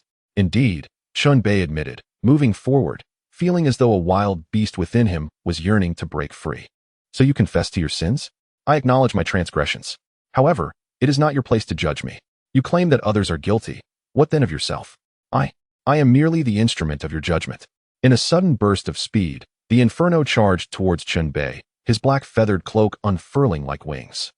Chen Bei swiftly drew the double-barreled shotgun, slung over his shoulder, aiming it at the advancing Inferno. The distance between them narrowed perilously. Without warning, the Inferno unleashed an assault, whipping his cloak, sending black feathers flying like daggers toward Chen Bei. The feathers were met with the thousand-hand cloak, while Chen Bei's dark barrel targeted the Inferno. Initiating the attack. Bang! Bang! 2 shots rang out in quick succession. The Inferno evaded 1 shot, deflecting the second with his cloak, sustaining minimal injury. The scattered pellets sent numerous black feathers spiraling through the air. The distance between the 2 combatants closed further, now mere inches apart. Die! Die! They shouted in unison. Chapter 130. The Clash of Titans, an early showdown. The stage was set for battle, tensions palpable. The administrative group was abuzz. the administrators keenly observing this confrontation as if they were mere spectators. It is rare for administrators to engage players directly in combat. In this round of the game, these two are the strongest, essentially culminating in an early decisive battle. For an administrator of such stature, losing to a player would be utterly disgraceful. What of the administrators? They have been stripped of their original powers, reduced to the same level as players. It is entirely normal for them to be slain. It has begun. With the administrators keenly watching, the duel commenced. The Inferno unleashed the two chains from his back, akin to venomous serpents, striking at Chen Bei with rapid ferocity. Two beams of cold light shot towards Chen Bei, only to be thwarted by the defensive mode of the thousand-hand cloak, where numerous hands grasped the chains, maintaining a delicate balance. Chen Bei unleashed a new skill, enveloping himself in fighting spirit. With a forceful stomp, several acupoints erupted with energy, flowing across the surface of his body. Skill activated. Defense 25. Health regenerates 5 points per second. Remaining time, 20 seconds. With this layer of protection, he was ready to engage in battle. Drawing his sword from its sheath, Chen Bei launched a series of slashes at the approaching Inferno. His opponent, like a wraith, evaded with an array of agile movements. However, the Inferno was not merely evasive. It retaliated fiercely, casting off the two chains binding it. The chains, armed with sharp blades, danced perilously through the air, striking Chen Bei repeatedly and leaving a trail of blood upon the ground. The crimson stains were a testament to the brutality of their clash. Suddenly, the Inferno opened its mouth and unleashed a torrent of black flames towards Chen Bei. Without flinching, he swung his right palm forward, channeling the fighting spirit through his arm, feeling an intense heat surge within. Flame burst palm A. His right palm blazed with fire, forming 5 fiery projections shaped like his fingertips. Courageously, he met the oncoming black flames, and upon contact, a tremendous explosion erupted, sending both combatants staggering back. Chen Bei steadied himself, pressing his foot firmly against the ground, causing it to crack beneath him. The Inferno, however, merely flicked its raven cloak to disperse the flames, seemingly unharmed. In close quarters, both displayed their prowess. The flames on Chen Bei's right hand extinguished, but he remained resolute, invigorated by newfound confidence. His adversary was not invincible. Chen Bei had long harbored grievances against the administrator, and now he finally had an outlet for his rage. Come again. He raised his sword, unleashing a crescent-shaped scarlet sword energy that swept across the street. The Inferno leaped onto a lamppost, using it as leverage to launch an aerial assault. Chains and claws poised to strike. Drawing in a deep breath, Chen Bei roared into the air, his voice resonating like a beast's growl, echoing across the wilderness, commanding the attention of all creatures. Roar. The sound waves formed a visible outline of a lion's head. This was the level 3 skill, Lion's Roar Wave. It was effortlessly unleashed, catching the enemy off guard. The sonic attack possessed penetrating power, not easily thwarted. Indeed, the Inferno was jolted by the sound waves, its momentum disrupted, causing it to plummet from the air. Chen Bei seized the opportunity, charging forward with his sword, a fusion of man and weapon, exuding an aura of lethal intent. Clang. Metal clashed as the Inferno's metallic claws caught the edge of the Seven Sins sword. One claw lunged towards Chen Bei's chest, a fierce strike aimed at his heart. The thousand-hand cloak intervened once more, ensnaring the Inferno's limbs and body, restraining it. Seizing this moment, Chen Bei unleashed a powerful strike with his sword, the Seven Sins sword carving a path through the Inferno's iron claws. The scarlet sword energy struck true.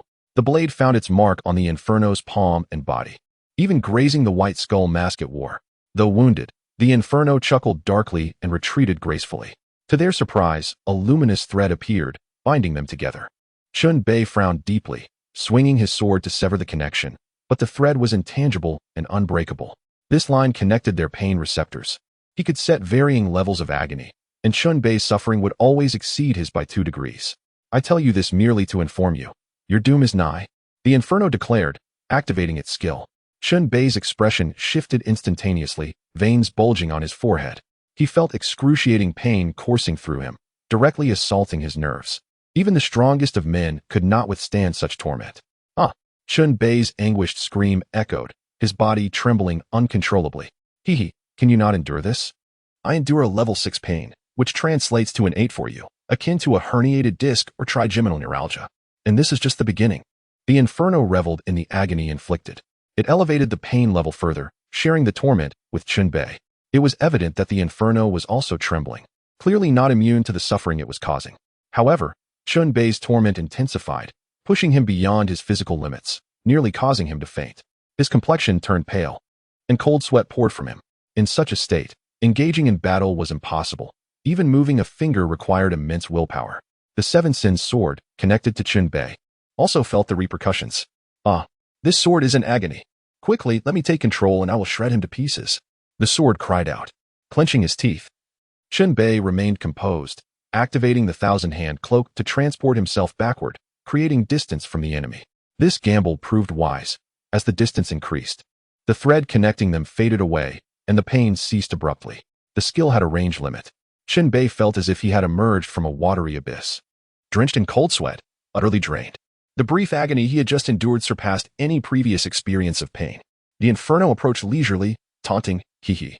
You are but a mere mortal, incapable of overcoming physical suffering. Your sins have earned you this torment. Come, let me personally deliver your judgment and execute you." With that, the Inferno accelerated towards Chen Bei. Seizing the moment, Chen Bei had switched weapons, returning to his double-barreled shotgun, loading fresh ammunition. The Inferno's incessant chatter had afforded him the opportunity to reload. He could not afford to lose. Victory was imperative. The will to survive was intertwined with the desire to triumph. Chen Bei was indeed guilty, but if he were to perish here, all his previous deeds would become meaningless. One general's success is built on a mountain of bones. He must honor the fallen beneath his feet. Chen Bei charged forward, swiftly closing the gap. The shotgun required close range to maximize its power. As they neared, the ominous thread reappeared, connecting them, and the agony surged once more. The Inferno escalated the pain to level 10, intending to inflict a torment akin to being torn asunder by 1,000 blades.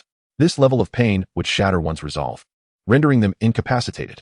Gritting his teeth, Chen Bei endured, cold sweat pouring down his forehead, blood trickling from the corner of his mouth.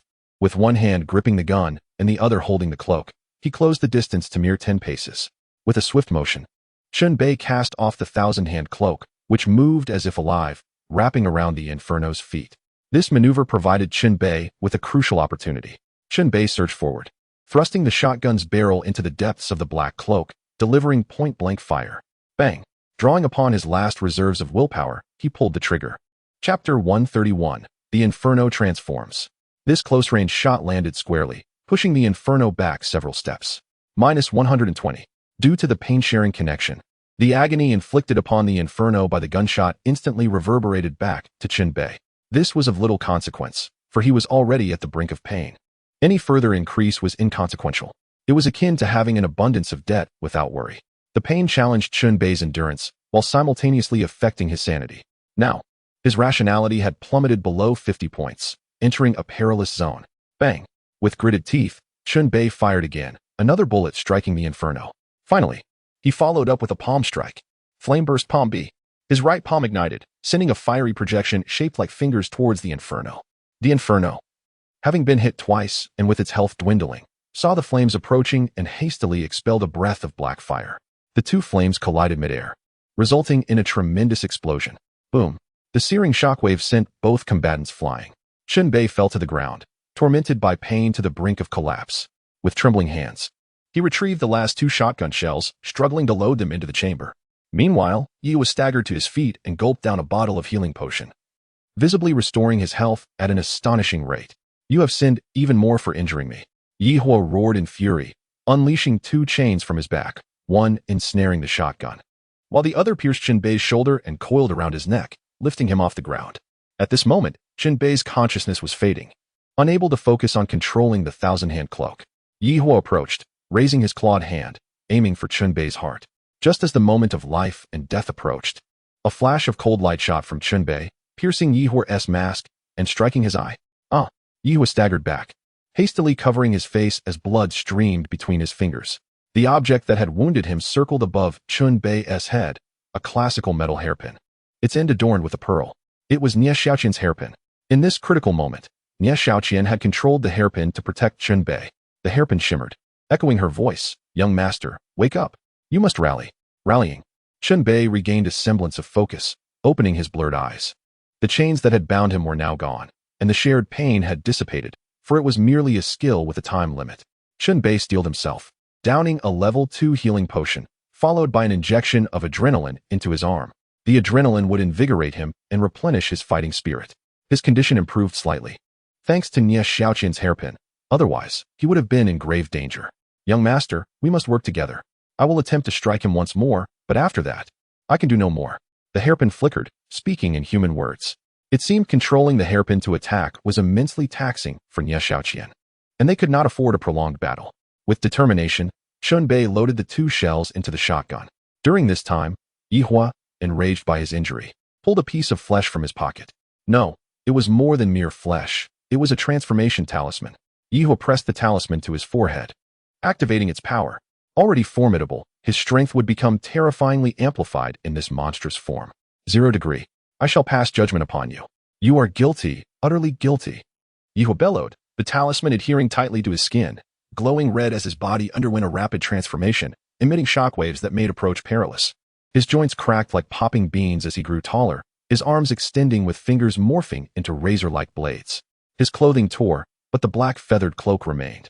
A single skeletal wing unfurled from his back, stretching over 3 meters. The mask on Yihua's face fell away, revealing a grotesque visage, exhaling scorching breaths. With a fiery exhale, Yihua ignited his head, and the skeletal wing behind him also caught flame, burning with a dark fire that billowed thick smoke. Transformation complete. The management group buzzed with excitement. Yihua has transformed into a monster. He is level 16. According to the rules, the higher the player's level, the stronger the random monster they become. He has transformed into the winged fireman, a form that suits him quite well. 0 degree is in peril now. Yihua had originally entered the game at level 15, but through a spree of killings, he had ascended to level 16. He spread his blazing wings, eyes glowing with fire, fixating on Chen Bei. This round of the game had not intended for a boss fight, yet Yihua now exuded an oppressive, boss-like aura. Young master, what should we do? The hairpin echoed Nie Xiaoqian's fearful voice. Chen Bei grasped the hairpin tightly and turned to flee. Yihua, relentless, flapped his fiery wings and pursued him, igniting the streets in his wake.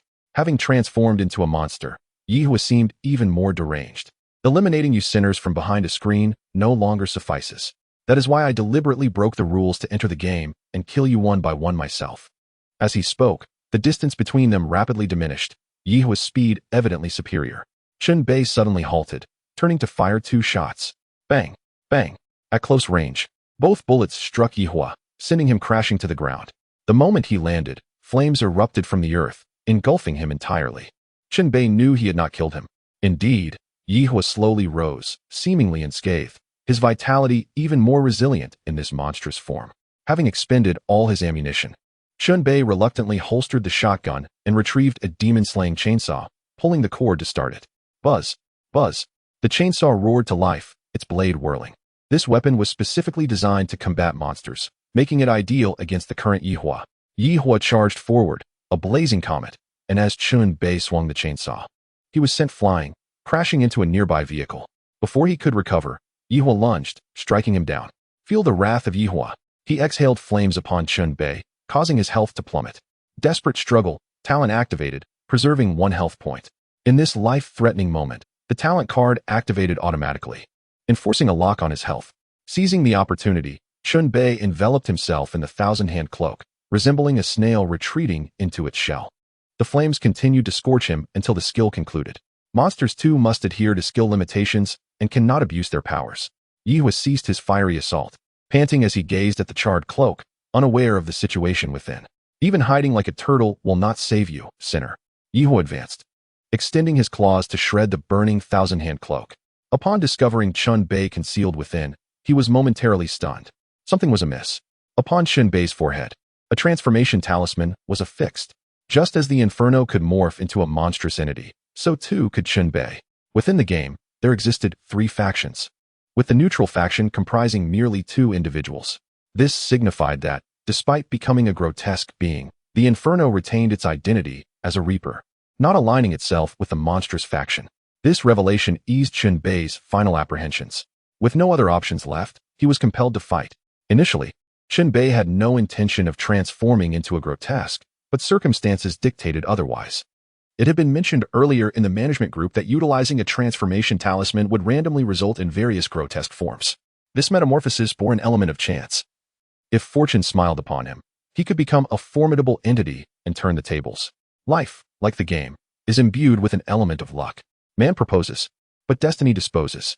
The transformation talisman activated. Chen Bei's body trembled violently, blood oozing from his ears, nose, and mouth, as a frenzied force wreaked havoc within him, forcibly altering the essence of his being. The air around him swirled violently, repelling in all directions, even causing the inferno to retreat a couple of steps. This grotesque metamorphosis transcended mere pain. Chen Bei felt his chest rupture, and upon glancing down, he confirmed this dreadful reality. His flesh parted, bones dislocated, exposing his thumping heart. With a trembling hand, he plucked his heart from his chest, holding it aloft. It continued to pulsate, warm, with severed blood vessels still attached. With a firm grip, he crushed his own heart. Each grotesque being undergoes a unique transformation process. In this instance, the shattering of his heart was a requisite step. As his heart exploded, a torrent of blood surged and swirled, initially comprising his own, soon followed by blood from countless corpses, enveloping him. This round of the game had claimed too many lives, leaving a sea of bodies in its wake. The blood forcefully departed from the corpses, rendering them lifeless husks. The lifeblood of hundreds converged upon Chen Bei. The inferno suddenly lunged forward, claws outstretched, attempting to interrupt the transformation, but the oncoming blood formed an impenetrable barrier. The swirling blood coalesced into a formidable wall. Within this sanguine vortex, a menacing aura emanated. Inside, Chen Bei was undergoing a profound transformation. A brand new visage gradually materialized. Finally, upon completion of the transformation, all the blood assimilated into Chen Bei, becoming an intrinsic part of him. Now, he bore a blood-red circlet hovering above his head, his form encased in a layer of sanguine armor, adorned with various sharp spikes, some of which pierced through his flesh. A tightly fitted helmet concealed his face, leaving only two slits aglow with an icy red light.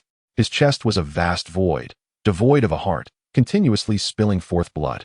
In his grasp, he wielded the blood-soaked sword, its blade enveloped in a crimson aura, entwined with barbed thorns. The thousand-hand cloak on his back was also shrouded in blood. Each palm transformed into a deep crimson, exuding an intensified malice. You can transform into a grotesque being, so can I. The cold voice of Chen Bei emerged from beneath the helmet.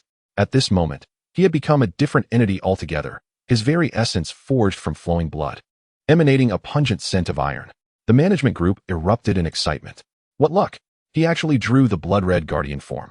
The blood-red guardian is one of the most powerful, grotesque forms in this round. Haha, this is going to be a spectacle. Who knows?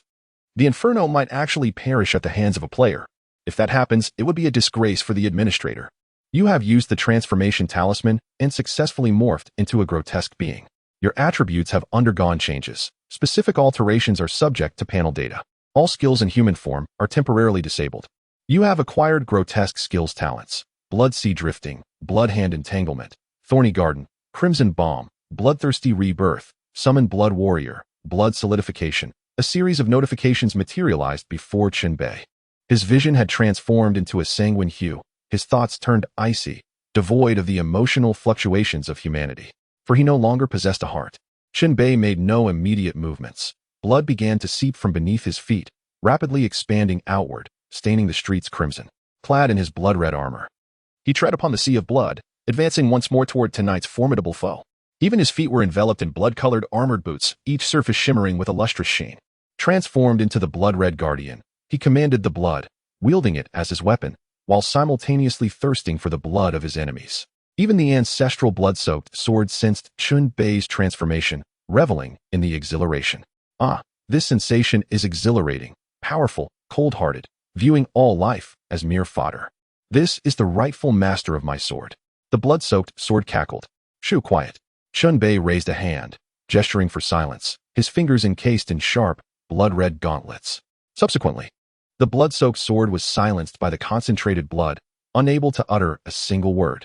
Chen Bei's eyes, glowing with a red light, turned to face the inferno. Moments ago, they had battled as humans. Now, they would contend as grotesque beings for their very lives. Chapter 133, Blood-Red Guardian. The air in Chen Bei's vicinity was thick with the stench of blood. The inferno unfurled its fiery wings, sensing an unprecedented aura of oppression. You sinners, in your human forms, are even more grotesque. It is only in becoming grotesque that your true selves are revealed. The inferno sneered. If you still possess the strength to speak, you ought to prepare your last words. Chen Bei lifted his foot, stamping down with force. Blood Sea Drifting. The blood beneath him surged forth in waves, crashing powerfully toward the inferno. The inferno leapt into the air, soaring with its fire wings, hurling small fireballs toward Chen Bei. With a swift motion, Chen Bei raised his hand, causing the blood sea to churn and rise, splashing forth to extinguish the falling fireballs. In an instant, a torrential downpour of blood mingled with red mist obscured their vision. The inferno looked downward. From within the crimson fog, thorny tendrils shot forth, ensnaring the inferno's body and dragging it downwards. These thorns, composed of coagulated blood, were lined with sharp spikes. The inferno crashed heavily into the blood sea, sending splashes of crimson flying, its body stained red with blood. Its head and fiery wings continued to blaze, impervious to the blood that sought to extinguish them. Rising from the blood sea were two blood-red figures, each wielding different weapons, their faces devoid of features. These were the blood warriors summoned through Chen Bei's skill. Positioned on either side of the inferno, the blood warriors restrained its arms. Chen Bei, standing upon the blood sea, raised the blood-soaked sword high, his thousand-hand cloak swirling with fervor. Following his transformation into a grotesque being, Chen Bei's attributes had significantly heightened. Moreover, a crucial aspect had been unlocked. His rationality attribute was now sealed. Rationality was a trait of humanity. Grotesques do not require rationality. This indicated that Chen Bei could wield the blood-soaked sword without restraint, free from the fear of being dominated by it. He was now the true master of the sword. With a swift motion, Chen Bei, akin to an executioner, aimed his sword at the inferno's head, drawing forth a streak of crimson light. The inferno would not remain passive. It ignited its flames, enveloping itself in fire, forcefully pushing the blood warriors aside. Suddenly, 10 beams of chilling light surged toward Chen Bei. The inferno's claws transformed into 10 blades, slicing through the air. Chen Bei was compelled to shift from offense to defense, positioning his sword across his body. The hands of the thousand-hand cloak shielded him, their outer layers encrusted with blood, quickly solidifying from liquid to solid. Crack, crack, crack. The inferno's claws struck against the thousand-hand cloak, causing some damage but failing to completely breach the defense. As the thousand-hand cloak retracted, Chen Bei's counterattack ensued. The blood-soaked sword danced through the air, unleashing waves of scarlet sword energy. Infused with the power of the blood-red guardian, the sword's might had significantly amplified. The crimson sword energy, infused with blood and taking on a tangible form, expanded its range of attack. As Yihua attempted to evade, arms of varying lengths, some male, some female, some old, and some young, emerged from the sea of blood beneath him, grasping tightly at his legs as if they bore a grudge against him. With a sudden thrust, Yihua was unable to dodge and was struck by a blade, blood gushing forth at an unnatural speed, actively flowing into the blood sea below, where it was consumed. Infuriated, Yihua swung his claws, shattering the grasping blood hands, then spread his fiery wings to soar once more, landing atop a rooftop. From this vantage point, he gazed down at Chen Bei, who stood amidst the blood sea, his burning eyes revealing an unprecedented wavering. A distance away, Ruo Feng, bound to a lamppost, bore witness to the unfolding battle, his heart racing in terror. How horrifying! Is this the level of high-ranking players? They exist in an entirely different dimension from ordinary players. Ruo Feng lamented, knowing that had he been in Yihua's place, he would have already become a lifeless corpse, unable to retaliate against either Yihua or Lingdu. On the rooftop, Yihua ignited himself, engulfed in flames, and launched another assault. "You are deeply sinful. You must perish," he declared, executing a powerful skill, each movement igniting fierce flames. In contrast, Chen Bei raised his Qixing sword, transitioning from defense to offense, clashing directly above the blood sea. Every motion he made stirred the surrounding blood, creating waves that painted the entire street crimson. 2 blood warriors flanked him, equally formidable in strength. This was a battle between fire and blood, a relentless clash of flames erupting and blood splattering. Ultimately, Yihua's fiery dance had to come to an end. As he finished his assault, a flaw was exposed. Blood orbs began to rise from the blood sea, hovering beside Yihua before detonating simultaneously. The explosive blood orbs unleashed tremendous power, sending Yihua crashing to the ground, gravely injured. Even the flames atop his head extinguished, revealing his grotesquely twisted flesh, as blood-red thorns coiled around his body, piercing his skin. The 2 blood warriors advanced, seizing Yihua's head, forcing him to look at the blood-soaked Chen Bei. Above Chen Bei, a blood crown floated, spinning and occasionally dripping blood. Beneath the mask, a chilling voice emerged. "You are a special player, having cut in line. What is the nature of this occurrence? What secrets do you harbor? Speak of something intriguing, and I may consider sparing you." Chen Bei began to probe for information, avoiding a direct confrontation regarding Yihua's identity as an administrator. Using the queue jumping as a starting point, Yihua chuckled coldly. My secret is beyond your imagination. You sinners cannot fathom the vast and terrifying system behind this game. Continue speaking. My interest is piqued, Chen Bei urged, the crimson light in his eyes intensifying. But I will not reveal the truth. You shall live in the dread of the unknown. A mere sinner has no right to gaze upon the divine. Divine? Chen Bei's gaze trembled. Could it be that there are gods behind this game? True deities? In the next instant, before Chen Bei could act, an external force was exerted upon Yihua. In an instant, he turned to ashes, black dust scattering. A cold prompt appeared. Player Yihua violated special rules and was forcibly erased. The current game continues unaffected. Yihua was obliterated by the game itself. No matter how powerful he was, before the rules of the game, he remained as fragile as paper. Standing upon the blood sea, Chen Bei watched the black ashes fall, still in a state of profound shock. Gods, deities. He wished to look up, but found himself unable. He envisioned colossal beings beyond comprehension, some majestic, others unfathomable, their gazes fixated upon him, a mere mortal, regarding him as trivial. The thought of looking up required immense courage. With great effort, Chen Bei managed to lift his head, staring into the inky black sky above. There was nothing but darkness. The celestial beings were merely figments of his imagination. Are you watching me? Do you find this amusing? He roared, a heart-wrenching cry echoing in the void. He yearned to become the strongest, to stand atop the pinnacle, for only then could he wield a sword against those shadowy puppeteers. There was no other choice. This was his soul path. After venting his emotions, Chen Bei confronted reality. At the location where Yihua had perished, numerous loot items floated, represented by icons. Chen Bei collected himself. He would not dwell on distant matters. He summoned the blood sea beneath him, drawing a torrent of blood back into his body. Moving forward, he gathered all that Yihua had dropped, including 3 game coins, a level 4 skill card for Pain Link, a level 3 skill card for Judgment Black Flame, a Bone Pursuit lock, a black feather cloak, and a heart extraction claw, along with various potions and miscellaneous items. There were no special items belonging to an administrator among them. Yihua had merely uttered a few forbidden words before being annihilated by the game, let alone leaving behind prohibited items. All that lay before him was the normal loot expected within the game. Chen Bei collected everything, reaping substantial rewards. He understood that after this battle, no opponents remained in the current game. With the remaining time, he could eliminate all other players. No one could stop him now. Stepping through the bloodied footprints, he approached Ruo Feng, raising the Qixing sword. President, boss, what do you intend to do with me?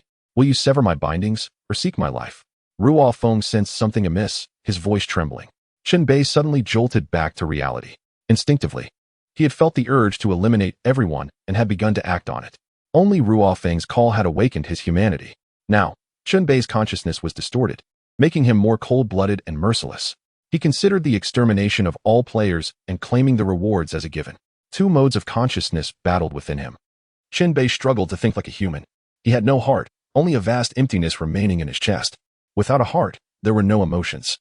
Only logic to guide his judgments. Ruo Feng was aligned with him. He could not kill him. Forcing himself to think this way, he swung the sword to sever Ruo Feng's bindings. Ruo Feng fell to the ground, shaken. President, your transformation into a monster is truly frightening. You reek of blood, making it unbearable.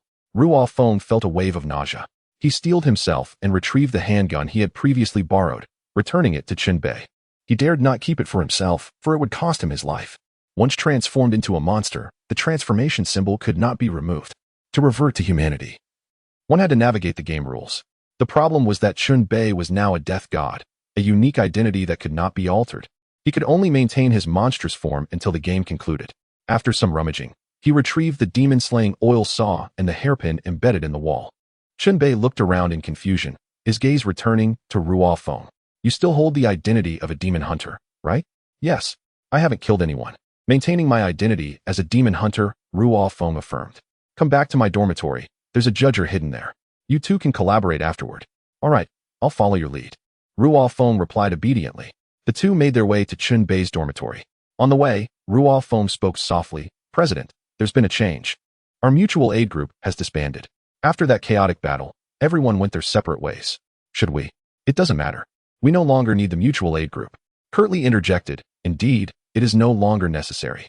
The Mutual Aid Society is merely an instrument for achieving triumph. Upon the game's culmination, It shall be disbanded forthwith. What purpose would a mutual aid society serve then? Escorted his companions back to their quarters, designating Ruofing as a visitor and accommodating him within the confines of the dormitory. Ruofing and Bai Xiaoping, the gregarious social butterfly, exchanged introductions and established a rapport. Before long, they had become fast friends.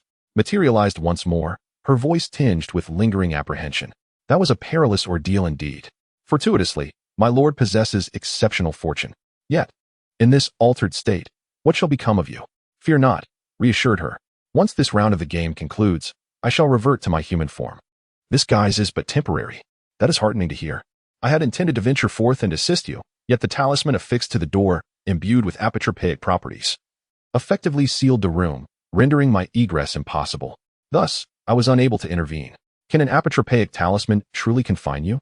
Such talismans serve to ward off malevolent entities, and as such, they can impede my passage as well. This presents a conundrum. I shall endeavor to devise a solution, ensuring your unfettered ingress and egress.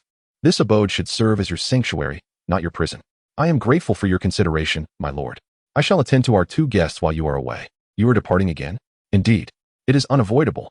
Ventured forth once more, embarking on a relentless quest to seek out and eliminate grotesque entities, thereby diminishing the player population.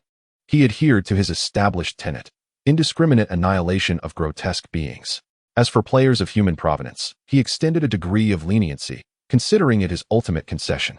He was acutely aware that should he steel his resolve and extinguish all players, he would be able to exclusively claim the 150 game coins allocated to the human faction. 150 coins. A veritable fortune within the game, possessing formidable purchasing power. With such wealth, he could substantially augment his capabilities, paving the way for future games. The notion of exterminating all players lingered in his thoughts, proving to be a persistent torment. He exerted considerable restraint to avoid such an extreme course of action. As the game neared its conclusion, a review of the factional standings revealed the following: Human faction, 15 grotesque faction, 13 neutral faction, 2 of the initial cohort of 200 players, a mere handful remained. Despite its protracted campaign of extermination, he had been unable to eliminate all grotesque entities. This was attributable to their propensity for dispersal and concealment, inevitably resulting in survivors. As for the human faction, the preceding melee between humans and grotesque beings had resulted in significant casualties, culminating in the current state of affairs. This particular game, spanning a mere 24 hours, seemed to stretch into an eternity. The game is transitioning to the next phase. All players will be forcibly transported to the endgame zone for the final reckoning. Victory will be determined based on the remaining number of players in each faction, with the victors sharing the spoils. A beam of light enveloped. In the ensuing instant, he was instantaneously transported to the so-called endgame zone, a vast plaza. The distant vista bore a striking resemblance to something familiar. Realized that the endgame zone was, in essence, the central precinct of the annular thoroughfare. The 4 streets converged, leaving the central portion vacant. One by one, players materialized, some in human guise, others in grotesque form. Tensions ran high as the factions eyed each other warily. Nearby, Bai Xiaoping could be heard gesticulating wildly, exclaiming, "Ha! I have assumed the mantle of judge.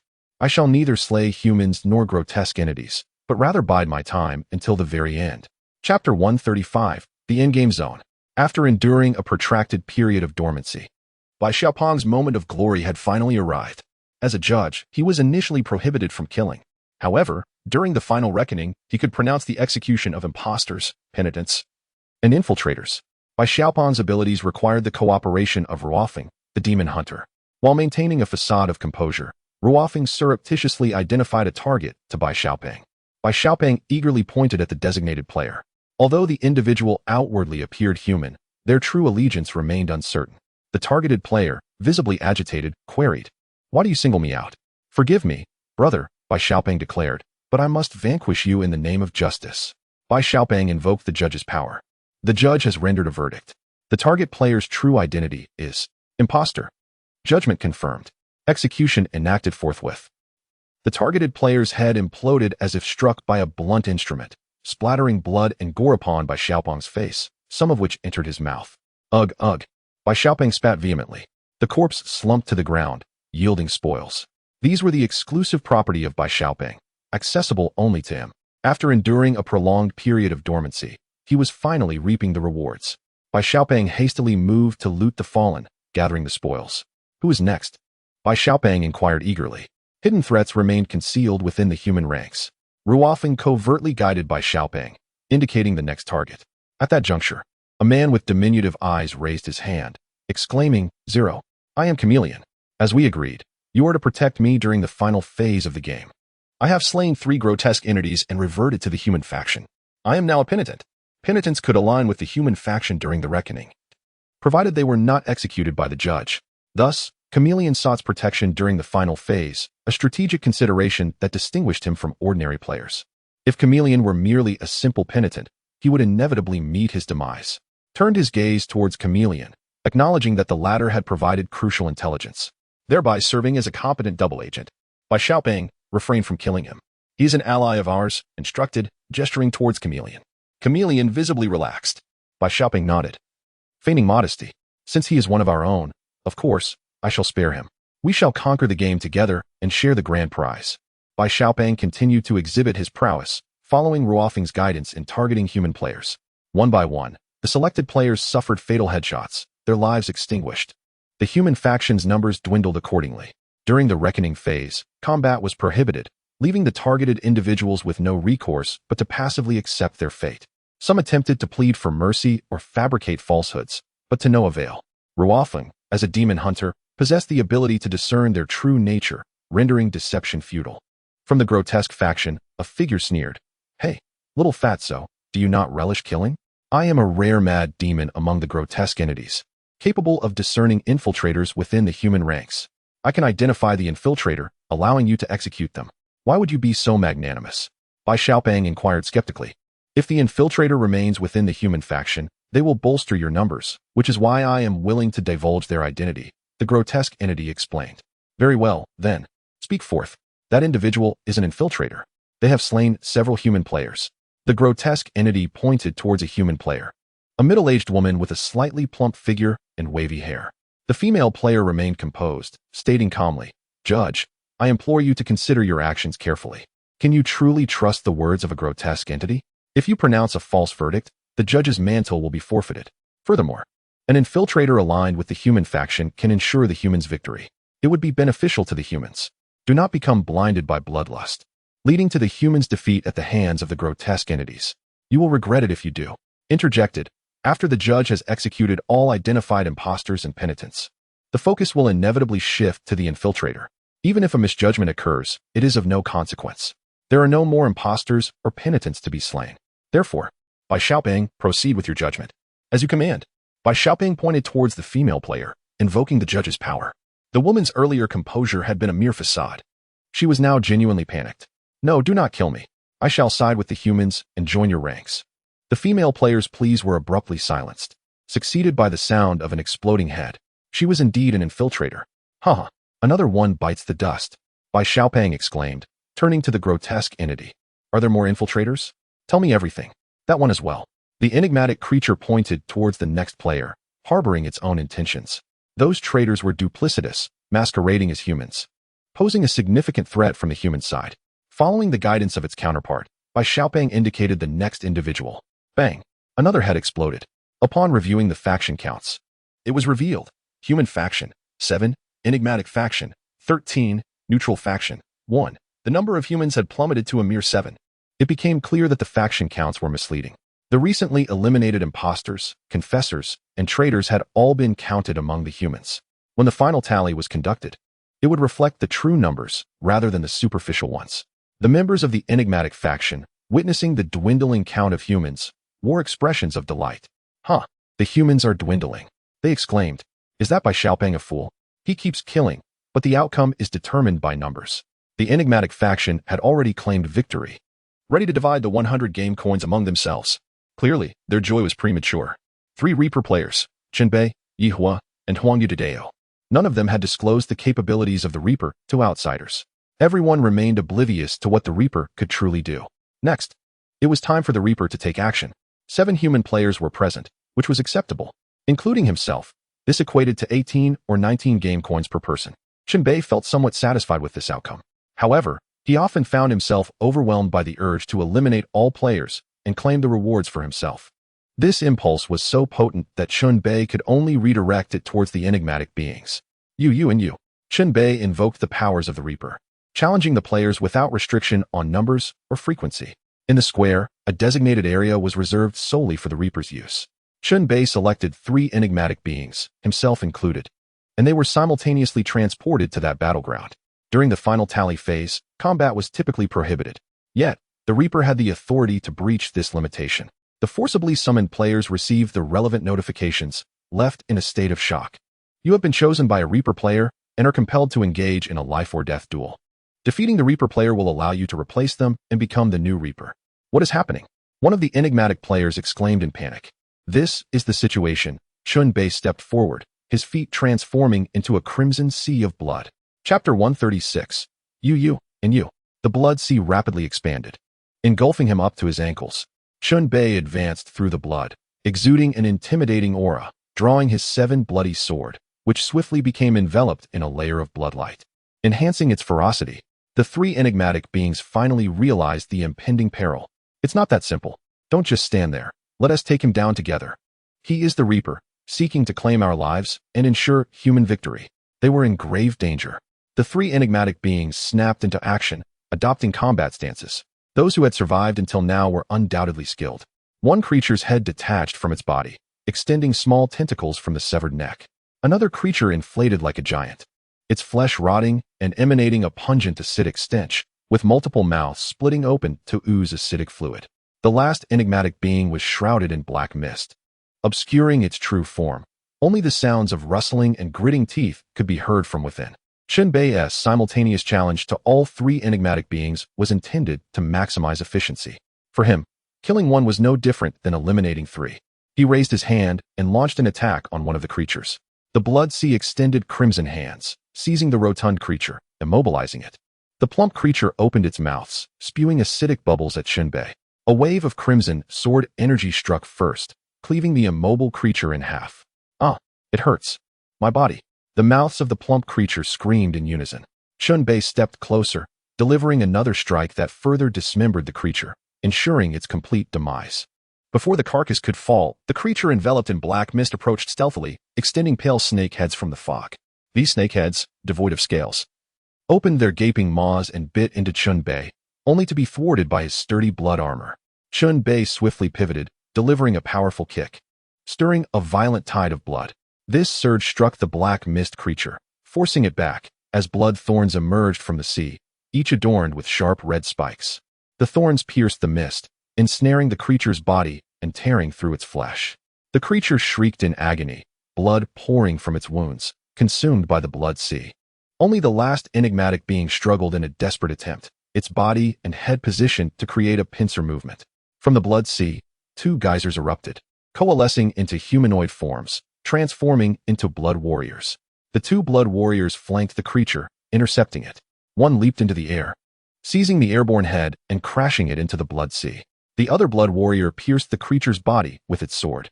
Chen Bei joined in, striking down the enigmatic beings one by one, securing an effortless victory. The 3 fallen enigmatic beings posed no substantial threat to Chen Bei.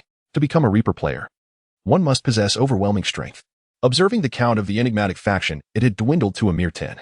Chen Bei pointed at the remaining enigmatic beings, selecting another trio. You, and you.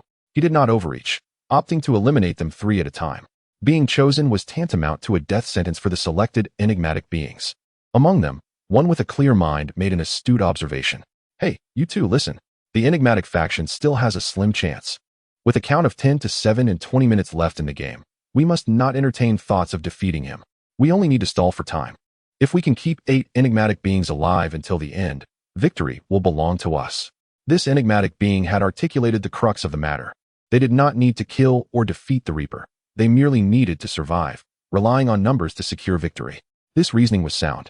The issue was that Chen Bei would not grant them that opportunity. Once the battle commenced, Chen Bei unleashed a ferocious assault, employing a barrage of formidable skills. The 3 enigmatic beings scurried across the battlefield, but the entire area was engulfed by the blood sea. Where could they escape? Minutes later, the battlefield of the Reaper was left with only Chen Bei. The count of enigmatic beings had dwindled to 7. Chen Bei then utilized his Reaper privileges to align himself with the human faction. The tally now read: human faction, 8, enigmatic faction, 7, neutral faction, 0. The victory was secured. The enigmatic faction had lost. To ensure absolute certainty, Chen Bei did not cease his onslaught, but continued to wield his Reaper abilities. You, and you. He selected 3 more enigmatic beings to enter. With remaining time to spare, the final half-hour tested the Reaper's capacity for slaughter. Killing more would enhance his odds. The fate of the chosen enigmatic beings was sealed. Their bodies lay in the blood sea. The enigmatic faction was reduced to a mere 4. These 4 beings were utterly despondent. One of them, in despair, pleaded, "Spare us. The human faction has already secured victory. There is no need to annihilate us completely. Just let us live for a few more minutes until the game rules eradicate us, all right?" "No," Chen Bei coldly rejected. Providing his reasoning, killing you will yield experience points and your remains. The justification was compelling. Thus, Chen Bei's slaughter continued, systematically eliminating the remaining 4 enigmatic beings without leaving a single one behind. The enigmatic faction was obliterated. With only 5 minutes remaining until the game concluded, there might still be something that could be done. Standing atop a sea of blood, Chen Bei cast a cold gaze at the remaining human players. Among them were Ruofeng, Bai Xiaopeng, Jin Gang, and Chameleon.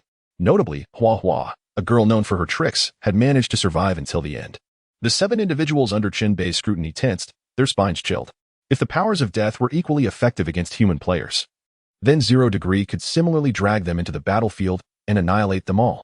Each death would mean 1 less competitor to share the prize pool, thereby increasing his own gains. Especially after eliminating everyone, the rewards would be maximized, allowing him to monopolize 150 game coins. Such a temptation was akin to the forbidden fruit of Eden.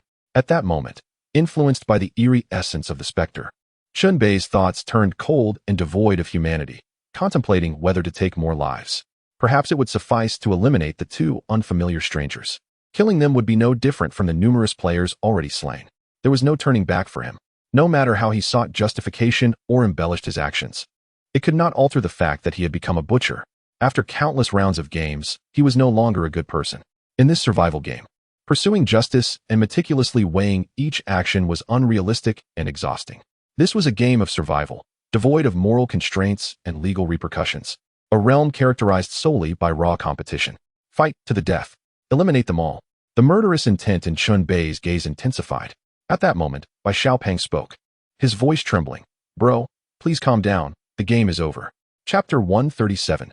Fantasies over? Chen Bei collected himself, pondering for a moment, suppressing the urge to kill. Out of 200 players, only 8 remained. The casualties were indeed severe. He decided to let it go, restraining the impulse to slay. He barely held on to the last vestiges of his rationality. Stepping away from the battlefield, he returned to the human camp, where everyone breathed a sigh of relief. Chen Bei had previously promised that as long as Bai Xiaopeng could survive until the end and successfully become the judge, he would offer him some rewards. Remembering this, Chen Bei opened his satchel and retrieved 2 pieces of discarded equipment, handing them to Bai Xiaopeng. Bai Xiaopeng accepted them gratefully. "Bro, I really hope to team up with you in the next game. You're like a golden leg. Just sticking with you guarantees victory." He laughed. "It all depends on your luck," Chen Bei replied. "I've always had pretty good luck, but relying solely on luck won't suffice." After that, Chen Bei fell mostly silent. Time was running short. Hua Hua, known for her troublemaking, pulled out a cigarette, lighting it with trembling hands. As she exhaled smoke rings, she murmured, "This damned game." Eventually, the remaining 8 players were engulfed by a blinding light. It was finally over. Game settlement. Human camp victorious. As a member of the victors, you receive a reward of 19 game coins. Your body has returned to its original state, and all related after effects have been eliminated. All transformation tokens have been forcibly reclaimed. Based on your outstanding performance in this round, you receive a special reward, 1 Foot Whispers of Death badge. Welcome back to Dormitory Building Number 9. Your room number remains unchanged, 606. You have entered the dormitory group chat. Time remaining until the next game begins, 47 hours, 59 minutes, and 56 seconds. Chen Bei opened his eyes, lying on his bed in the dormitory. The air thick with the stench of blood, a decidedly unpleasant odor. He had 2 days of vacation time, which was good news, allowing him to relax his frayed nerves. Lying on the bed, he extended his hand, reflecting on the previous game, which felt akin to a nightmarish ordeal. Numerous images flashed in his mind. After transforming into the specter, he was enveloped in a layer of blood armor, exuding an aura of menace. The memories overlapped with the sight of his own palm, evoking a sense of detachment, as if he were another version of himself, a colder, more ruthless iteration. In this round, he had taken too many lives. He felt like a true monster. In the end, it was all for these coins. Chen Bei sat up and opened a temporary rewards repository, retrieving 19 gleaming game coins. For these coins, 200 players had turned on each other, resorting to every means imaginable, leading to countless deaths. A sardonic smile crept across his face as he lowered his head, sinking into shadows. He yearned for silence, yet his mind spiraled into chaotic thoughts. Recalling his past stagnant life, the frigid corpses in the morgue, those despicable administrators, and the fiery confrontation from the last game. The adversary was an administrator, yet had been relegated to the game. Administrators participating in the game. Buzz. Chen Bei jolted, his gaze widening as a chilling possibility dawned upon him. In every game, he was pulled into the management group, gaining an extra advantage. The question was, why him? What justified his ability? Every matter has its beginning and end. His inclusion in the management group must have a causal relationship. One plausible and bold hypothesis was that he himself was an administrator. Hence, he possessed the authority to enter the management group, similar to his encounter with the fiery adversary. For some reason, he had been stripped of his administrator status and cast into the game, starting anew as an ordinary player. The difference was that he had no recollection of his former identity as an administrator, not a trace of memory remained. Given the formidable powers of this survival game, erasing his memory should not be difficult. Perhaps his relevant memories had been wiped, which explained the void. But wait, what about the memories of his previous life? From childhood to adulthood, those memories of school and work did not seem fabricated. Chen Bei grappled with this dilemma, yet another explanation emerged. It was possible that those memories belonged to his life before becoming an administrator, while the memories post-administratorship had been abruptly severed. It made sense. Chen Bei had long harbored resentment towards the administrators. If he himself were an administrator, it would be the height of irony, a veritable joke within the game. It had been hinted in the group that the fiery adversary, as punishment, must complete 7 rounds of games to reclaim his administrator status. If Chen Bei's hypothesis were correct, then after completing a round of games, he too might transform, recover his memories, and revert to being an administrator. Chen Bei felt on the brink of madness. "Young master?" A woman's voice called out. A flicker of ghostly fire emerged from beneath the bed, morphing into the figure of a beautiful maiden in ancient garb, as enchanting as a fairy from a painting. Xiaoqian approached, noticing Chen Bei's unusual demeanor. Concern etched on her face. Chen Bei remained silent for several seconds before finally murmuring, "I'm fine, just a game has concluded. And I've experienced too much and thought too deeply. Young master, to be honest, during my entrapment by the tree demon, I had no choice but to become an accomplice, committing many heinous acts. My heart has been tormented ever since. It was only upon your arrival that I glimpsed a sliver of hope, finally seeing the light. Over the years, Xiaoqian had endured, and the young master would undoubtedly fare even better.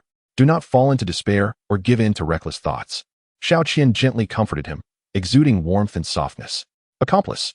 The term escaped Chen Bei's lips. "What do you mean, young master?" "It's a legal term for someone forced to commit a crime under duress, becoming complicit. In court, in the magistrate's court, such a person is termed an accomplice. The sentencing for accomplices is lighter, yet they remain guilty," Chen Bei explained. Xiaoqian seemed to grasp the concept. "Thank you for talking to me. I feel somewhat better now. Overthinking is futile. I should take a shower and relax." Chen Bei stood, took clean clothes, and walked into the bathroom.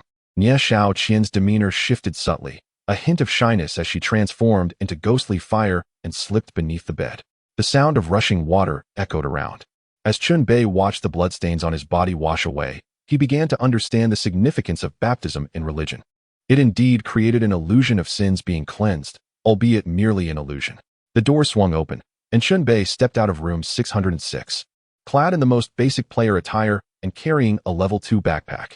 Confined within the 4 walls had only led to futile musings, prompting him to venture outside. His first stop was the laundry room, where he cleaned some soiled equipment, even washing the 7 bloody sword, which protested vocally.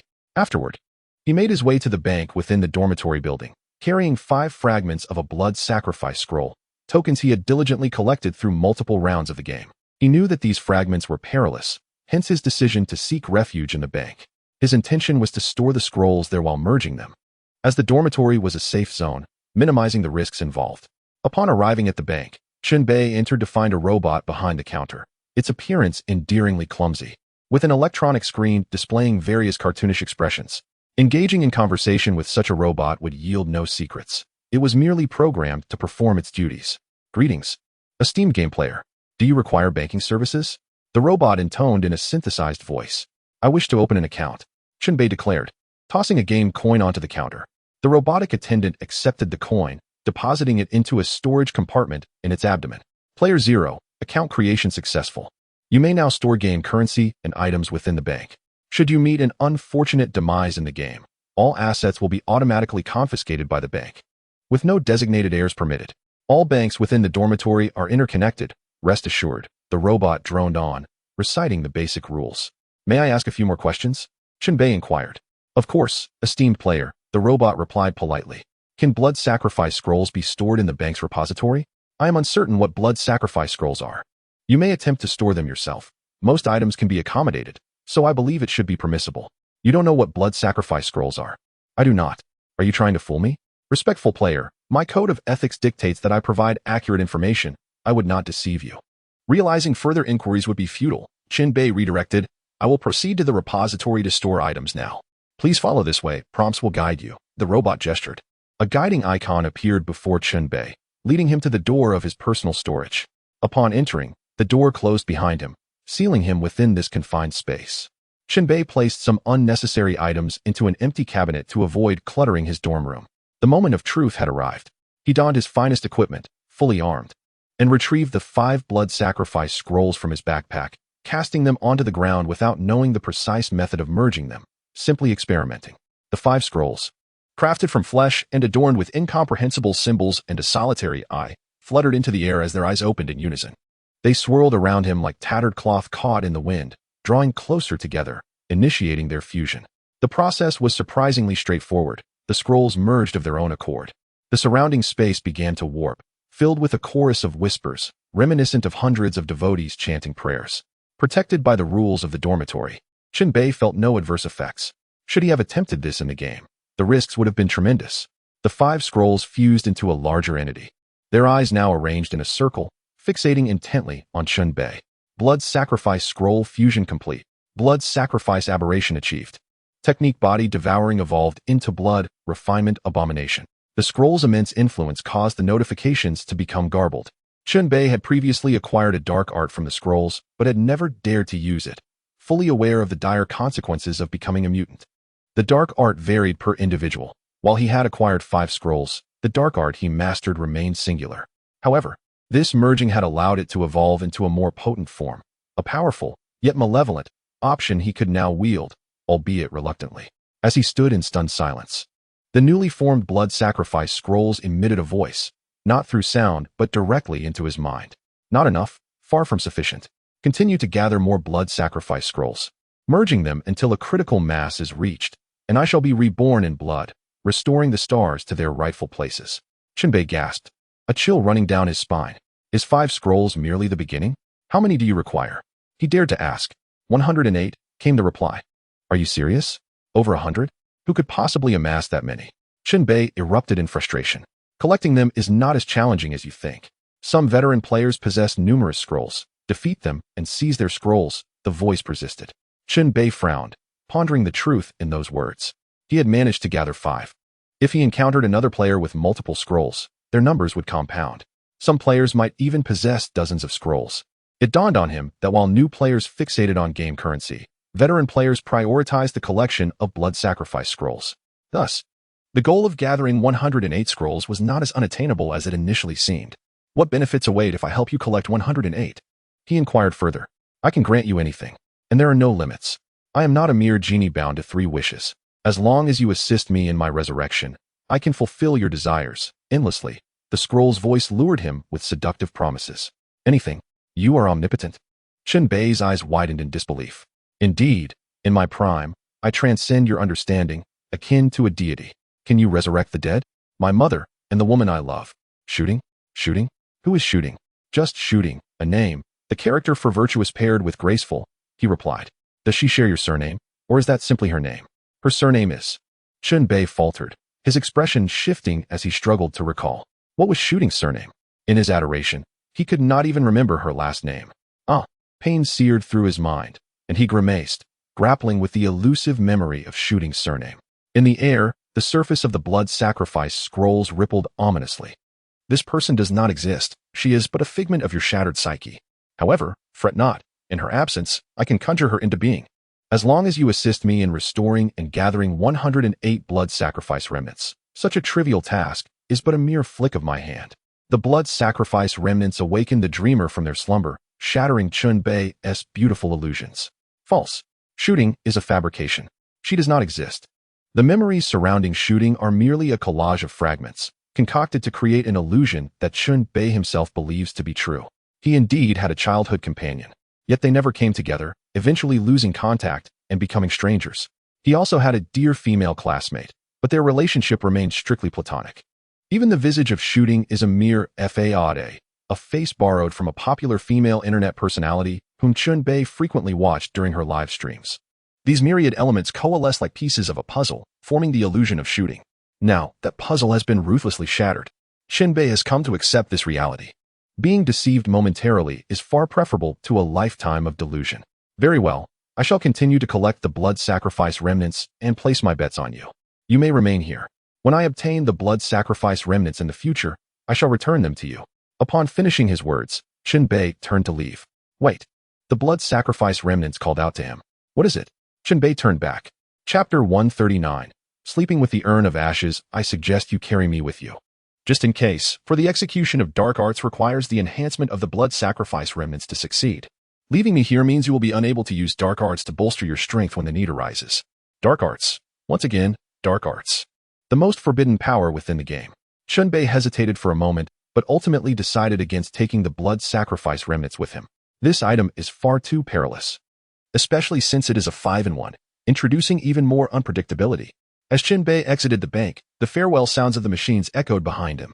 He remained enveloped in the disappointment of his shattered fantasies, his steps somewhat disordered. As he walked, a sudden flash of insight struck him, and his pupils constricted. If the blood sacrifice remnants can delve into my innermost thoughts and discern that shooting does not exist, could it also be aware of my ability to enter the management group? Chen Bei's mind raced with chilling thoughts, sending shivers down his spine. This matter is far more severe than fabricating a non-existent woman. He stood in place, wrestling with his thoughts for a considerable time. Finally, with a resigned smile, he set the issue aside. There is no use in overthinking it. I shall continue on my own path. If the blood sacrifice remnants choose to expose this fact, I will address it then. If no one exposes it, I shall continue to enjoy this advantage. With newfound resolve, Chen Bei began to formulate new plans. Each holiday requires preparation for the next round of the game, and this occasion is no exception. He intended to first purchase a game hint and then make further preparations. As he traversed the corridor, he heard peculiar cries and laughter from the hall. The sounds rose and fell in waves, reminiscent of those found in certain adult films from distant shores. Being adults, the implication was instantly understood. Is it a silver party without me? Chen Bei mused as he crossed the corridor and entered the hall. There, he witnessed a man and woman engaged in intimate activities, both utterly bare. A throng of players surrounded them, some utilizing the game's built-in recording features to capture the moment for posterity. The man was vigorous in his actions, while the woman's cries were equally fervent. Interpersonal harm is prohibited within the dormitory, so it was evidently a mutual affair. Such occurrences were hardly surprising. The players before him were all living on borrowed time. Half could perish in a single round of the game. What was there to be concerned about? It was merely a celebration before the end. Chen Bei watched for a while, then lost interest and moved on. He arrived at the marketplace hall, casually approached a vending machine, and perused the privilege list, purchasing a game hint. This hint falls under the category of privileges, which come in various forms. For instance, the previous return to familiar ground was also a privilege. Purchased game hint 1, content will be automatically dispensed.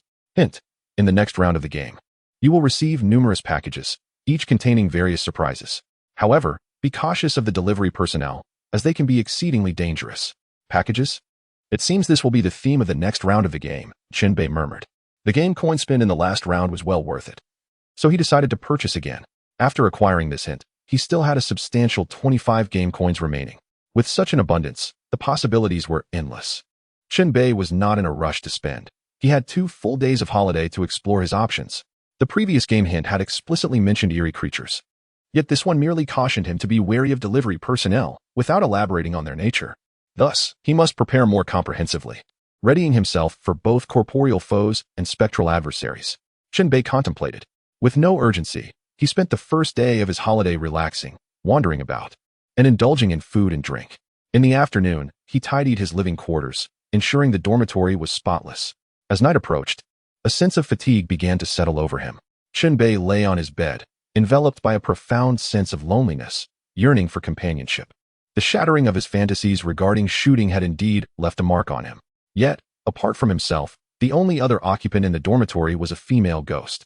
Thus, Chen Bei undertook an extraordinary act. He retrieved Nie Xiaoqian's urn from beneath the bed and inquired, "May I sleep with your urn?" A voice emerged from within the urn, belonging to Nie Xiaoqian. "I wish to hold it while I sleep. Is that permissible?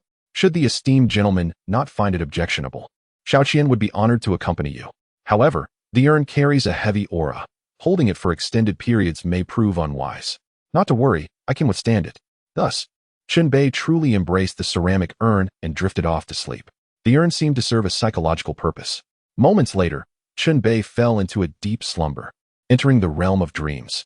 Once he was sound asleep, a faint ghostly figure floated from the urn, adorned in garments as white as snow, her beauty unparalleled. A visage that could etch itself into one's memory for a lifetime. Nie Xiaoqian possessed no weight, drifting gently beside Chen Bei, gazing at his profile for a brief moment before lying down beside him. Her long, dark hair cascaded like silk over the sheets. The distance between the living and the spirit was scarcely a few centimeters, appearing close yet separated by the realms of existence, together forming a serene and exquisite tableau. On the second day of the holiday, Chen Bei could no longer afford to relax and began to busily prepare. In the marketplace hall, he purchased a multitude of items. Purchasing ammunition boxes 4. Purchasing medical kits 2. Purchasing chi refinement pills 2. Purchasing painkillers 2. Purchasing frenzy elixirs 1. Purchasing combat skills LV2. Purchasing gunfighting LV1. Purchasing level 15 weapon, Ghost Blade. Purchasing level 15 equipment, Shadow Shoes. Purchasing level 15 equipment, Soul Shard Nails. Purchasing Spirit Communicating Mirror 1. Purchasing Heart-Shaped Amulet 1. Purchasing Cleaning Robot 1. Purchasing Humidifier 1. Purchasing Scare Bell 1. Purchasing Guardian Deity Painting 1. With Chen Bei having reached level 15, the items available in the marketplace had become more advanced, introducing many new gadgets. His extensive shopping spree covered all bases. Some items enhanced personal strength, while others fortified the dormitory. Some were aimed at corporeal foes, and others at spiritual adversaries. In total, he spent 22 game coins, most costing 1 coin each, with the more expensive items at 2 or 3 coins. By the end, he had only 3 game coins remaining. Chen Bei made a trip to the bank, depositing 2 coins and keeping 1 for himself as a reserve. This had become his habit. He returned to the dormitory with his purchases, continuing his busy preparations. First, he upgraded the dormitory and the door. Both the inner and outer doors were elevated to level 7. In the previous round, Chen Bei had scavenged through the streets, acquiring plentiful resources from many players' dormitories. Thus, resources were allocated to elevate the second door as well, subsequently raising the dormitory to level 7. The area of the level 7 dormitory expanded to 68 square meters. Although it remained modest in size, it was more than sufficient for a single occupant. The level 7 dormitory featured a water tank, ventilation openings, and a concealed chamber, each serving distinct purposes. The water tank could store fresh water, serving as a backup in the event of contamination of the main water supply. The ventilation openings could be manually opened or locked shut. The concealed chamber was small, designed for hiding individuals or objects, and was discreetly arranged behind a cupboard. The newly acquired humidifier and robotic vacuum cleaner were also placed within the room. These 2 electronic devices were not as innocuous as they appeared. The humidifier could generate a dense mist, enveloping the entire dormitory to hinder adversaries, while the robotic vacuum, circular in shape, concealed a ring of sharp blades that spun rapidly upon activation, specifically designed to incapacitate enemies.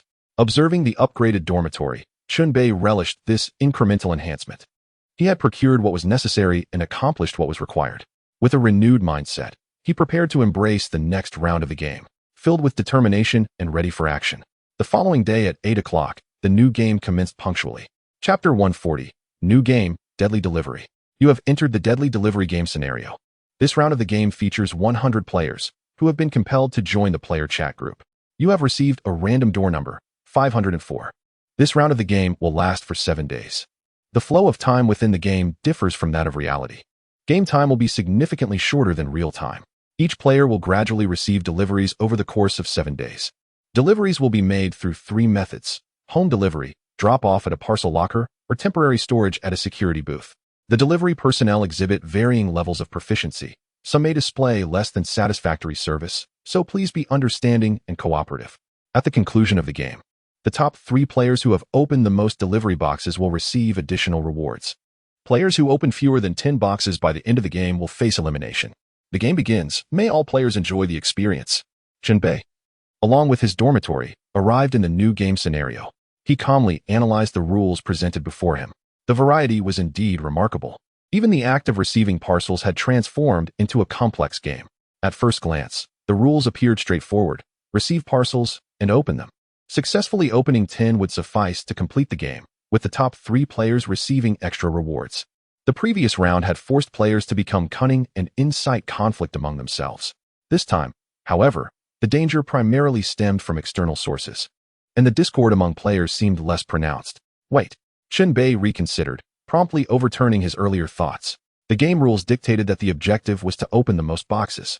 To vie for a top 3 position, relying solely on one's own deliveries would undoubtedly be insufficient. This implied a necessity to seize deliveries from others. The very rules of the game had laid a trap for players to fall into. Indeed, the flavor of these rules resonated with the malevolent design of that group of scoundrels. Chen Bei scoffed softly. With his capabilities and modus operandi, he was determined to contend for a top 3 position. As was customary, he found himself once again drawn into the management group. In this round, the administrators were designated by numerical codes for clarity. The group leader was the number 1 administrator, while Chen Bei held the title of number 26, an intern administrator. Conversations had already commenced within the group. The game has begun. Everyone take your positions. Once again, the familiar configuration of 100 players. I hope the final number of players who clear the game is as few as possible. Rest assured, this game is fraught with peril. Many players will undoubtedly be eliminated. In this round, brute force alone will not suffice. Various analyses will be essential, making it indeed challenging to succeed. Only those who are both wise and courageous can endure to the end of this survival game. Chen Bei observed the dynamics within the management group. The starting point provided valuable information. This round would require strategic thinking. Merely relying on force would not be enough. Turning his gaze to the player group, the atmosphere was even more lively. The game rules are just about receiving parcels? So simple? Simple. When has any round been easy? The 3 delivery methods are crucial. There are bound to be hidden dangers. Is there any handsome fellow interested in teaming up? I can be both sweet and salty. 36D. If anyone receives a delivery, remember to share the information. As Chen Bei perused the chat, he suddenly received a private message from a friend. Upon opening it, he discovered it was from Leo, an old acquaintance. Friends could only message each other if they were within the same vicinity, indicating that Leo was also participating in this round. Leo, brother, it seems we've been assigned to the same game again. Shall we cooperate this time? Chen Bei felt invigorated. There were few individuals in the game who left a positive impression on him, and Leo was one of them. They had previously collaborated, establishing a foundation of trust, and both were formidable players. 0. We can collaborate, focusing primarily on information sharing. If you require assistance, feel free to message me. Leo, great. Together, we shall ensure our success in this game. 0. Let us aim for a spot in the top 3. Leo, wow, it's barely the beginning. And you're already eyeing the top 3? 0. A soldier who does not aspire to be a general is not a good cook. Leo, thumbs up. JPG, suddenly, a system notification interrupted their conversation. Pickup notification. Your parcel will soon be delivered by a courier. Please remain in your dormitory to ensure a successful receipt. The courier will arrive in 59 seconds. A countdown appeared. The passage of time brought an invisible sense of urgency. 0. I must go. I have received a notification that the courier is delivering to my door. I will observe this courier and see what unfolds. Leo, take care, brother. Chen Bei closed the conversation, making preparations as he armed himself with different weapons, both recently acquired. One was a ghostly blade, intended for corporeal foes, and the other was a soul-splitting spike, designed to confront ethereal enemies. The corporeal faction consisted of the devious entities, while the ethereal faction encompassed various spirits. Chen Bei stood at the entrance, peering through the peephole and camera to assess the situation outside. The corridor was temporarily deserted, with another dormitory across the way, numbered 514. As he observed, Chen Bei suddenly recalled an important detail. There was a ground spike trap at his door. Stepping on it would trigger a trap. If the courier delivered to his door, would this not inevitably lead to conflict? With only 30 seconds remaining, he decisively opened the door and used his blade to excavate the ground spike trap. This creature, which adhered to the ground, had a mouth full of sharp teeth and resembled a large jellyfish, albeit in a darker hue. Chen Bei brought the ground spike trap inside, relocating it to a different spot. Since the game had just begun, He wished to avoid an early confrontation with the courier. Sounds stirred in the corridor. A courier appeared, clad in a green uniform, wearing a matching green cap. His face was covered with a mask, and he cradled a delivery box. The most common type of cardboard box sealed with tape. The audacity of wearing a green cap was noteworthy. The courier approached Chen Bei's door and pressed the doorbell. A feature exclusive to level 7 doors. Ding dong, the doorbell chimed. Your parcel has arrived. Please open the door to receive it, the courier announced. Chen Bei furrowed his brow slightly. From his observation, this courier seemed relatively harmless, albeit with a rather flamboyant hat. Confident in his abilities, he boldly opened the door. After all, the game hinged on the number of parcels opened. If he hesitated to accept the first delivery, how could he continue to play? As the door swung open, Chen Bei's gaze fell upon the threshold, and he was momentarily stunned. The courier, who had appeared normal moments ago, had undergone a startling transformation upon the door's opening. The individual before him was enveloped in an ominous aura, causing the surrounding temperature to plummet. His neck bore a gruesome, jagged severance, as though it had endured numerous cuts. Gazing into the gaping wound revealed a stark view of the spinal column, throat, flesh, and nerves, all vividly apparent, with fresh blood oozing forth. The courier cradled his own head in his hands, his visage marred with blood, unmistakably that of a man. He extended his hand, presenting the severed head to Chen Bei, who was met with the chilling words, "Your delivery has arrived. Please take it." Following this, the head twisted into a grotesque smile, forming a macabre arc. To assert that Chen Bei felt no disturbance within would be utterly disingenuous. However, given his harrowing past, having traversed a landscape of corpses and bloodshed, particularly in the last game where he bore the weight of countless sins, he quickly regained his composure and, astonishingly, reached out to grasp the head. "I accept this delivery." Chapter 141, Player 0 Degree receives. As he took hold of the head, dark mist swirled around it, transforming it into what appeared to be a relatively normal parcel. A label affixed to the box read, Player 0 Degree receives. It contained no further information, such as a phone number or tracking code. Although the courier had lost his head, his voice remained intact. "Thank you for your cooperation. I hope to serve you again in the future." The courier, surprisingly courteous, turned and departed. Chen Bei shook the parcel, sensing that it contained something within, uncertain of any hidden dangers it might hold. Just then, a door across the hallway swung open, revealing a middle-aged man in his 40s, smiling, with a pack of cigarettes and a lighter in hand, devoid of any weaponry. The man approached, introducing himself. "Let me introduce myself. I am Wang Pengzhan, both in reality and in this game." "I am 0 Degree," Chen Bei replied, welcoming the interaction. "Friend, would you care for a cigarette?" Wang Pengzhan offered. "This must be the fabled social cigarette," Chen Bei mused. "It's not easy for adults to make friends. Sometimes, a single cigarette can work wonders. Perhaps you youngsters wouldn't understand. I do not wish to smoke at the moment, but I appreciate the sentiment." "No worries. It's not anything special," Wang Pengzhan replied, continuing. "I see you possess considerable courage." That courier was indeed alarming, approaching with his own head in hand. "I would never have dared to open the door." "Such experiences hone one's resolve," Chen Bei remarked, but then his expression shifted as he suddenly grasped the underlying issue. "You saw him approaching with his head in hand?" he inquired earnestly. "Indeed," Wang Pengzhan nodded. "Fascinating. What do you find fascinating?" "From my perspective, the courier initially appeared as a normal delivery person. Only upon opening the door did he transform into that horrific visage." You've lost me there." After Chen Bei elucidated the matter, it became clear. The courier employed an illusion, presenting two distinct forms, one human, one monstrous. When players received their parcels and peered through the peephole, they beheld the courier's human guise. Only upon opening the door did they confront the terrifying reality. Bystanders, however, were unaffected by the deception and could instantly discern the courier's true nature. It was a classic case of the observer being more perceptive than the participant, creating a significant informational disparity. Suddenly, a disturbance in the corridor drew their attention. A ghostly figure with disheveled hair drifted forth, clothed in white, her long hair cascading down. Her head twisted unnaturally to face the rear. The back of her head faced forward, her countenance obscured. The spirit glided to a door and knocked. A player opened the door, only to be met with the apparition, screaming in terror and collapsing to the floor. The spectral woman extended a hand, clutching a small parcel, and intoned, "This is your delivery. Please take it." The terrified player recoiled, retreating further, lacking the courage to accept the package. The ghost continued to press. "Why do you hesitate? This is yours. Take it." Her voice crescendoed into a piercing wail that echoed throughout the corridor. Terrified, the player slammed the door shut. rejecting the courier outside. The ghost grew furious, her nails elongating into vicious claws. Chen Bei's eyes glimmered with daring as he stepped forward, stating, "He is unwell and cannot receive the parcel personally. I can accept it on his behalf, if that is agreeable."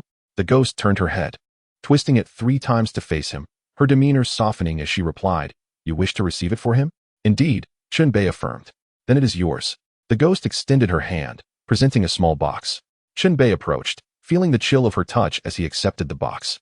After delivering the parcel, the ghost spun her head several times before drifting away, returning when she came. Chen Bei had successfully obtained a parcel that rightfully belonged to another. This audacious act bore significant risk, potentially inciting the courier's wrath. Yet, Chen Bei, confident in his abilities, embraced the peril. He returned to his door, where Wang Pingzhan stood, utterly astonished. "Is this truly possible? To request a parcel directly from a ghost?" Wang Pingzhan exclaimed. "Regardless, I now possess it," Chen Bei replied, shaking the package in hand. "Impressive. Truly impressive." This experience confirmed a crucial insight. Observers could indeed perceive the courier's true form, while the recipient remained oblivious. This explained why the previous player had opened the door and recoiled in horror, hastily shutting it again. "I see. Does this mean we can collaborate? When the courier arrives, we can assist each other in discerning his true appearance beforehand." "Certainly, at the very least, it provides a psychological advantage." "Excellent. Let us add each other as friends. The more allies, the better. We can look out for one another in this game."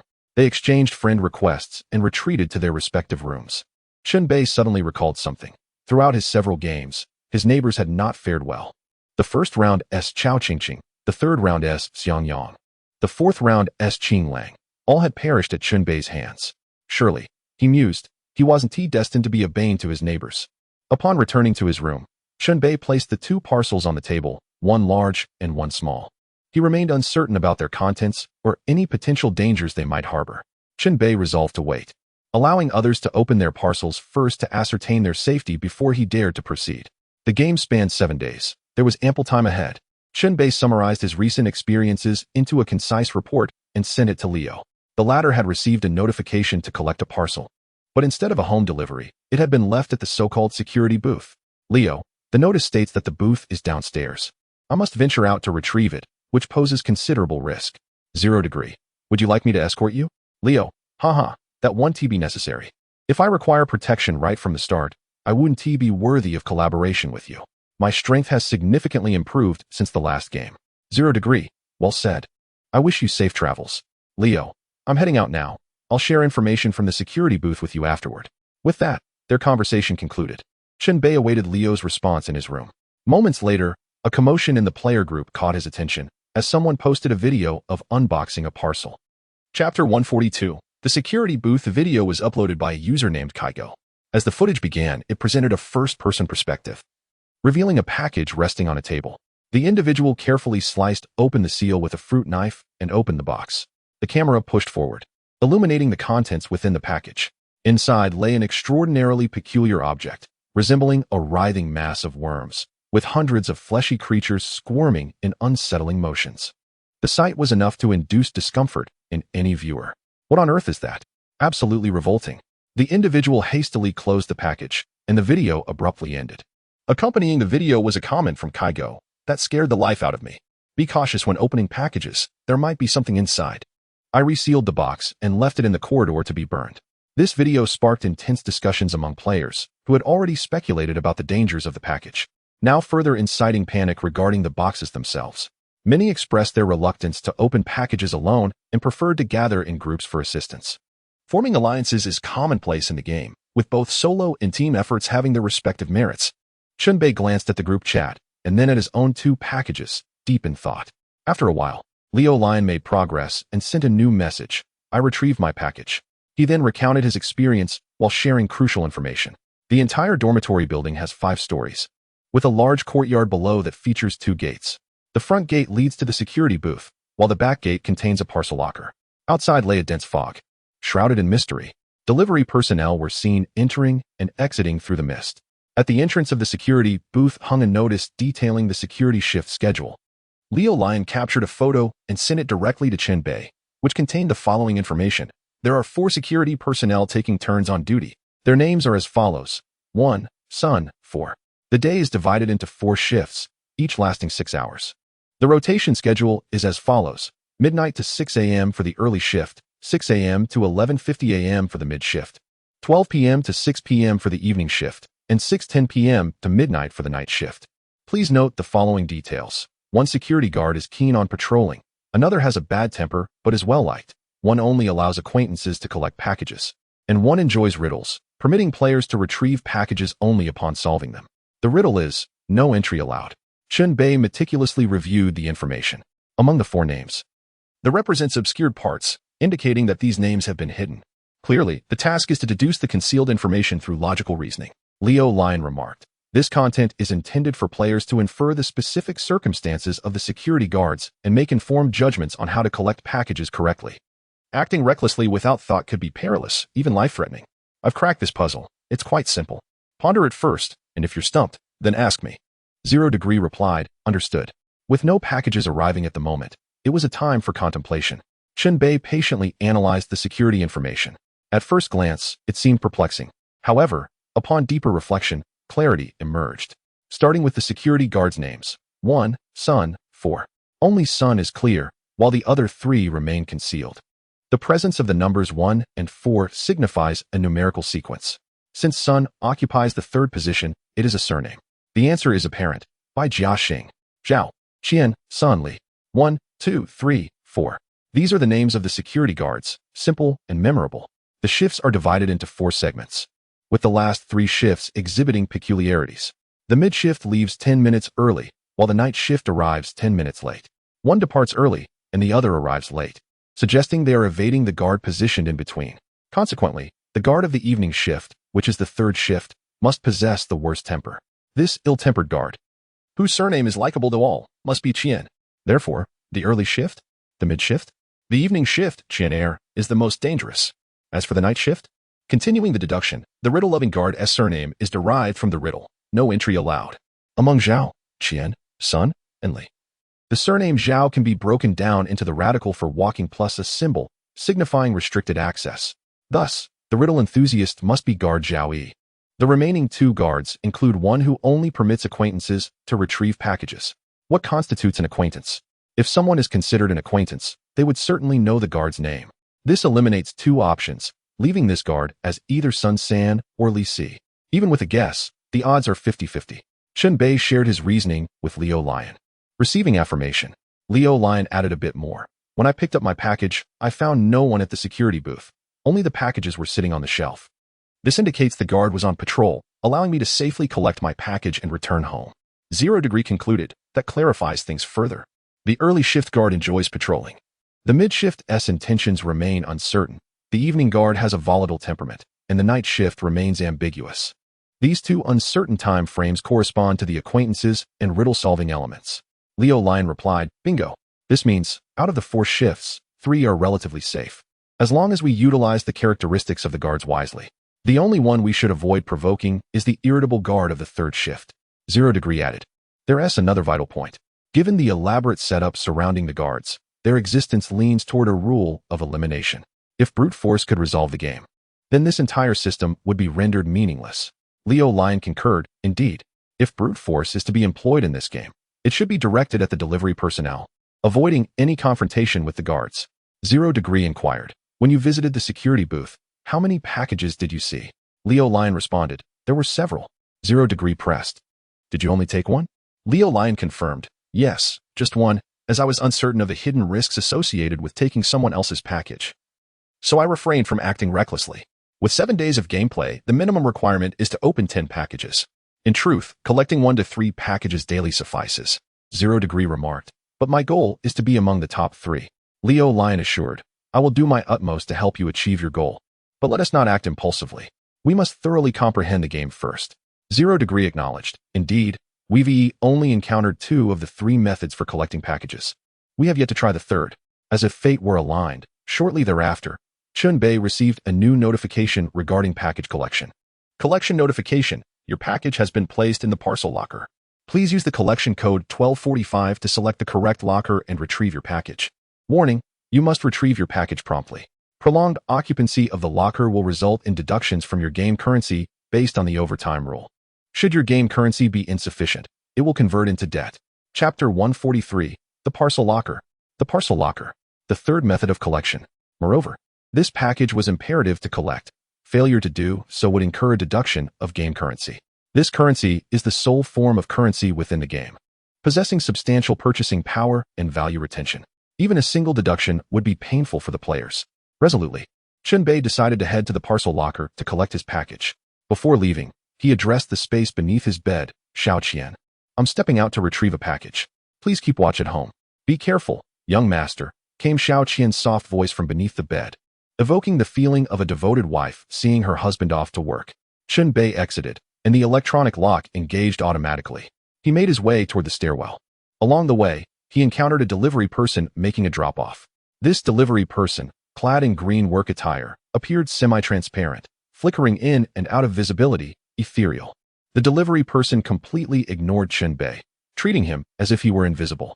Chen Bei similarly opted to avoid any unnecessary trouble, walking past without incident. Upon reaching the stairway, it became evident that the fifth floor was sealed, with no means of ascending further.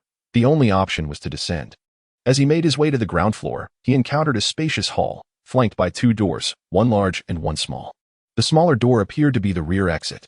Choosing this route, Chen Bei stepped outside into a sizable courtyard, where a thick, swirling mist enveloped the surroundings.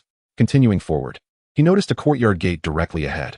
Beside it stood a white delivery cabinet, surrounded by several players, all of whom had likely received notifications to collect their parcels. Approaching the group, Chen Bei paused to observe them and the cabinet, which was organized into 5 columns and 8 rows, totaling 40 compartments. Each door bore a number, ranging from 01 to 40, with individual buttons designated for parcel retrieval. The players were engaged in fervent discussion, and Chen Bei listened attentively, gleaning insights into their predicament. How does one retrieve a parcel? My retrieval code is 0927. I pressed the button for cabinet number 9 earlier, only to receive an electric shock that deducted 30 health points. Painful indeed. It was said we should use the retrieval code, but there's no place to input it here. The issue must lie within the retrieval code itself. There's a hidden trick to it. Is there anyone clever enough to help analyze this? The players were clearly distressed over the retrieval codes. Chen Bei glanced at his own code, 1245, uncertain of which cabinet it corresponded to. Randomly pressing buttons could lead to further shocks and penalties. What if he utilized the 1000-hand cloak to press the button? Without hesitation, he activated the cloak, extending it toward the button of cabinet 12. The translucent, wind-dried hand pressed down, and suddenly, a dangerous red light illuminated.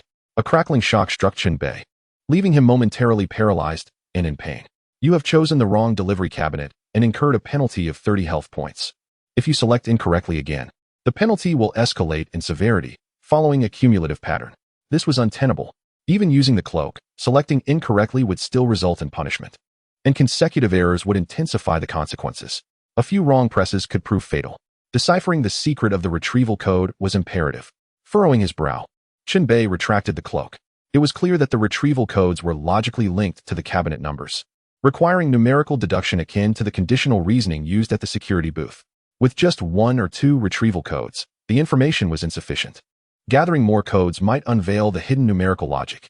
The knowledge gleaned from his school days felt distant, and he wondered if he could deduce the answer. If not, he would need to seek assistance from the Leo player. Reflecting on this, Chen Bei turned to the players nearby. My retrieval code is 1245. Could you all share yours? Let us gather the codes and deduce the underlying logical relationship. If we can clarify this, everyone can collect their parcels. His proposal received a favorable response. After all, they all had a vested interest. Standing idle was not a viable option. My retrieval code is 0927. Mine is 1081, 1300, 1109. One by one, the players reported their codes. Chen Bei entered these codes into the chat box, examining the numbers with a sense of urgency, though lacking a pen to organize his thoughts. With cabinet numbers ranging from 1 to 40 and 4-digit retrieval codes, 1245, 0927, 1081, 1300, 1109, he began to search for patterns, employing division, cross-referencing, grouping, powers, recursion, and arithmetic sequences. Occasionally, he glanced at the management group, hoping for insights into a solution. The information from the admin group was largely dependent on luck. It was unpredictable whether they would offer any relevant guidance. Minutes slipped by, and more players arrived to collect their parcels, increasing the crowd. One impatient male player finally blurted out, "Hey, are you even capable of figuring this out?" Chen Bei, still deep in thought, ignored him. "Hey, I'm talking to you." The man insisted, his tone growing aggressive. Chen Bei cast a cold glance at him. The man was tall, rugged, sporting a scruffy beard, clad in leather armor. With a gun and a meteor hammer at his waist, and a fixed retractable shield on his arm, clearly equipped with some degree of power. If you're so anxious, you can figure it out yourself. No one is forcing you to wait here for results, Chen Bei replied icily. Without the necessary skills, one should not take on challenging tasks. You claimed you could handle this, yet you've wasted our time. Now you want to distance yourself from the responsibility? The scruffy man's expression darkened. What do you intend to do? Chen Bei retorted. I'll give you 3 minutes to clarify this retrieval code and help me retrieve my parcel. Otherwise what? You wouldn't want to know. Tension escalated between them, both parties standing their ground. Chen Bei, having endured the trials of 4 rounds of the game, felt a surge of hostility, instinctively wanting to eliminate the threat. At that moment, an older woman stepped in to defuse the situation, smiling. Let us all calm down. The game has only just begun. Collecting parcels isn't a solo endeavor. Some among you may have higher educational backgrounds. Let us work together to solve this. Others chimed in to support the peacekeeping effort, preventing an outright confrontation. The scruffy man, with a huff, raised 3 fingers, indicating that the 3-minute limit still stood. Ignoring him for the moment, Chen Bei returned to his calculations. He applied various methods, feeling somewhat like a blind cat stumbling upon a mouse. With enough attempts, he would surely discover a solution. Suddenly, an epiphany struck him. The 4-digit retrieval codes needed to be split into 2 groups, the first 2 digits together and the last 2 digits together.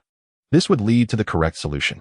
With clarity now, Chen Bei felt confident in his calculations and swiftly approached the delivery cabinet, positioning himself before cabinet number 35. With a decisive slap, he pressed the retrieval button. The previous incorrect attempt had resulted in a red light, but this time, a green light illuminated. He had chosen correctly. With a click, the cabinet door swung open, releasing a parcel that tumbled to the ground, followed by the door automatically closing and locking once more. The surrounding players observed with rising excitement, their spirits lifted. It was clear that this young man had uncovered the method, unveiling the secret of the retrieval codes. Impressive. 666. We applaud you. Friend, please share your method. If we delay further, we might start losing game currency. As the crowd showered him with praise, they eagerly inquired about his approach. Chen Bei leisurely retrieved his parcel and stored it in his backpack. Then, within the player group, he revealed the solution. Actually, it's quite simple. Using my code 1245 as an example, the retrieval code is split into 2 parts, 12 and 45. Subtracting 9 from 12 gives 3, and dividing 45 by 9 yields 5. The resulting number corresponds to cabinet number 35. Applying this formula to everyone's retrieval codes will lead to their respective cabinet numbers, all of which must be within 40. For instance, 0927 corresponds to cabinet 03, while 1081 corresponds to cabinet 19. Chen Bei had no intention of withholding this information. Others would eventually figure it out, and it was merely a matter of time. Concealing it would offer no advantages. As players saw the solution, they surged forward to try different cabinet buttons. One by one, green lights flickered on, and cabinet doors opened, further confirming Chen Bei's correctness. Haha, I've got my parcel now. With a sigh of relief, I have found a solution, and fortunately, no game currency has been deducted, although I never had any to begin with. Thanks, brother. Everyone is quite pleased. After all, in this round of the game, the delivery is a matter of life and death. If there are too few open delivery boxes, it can be fatal. The scruffy man from earlier approached the locker, opened a door, and retrieved his package. Clutching the parcel, he was about to leave when, stop right there. Chen Bei intercepted him, his gaze turning cold as a distant star. Did I grant you permission to leave? The scruffy man paused, seemingly incredulous. Heh, you talking to me, kid? I don't need your permission to go. He smirked, gesturing to himself. Am I speaking to you, or to a dog? Is your game name Big Yellow or Fortune? The smirk faded from the scruffy man's face, replaced by a primal ferocity akin to a predator about to pounce. His hand slowly moved toward a weapon at his waist, a gun and a meteor hammer. The surrounding crowd, sensing impending trouble, instinctively distanced themselves, wary of being caught in the crossfire. The older sister who had previously intervened stepped in once more. Young man, temper your anger. This game isn't solely about fighting and killing to win. Listen to your elders and calm down, she advised. Please step aside, or I cannot guarantee your safety. Chen Bei replied with a cold glare. The older sister choked back her words, recognizing the murderous intent emanating from him, and wisely chose to back away, muttering under her breath about the recklessness of youth. Chen Bei had been preoccupied with deciphering the retrieval code and had not dealt with the scruffy man until now. Having resolved the matter, he was ready. With the situation escalating, there was no point in further discussion. The scruffy man initiated the attack first, brandishing his gun towards Chen Bei. In the instant the gun was raised, Chen Bei swiftly dodged, activating the effect of his newly acquired shadow sneakers. With a blur, multiple afterimages of Chen Bei appeared, scattering in different directions, shifting with his movements. These phantoms could disorient and confuse the enemy. The scruffy man, momentarily dazed by the sudden multiplicity of figures, found himself unsure of which target to aim at. In the blink of an eye, while the scruffy man was bewildered, a flaming hand struck with ferocity, fire explosion palm. The impact knocked him down, igniting his clothing and causing his health to plummet. Chen Bei would not grant his adversary a chance to recover. He drew his ghost blade and advanced, delivering a flurry of strikes. After sustaining the fiery blow and several cuts, survival for the scruffy man was improbable. He collapsed, unable to rise again, his expression frozen in disbelief as blood pooled beneath him. How could this be? The scruffy man felt a pang of regret as he faced his end. In the previous game, he had dominated his opponents, even acquiring a pistol. He had expected to continue his reign in this round, only to find himself thwarted at the onset. This disparity between players was stark. Chen Bei stepped forward to claim his spoils. First, he extinguished the flames on the scruffy man's charred body. The clothes were utterly ruined, with the pants severely damaged and of little worth. The most valuable item was the pistol. This weapon bore a different design and slightly varied stats from his own, yet the ammunition was universal. This meant Chen Bei could wield dual pistols, unleashing a torrent of firepower. If only he could summon a few doves to enhance the atmosphere. The onlookers witnessed the event unfold. Then, there was nothing more to see. The players in this round had experienced 3 to 4 games, having faced life and death, and thus were not easily startled. What just transpired was merely a personal vendetta. It was time to disperse. Nothing more to see here, Chen Bei remarked nonchalantly. The crowd gradually dispersed, none daring to speak against him, quietly imprinting the name 0 Degree in their minds. A player capable of cracking retrieval codes and eliminating a gun-wielding elite was undoubtedly a formidable presence in the game. Even the management group took note of Chen Bei's performance. First, he cracked the retrieval code, then he killed someone. I admire his fierce style. I remember this player named 0 Degree. I was one of the administrators in his novice round, and he excelled even then. This is his 5th game. After this round, he will be assigned to the intermediate dormitory. Let us keep an eye on his progress. As Chen Bei turned to leave, he suddenly noticed the gate ahead, which stood ajar, shrouded in thick mist. This fog was not white but tinged with a grimy gray, with ash-like fragments drifting through it, a foreboding omen. Chen Bei felt a stirring of curiosity. What secrets lay hidden within this fog? Could players venture out to explore? Was it toxic or fraught with other dangers? He pondered these questions. Suddenly, a figure emerged from the mist, a delivery man clad in a green uniform. He kept his head down, clutching a parcel, moving briskly. The surrounding players instinctively stepped back, wary and on guard. The delivery man paid no heed to them, continuing on his path. As he passed, the players noticed the back of his head was grotesquely opened, revealing a palm-sized circular cavity with irregular edges, exposing the convolutions of his brain. Most horrifying of all, a metal fork, reminiscent of those used for steak, was gruesomely lodged into his exposed brain. Someone gasped in terror, prompting the crowd to retreat even further. Chen Bei, along with the others, watched the delivery man disappear into the distance. He then turned back to the ominous mist. This scene confirmed that delivery personnel emerged from within. An impulse to explore the fog surged within him. Chapter 145, a setup. Yet, despite this impulse, Chen Bei was no fool to charge recklessly into the mist. The game had only just begun, and there was time to investigate thoroughly. Furthermore, if he were to explore the fog, he would at least need a mask or a gas mask for protection. Chen Bei resolved to return to his dormitory first to avoid missing any incoming deliveries. On his way, his neighbor, Wang Pingzhan, sent him a message seeking assistance. Wang Pingzhan. Bro, can you take a look at the delivery man at my door? I need to prepare myself. 0 Degree. I'm not home. Could you wait a bit? Wang Pingzhan. I can't. The delivery man is banging on the door like a maniac. It's terrifying. 0 Degree. Let me check with the camera. Chen Bei pulled out his phone, activated the camera function, and connected to the hidden camera at his door. The image appeared, and he adjusted the camera angle to focus on the neighbor's door. There, standing before it, was a delivery man in a green uniform. His body punctured by several knives, bleeding profusely and staining the ground crimson. This delivery man appeared different from the one they had seen earlier. It seemed there were indeed delivery personnel entering from both sides of the gate. Utilizing the camera allowed Chen Bei to discern the true nature of the delivery man ahead of time, while the players receiving deliveries remained oblivious. He quickly sent a message detailing the delivery man's appearance.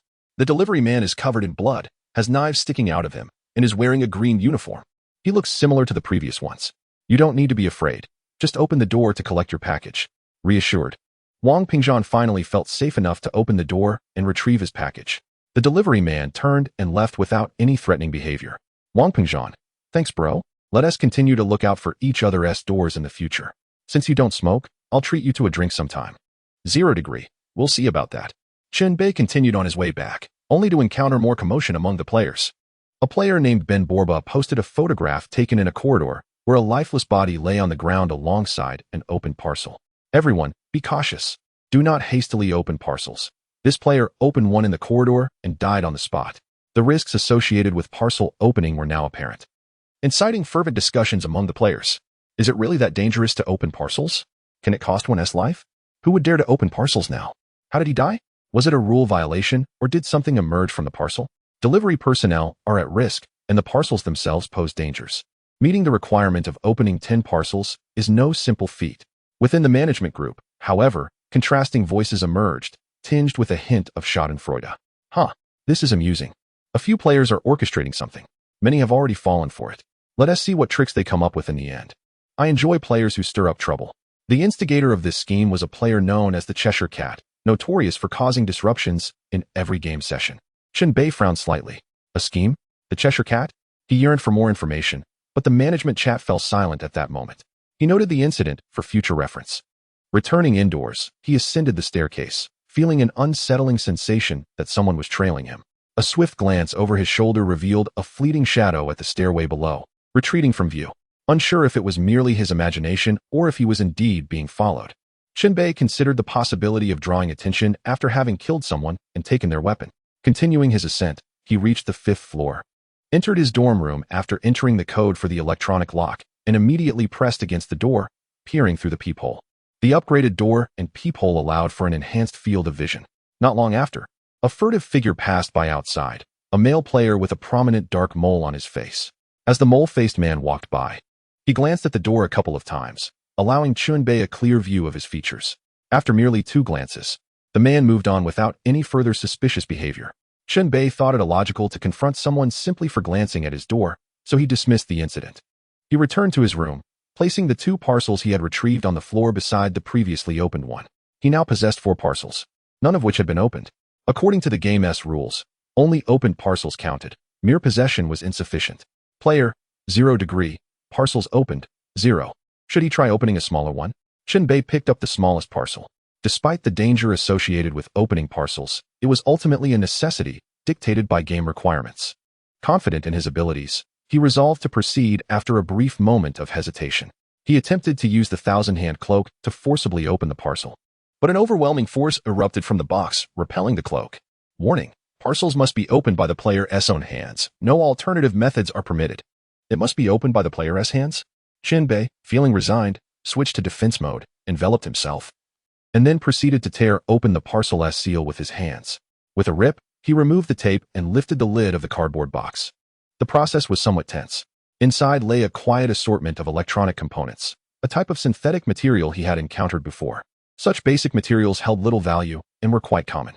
Upon examination, he confirmed that it was merely a standard electronic component, devoid of any hidden dangers. You have opened 1 parcel, total count, 1, 9 more to go for completion. Chen Bei captured an image of the open parcel and sent it to Leo. Engaging in communication. 0 degree. I just opened a parcel. It contained electronic components.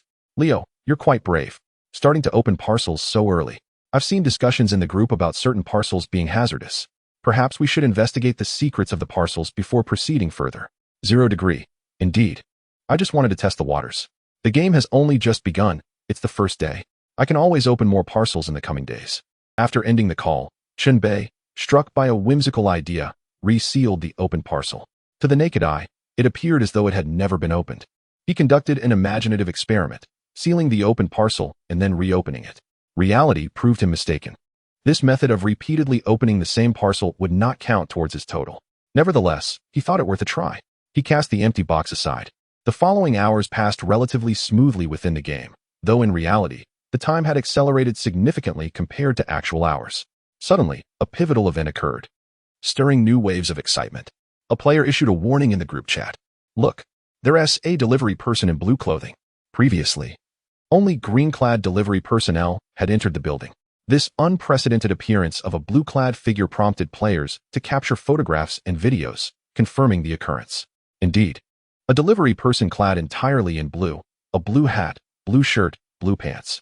Strangely, where their eyes should have been, there were two mouths, resulting in three mouths on one face, each tongue lolling out, dripping dark blood.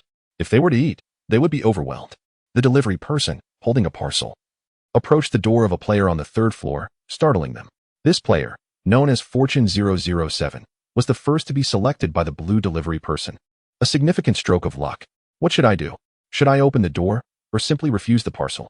Others have green delivery personnel. Why am I faced with a blue one? Fortune 007 sought assistance in the group chat. Players, unbothered by the situation as it did not directly involve them, reveled in the chaos. Some encouraged him to boldly open the door, while others advised against it, suggesting he refuse the parcel. As it was a delivery, the recipient naturally possessed the right to refuse. Ultimately, Fortune 007 chose the latter option. Moments later, he celebrated in the group chat, expressing that he had successfully refused the parcel and that the delivery person had departed without incident, a mere false alarm. Green delivery personnel, blue delivery personnel. Could it be that the color signifies the danger level? Chen Bei speculated and discussed his thoughts with Leo, who concurred. At that moment, the management group addressed the matter, confirming the observation. A mere blue delivery person. Look how scared that kid is. He is about to wet his pants. This is the first day of the game. The difficulty is at its lowest with only green and blue delivery personnel. From tomorrow onward, the challenge will intensify. Green, blue, yellow, orange, red. The danger level escalates accordingly, with green being the safest and red the most perilous. I can hardly wait to unleash the most dangerous red delivery personnel. From the administrator's dialogue, it was clear that color indeed represented danger levels. Green, blue, yellow, orange, red, with increasing peril. The existence of such a classification indicated that delivery personnel could potentially be eliminated. Otherwise, there would be no need for differentiation. Perhaps the delivery personnel could be treated as prey to be actively hunted down, thereby seizing the parcels they carried. To contend for a top 3 ranking, one must retrieve more parcels to create a significant gap. Resolute, Chen Bei decided to take the initiative. Remaining cooped up in his dormitory while hoping for a top 3 ranking was pure folly. Fully armed and adorned with the Novice King badge, he stepped out of his room. A single badge may be worn at a time, with the Newbie King badge being the most beneficial for experience point accumulation. The other badges are predominantly combat-oriented and are best suited for facing formidable foes. As Chen Bei stepped outside, he encountered a strikingly handsome green delivery man clutching a parcel. This delivery man possessed a unique charm, characterized by his large fish-like eyes and puffy lids, his gaze lifeless and unblinking. Demonstrating admirable dedication, he proceeded forward, passing directly by Chen Bei. However, this so-called delivery man was merely a facade. In essence, he was a demon. Chen Bei's gaze sharpened, and he swiftly turned, a glint of cold light erupting. The ghost head saber was drawn. The upper half of this blade was a formidable weapon, broad and heavy, capable of cleaving through gold and jade. At the end of the hilt, a desiccated human head was affixed, its wrinkled skin and black hair resembling the tassels of the blade, dancing as the weapon was brandished. This ghost head saber possessed a unique effect. Each time it claimed the life of a living entity, it would store power within the head, up to a maximum of 2 accumulations. Releasing this power would unleash a formidable ranged attack. Previously, after slaying a bearded man, Chen Bei had already gathered 1 charge, the head's eye glowing with a chilling light. With a sweeping motion, he struck the delivery man's back. Chen Bei furrowed his brow. The blow lacked the expected sensation. It seemed that the opponent was not corporeal, but rather ethereal. The delivery man halted immediately, turning to face Chen Bei, his fish-like eyes fixed intently upon him. In an instant, the delivery man's body vanished from sight. Chen Bei steadied himself, retreating to the wall to avoid a potential ambush, sheathing the ghost head saber. He then lowered a single lens he had been wearing on his forehead. This was the spirit guiding lens, equipped with a headband that could be positioned either over the left or right eye. The lens could be flipped up for storage and lowered for use. Chen Bei placed it over his left eye, closing his right, as per the usage requirement. Activating the spirit guiding lens necessitated the closure of one eye, which incurred an additional cost. The closed eye would experience a sharp pain, bleeding as time progressed. with the damage increasing the longer it remained shut. This was a common characteristic of the game. Many items bore usage penalties. With the lens in place and one eye closed, Chen Bei's vision transformed into a canvas of pure darkness. Against this black backdrop, a white silhouette flickered, an invisible spirit. The unseen filth could be discerned through the spirit-guiding lens. The moment he donned it, Chen Bei felt a painful sting in his right eye, a trickle of blood escaping the corner. Time was of the essence. Chen Bei flipped his palm, extending a crimson nail from beneath his skin, the soul-shattering nail. This nail had fused with Chen Bei, concealed within his bones until summoned. He aimed the nail at the ghostly figure and struck with force. The nail found its mark, eliciting a piercing scream from the entity. Chen Bei quickly removed the spirit-guiding lens and opened his eyes. The delivery man became visible, a gaping hole now apparent in his form. Emitting a smoky essence instead of blood, his body was disintegrating. Seizing the opportunity, Chen Bei struck again, the soul-shattering nail repeatedly piercing his foe until the final fatal blow. With a resounding pop, the delivery man shattered into dissipating smoke, leaving behind a scattering of ashes and a parcel at his side. Target eliminated. Gained 138 experience points. 2,669 experience points needed for the next level. A wisp of ghostly blue flame emerged from where the delivery man had perished. Chen Bei cautiously grasped it. Acquired Soul Essence 1. Upon reviewing the item's description, he recognized its potential value to Nie Xiaoqian. The introduction indicated that certain ethereal spirits could absorb soul essence to enhance themselves. The flowers in the dormitory had nearly been depleted by Nie Xiaoqian's consumption. This soul essence would be perfect for her, preventing her from running out of sustenance. Nie Xiaoqian had proven her worth through her assistance, and Chen Bei was more than willing to invest in her. The parcel on the ground also became part of his spoils. This marked the 5th parcel he had obtained. Having dispatched a delivery man, Chen Bei relished the spoils of victory. Once such endeavors commence, they become irresistible. Thus, he began to wander between the 5 floors, searching for his next target. For prudence's sake, he temporarily set his sights on the green delivery man, steering clear of the more perilous blue ones for the time being. Soon, he encountered another target, a green delivery man devoid of a head, his clothing's zipper partly undone, revealing a pair of oversized eyes. Judging by appearances alone, it was challenging to ascertain whether he was corporeal or spectral. Utilizing the spirit-guiding lens would unveil hidden filth, but as the delivery man was already visible, the lens seemed redundant. An idea struck Chen Bei, and he retrieved Nie Xiaoqian's hairpin. "Xiaoqian, can you help me determine whether that fellow ahead possesses a corporeal form?" he inquired. The metallic hairpin glimmered slightly, and Nie Xiaoqian's melodic voice responded, "Indeed, I can sense he is corporeal, not a spirit." "Excellent. You have been of great assistance. Merely a small contribution. Should you require my aid, do not hesitate to ask." With Nie Xiaoqian's guidance, Chen Bei was able to discern the type of delivery man he faced, allowing him to prepare accordingly. An enemy with a corporeal form was generally easier to confront than a spectral one. With determination, he unsheathed the ghost head saber and approached the delivery man, reversing the blade so that the head was aimed at the target. This head, slightly larger than a fist, suddenly opened its mouth, unleashing a beam of red light. The red beam pierced the delivery man's body, creating a bloody hole. The green delivery man would only retaliate upon being attacked, proving to be somewhat accommodating. Enraged by the assault, the delivery man spun around, discarding his parcel and tearing open his clothing's zipper. Although he lacked a head, a massive face had grown on his body. His eyes were as large as apples, and his mouth was situated on his abdomen, gaping wide to reveal a mouthful of sharp teeth, accompanied by a bloodied tongue.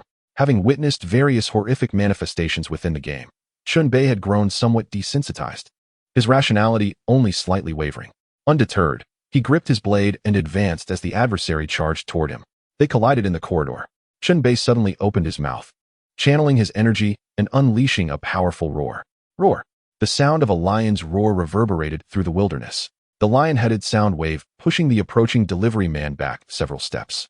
Seizing the moment, Chen Bei lunged forward to land a decisive blow, wielding the ghost head saber with precision, employing both slashes and thrusts. Previously, he had purchased a combat skill book at the cost of in-game currency, elevating his combat prowess. His skills with weapons and martial arts had notably improved. After several strikes, he successfully felled the monstrous delivery man. Another flawless victory without sustaining any damage. With a flick of his wrist, he shook the blood from his blade, and the head at the hilt glimmered with renewed brightness. The ghost head saber, though inferior to the 7 bloody sword, remained quite effective, adequate, if not exceptional. Chen Bei continued his pursuit of the monster delivery men, With each kill, a chain reaction ensued. Someone in the player community spoke up. Nanny, who dispatched my delivery man. We had an agreement for door-to-door delivery, and now there are none left to deliver.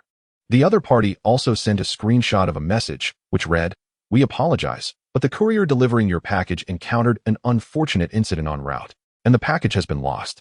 Chen Bei had effectively intercepted the courier, seizing the package for himself. Such actions enticed some powerful players. It was well understood that to stand out among 100 competitors and secure a place among the top 3, one could either seize the package or eliminate all rivals. Players began to emulate Chen Bei's tactics, ambushing couriers in hallways or courtyards. These monstrous couriers, once delivering packages, had now become harbingers of death. Moreover, players had to remain vigilant against one another.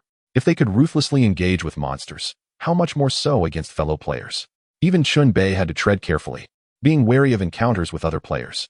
Having been excessively violent in the previous game, he set a principle for himself this round. If one does not offend me, I shall not offend them. Thus, he refrained from attacking other players indiscriminately. In the midst of this, a player shared an unboxing video in the group.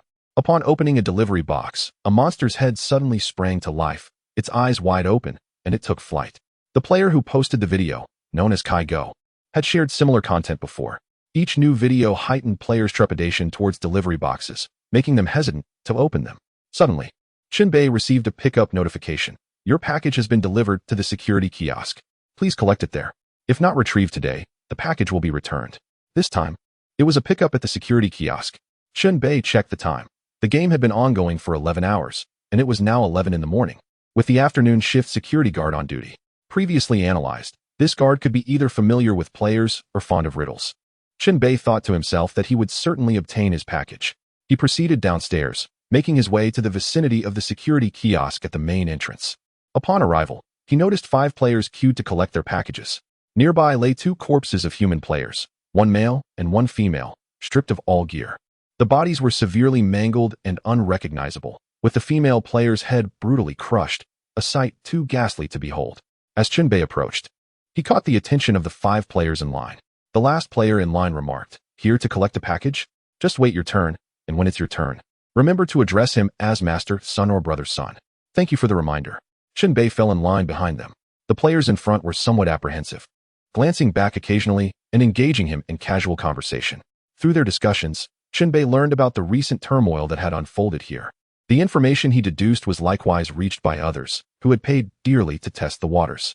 The afternoon shift security guard did not engage players in riddles, indicating he was indeed the type who recognized familiar faces.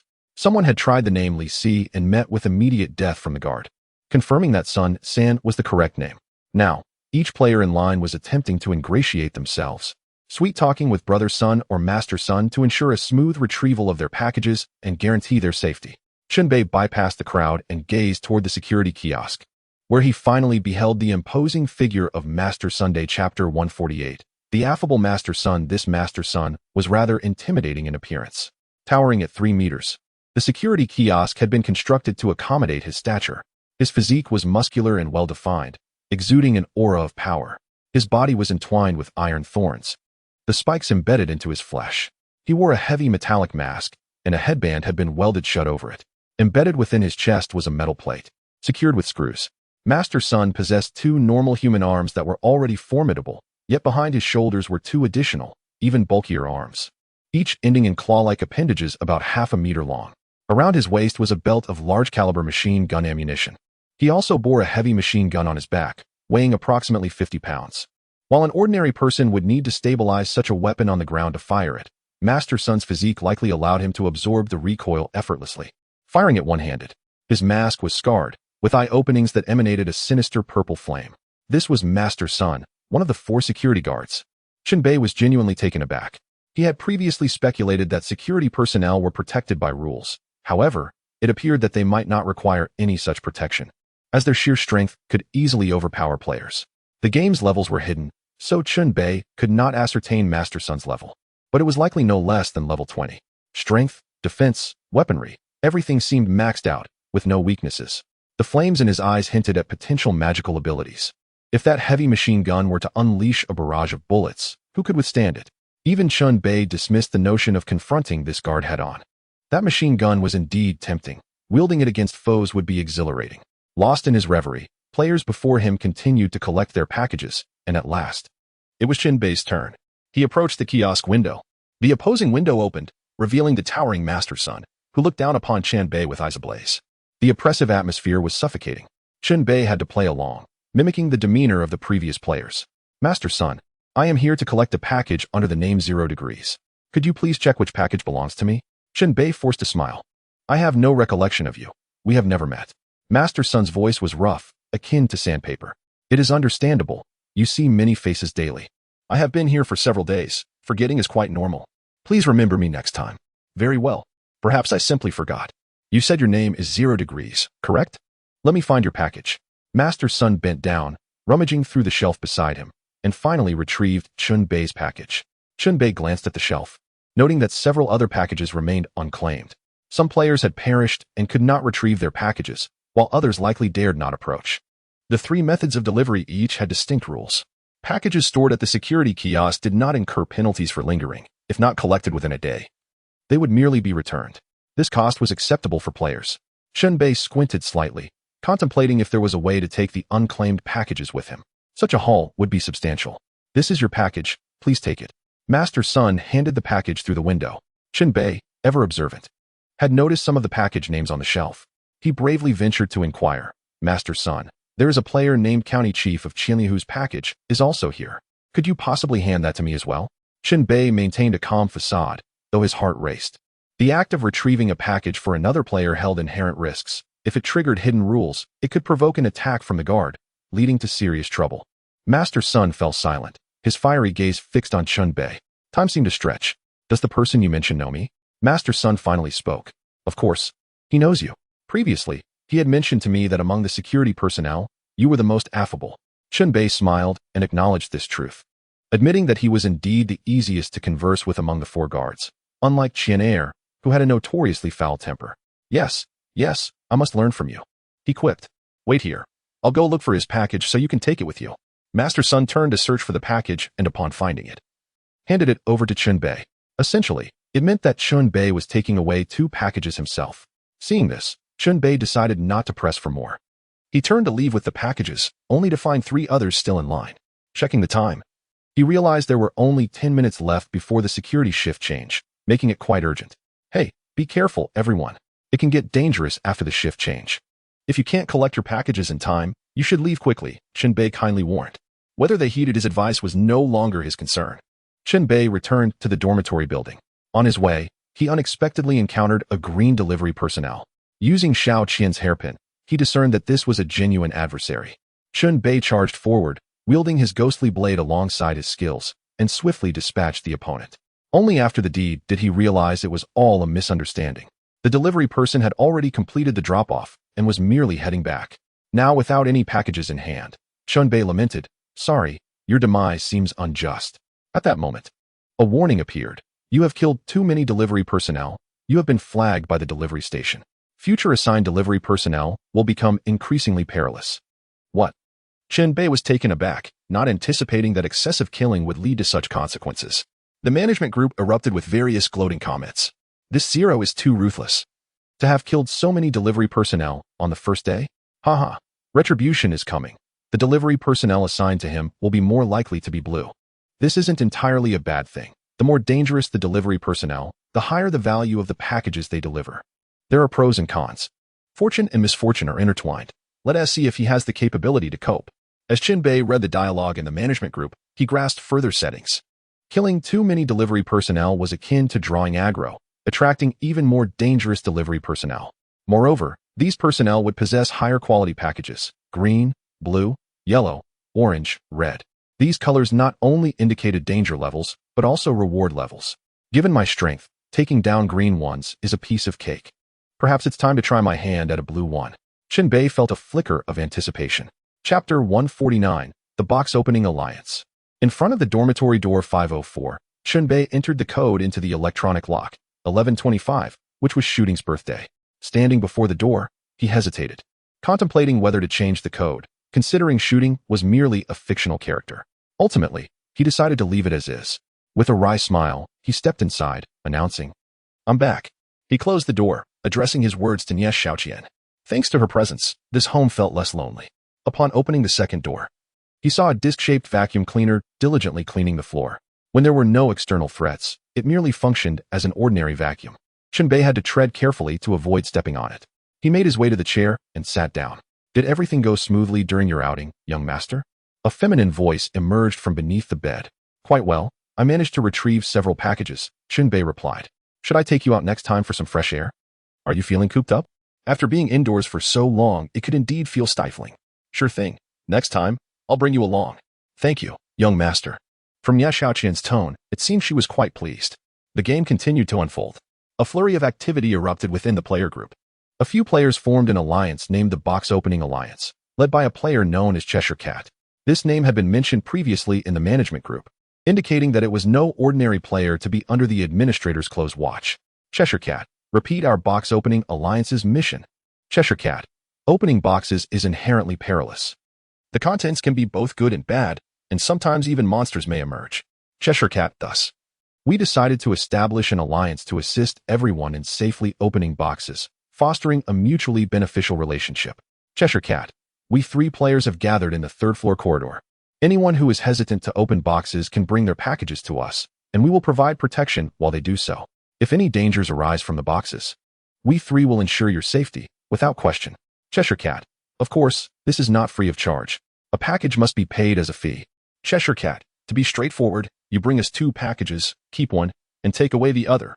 In exchange for 1 package, you gain the opportunity for a safe box opening experience. This transaction is fair and reasonable. Cheshire Cat, to prove our qualifications for this task, let me show you this. Finally, a photograph was attached, displaying the bodies of 4 green delivery personnel. This served as proof of their strength. As the game progressed, only a minority dared to eliminate the monster delivery personnel. Most players merely collected their packages and did not seek trouble. The establishment of the Box Opening Alliance garnered support from several players. I have 3 packages, but am too scared to open them. I'll come find you guys soon. Wonderful. Now we can open our packages safely. In a survival game, we should help one another. Relying solely on oneself is insufficient. I wholeheartedly support this. Chen Bei furrowed his brows as he observed the ongoing chatter in the group chat, his expression suddenly shifting as if struck by a bolt of lightning. Packages. Danger, Cheshire Cat, Box Opening Alliance. A hypothesis began to crystallize in his mind.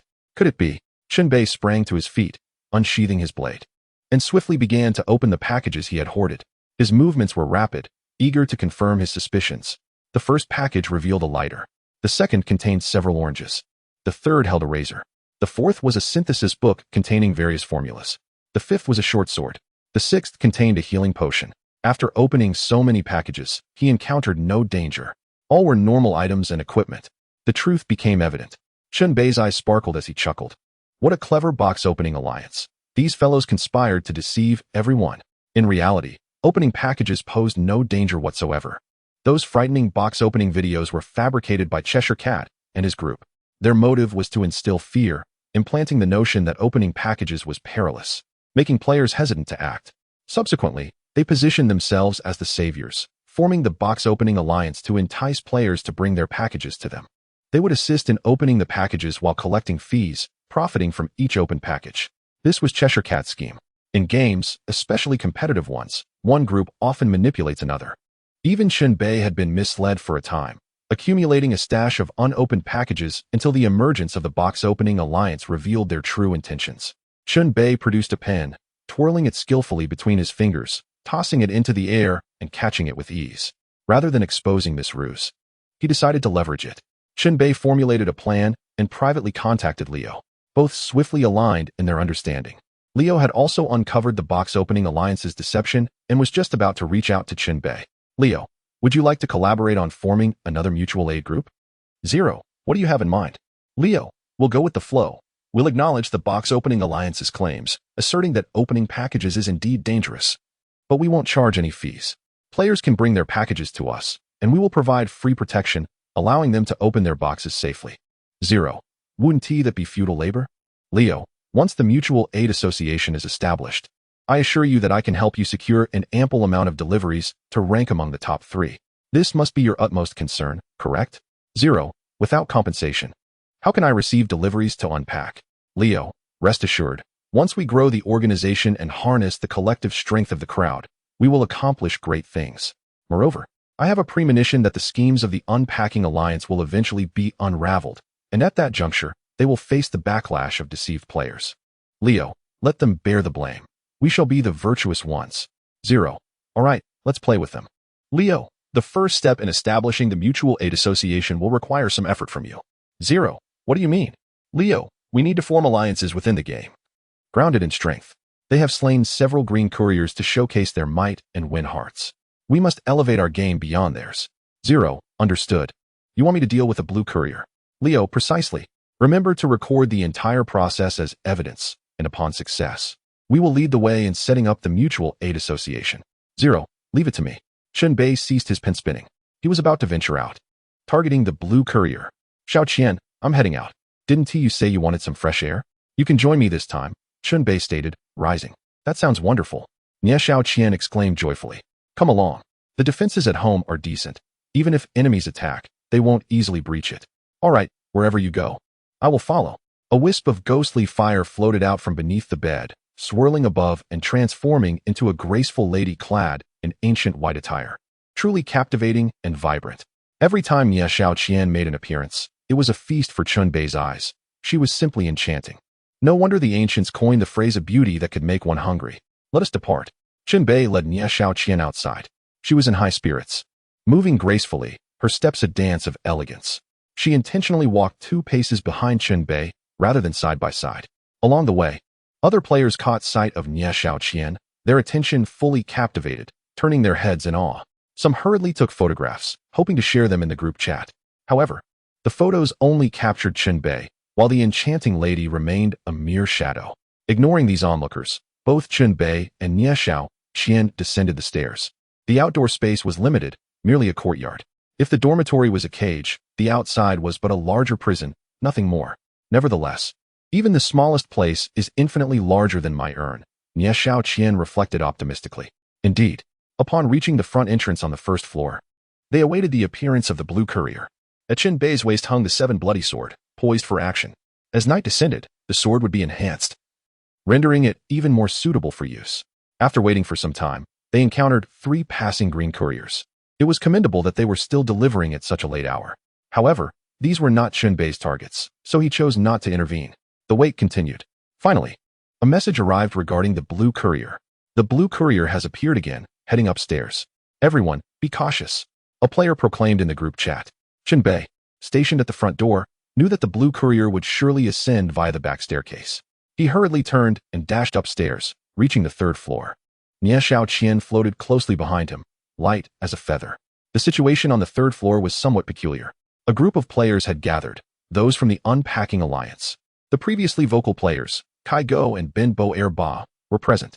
The soul of the Unpacking Alliance was also there, the Cheshire Cat.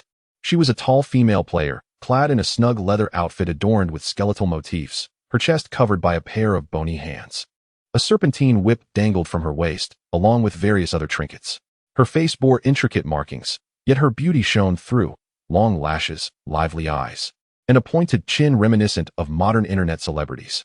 Her lush lips, painted with purple lipstick, exuded an alluring charm. Hearing footsteps, the group turned in unison to face Chen Bei. He quickened his pace, exuding an intimidating aura. The Unpacking Alliance members were startled, fearing he might be trouble.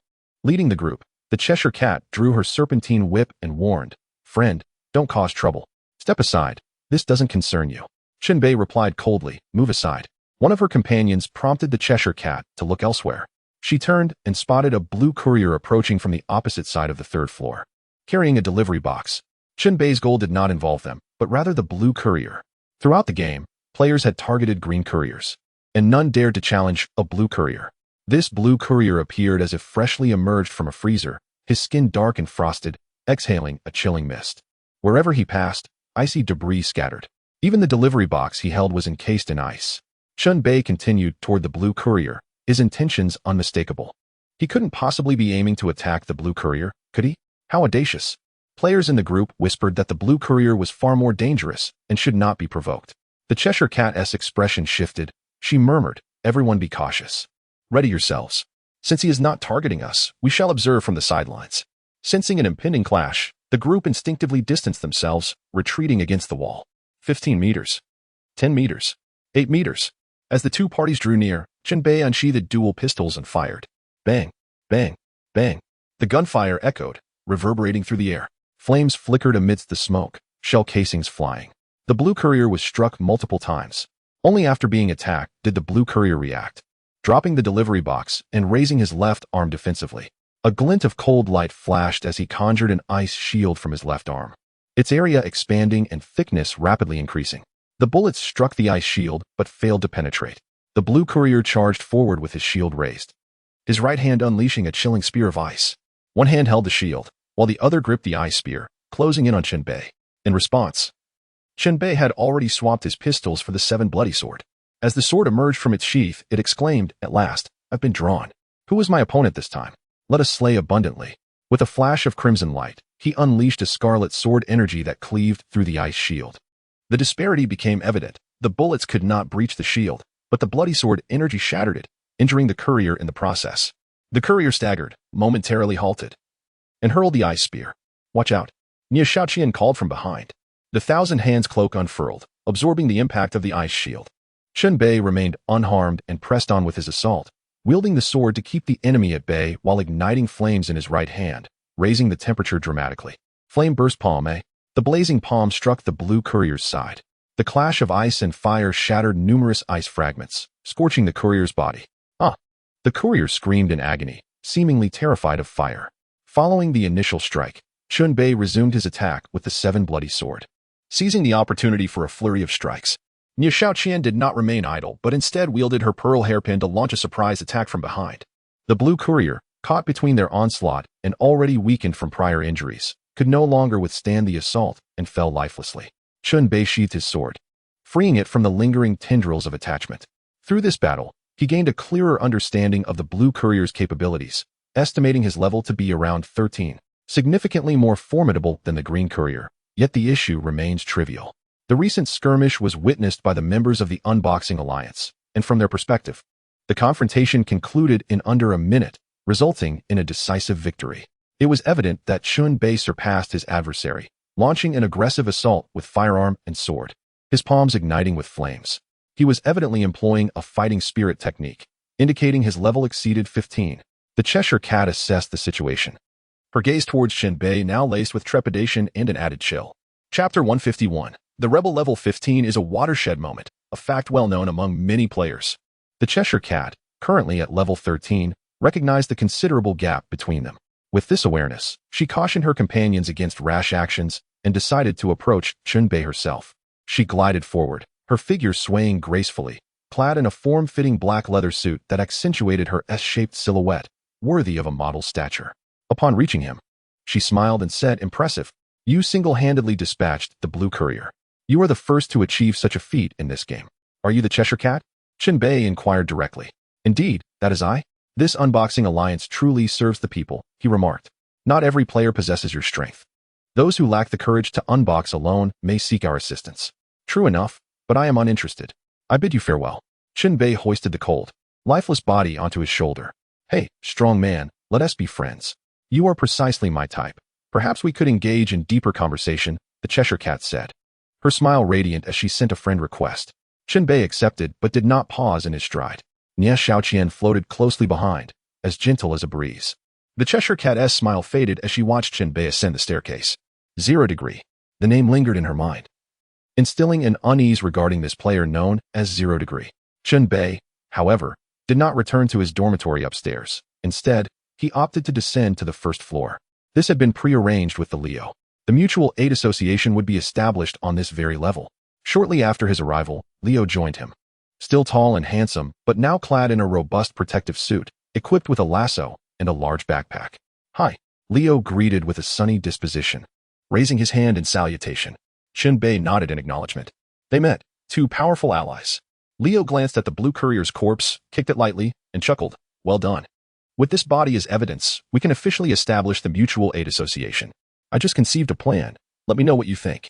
Chen Bei then conveyed the plan via private message to avoid eavesdroppers. 0 degree. The plan is as follows. Initially, we will form the Mutual Aid Association to assist players. But we must mark these players, tracking their unboxing counts. 0 degree. Once these players accumulate 10 parcels, any subsequent deliveries must be surrendered. If they refuse to comply, we shall resort to force.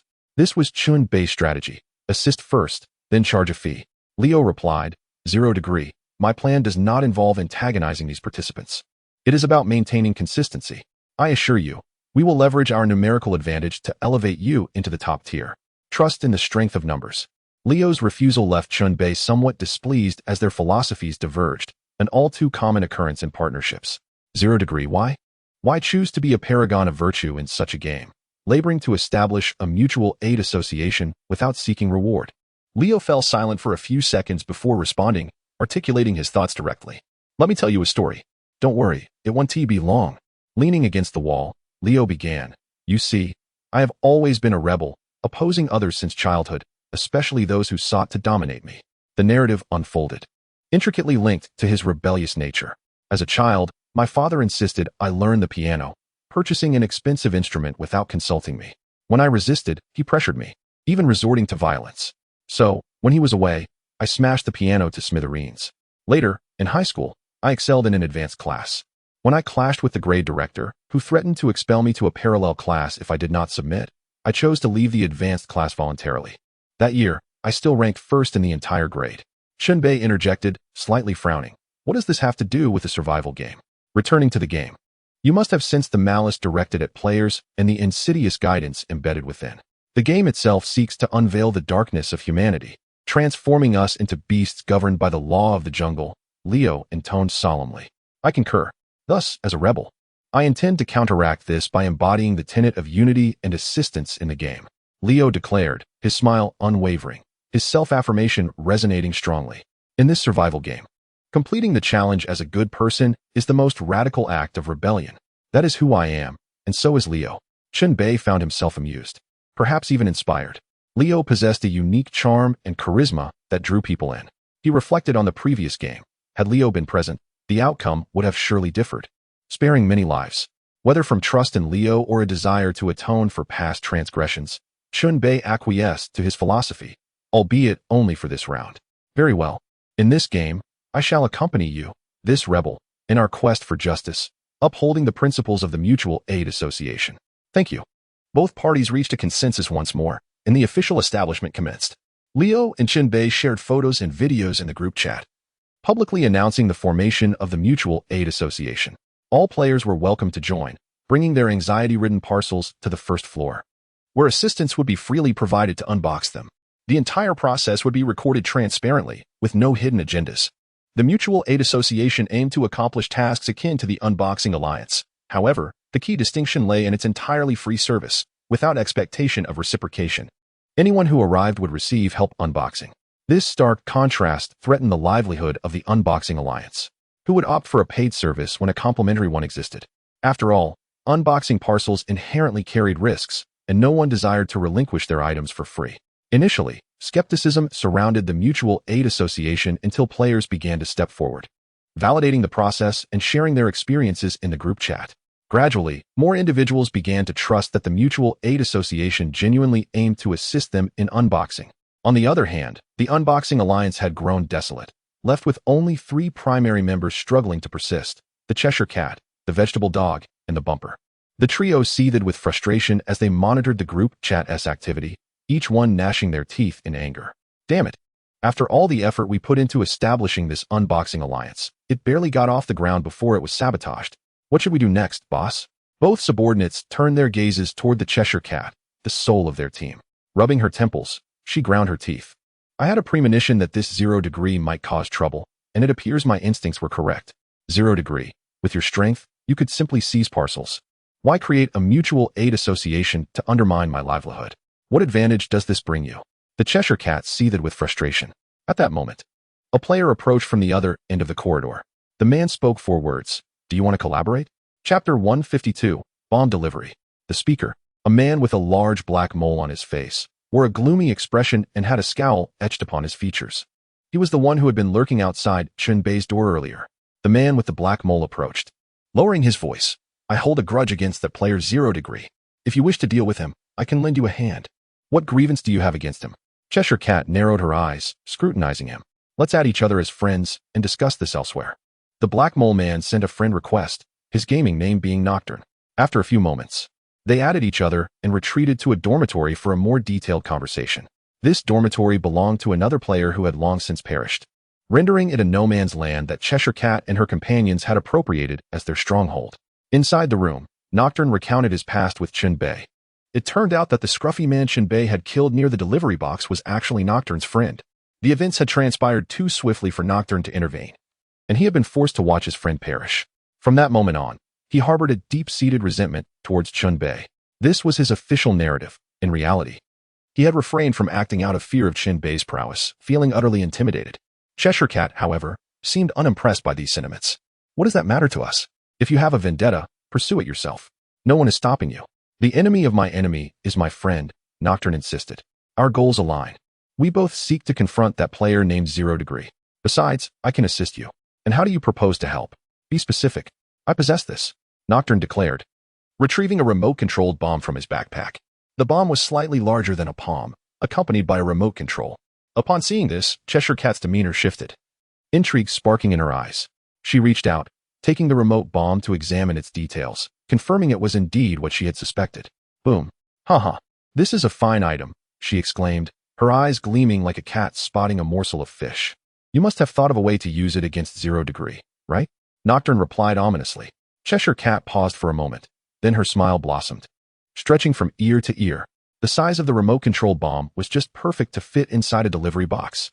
On the first floor, the Mutual Aid Association stronghold bustled with activity, overseen by Chen Bei and Leo. Players lined up to open their boxes, one after another.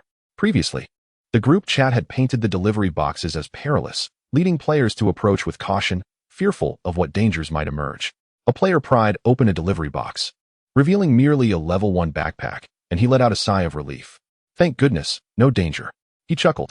Chen Bei remained composed. He understood the true nature of the delivery boxes. They were never meant to harbor danger. It was simply the players who frightened themselves. I'll take my items now. Thank you, the player said, stowing the backpack before departing, allowing the next player to step forward. During this exchange, Chen Bei received a notification to pick up a package from the security booth. It was 2 a.m., and the guard on duty was the notoriously dangerous Chen Bei.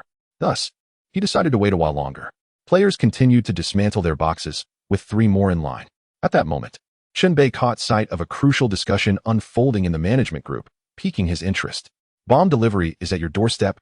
0 Degree is in danger. The bomb's power alone may not be enough to kill him, but those nearby certainly might not be so fortunate.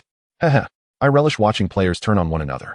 This bomb delivery could ruin the Mutual Aid Association and further incite panic among players regarding deliveries. A perfect 2 birds with 1 stone. Cheshire Cat's maneuver is truly brilliant. Bomb delivery.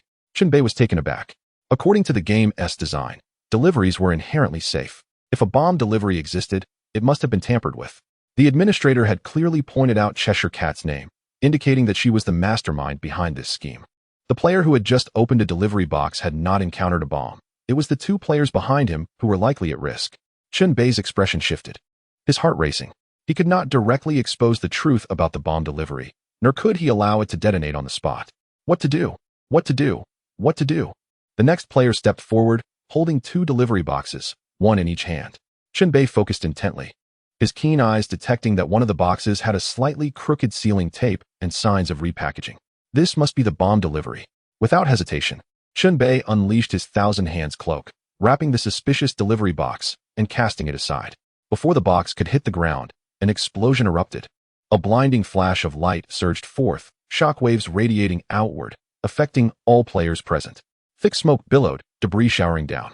Several players were knocked to the ground, severely injured. One player was killed instantly, their wounds charred black. Thankfully, Chen Bei had managed to dispose of the box, reducing the blast's lethality, and he had opened his 1,000-hands cloak to shield himself from some of the impact. He emerged with only minor injuries, while Leo beside him remained largely unharmed. How could the delivery box explode? Leo exclaimed in shock. I noticed signs of repackaging on that box. The contents must have been swapped, Chen Bei explained.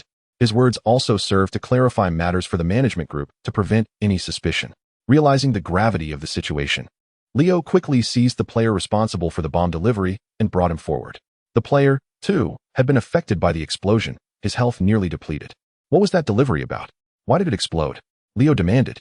I found that delivery box on the stairs. I thought it was someone else's. Beyond that, I'm not sure. Deliveries can contain various dangers. Explosions aren't uncommon, right? The player responded. Uncommon, my foot. Leo pushed the player away. He could see the individual was not lying. They had genuinely found the delivery box and were unaware of its peril. Had they known it contained a bomb, they would never have remained so calm while queuing, much less risk their own lives in a suicidal attack. The most dangerous position in an explosion was that of the one holding the bomb. Chen Bei waved his hand to disperse the surrounding smoke. At that moment, a firebomb soared through the haze, a harbinger of the enemy's continued assault. The bomb delivery was merely the first act. The adversary had further plans in motion. Chen Bei reacted swiftly, catching the incoming firebomb with his thousand hands cloak and hurling it back. Gritting his teeth, his expression darkened with ferocity. He unsheathed his 7 bloody sword to charge at the enemy. Boom! The firebomb struck the ground, catching the foes off guard. There were 2 attackers, both familiar faces to Chen Bei. One was called Kai Go, the other Ben Ba. It truly is you two behind this. Chen Bei's bloodlust surged as he launched a ferocious assault with both blades drawn. Chapter 153.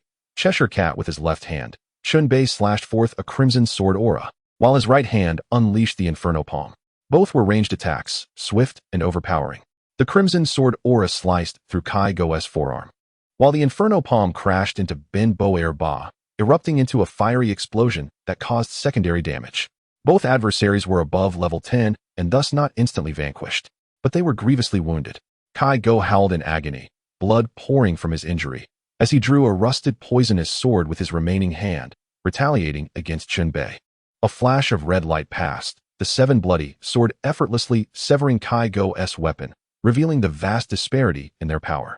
With the residual force of the sword, Chen Bei's strike broke through Kai Go's defenses, leaving him on the brink of death. Meanwhile, Ben Ba gulped down a potion and charged forward, unleashing a flurry of punches against the ground. Earth-shattering triple strike. Boom, boom, boom. With each strike from Ben Ba, shockwaves radiated across the ground, inflicting damage while simultaneously pushing adversaries back.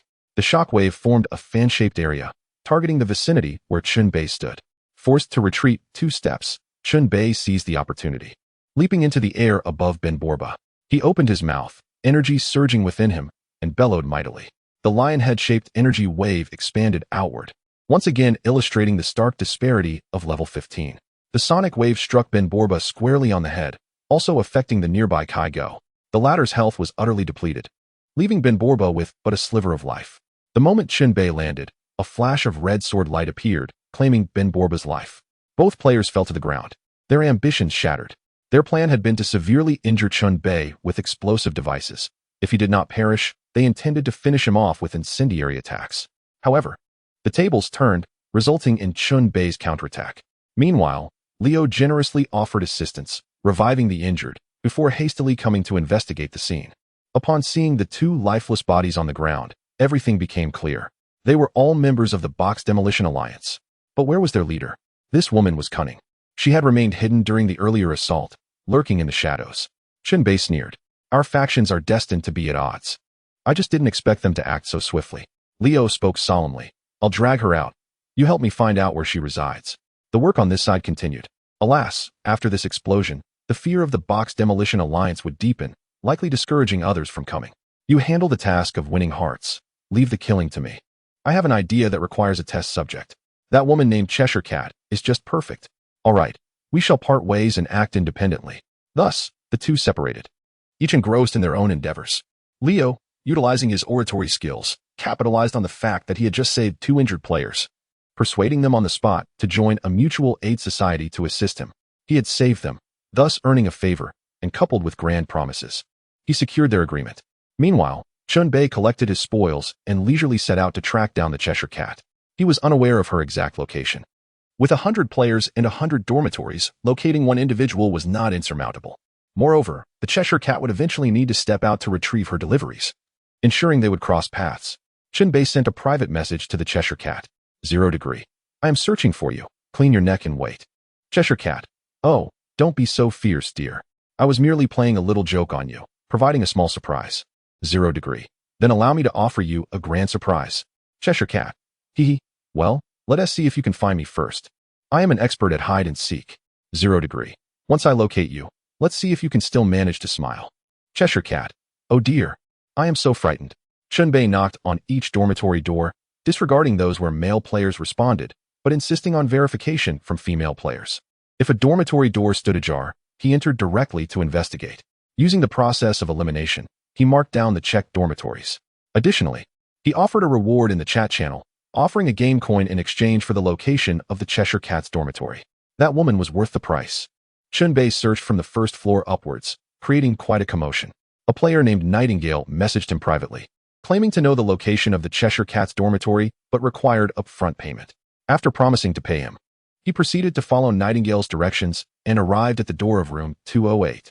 A male voice emerged from within.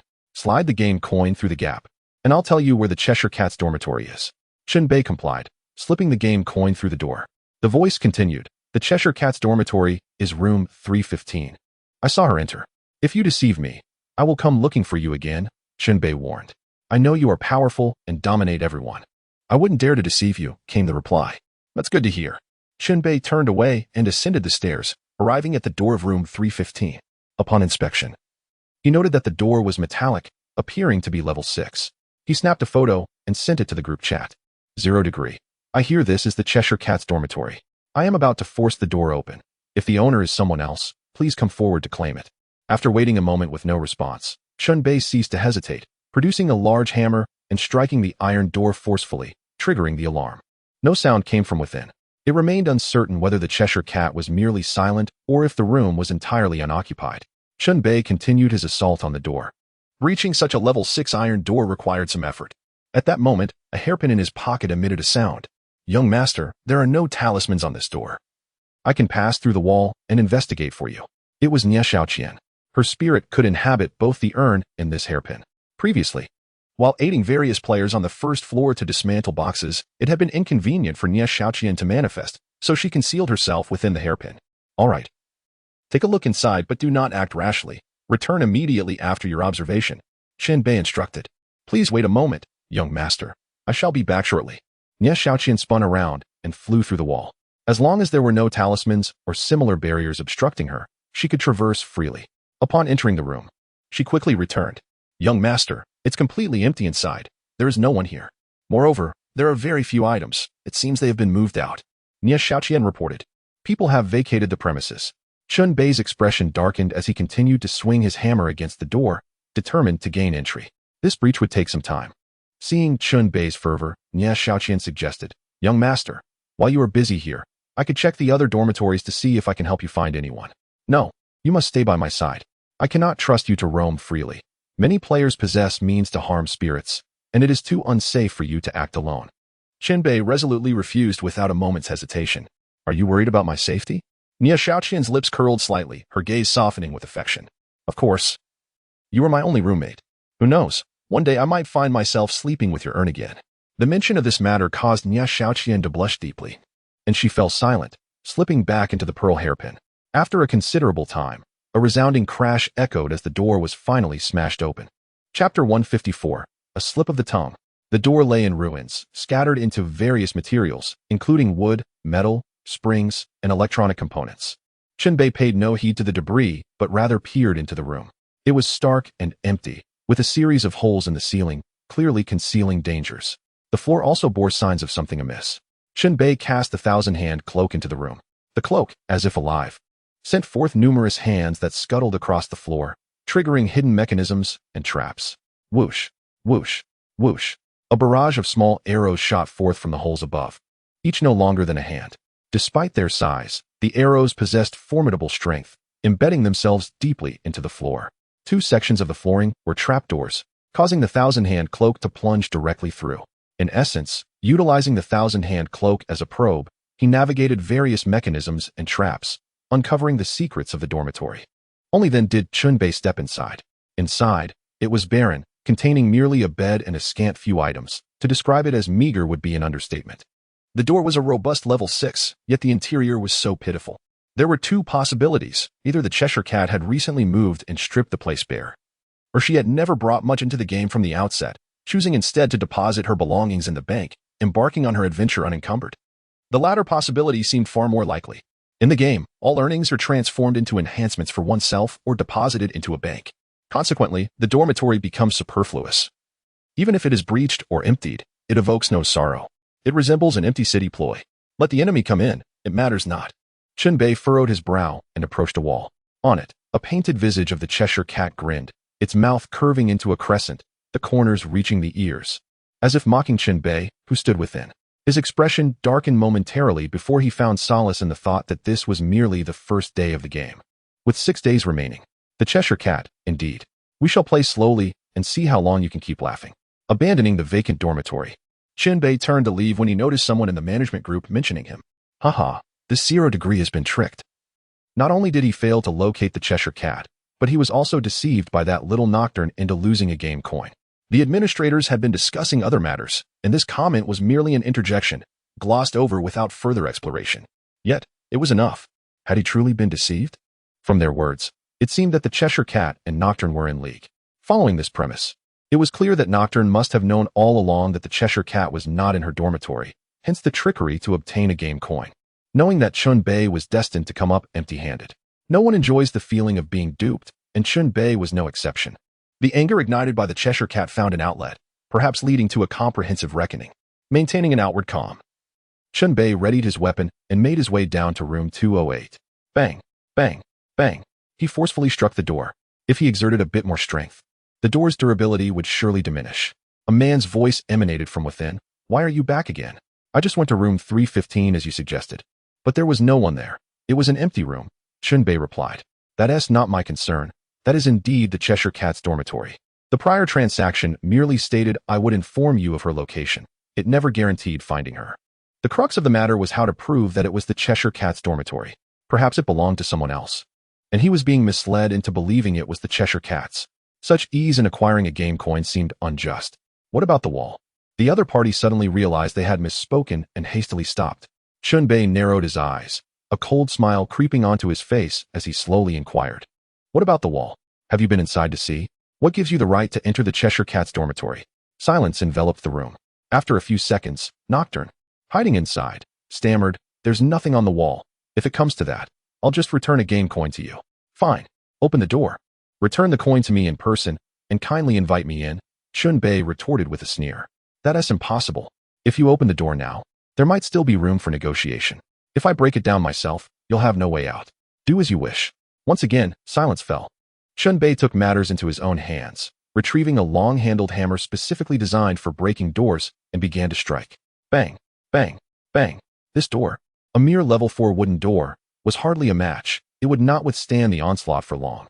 Several layers of protective talismans adorned the door, preventing Nie Xiaoqian from entering, leaving Chen Bei to rely on brute force. Inside, Nocturne panicked, shouting, You're just trying to play dirty, aren't you? If you don't want to give me the game coin, then don't. It's just a game coin. I'll return it. With that, a game coin shot out from beneath the door. Chen Bei pocketed it and continued to pound on the door, showing no signs of stopping. Having anticipated Nocturne's deceit, he saw no reason for courtesy. He sought an excuse to confront. The accusation was but a pretext. Moreover, the other party had already revealed too much. Nocturne had almost let slip that there was indeed a spray-painted image of the Cheshire Cat on the wall. Chen Bei continued his assault until he shattered the door completely.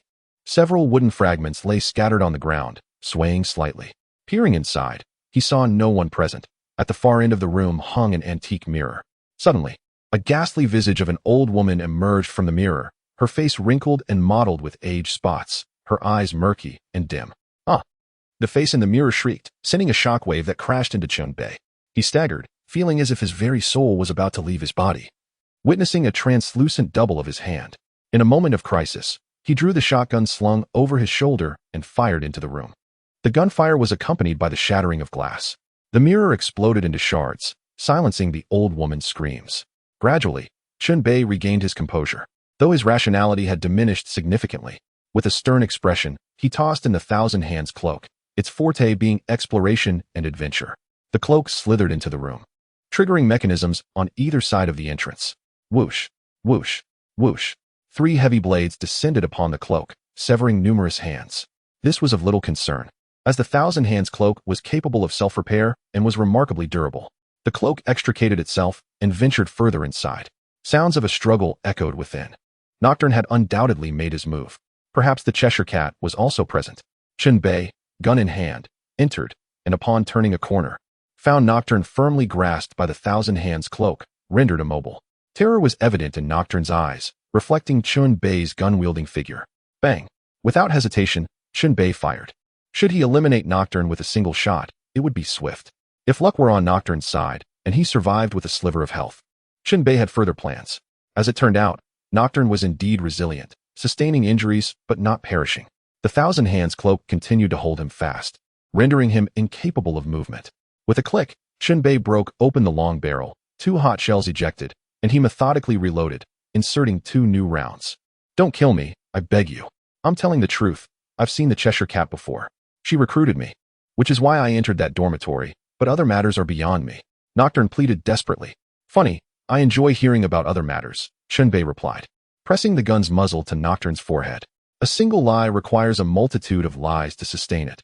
The more one speaks, the more the inconsistencies multiply. With his life hanging in the balance, Nocturne had no choice but to yield, divulging information regarding the Cheshire Cat. His account revealed a conspiracy involving the Cheshire Cat and her accomplices, fabricating dangers within deliveries to instill panic among players.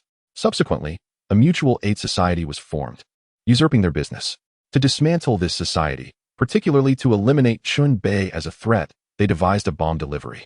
They had originally planned to act together post-explosion, ensuring absolute certainty. Yet, while others acted, the Cheshire Cat, ever cunning, refrained from engaging and instead concealed herself. Nocturne's words were a blend of truth and deceit. Yet Chen Bei found no inclination to discern. These events were in the past, and delving deeper was unnecessary. Where's the Cheshire Cat? Chen Bei interrupted, directly addressing the core of the matter. I truly don't know. That cunning woman wouldn't disclose her whereabouts to me, Nocturne insisted. Well, not knowing is acceptable. We have other methods. What do you intend to do? To survive, you must comply with my demands. With that, Chen Bei retracted the thousand hands cloak, using the gun to coerce Nocturne into leading the way.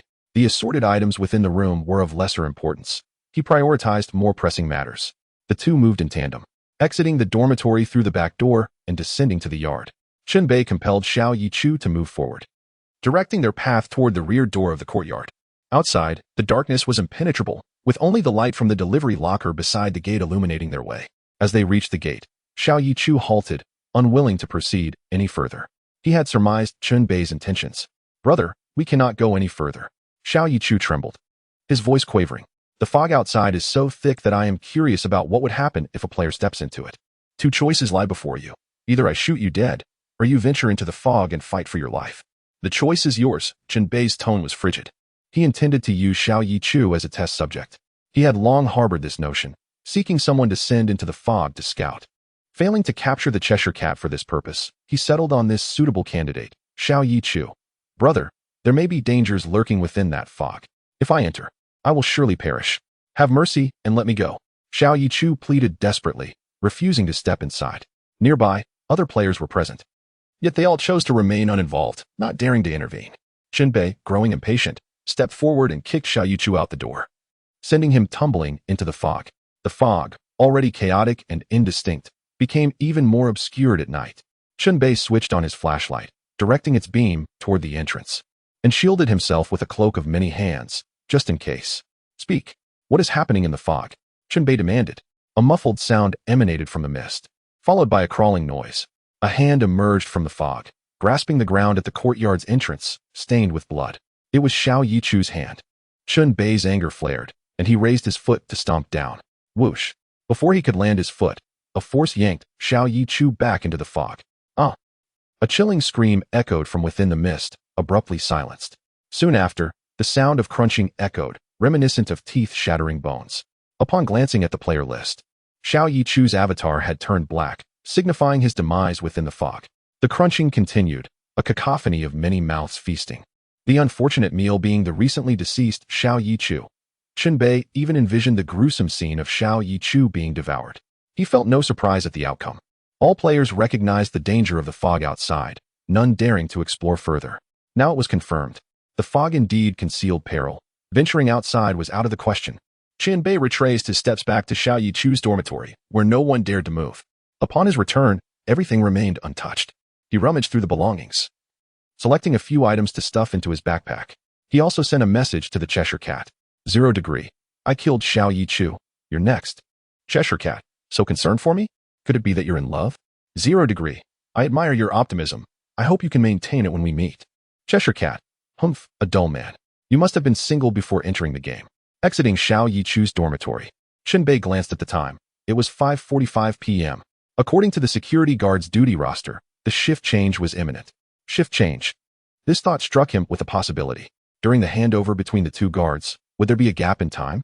If such a gap existed, the security booth would be unguarded.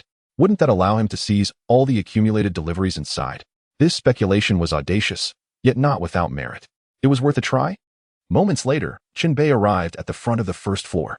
The corridor inside was dimly lit by a few barely functioning light bulbs. Outside, darkness enveloped everything, with only the security booth casting light. The current guard on duty was Chen Bei, the most irritable of them all, feared even by his colleagues. From a distance, Chen Bei appeared similar to Sun San, whom Chen Bei had encountered previously, both towering at a terrifying height of 3 meters, muscular, with additional massive arms, and equipped with a heavy machine gun. A formidable sight indeed. Roar. Chen Bei unleashed a primal roar, rampaging around the security booth, his fury erupting like a volcano. He swung his fists against the booth and stomped on the remains of human players, their corpses reduced to mush. Not only was Chen Bei observing, but other players also stood by, hesitant to approach. The administrator had declared that the first day of this deadly delivery game was the safest. In reality, only 83 players remained, with 17 having perished on the first day. The so-called safety was merely relative. Chen Bei calculated the time. There were only 50 seconds left until 6 p.m. The second hand ticked away swiftly. Ding, ding, ding. The bell rang. This was evidently the signal for the shift change. Upon hearing the sound, Chen Bei finally calmed down, ceasing his outburst. He trudged towards the fog-covered courtyard entrance. What a spectacle. So, he was merely throwing a tantrum at work? The moment the bell for quitting rang, his mood instantly softened. Watching Chen Bei step into the fog, Chen Bei made his way to the security booth, initially walking slowly, ensuring Chen Bei did not return, before quickening his pace. The third shift ended at 6 p.m., while the fourth shift commenced at 6:10 p.m., leaving a 10-minute window. As long as the guard did not arrive early, the booth would be safe during this interval. Chen Bei had not forgotten to monitor the management group's movements. If this action were against the rules, someone would surely speak up. However, the management group remained silent. He made his move. Chen Bei dashed to the security booth, grasping the doorknob and pulling with all his might. What? The door was locked. He couldn't pull it open at all. Chen Bei froze momentarily. If he resorted to force, he might run out of time, given the brief 10-minute window. If the next guard reported for duty, it would spell his doom. The window. Chen Bei turned to the window. Previously, he had collected deliveries through this very opening, but now it was closed. He tugged at it, only to find it completely secured. No time to break down the door. What about the window? Chen Bei retrieved his trusty long-handled hammer and swung it at the booth's window. Bang! The sound was dull rather than the expected shatter of glass. Are you kidding me? How sturdy is this window? Peering through, he could see a stack of deliveries piled high, over 20 in total. Securing these deliveries would significantly aid his quest for a top 3 ranking. Chen Bei, ever proactive, did not intend to rely solely on the assistance of the Leo Club. Some things, he needed to strive for himself. Resolutely, he kept an eye on the ticking clock while swinging the hammer against the window. Bang, bang, bang. Each thud resonated. Several players shared his intentions, also recognizing the opportunity during the guard's shift change to make a significant haul. As Chen Bei led the charge, they refrained from acting hastily, simply trailing behind. Should we go help? Perhaps we should refrain. That player, 0 degree, can kill blue couriers. It could be dangerous. If he breaks the window and takes the deliveries, what will happen to us? No one dared to respond. They were all spectators, hoping for a windfall but unwilling to risk their lives. In the game, surviving another day was a victory. With only 5 minutes until the next guard's shift, then 3, then 1 minute. Click. At the last moment, Chen Bei finally shattered the window. He disregarded the shards of glass and leaped inside, hastily stuffing the deliveries from the shelf into his backpack. 10, 9, 8, 7, 6. The game time accelerated, slipping away rapidly. Chen Bei found himself unable to retrieve all the packages in time. As the clock ticked away, he hastily turned back and leapt through the window, sprinting toward the building's main entrance without a glance back. His heart raced like a drum, and he could hear footsteps behind him. Could it be the security guard pursuing him? But not just any guard. This one was 3 meters tall, wielding a heavy machine gun. Chen Bei's heart leaped to his throat. and he glanced back, only to realize it was a false alarm. Several players were running behind him, their footsteps echoing in pursuit. As for the replacement guard, he had just emerged from the mist, entering the security booth to take his post. Chen Bei exhaled in relief. Fortunately, he had smashed the glass and secured a few packages, avoiding a return empty-handed. If the window remained unrepaired, perhaps he could continue retrieving packages in the same manner for days to come. Upon reaching the main entrance, Chen Bei slowed his pace, and the players trailing behind him also came to a halt. Phew, that was exhausting. Why were you all running? One inquired. Well, why did you run? Chen Bei retorted. Seeing you all flee, I naturally had to follow. It turned out they had all been spooking one another. Chen Bei glanced at his backpack, discovering 9 packages inside, a bountiful haul. He whistled in satisfaction at his good fortune. At that moment, a female player timidly spoke up. Did you happen to take a package addressed to Rong Rong?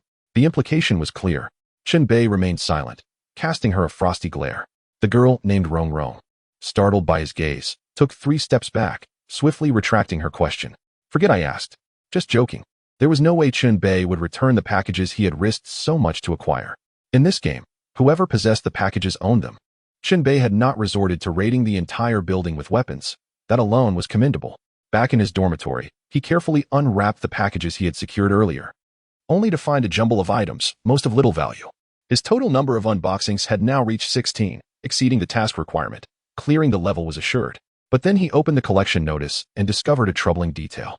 The notice was still intact, indicating that his package remained at the security booth. How ridiculous. I brought back 9 packages, yet mine is not among them, Chen Bei grumbled.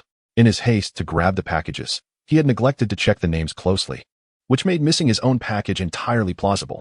Following his reasoning, he concluded that the current shift's guard was Zhaoi, who enjoyed riddles and required them to retrieve packages.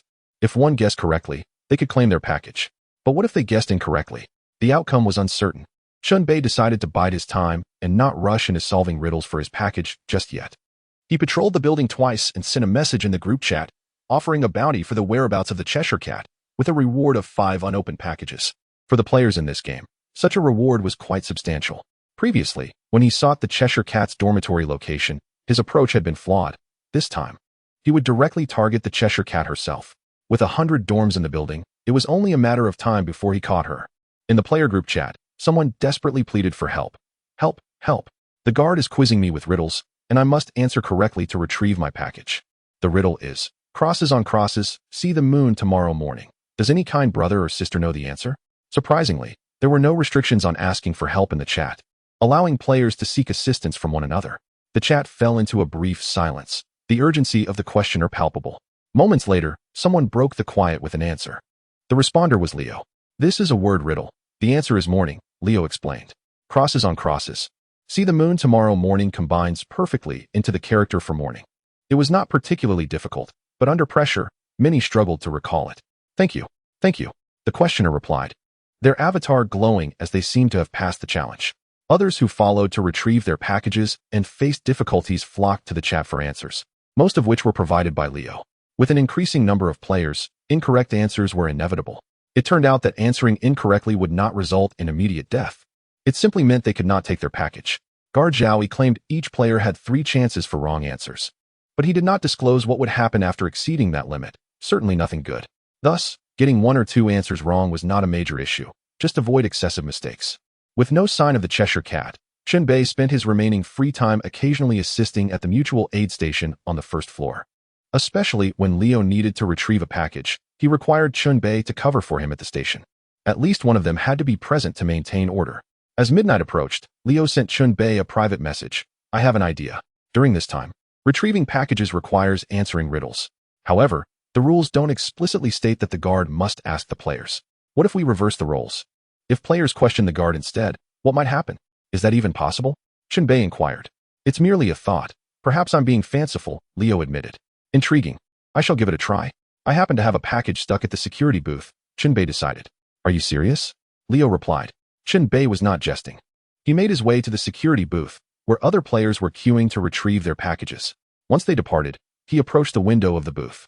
Before guard Zhaoi could speak, Chen Bei preempted him. I hear you enjoy riddles. I have one for you. Are you interested? Chen Bei caught the guard off guard. Zhaoi was momentarily stunned, the fiery gaze beneath his iron mask fixated on Chen Bei. After a few seconds, Zhao Yi finally replied, "Go ahead and ask." Riddles were not to be asked without consequence. For every riddle posed, a package must be granted in return. Chen Bei skillfully redirected the conversation to the retrieval of his package. "You may quiz me, but let us reverse the rules. I will ask, and you must answer correctly to receive my package. If you pose a riddle to me, you must stump me or force me to answer incorrectly to claim your package." "Oh, I see." Chen Bei nodded, finding it reasonable. After a moment of thought, he devised a riddle, brilliantly bald, reflecting light. "What am I?" Zhao Yi pondered before answering. "That refers to a bald head." "Incorrect. It refers to a programmer." Chen Bei could sense the resentment emanating from Zhao Yi. Yet, Zhao Yi did not contest the matter, for the final interpretation of the riddle lay with the one who posed it. Chen Bei firmly declared the answer to be a programmer, and thus it was settled. Zhao Yi honored their agreement, turning to retrieve Chen Bei's package from the shelf and handing it over. It had gone surprisingly smoothly. Perhaps this was the true method of package retrieval. Those players who had previously sought their packages were constrained by conventional thinking, while Leo's ingenuity shone through. Chen Bei relayed the news of his successful retrieval to Leo, who generously shared this clever maneuver within the player group. Now players had an additional choice. They could challenge Zhao Yi or turn the tables and quiz him. If they could craft a riddle that stumped Zhao Yi, they held the advantage in creating the challenge. Players took turns, devising riddles to perplex Zhao Yi, transforming the towering guard into a bumbling fool. Most of the packages that had been lingering in the security booth were collected, leaving only a few behind. Chen Bei took a glance and could not help but smirk. Among the remaining packages was one addressed to the Cheshire Cat. This woman hid in fear, even afraid to collect her package. "Let's see how long you can keep this up." Chen Bei's gaze was icy. Inside a dormitory, the Cheshire Cat found her refuge. The original occupant had perished, leaving her in occupation. Previously, she had sought shelter in the dormitory of Nocturne, but later deemed it insecure, relocating to this hideout. The Cheshire Cat observed the bounty in the chat group, his thoughts swirling. This zero had genuinely been provoked by me and was resolutely intent on my demise. If this continued, it was only a matter of time before he discovered my whereabouts. I needed to devise a means of survival. After much contemplation, the Cheshire Cat formulated a plan. Thus, he resolved to act. As the clock approached midnight, Chen Bei suddenly received a pickup notification. A delivery would be made to his door. Within the player group, someone mentioned a blue delivery person had ascended the stairs, cautioning everyone to be wary. Chen Bei had reason to suspect that this blue delivery person was indeed targeting him. Having dispatched numerous delivery personnel, he had likely been flagged by the courier station, increasing the possibility of encountering a blue delivery worker. Taking the initiative, Chen Bei stepped outside and awaited the arrival. As the countdown neared its conclusion, a delivery person clad in blue uniform ascended the stairs and turned towards him. Since Chen Bei had already opened the door, he caught sight of the delivery person's true form. The figure was of ordinary stature, yet their head was anything but normal. It spun with a fixed rhythm, revolving again and again. Upon this rotating head were 4 faces, that of an elderly woman, a man, a woman, and a child. Each rotation presented a different face to the front, with varying expressions, some exaggerated and grotesque, akin to a master of grimaces. At the center of the head was a towering braid. The delivery person approached, box in hand, advancing directly towards Chen Bei. "Xiao Qian, take a look for me," Chen Bei requested. "He is no apparition. He is flesh and blood," echoed Nia Xiao Qian's voice. Chen Bei felt reassured. The delivery person muttered incantations as he walked, accompanied by a melodic tone reminiscent of childhood nursery rhymes. One person, for faces, spinning with diverse expressions. When the smiling face presents the package, it's time to collect. But when the ghostly visage appears, one's life is at stake. The delivery person halted before Chen Bei, their face still spinning, changing every couple of seconds. Most of the expressions were bizarre and ghastly, with only a few resembling normal smiles. Judging by the delivery person's earlier words, if one were to receive the package while the face was frozen in a ghastly expression, peril would ensue. The head rotated in a fixed direction, always from right to left. By observing the expression on the face to the right, Chen Bei could anticipate the next transformation. Tilting his head, he watched the face on the right. Remaining calm, he waited. Spin, change face. Spin, change face. Suddenly, the face on the right relaxed into a grin. Now was the moment. Chen Bei seized the delivery box, clutching it tightly. Opposite him, the delivery person's visage froze into that of a child. With a crescent-shaped grin, an innocent smile. "The package has been delivered. I shall take my leave," the delivery person declared, turning to depart. This was the opportunity Chen Bei had been waiting for. He raised his double-barreled shotgun, aiming at the delivery person's back, and pulled the trigger at close range. The thunderous booms of gunfire reverberated, toppling the delivery person, who fell to the ground, severely injured, their clothing torn. Chen Bei's expression was as cold as ice as he stowed the gun and unsheathed his sword. The seven-bloodied sword remained as it always was, its shrill cries filling the air. Just as he prepared to deliver a finishing blow, the delivery person's body underwent a sudden transformation, flickering violently before splitting into four distinct forms, each dispersing to a separate position. The four figures were varied: an elderly woman in a floral coat with tiny feet, wielding a rolling pin; a middle-aged man in a traditional jacket, his face twisted with fury, brandishing a cleaver; a middle-aged woman in a diagonal collared dress, holding an embroidery needle, her expression sorrowful; and lastly, a child with a towering braid, standing on one foot, clutching a rattle, grinning with a pale face and rosy cheeks. They appeared as a family, dressed in antiquated attire, as if they had leapt from an old photograph. "That little brat dares to strike us," the child exclaimed. "Mother, does it hurt?" "Yes, it does," she replied. "We cannot let this go unpunished." "Father, kill him," avenged grandmother. "Kill him, kill him, kill him." The family exchanged a few words before their voices harmonized in a chilling chant: "Kill." The four advanced, each employing distinct methods. The pale child shook the rattle, its sound echoing ominously. The elderly woman leapt high, aiming to strike Chen Bei with her rolling pin. The middle-aged man swung his cleaver, its aura menacing. The middle-aged woman flung her needle, which moved with uncanny agility. In an instant, Chen Bei found himself outnumbered. He initially retreated to create distance, channeling his energy to ignite his palm. Just then, the embroidery needle flew through the air, entwining around his wrist and restraining his fiery attack. With a deranged expression, the middle-aged man closed in, his strikes relentless. The clang of metal echoed as sword met blade. The seven-bloodied sword displayed its might, forcing the man's cleaver away. Chen Bei retaliated with a powerful kick to the man's abdomen, sending him flying several meters. Under the onslaught, Chen Bei found himself in a precarious position, and an attack from above caught him off guard. He barely dodged with his head, but took a heavy blow to the shoulder, causing a significant loss of health. Maintaining his composure, he unleashed the thousand-hand cloak in a bid to ensnare the elderly woman midair.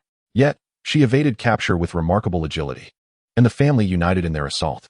With the child persistently ringing the rattle, Chen Bei began to see double, his vision impaired. This was dire. He had to eliminate the child first. Chen Bei wielded the seven-bloodied sword, severing the red thread binding his wrist, switching the thousand-hand cloak to a defensive mode, and launching a fierce counterattack. The child, sensing danger, laughed while retreating.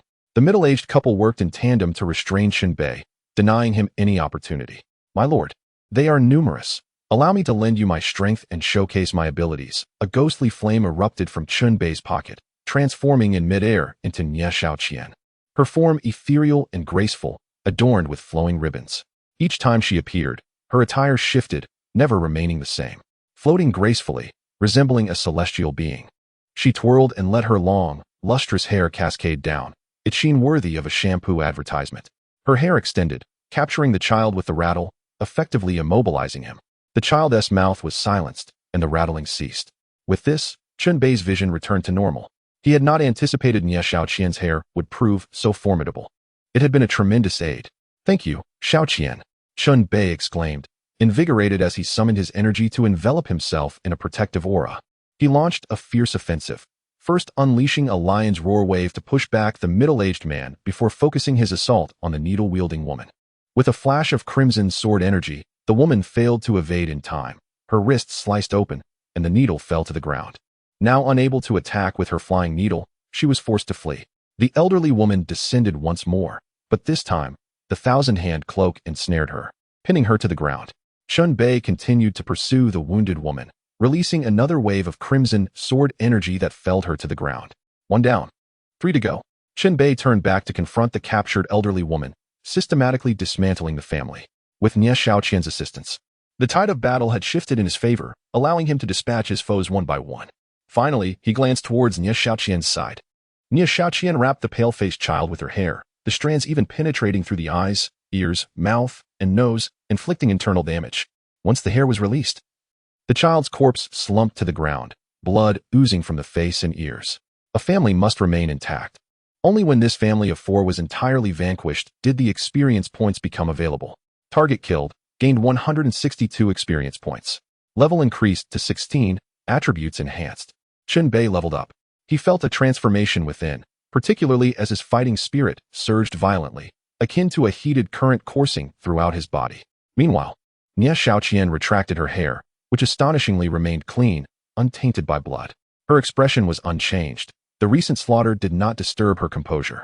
Long before, while serving the tree demon, she had inadvertently caused the demise of many. To her, this was merely routine. You were of great assistance just now. Your hair is truly formidable.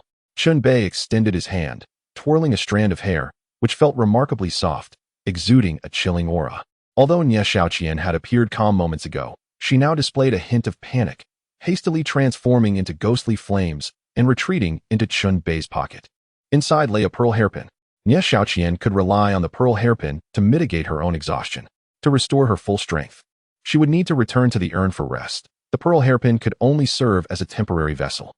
After tidying up the scene, Chen Bei noted that the weapons belonging to the family of four held some value, while the corpses were unnecessary, as he had ample stock in his dormitory. He could sense the disparity among couriers of the same color. This family of four was more challenging than the previously frozen courier. A blue courier might pose a threat, let alone those of yellow rank or higher. What if he encountered a red courier?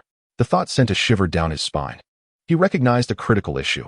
Relying solely on eliminating couriers to vie for rankings would only heighten his perilous situation, especially with the potential unlocking of yellow-ranked couriers in the coming days.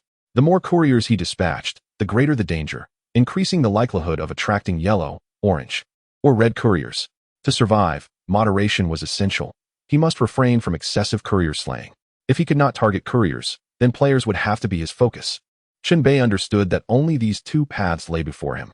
As the clock struck midnight on the first day, it marked the transition into a new day. End of the first day of the game, settlement report announced.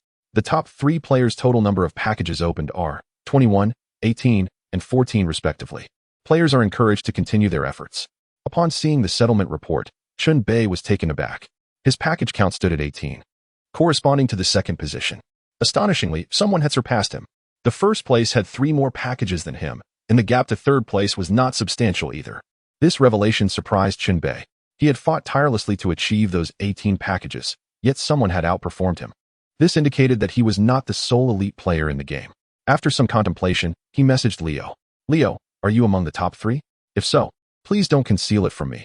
I merely wish to comprehend the situation. Leo replied, I am not among them.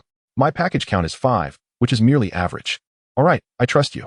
Since it is not you, it suggests that there are 2 other skilled players in the game, particularly the one who opened 21 packages. I am eager to learn their identity. If I acquire any information, I will inform you. Chen Bei closed the chat interface, confident that Leo was not deceiving him. For Leo had spent most of the day managing the Mutual Aid Society, leaving little time to compete for packages. Therefore, the first and third places must belong to others. Could it be the Cheshire Cat? There was a possibility. That mischievous woman was adept at stirring trouble. The Cheshire Cat might very well be in third place. But she could not possibly be first, as Chen Bei had relentlessly pursued her, to the extent that she dared not claim her own packages, effectively trapping herself in the shadows. Under such circumstances, her chances of seizing first place were negligible. Thus, it pointed to an entirely unknown rival, powerful and enigmatic. Chen Bei dismissed any unwarranted arrogance. There are always others who surpass you. In the realm of the game, encountering stronger players is entirely plausible. If one believes themselves invincible, sweeping all before them, they are not far from a downfall. As time progressed into the second day of the game, darkness still enveloped the surroundings. Package retrieval notification. Your package has been delivered to the security booth. Please collect it. If not retrieved today, the package will be returned. Chen Bei suddenly received a package retrieval notification. The 3 types of delivery methods seemed random. Any could be assigned, based on yesterday's duty roster. The current security guard should be Li Si, known for his penchant for patrolling. If Li Si was out on patrol, the security booth would be unguarded, allowing free access to retrieve packages, even the possibility of taking someone else's package. Thus, this security guard named Li Si was relatively safe. Chen Bei departed the building and made his way to the security booth. Upon arrival, he was stunned. The situation had changed. The duty roster on the booth wall had been updated. The previous content had vanished, replaced by new instructions. Positions 1 and 3 have swapped. The irritable security guard has begun taking medication to stabilize his mood, resulting in intermittent episodes. Colleagues no longer fear him. The riddle-loving guard has shifted his hobby to guessing song titles. One guard's patrol time has been reduced, while another guard is suffering from amnesia, recalling only individuals he encountered yesterday. The game had indeed set traps for the players. Chen Bei understood. The changes in the notice indicated that the behaviors and habits of the 4 security guards had altered, even their duty order had shifted. Players must deduce the current security arrangements based on the new notice and respond accordingly. There was reason to suspect that each day in the game would bring about such changes. Chen Bei took a photograph of the new notice and sent it to Leo. After reviewing it, Leo provided his insights. The swap of positions 1 and 3 likely referred to Zhao Yi and Sun San's roles. Thus, today's duty roster would be as follows: morning shift, Li Si, patrol; afternoon shift, Zhao Yi, guessing song titles; evening shift, Qian Er, irritable; night shift, Sun San, recognizing acquaintances. This was merely the basic situation. Details required attention. Li Si's reduced patrol time meant less time for players to collect packages, necessitating swift action. Zhao Yi's task had changed from riddles to guessing song titles, while Qian Er's temperament had improved compared to yesterday. Sun San's amnesia meant he would only recognize players he had seen yesterday. This implied that only players who had encountered him the day before could approach him without risk. Those who had not would be susceptible to the rule's penalties. Chen Bei accepted this analysis and combined it with practical considerations. Thus, for package retrieval, he needed only to wait until Li Si went on patrol. Once the guard left, it would be safe. Chen Bei patiently awaited this moment. As time passed, couriers began entering the courtyard, some delivering packages to the building, while others turned to deposit packages at the security booth. However, the 3-meter-tall monster of a guard stood rigidly inside the booth, motionless. More players arrived, all similarly there to collect packages. Together they waited. The game clock ticking away over an hour. Chen Bei's frown deepened. Something was amiss. The guard showed no intention of patrolling. He remained stationary inside. If this continued, when would it end? Chen Bei peered into the management group, seeking hints. Indeed, someone had mentioned this matter. It turned out that today as security guard, Li Si had a hidden setting. If players linger around the security kiosk, the guard will never patrol. Only when the players disperse and create a sense of security will he depart.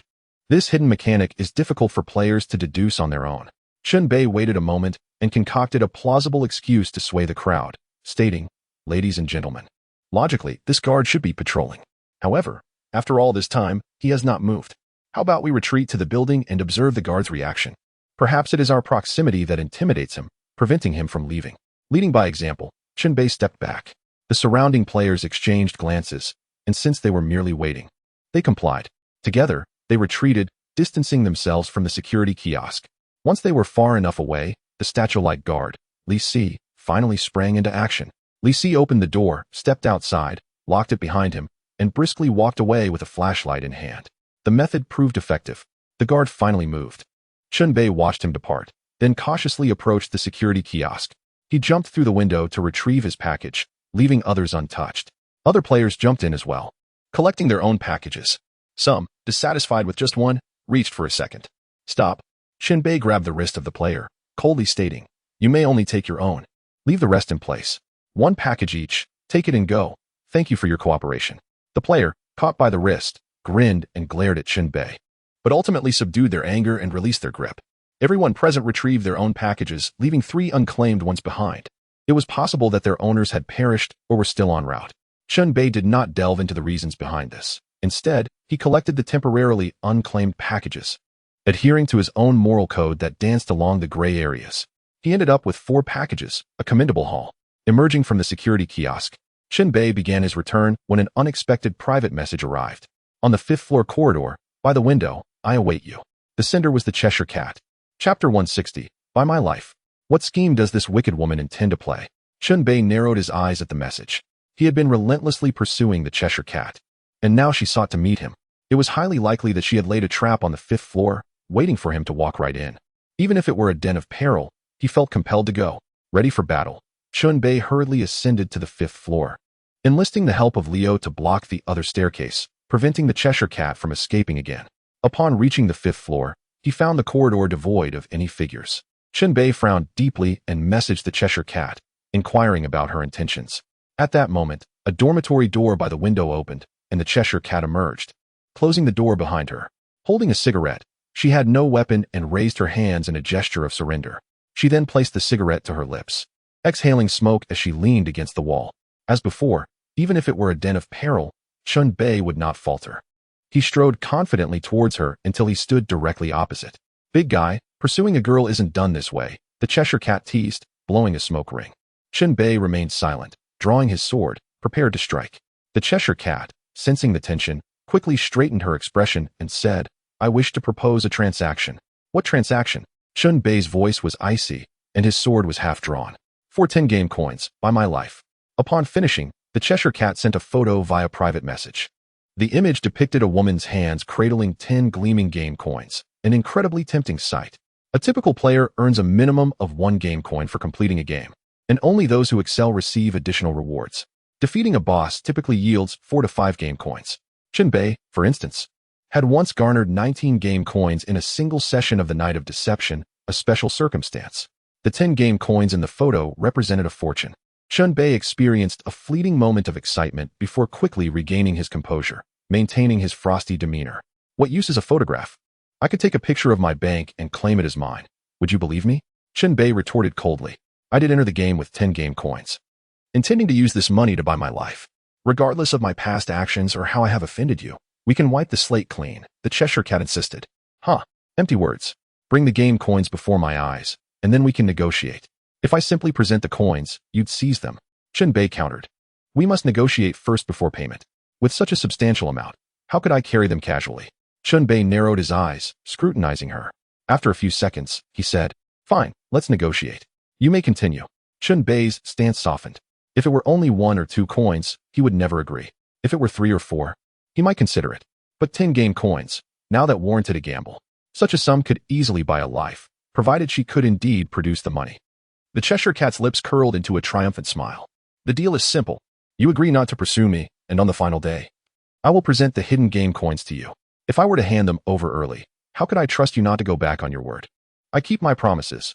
I can even make this transaction public in the player community for all to witness, Chen Bei asserted solemnly. Huh, what good is that? I find you unreliable.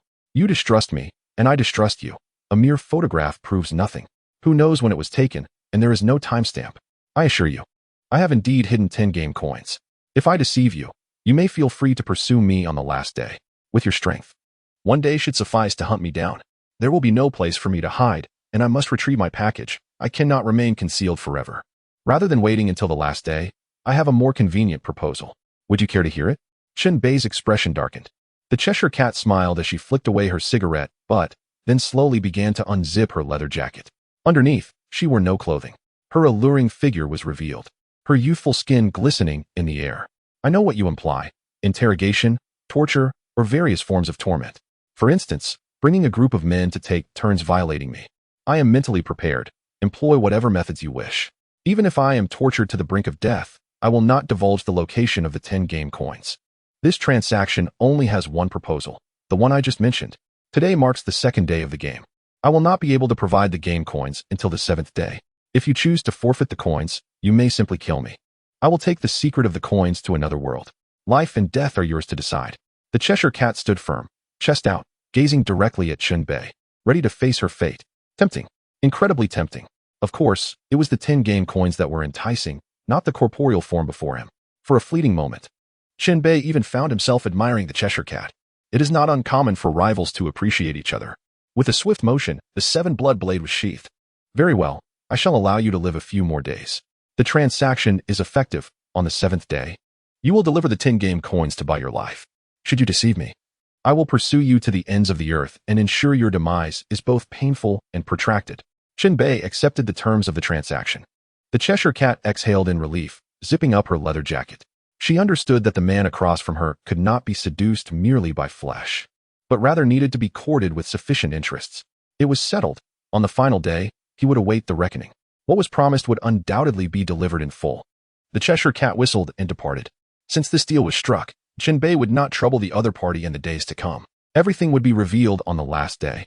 Perhaps the Cheshire Cat truly bought its life with game currency. Or perhaps this was yet another deception. The latter seemed more likely. To carry such a vast amount of game currency without utilizing it or depositing it in a bank was inherently illogical. Chen Bei had mentally prepared himself for the possibility of being duped. Afterward, Chen Bei received his deliveries as usual. One was delivered to his doorstep, and another placed in a parcel locker. Upon reaching the locker, he discovered that today's retrieval code had changed its rules. The method of calculation from yesterday was no longer applicable. Fortunately, Leo had deciphered today's numerical pattern and figured out which locker corresponded to the retrieval code. This won Leo considerable favor, establishing his reputation among the players. Chen Bei successfully collected his parcels, bringing his total count to 24. He wondered how many packages the previous day's champion had unboxed by now. That fellow was quite secretive, and to this day, Chen Bei had not discerned his identity. At that moment, the player group erupted in excitement, with someone shouting loudly, "Brothers, look over here. A yellow-clad delivery person has arrived at the front door." The color of the delivery people has changed. A yellow delivery person. Chen Bei felt a chill run down his spine at the news. Chapter 161. The little girl in the raincoat at the courtyard entrance. A little girl clad in a cartoon yellow duck raincoat bounced along, her backpack bouncing on her back. Bloodstains marked her path, and chunks of flesh tumbled from beneath her raincoat. Many players gathered, some peering from windows, others standing in the yard or by the door, their gazes converging on the little girl in the raincoat. Judging by her height and build, she appeared to be just over 10 years old. Is she also a delivery person? Aren't delivery people usually in blue or green uniforms? A child can't be a delivery person, can she? Hiring child labor? How absurd. Come on. Do you really think of her as a child? Can this game be understood with common sense? The crowd murmured. Some remained in the yard to watch as the little girl approached, but did not retreat. Yesterday's gameplay had instilled a habitual thought process in them. The green and blue delivery people were benign, merely delivering parcels without interfering with players outside the recipients. It was a relationship of mutual non-interference. Yet, those were merely the green and blue delivery people. The girl before them was a yellow-level danger. Sometimes, habitual thinking could prove fatal.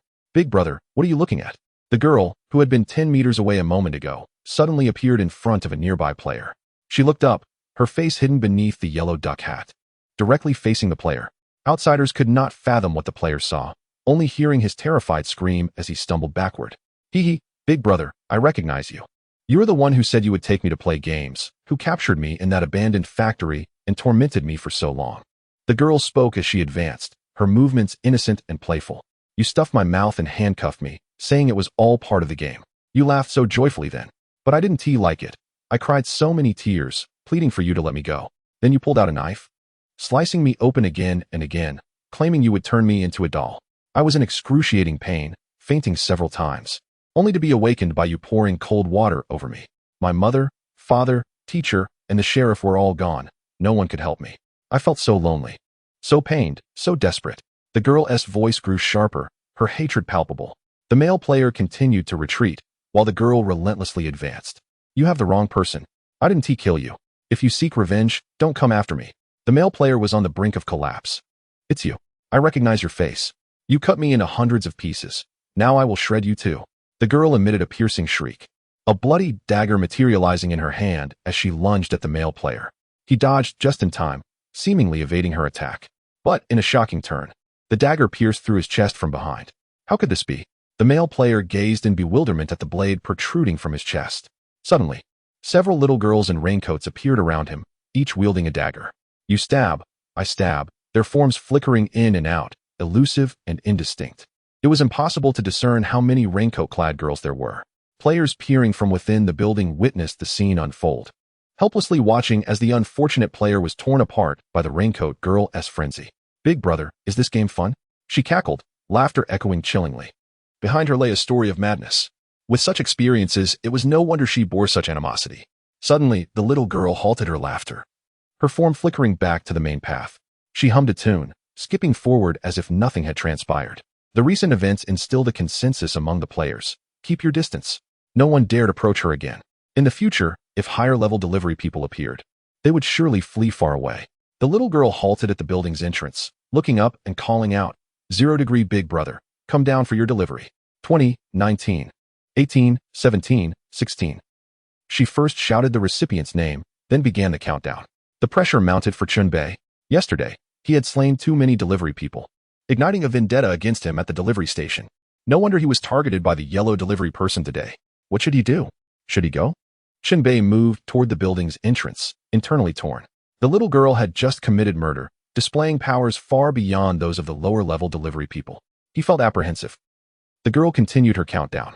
If he didn't go, there could be dire consequences. To go or not to go was a gamble. Fortunately, Chen Bei possessed his unique advantage, or rather, his source of intelligence. Time was running out for him. Once time was up, he would likely be killed by the delivery person. Let us watch the spectacle unfold. I find this delivery person's method of killing rather entertaining. Such conversations circulated within the management group. These discussions proved invaluable. It seemed he had no choice but to go. Exceeding the time limit would be even more perilous. Chen Bei quickened his pace, sprinting toward the building's entrance, standing before the little girl in the raincoat. 3, 2. Big brother, you made it. The little girl halted her countdown at the last moment, looking up at Chen Bei. They faced each other. Only then did Chen Bei see the girl's face clearly. It had been cut into dozens of pieces, then stitched back together haphazardly, with mismatched features, eyes, nose, and mouth all distorted. The stitches were visibly fresh, blood seeping from various points on her face. Even with Chen Bei's strong psychological fortitude, his rationality was shaken, plummeting significantly. He could not discern whether the story the little girl recounted was merely a game mechanic or a personal experience. If similar events had occurred in reality, it would be utterly tragic. Big brother, here, this is your delivery. The little girl opened her backpack, retrieving a parcel box and handing it to Chen Bei, completing the exchange. Thank you, Chen Bei replied. You're welcome, the little girl said, her mouth positioned on her left cheek, while one eye was on her forehead and the other at the bottom right corner. Goodbye, my dear elder brother. I am but a humble courier. I shall return again in the future. The little girl in the raincoat turned and skipped away, humming a tune. Chen Bei exhaled in relief, knowing that as long as he adhered to the respective rules of the couriers when collecting parcels, he would remain unscathed. Some couriers had their own set of regulations when delivering. The green and blue couriers were rather indifferent. Should one violate their rules, they could resort to force without much consequence. However, for those designated yellow and above, the risk was far more perilous. A single misstep could cost one their life. Chen Bei brought the parcel back inside the building and casually opened it. What he found within stirred his heart. Such fine items. Chapter 162. Fortune favors the bold. The game is set in a manner where the higher the danger level of the courier, the greater the value of the parcel delivered. The distinction between the green and blue couriers had not been particularly pronounced before. However, the delivery from the little girl in the raincoat was evidently of a higher caliber. As he revealed the contents, he was taken aback to find a level 4 skill card. Skill card name: Thunder in the Palm level. For effect A. Concentrates mana in the palm to transform it into lightning, dealing medium-range electric damage, with a 12 chance to paralyze the target for 3 seconds. Effect B. Applies an electric shock to a dying target with less than 10 health points, instantly restoring 10 of their health. Effect C. Passively increases resistance to lightning, reducing damage from electric attacks by 20, with a chance to become immune to paralysis from electric shocks. Consumption: 15 mana. Effect A. 30 mana. Effect B. Cooldown: 22 seconds. Effect A. 5 minutes. Effect B. Restrictions: the player must be empty-handed to use. Usage conditions: must possess mana and have a mental attribute greater than 35. Description: left 0, right fire. The thunder god assists me. Left fire, right 0. The electric mother manifests. Unfortunately, this skill card required mana to utilize, which Chen Bei was currently unable to do. He would have to wait until he reached level 20 to unlock mana and equip this skill card, at which point it would prove useful. This meant that all players above level 20 were adept in both combat and mana. That would mark a significant turning point.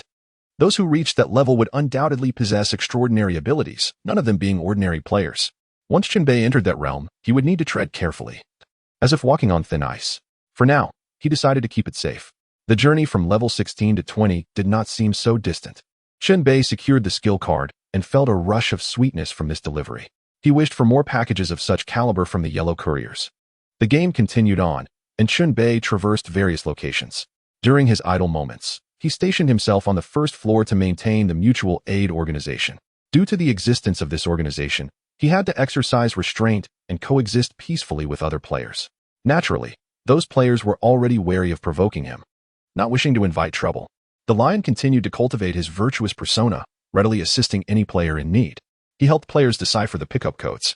When it was security guard Zhao Yi's turn to be on duty, the previous riddle solving turned into guessing song titles for today. Zhao Yi would sing snippets of songs, prompting players to guess the titles. His singing was off-key and difficult to understand, leading to a cacophony of confusion. Players recorded Zhao Yi's attempts and shared them in group chats, collaborating to solve the musical puzzle. The game fostered a rare atmosphere of unity and cooperation. Some even attempted to replicate yesterday's antics by singing themselves for Zhao Yi to guess, but today, it was futile. Zhao Yi refused to cooperate, growing increasingly irate, insisting that it was his turn to test the players. If anyone dared to contradict him further, it might lead to dire consequences. So the players had no choice but to relent. Without shortcuts, they resorted to guessing the song titles through traditional means, reminiscent of a game show opening with great fanfare. Fortunately, with a considerable player count of 78, akin to a vast musical library, most managed to guess the titles and successfully retrieve their parcels. Suddenly, the lion sent a message to Chen Bei, providing crucial intelligence. The lion stated, "I have discerned the identities of the first and third place players." 0 Degree inquired, "Who are they?" The lion replied, "The first is likely a high-level player known as Mr. Yi. His ascent to the top is attributed to coercive threats, compelling several players into long-term cooperation. These players must deliver him one parcel daily to ensure their survival. Otherwise, he would eliminate them." The lion continued, "Among these players, many are members of the mutual aid organization. They report that Mr. Yi openly showcased his level, boasting a formidable 17. No wonder they are fearful and comply." Upon receiving this information, Chen Bei's gaze sharpened. 17. One level above him. There had been no direct encounters between them, nor any clashes. Should a confrontation arise, it would undoubtedly be a matter of life and death. 0 Degree noted, a dozen players delivering him a parcel daily explains his top ranking. Moreover, he adopts a long-term strategy. If he were merely to kill and seize parcels, it would be short-sighted. The lion agreed. Indeed, Mr. Yi is no ordinary player. Do not provoke him lightly. I shall further investigate his background. 0 Degree asked, "What about the third place?" The lion replied, "I am uncertain of the third player's identity. But I know this. Many players have been ambushed, rendered unconscious, and upon waking, found their parcels or valuable items missing. I suspect this is the work of the third player, employing stealth to collect parcels. Their methods remain elusive, thus far undetected." 0 Degree acknowledged, "Understood. That is also vital information." The lion sent another video, this one concerning Mr. Yi. The video revealed a view from inside a dorm room, where a viscous black substance seeped in through the gap beneath the door. It moved like liquid, shifting and changing form. This dark matter slithered upward along the door, forming a written symbol, Yi. The video concluded here. It appeared to be a demonstration of Mr. Yi's capabilities, as well as a form of intimidation. He possessed the ability to infiltrate a player's dormitory without forcefully breaking in. For ordinary players, such a threat was sufficiently daunting. The first and third place players operated in a similar vein, one through intimidation and extortion for parcels, the other through stealth and theft. Both opted for a gradual approach, valuing parcels over lives, as weaker players continuously contributed to their gains. Clearly, following conventional gameplay would not suffice to attain a top ranking. To achieve prominence, one must resort to formidable means. A murderous intent flickered in Chen Bei's eyes. By eliminating the first player, I shall ascend to the top. By vanquishing the third player, I will eliminate future threats. This is undoubtedly the simplest and most direct solution. Suddenly, a yellow courier appeared on the scene. Was it the little girl in the raincoat again? No, this was a new version. A distant voice interrupted Chen Bei's thoughts. He gathered his focus, leaning out the window to observe below. Indeed, another yellow courier had entered the courtyard. Could it be another delivery for me? Chen Bei felt invigorated as he scrutinized the newly arrived yellow courier. Chapter 163. The neighbor's hammer. The yellow courier that arrived this time was pure monstrosity. Its head resembled a closed flower bud, but not of the botanical kind.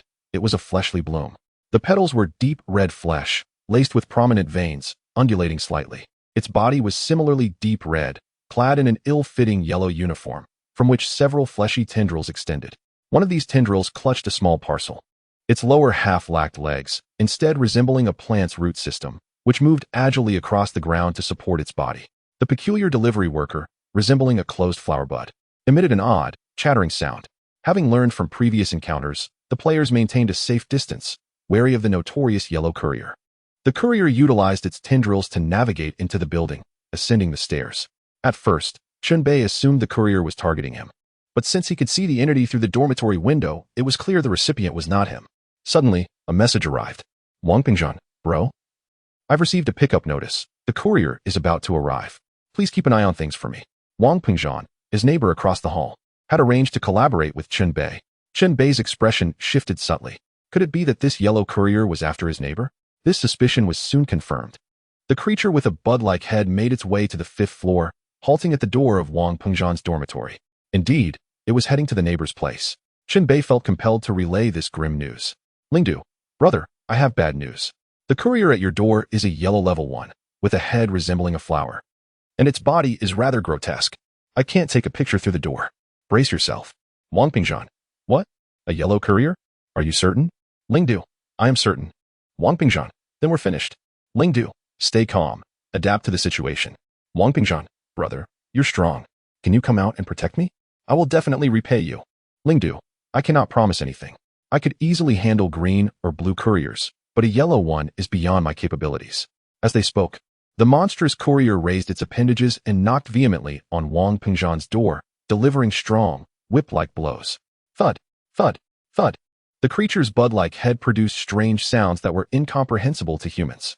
Inside, Wang Pingzhan wore a grim expression, breathing rapidly, clutching a weapon fashioned from an electric curling iron that would heat up when activated. Thud, thud, thud. The knocking resumed.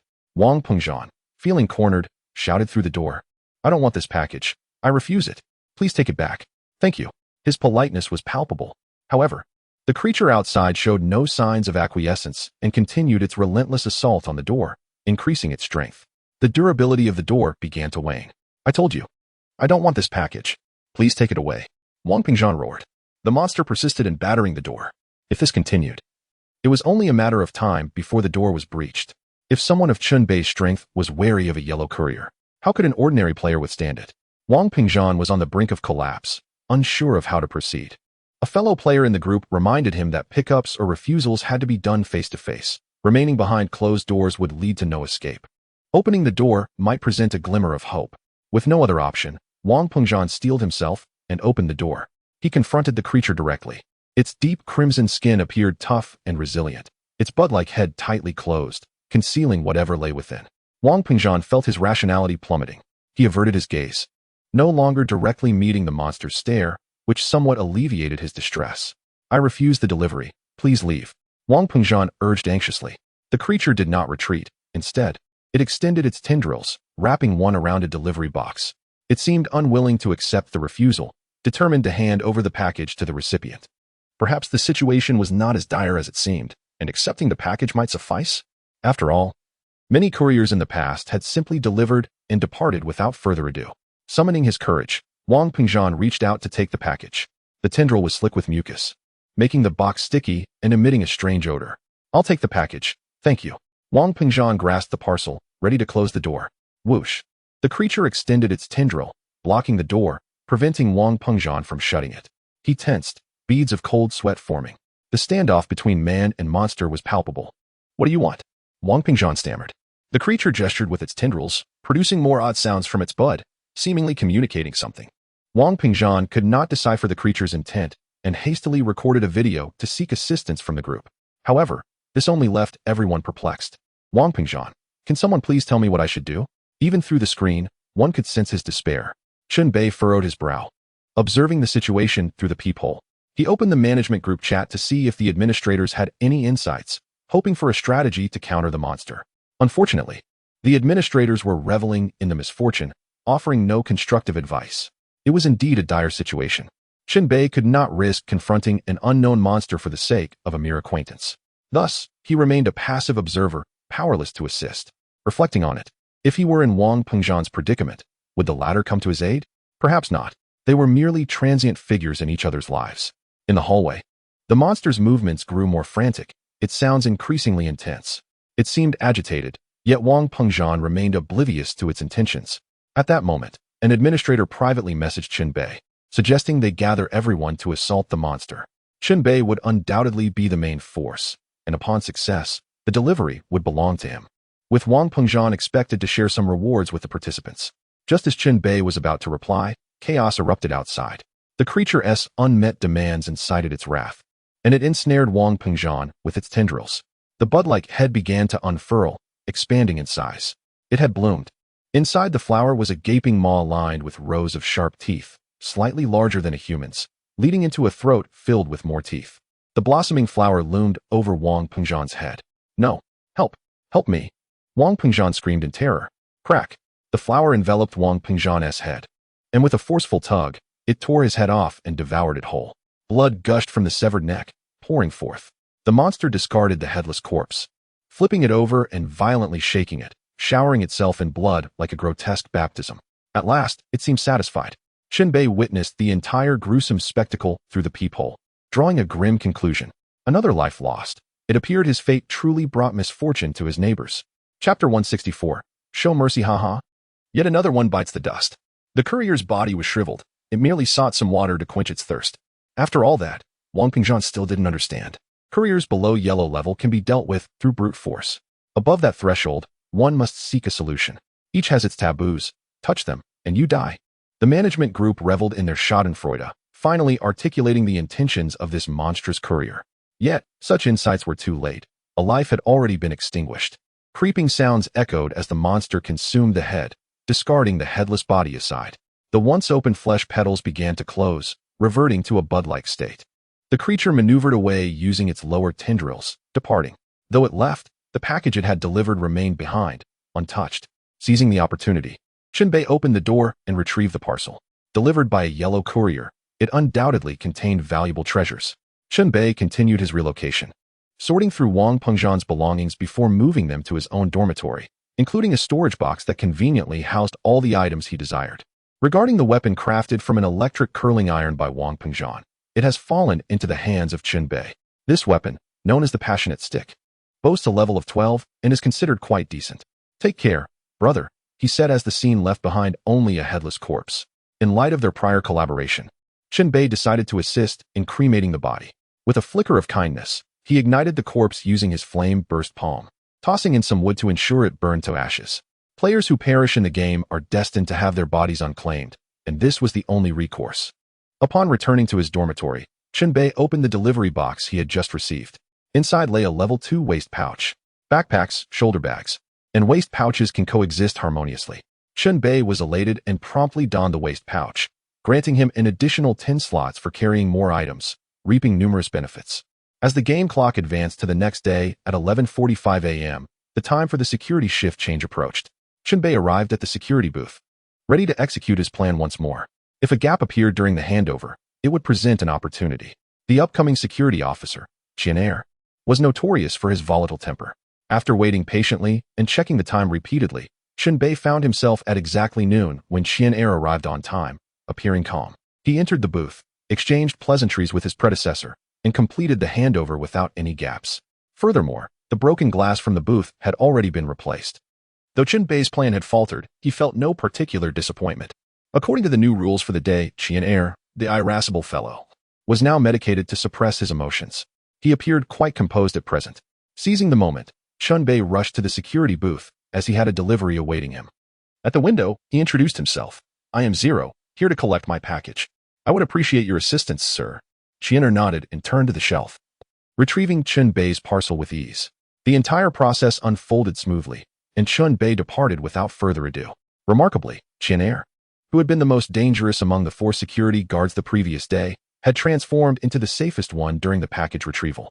Nearby players, witnessing Chen Bei's seamless collection of his delivery, felt reassured and flocked over.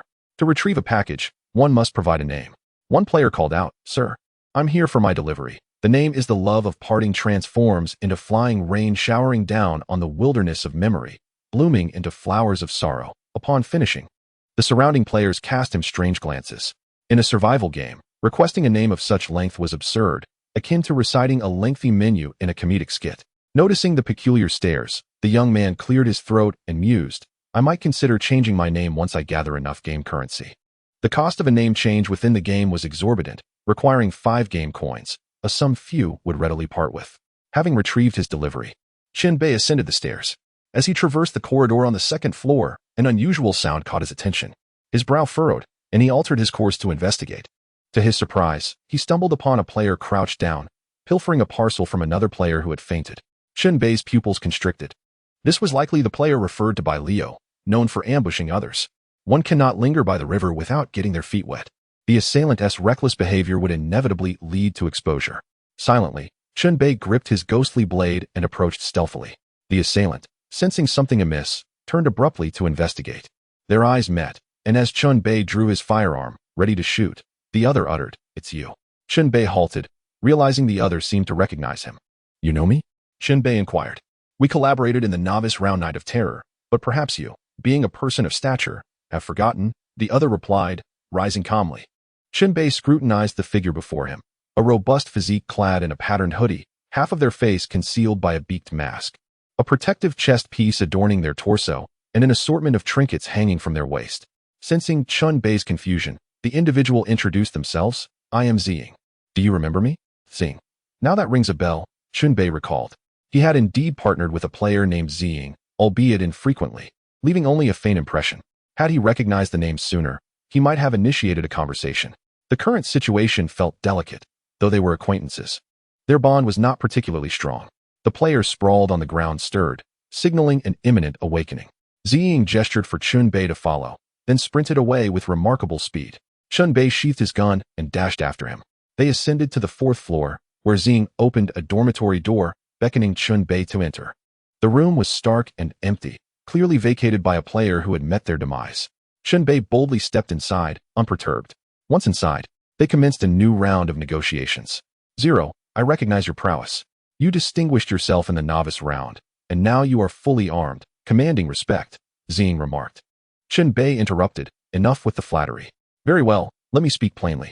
To be frank, I ranked 3rd in yesterday's tally. The top 3 receive rewards. You could aim for 1st or 2nd, but kindly leave 3rd for me. Having more allies opens more paths, and in this game, our reunion might lead to future encounters. What do you think? Ziying's tone was earnest, reflecting genuine apprehension towards Chen Bei, a sentiment rooted deep since their novice encounters. After a moment of contemplation, Chen Bei replied, Here's the deal. Whatever you do is your business, as long as you don't overtly oppose the mutual aid group and complicate matters for me. Agreed. I prefer to operate in the shadows and would not openly confront the mutual aid group, as it serves no benefit to me, Ziying acquiesced readily. Moreover, starting today, you will provide me with 3 unopened packages daily. Is that a reasonable request? Ziying had not anticipated an additional stipulation. 3 packages were neither excessive nor minimal. When calculated over the remaining days, that amounted to 18 packages. Contributing such a volume would undoubtedly hinder Ziying's quest for a top 3 finish. Chen Bei's expression hardened as he inquired, What is the matter? Are you unwilling? Of course not. Ziying hurriedly conceded, gritting his teeth as he handed over the parcel he had just acquired. Here's today's share. I'll deliver the remaining 2 later. Let us add each other as friends and stay in touch. Ziying accepted the terms. 3 packages a day was his limit. Chen Bei was aware of the dubious origins of Ziying's deliveries, yet he felt no qualms about it. To put it plainly, this was a classic case of black eating black, a cycle of thievery that only led to greater gains. After parting ways with Ziying, Chen Bei began to strategize. The identity of the 3rd place holder was now clear, leaving only the 1st place contender yet to be encountered. It was merely a matter of time. After all, the game's environment was confined to a single building and courtyard. In subsequent gameplay, Ziying honored his promise, delivering the remaining 2 packages to Chen Bei. Chen Bei also reached out to Leo, advising him to keep a watchful eye on Ziying, the crafty player. Leo, being adaptable, accepted this request without hesitation. As dusk descended, the moment to confront the 1st place player drew near. This was catalyzed by the ambition of Mr. Yi, the player ranked 1st, who sought to expand his clientele further, compelling an increasing number of players to contribute packages to him, which ultimately stirred widespread discontent. The mutual aid group emerged as the most viable means to channel this collective ire. Previously, Leo had extended his assistance to various players, earning their goodwill and bolstering his reputation.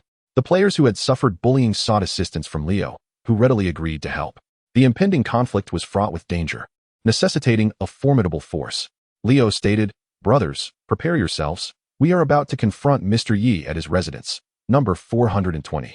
Over 20 players will join us in this endeavor, provided you can restrain our adversary and not succumb to disadvantage. 0 Degree replied, I am not one to boast, but you are well aware of my capabilities. Leo responded, Inform me when you are ready. We can depart at any moment. 0 Degree declared, I am ready now. Then let us proceed. The alliance of players ascended the stairs with fervor, their spirits bolstered by their numbers. The group divided into 2 factions, one led by Leo and the other by Chen Bei, creating a pincer movement. The sheer size of the gathering instilled a sense of bravado among the players, each more fierce than the last. Let us vanquish him together. He is but one man. How formidable can he truly be? With Brother 0 Degree leading, what is there to fear? Let him return all the packages he previously seized to their rightful owners. With a fierce determination, the 2 factions arrived at Mr. Ye's door, confident of his presence inside, as he had recently requested other players to deliver packages to his doorstep. However, instead of awaited deliveries, they were met with an assembly of enraged players. Chen Bei, armed with a double-barreled shotgun, intended to strike the door, but Leo intervened, asserting courtesy before confrontation. He then approached the door himself, knocking with authority. To their surprise, the door swung open promptly, revealing a middle-aged man with short hair, sharp facial features, and an unsettling gaze. Clad in a tattered cloak that concealed most of his form, he emanated an aura of danger that deterred the players from their earlier bravado. The once boisterous crowd fell silent, their confidence shaken by his presence. It was revealed that this was indeed Mr. Yi, and even Leo was compelled to step back. An unusual occurrence. What is the meaning of this? Mr. Yi inquired, his voice stern. We are here to negotiate. Your threats against numerous players for their packages have incited collective ire, Leo stated gravely. And what concern is that of yours? Mr. Yi retorted. I am the president of the Mutual Assistance Association, and they are my members. Thus, you have conspired to retaliate against me, correct? In a bold move, Chen Bei disengaged the safety on his gun, aiming it at Mr. Yi's head. Yet, Mr. Yi remained unfazed, not even deigning to acknowledge Chen Bei's threat. His nonchalance exuded a rare confidence. Previously, I accepted your packages, and from this day forth, I make you a promise. Should any yellow delivery personnel threaten you, you may seek my assistance, and I will ensure your safety. This unexpected assurance stirred the crowd. Mr. Yi continued, you provide me with but a single package daily. In exchange, you receive my protection. My level is 17. Is there anyone here who surpasses me? You must decide whether to fight for your packages or accept my terms. His words shifted the dynamics dramatically, prompting hushed conversations among the players. The once fervent desire for vengeance began to wane as they contemplated the implications. The fear instilled by the yellow delivery personnel had left a significant psychological impact, and Mr. Yi's pledge of protection resonated deeply with many. It became evident that eliminating Mr. Yi would yield little benefit, while allowing him to remain could provide an invaluable safeguard. Chen Bei observed the shifting sentiments, noting the dissipating hostility. Leo then raised his hand, gently pressing down on Chen Bei's gun. Agreed, Leo affirmed decisively. Every player who has entrusted you with their packages must receive the protection you promised. Should you fail even once, it will reveal your deceit. Remember, the waters that bear a boat can also capsize it. Act wisely. Mr. Yi scoffed, conceding with a dismissive grunt before retreating into his abode. In the corridor, Chen Bei and Leo leaned against the weathered wall, the other members of the Mutual Assistance Association absent. They engaged in a private discourse. 0 Degree asked, having spared Mr. Yi, you must have a plan in mind? Leo replied, indeed, Mr. Yi is no ordinary foe. Confronting him head-on poses great risk. I believe time is on our side. Thus I propose we delay our actions. Time advantage? 0 Degree queried. Leo elaborated. In reality, disaster levels are often categorized by colors: green, blue, yellow, orange, and red. I suspect this game employs a similar classification for the delivery personnel. Leo continued. Mr. Yi boasted of his protection for those beset by yellow delivery personnel. But what will happen if orange or red threats emerge? Will he still intercede? He concluded, I can confidently assert that the player's allegiance to Mr. Yi is tenuous at best. As the game progresses, their frustrations will inevitably resurface, and his eloquence will no longer suffice to appease them. He added, furthermore, his promise to protect against yellow delivery personnel places him in jeopardy. Should misfortune befall him, we will have our opportunity to strike. After this extensive dialogue, Chen Bei's demeanor softened, and he nodded in agreement, recognizing the validity of Leo's reasoning. Leo continued, moreover, as we approach the 4th day of the game, our Mutual Assistance Association will experience significant gains.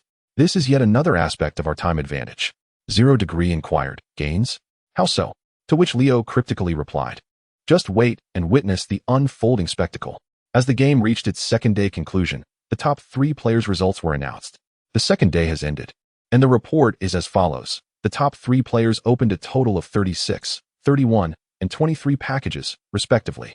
Players are encouraged to strive for further achievements. Chen Bei held his position as second, with a narrow margin between him and the leader, while he had distanced himself significantly from the 3rd-place player. Additionally, players had the option to accumulate packages without immediate opening, as there were no stipulations requiring the immediate unboxing of deliveries. The competition over the first 6 days bore no rewards. Only those within the top 3 on the 7th day would receive accolades. Thus, players could strategically save their packages for the final day, a tactic Chen Bei employed by leaving 3 unopened. As the game progressed into its 3rd day, the rules governing security and retrieval codes underwent significant changes, presenting new challenges for players. Leo remained steadfast in his mission to assist them. Having deciphered the retrieval code's numerical puzzle, allowing players to access their packages from the lockers with ease. He publicly revealed a significant matter. Unboxing poses no inherent danger. Previously, many had been misled. From now on, individuals can unbox by themselves without seeking assistance. The reason Leo dared to disclose this was due to his confidence. Even without relying on the facade of unboxing assistance, he could maintain the temporary community of mutual aid through his intelligence. In the following days, most players would still seek his help in guessing riddles, identifying song titles, and deciphering collection codes. He was like a magnet, capable of drawing players to him, fostering unity among them. Moreover, as time passed, the mutual aid association grew increasingly stable. On the third day, the frequency of Yellow Courier's appearances significantly increased. This probability resembled the Grim Reaper's pointer, potentially indicating any player. Those who had previously harmed couriers were at a greater risk of being chosen, with Chen Bei being a prime example. Another Yellow Courier emerged from the mist, entering the courtyard and attracting the attention of numerous players. This time, the courier was different from the previous ones, an unfamiliar face. Couriers often returned repeatedly, some having visited many times before. Players had discerned the patterns of these familiar couriers, allowing them to respond with composure. However, the unknown courier was shrouded in mystery, bringing greater risks, especially since it was a Yellow Courier. The courier appeared normal at first glance, but instead of a human head, it bore a small television. It resembled an old model of a cathode ray tube television, with a curved screen and a display of large, static snowflakes, topped with a slanted retractable antenna. After spending considerable time in the survival game, players had seen it all. The courier entered through the front door. Many players had already sent requests for help to Mr. Yi. They were required to pay him a package daily as a form of protection fee. Now, trouble had arisen, and it was time for Mr. Yi to fulfill his promise. These packages were not taken without cost. Mr. Yi was resolute, and he truly stepped forward, making his way to the staircase. He followed the courier as it turned into the corridor on the third floor. This situation involved more than just one or two players. Chen Bei and Leo were also discreetly monitoring the developments. If Mr. Yi were to falter, it would present an opportunity for others. The courier arrived at the door of room 306 and knocked. A voice crackled from the television, accompanied by static. Your package has arrived. Please receive it in person. Collecting packages could only be done by the individual. One could not rely on others for assistance. Mr. Yi provided only distant support. The player inside gritted his teeth, braving the enormous risk, and opened the door. He faced the courier directly. Static crackled as the old television screen flickered, revealing a blurry image that vaguely resembled a figure.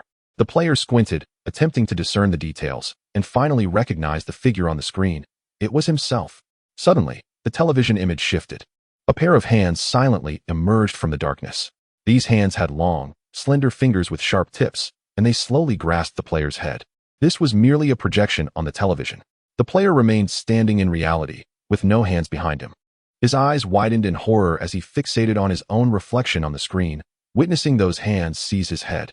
The eerie hands began to exert force, twisting the player's neck at an extreme angle. Any further pressure would surely snap it.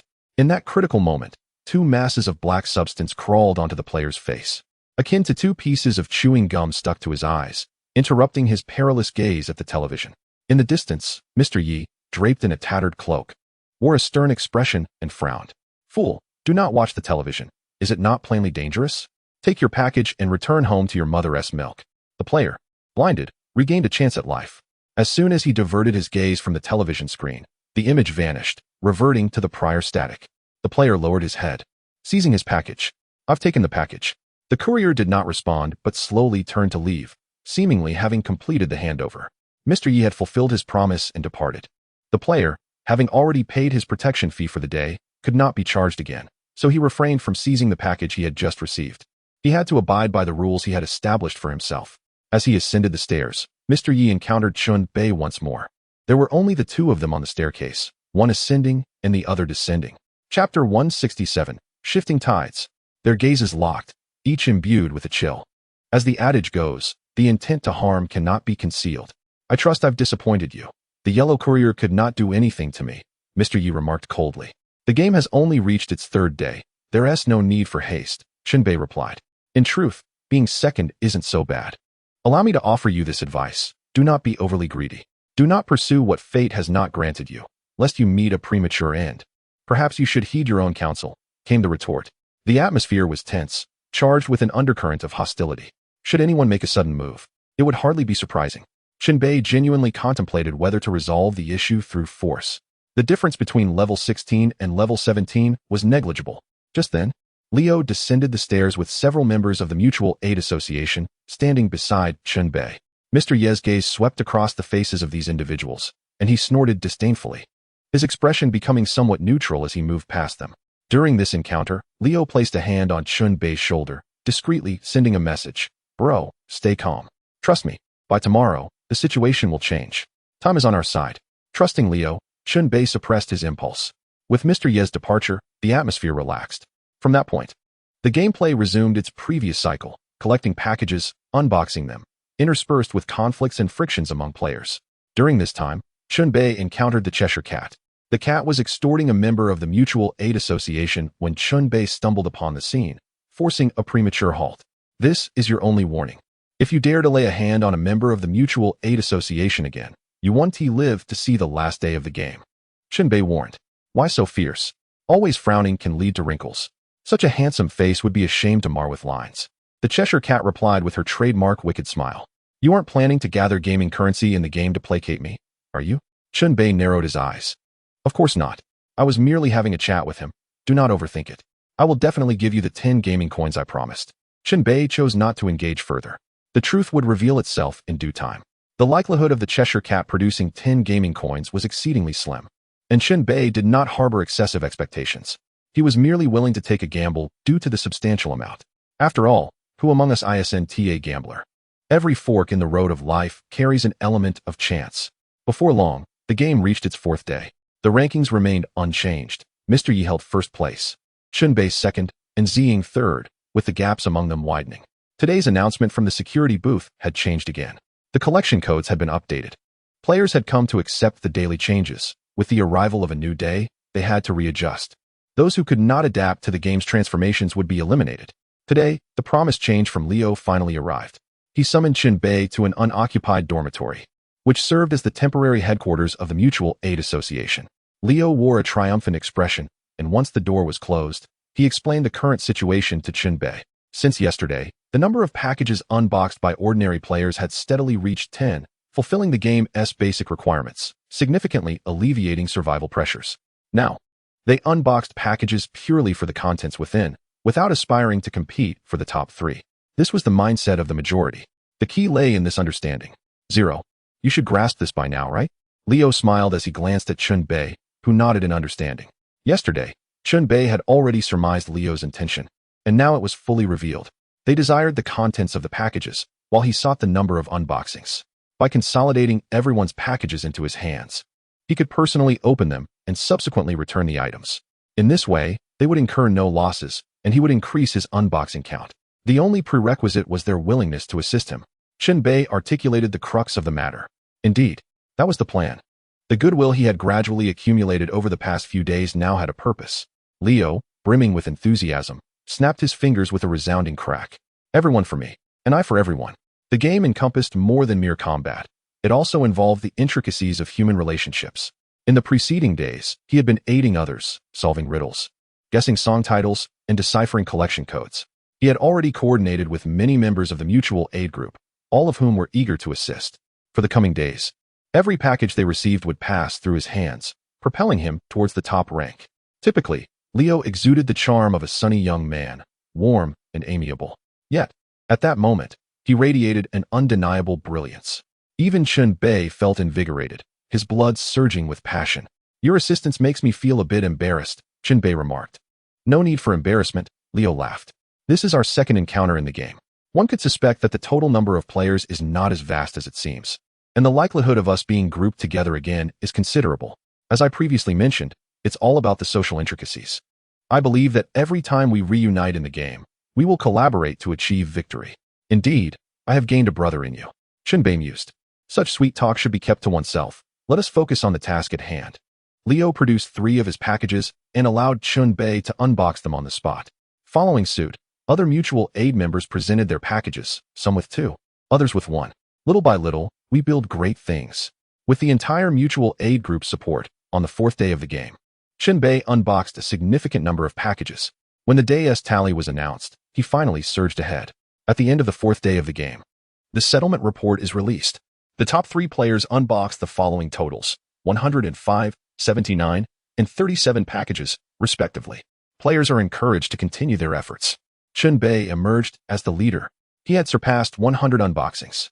This number was not achievable solely through brute force. It required the collective effort of the group. If this momentum continued, the throne of first place was undoubtedly his. However, Chen Bei harbored a strong premonition that the journey would not be smooth sailing.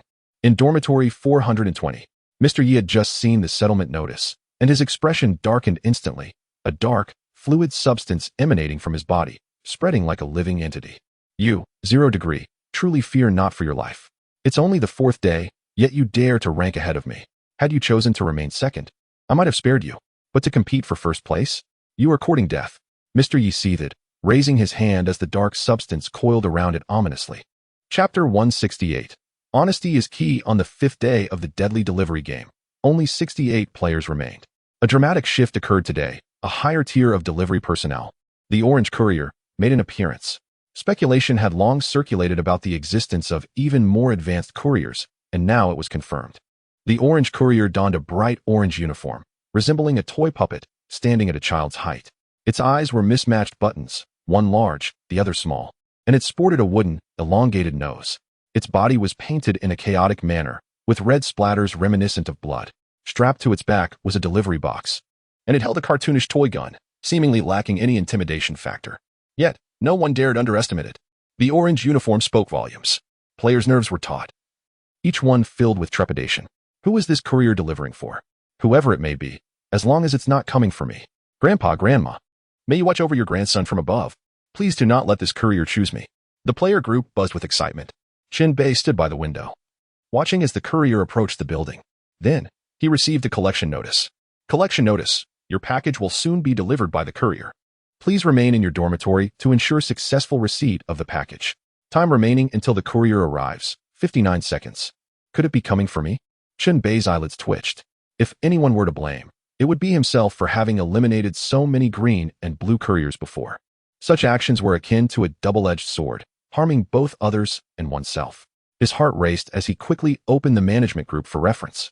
This marked the first appearance of the Orange Courier, drawing keen interest. The management group was abuzz with conversation, providing yet another assist. The Orange Courier has finally appeared. Classified as level 25. Even elite players like 0 degree or Mr. Yi cannot hope to contend with it. The courier has chosen 0 degree. This courier favors questions and forbids players from lying. Should anyone dare to deceive it, they will be attacked. I relish watching these elite players falter. These so-called elite players are merely playthings meant to amuse the VIPs. Lying will result in an attack from the courier? Chen Bei keenly grasped this pivotal point. He chose to ignore the extraneous chatter to avoid letting the administrators affect his mindset. The countdown continued. The Orange Courier entered the building, arriving at Chen Bei's dormitory door. Knock, knock, knock. The courier rapped on the door. Chen Bei took a deep breath, opening the door to confront the imminent peril. Prior to this, someone in the group had already shared a photo of the courier.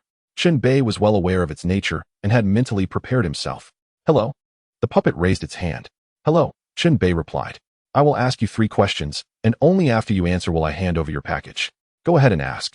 Chen Bei had anticipated that the questioning would occur face-to-face. However, it was not to be. Suddenly, another individual appeared in the player group. Its avatar was that of the puppet. Courier. Player 0 degree. The questioning begins. Courier. Question 1-3. In this game, which player do you most wish to eliminate? Courier. 10 Courier. 9. The questioning unfolded within the player group. Moreover, a countdown was present. This meant that Chen Bei's response would be visible to all players in the game, akin to a public execution. The countdown continued, affording Chen Bei little time to ponder. Unable to lie, he could only speak the truth. What a game of truth or dare it had become. 0 degree. In this game, the player I most wish to eliminate is Mr. Yi. Once he finished, the group automatically generated Mr. Yi's name and photo. It was unclear when the photo was taken. This question instantly escalated the animosity between the two parties. Chen Bei understood well the trouble this answer would bring, but he had no choice. The courier before him was far more lethal than Mr. Yi. Courier. Question 2-3. What is your most valuable piece of equipment? Courier. 10 Courier. 9. The countdown resumed. Chen Bei pondered briefly before responding. 0 degree. It is the 1,000-hand cloak. This was his sole 2-star equipment. Versatile in both offense and defense, with limitless potential for growth, evolving alongside his level. Upon completion of his answer, the chat group automatically generated a photo of the thousand-hand cloak, along with its detailed stats. In that moment, everyone bore witness to the formidable power and exceptional rarity of this piece of equipment. Any item adorned with a star rating is far from ordinary, especially one boasting 2 stars.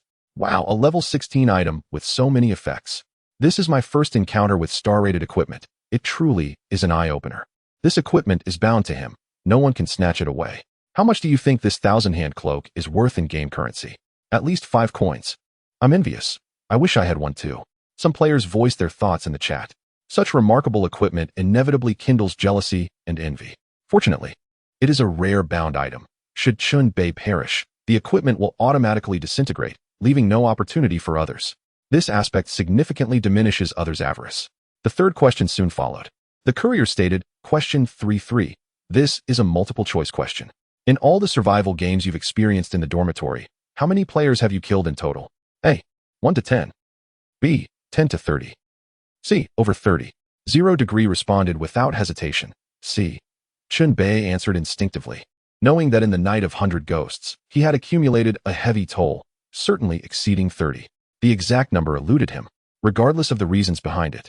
Taking so many lives signified profound sinfulness. You have answered all the questions, and I can ascertain that you have spoken nothing but the truth, without deceit. As a reward, this delivery is yours. The puppet man promptly removed the parcel from his back and handed it to Chen Bei before turning to leave. Chen Bei exhaled in relief, feeling as though he had danced on the brink of death.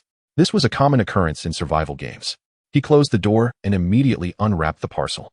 A delivery from a reputable orange courier surely could not be subpar. Upon opening it, he discovered a sizable box containing a colorful candy wrapper. Shaking the wrapper, he found it light and largely empty. Upon tearing it open, he realized that it was 99 air, containing merely 5 candies. The value of these 5 candies was enough to ignite Chen Bei's interest, as they were attribute candies. Consuming one would grant an additional attribute point, allowing him to allocate it wherever he desired. This enhancement would be a permanent boon, benefiting him for life. Chen Bei was already familiar with attribute candies from past experiences and recognized their worth. Indeed, this delivery was worthwhile. My risk was not in vain. He picked up the attribute candies, hesitating over which attribute to enhance. Chapter 169. The protection fee is hard to acquire. Initially, Chen Bei intended to allocate points to strength and agility. However, upon reflection, he decided to store the candies for later, considering that certain skill cards had specific attribute requirements, which, if unmet, rendered them unequipable. For instance, the Palm Thunder he had previously acquired was such an example. Thus, Chen Bei resolved to save the candies until he needed to use the attribute points, avoiding any restrictions that could hinder him. As the game progressed, an undercurrent of tension began to swell. Mr. Ye's murderous intent towards Chen Bei had reached its zenith, and time was of the essence. In truth, both parties harbored mutual wariness towards one another. Despite Mr. Ye's previous arrogance, he felt no certainty in his position. Firstly, he recognized that Chen Bei was not easily dealt with. Secondly, Chen Bei had the support of a mutual aid society, which would rally to his call. Therefore, Mr. Yi contemplated 2 strategies. The first was to eliminate Liu first, followed by Chen Bei. By dispatching Liu, he could likely dismantle the mutual aid society. However, this carried significant risks. A failure would exacerbate hostilities, further jeopardizing his position. The second strategy involved focusing solely on Chen Bei while enlisting 2 crucial allies. Mr. Yi had already identified these individuals yesterday and sent them private messages today.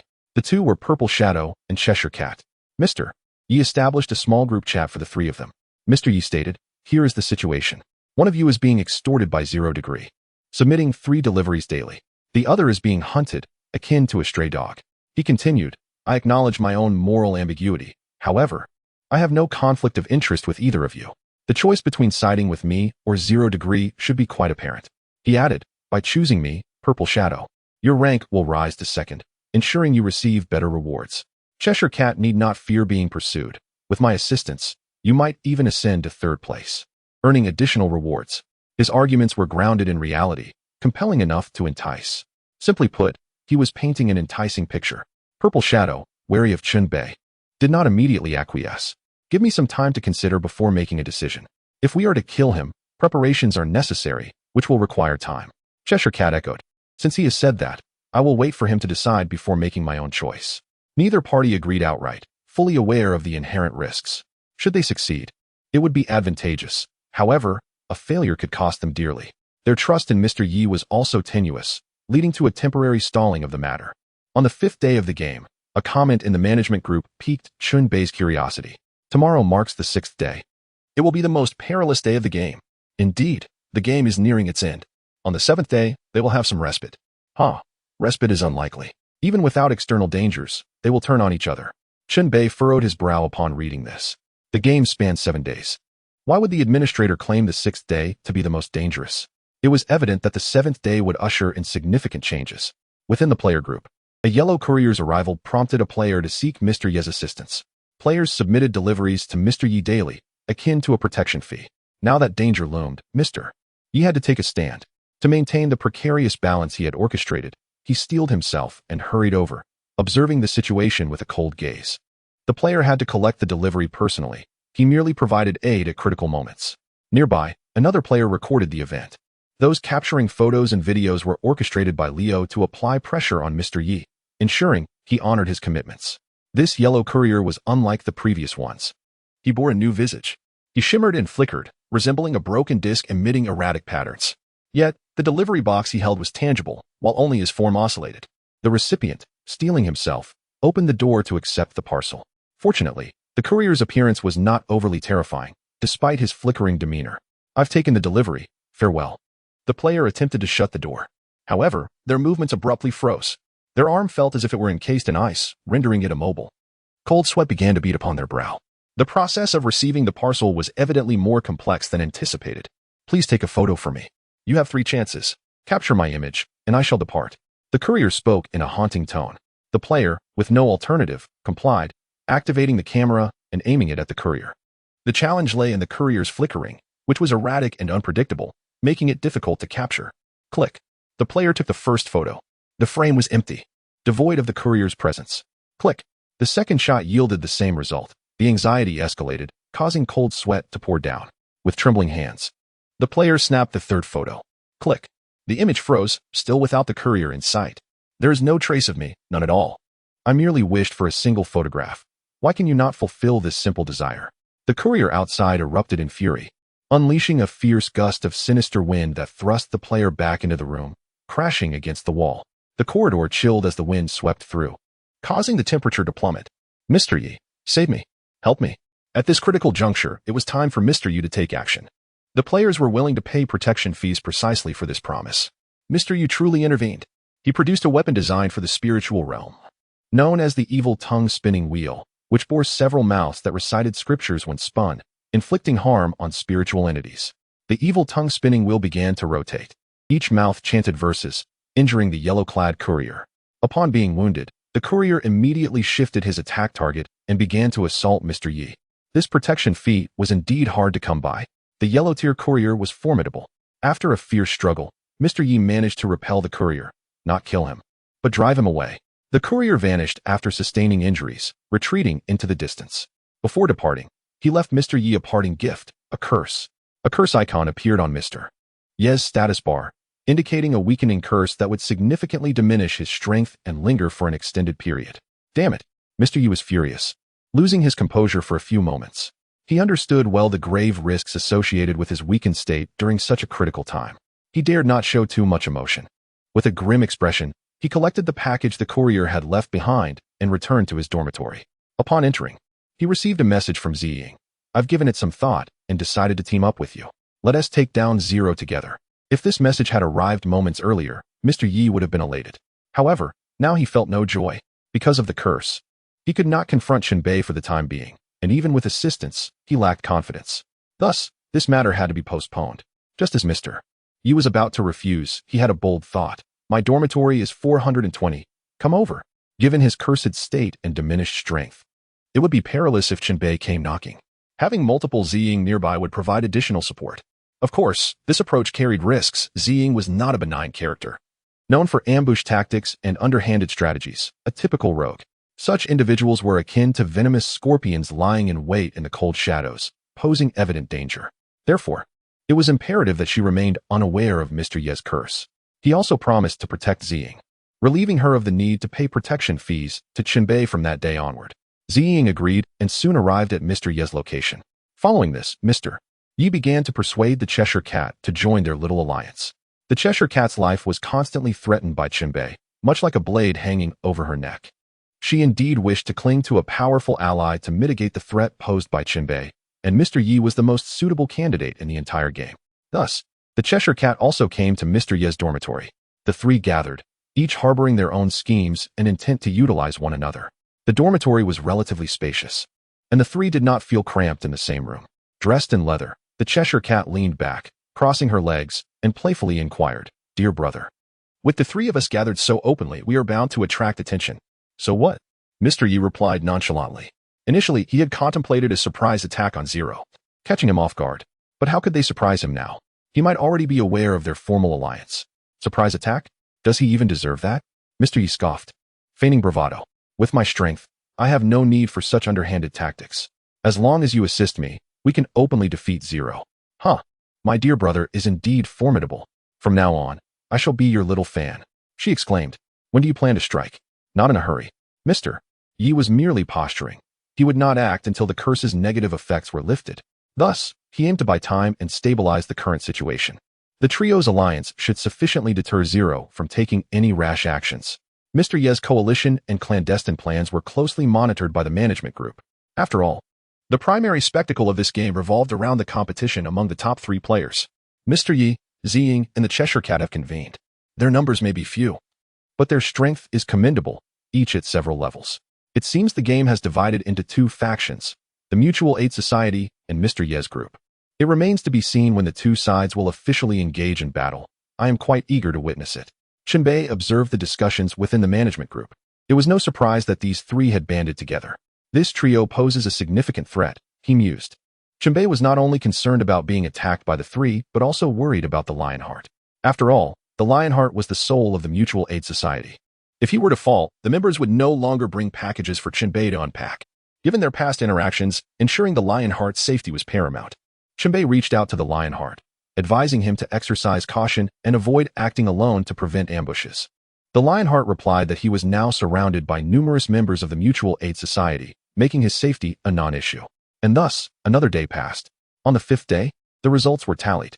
The total number of packages unpacked by the top three players were 162, 96, and 49, respectively.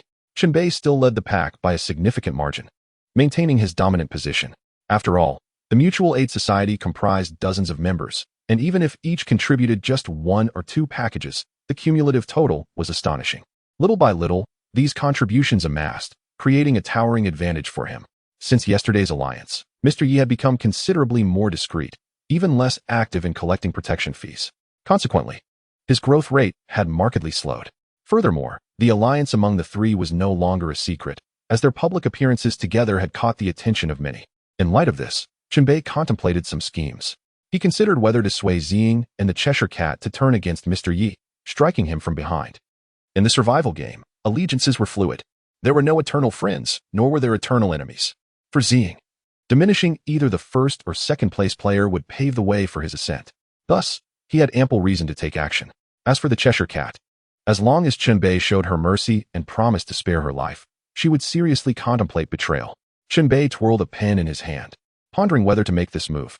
At that moment, a melodious female laughter echoed in his ear, enchanting and delightful. "Hee hee hee. Xiao Qian, what are you laughing at?" Chen Bei casually asked. "Young master, I am not laughing," came Nie Xiao Qian's voice from beneath the bed. "Huh, you're not laughing? Then where did that laughter I just heard come from?" "Young master, I truly did not laugh." "Did you not hear a woman's laughter?" "No." Chen Bei furrowed his brows, feeling a vague unease. He realized that the laughter he had just heard might not be trivial. "Darling, it wasn't her laughing, it was me." The voice rang out again, distinctly not Nie Xiaoqian's tone. It was as if a mouth had parted slightly, whispering in his ear, sending chills down his spine. In an instant, Chen Bei's hair stood on end. He swiftly drew his sword, spun around, and scanned the surroundings. No one. The dormitory was empty, with only him present. "Young master, what is the matter?" Nie Xiaoqian transformed into ghostly fire, drifting out, but not fully manifesting. She could switch between various forms, with the ghostly fire state being the least taxing. "Xiaoqian, I distinctly heard a woman whispering to me. Is there another female ghost in here?" Chen Bei pressed the spirit-conducting monocle on his forehead, closing one eye, a sharp pain immediately coursing through him. He surveyed the entire room with a monocle, only to behold the ghostly flame representing Nie Xiaoqian, with no other spectral lights in sight. Nie Xiaoqian affirmed, "My lord, there is but one ghost in this room. And it is I." The souls of the deceased players are drawn away by a certain force, leaving no trace within the game environment. "Wait, what did you say?" Chen Bei exclaimed, abruptly removing the monocle and gazing intently at Nie Xiaoqian. Her previous statement was of utmost significance. Chapter 171, The Blood-Clad Bride. Nie Xiaoqian reiterated her earlier assertion. According to her, the souls of players who perish are absorbed by a force within the game. Being a ghost herself, she could sense it. The poll was selective, affecting only those who had recently expired, leaving ancient spirits like Nie Xiaoqian untouched. This was the first time Chen Bei had encountered such a notion. He had never come across this information while monitoring the management group. This revelation was vital. It indicated that death within the game did not signify complete annihilation. At the very least, a soul could persist. Could it be that the game harbored a mechanism for reincarnation? Surely, it would not be so benevolent. Given the nature of the game, it was plausible that players might endure torment even after death, forever trapped without respite. Chen Bei furrowed his brow, contemplating the implications of lingering souls. Suddenly, the voice of the mysterious woman echoed in his ears once more. "Husband, your previous act of fleeing from our wedding has left me heartbroken. However, fret not. For today is an auspicious day, and I shall come to claim you. I vowed to marry you in grand style, and even if you escape to the ends of the earth, you shan't be rid of me." Her voice was haunting and eerie, escalating into a chilling shriek. In an instant, Chen Bei's rationality diminished by 8 points. He frowned, scanning his surroundings, as he could still hear the voice but could not perceive its source. Now, he was far less agitated. If he was to be here, he might as well embrace it. He formed a hypothesis. The administrator had indicated that the 6th day of the game was the most perilous, and undoubtedly, the most dangerous entities within the game were the delivery couriers. Could it be that one of these couriers was communicating with him from afar? A notification appeared, confirming his suspicion, yet it was far from good news. Pickup notification. You have been selected by the game's sole red-tier courier, known as Zhao Yanhong, codenamed Blood-Clad Bride.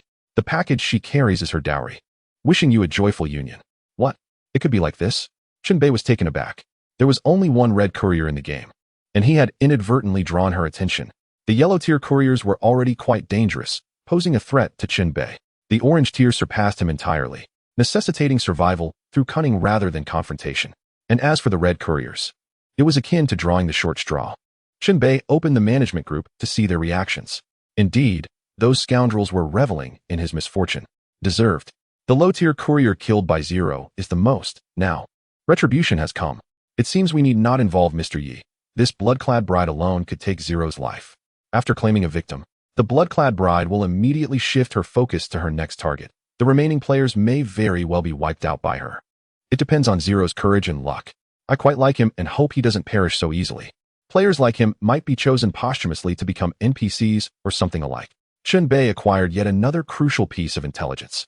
Players who died had the chance to become part of the game, transforming into NPCs. Was it possible that the previous couriers were all players who had perished, tormented while alive, only to be exploited by the game in death? How ironic.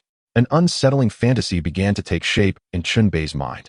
In that unfathomable abyss of darkness lurked immense malevolence, manifesting grotesque visages beyond human comprehension.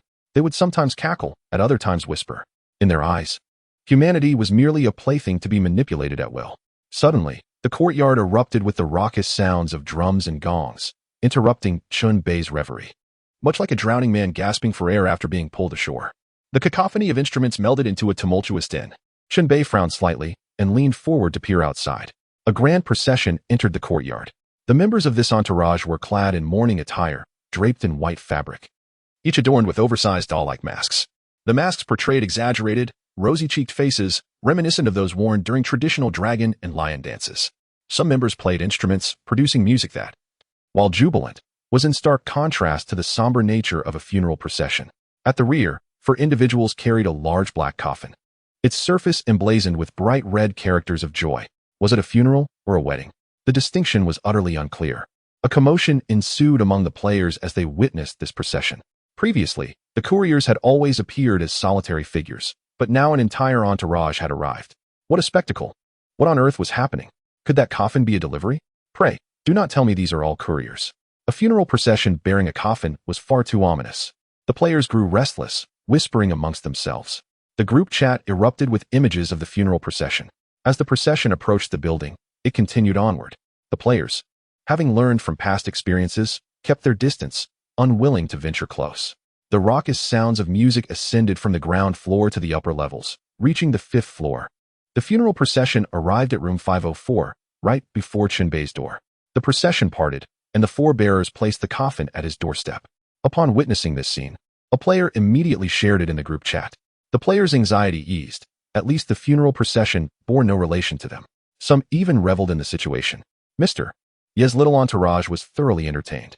Mr. Yi, usually serious and unsmiling, could not help but smirk at the unfolding events. The Cheshire Cat was positively gleeful. Huh. Now we need not lift a finger. 0. Your day has come. Mr. Yi swirled his teacup, savoring a sip while methodically analyzing. This is the 6th day of the game, and logically, the danger must be greater than before. This group blocking 0's door is likely orange tier or even red tier. The red character on the coffin serves as proof. Each of the 3 possesses ample motive to eliminate Chen Bei. Should he fall to the hands of the courier, they would remove a significant threat. Outside, the doll-faced musicians continued their performance. The clamor from outside infiltrated the room, creating a sense of disturbance. Chen Bei observed the management group while detailing the situation to Leo. Leo replied, "Brother, based on past experiences, you might as well open the door. If it were me, I would certainly do so." In the matter of opening the door, there truly was no alternative. Chen Bei inhaled deeply and approached the door. At that moment, Nie Xiaoqian, who had been hiding beneath the bed, transformed into a wisp of light, swirling gracefully in the air before landing beside Chen Bei, taking on her human form. "My lord, allow me to open the door this time. I sense that the guests arriving are not to be trifled with. The aura they emanate is far more formidable than my own." Chapter 172, A Day of Great Joy. Chen Bei looked at Nie Xiaoqian, whose complexion was fair and beauty striking, her expression solemn, and her eyes filled with earnestness. "Very well, you may open the door. I will follow closely behind." Chen Bei granted his approval. Nie Xiaoqian gave a slight bow and walked toward the door, opening it. With a whoosh, the moment the door swung open, a fierce gust of malevolent wind rushed in, tousling Nie Xiaoqian's dark tresses and the delicate lavender of her gown. Outside, the members of the funeral procession, each adorned with doll-like masks, bore exaggerated smiles, creating an eerie atmosphere. They finally ceased their instrumental din, falling into an unsettling silence. Nie Xiaoqian's gaze fell upon the coffin. "This is the residence of Prince Chun. What is your purpose in intruding here?" she inquired, her voice hauntingly ethereal. "What audacity for a wandering spirit to be so brazen before my betrothed. Begone." The voice emanated from within the coffin. Immediately, a chilling wind howled, causing Nie Xiaoqian to stagger back a few steps, her form wavering like a flickering candle, on the verge of extinguishment. Chen Bei stepped forward, grasping Nie Xiaoqian's delicate wrist, pulling her behind him. Right from their first encounter, the adversary had asserted dominance, clearly surpassing Nie Xiaoqian in strength. It was evident that this peril was beyond her capacity to withstand. "Allow me to handle this. You should return," Chen Bei advised, frowning. Although reluctant, Nie Xiaoqian transformed into a wisp of ghostly flame and retreated beneath the bed. Outside, the coffin once again echoed with a woman's voice, this time imbued with a decidedly gentler tone. "This is a proper wedding procession, escorting me to your doorstep. Will you marry me? Or will you once again become a heartless scoundrel?" A deadly ultimatum. It was undeniably a matter of life and death. Chen Bei brow furrowed as he fixated on the ominous black coffin, simultaneously monitoring the reactions of the management group. An administrator revealed a crucial point. If he dares to refuse, he is doomed, and it will provoke the blood-clad bride into a murderous rage, leaving no player unscathed. Upon reading this, Chen Bei understood that this marriage proposal was not one he could decline. The consequences were too severe to contemplate. He even sensed that the blood-clad bride within the coffin possessed a terrifying power that eclipsed that of the 4 security guards. "I accept this marriage proposal and am willing to take you as my bride," he declared. "Wonderful. I knew you still loved me." The moment the words left her lips, the coffin began to levitate, soaring into the dormitory. This was both a wedding procession and a peculiar delivery service. To use a coffin for delivery was certainly unprecedented. Chen Bei, steeling himself, stepped aside and disabled all defensive mechanisms within the dormitory. The black coffin glided into the room, landing heavily on the floor with a dull thud. The members of the funeral procession swayed joyfully, their movements exuberant. In the next instant, the entire procession vanished without a trace. A gust of wind slammed the door shut. Inside, Chen Bei found himself alone with the coffin, the atmosphere oppressive. The management group had not outlined the next steps, all were in spectator mode. Summoning his courage, Chen Bei approached the coffin and tapped on its lid. A woman's voice emerged from within. "Dear husband, I'm here. I brought you inside. And now what? As the delivery man, when will you hand over the package to me?" Chen Bei ventured cautiously. "Why the hurry, dear husband? That package is my dowry. I belong to you, and the dowry belongs to you as well. But you must wait until nightfall, until our wedding night, when we become true partners, before I can present your package." "What? Are you serious?" "Of course." Chen Bei felt overwhelmed. To share a bridal chamber with a female ghost? Was he truly willing to make such a sacrifice for a delivery? He instinctively wanted to refuse, but the words caught in his throat. The risks of rejecting a red-tier delivery were far too great. Moreover, refusal would equate to breaking off the engagement, inevitably inciting the wrath of the blood-clad bride, leading to an unavoidable demise, a bad ending. As it was daytime in the game, and the wedding night was yet to come, the blood-clad bride remained dormant in the coffin, simply lying there. Chen Bei guarded the coffin for a while before deciding to step outside for a discussion with Leo. Just as he was about to leave, he was halted by the voice of the blood-clad bride. "My dear husband, this is our joyous day. Why do you wish to leave? It would sadden me. I'm merely stepping out to see a friend. I shall return shortly." Chen Bei attempted to negotiate. "Absolutely not." The blood-clad bride's voice turned sharply piercing, causing the temperature in the room to plummet, and a chilling wind disordered everything. Her mood shifted abruptly, and with a single discontent, she erupted in rage. With a darkened expression, Chen Bei had no choice but to retreat. "I will not leave. Is that satisfactory?" "Thank you, dear husband." The blood-clad bride's tone softened again, and the strange phenomena within the room dissipated. "Indeed, it appears I have what a formidable ancestral spirit. Marriage can be perilous." With no option to step outside, Chen Bei was confined to the dormitory. With time on his hands, he repaired some equipment at the workbench, crafting various tools as needed. The tempest outside felt irrelevant to him. Any attempt to intervene was futile.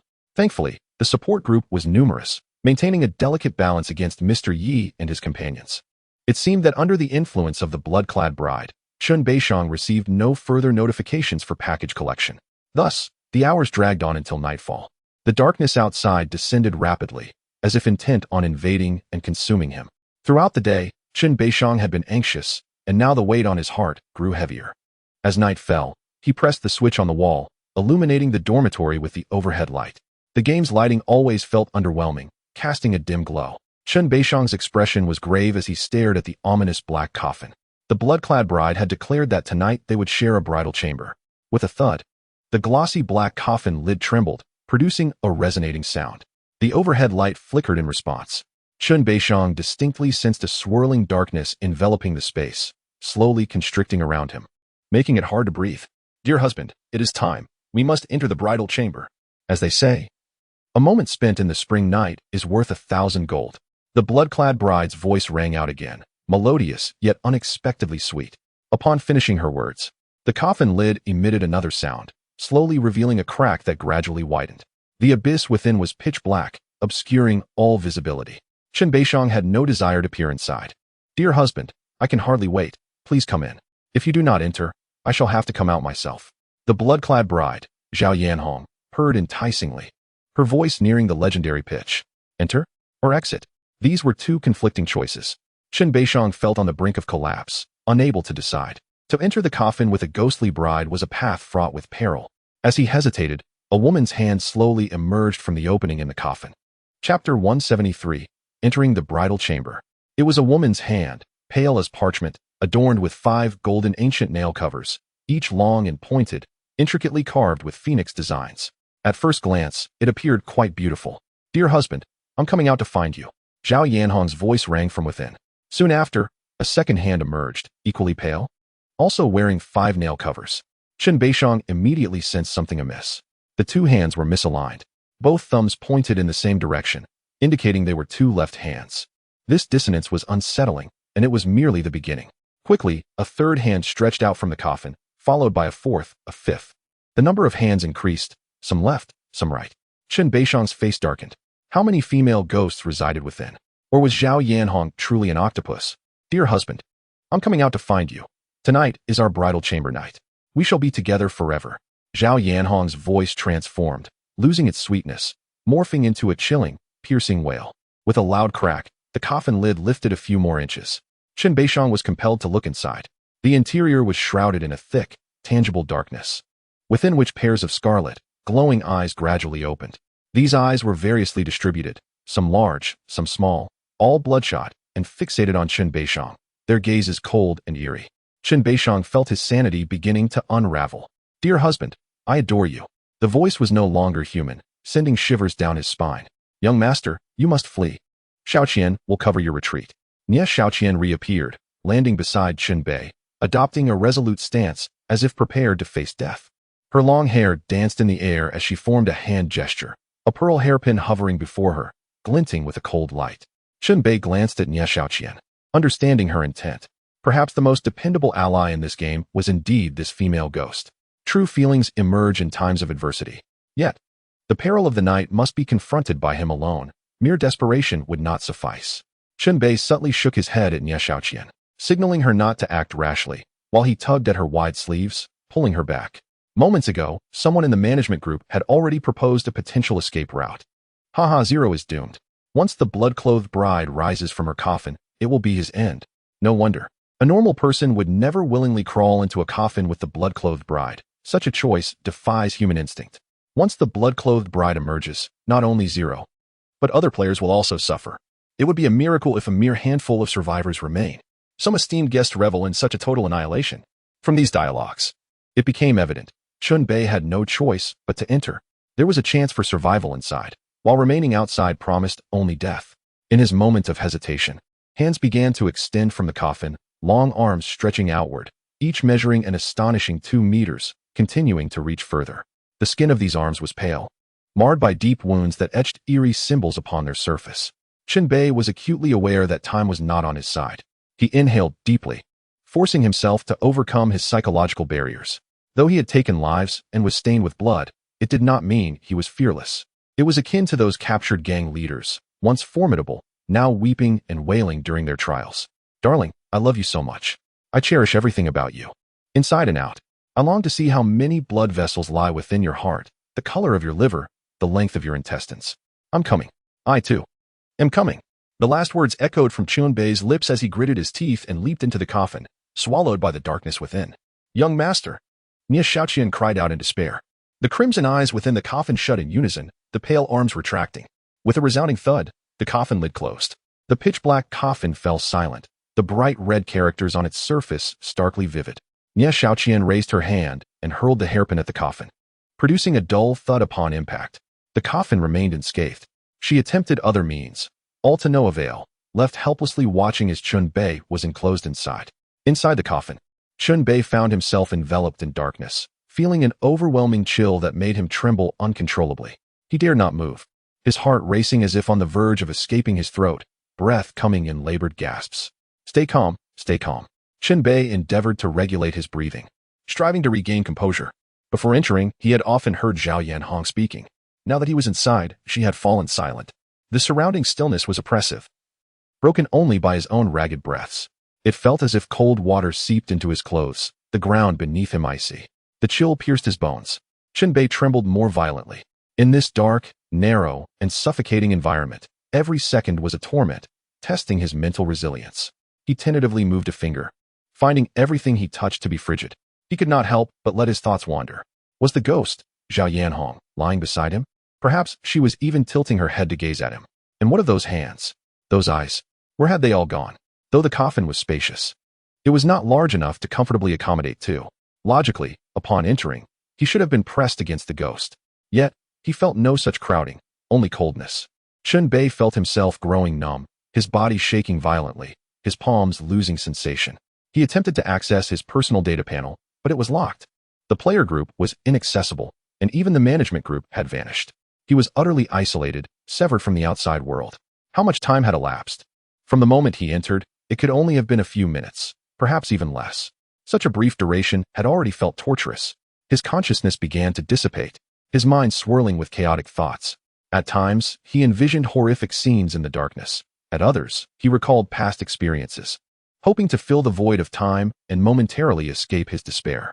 He thought of his childhood, the friends he once had, the day of his parents' car accident, the faint scratching of pens during exams, The first day on the job witnessing a mortician preparing a corpse, and the sight of bodies being sent into the cremation furnace, reduced to ashes to be collected and placed in urns. Newly cremated remains often contained many bones and solid fragments that needed to be crushed before being placed in the urn. Before entering the game, he had been in constant contact with death. The cries of grieving family members in the farewell hall, which had once stirred his empathy, had gradually numbed him over time. He had witnessed too many deaths. He could not count how many coffins he had seen. Yet, lying within one himself was a first. Chen Bei's mind wandered for what felt like an eternity. But how long had it truly been? How much time had passed? When would it come to an end? Or perhaps he was already dead, destined to languish in this endless darkness forever, an unending abyss, devoid of light. Let me out! Chen Bei roared internally, attempting to push open the coffin lid. Chapter 174. The seventh day, Chen Bei wished to raise his hand, yet his body had succumbed to complete numbness. Even his fingers refusing to lift, let alone his arms. He felt utterly shattered, tears welling in his eyes, though none flowed. This despair could only be truly understood by the one experiencing it. Given the chance to choose again, he would most likely avoid entering, opting instead to confront the blood-clothed bride head-on. He would rather face a swift demise than endure this torment. Coldness, loneliness, despair, darkness. Time passed in an indeterminate haze. Chen Bei's consciousness blurred, slipping into a semi-dreamlike state. This state was, in fact, slightly more bearable than before. In his foggy awareness, he felt as though he were seated on a white bed, surrounded by white curtains, white sheets, and a white pillow. The table and chairs across from him were draped in white cloth, a large white candle sitting atop the table, unlit. "Darling, it's time to enter the bridal chamber." A melodious voice rang out. Chen Bei turned his head, only to discover a bride in a striking red wedding gown seated beside him. The bride was veiled, and her gown appeared stained with blood, the crimson liquid still fresh, trickling down the hem. Chen Bei's reaction was one of stunned disbelief, his gaze vacant as he stared at the blood-clothed bride beside him. From beneath the sleeves of her gown, pale hands emerged, adorned with 5 sharp, talon-like nails. It was the blood-clothed bride, Zhao Yanhong. Zhao Yanhong leaned closer, her hand brushing against Chen Bei's body as she playfully said, "Darling, why so dazed? Are you shy? I can hardly wait. Quickly, unveil my veil." "All right," Chen Bei replied almost mechanically. He raised his stiff hand, gripping the damp red veil, his fingers stained with blood. Slowly, he began to lift the veil, eager to uncover what lay beneath. As he peeled it away, he had envisioned the worst scenarios. To his astonishment, once unveiled, it revealed an exquisitely beautiful face, a delicate oval shape, a sharp chin, enchanting phoenix eyes, a finely sculpted nose, ruby red lips, and a tear mole adorning the corner of her eye, her hair perfectly styled. This face was so breathtakingly perfect that he found no flaws. Her deep blue eyes sparkled like gemstones, fixed intently on Chen Bei, her lips curling into a subtle, enigmatic smile. But something was amiss. This was not the visage of a human. Chen Bei was suddenly struck by a realization, and he finally perceived the truth. Before him lay an exquisite doll-like mask, devoid of flesh and blood, crafted with such meticulous artistry that its perfection was uncanny. This invoked a fear known as the uncanny valley effect, a phenomenon where humans feel repulsion and aversion upon encountering hyper-realistic replicas. Chen Bei instinctively recoiled, but Zhao Yanhong's grip was astonishingly strong, preventing his retreat. "Darling, do you think I am beautiful?" came Zhao Yanhong's voice. Strangely, the mouth of that flawless face remained still, embodying an eerie static beauty. "You are beautiful," Chen Bei conceded. "Hee, I'm glad you like it. Last time you abandoned me on our wedding day, it truly broke my heart. Fortunately, lovers are destined to unite. We can be together forever now." Zhao Yanhong leaned closer, that doll-like visage looming nearer. The two collapsed onto the white bed, blood from the wedding attire staining the pristine sheets crimson. "Young master! Young master!" In a hazy state, Chen Bei heard someone calling out to him, accompanied by a pair of icy hands pressing against his face. He squinted open his eyes to behold the visage of a classical beauty, her expression filled with concern. It was Nie Xiaoqian. The sight of her familiar face warmed Chen Bei's heart, gradually awakening his consciousness until he fully opened his eyes. "Young master, you finally woke up," Nie Xiaoqian exclaimed joyfully, helping him to sit up. Chen Bei looked around, recognizing his surroundings as his dormitory, everything appearing familiar. He was seated on the hard floor, and a shiver ran through him. "Where is the blood-clad bride? What happened to that large black coffin?" he inquired hurriedly. At dawn, the coffin flew away on its own. A group emerged out of thin air and carried it off, the same group that came before, Nie Xiaoqian replied. "Then how did I get out?" Chen Bei pressed. The coffin lid opened, and you were unceremoniously tossed out. Along with this, Nia Xiaoqian gestured to a large box beside her. It was a delivery box, sealed with tape. It was larger than the others, nearly the size of a suitcase. According to the rules, the more perilous the delivery, the greater the value of the contents. Whatever lay within this box was surely extraordinary. Chen Bei felt invigorated and approached to open the parcel. At that moment, he felt an uncomfortable pressure on his chest. He loosened his collar to find several shards of jade falling to the ground with a clatter. It was the shattered pieces of his heart-shaped pendant. During this game session, Chen Bei had made several preparations, including acquiring a newly purchased heart-shaped pendant. If the wearer's sanity were to falter, the pendant would shatter, restoring their wits, an expendable item. Last night, confined within the black coffin, Chen Bei's sanity had indeed crumbled, resulting in the pendant's destruction. He picked up a shard, reflecting, "It has saved me once more. I suppose I ought to procure a couple more for future contingencies." After clearing away the scattered fragments, Chen Bei retrieved the delivery box and returned to his chair. Now fully rejuvenated and regaining his usual composure, he opened the game interface to discover that it was now the 7th day of the game. Reviewing the previous day's summary, he noted his box opening count was 165, showing little change as he had spent most of the day confined to his dormitory. The second place was still Mr. Yi, who had significantly closed the gap. The identity of the third contender remained uncertain. It could still be Ziying, or perhaps someone had taken their place. On this 7th day, there was a new development. Previously, players only saw the top 3 box opening counts at midnight, but today it transformed into real-time updates. The deadly delivery game has progressed to the 7th day, with adjustments to the rules.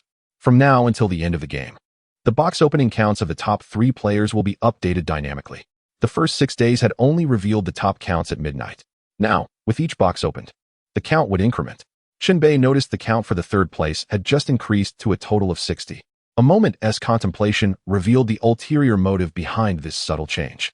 The top 3 could now visibly track each other's progress, heightening tension as any narrowing gap could lead to conflict among players. Yet another tactic, Chen Bei muttered, closing the game interface. He then picked up a fruit knife from the table and sliced open the delivery box. Typically, the contents of open parcels contained a single item, but this box held 3. The thrill of unboxing felt akin to opening a mystery box, and this time, he had struck a jackpot. His spirits soared as he assessed the items. The first was a rounded package labeled Experience Pack. The second was a translucent bottle containing a large-bellied beetle, its abdomen glowing with a blue light reminiscent of a firefly's luminescent organ, albeit much larger. The third item comprised a collection of ancient, damaged metal armor plates, appearing to be antique battle gear, akin to what might have been worn by generals of old. One by one, Chen Bei extracted the items. Acquired Experience Pack X1. Acquired Mana Beetle X1. Acquired Ancient Slaughter Armor X1. Chen Bei quickly skimmed the descriptions of these newfound treasures. Arriving at a conclusion, they were all exceptional finds. Truly, the delivery box from the Red Courier was a treasure trove, rewarding those who dared to take risks. These items were far more valuable than what he would have received in the coffin with the female ghost. Considering this, they could be interpreted as a form of compensation for the night's stay. The Experience Pack, when utilized, would grant an immediate 5,000 experience points. Previously, Chen Bei had received a small experience pack that only yielded 800 points, a stark contrast. The mana beetle possessed an intriguing effect. It could cultivate mana within its body. When attached to the nape of a player's neck, the beetle would latch onto the skin, establishing a connection that it would maintain until its death. Players could then draw upon the mana within the beetle, but at a cost. The beetle would intermittently siphon a portion of the player's life force to sustain itself. In essence, it was akin to hosting a parasite to exchange life for mana. This trade-off was ultimately favorable, particularly for Chen Bei, who was at a crucial juncture. He needed to reach level 20 to access mana. By affixing the mana beetle, he could acquire mana in advance. This additional mana would enable him to utilize skills that specifically consumed mana, thus achieving a harmonious balance of martial and arcane prowess, diversifying his combat approach. However, there was a caveat. The mana beetle was relatively fragile and might perish unexpectedly. Any form of attack could also prove fatal to it. Thus, this creature was merely an external asset, and its longevity was uncertain. The final item he had received was the Ancient Slaughter Armor, which bore unique attributes. Ancient Slaughter Armor, Star Rating, Level Requirement, 20 Category, Equipment, Attributes, Physical Mysterious, Defense, 245, Durability, 88, Mana, 200, Effect A. Decapitate the enemy. When the enemy's health drops below 8, this effect triggers, executing a lethal strike. This is a passive ability. Effect B. Summon the souls of fallen comrades. Summon 4 of your fallen subordinates for a duration of 3 minutes. Effect C. The ancient slaughter armor requires blood binding. Once bound, merely uttering the command don armor will cause the armor to fly to the wearer from any location. Saying remove armor will detach it. Effect D. Attribute increase. Strength 5, Agility 5, Constitution 5. Negative effect A. This equipment cannot be repaired. It will be permanently discarded once its durability reaches 0. Negative effect B. The wearer will be tainted by a murderous intent, increasing their bloodthirsty state. Consumption, 20 points of mana, effect A. 40 points of mana, effect B. 15 points of mana, effect C. Cooldown, no cooldown, effect A. 5 minutes, effect B. 6 minutes, effect C. Description, to kill 1 is a crime. To kill 10 is a sin. To kill 100 is an achievement. To kill 10,000 is a profession. To kill 100 million is to be a hero. Hence, the title of the Butcher of Men. After reviewing the data panel of the Butcher's ancient armor, Chen Bei could only utter one word: powerful. However, its drawbacks were glaringly apparent. Firstly, it could not be repaired. Once damaged, it was irreparable. Secondly, it induced a bloodthirsty state in the wearer, affecting the player's mentality and impairing judgment. It felt akin to the previous round when Chen Bei transformed into the Blood-Red Guardian. At that moment, he felt as if he had become a different person entirely. The overnight fee provided by the Bloodied Bride was indeed lavish. Chen Bei marveled. Among his 3 acquisitions, he favored the Butcher's ancient armor the most. This equipment was destined for grand battles, and it was unnecessary for trivial skirmishes. Especially given its limited durability, damaging it would be a painful loss. Next, he would put it to good use. Chen Bei first utilized an experience pack, directly acquiring 5,000 experience points, which was exhilarating. Level increased to 17, attributes enhanced, skill slots unlocked. An upgrade. A transformation. This time, not only did his attributes rise, but he also gained an additional skill slot. Previously, Chen Bei could equip 3 skills. Now, he could equip 4. While having more friends may not necessarily open more pathways, possessing multiple skills surely promised improvement. Chen Bei did not hastily equip new skills. Instead, he picked up the transparent jar containing the mana leech. He resolved to pay the price for a greater advantage. Fixing such a creature to his body posed a psychological challenge. However, Chen Bei had grown accustomed to various challenges within the game. This was merely a minor hurdle. With determination, he twisted open the lid and extracted the mana leech. The creature thrashed violently, its tiny legs flailing and its teeth bared. Chen Bei positioned it at the nape of his neck, pressing it against his skin. He immediately felt a sharp pain, akin to several surgical needles piercing his flesh, the intensity surpassing his expectations. He could distinctly sense the mana leech affixed to him. Tightly bound, in a moment of dazed clarity, his perception shifted to that of the mana leech, allowing him to see his own nape and hair from a unique perspective. In an instant, he reverted back. The connection had been established. Gained the enhancement of the mana leech, increasing mana by 120 points. Chen Bei felt the mana leech adhered to him, and he could sense the mana within it. He attempted to harness this mana, and to his delight, he succeeded effortlessly. The mana coursed through his meridians, reaching his left hand. Beneath the skin of his palm and arm, faint, glowing lines formed. This was a power distinct from fighting spirit. With my current physical prowess and the skills at my disposal, if I could return to the real world, it would be a thrilling experience. Becoming an athlete adorned with medals, or perhaps a magician, would be splendid. Chen Bei indulged in a fleeting fantasy.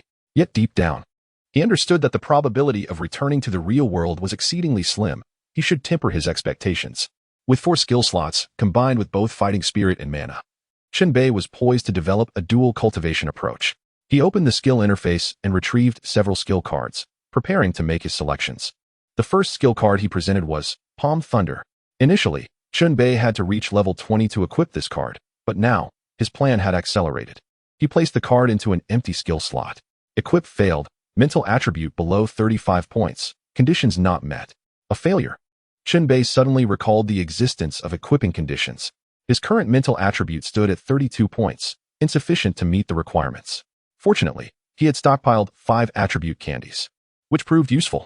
He promptly consumed 3 of them, swallowing them without savoring their taste.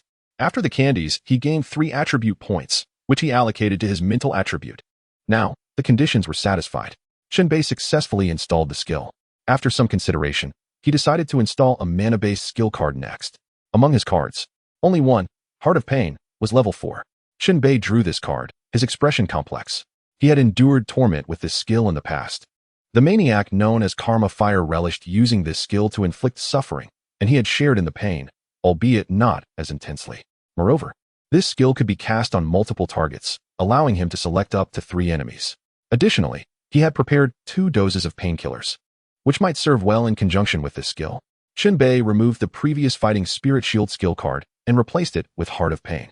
This configuration provided him with 2 Fighting Spirit skills and 2 mana skills, achieving a balance. Next, it was time to tinker with the armor.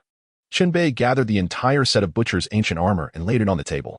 Suddenly, he felt a sharp pain at the nape of his neck, causing him to tense. Mana Leech devours 2 points of life. The creature was feasting. This was the price Chen Bei paid for power. As long as the leech remained on him, it would occasionally take a bite.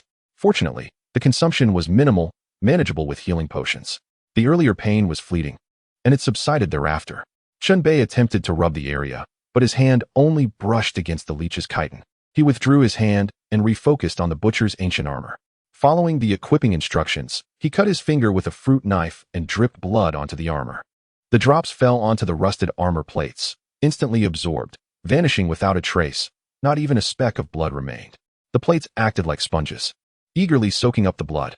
Initially, Chen Bei thought a few drops would suffice. To his surprise, a few drops yielded little reaction. The silent armor plates appeared to crave more. With a surge of determination, he decisively cut into the flesh of his arm, allowing more blood to flow. A stream of crimson droplets fell upon the armor plates, which absorbed them entirely. It was only when Chen Bei had expended a significant portion of his life force that the armor finally responded. It awakened. Blood-red mist erupted from it, and the helmet, shaped like the head of a fierce beast, glowed at its eye sockets. A chilling aura of slaughter emanated, suffocating those nearby. Blood binding successful. Only upon the death of the bound owner can this armor be passed to another. Success. Chen Bei hastily bandaged himself and swallowed a healing potion to regain health. He was eager to test how it felt to don this armor. Following the usage instructions, Chen Bei took a deep breath and shouted, "Equip." At his command, the armor pieces on the table stirred to life. One by one, the plates, enveloped in blood mist, floated towards him, adhering to his body. Helmet, faceplate, shoulder plates, chest plate, arm plates, abdominal armor, leg plates. The armor set was comprehensive, although some pieces were damaged or missing. The Butcher's ancient armor enveloped Chen Bei from head to toe, exuding a quintessential ancient style, prominently featuring the fierce beast motif. Each of the 9 dragon offspring bore distinct characteristics. Among them, the fierce beast was known for its ferocity and bloodlust. Thus, many armors were crafted in its likeness. After donning the Butcher's ancient armor, Chen Bei was permeated with a chilling murderous intent, so intense that he felt an overwhelming urge to burst through the door and eliminate every player within the game. His body, driven by this bloodlust, involuntarily moved toward the door. This was perilous. Chen Bei fought to maintain his composure, shouting, "Unequipped." At his command, the armor pieces fell away, scattering to the ground. The impact is indeed substantial. Upon donning the armor, I felt as though I were on the brink of becoming a ruthless killer, Chen Bei lamented. The upgrades, the magical leech, the new skills, and the ancient human slayer armor combined to create a transformative enhancement. He gathered the scattered armor pieces from the ground and placed them into his waist pouch. Although the armor consisted of numerous pieces, it occupied only a single slot. "My lord," Nie Xiaoqian called softly from the side. "What is it?" Chen Bei turned to her. "You were so busy earlier. I did not wish to intrude," she replied. "It's nothing. I have time now. Speak freely. We are comrades, after all." "My lord, what I wish to inquire about is your experience while trapped inside the coffin." Experience. A profound darkness flashed through Chen Bei's mind, sending an inexplicable chill down his spine. He struggled to overcome the psychological shadow and continued. "There wasn't much to it. I was confined in darkness, and it was exceedingly cold.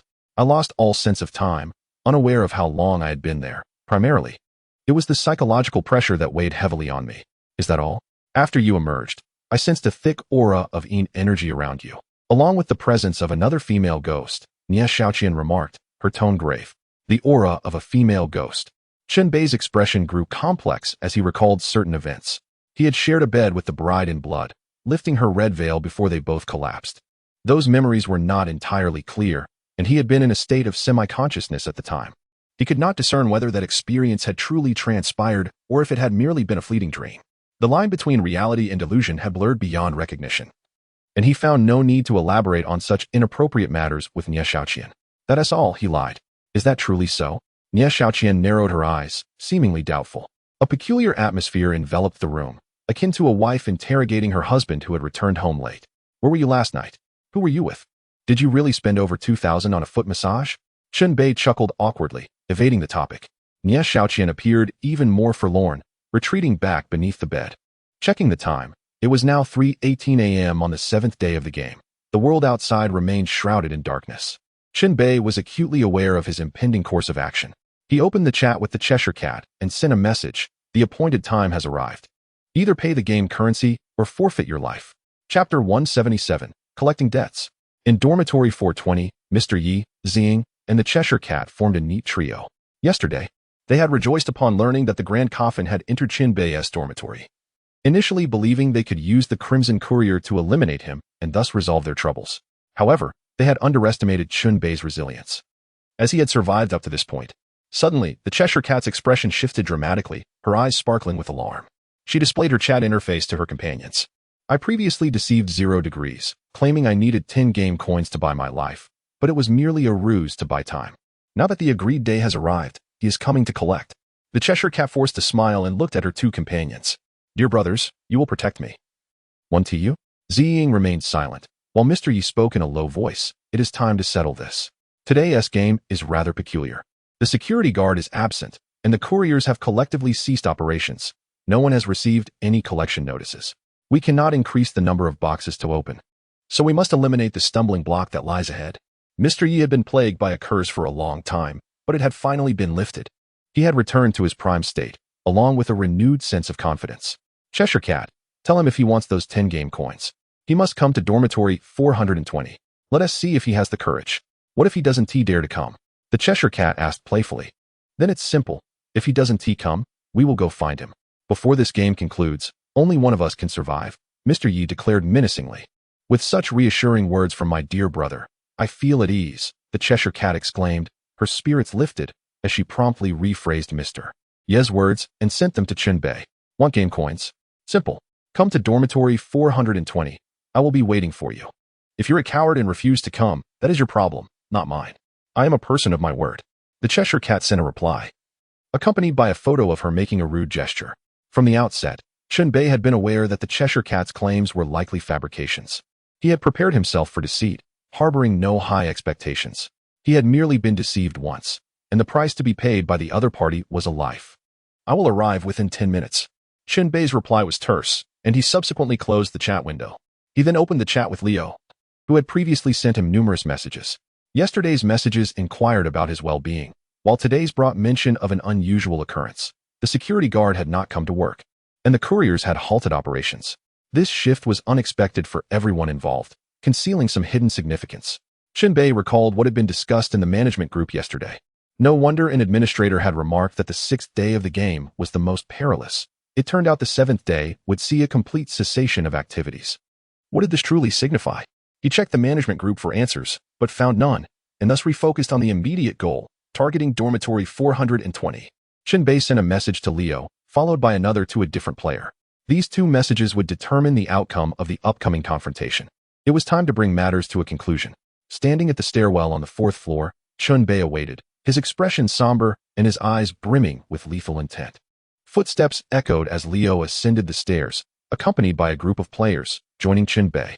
They exchanged knowing glances, a silent understanding passing between them. They've gone to block the exit at the opposite stairwell. Both sides will be cornered, Liu noted. Chen Bei nodded in agreement. Are you truly going to confront them head-on alone? Liu inquired.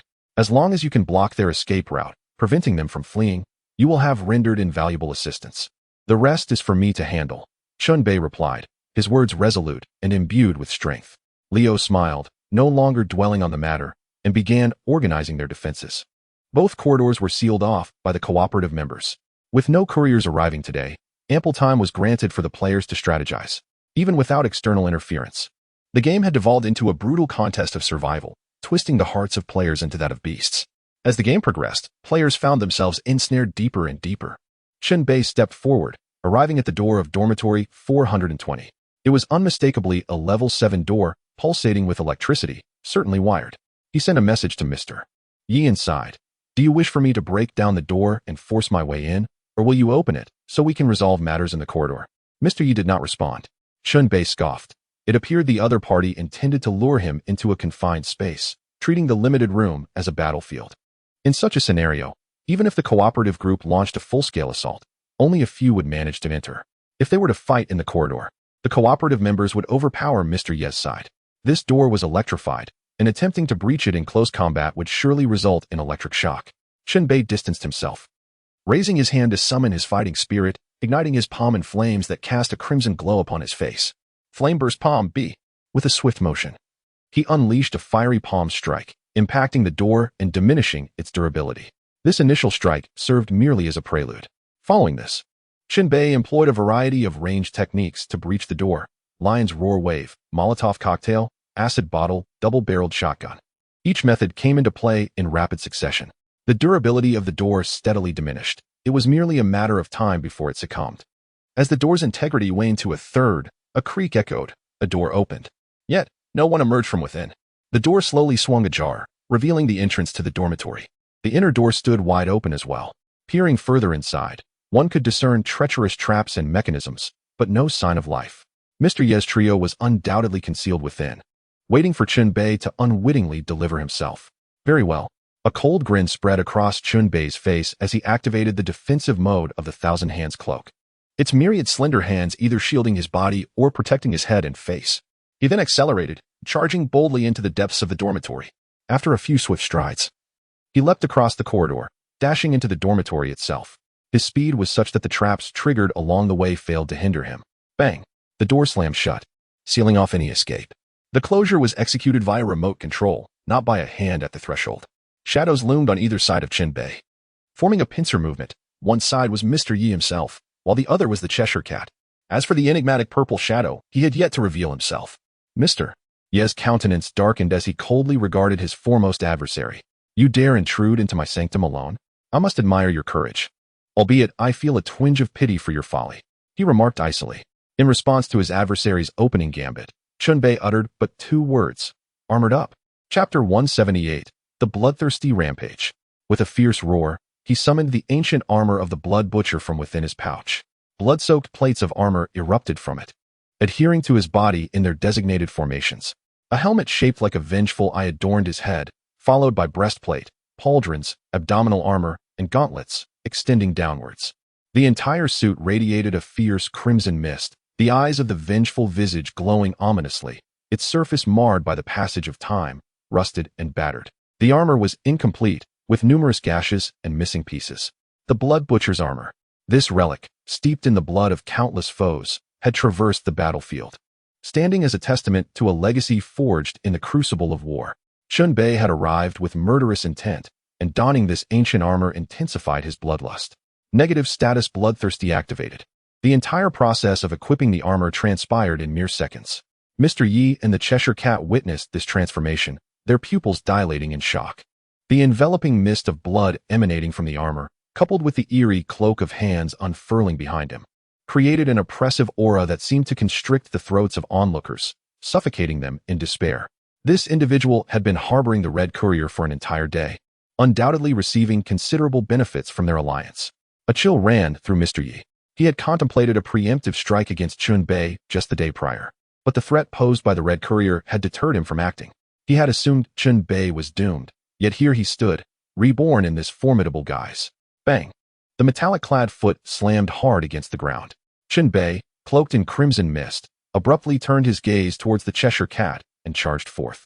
He was consumed by the urge to kill, deeming further conversation with his foes unnecessary. Let the delirium of slaughter manifest into reality. The Cheshire Cat's pupils narrowed as she cried, "Help me." Simultaneously, she lashed out with her whip, unleashing a combat technique, the Queen's Lash. Crack! The whip struck Chen Bei, but he felt little. It posed no significant threat. His superior equipment, enhanced by the protection of the Blood Butcher's armor, rendered him impervious. With a swift motion, he seized the Cheshire Cat's whip in his grasp while unsheathing his sword with his other hand. Whoosh! The 7 bloody swords sliced through the air, cleaving upwards in a diagonal arc, severing one of the Cheshire Cat's arms. The residual force of the sword struck the wall above, leaving a deep gash. Bang! Bang! Bang! On the opposite side, Mr. Yi drew his revolver, employing an American-style draw. With one hand firmly on the trigger, he repeatedly struck the hammer, executing a rapid-fire succession. Bullets struck the Thousand Hands cloak, shattering a significant portion, some even grazing Chen Bei as they sped past. Hearing the gunfire, Chen Bei used the Cheshire Cat as a springboard, delivering a powerful kick. Bang! The impact was akin to a vehicle colliding with the Cheshire Cat, sending her sprawling to the ground, blood spilling from her lips. Using the momentum, Chen Bei soared through the air, pivoting mid-flight, his icy gaze locking onto Mr. Yi, who had just fired. Whoosh! Another scarlet blade of energy sliced forth. The sword's remarkable attribute lay in its short cool-down time, allowing for rapid strikes in combat. Just as the crimson blade was about to strike Mr. Yi, a peculiar transformation occurred. From beneath his clothing, a mass of black substance extended, adhering to the ground beside him, and with a powerful tug, whoosh, Mr. Yi was pulled away, narrowly evading the attack. The black substance writhed and coiled, shifting unpredictably. Mr. Yi's ability to disrupt the battlefield stemmed from this unique power. He had no need to disclose the specifics of his ability. Outsiders were left in the dark regarding its nature. Whoosh! The black matter surged forth like a living entity, accelerating towards Chen Bei in midair. The Thousand Hands cloak switched to flight mode, propelling Chen Bei downward, closing the distance to Mr. Yi. Gritting his teeth, Mr. Yi raised his gun, aiming directly at Chen Bei's face. In a simultaneous motion, Chen Bei swung his sword while channeling lightning with his right hand, his palm aglow. Lightning palm. Crack. Brilliant arcs of electricity surged forth, striking Mr. Yi at close range, sending a tremor through his body, electricity coursing across his skin. Mr. Yi's expression shifted dramatically. He realized that Chen Bei had just unleashed a magical skill. How could his opponent wield both martial and magical powers? Was he truly at level 20? The fleeting moment of astonishment plunged Mr. Yi into peril. Chen Bei advanced, his sword aimed at Mr. Yi's heart. The previously manifested black substance expanded rapidly, forming a shield to block the strike, while tendrils entwined around the seven bloody sword, halting Chen Bei's assault. Meanwhile, the injured Cheshire Cat gulped down a potion and rushed to assist, or rather, to aid her own cause. She understood all too well what defeat for Mr. Yi would mean for her. Skill, heart-piercing kick. The Cheshire Cat leapt forward, her form clad in tight-fitting attire, executing a visually striking maneuver. Chen Bei, now beset on all sides, remained undeterred. From his being extended two beams of light, linking him to his two adversaries. They would soon learn the meaning of agony. Skill, shared suffering. Chen Bei amplified the pain level to 8, enduring excruciating torment while his foes experienced even greater suffering, rendering them nearly incapacitated. It was a frenzied ability. Inflicting suffering upon his enemies necessitated his own. Fortunately, he had procured 2 doses of painkillers specifically for such a scenario. Upon activating the skill, he immediately administered the painkiller to himself, ensuring that only his enemies would bear the brunt of the torment. The Cheshire Cat screamed in agony, feeling as though her very skin had been flayed. Mr. Yi too suffered immensely, his expression contorted in distress. Soon both were drenched in cold sweat. Minions, to me. Chen Bei bellowed, activating the inherent skills of the Blood Butcher's armor. Around him, several ominous whirlpools formed on the ground, from which emerged 4 skeletal specters, clad in armor and wielding weapons far less imposing than Chen Bei's. In life, they had been the loyal subordinates of the original wielder of the Blood Butcher's armor. In death, they continued their allegiance. The 4 spectral warriors joined the fray. 2 targeted Mr. Yi, while the others surged toward the Cheshire Cat, further tipping the scales of battle. With Chen Bei's aggressive advance, he clearly gained the upper hand, landing successive blows on his adversaries. Mr. Yi found himself in a perilous situation, struggling to endure, as veins bulged on his forehead. In a discreet moment, he sent a message to another accomplice. Ziying, what the hell are you waiting for? Seize the opportunity to strike. They were a trio, with Ziying being the most adept at ambushes, lying in wait in the shadows. Now was the time for Ziying to act. A blurred figure emerged, swinging a fist down with tremendous force. Bang! The one struck by the fist was not Chen Bei, but Mr. Yi himself. Chapter 179, 2 vs 2. Behind Mr. Yi, the sinister Ziying materialized, eyes gleaming with malice. Clutching a glinting dagger, Ziying lunged forward with deadly intent. Thud! The dagger pierced Mr. Yi's body, emerging from the front, its blade stained with blood. Mr. Yi's eyes widened in shock as he turned to face his treacherous ally. Ziying reveled in his successful ambush, a smug expression adorning his face. I chose to aid the first place. Don't blame me, he sneered. Before Chen Bei's arrival, He had sent messages to two individuals. One was Leo, and the other was Ziying. The negotiations were straightforward, almost instantaneous. Chen Bei merely instructed Ziying to adapt as circumstances unfolded. If Ziying opted to remain uninvolved, Chen Bei promised to overlook his actions, as their previous encounters had not escalated into deadly enmity. Should Ziying choose to ambush Mr. Yi, Chen Bei guaranteed him a place among the top 3 and a share of the spoils. A fair exchange, contingent upon Ziying's choice. He opted for the ambush against Mr. Yi, seeking greater rewards, having utilized stealth to observe the unfolding battle. Ziying discerned that Chen Bei was clearly gaining the upper hand alone. The choice was now evidently clear. Engaging with a tiger invites the risk of being bitten in return. This confrontation was not a 3 versus 1, but truly a 2 versus 2. With a swift motion, Ziying withdrew his dagger, leaping back to create distance. His dagger was laced with poison, the toxins poised to plunge Mr. Yi into further peril. At this moment, Mr. Yi was indeed in dire straits. "You all deserve to die." Mr. Yi erupted into madness, tearing off his clothing to reveal his secret. His abdomen was enveloped in a dark substance known as the black pestilence, which parasitically resided within him, emerging through his navel. Indeed, his navel. Thus, Mr. Yi was no ordinary man, but a distorted being wielding dark sorcery. His body served as a breeding ground, a vessel. Typically, he battled the encroachment of the black pestilence with sheer willpower. Now, utterly cornered, he relinquished control of his body, allowing the black pestilence to take over. A torrent of black fluid surged from his navel, spreading rapidly to envelop him entirely, completing his transformation. Mr. Yi morphed into a grotesque monstrosity. His eyes were shrouded in darkness, and his mouth gaped open, a cavern of blackness. From the crown of his head extended several slender tendrils, reminiscent of an insect's sensory organs. Being cunning, Ziying stealthily slipped away along the wall. "I'll handle the Cheshire Cat. You take care of Mr. Yi," he declared, executing his plan by luring the Cheshire Cat into a nearby room, leaving Chen Bei alone to confront the transformed Mr. Yi. In the second round, Chen Bei observed Mr. Yi across from him as they faced off. 4 specters stood ready at Chen Bei's side, awaiting orders. Chen Bei withdrew his anguished connection, discarding the nearly uncontrollable 7 bloody swords, opting instead to draw a double-barreled shotgun. Mr. Yi's body writhed, emitting inhuman sounds. "Your body looks quite appealing, a far superior vessel." As he spoke, Mr. Yi's head moved rhythmically, each utterance accompanied by an unsettling motion that defied human limits. A normal person would have suffered a broken neck under such strain. Chen Bei scoffed, choosing silence over words, and raised his weapon, pulling the trigger. When in doubt, fire first. Bang, bang. 2 shots rang out, and at such close range, most bullets struck Mr. Yi's form. The force sent him staggering back until he collided with the wall. Smoke billowed, and upon closer inspection, Mr. Yi's blackened body resembled one coated in oil, riddled with numerous indentations. These indentations began to heal at a visible rate. Chen Bei's expression remained stoic as he ejected the spent shells, retrieving 2 robust spare rounds from his pocket, tossing them upward. As the bullets descended, he deftly maneuvered the shotgun to catch them in the open chambers. This technique, acquired after purchasing the gunfighting skill level 1, was not a full-fledged skill but proved advantageous. The training allowed for more flamboyant movements when wielding firearms, catching opponents off guard. Ejecting shells, reloading, and chambering the weapon flowed seamlessly. Then came another gunshot. Bang. However, the situation shifted unexpectedly.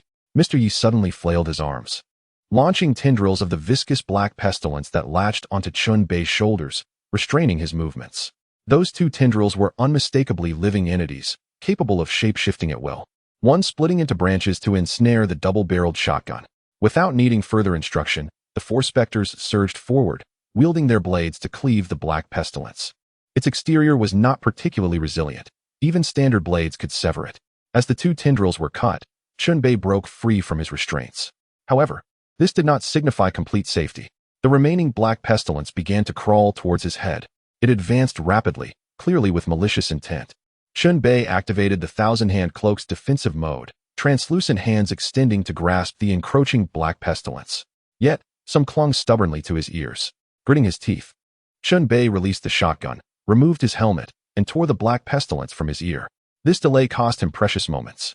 Looking down, he saw the ground besieged by a multitude of black pestilence. The dark entities climbed up his legs. Should they penetrate his ears, nose, or mouth, his internal integrity would be compromised. Determined, Chen Bei spread his arms, channeling 2 distinct forces, the aura of combat from his left and arcane energy from his right. Flames ignited in his left hand while electricity crackled in his right. With both hands unleashed, he targeted his foe. Whoosh! Crackle! Lightning and fire collided, unleashing pure destructive power upon Mr. Yi. The flames ignited upon contact, triggering a minor explosion that inflicted secondary damage. The fire consumed the black pestilence, which reacted violently, quivering and exhibiting widespread melting. Chen Bei felt a surge of hope. These creatures seemed to fear fire. Chapter 180. The Black Pestilence Invades. Seizing this vulnerability proved crucial for the battle. Although Chen Bei's abilities required cooldown time and could not be deployed in succession, he still had incendiary bottles at his disposal. Thus, he retrieved a bottle and a lighter. As the injured Mr. Yi lunged toward him, flames still engulfing him, the black pestilence rapidly expanded, resembling a dark shroud intent on consuming Chen Bei. Roar! Chen Bei bellowed, unleashing the lion's roar skill, a visible sound wave pushing the advancing enemy back by 2 steps. Seizing the moment, he ignited the incendiary bottle with the lighter. Whoosh! Chen Bei hurled the flaming bottle forward. The Molotov cocktail was intercepted mid-air by the tentacle of the dark entity. As long as the bottle remained intact, the flammable contents would not spill out. Chen Bei hastily seized the double-barreled shotgun, which had only been fired once, and executed a backward leap, shooting mid-air. Bang!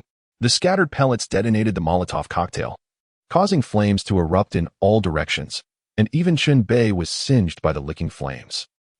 Mr. Yi was engulfed in flames, emitting a pained roar, indistinguishable whether it was his own voice or that of the dark entity.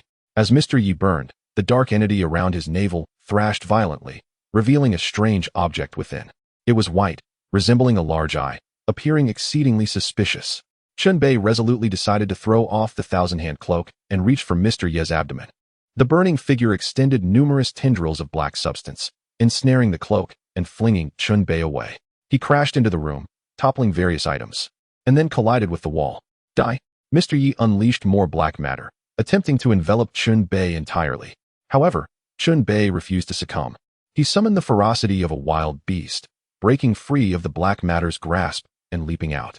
He cast aside the thousand-hand cloak, grabbed hold of the chandelier above, and executed a swinging kick, sending Mr. Yi sprawling to the ground. The cloak secured Chen Bei to the ceiling, and he retrieved another Molotov cocktail, ignited it, and tossed it down. Crack! This Molotov cocktail crashed heavily to the ground, exploding in a frenzy of flames, transforming the surroundings into a sea of fire. Mr. Yi, caught in this inferno, struggled violently, the black substance melting away in droves, exposing patches of his charred skin. The room was filled with thick smoke and a pungent odor. Yet, Mr. Yi was not entirely defeated. He struggled to elevate himself using the black matter, rising to a higher position, and hurled 2 black spheres at Chen Bei. Before the spheres could approach, Chen Bei extended the thousand-hand cloak to block them. Boom! Boom!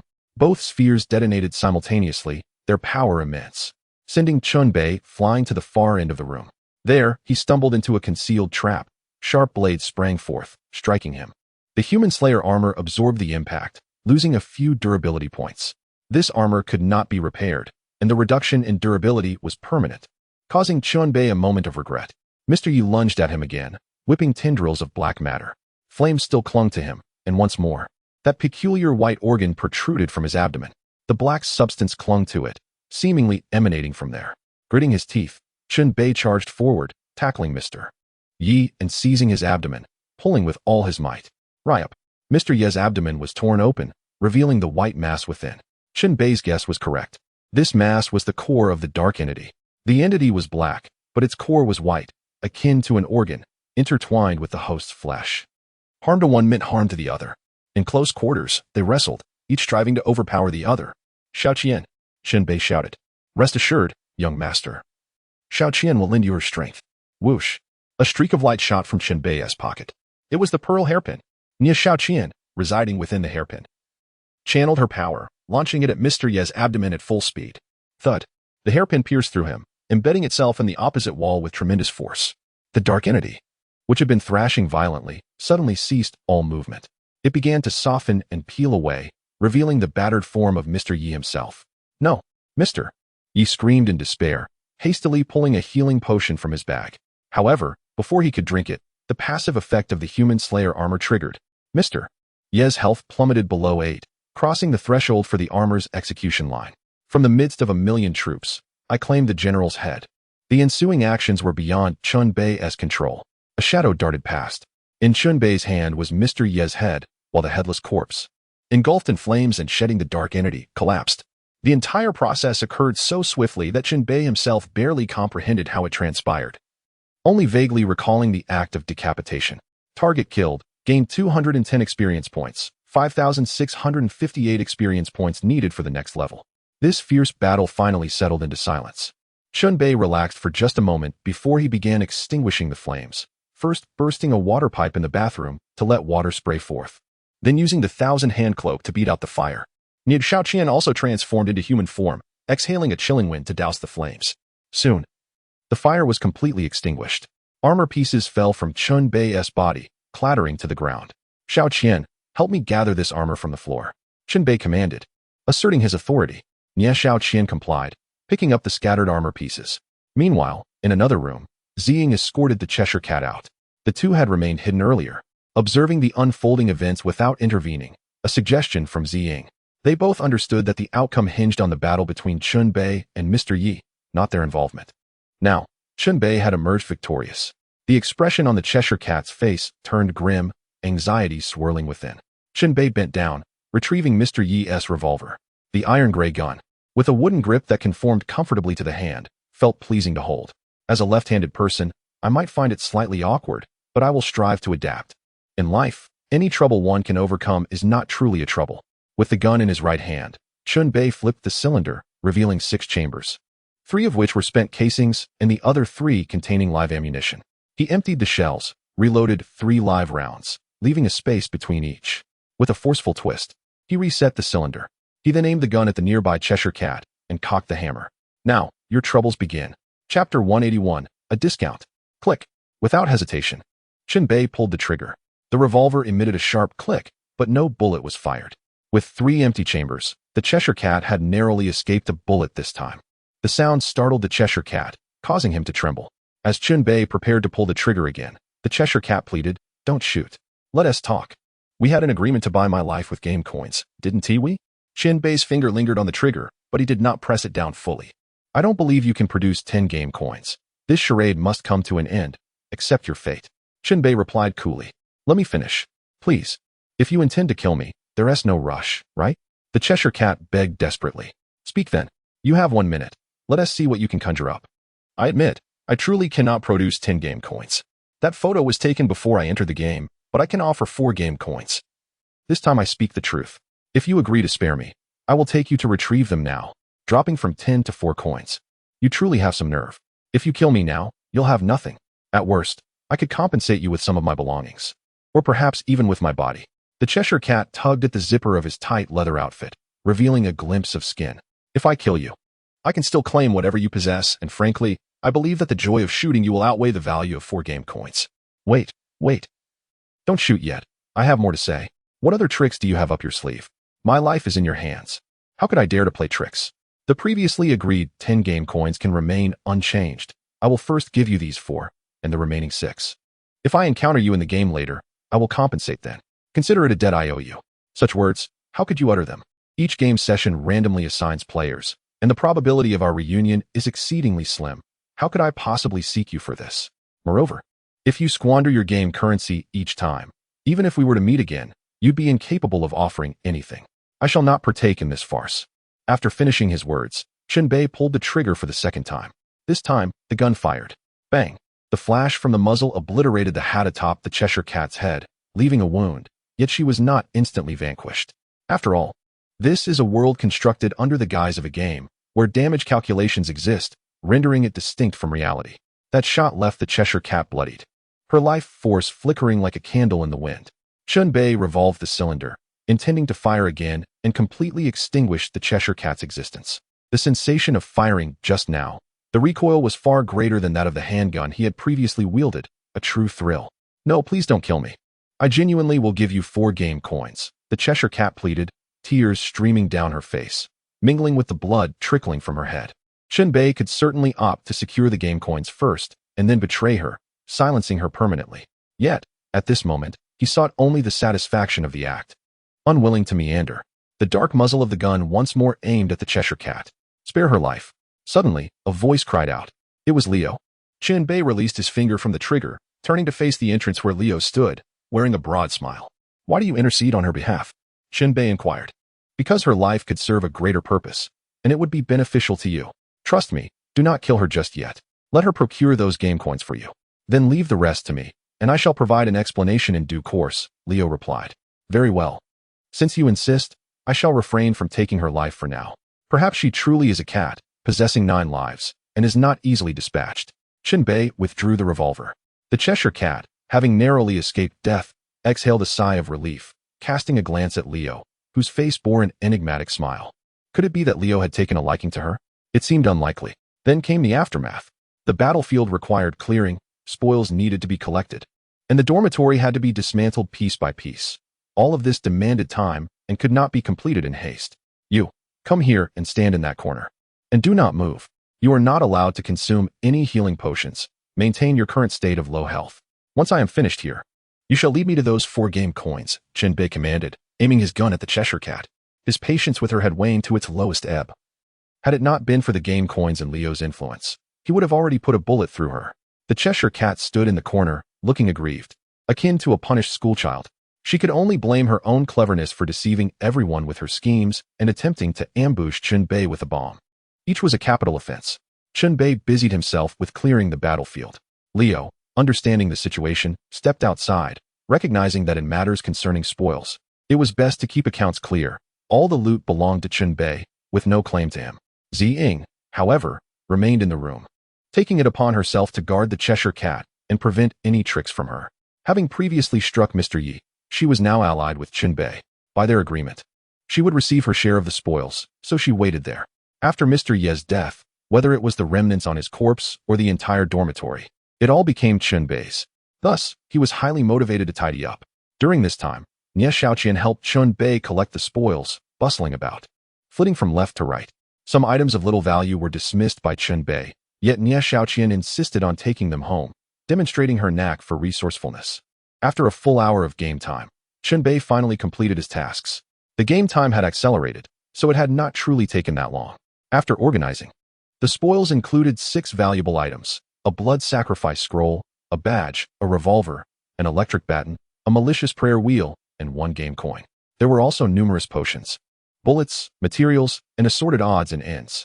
Mr. Ye's inventory was undoubtedly a veritable treasure trove, and in death, it had benefited Chen Bei handsomely. According to their agreement, Chen Bei extracted a small portion of the spoils and allocated them to Ziying. Relationships between enemies and allies can shift in an instant. Ziying took her share, exchanged a few pleasantries, and then excused herself, as her presence was no longer required. Chen Bei beckoned the Cheshire Cat to approach. With a face full of resentment, she complied. Now, lead me to those 4 game coins, and no tricks. You must understand the consequences of deceit. Chen Bei threatened. Even if I truly possessed 9 lives, I wouldn't dare deceive you. Follow me. I will take you to the money. Thus, the Cheshire Cat led the way, with Chen Bei and Leo trailing behind. Chapter 182, The Secret of the 7th Day. The 3 walked, the Cheshire Cat in front, the 2 following closely. After the discount, 10 game coins had shrunk to 4. If these 4 game coins could not be produced, she would truly be doomed. No savior could intervene. As they proceeded, Chen Bei discreetly communicated with Leo. Why did you stop me from killing her? I was prepared to forego those game coins. This woman speaks not a word of truth. She may still be deceiving me. Leo replied, do not be so emotional. The reason I urged you to spare her is that I have a hypothesis requiring a test subject, and she is perfectly suited. What hypothesis? Chen Bei inquired.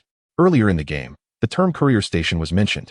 Where there are couriers, there must be a courier station. Where might that station be? The answer is undoubtedly shrouded in the mist. I see your point. Leo continued. Now you understand why I require the Cheshire Cat as the test subject. Indeed. We need someone to venture into the mist to explore and validate your theories. If the mist is as lethal as it was in the previous 6 days, any player who enters will be swiftly eliminated, disproving your hypothesis. Conversely, if the mist becomes safe, allowing players to enter and explore, it is possible they may discover the courier station hidden within the mist, which could be stockpiling a wealth of deliveries, waiting for players to claim. This is the hidden gameplay of the 7th day. After Leo articulated his hypothesis, it sparked a discussion within the management group, which Chen Bei observed keenly. This Leo is indeed clever. He was the first to realize today is a holiday. He also deduced that the courier station is concealed within the mist. Even if they locate the courier station, it does not guarantee they will reap rewards for the game's boss, the head of the courier station, awaits them. The station master's strength is calibrated to the average level of players in this round, set at level 20, weaker than the orange couriers, thus presenting an opportunity for players to defeat the master. I would welcome players finding the courier station, otherwise, the experience of this game round would feel incomplete. The management group buzzed with conversation. From the dialogue, it became evident that Leo's speculation was entirely accurate. The game boss awaited players at the courier station. This made perfect sense. After all, today was a holiday, and the couriers had not reported to work, leaving the station master all alone. With a level 20 strength, he posed a threat to Chen Bei, yet not so formidable as to instill fear. He was a worthy opponent. If Leo joined forces, their combined strength could prove quite formidable. Internally, Chen Bei had grasped the situation. However, on the surface, they had to collaborate with the Leo to conduct the experiment. Using the Cheshire Cat as a test subject, the trio made their way downstairs, arriving at a corner by the wall. There, at the base of the corner, lay a damaged section. The Cheshire Cat reached in to investigate. Chen Bei activated the thousand-hand cloak to shield himself, wary of the possibility that the other might produce something dangerous, such as a grenade. It was not beyond the realm of possibility. He found it. The Cheshire Cat withdrew her hand, revealing 4 gleaming game coins. One side of the coins was gold, the other silver, exquisitely crafted. "Dear brother, I've given you the game coins, so please let me go," she pleaded, presenting the coins with both hands and attempting to charm him. Yet, she had forgotten that her face was smeared with blood, which did little to enhance her appeal. Chen Bei took the 4 coins, confirming their authenticity. And with a sweeping gesture, he divided them, giving 2 to Leo, who was deserving of such a reward. Some measure of social nicety was essential. At present, Chen Bei was leading the pack in unpacking boxes, thanks to the assistance of Leo and the support of the mutual aid group behind them. Leo accepted the coins without hesitation, smiling warmly. "Beautiful lady, clean your face and drink some medicine to recover your health. There is something I need you to do next. Once you complete it, I guarantee Zero will spare you. At least, you will be safe for this round. After that, you are no longer my concern." Leo beamed. Discussing terms with her, the Cheshire Cat's eyes narrowed with suspicion, sensing that his intentions were not entirely benevolent, but for now, she had no choice but to proceed cautiously. After taking the medicine and washing her face, she regained her composure. The 3 of them made their way to the entrance of the courtyard.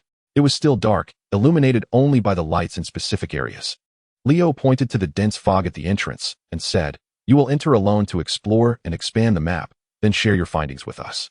Complete this task, and I will spare your life." Zero chimed in. "He speaks the truth. As long as you comply, I will not take your life. I will accept your previous proposal. The remaining 6 game coins will be noted as a debt to be repaid later." The Cheshire Cat was infuriated by this, her reaction intense. Everyone knew the fog was fraught with peril. All players who had ventured in previously had met their demise. "Are you trying to force me to my death?" she exclaimed vehemently. "Calm down. The situation is not as you perceive. If our sole intention was to end your life, we wouldn't need to be so convoluted. We could have dispatched you earlier," Leo explained, secretly sending her his analysis.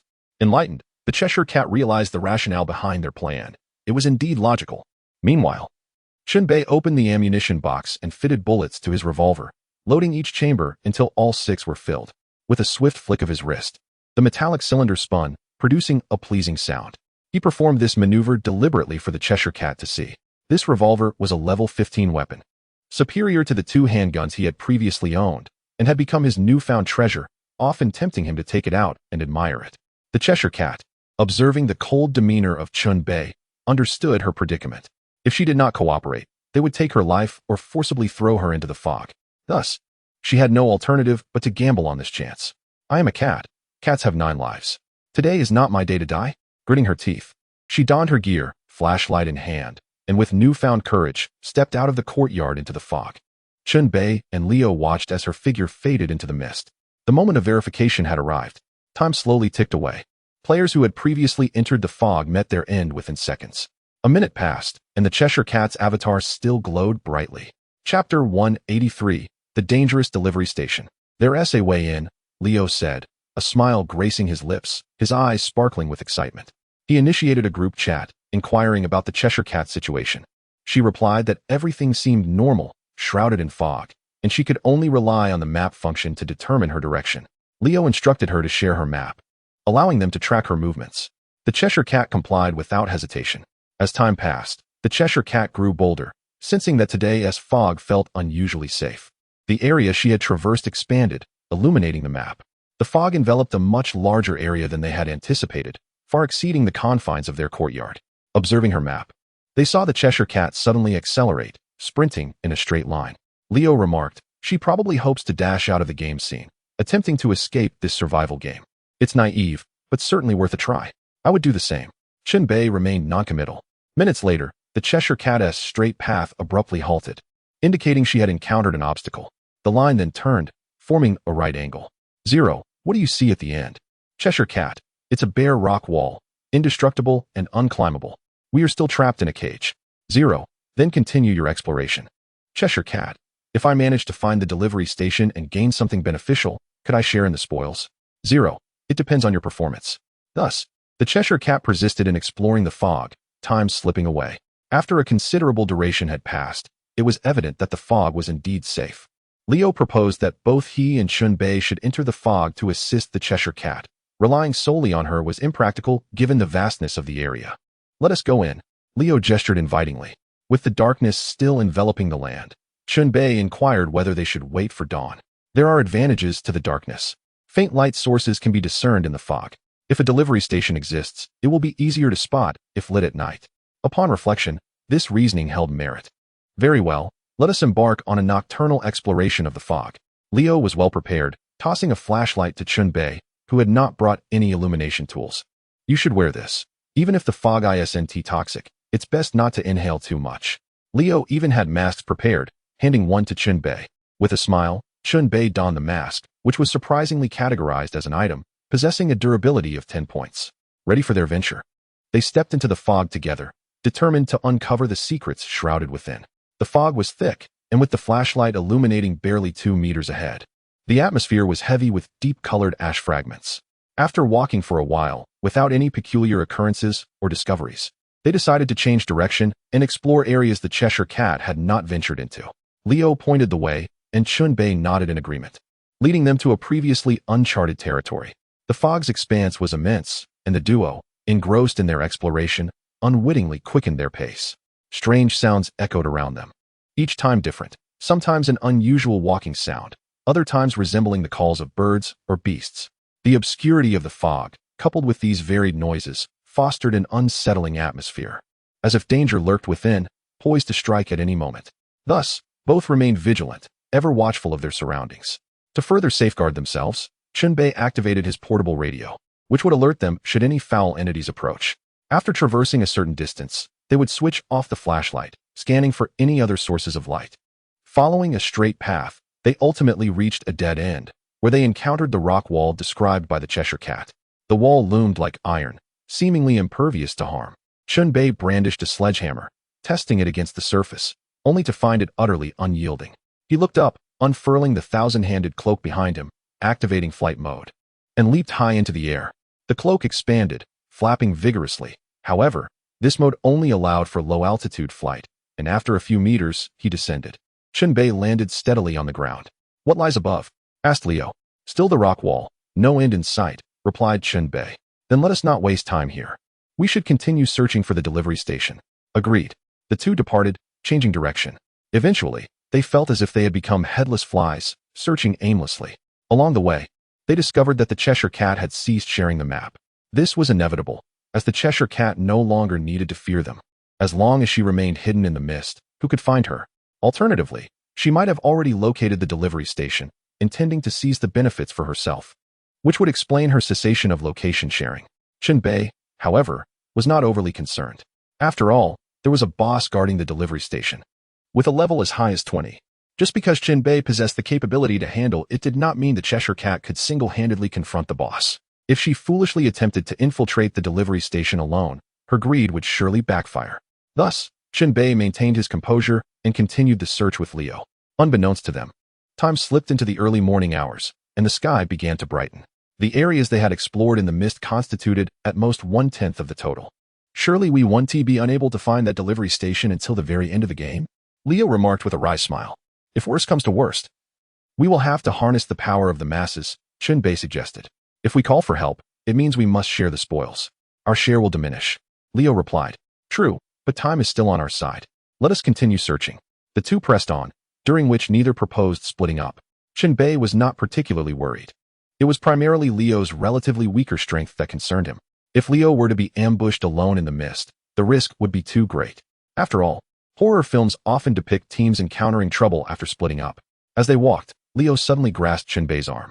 Chen Bei thought there must be a significant discovery and quickly inquired, "What is it?" "Look at the player group list," Leo said. Upon opening it, Chen Bei quickly realized the issue. The Cheshire Cat's avatar had turned black. The implication was clear. This wretch has likely perished at the delivery station, Chen Bei concluded. Indeed, she is a greedy woman. After hearing my analysis, she must have known a delivery station lurked within the mist.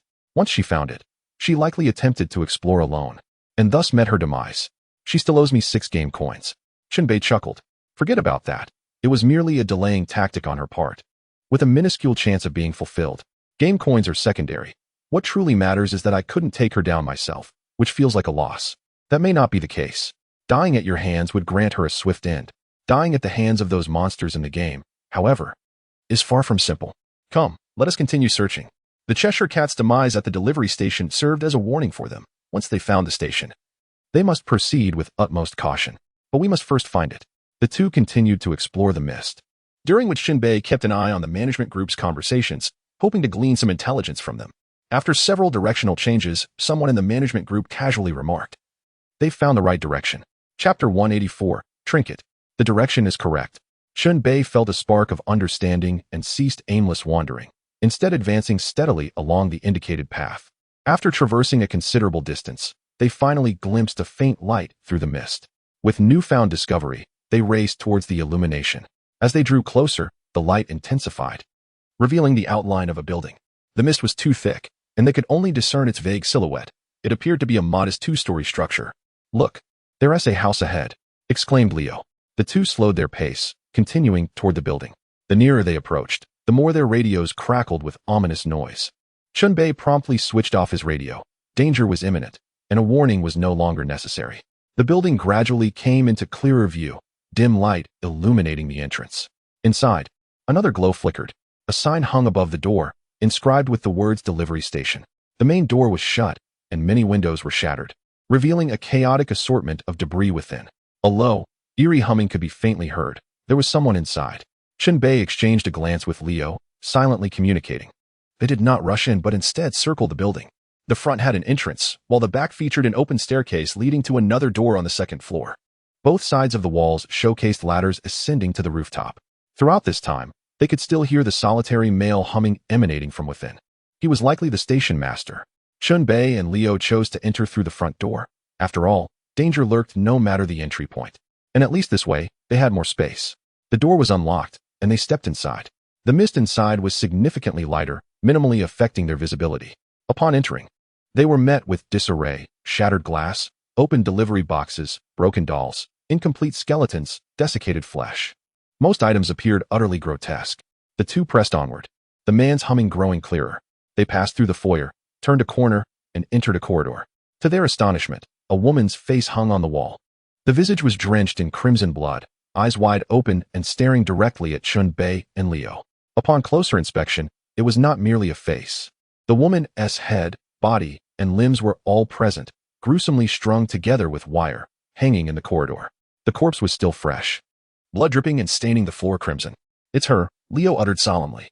"Yes, even in death, I would recognize that face," Chen Bei sneered. Hanging in the corridor was none other than the deceased Cheshire Cat. She had indeed perished at the delivery station, her body repurposed into a macabre ornament. She had not died at Chen Bei's hands, but here instead, it would have been more merciful to perish at his gunfire. The two circumvented the Cheshire Cat's corpse to avoid being splattered by the dripping blood and continued forward. After taking a few steps, a chilling laughter echoed from behind them. Even with Chen Bei's courage, he was momentarily paralyzed, goosebumps rising all over his body. He abruptly turned to face the source of the sound. In the dim light, the female corpse dangled in the corridor, facing them with a crescent-shaped smile, her lips stretched grotesquely back to her ears. They had just walked past her, under normal circumstances. The Cheshire Cat's corpse should have been turned away from them, indicating that the body had just turned. With that eerie smile, blood trickling from her mouth, she spoke in a voice that sent shivers down their spines. "Can you allow me to be a courier?" "A courier? Haha. How wonderful it would be to be a courier. You too. Would you like to become couriers as well?" "Haha ha ha." The Cheshire Cat laughed maniacally, her mouth gaping wide, exposing the vertebrae in her neck. Previously, Nie Xiaoqian had mentioned that upon death, players' souls would be consumed. Now, with the Cheshire Cat rising from the dead, it was undoubtedly the work of the station master. Before even encountering the station master, they had already experienced a foreboding demonstration of power. Even in death, she could not rest. Chen Bei swiftly regained his composure, drawing his revolver and firing several shots at the suspended female corpse. The gunfire rang out, each shot finding its mark, rendering the corpse even more grotesque. Moreover, the force of the bullet caused the female corpse to sway gently back and forth, reminiscent of a swing. The corpse was laughing heartily, seemingly untouched by death's embrace. It appeared she existed in a spectral form, her body merely a vessel, irrelevant even when shattered. Observing this, Chen Bei and Liu promptly altered their approach and launched their attacks in unison. Chen Bei retrieved the recently acquired malevolent prayer wheel, shaking it vigorously. As the mouse printed upon it began to chant incantations. Beside him, Liu brandished a weapon designed specifically for combating spiritual entities, a golden dart. With a swift motion, Liu hurled the dart at the female corpse, which erupted in a brilliant flash of flames, accompanied by the ghostly wails of the spirit. Fear, it seemed, stemmed from inadequate firepower or a sense of helplessness. Once equipped with means of defense, dread dissipated. Under their combined onslaught, the spirit was utterly vanquished, and the two gained a modicum of experience points. With a dull thud, the head of the corpse fell to the ground, its eyes wide open as it uttered a final curse. I shall turn you into couriers. Upon finishing her words, she fell utterly still. In the realm of reality, being a courier might be seen as a respectable occupation with decent pay, yet here, that phrase resonated more as a venomous curse. Driven by a mix of annoyance and defiance, Chen Bei approached and kicked the head of the corpse, sending it crashing against the wall, leaving a smear of blood behind. Liu exhaled in relief, reminiscing about his past experiences with immersive VR horror games, where he had been startled time and again. Isn't this even more thrilling? Facing a ghost in real life, where losing could mean death. Are you afraid? Chen Bei inquired. Afraid? Not at all. Don't forget, I have a ghost living at home. Liu chuckled, his reasoning compelling. While others hide their lovers, you conceal a ghost. Brother, take care of your health. Their banter lightened the mood considerably, and soon, they resumed their exploration. The man's humming echoed intermittently, guiding them towards its source, which emanated from behind a dilapidated door. Bloodied handprints marked the door, alongside a phrase inscribed in crimson, dedicated to serving you. The door bore several cracks, one particularly severe, allowing a glimpse inside. This gap seemed intentionally left, beckoning players to peek within.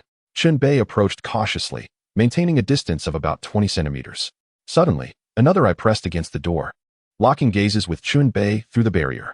Startled by the sight, Chen Bei felt a surge of unease. Fortunately, he had not pressed too close. In a fit of irritation, he drew his 7 bloody sword and thrust it through the crack. The tip unmistakably met something, yielding a tangible sensation. Instead of a scream, an electronic, synthesized laughter emanated from within. Chen Bei deduced that whatever he had pierced was not human. Resolutely, he kicked the door open. It was already damaged and unlocked, swinging wide with minimal effort. Inside lay a figure sprawled on the floor, a toy doll. The eye that had startled him belonged to this doll, and the laughter had originated from it as well.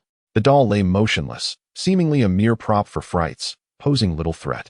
As they peered further into the room, they discovered an immense pile of delivery boxes, easily numbering in the hundreds. Amongst them lounged a creature, its head round and glossy white, resembling an oversized bowling ball. A crooked work cap adorned its head, while its face bore hollow, terrifying eyes devoid of pupils, shrouded in darkness.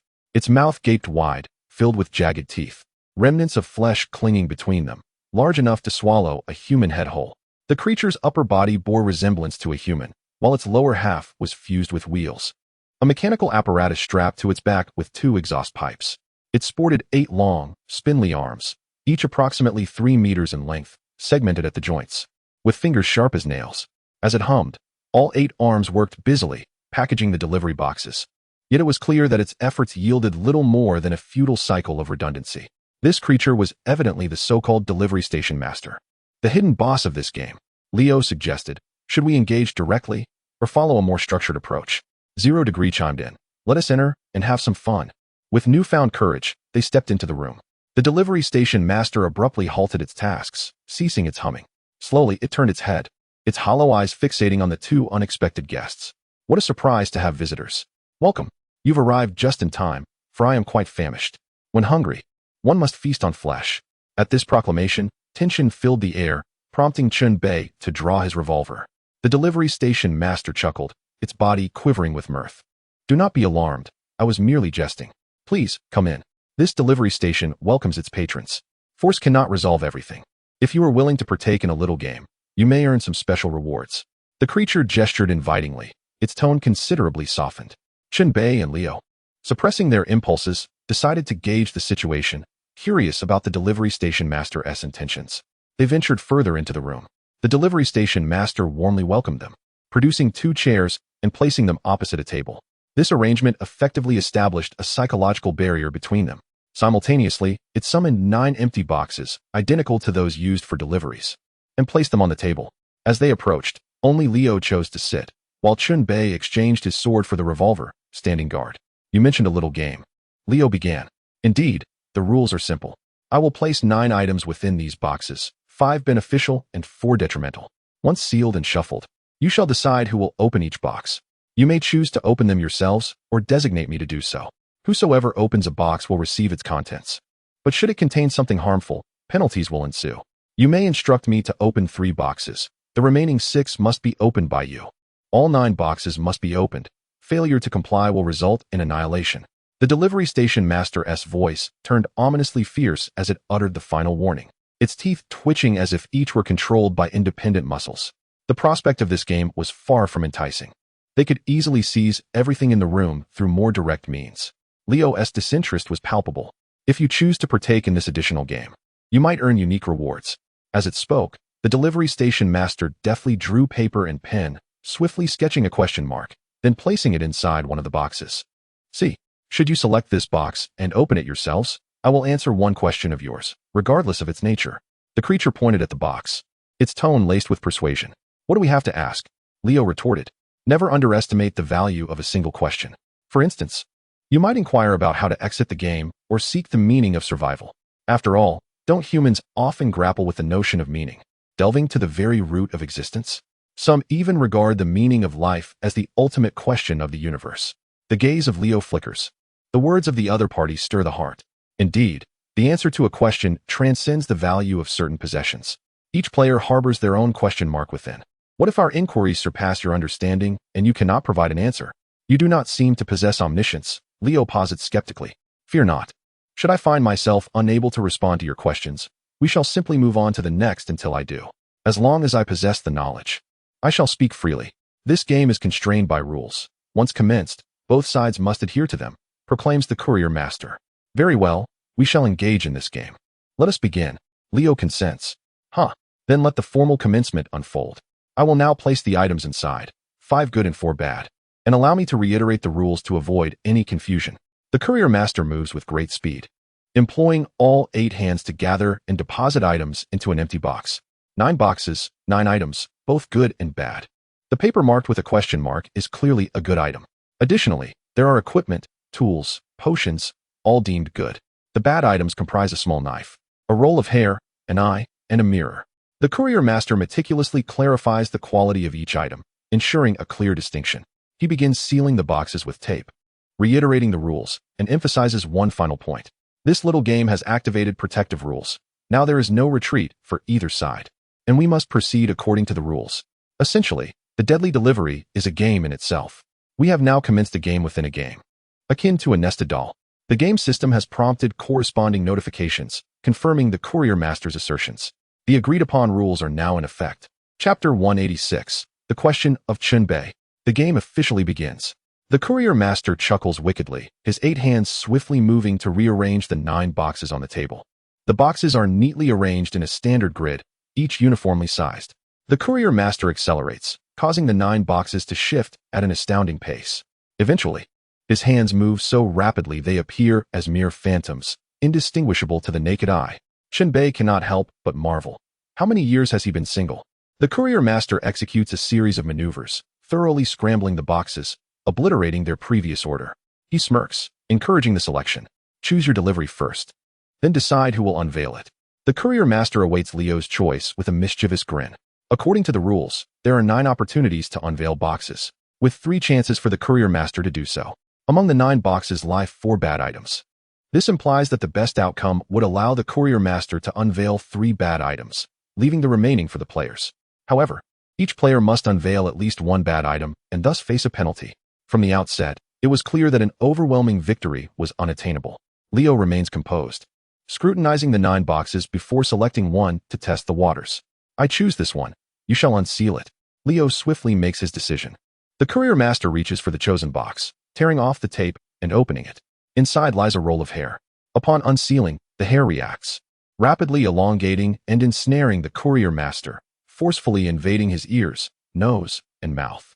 The hair entwines within him, binding and constricting. The courier master's visage grows increasingly grotesque. The hair clogs his ears and mouth, leaving no orifice untouched. It wraps around his head, blood seeping through, dripping down. Yet, the courier master remains unfazed, not exhibiting any overt signs of pain. Next, based on the initial trial, it appears the courier master shall adhere to the rules of the game. Leo's finger gestures towards the next box. This one, you shall unveil it. The courier master opens the box indicated by Leo. Inside lies a small knife. Its handle bound with rubber bands, the blade partially missing and rusted. With a swift motion, the knife leaps up, targeting the courier master, and strikes mercilessly. Time and again, it plunges into him, inflicting numerous wounds that bleed profusely. The courier master swiftly withdraws the knife, snapping it in two and discarding it on the ground. Several strikes had landed upon his head, leaving multiple gory holes on his large, white skull. The game continues.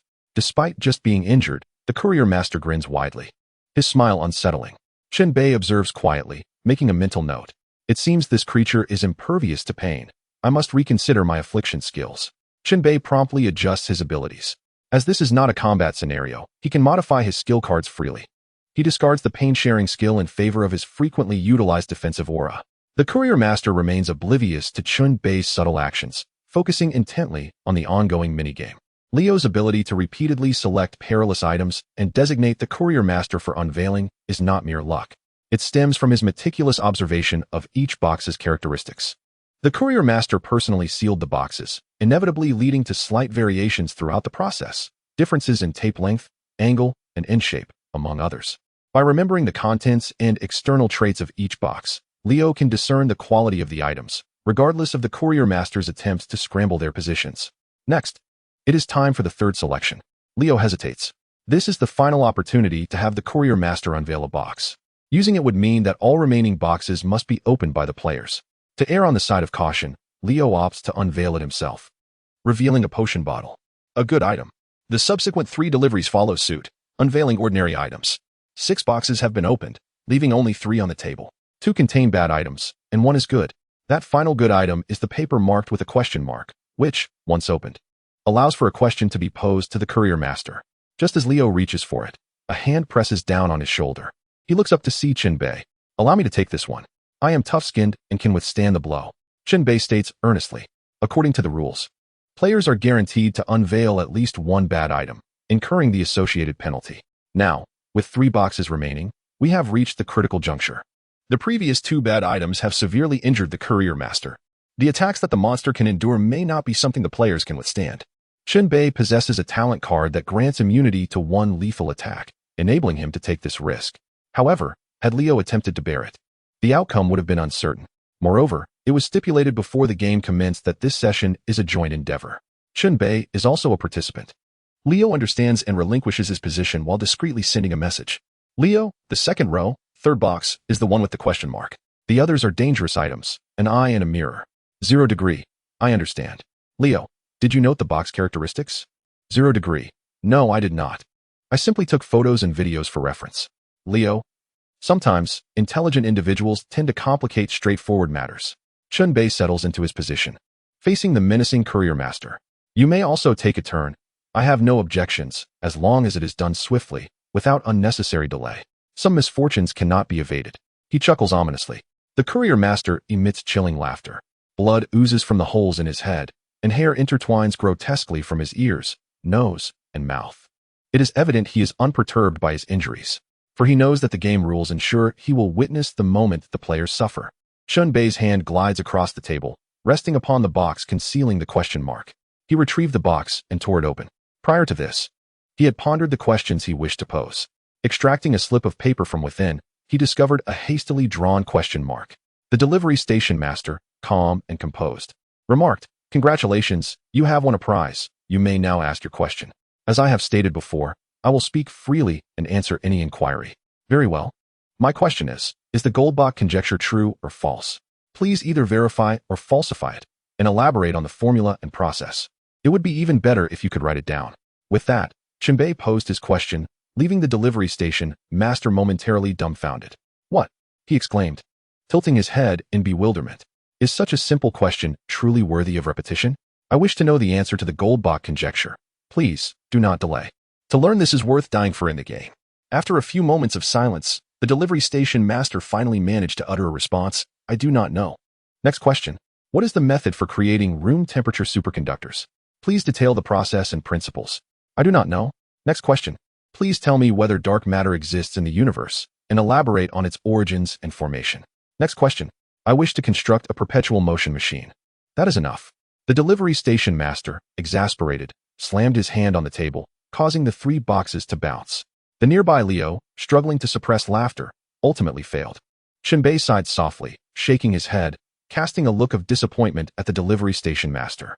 "Alas, if you cannot answer such trivial questions, how dare you establish a questioning segment?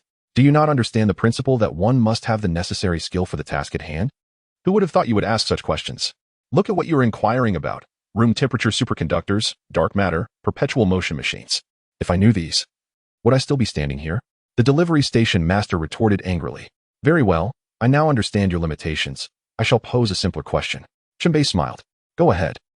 After gathering 108 blood sacrifice scrolls and restoring their power, how can I control them and make them serve me? In an instant, Chapter 187, Turning the Tables, was invoked as Chen Bei shifted to a serious demeanor, presenting a pragmatic question. Asking how to exit the game might yield a vague answer. So he opted to inquire specifically about the blood sacrifice scrolls, one of the most perilous and powerful items within the game. Collecting 108 of these scrolls represented the ultimate objective. It was imperative to delve deeply into this matter.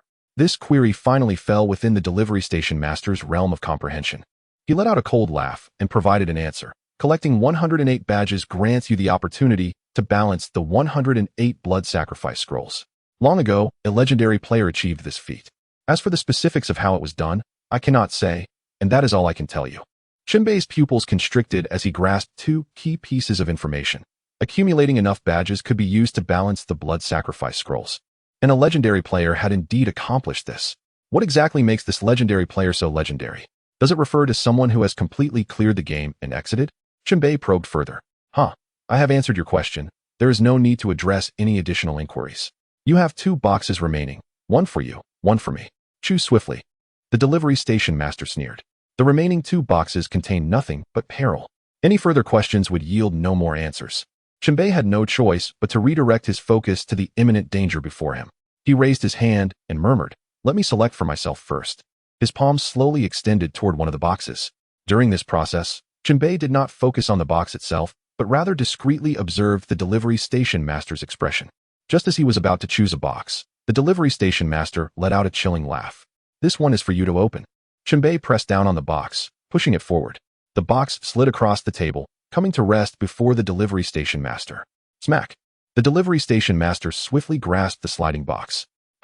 Did you think you could discern which of the 2 boxes is more dangerous based on my reaction? That would be a naive assumption. The contents of both remaining boxes are equally perilous. They cannot kill me, but they can certainly kill you, regardless of which you choose. It is a path to doom, and that is why I am laughing. The delivery station master cackled, his dark eyes fixated on Chen Bei, while tendrils of his hair writhed ominously. "Fear not. It is merely a game, with its share of victories and defeats. I am willing to bear the consequences myself. However, before that, you must first open the box in your possession. It is part of the game's protocol." Chen Bei declared assertively. According to the rules, the 9 boxes had to be opened one by one. Only after the other party finished would it be Chen Bei's turn to open the final box. The delivery station master's sinister grin remained unfazed, devoid of any hint of trepidation, as he proceeded to tear open the seal on his box and lift the lid. Snap! The lid opened, and a mirror burst forth. It was a round vanity mirror, its back adorned with vintage colorful illustrations, edged in plastic. The mirror faced the delivery station master, capturing his image within its reflective surface. Crack. The mirror shattered from its center, cracks extending outward. As the mirror shattered, the delivery station master manifested wounds that corresponded to the cracks. The paths of the mirror's fractures aligned perfectly with the injuries on his body. Thud. The delivery station master's head, torso, and limbs were marred by deep, bone-revealing lacerations, oozing dark blood. He opened the 3 treacherous boxes, enduring 3 punishments that left him grievously injured. Yet, his expression remained one of eerie delight, growing even more pronounced. It is your turn. It is your turn. Hurry and open the last box. Accept your punishment. The delivery station master exclaimed excitedly, his voice rising. He raised his 8 legs to support his body, leaning forward, his large spherical face looming close to Chen Bei's. Chen Bei took a deep breath, steeling himself. Armored.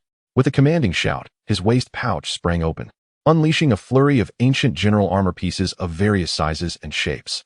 These pieces soared toward Chen Bei, adorning him from head to toe and transforming his appearance entirely. Crimson mist swirled around him, a palpable aura of cold menace permeating the air, capable of affecting all nearby beings.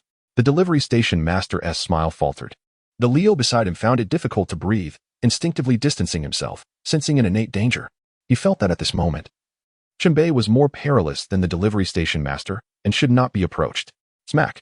A gleaming revolver was slammed onto the table by Chen Bei, the hammer primed and ready to fire. The ethereal cloak behind him extended into a defensive mode, adding an extra layer of protection. He then activated his fighting spirit, allowing the energy to circulate throughout his being. Chen Bei was fully prepared before he finally tore open the seal and lifted the lid of the box. Inside lay a massive eyeball, grasped by a hand that bore a texture reminiscent of cured meat, its wrist marred by jagged wounds revealing bone and sinew. The eyeball, the size of a goose egg, was laced with blood vessels, its pupil rapidly constricting. In that instant, Chen Bei seized the revolver from the table, aiming it at the eye. At that moment, the eyeball emitted a beam of light. Bang! As the gun fired, both attacks struck their targets. The bullet from the revolver first shattered the eyeball before hitting the delivery station master behind it. The beam from the eyeball struck Chen Bei's forehead, damaging part of his ethereal cloak and shattering his helmet, before finally impacting him directly. The force of this strike was astonishing, surpassing Chen Bei's expectations, as it directly deducted 100 points from his health, leaving him on the brink of defeat. What a close call. Without the 3 layers of additional protection, he would have been eliminated in an instant. Had a lower-level player occupied this position, they would have already succumbed to the ground as a lifeless corpse. From this moment onward, the box-opening game had reached its conclusion. What lay ahead was a genuine battle to the death. Turning his gaze to the opposing side, he observed the delivery station master, who had been shot, now sporting a gaping wound, yet it seemed utterly unconcerned, indicating its substantial health and formidable vitality. After all, it was a level 20 game boss, not easily vanquished. The delivery station master opened its wide mouth, leaning forward, its maw expanding significantly, descending upon Chen Bei. Chen Bei swiftly planted his feet and glided away, creating distance while simultaneously firing his weapon in rapid succession, emptying the remaining 5 bullets from the revolver's chamber. He barely had time to ascertain how many shots found their mark. Crack! The delivery station master snapped at empty air, and in the next moment, it executed a swift roll, overturning a nearby table. The impact of the table forced Chen Bei against the wall. He quickly bit open a level 2 healing potion, gulping it down in one go. Then, he flicked the revolver's chamber, ejecting 6 spent cartridges, and began hastily reloading his ammunition. Meanwhile, the Leo, not one to stand idly by, raised a microphone and shouted into it fervently. The cacophony of his off-key voice generated visible sound waves that enveloped the delivery station master's vicinity. The delivery station master was afflicted by negative effects, resulting in a decline of several attributes. The Leo stowed the microphone, dramatically flinging his hands, producing blades akin to Wolverine's from his sleeves, charging towards the enemy for close combat. The delivery station master, however, also exhibited a transformation. Its 8 slender arms extended sharp, crescent-shaped hooks, each measuring several inches in length. As all 8 arms swung simultaneously, the hooks glinted ominously, presenting a formidable threat. In their close-quarters clash, both parties sustained injuries. The table that had just been flipped now lay on the ground. Chen Bei raised his weapon once more, firing again. With each pull of the trigger, the revolver's chamber rotated. 6 bullets were unleashed. Bang, bang, bang. The successive gunfire reverberated through the air. The delivery station master was struck repeatedly, yet remained as spirited as ever. Such thick health bars were truly enviable for players. Beneath the delivery station master's body lay a unicycle-like wheel, spinning rapidly, while its 8 arms extended outward, executing a wide-range rotating attack that covered most of the room. Both Chen Bei and the Leo were forced back, with the Leo retreating to the doorway. Once the delivery station master ceased its rotation, it swayed in place, seemingly dazed. This opportunity could not be missed. Chen Bei holstered his emptied revolver and freed his hands to unleash his skills. Whoosh! Crack! One hand ignited in flames, while the other erupted with electric sparks. Both forms of attack struck the delivery station master simultaneously from close range. The delivery station master was severely wounded, collapsing to the ground but quickly bouncing back. It turned its spherical head towards Chen Bei and forcefully exhaled. From its gaping maw emerged a net woven from sinewy muscle, sticky with liquid. Chen Bei drew his sword from its sheath, delivering a powerful slash at the net. Crimson Sword Energy. Chapter 188, Slaying the Delivery Station Master. Whoosh! The entire muscular net was cleaved in two, scattering to either side. The residual force of the sword energy surged forward, striking the delivery station master and tearing a long gash that oozed blood profusely. The delivery station master aimed several of its arms forward, and the wheel below accelerated, propelling it forward. Shadow Step. Chen Bei deftly evaded, while simultaneously creating several afterimages to confuse the enemy. The delivery station master swung its arms, dissipating the afterimages before pursuing Chen Bei himself. Chen Bei let out a mighty roar, unleashing a lion's roar attack that momentarily halted the enemy, then distanced himself while striking continuously with his sword. With each swing, he unleashed Crimson Sword Energy until the magical power stored within his 7 bloody sword was depleted. This wave of assaults inflicted significant damage on the delivery station master, severing 3 of its arms. Minions, heed my call. Chen Bei invoked the ancient power of the human butcher, summoning 4 spectral warriors. Each summoned warrior bore a distinct appearance, not fixed in form, as though an entire army lay beneath the underworld, ready to be dispatched at will. The delivery station master opened its gaping mouth and surprisingly expelled a delivery box, from which an urgent beeping sound emanated. Alarm bells rang in Chen Bei's mind. Sensing danger, he hastily distanced himself, leaping away. His instincts proved correct. Boom! The delivery box erupted in a thunderous explosion. It had contained a bomb. The fiery blast injured the spectral warriors, as the pure essence of flames was harmful to weaker spiritual entities. Fortunately, both Chen Bei and the Leo evaded the brunt of the explosion, emerging relatively unscathed. The blast wreaked havoc throughout the room, shattering numerous delivery boxes. Chen Bei fanned his 1,000-hand cloak to disperse some of the smoke. Upon searching for the delivery station master, he found it had vanished. That rascal has fled, Chen Bei exclaimed anxiously. I'm at the doorway. It certainly didn't escape through here, the Leo remarked. There are more exits in the room than just the door. There's also a window, which has been broken, and the walls show signs of damage. The delivery station master likely leaped through the window to flee. Chen Bei promptly leapt through the window, landing in the corridor outside. Upon glancing down the corridor, he caught a fleeting glimpse of a shadow. That scoundrel can run. What kind of boss is this? Chen Bei cursed vehemently, sprinting forward while replacing his sword with the revolver, reloading bullets as he pursued. By the time he reached the end of the corridor, the delivery station master was already nowhere to be found. The Leo followed closely behind. I hadn't intended to split up, but we must locate it. Let's search separately. If it slips into the fog, it will be akin to finding a needle in a haystack, Chen Bei declared. Agreed. I'll pursue in that direction, the Leo replied. Changing course, Chen Bei then retrieved a pearl hairpin, seeking assistance from Ye Shaoqian. Shaoqian, please help me find the delivery station master. If you locate it, inform me. But do not take risks, just relay the message. Chen Bei was genuinely concerned for Ye Shaoqian, wishing to keep her out of harm's way. After all, she was his only roommate. Should anything happen to her, his solitude would deepen. All right, I'll go look for it now. Keep the hairpin and await my news. A ghostly flame erupted from the hairpin, passing through the wall. Thus, they divided into 3 paths, each searching for the whereabouts of the delivery station master. Hee.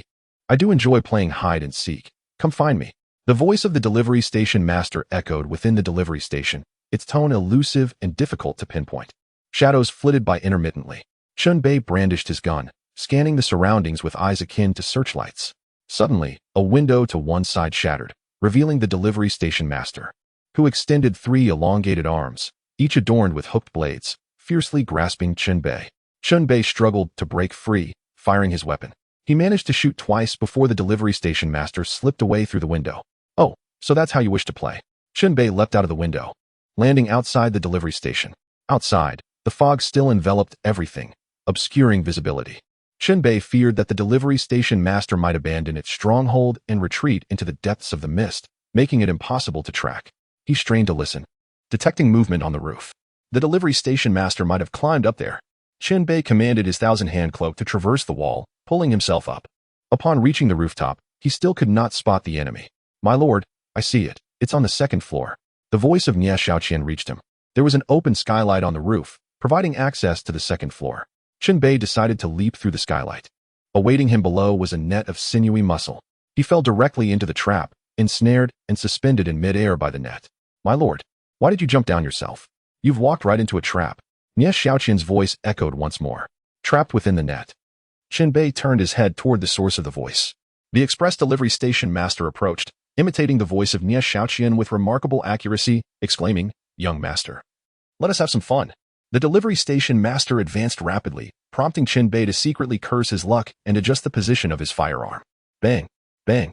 2 shots rang out, both missing their target as the delivery station master deftly maneuvered his wheels, evading the line of fire. The station master drew near, his round, pallid face looming closer, exuding a foul odor of decaying flesh that assaulted Chen Bei's senses. With a violent swing of his arm, he plunged into the netting, piercing through the gaps in the armor and into Chen Bei's flesh. A searing pain tore through him, causing cold sweat to bead on his forehead as his vitality diminished. "Does it hurt?" "This is just the beginning," the station master spoke in his own voice. He raised his newly regenerated arms, ready to strike again. Suddenly, a pearl hairpin shot from the net, piercing the delivery station master's head. Nie Xiaoqian, accompanied by 4 spectral warriors, burst through the wall to provide support. Their presence was formidable. Nie Xiaoqian unleashed her flowing hair, ensnaring the station master's body, while the 4 specters wielded their blades, some attacking the station master, others assisting Chen Bei in breaking free from the netting. Once liberated, Chen Bei unleashed his powers, electricity crackling at his fingertips. Thunderpalm. With a resounding clap, he struck the delivery station master once more, dealing a significant blow. The station master's health was critically low, and in a desperate attempt, he severed Nie Xiaoqian's hair before bolting toward the window, attempting to escape. At that moment, a figure leaped in through the window, blocking the delivery station master's path. It was the Leo. He wielded claw-shaped blades, crossing them before him. An X-shaped flash of cold light struck the advancing station master, reducing its health below 8. This was the execution threshold. Chen Bei's passive ability activated, leaving no opportunity for the enemy. In a swift motion, he seized the delivery station master's head in his grasp. Blood poured from the severed neck of the round, white head as the headless body collapsed, its wheels still spinning and arms twitching slightly. A kill notification followed. Chapter 189.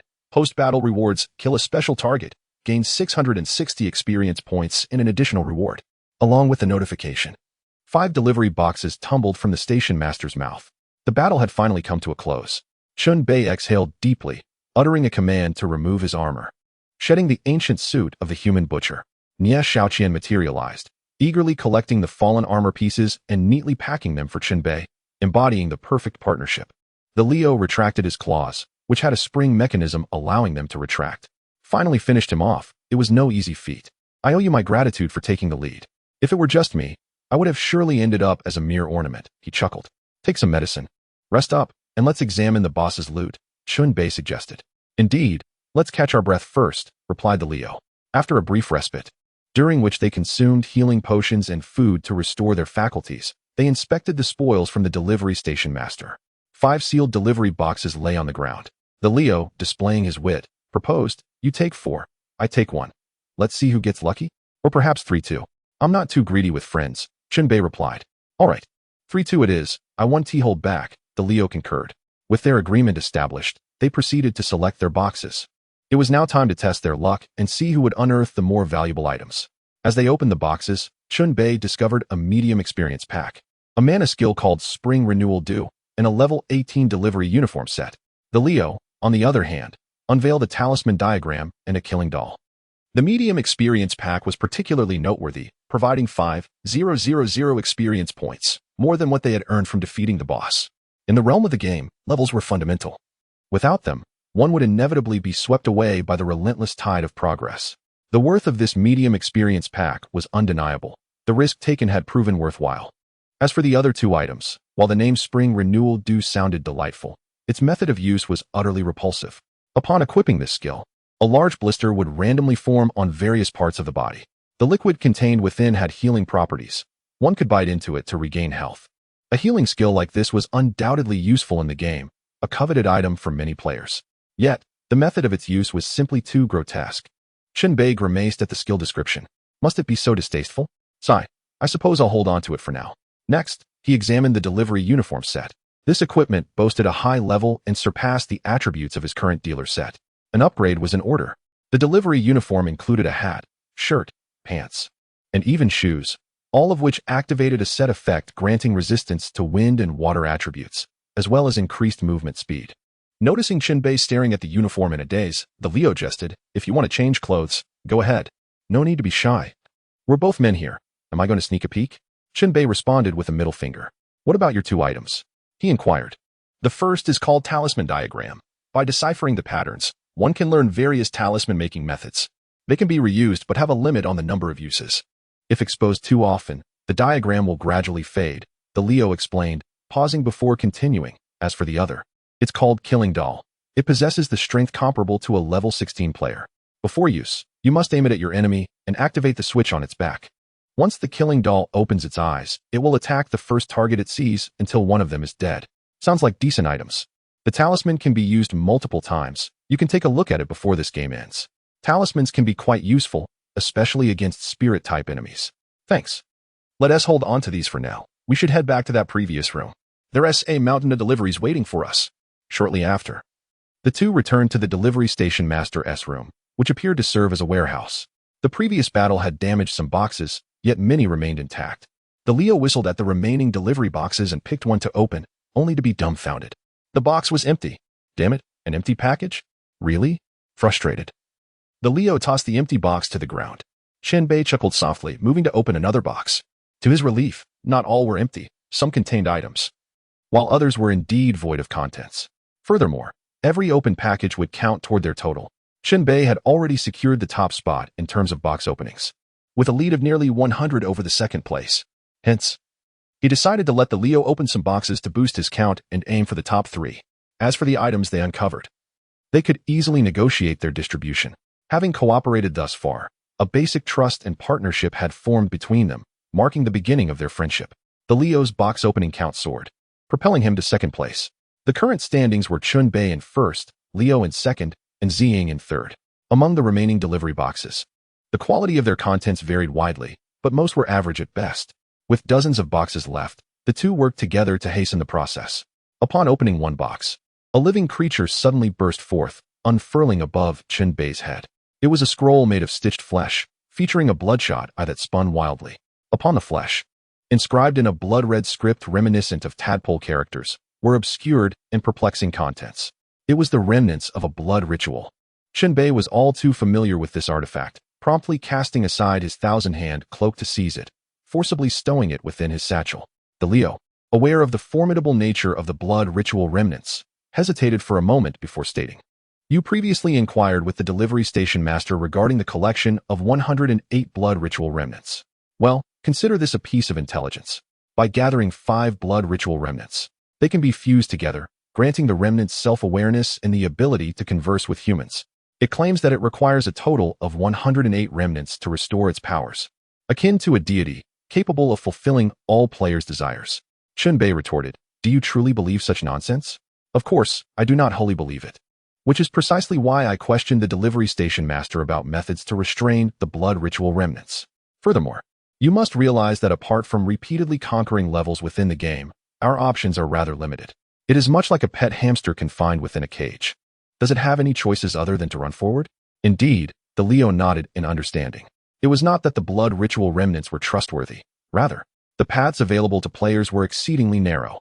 Given that this was a relatively rare collectible within the game, anyone would attempt to gather it, hoping for a fruitful outcome in the future. Even if it bore a bitter fruit, one would have to accept it.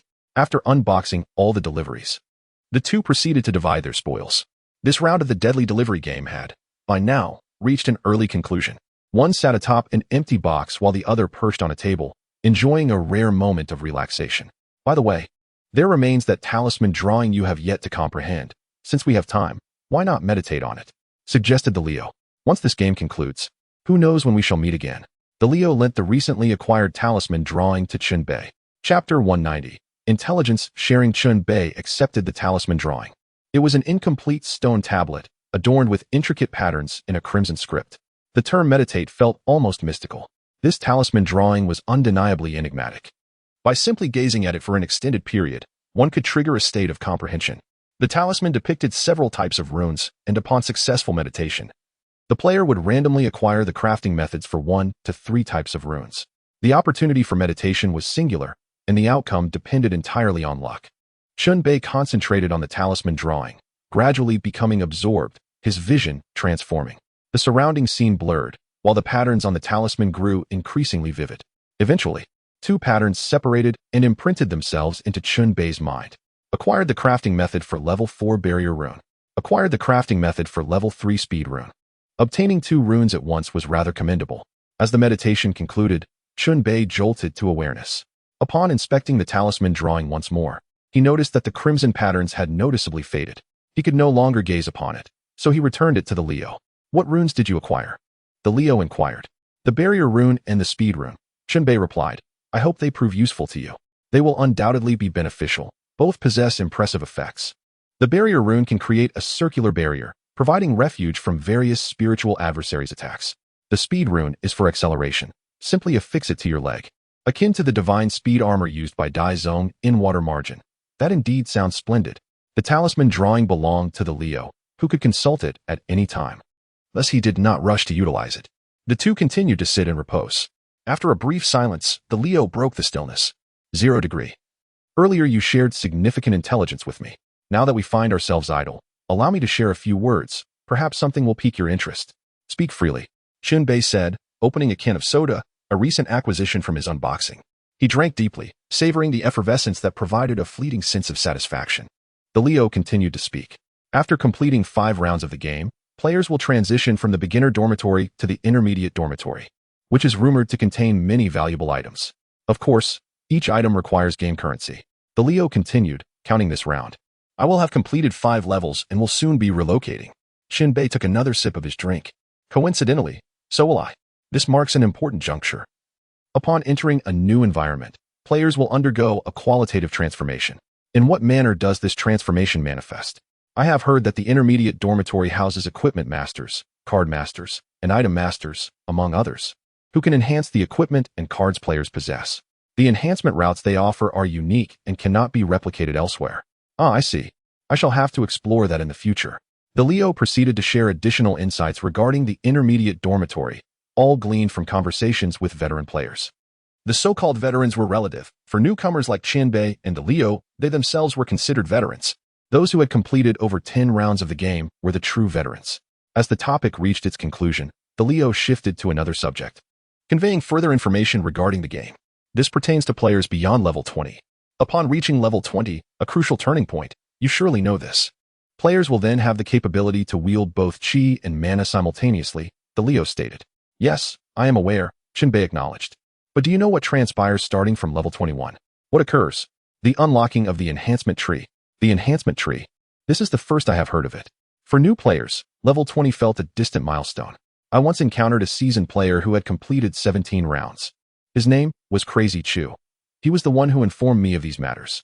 The Leo briefly explained the concept of the enhancement tree. Unlocking at level 21. The enhancement tree constituted a comprehensive system, branching out like a tree with various nodes. Subsequently, with each level gained, players would receive an enhancement point, which they could allocate to activate corresponding nodes on the tree. The further one progressed, the greater the benefits derived from activated nodes. Players would inevitably have to choose a singular enhancement direction, unable to pursue both simultaneously.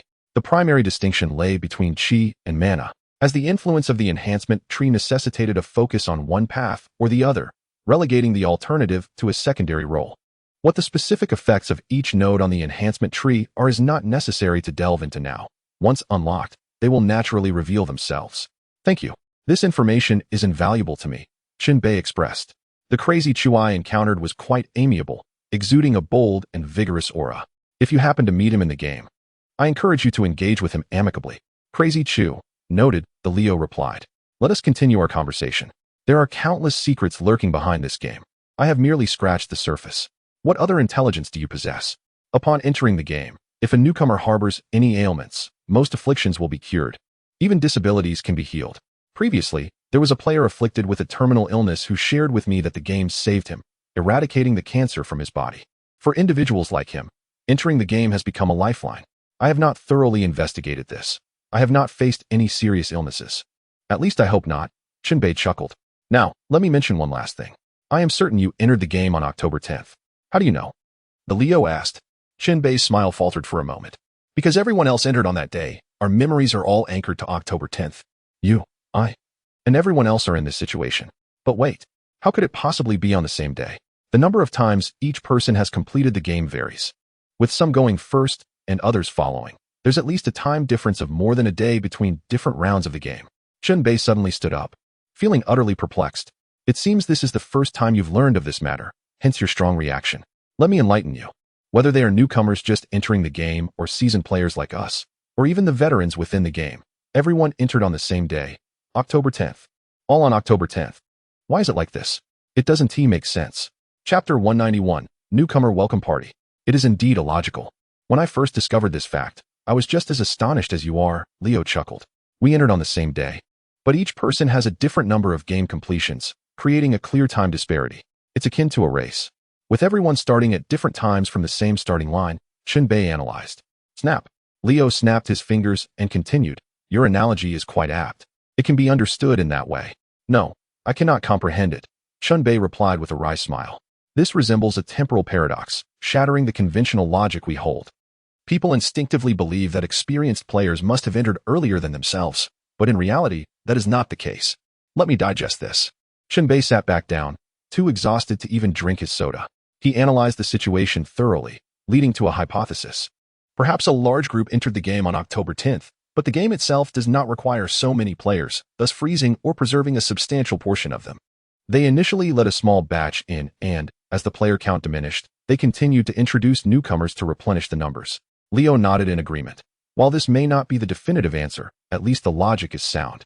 As for the actual truth, we must dig deeper ourselves. Surely, the game will provide an explanation in the end. Chen Bei fell silent. The recent information regarding time further unveiled the terrifying nature behind the game. That inscrutable force is capable of manipulating even time itself. Clearly, these players belong to different batches, yet they emerged from the same temporal point, October 10th. What does this date signify? Why precisely that day? Could it be a divine manifestation? An extraterrestrial arrival? A resurgence of spiritual energy? Virtual reality? A brain in a vat? Chen Bei's thoughts spiraled, yet he could not arrive at a conclusive answer. Humanity is destined to dwell within a vast enigma. Upon leaving the delivery station, the two returned to the previous building. With a map for reference, the journey back was not difficult. Upon reaching the entrance, it was time to part ways. Leo, following his usual custom, raised his hand for a high five with Chen Bei, seemingly succumbing to his youthful exuberance once more. Chen Bei reluctantly returned the gesture. The two young men's palms collided. I truly hope we can share the same dormitory or encounter each other in the future games, Leo said with a smile. Let us hope for that, Chen Bei replied. They bid farewell and went their separate ways. Chen Bei ascended the stairs and dove into his dormitory. After such an extended period of gaming, he was mentally and physically drained. Previously, he hadn't felt it, but upon returning home, he collapsed onto his bed. Xiao Qian. I am so tired, Chen Bei murmured, closing his eyes. Young master, please rest well. Xiao Qian will guard this home for you. The melodious voice of Nya Xiao Qian echoed in Chen Bei's ears, bringing him comfort. Thank you, Xiao Qian. You are being too courteous. This is your home, as well as mine. Chen Bei soon fell into a deep slumber. The following hours were tranquil until the game Deadly Delivery concluded, waking him with a notification. Game summary. Your unboxing count ranks first, earning you 5 game coins and additional rewards. Due to your exceptional performance in this round, you receive a special reward, 1 buy badge. Your game completion count has reached 5. According to the rules, you are relocated to Intermediate Dormitory Building number 12. Your room number has been reallocated. You will now reside in room 325. You have received a copy of the Intermediate Dormitory Manual. You have joined the dormitory group chat. You have been added to the multiplayer game Newcomer Welcome Party Management Group, attaining the status of an intern administrator. Codename, Vibrant Orange. Chen Bei awoke slowly, sitting up as his consciousness gradually returned. A round of gaming had concluded, ushering in a precious holiday. It was time to unwind. With a new dormitory building to explore, he was eager to enhance his skills and fortify his living space. Just as he was about to head down to freshen up, a troubling thought struck him. Wait, why was he added to another management group after the game ended? Previously, he would automatically exit related management groups upon leaving the game, and such groups were not visible within the dormitory. Could this be a management group unrelated to him? Furrowing his brow, Chen Bei became more alert and opened the management group to inspect. The codenames of the administrators were all of various colors, with the group leader bearing the codename Colorful Black. As he read the group chat, his eyes widened in astonishment. A new round of the game has commenced. Haha. These newly relocated players thought they could finally relax, only to be forcibly dragged into a new round of the game. They haven't even realized it yet. Soon, there will be quite a show to watch. The newcomer welcome party awaits them, hosted by a group of seasoned players. On average, they have completed the game 12 times. 5 versus 50, a classic asymmetric competitive game. Chen Bei observed the management group's dialogue, his expression shifting subtly. He rarely resorted to profanity, but this time, he truly felt like cursing. He had been forcibly thrust into the next round of the game. 2 rounds of gaming seamlessly interconnected. How utterly absurd. According to game customs, after completing a game, players were granted a holiday to recuperate, lasting at least 1 day. The previous round had been lengthy, and Chen Bei had intended to rest, yet he was unable to pause before being thrust into a new game called Newcomer Welcome Party. Moreover, this game appeared to be uniquely set within the dormitory itself. In previous holidays, the dormitory served as a safe zone where no harm could befall players, allowing them to rest easy. This was no longer the case. Since this place had transformed into a game scene, safety was no longer guaranteed. The Newcomer Welcome Party, asymmetric. 5 versus 50, seasoned players against newcomers. From the group chat's exchanges, it became apparent that this round of the game required the newcomers to band together against the seasoned players. The veterans possessed greater strength, while the newcomers outnumbered them. A perfect 10-to-1 ratio. Sigh, since I'm here, I might as well make the best of it. Chen Bei adjusted his mindset. It seemed his holiday was destined to be postponed. Curse this rescheduled break. Voices of unfamiliar men echoed in the corridor. After completing 5 rounds of gaming, he had finally arrived at a new location. Where's everyone? Come out, my friends, let us have some fun. Listening closely, the voices seemed near. Chen Bei hurried to the door, pressing his ear against it to listen. Through the peephole, he spotted a male player walking past, exuding a relaxed demeanor. As if on vacation. Under normal circumstances, after a round of gaming, players should indeed be in such a state. Unfortunately, the current situation was anything but normal. Bang! Following a thunderous gunshot, the player outside collapsed, blood splattering across Chen Bei's door, painting the peephole crimson. Chen Bei's expression shifted dramatically. Chapter 192. The rules are a mystery. The recent gunshot was definitely not from a handgun. It was clearly fired from a more powerful firearm. The dormitory was no longer a safe haven. The decisive action taken suggested that it was most likely an experienced player. Chen Bei's breath quickened, and the pressure mounted. The group had mentioned that seasoned players averaged 12 game completions. They had grown through combat and honed their skills in the process. The more one conquers the game, the stronger one becomes. The prowess of these seasoned players is unfathomable, and even Chen Bei dares not take risks lightly. He hides behind the door, continuing to observe the situation outside. Concurrently, he opens the player group chat and notices something peculiar. The player group is now divided into 3 distinct groups: the player group, the newcomer group, and the veteran group. The player group comprises 55 members, the newcomer group has 50, and the veteran group consists of 5 members. Chen Bei can only enter the player group and the newcomer group, unable to trespass into the veteran group to glean any insights. Upon clicking on the input box of the player group, he discovers it is locked, rendering him mute. Other players find themselves in the same predicament. The entire group is essentially silenced. Communication is impossible, and the rules remain shrouded in mystery. Chen Bei can gather some intelligence through the dialogues managed by the group. But for other players, confusion only deepens. Suddenly, footsteps echo from outside. Chen Bei peers through the peephole and catches sight of the passerby. A man clad in camouflage, with dark skin and a tactical helmet, possesses 4 arms and carries an oversized sniper rifle on his back. No wonder the earlier gunshot was deafening. It was indeed a sniper rifle.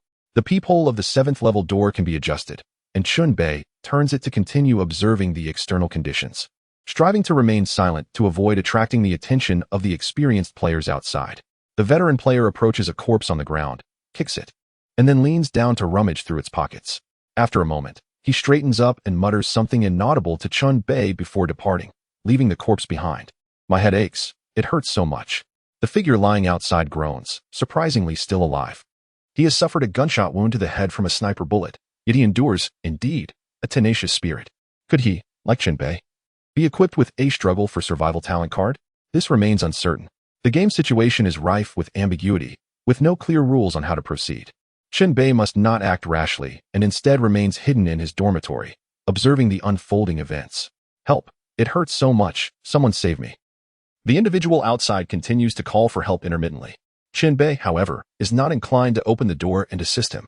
Time passes slowly, and merely watching holds little significance. Chen Bei calls for Nie Xiaoqian to come over and keep watch by the door, instructing her not to venture outside recklessly. Meanwhile, he has other matters to attend to.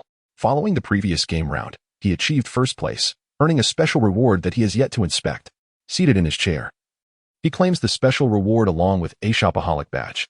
First, he examines the badge's effect. The shopaholic badge offers a 2 chance of a free purchase while spending within the dormitory. A gamble of luck indeed. It seems he should wear it when shopping in the future. A mere 2 chance is challenging to trigger, but the more one purchases, the higher the likelihood. Once activated, it equates to winning a prize, a freebie, which is not without value. Chen Bei then retrieves the special rewards, which total 3 items. Though not numerous, their quality is remarkable. They comprise a level 6 skill card, a vengeful scarecrow, and a firecracker set. Name, Duality of Ice and Fire level, 6-star rating. Effect A, transforms Qi into controllable fireballs, inflicting fire damage on the target and applying a burning state for 12 seconds. Effect B, transforms mana into frost that conducts along the ground, causing ice damage and applying a frozen state. Effect C, fire damage 25, ice damage 25. Consumption, 25 Qi. Effect A, 25 mana. Effect B, cooldown, 18 seconds. Effect A, 18 seconds. Effect B, restriction, none. Usage condition, player level 18. Description, some are cold on the outside and warm on the inside. Others are warm on the outside and cold on the inside. A level 6 skill. Moreover, it comes with a star rating enhancement. Previously, Chen Bei had only encountered equipment with star ratings, and this is his first encounter with a skill possessing one. The star rating signifies an extra boost, indicating it is superior to other skills of the same level. This duality of ice and fire can be unleashed through either Qi or mana, allowing for varied attack effects depending on the method of release. Impressive. The equipment requirement is a level of 18, and he is just 1 level short. However, he has an experience pack that he has yet to use, which will conveniently elevate him to level 18. Without hesitation, Chen Bei retrieves the experience pack and opens it like unwrapping a zongzi, gaining 5,000 experience points. Level increased to 18, attribute enhancement acquired, talent slot unlocked. As he levels up, he gains an additional talent slot. 4 skill slots and 3 talent slots now allow him to equip an increasing number of cards. After carefully selecting from his talent cards, he chooses a slow regeneration card that will enable him to gradually recover health, perfectly countering the blood-sucking effects of the mana leech. The mana leech has already proven its worth in combat, warranting its continued presence. Chen Bei equips the talent card and incorporates the duality of ice and fire, replacing the previous Lion's Roar wave. With each upgrade, he enhances his capabilities. As for the other 2 special rewards, the Vengeful Scarecrow serves as protection for his abode. Placing it within the dormitory will allow it to actively guard a designated area, attacking any intruders. According to its description, it possesses the strength of a level 16 entity, which is quite formidable. Chen Bei positions the Scarecrow at the end of the corridor, effectively blocking the door while also safeguarding the living room area. The Scarecrow dons a burlap sack over its head, with holes carved out for eyes and mouth, revealing numerous jagged teeth.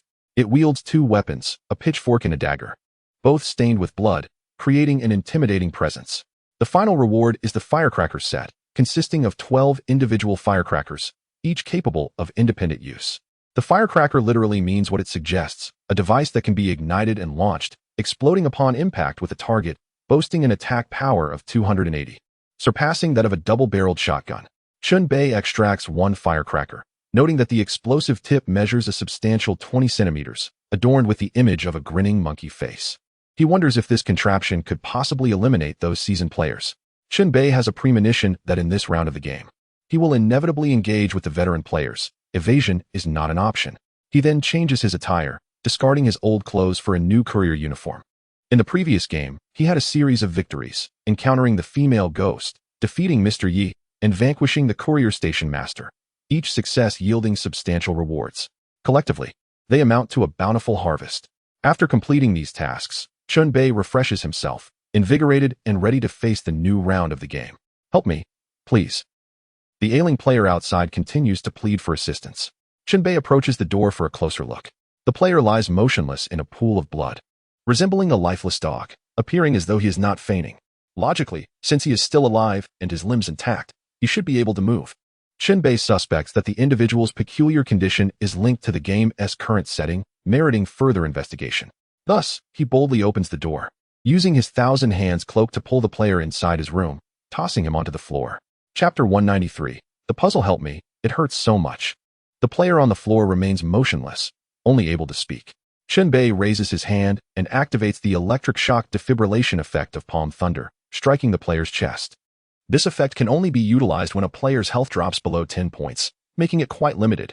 Even Chen Bei is using it for the first time. Crackle. The player on the ground convulses violently from the electric shock, and his health is restored. He finally regains the ability to move. Struggling to stand, he expresses his gratitude. Dude, I'm so glad you saved me. I need to drink some medicine to recover. He retrieved a bottle of healing potion and gulped it down, significantly boosting his health, and his head wound began to mend. Had he sustained a bullet wound from a sniper rifle in the real world, his fate would have been dire. Looking silently at his companion, the player wiped the blood from his face and expressed his gratitude once more. Thank you so much, my friend. In this game, where violence reigns, players willing to lend a hand are all too rare. Rest assured, I am not one to forget a kindness. I will repay you. What is your name? Asked Chen Bei. My game name is Level 8 Tempest. As for my real name, that has become inconsequential. Very well, you may refer to your game name. Mine is 0 degree. What's the situation now? I just completed the game. Logically, I should be back at the dormitory for a break. Why am I being shot at? How many rounds of the game have you completed? Chen Bei countered. 5 rounds. I too have completed 5 rounds, just like you. This is my first time in the intermediate dormitory. Does protection only apply in the beginner dormitory? This is outrageous. Does that mean there will be no holidays from now on? Returning to the dormitory after clearing the game, one must remain on guard. This life is unbearable. Level 8 Tempest was visibly frustrated. Why did you lie there motionless after being shot? Chen Bei inquired. Because I was utterly incapacitated. I couldn't even lift a finger. Only my mouth remained functional. That is peculiar. The player who attacked you approached yet did not kill you, leaving you alive. Was it out of mercy? Or could he simply not kill you?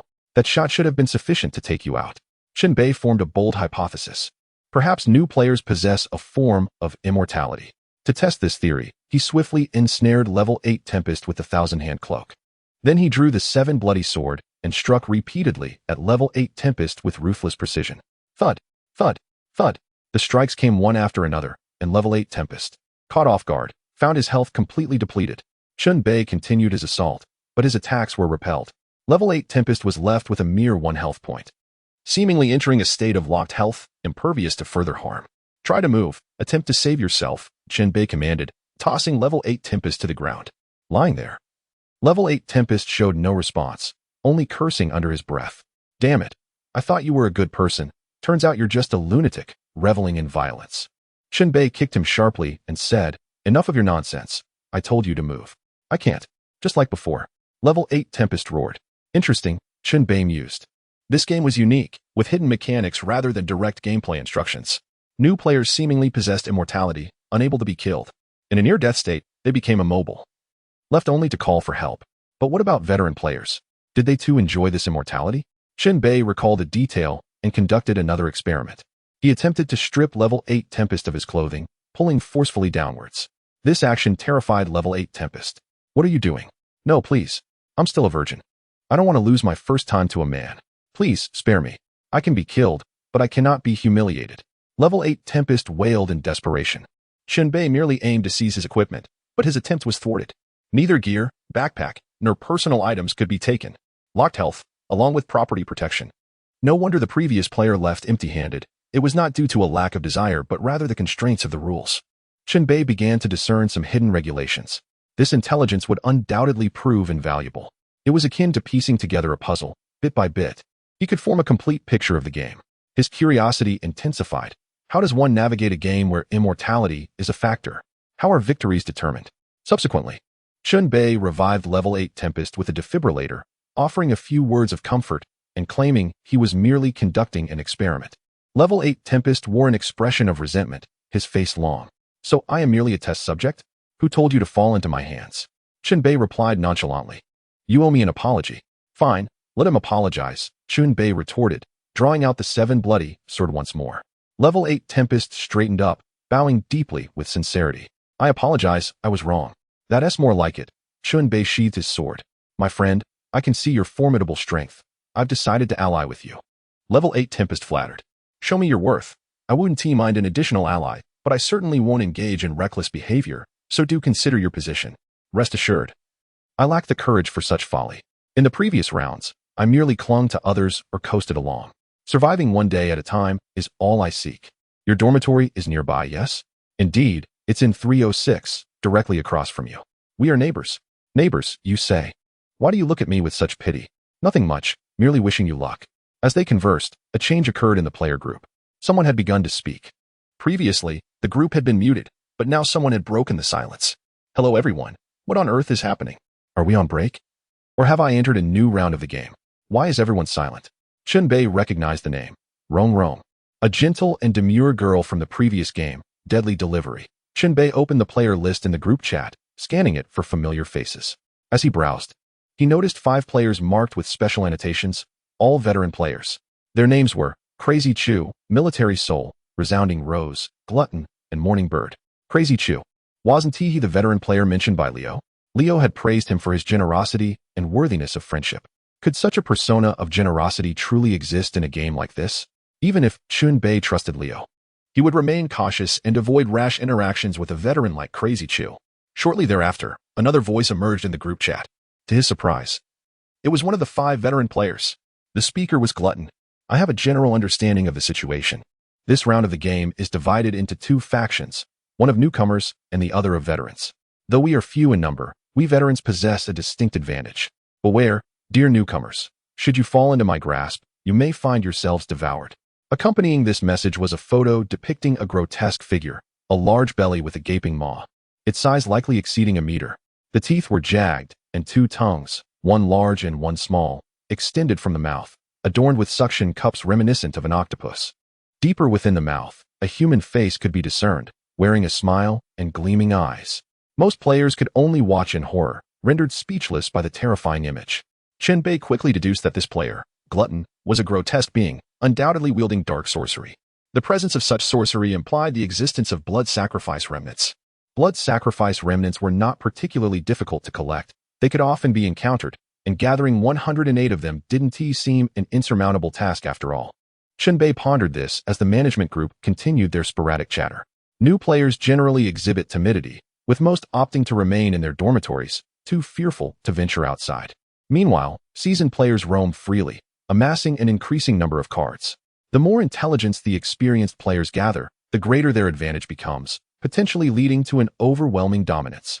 Given the asymmetrical design of the game, if veteran players cannot decisively outmatch newcomers, then what merit do they hold as veterans? Chen Bei observed these conversations, gleaning valuable insights. The management group mentioned cards. These cards are likely unique to this game, distinct from skill or talent cards. It seems necessary to step outside and explore.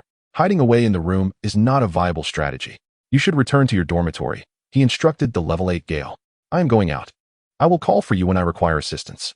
Are you going out to explore? Asked Gale, surprised. Indeed. That is far too dangerous. Did you not see the photo in the group? There was a mouth on its stomach.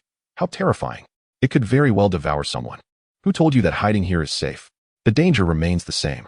Someone must take the risk and break the stalemate, or we will be at the mercy of those 5 experienced players. Fine, you have the resolve to take the lead. I commend your courage. Gale replied. Enough chatter. Hurry along. Chen Bei opened the door, hastily ushering Gale out. Gale glanced around, ensured no one was watching, and swiftly returned to his dormitory. Chen Bei did not depart immediately. Instead, he returned to his desk, gathering essential items before bending over to draw symbols. He intended to create 2 barrier talismans and 4 swift movement talismans before venturing out. Especially the swift movement talismans, which, when affixed to his legs, would enhance his speed. After all, he was about to confront the danger posed by seasoned players who had cleared the game an average of 12 times. The risks were considerable. Better to retreat wisely than to charge blindly into peril. In order to draw the talismans, Chen Bei skinned the flesh from a corpse, using it as the medium for the talismans. The corpses stored in the dormitory were preserved thanks to the built-in anti-decay features of the storage box, appearing as lifelike as ever. He cut the flesh into appropriate sizes and shapes, using the deceased's hair as a brush, dipping it in blood to create the drawings. Hair, being an extension of thoughts and obsessions, could lead to peculiar outcomes. Yet, this was not sufficient. From the third-level talismans onwards, it was necessary to infuse them with magical energy during the drawing process. With everything prepared, the final test lay in the skill of drawing, which carried a risk of failure. Success was not guaranteed with each attempt. In this survival game, creating talismans was undeniably an artisanal craft. Chen Bei focused intently, following the patterns etched in his memory, drawing with the fluidity of an artist, ensuring each stroke was seamless rather than haphazard. The first attempt failed, the second attempt failed.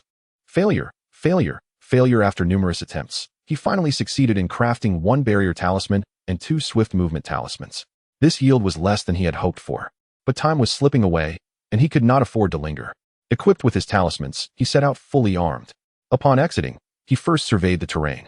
The corridor was lengthy, lined with numerous dormitory doors. Most were white wooden doors, with a few upgraded or specially designed. He approached a white wooden door and turned the handle. The door opened easily, revealing an empty room with white walls and gray floors, utterly vacant. With 55 participants corresponding to 55 dormitories, it was evident that this building contained far more than 55 rooms, resulting in many such empty spaces. The players' doors were distinctive, easily identifiable. Thus, the likelihood of a player's dormitory being attacked was high. It was uncertain whether property protection applied to dormitories. He should have tested this earlier, but had overlooked it. Chen Bei promptly returned, knocking on Gale's door. Gale was taken aback, not expecting Chen Bei to visit so soon. Chen Bei conveyed his thoughts through the door. Private messaging was unavailable due to the current lock status, but given that Chen Bei had just aided Gale, sharing intelligence would also benefit him. Gale opened the door, and together they conducted an experiment. Chen Bei entered and attempted to forcibly take a building material placed at the entrance. To his surprise, his hand was repelled, and he could not retrieve it. Remarkably, personal property was indeed sacred and inviolable. Whether personal belongings or those within the dormitory, outsiders were prohibited from seizing them. Chen Bei felt a sense of relief.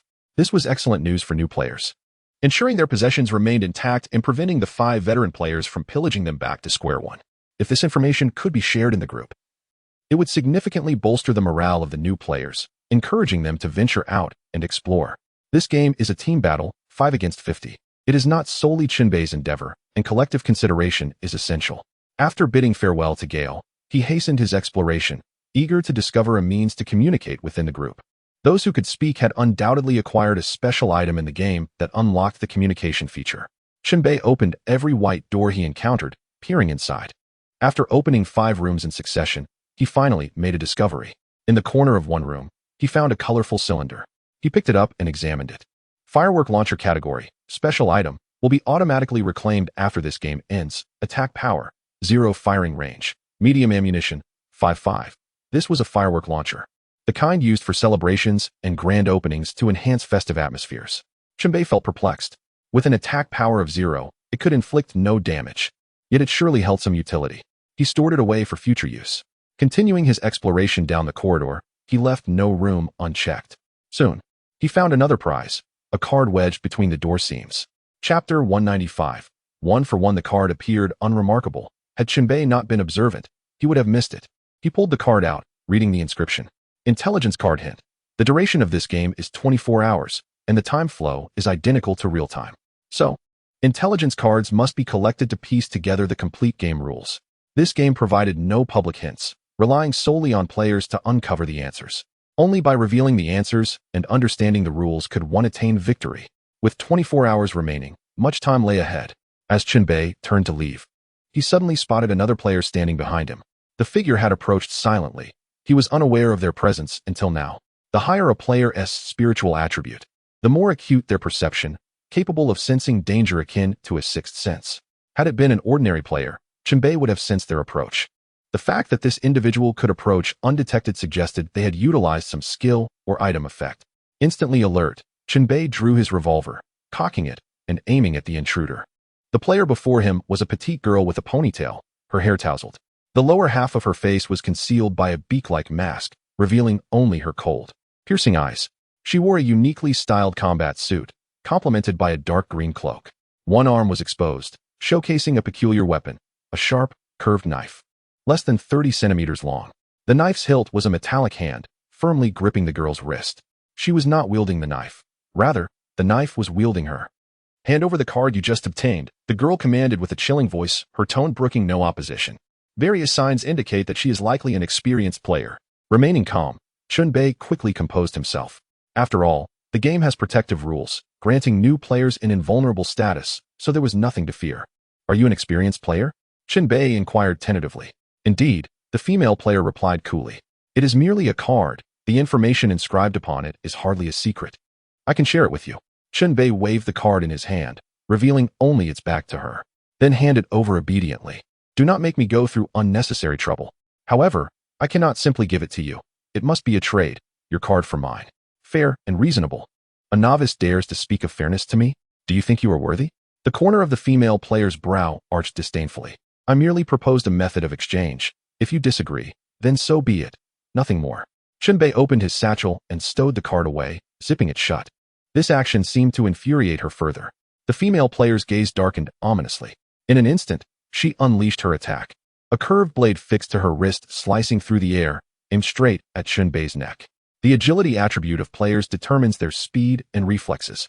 Chen Bei noticed the flash of cold steel and instinctively dodged, activating the effect of the Thousand Hands cloak. Though his reaction was swift, it was still a moment too late. The icy blade grazed his neck, blood spraying forth. A staggering damage number of -65 appeared. This was only because Chen Bei had shifted his position. Otherwise, it would have been a fatal wound. He aimed his gun in retaliation. Bang! At the sound of the gunshot, the female player transformed into a cloud of black smoke, vanishing from sight. The bullet met only air, creating a hole in the wall, surrounded by a ring of cracks. The black smoke reappeared, this time behind Chen Bei, coalescing into the female player without a sound. Whoosh! A second slash followed. The continuous assault unfolded in the blink of an eye. Chen Bei was caught off guard and struck once more by the blade. Such rapid attacks. Chen Bei instantly deduced that her level far surpassed his own, an unprecedented sense of oppression weighing heavily upon him. Although new players possess an invulnerable status, once they enter a near-death state, they become completely immobile and can only call for help. Avoiding such a passive situation is paramount unless absolutely necessary. "Equip," he shouted, opening his waist pouch, from which numerous armor plates flew out, adhering to his body. The female player's eyes flickered. She recognized that this set of equipment was formidable. "It seems I cannot underestimate a newcomer."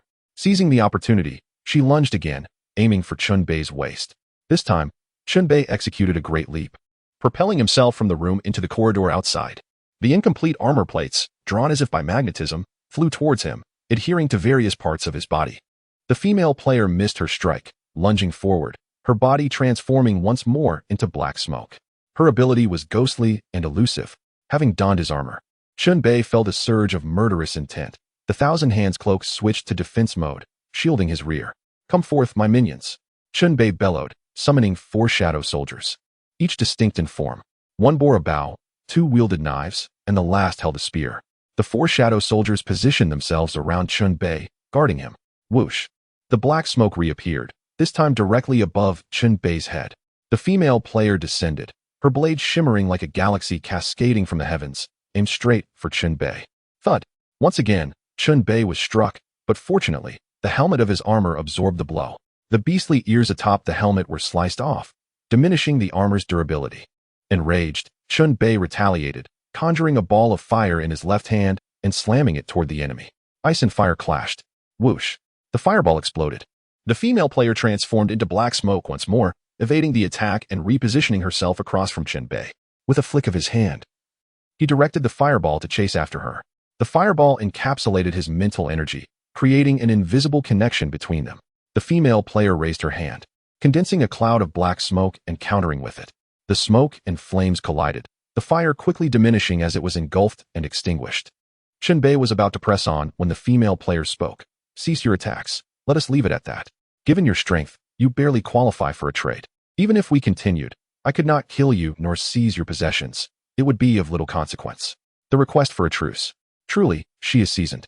Throughout the recent skirmish, Chen Bei had suffered multiple setbacks, a rarity in his previous gaming experiences. since she proposed a ceasefire. Chen Bei saw the advantage and repressed his murderous intent, retracting the human slayer armor. As the armor fell away, the 4 shadow soldiers dissipated as well. A trade it shall be. Chen Bei retrieved the card from earlier. The female player likewise produced a card and handed it to Chen Bei.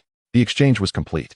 It was not so much a matter of trust between them, but rather an acknowledgement that neither could kill the other, necessitating a conventional resolution to the issue. Chen Bei inspected the card the female player had given him. Information card hint. Players in a near-death state are unable to move, but can speak normally and call for help. Chen Bei was at a loss for words. This was information he already knew. He stowed the card and inquired further. The names of the 5 veteran players are public knowledge, if I am not mistaken. You must be the one called the Morning Bird, correct? You are indeed correct, she acknowledged readily. Chu Kuangren is an elder brother. The Glutton is a rotund fellow. The remaining 3 names were easy to guess, as the Morning Bird aligns most closely with your demeanor. I shall take my leave. You should be grateful that the game rules protect you.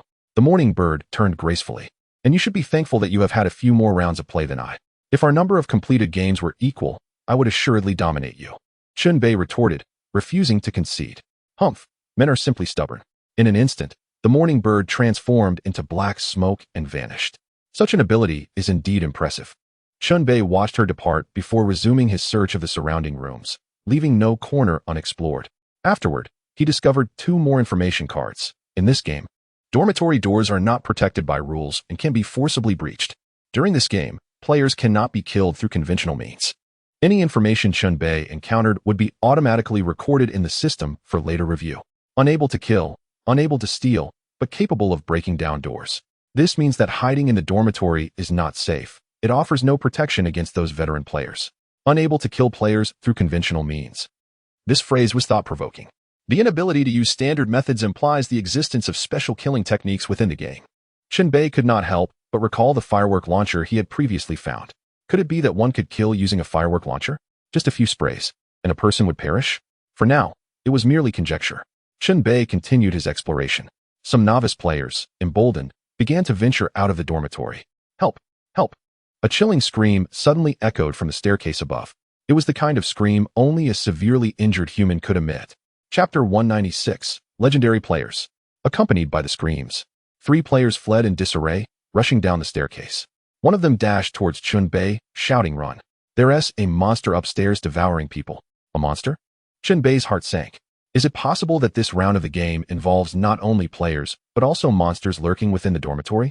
Determined to investigate, Chen Bei reversed his course, ascending the staircase against the fleeing players. After climbing 2 floors, he spotted a colossal creature in the hallway, consuming a human. This creature resembled a mountain of flesh, sprawled on the ground, its bulk rendering its equipment utterly inadequate. It sported a tangled mane of hair and a nose as red as a drunkard's. On his rotund belly, there unexpectedly gaped a gory maw, forcefully attempting to engulf another individual. It turned out that the creature was not a monster, but rather a senior player known as the Glutton. The unfortunate soul being consumed was undoubtedly another player. Crunch, crunch. The enormous mouth on the belly chewed vigorously, yet could not manage to bite through the flesh and blood within. It was akin to trying to gnaw on a tire, utterly futile. I was not pleased, far from it. The Glutton extracted the player from his maw, strands of drool clinging to the unfortunate victim. With a thud, the player was hurled to the ground, gasping for breath. Help! Someone save me. Clearly, this was a state of near death, protected by the rules of the game, rendering him undead. The Glutton could neither kill nor consume him, hence he was expelled. What are you staring at? If it weren't for the cursed game rules protecting you, I would have devoured you all. The Glutton noticed Chen Bei and threatened him. These senior players carried themselves with an air of arrogance, dismissing the new players as insignificant, believing they could toy with them at will. But do veteran players always emerge victorious? The outcome remains uncertain. Chen Bei had no intention of engaging in a verbal spar, opting instead to depart. The search phase was still underway. He needed to gather more cards. Additionally, a clear objective was necessary. In this game, one cannot succeed alone. Uniting the new players was essential to potentially defeating those 5 formidable senior players.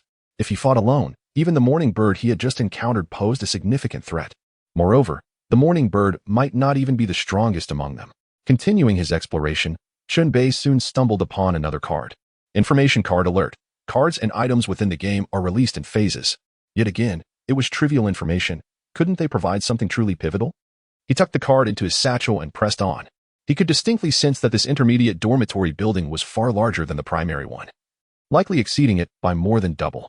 Just one floor contained hundreds of rooms awaiting exploration. Eventually, he located the elevator. Surprisingly, it was operational and had not ceased functioning. Could the mall and the bank also be in operation? Chen Bei speculated that those places might still be accessible. He didn't expect to exploit them, as the likelihood seemed too slim. The game would hardly leave such a loophole for players to exploit. Upon reaching the second floor, he found various amenities, such as a bathing center and barbershop. However, all of them were closed, barred from entry. The same was true on the first floor, the mall, bank, and other facilities were similarly shut. The intermediate dormitory boasted more facilities than its predecessor. Chen Bei observed specialized shops for equipment masters, card masters, and the like. Once the game concluded, he certainly intended to explore these establishments. As he continued his journey, he fortuitously discovered yet another card. This time, it was a critical information card. Alert! New players can earn 50 points by hitting a senior player once with a firework launcher. The truth was revealed. Chen Bei finally comprehended the purpose of the firework launcher he possessed. It appeared that he could not use it to eliminate senior players, merely to accumulate points. And these points were likely the metric determining victory in this game. Scoring once granted 50 points. But hitting those seasoned players would be an arduous task. Normal methods would surely be ineffective. Ideally, he would need to incapacitate a senior player, rendering them immobile, thus ensuring the firework launcher would strike true. Chen Bei pondered this. This was undoubtedly the most favorable outcome. In reality, merely achieving the prerequisite would be challenging. Unless he could rally the collective strength of others and form a cooperative alliance, he would need to lead a group of newcomers in confronting the senior players. Only then would they have a chance of winning through sheer numbers.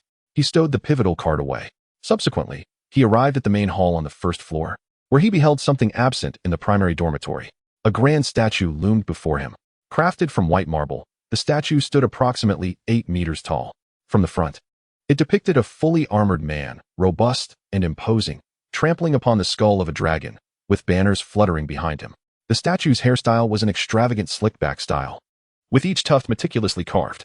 At the base of the statue, a flat surface bore an inscription, Legendary Player, Knight's Pastoral Song. Chen Bei's eyes widened slightly. It was the statue of that legendary player. It seemed the delivery station manager had not lied. A legendary player did indeed exist. In such a treacherous survival game, a statue had been erected for a player. Undoubtedly, this individual had achieved remarkable feats within the game. He might even be the sole ultimate victor, having transcended the game entirely. Only by escaping the endless cycle of gameplay could one truly surpass the game itself. Otherwise, they remained ensnared, facing an uncertain fate. Chen Bei gazed up at the statue for several moments. Just as he was about to leave, he caught a glimpse of a card hidden along the edge of the statue's base. With keen eyes, he swiftly reached out, grasping the card while also inadvertently touching the statue itself. Crack! A jolt of electricity surged through him, causing his hand to recoil instinctively. The current was potent but did not inflict any significant harm. The statue was electrified. Could marble conduct electricity? This game was utterly unreasonable. Chen Bei grumbled inwardly before extending his hand, cloaked in his thousand-hand cloak, retrieving the card unscathed. Upon examining the newly acquired card, he realized it was no longer an information card. Speech card. Utilizing this card will lift speech restrictions, allowing free communication in group chats and private messages. Note: new players cannot enter senior player group chats, and vice versa. This was a speech card. No wonder some had been able to converse in group chats. They must have obtained such cards. Chen Bei activated it immediately, receiving a notification that his speech restrictions were lifted. Now, he could express himself freely in the group chat. He opened the newcomer group, where speaking would not be subject to scrutiny from senior players. 0 degree. Everyone, do not fear those 5 seasoned players. We newcomers stand a chance. Chapter 197. So soon, is there a traitor? Only a handful of players had obtained speech cards, resulting in the newcomer group remaining eerily quiet and unresponsive. Thus, Chen Bei continued speaking on his own. Next, I shall share some information I possess and offer you some advice. Chen Bei disseminated the details of the speech card, information card, and other relevant content within the newcomer group. He needed to galvanize these new players, urging them not to hoard their knowledge, but to share. Once they learned of their undead status, their mindsets would undoubtedly shift. He also provided suggestions, encouraging newcomers to venture beyond their dorms in search of scattered cards within the building. Meanwhile, they should strive to avoid internal conflicts, uniting against the common enemy, the senior players. If they stood together, the newcomers might still have a chance of victory. If they remained disjointed and squabbled amongst themselves, Their demise would be inevitable. Simultaneously, within the senior player group chat, 3 out of 5 had obtained speech cards and could now converse freely. The glutton proclaimed, "With dozens of new players, I have more than enough to feast upon. I need not trouble you 3. Military Soul responded, "We are but 5 against their 50. That's a tenfold disparity. Thus, I advocate for cooperation. Let us at least avoid undermining one another." The Morning Bird added, "I adopt a stance of non-aggression unless provoked." The glutton retorted, "Then it is settled. We 5 shall not infringe upon one another. While I indulge, do not come seeking me out." The other 2 ignored this eccentricity. The veteran players were well aware of the nature of those who had resorted to malevolent sorcery. These aberrations were no longer purely human. It is rather an existence that lies between a monster and a human. Chen Bei's words bore fruit. As time passed, it became increasingly apparent that new players were venturing out. For instance, the level 8 player, Great Gale, whom he had previously interacted with, was summoned by him to explore rather than remain cooped up in the dormitory. Even if Chen Bei were a wolf, he must don a cloak of sheep's wool. Upon encountering these novice players, he endeavored to exhibit a demeanor of peaceful coexistence, openly acknowledging himself as 0 degree, the speaker in their group. During an interaction with a new player, the latter, perhaps eager to align himself with a stronger ally, volunteered to accompany Chen Bei. "Big shot. I see you possess considerable strength, and your equipment is quite extraordinary, not to mention the firearm. In this game, may I join you?" The speaker was a young man, tall and slender, exuding vitality, adorned with a tiger head knitted hat and clad in an orange life vest. Players sported a myriad of eccentric outfits, and such combinations had long ceased to astonish anyone. Moreover, some gear's value was not solely determined by its outward appearance. For instance, Chen Bei's seemingly ordinary courier uniform belied its impressive level of 18. "Very well, as we are all newcomers, mutual assistance is only fitting. Let us proceed together." Chen Bei concurred. "Big shot. I may be a novice, but you hardly appear to be one," the male player remarked. "Let us converse as we walk. We must hasten to find the cards. I have shared my intel card in the group. If you possess one, kindly lend it to me for a moment, and we shall post it together." "I do have a card. I found it just outside my dormitory door," the male player replied, handing his intel card to Chen Bei.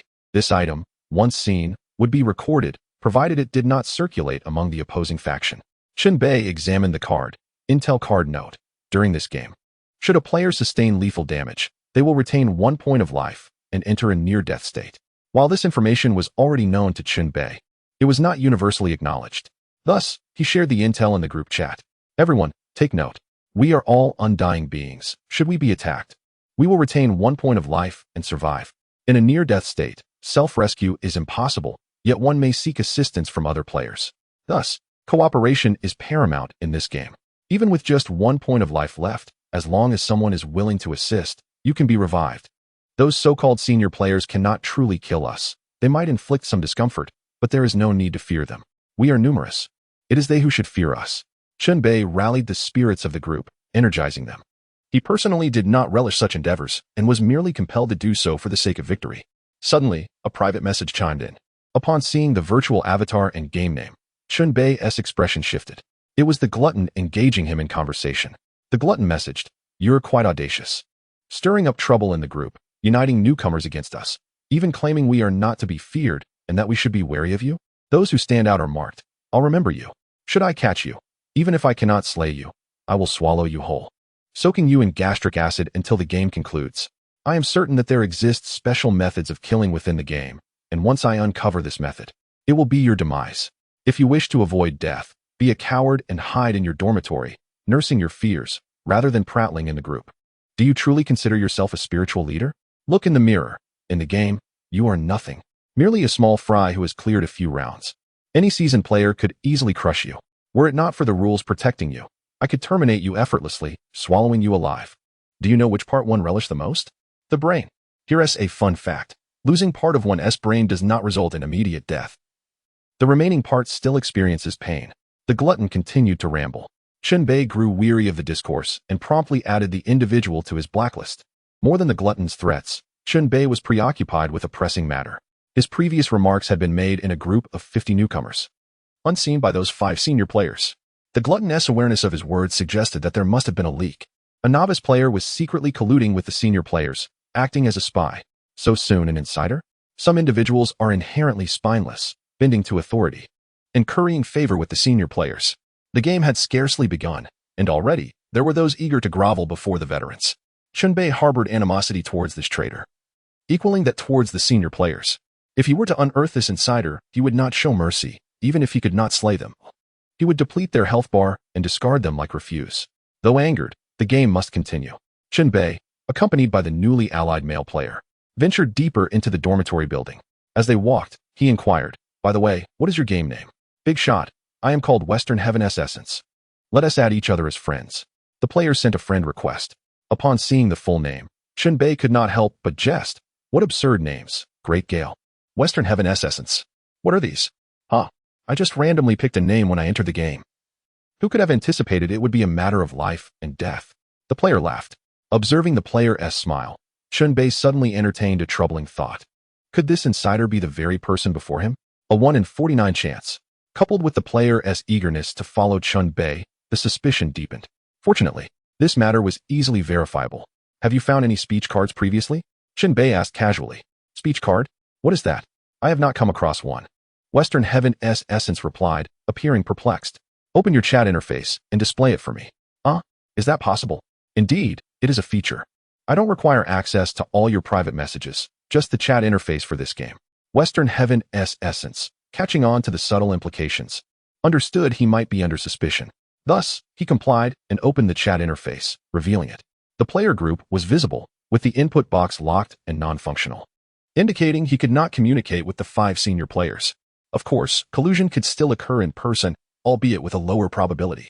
Chen Bei dismissed his doubts, his expression softening. "Let us proceed. We shall continue our exploration." This method of discernment was only applicable in the current phase. As more players gained the ability to speak, it would no longer hold. Together with his newly recruited ally, Chen Bei explored further and soon uncovered another card, a firework tube. Both items were added to his inventory, with the intel card being shared among the group. There are 5 types of cards in total within the game, Chen Bei noted. "I have only acquired the intel card and speech card. 3 remain unclaimed." "Big Shot, I am confident you will obtain all the cards. You are the lightning, the light, the hope of the entire village." Western Heaven's Essence flattered. Just then, a commotion arose from the staircase ahead. A throng of players descended, numbering 7 or 8, most likely newcomers. Within the crowd, a striking beauty stood out. She towered over the rest, exceeding 1.8 meters, with a model's alluring figure, clad in a burgundy cheongsam that split high, nearly to her thigh. With each step, the slit revealed glimpses of flesh, and paired with black stockings and high heels. Her allure was undeniably potent. The woman possessed an outstanding appearance, exuding an aura of elegance. With her cold, watery eyes and slightly pursed vermilion lips, complemented by a pointed chin, she embodied the quintessential beauty of an oval face. This group of individuals surrounded her like a constellation of stars, with her as the luminous moon at their center, the focal point of everyone's attention. Could she be yet another charismatic female celebrity or a popular internet influencer? Or perhaps? Chen Bei's gaze flickered, leading him to a conjecture. He recalled the names of 5 veteran players, one of whom was the illustrious Resounding Rose. This hypothesis was soon validated. "Sister Rose, over here. Let me clear the way for you. Everyone, be vigilant and do not allow the enemies to approach Sister Rose." The players encircling her declared. It appeared that Chen Bei had hit the nail on the head. This tall and striking beauty was indeed the veteran player, Resounding Rose. In this game, a stark contrast existed between the new players and their seasoned counterparts. The sight of these individuals rallying around a veteran player was bewildering. Chen Bei had been waving flags and rallying cries, yet he had only managed to gather a single follower. What an immense disparity. The newcomers noticed Chen Bei and his companion, and one player called out, "Are you two looking to join us? This is Resounding Rose. You can call her Sister Rose. She is one of the veteran players and is willing to protect us newcomers." Chen Bei's eyelid twitched. These old lechers. The game had only just begun for a little over an hour, and they had already succumbed to the words of the veteran players, turning against their own. Clearly, they were making judgments based on their baser instincts. The phenomenon of huddling together for warmth was akin to a snowball effect, growing ever larger. Resounding Rose's entourage had already gained substantial momentum. With a solemn expression, Chen Bei approached, fixing his gaze on Resounding Rose's face. Fortunately, his height was comparable to hers. Otherwise, before he could even speak, his presence would have diminished. Upon reaching her, he halted and inquired, "Are you really going to protect the new players?" "Indeed, dear. I will protect you all. Do you wish to have my protection?" Resounding Rose replied with a smile. As the game's rules remained vague, players were divided into 2 factions, Newcomers and veterans. If new rules were discovered, establishing a clear antagonistic relationship, how could she still protect the newcomers? The rules of the game were immutable, whereas humans were dynamic. There would always be a way to reconcile both sides. The so-called opposing factions could very well be a misdirection by the game itself, exploiting players' habitual thinking to incite discord among them. I had encountered such designs more than once before. At this point, Resounding Rose paused. "Little brother, you are still quite naive." Her words held a measure of truth, leaving him unable to retort.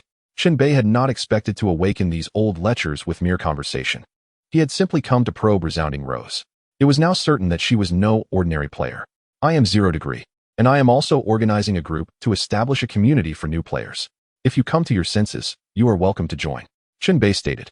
"How direct of you to undermine me right to my face."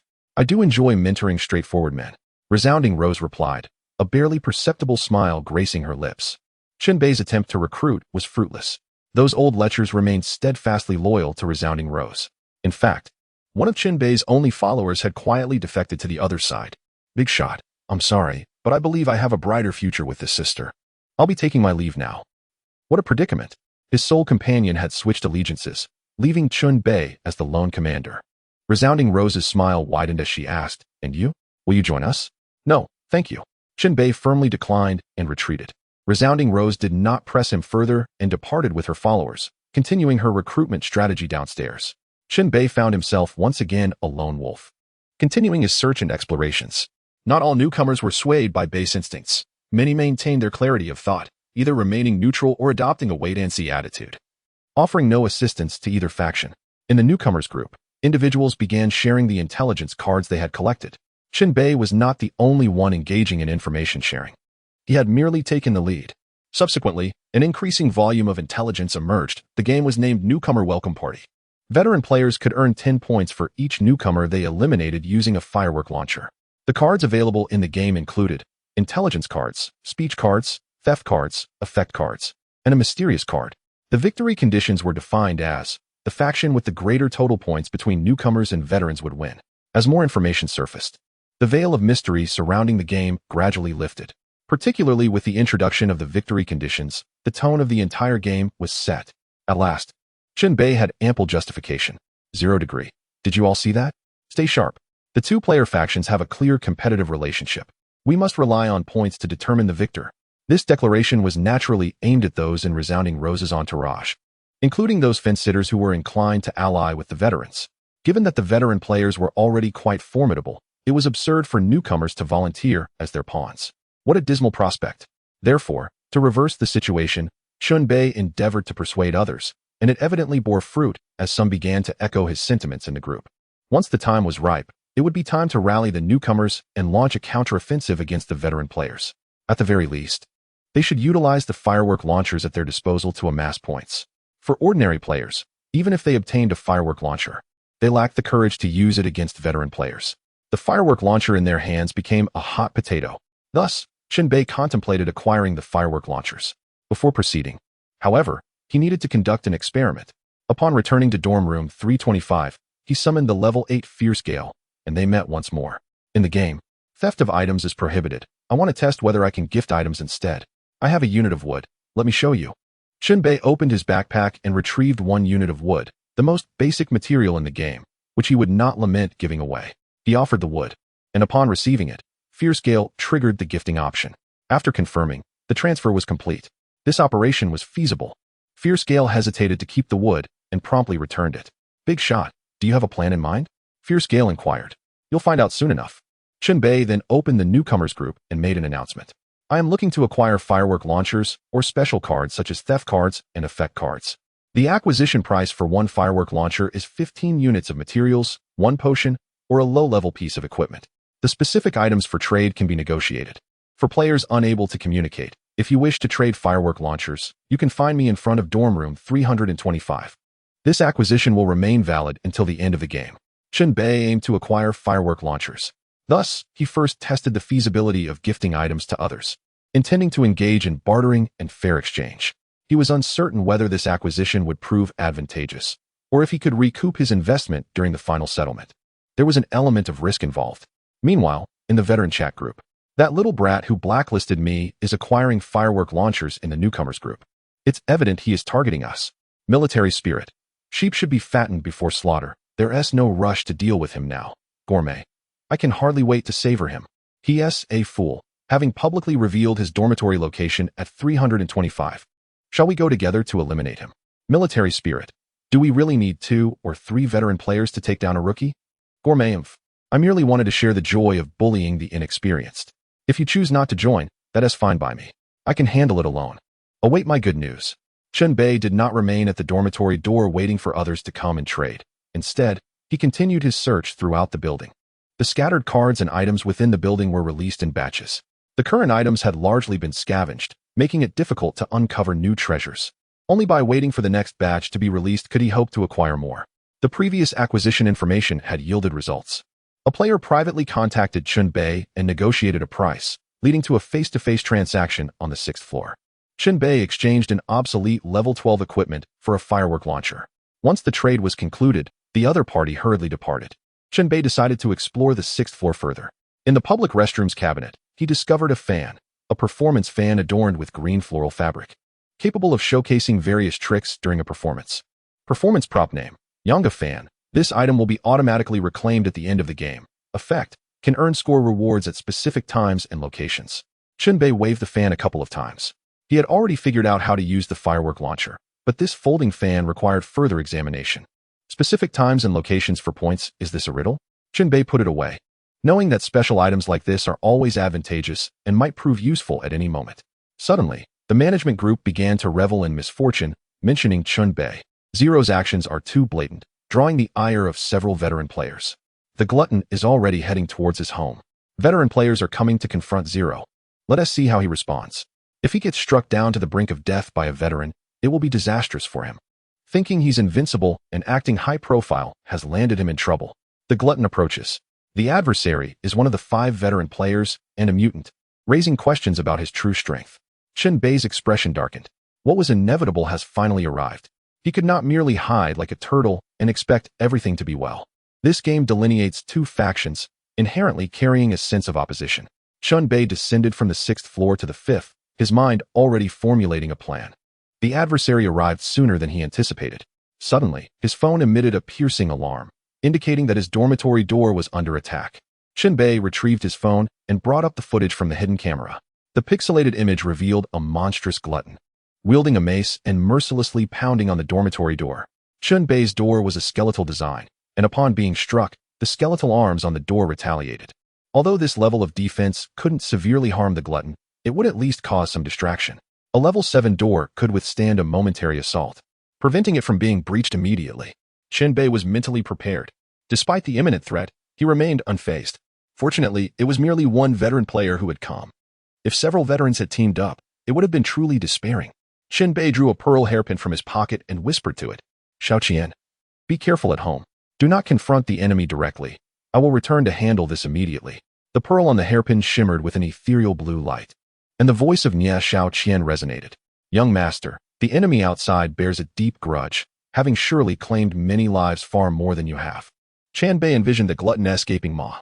Countless souls had likely met their fate within that mouth. It was no wonder the deceased harbored such resentment. Death was one thing. Being devoured alive was another. Chen Bei stowed away the hairpin and then opened the rookie group chat to rally support. One of the 5 veteran players, the glutton, is attacking my dormitory. I am returning to confront him. A clash is unavoidable. I do not expect your assistance, but I hope you will witness this firsthand, even if simply for entertainment. I am on the 3rd floor. Come quickly if you wish to join. Keep your eyes wide open. I will demonstrate that newcomers have the chance to triumph over veteran players. Chapter 200. The Battle of New and Old. A single stone stirred 1,000 waves. The rookie group was taken aback. A mere newcomer dared to challenge the unfathomable veteran players. The disparity in their experience levels translated into a chasm of strength. Moreover, the glutton was a monster, a mutated aberration, inherently more perilous than an ordinary player. Although he had been targeted, it did not necessarily mean he had to confront them head-on. According to the game's rules, players had property protection, meaning only the door could be damaged. Compared to personal safety, such losses were entirely acceptable. Yet, this player named Zero opted for a direct confrontation rather than evasion. It was a reckless and audacious decision. Brother, I advise you to remain calm and not act out of impulse. Let us go witness the spectacle. Just watching can be perilous. That glutton has mouths on his belly capable of devouring people. Regardless, Zero aims to shoulder the burden of the rookie players. But he must possess the strength to do so. If he cannot withstand the veterans, no one will heed his call. In the game world, survival hinges upon strength. The last speaker, known as Zilong, continued to rally the others, fervently urging rookie players to head to the third floor to spectate. Consequently, more and more players cautiously made their way up. Not only the rookie players were interested in this impending confrontation. An inconspicuous little bug flew up to the third floor and perched itself on the wall, serving as a witness to the events about to unfold. Another veteran player was leisurely making his way to the third floor. Crack! At dormitory 325, the glutton swung his mace, shattering the skeletal arms defending the door. Such hindrances were utterly trivial to him. The glutton wore a maniacal grin, not just the mouth above, but also the gaping maw on his belly. You're not hiding in there like a coward, are you? You can't escape. I will smash your door and drag you out. Even if I can't kill you, I'll devour you like gum. You will hear the sound of your bones breaking with each bite. The glutton threatened. But inside the room, Chen Bei was absent. Only a ghostly figure in white stood ready. Nie Xiaoqian's expression was grave and fierce, her hands weaving incantations as her long black hair danced without wind. She was a homeless soul, and this room was the only place she could call home. Home equates to soul. Destruction of home means the end of the soul. Young master, the enemy outside is likely beyond your capability to handle, Xiaoqian murmured, doing her utmost. On the third floor, Chen Bei was descending the stairs, several rookie players trailing behind him. These newcomers were not there to assist him. They were mere spectators, drawn by the spectacle rather than the allure of a striking figure. This battle would rest solely on Chen Bei's shoulders. Victory would pave the way for a breakthrough, bolstering the morale of the rookie players and proving his worth as a leader. Defeat would render it all futile. As he walked, Chen Bei made various preparations, even swapping out a badge on his chest for the Death Whisper badge, suited for this grand confrontation. This badge enhanced his damage output by 5, augmenting the vast majority of his attacks. The Newbie King badge could improve experience gain, ideal for everyday wear. But this upcoming battle necessitated a boost in power. Even a mere 5 increase would be advantageous. Fully prepared, Chen Bei finally reached the third floor. He turned a corner and spotted the glutton violently assaulting the door. Each time he witnessed someone demolishing his door, his rage flared, and this instance was no exception. Chen Bei pressed forward, drawing an offensive item from his possession, a skyrocket. The remaining rookie players halted at this juncture, sensing the imminent clash. Do you think he can manage? Not a chance. We are all mere newcomers who have just completed 5 rounds of the game. How can we possibly compete with veteran players? I heard Sister Rose mention that she has cleared the game 15 times. That one called the glutton is likely at a similar level. New players may possess a sense of invulnerability, allowing the seasoned players to bully them, but he insists on being the stubborn one. Indeed, this game is titled Newcomer Welcome Party, perhaps signifying a literal meaning, allowing both new and old players to compete together without truly endangering lives. The newcomers are abuzz with discussions, each harboring their own thoughts. The only commonality among them is their role as bystanders, observing with a rather detached perspective. Chen Bei alone approached the formidable glutton, who had sensed the approaching presence and suddenly turned to face him. Their eyes locked in the corridor. The glutton's lips curled into a sinister grin. His eyes ablaze with fervor. You dare approach me without fleeing? You seek death? He sneered. Who is truly courting death remains to be seen. Chen Bei replied coldly. Oh, how naive, newcomer. You possess no adequate understanding of the disparity in strength. To you, I am akin to the ultimate boss within this game. Boss, how fortuitous. Chen Bei grinned, a hint of madness in his smile. I am here to slay the boss. As soon as the words left his lips, Chen Bei raised his left hand, conjuring a small fireball that flickered to life. Simultaneously, he aimed a firework rocket at his adversary, each adorned with a fuse. Chen Bei ignited one of the rockets with the fireball, watching as the fuse burned down. Whoosh! With a sharp whistle, the rocket propelled forward, its trajectory swift. The distance between them was merely 10 meters. The rocket reached its target in an instant. The glutton, being rather corpulent, had limited mobility. Instead of dodging, he opened his mouth wide and expelled a meatball. The meatball collided with the incoming rocket, resulting in a resounding explosion. Boom! The rocket detonated with remarkable force, illuminating the space with a brilliant flash and unleashing a violent shockwave. The small fireball continued its flight, igniting more rockets. The first was merely a feint. The remaining 5 were unleashed in a flurry. These rockets were Chen Bei's most cherished consumables, and he had spared no expense in deploying them against the glutton. Whoosh, whoosh, whoosh. The rockets whistled through the air, hurtling towards the glutton. The explosion of the first rocket generated a cloud of smoke that obscured vision, providing a modicum of cover for the subsequent rockets, making evasion increasingly difficult. The confined space of the corridor left no room for escape. Boom, boom, boom. All 6 rockets detonated. Flames flickered on the ground, and the air was thick with acrid smoke. Had this truly come to pass? No. Chen Bei's gaze sharpened as he sensed the glutton's vibrant vitality persisting amidst the chaos. You wretched creature, you have wounded me. From within the smoke, a massive figure surged forth, resembling a mountain of flesh. Chapter 201. Driven into a corner. The glutton charged at Chen Bei, his form taking on the semblance of a bull, a force to be reckoned with. Armored, Chen Bei shouted, summoning his ancient armor to envelop him. Simultaneously, he planted his feet firmly on the ground, drawing back while retrieving 6 more rockets. He had initially intended to conserve them, but now he had resolved to hold nothing back. The small fireball continued to blaze, igniting all remaining rockets under Chen Bei's command. Just as the enemy closed the distance, Chen Bei gestured, sending the fireball forth to intercept, followed by the rockets. Whoosh! The fireball collided with the glutton, erupting in a larger conflagration. Despite his tough exterior, the glutton endured the onslaught. Hidden within the cavernous maw on his abdomen lay a secret. Any unfortunate soul consumed would be stored there, allowing the glutton to rapidly digest the accumulated flesh and blood to recover health. He had even concealed a few healing potions within his mouth, contributing to his seemingly endless health pool, creating an illusion of invulnerability. The glutton broke through the flames, closing in on Chen Bei. Simultaneously, the 6 rockets had burned through their fuses and were launched almost simultaneously. This won't be enough to kill you? Chen Bei wagered everything on this assault. Boom. The 6 rockets detonated in unison, sending shockwaves reverberating through the corridor. Chen Bei was thrown back, enveloped in smoke as he executed a backflip, landing with a thud. Glancing across, he saw the glutton wielding a shield fashioned from flesh and blood. The shield was battered and broken, and the glutton's body bore considerable damage. Astonishingly, he had withstood it. Chen Bei was taken aback. He hadn't anticipated the enemy's resilience against such a barrage of rockets. Having exhausted his rockets, he now had to rely on other means of combat. The glutton surely had healing methods at his disposal, should he recover from his injuries. All of Chen Bei's efforts would have been in vain. Gritting his teeth, Chen Bei charged forward, drawing his 7 bloody sword in one hand while aiming his gun with the other. Bang, bang, bang. The revolver fired repeatedly. Bullets struck the glutton's corpulent frame, creating several new wounds.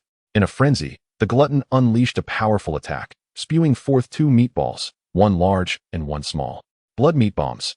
Boom. The meatballs exploded, releasing a shockwave comparable to the earlier rockets.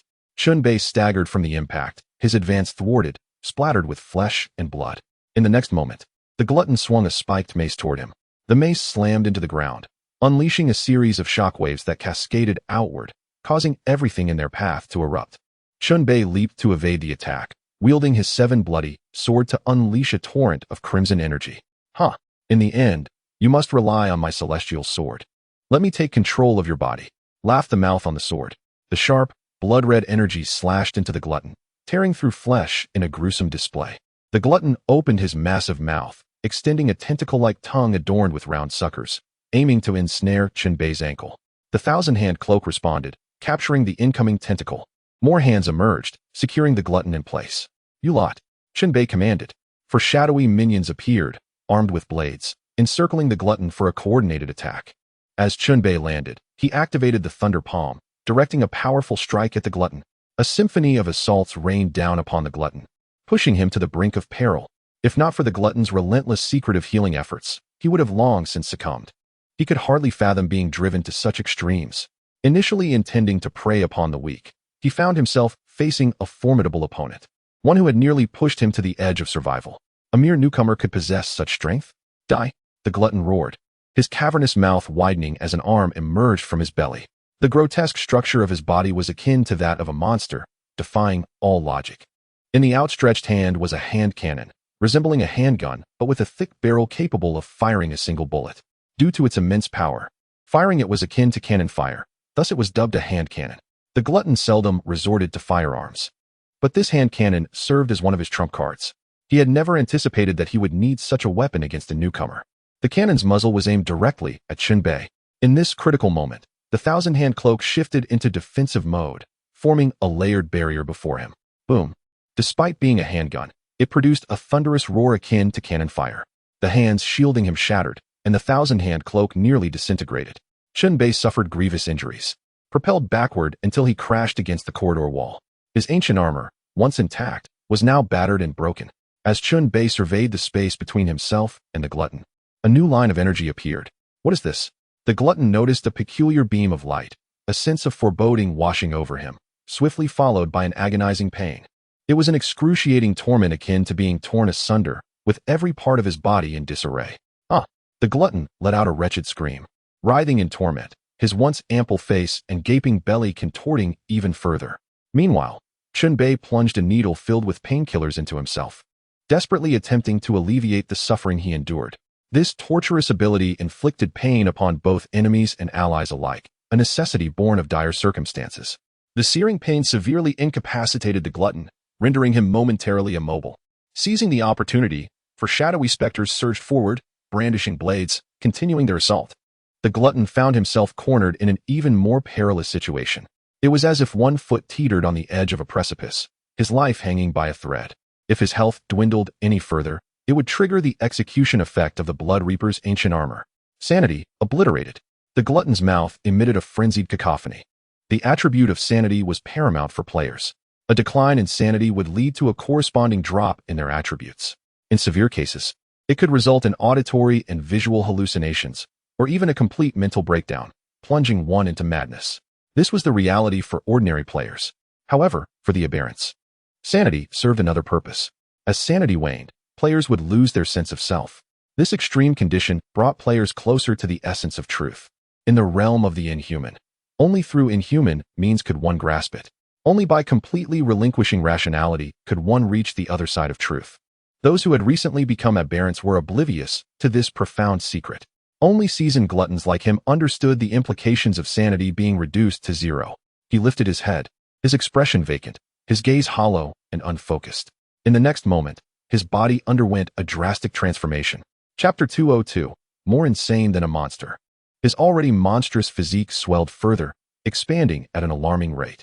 This fleshly form grew as if inflated like a balloon. The skin tore asunder, revealing newly formed flesh. Soft and pink, faces of men, women, and children emerged from within, all contorted in agony. I'm in so much pain. Please, don't eat me. Where's my lower half? Mother, mother. These faces were the unfortunate souls previously devoured by this gaping maw. They had not merely perished. They had fused with this grotesque body. Chen Bei witnessed this horrifying spectacle and quickly distanced himself, leaping backward. The creature before him continued to expand. Resembling a colossal flesh worm, its mouth splitting open wider than before. It could easily swallow a person whole, or even a car without difficulty. I will consume you. The cavernous mouth opened wide. The creature accelerated toward Chen Bei. Peering deep into its throat, he glimpsed half of a crimson body, its eyes gleaming fiercely, exuding malevolence. As the monster charged, the entire corridor trembled. Players watching from either side fled in terror, fearing the repercussions. What the hell? It mutated mid-fight. Are all veteran players monsters? These aberrants are the result of practicing dark arts. Such sorcery can enhance one's strength, but it comes at a price. The newcomers scattered like frightened birds. They could escape, but Chen Bei could not. This battle must yield a victor. In a fit of determination, Chen Bei produced a vial of special elixir, one of his trump cards. The frenzy elixir. He had procured it before the last game commenced, and had refrained from using it throughout the challenges. This time, however, he was ready to gamble everything for victory. He bit off the cap and downed the liquid. The elixir was no delicacy. The taste of the frenzy elixir was particularly vile. It felt as though he had swallowed scalding spirits, his throat feeling as if it would be lacerated, his insides igniting with spiciness. Soon, his blood began to boil, and his body temperature soared. A normal human would perish if their temperature exceeded 45 C. Yet, Chen Bei's temperature soared well above that threshold. His skin flushed crimson, he gasped like a bull, his pupils dilated, shifting from black to white, revealing a savage glint. The frenzy elixir's effects doubled his energy recovery rate, and skills related to energy had their cooldowns reduced by 50. Moreover, it enhanced his physical constitution and accelerated his healing rate. Chen Bei, in a frenzy, discarded the 7 bloody blade, freeing his hands to confront his adversary. As he ran, flames ignited around his hands. Fiery explosive palm. Ice and fire, a duality. The two skills were unleashed simultaneously.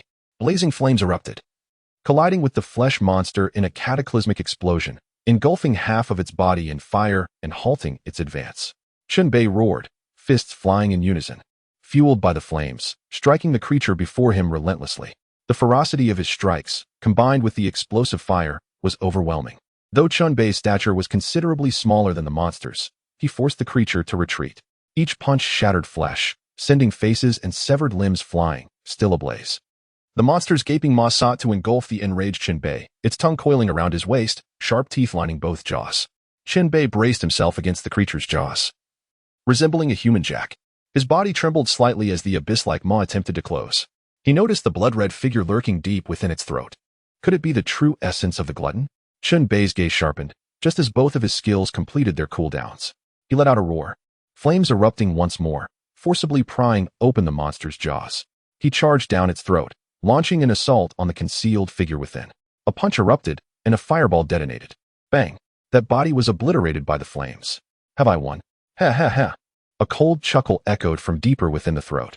There will always be those who take the bait, believing that the person hidden within my belly is my Achilles heel. In truth, it is merely a lure I keep in my mouth. Once I consume you, I can use you to replace him. Hiding you in my maw as a pet to nurture, I will force you to feast upon the flesh of your own kind. Only by transgressing humanity's greatest taboo can one attain forbidden power. By the time Chen Bei realized the precariousness of his situation, it was too late. He had delved deep into the monster's body, surrounded by flesh, and the jaws thunderously snapped shut behind him, plunging him into darkness. Crack! The colossal flesh monster devoured Chen Bei whole. Then, the creature stood still, its surface of flesh writhing violently. I will consume you, melt you down, ha ha ha. All the faces on the monster erupted into laughter. In a critical moment, the 7 bloody blade, discarded moments ago, suddenly sprang to life. Leaping upward like a fish breaching the surface, it transformed into a streak of red light, piercing through the flesh monster's body. The 7 bloody blade possessed a unique ability. When its master uttered an incantation, it could be summoned back to its side. Thus, it soared upward, forcing its way into the enemy's interior.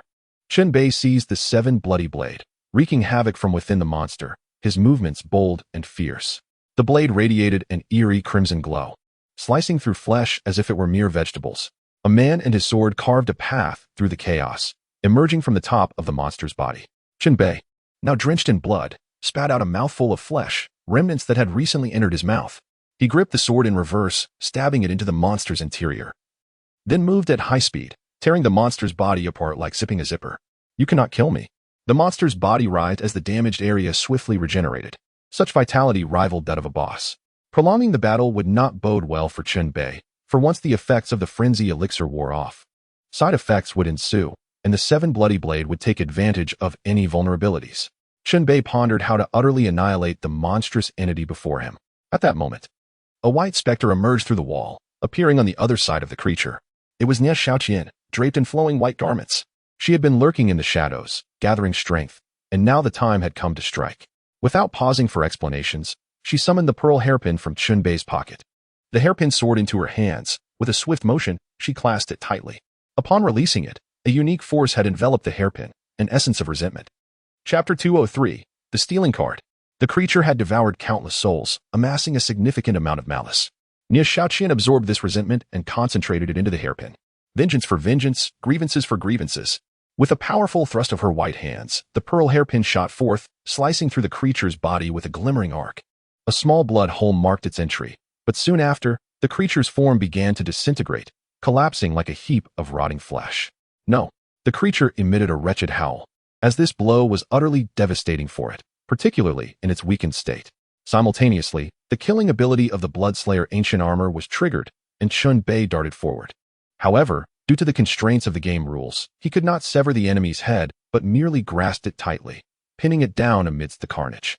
The creature, now emaciated yet with a belly swollen like a watermelon, bore a sunken mouth upon its distended abdomen. Chen Bei's murderous intent remained strong as he unleashed a flurry of punches upon the creature, each strike filled with power yet yielding no damage.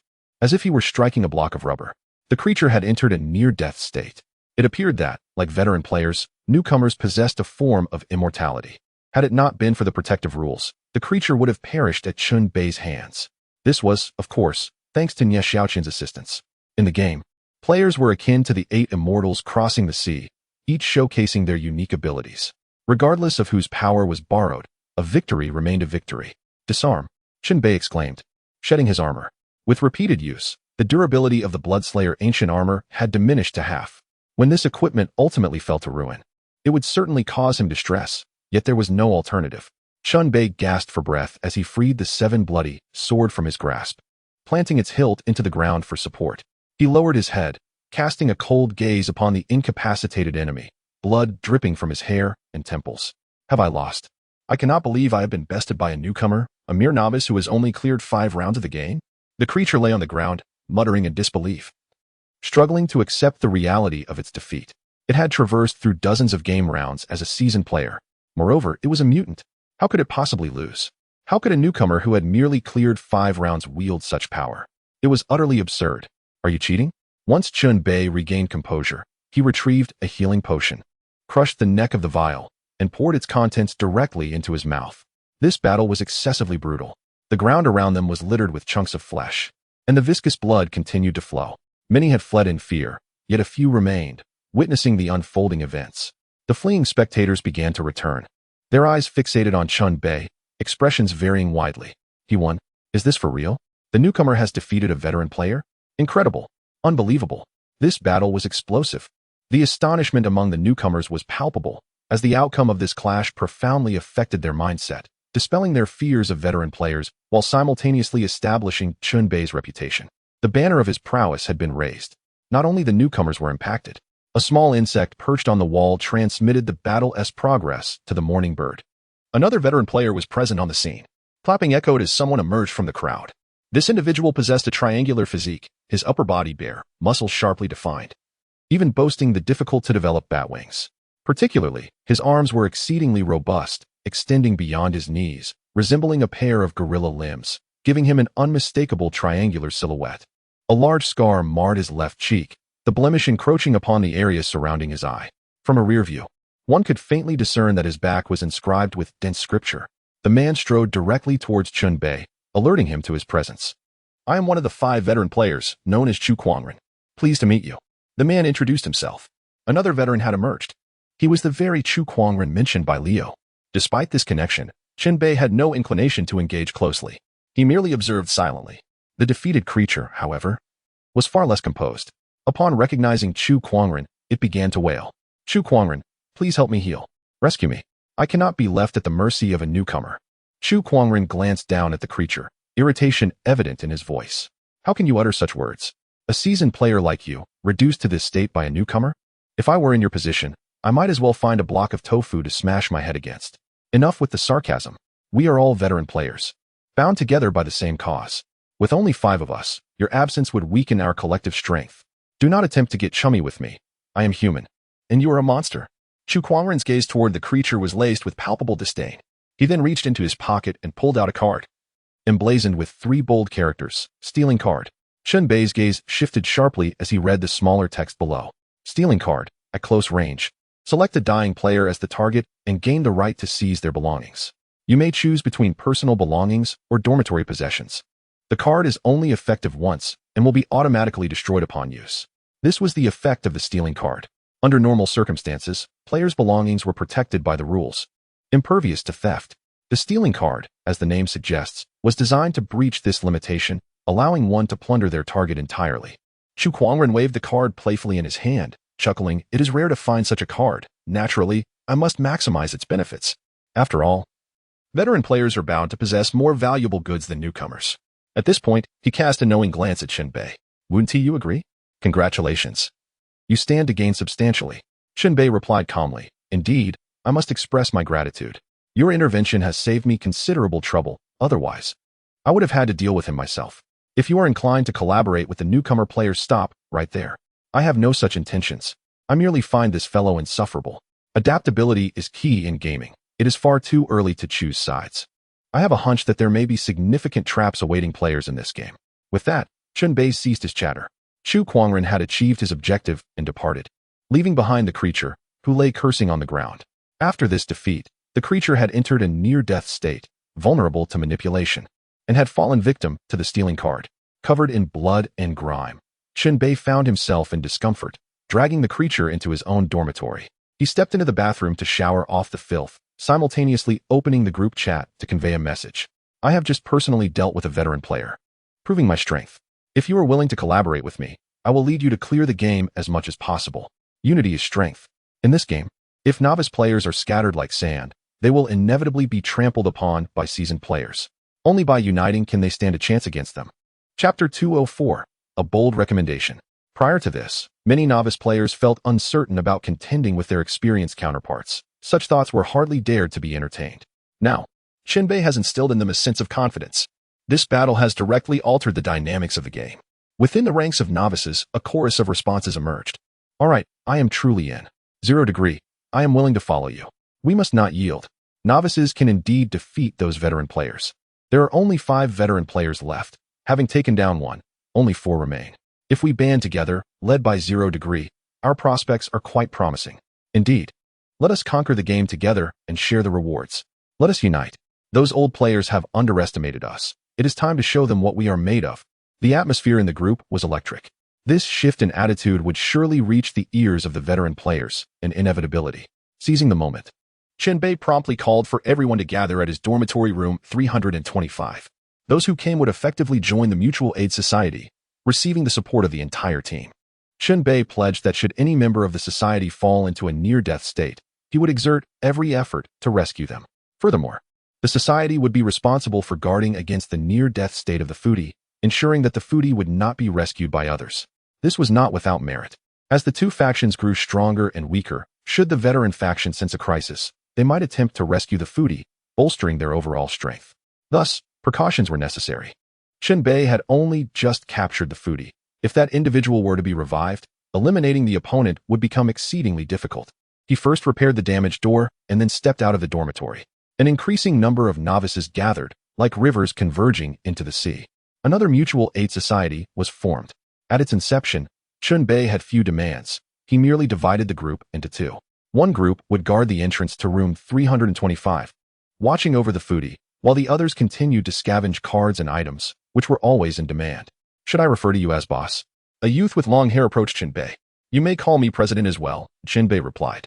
Let us stick with boss. It sounds more compelling, the youth said. As you wish. I impose no strictures in that regard. Boss, my username is Zilong. You mentioned splitting into 2 groups. May I lead one of them? What is your reasoning? Take a look at this. The player named Zilong unveiled his attribute panel. He was at level 15. This marked a significant threshold, as reaching this level granted one access to fighting spirit or mana. No wonder Zilong had the audacity to volunteer, for he possessed the requisite strength. At level 15, he was only 3 levels below Chen Bei. Chen Bei recalled that previously in the novice group, Zilong had expressed support for him. All right, I agree. After we split, one team will be led by me, and the other by you. Remember to act collectively and not disperse. Novices must unite to wield influence. Chen Bei consented to his request. Thus, both teams had their leaders and would take turns in their actions. Inside the room, Chen Bei held a confetti cannon, aimed at the foodie who had just been thoroughly bound. The cannon had a knob at the back. Twisting it would unleash a spray of colorful ribbons, capable of being twisted 5 times. Bang! A loud explosion sounded as the confetti erupted upon the foodie. Hit veteran player, gained 50 points. Both the faction and individual points will increase accordingly. A notification popped up, revealing a dedicated points panel. Novice faction points. Player 0 degree personal points. 50. Faction points were confidential. Only specific personal points were visible. Chen Bei scoffed, realizing that not only could they not see their own faction's points, but they were equally blind to the opposing factions. Chen Bei continued to utilize the confetti cannon, exhausting all 3 of his cannons. Whoa, whoa. The foodie, unable to resist, could only produce muffled sounds through a mouth stuffed with socks. With one cannon used 5 times, hitting continuously for a total of 15 times. Chen Bei and the novice faction amassed 750 points. As long as he held the foodie as a hostage, he could keep accumulating points. Of course, this depended on finding more confetti cannons. All novices in possession of confetti cannon items promptly returned to the 325 dormitory stronghold. You have 2 options. 1. Sell the confetti cannon to me in exchange for items. Or 2. Use the cannon on the hostage to earn points. Both options are available, with no pressure. Chen Bei announced in the group chat. Among the novices, 3 possessed confetti cannon items, each making their choice. 2 opted to earn points for themselves. while one chose to sell the cannon to Chen Bei. Regardless, all the cannons were directed at the foodie. Thus, a humorous scene unfolded, with the foodie adorned in a multitude of colorful ribbons, resembling a jester. Meanwhile, the veteran players were not idle in their group chat. The foodie's defeat triggered a chain reaction. He had now become a tool for the novices to accumulate points. Foodie, if you do not come to rescue me, the entire faction will fail. Do you wish to concede to a bunch of novices? Military soul, a lost dog should refrain from barking too much. Foodie, I am a lost dog, what does that make you? Military soul, we would never stoop to your level. Foodie, haha. That may not be the case. 0 degree among the novices is quite powerful. He is not merely someone who has completed 5 rounds of the game. Military soul, with you as a cautionary tale, we certainly will not underestimate him. Now that he has gained strength, he is even more formidable, all thanks to you. The foodie was quite disruptive in the chat, prompting the remaining 4 players to converse privately, effectively blocking him out. The 4 veteran players reached a consensus. Even if they were to rescue the foodie, they could not restore him to full strength. Instead, they aimed to keep him in this manipulable near-death state. Especially Chu Quangren, who had thoroughly looted the foodie's dormitory, was even less inclined to see the foodie restored. Should the foodie recover, Chu Quangren would undoubtedly face repercussions. After deliberation, they decided to apply pressure on Chen Bei, negotiating to reclaim their member. The one negotiating with Chen Bei privately was the resounding Rose. They likely believed that a beautiful woman would have better chances in negotiations. Resounding Rose, little brother, do you have time to chat with your sister? I have a premonition that after this game, the surviving players will reside in this dormitory building for the long haul. This implies a lengthy future ahead. 0 degree, let us get straight to the point. Resounding Rose, must you be so blunt? 0 degree, I simply dislike unnecessary embellishments. Resounding Rose, sister, I am sincerely seeking negotiation with you. 0 degree, so, what exactly do you wish to negotiate? Resounding Rose, all right, I shall be direct. The veteran players hope you will surrender the foodie for a peaceful handover. Should you refuse, we will have to resort to other means. Surely, you do not wish for us to sever ties completely and engage in open conflict, do you? Chapter 205, a new round of deployment. 0 degree. Open conflict is also a viable solution. If either faction sees all members enter a near-death state, it would effectively announce the end of the game. Resounding Rose, haha, having only defeated one veteran player, you have become so arrogant? Do not forget, I have gathered numerous novice players willing to go to great lengths for me. If a battle ensues, what are your chances? What if the 4 veteran players focus their fire on you? Can you withstand that? Entering a state of near death, being dragged about like a lifeless dog, is certainly an unpleasant experience. 0 degree, let us discuss the terms of the transaction. Resounding Rose, exactly. If negotiation could resolve matters, why resort to violence? As the counterpart sent a message, they included a captivating selfie. The game's built-in camera lacks beauty filters, presenting an unaltered image. Resounding Rose's beauty is undeniably striking. In the game, only Nie Xiaoqian and Xue Jian rival her in allure, and the difference is negligible, subject to personal preference. Resounding Rose embodies the archetype of a mature woman, appealing to certain tastes. Chen Bei dismissed the photo and continued the dialogue. 0 degree, since you are not discussing terms, I shall take the initiative. I propose 10 pieces of intelligence unknown to the new factions, 20 items, and the traitor from among the newcomers in exchange for the glutton. Resounding Rose, you startled me, dear brother. Such a bold opening bid is rather unexpected.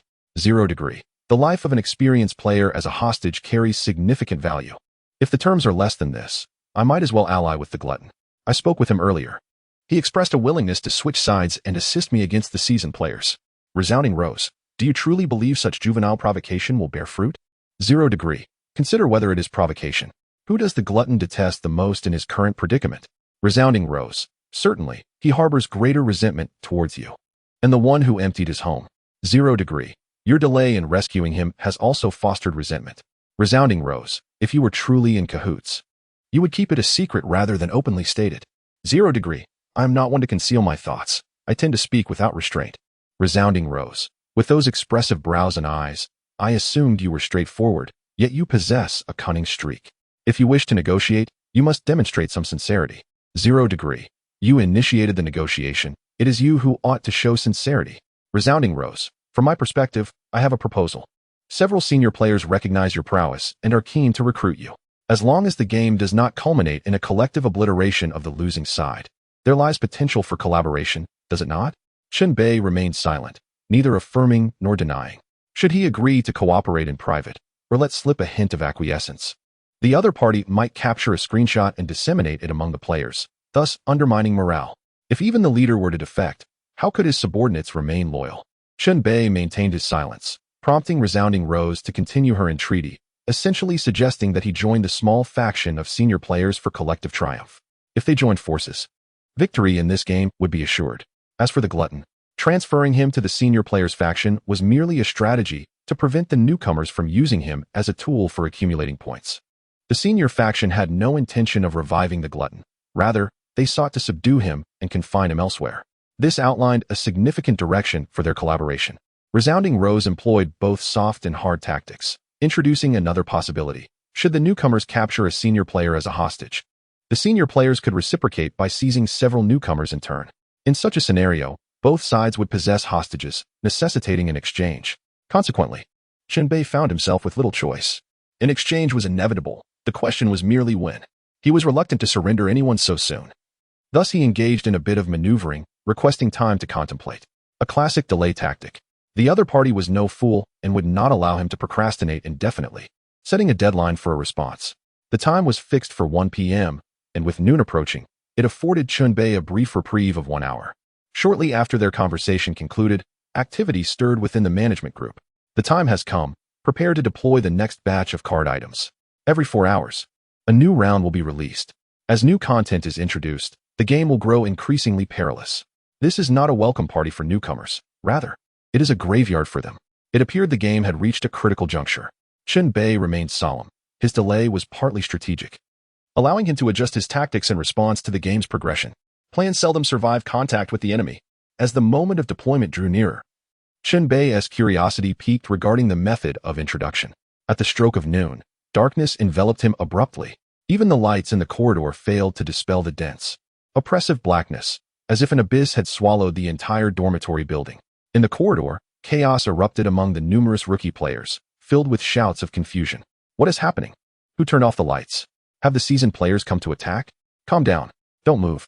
The last shout belonged to Chen Bei, aimed at preventing any accidents. Fortunately, the darkness persisted only for a few seconds before gradually returning to normal. They could see again. Look, something has appeared on the ground. Someone pointed out. Chen Bei swiftly used his thousand-hands cloak to retrieve the object. It was a frog costume headpiece. Upon examining the item description, it was a performance prop akin to the previous Yanga fan, useful solely in this game. Once the game concludes, it would be automatically reclaimed. Performance props. Yanga fan, costume headpiece, at a specific time and place. Could it be that this game features a segment for performances? Chen Bei speculated. Had it merely been a Yanga fan, he might not have considered that possibility. However, with the acquisition of more performance props, the likelihood of such an event increased significantly.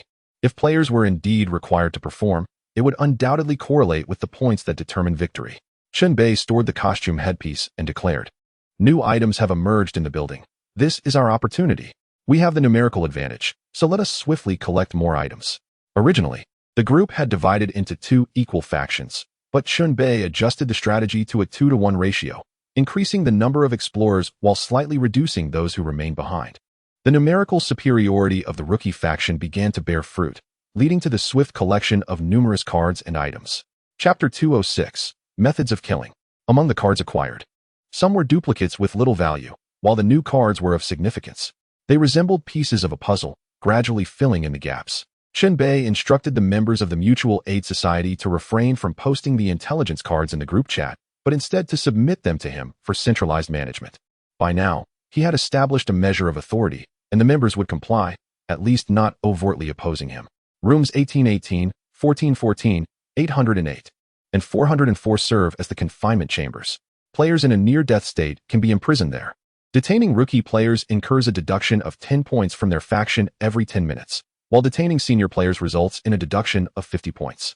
Both personal and faction scores can become negative. Players confined in the chambers cannot escape or heal independently. They must rely on their faction for rescue.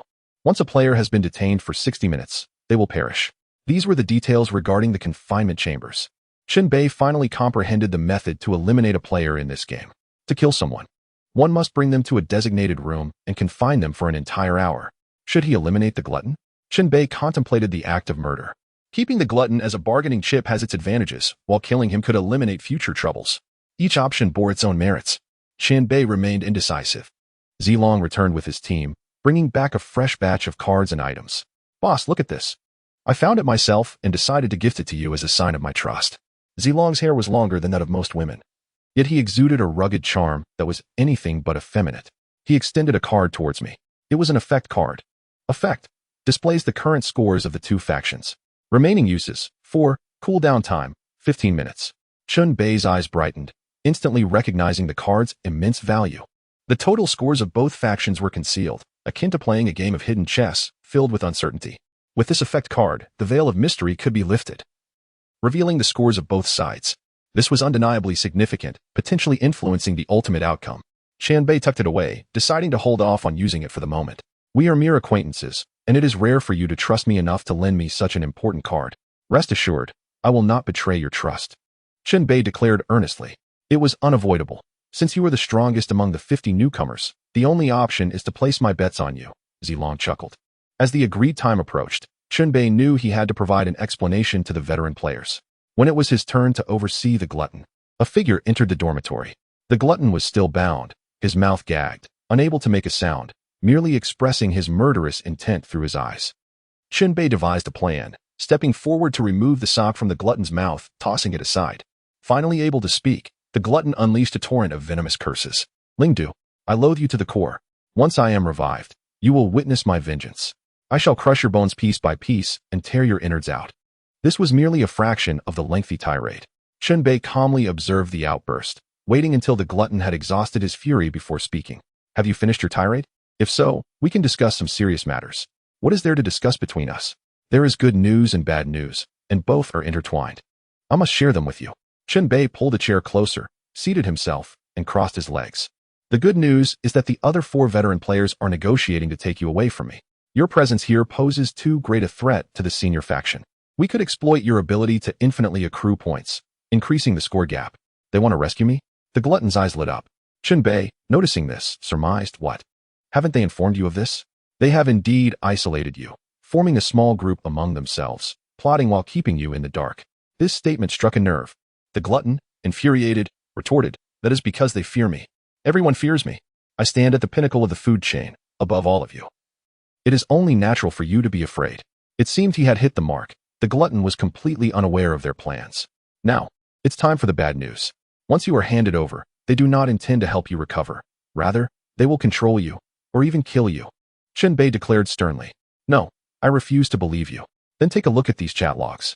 Chen Bei produced a snippet of his conversation with the Iron Rose, revealing it for the glutton to see. This was sufficient to clarify matters. After reading it, the glutton erupted in a fresh wave of curses.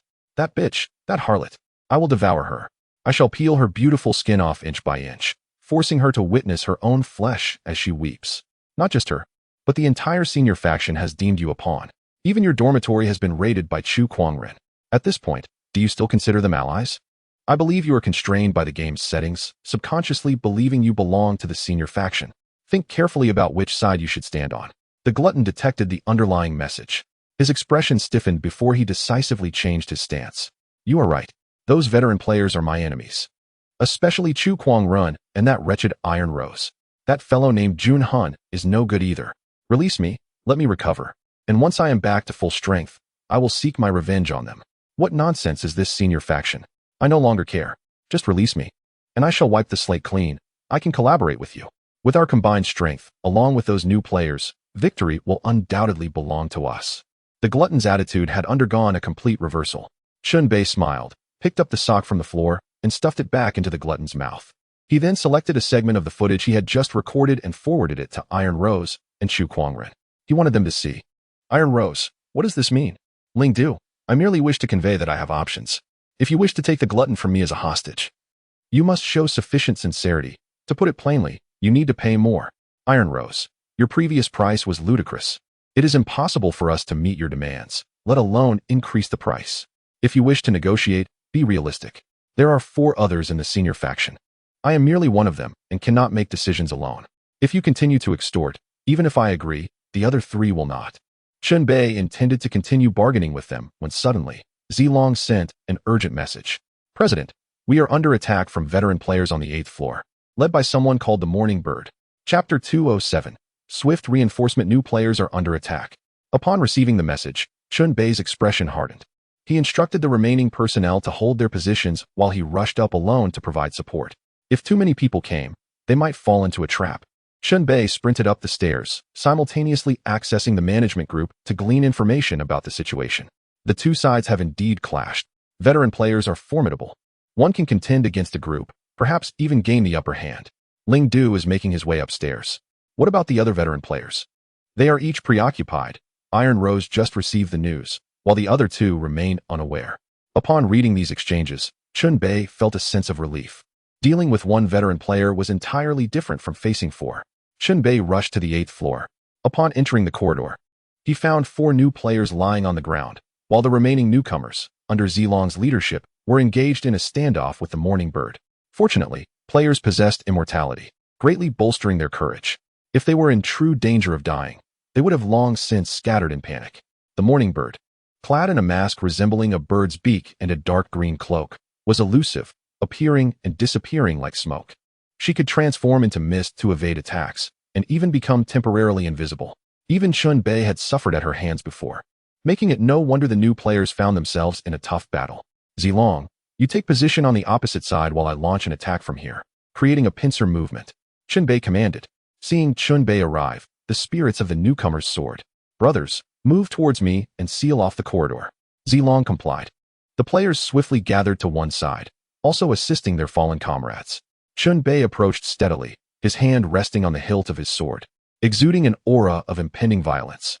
His ferocity stemmed not from personal vendettas, but from the current situation. There were still 4 veteran players remaining. If he could eliminate the isolated Morning Bird before reinforcements arrived, the odds would shift favorably for the newcomers. This battle needed to be resolved swiftly. If other veteran players arrived to assist, the situation could become dire. Equip, Chen Bei bellowed, as pieces of armor flew forth, adhering to his form. He then produced 2 agility talismans, affixing them to his calves.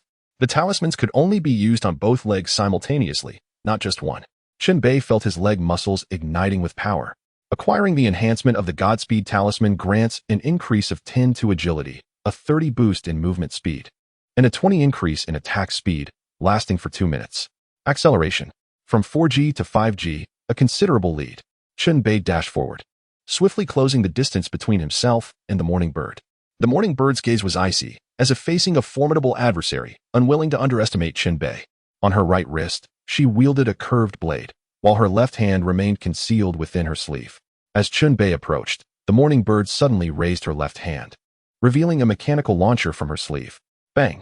A multitude of flying needles shot forth, leaving Chen Bei with no room to evade, blanketing the entire corridor.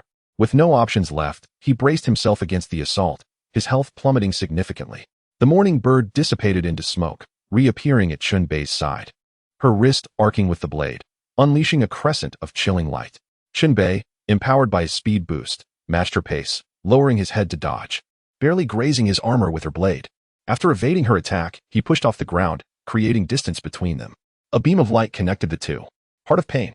Chen Bei activated his skill, maximizing the pain he would endure. He had exhausted the painkillers he carried, forcing him to endure the agony. The searing pain surged. Chen Bei had prepared for this, clenching his teeth in silence. The Morning Bird let out a wretched scream, her body swaying, nearly collapsing to the ground. Aren't you fond of dodging? Show me another dodge. Chen Bei's voice dripped with menace as he drew the 7 bloody sword. He was confident that the excruciating pain would severely impair the Morning Bird's mobility. Tormented by agony, beads of cold sweat dripped from the Morning Bird's brow as she turned to flee, her will to fight evaporating. Chen Bei swung his sword, unleashing 2 streaks of crimson light, pursuing her relentlessly. Whoosh! The Morning Bird transformed once more into smoke, rising before plummeting to the ground. The pain indeed affected her. The incoming scarlet sword energy struck the fallen Morning Bird, tearing wounds upon her. This marked the first time Chen Bei had inflicted genuine harm upon her. Die! Chen Bei leaped, sword in hand, his right arm crackling with electricity, unleashing it upon the Morning Bird. Crack! The lightning struck her, inflicting damage while triggering a slight chance of paralysis. Though brief, this effect could prove fatal. Chen Bei was elated. There was a chance. As he descended, the 7 bloody sword fell. At that critical moment, Thorny vines erupted from the ground like whips, ensnaring Chen Bei's legs and yanking him back. Simultaneously, several other thorns ensnared the fallen morning bird, swiftly dragging her to the opposite side. There, the resounding rose approached, her long legs gliding gracefully. The slit of her wine-red chi-pao captivating. Little brother, you've made a mistake. We agreed to cease hostilities and resolve matters through negotiation. How could you resort to lethal force? The resounding rose smiled. Behind her, 8 new players eagerly followed. Chen Bei, missing his opportunity to kill, glared fiercely as he severed the thorns binding him, turning his disdainful gaze toward the chi-pao-clad lady. There's nothing left to discuss. Let's fight. Clad in the ancient armor of a slaughterer, Chen Bei exuded an aura of bloodlust that demanded release. Little brother, I advise you to remain calm. Once all pretense is abandoned, do you think it's wise? The resounding rose glanced around, her demeanor alluring. The throngs of sycophants pledged to protect the resounding rose at all costs, even disregarding the outcome of the game. Observing their behavior, it was clear that their motivations ran deeper than mere infatuation. Remove your armor. Chen Bei forced himself to remain composed, shedding the ancient armor of slaughter. The pieces clattering to the ground. Zilong, come here and explain what transpired. Chen Bei commanded. Zilong stepped forward, recounting the events. It was rather straightforward. They had been scavenging on this level when they stumbled upon a firework launcher, only to be confronted by the morning bird, leading to the ensuing conflict. As tensions escalated, 2 figures emerged from down the corridor, Chu Quangren and Junan. The gathering of 4 veteran players created an atmosphere thick with tension, akin to dark clouds looming over a city. The player named Zilong sensed the impending danger and discreetly retrieved 2 grenades, one in each hand. Previously, it had been the rookie players cornering the morning bird, yet now the veteran players flanked either side, forming a pincer movement. The approaching Junhan, clad in camouflage, spoke in a grave tone. Now that everyone is here, let us settle this and take them all down.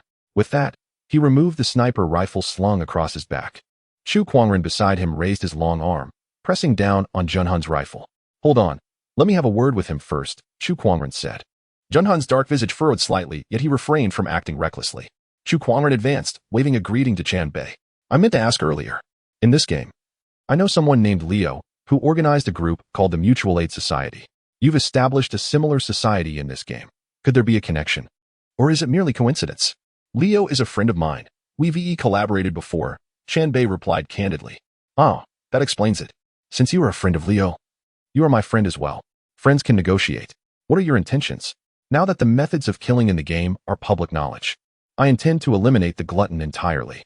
If you hand the glutton over to me, in exchange, I can ensure the veteran faction remains inactive and refrains from causing you trouble. As for the future, we shall discuss that later. I have other conditions. Conditions are acceptable, but you cannot be unreasonable. Your previous demands regarding the resounding rose were utterly absurd and non-negotiable. 5 pieces of new intelligence, 5 items, and an extension of the ceasefire to 12 hours, equating to half the duration of the game. Additionally, I require you to hand over 1 rookie player who is an insider. There must be concrete evidence, irrefutable proof, to substantiate the insider's identity. This time, Chen Bei lowered his demands significantly, making them negotiable. Chu Quangren frowned slightly, calling upon the resounding rose to assist in bargaining, compelling the terms downward. Eventually, both parties reached an accord. 3 pieces of intelligence, 3 items, 1 insider, and an extension of the ceasefire until 8 in the evening, which aligned with Chen Bei's 12-hour request. Given the exchange of a veteran player as a hostage, these terms were not excessive. The transaction was executed on the spot. Chen Bei returned to his dormitory, dragging the glutton out as if it were a lifeless dog. The veteran players honored their promise, providing the corresponding items, 3 intelligence cards, which must be unknown to Chen Bei to hold any value. The 3 items received included a mask, a handbell, and a ukulele. As for the insider, the resounding rose discreetly provided Chen Bei with a screenshot of a conversation, serving as irrefutable evidence. In this exchange, the insider disclosed information regarding the rookie faction's movements, specific plans, and shift arrangements. Chen Bei had long suspected the presence of an insider. Demanding the insider was a means to set an example. Moreover, he was certain there were multiple insiders. This one was merely a pawn of the veteran faction. The east wind does not falter. Chen Bei articulated the insider's game name, promptly exposing them. He inflicted the heart of pain, connecting it to the individual. What treachery have you committed against the rookie players? As Chen Bei withstood the pain, he simultaneously inflicted even greater suffering upon the insider. The player known as Dongfeng Bu Pua, tormented beyond endurance. cried out in agony, and writhed on the ground until he could no longer bear it. He was no hardened warrior under duress.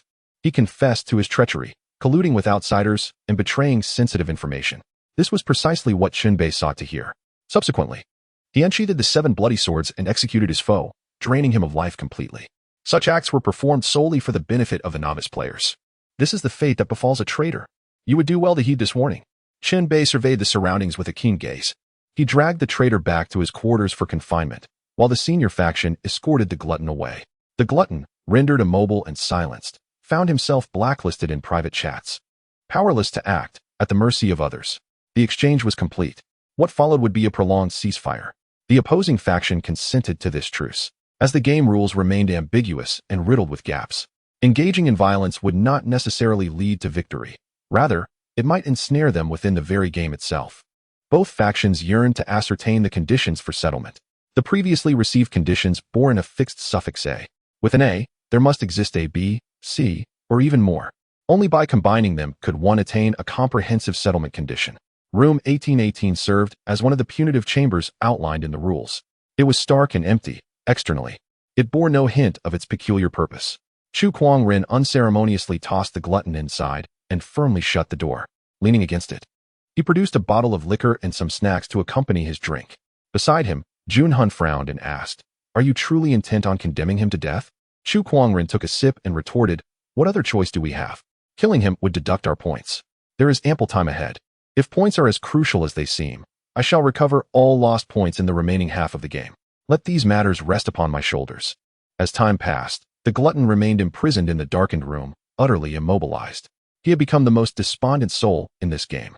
Tears streamed down his face, moistening the cold floor.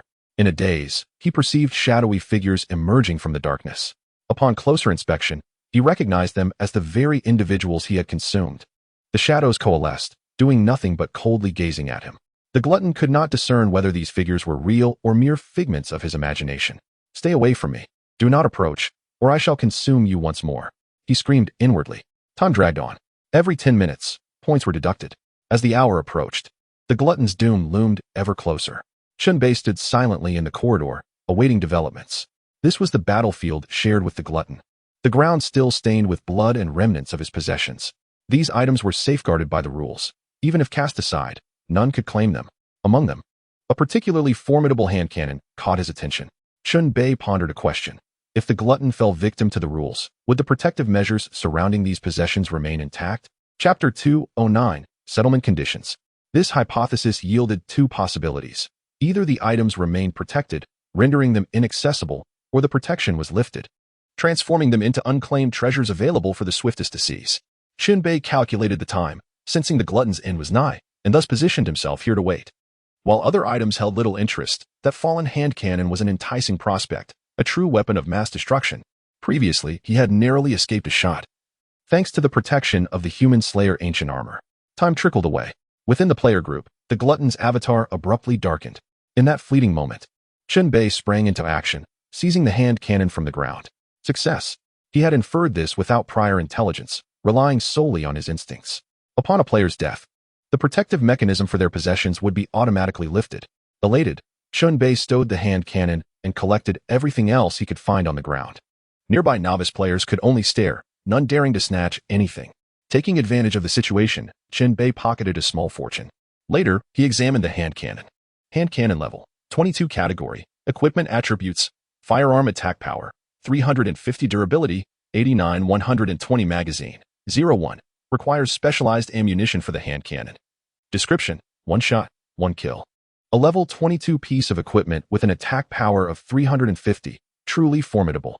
The drawback was the need for specialized ammunition, which my standard ammunition box could not accommodate. Upon testing, it became evident that ordinary ammunition boxes were incompatible with this hand cannon. After scouring the vicinity, he finally unearthed a specialized ammunition pouch hidden within the remnants of flesh. It contained hand cannon ammunition, each round larger than those of a double-barrel shotgun. The quantity was scarce, totaling only 4 rounds. Chen Bei gathered these, signifying the addition of another devastating weapon to his arsenal. "You took that gun, didn't you?" A voice called from behind. Turning, Chen Bei beheld Chu Kuang-rin approaching from the opposite end, his muscular arms conveying an undeniable sense of strength. "Indeed. It is now mine," Chen Bei admitted candidly. I was solely focused on securing the door to room 1818 to prevent any mishap and neglected this side. After all, you were the one who dispatched the glutton. You deserve a share of the spoils. Chu Kuangren smiled. Did anything change upon his demise? He coughed up a blood sacrifice scroll, which I claimed. Other than that, nothing of note. Very well. Neither man was particularly inclined toward casual familiarity, and they exchanged glances for several seconds before the atmosphere grew tense. I must take my leave. May you survive until the end. Chu Kuangren waved his large hand and turned to depart. Time pressed on, and the game entered its 8th hour. Once again, the entire dormitory plunged into darkness. When light returned, new cards and items were distributed throughout the building. The two factions sprang into action, collecting resources with alacrity. The novice faction's numerical advantage proved beneficial in this regard, allowing them to outpace their adversaries. A stream of intelligence continued to flow in. Settlement Condition B. The victorious faction's player with the highest individual score will receive an additional solo reward. The performance period is scheduled from 19 to 2000 hours on the day of the game. The performance venue is situated in the first floor hall and the observation deck on the 18th floor. During this time, placing performance props on stage for a duration of 5 minutes will earn the faction 100 points. Each performance prop can only be used once for points. Subsequent uses will yield no benefits and may incur negative consequences. The 5th type of card is known as a modification card, capable of altering a rule within a limited scope. With each new piece of intelligence, the game's rules became increasingly lucid. The purpose of the performance props finally came to light. It appeared that the game had arranged a performance segment wherein props must be presented to earn points. Other information was equally significant. This was a collective competition as well as an individual one. According to past practices, the single-player reward would undoubtedly be substantial. Furthermore, the modification card stood out as the 5th type of card, critical to success. Chen Bei twirled a pen in his hand, deep in thought. Intelligence card, speech card, theft card, effect card, modification card. Among these, the modification card undoubtedly held the highest value. It could be used to amend game rules.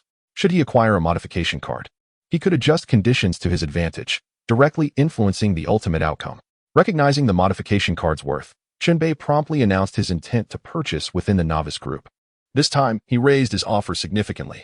If anyone obtains a modification card, come to me for a trade. I am willing to exchange 2 game coins. Initially, Chen Bei had considered offering 1 game coin, but after deliberation, he decided to double the amount.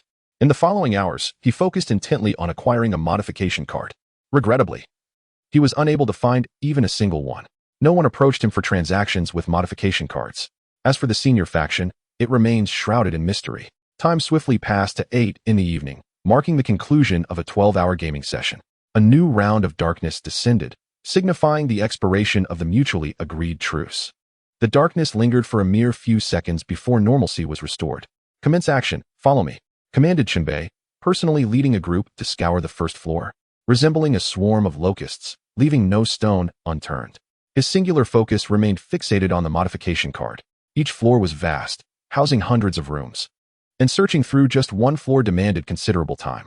Among the exploration team was a player known as Level 8 Gale, who was drawn to a statue of a legendary player and approached it.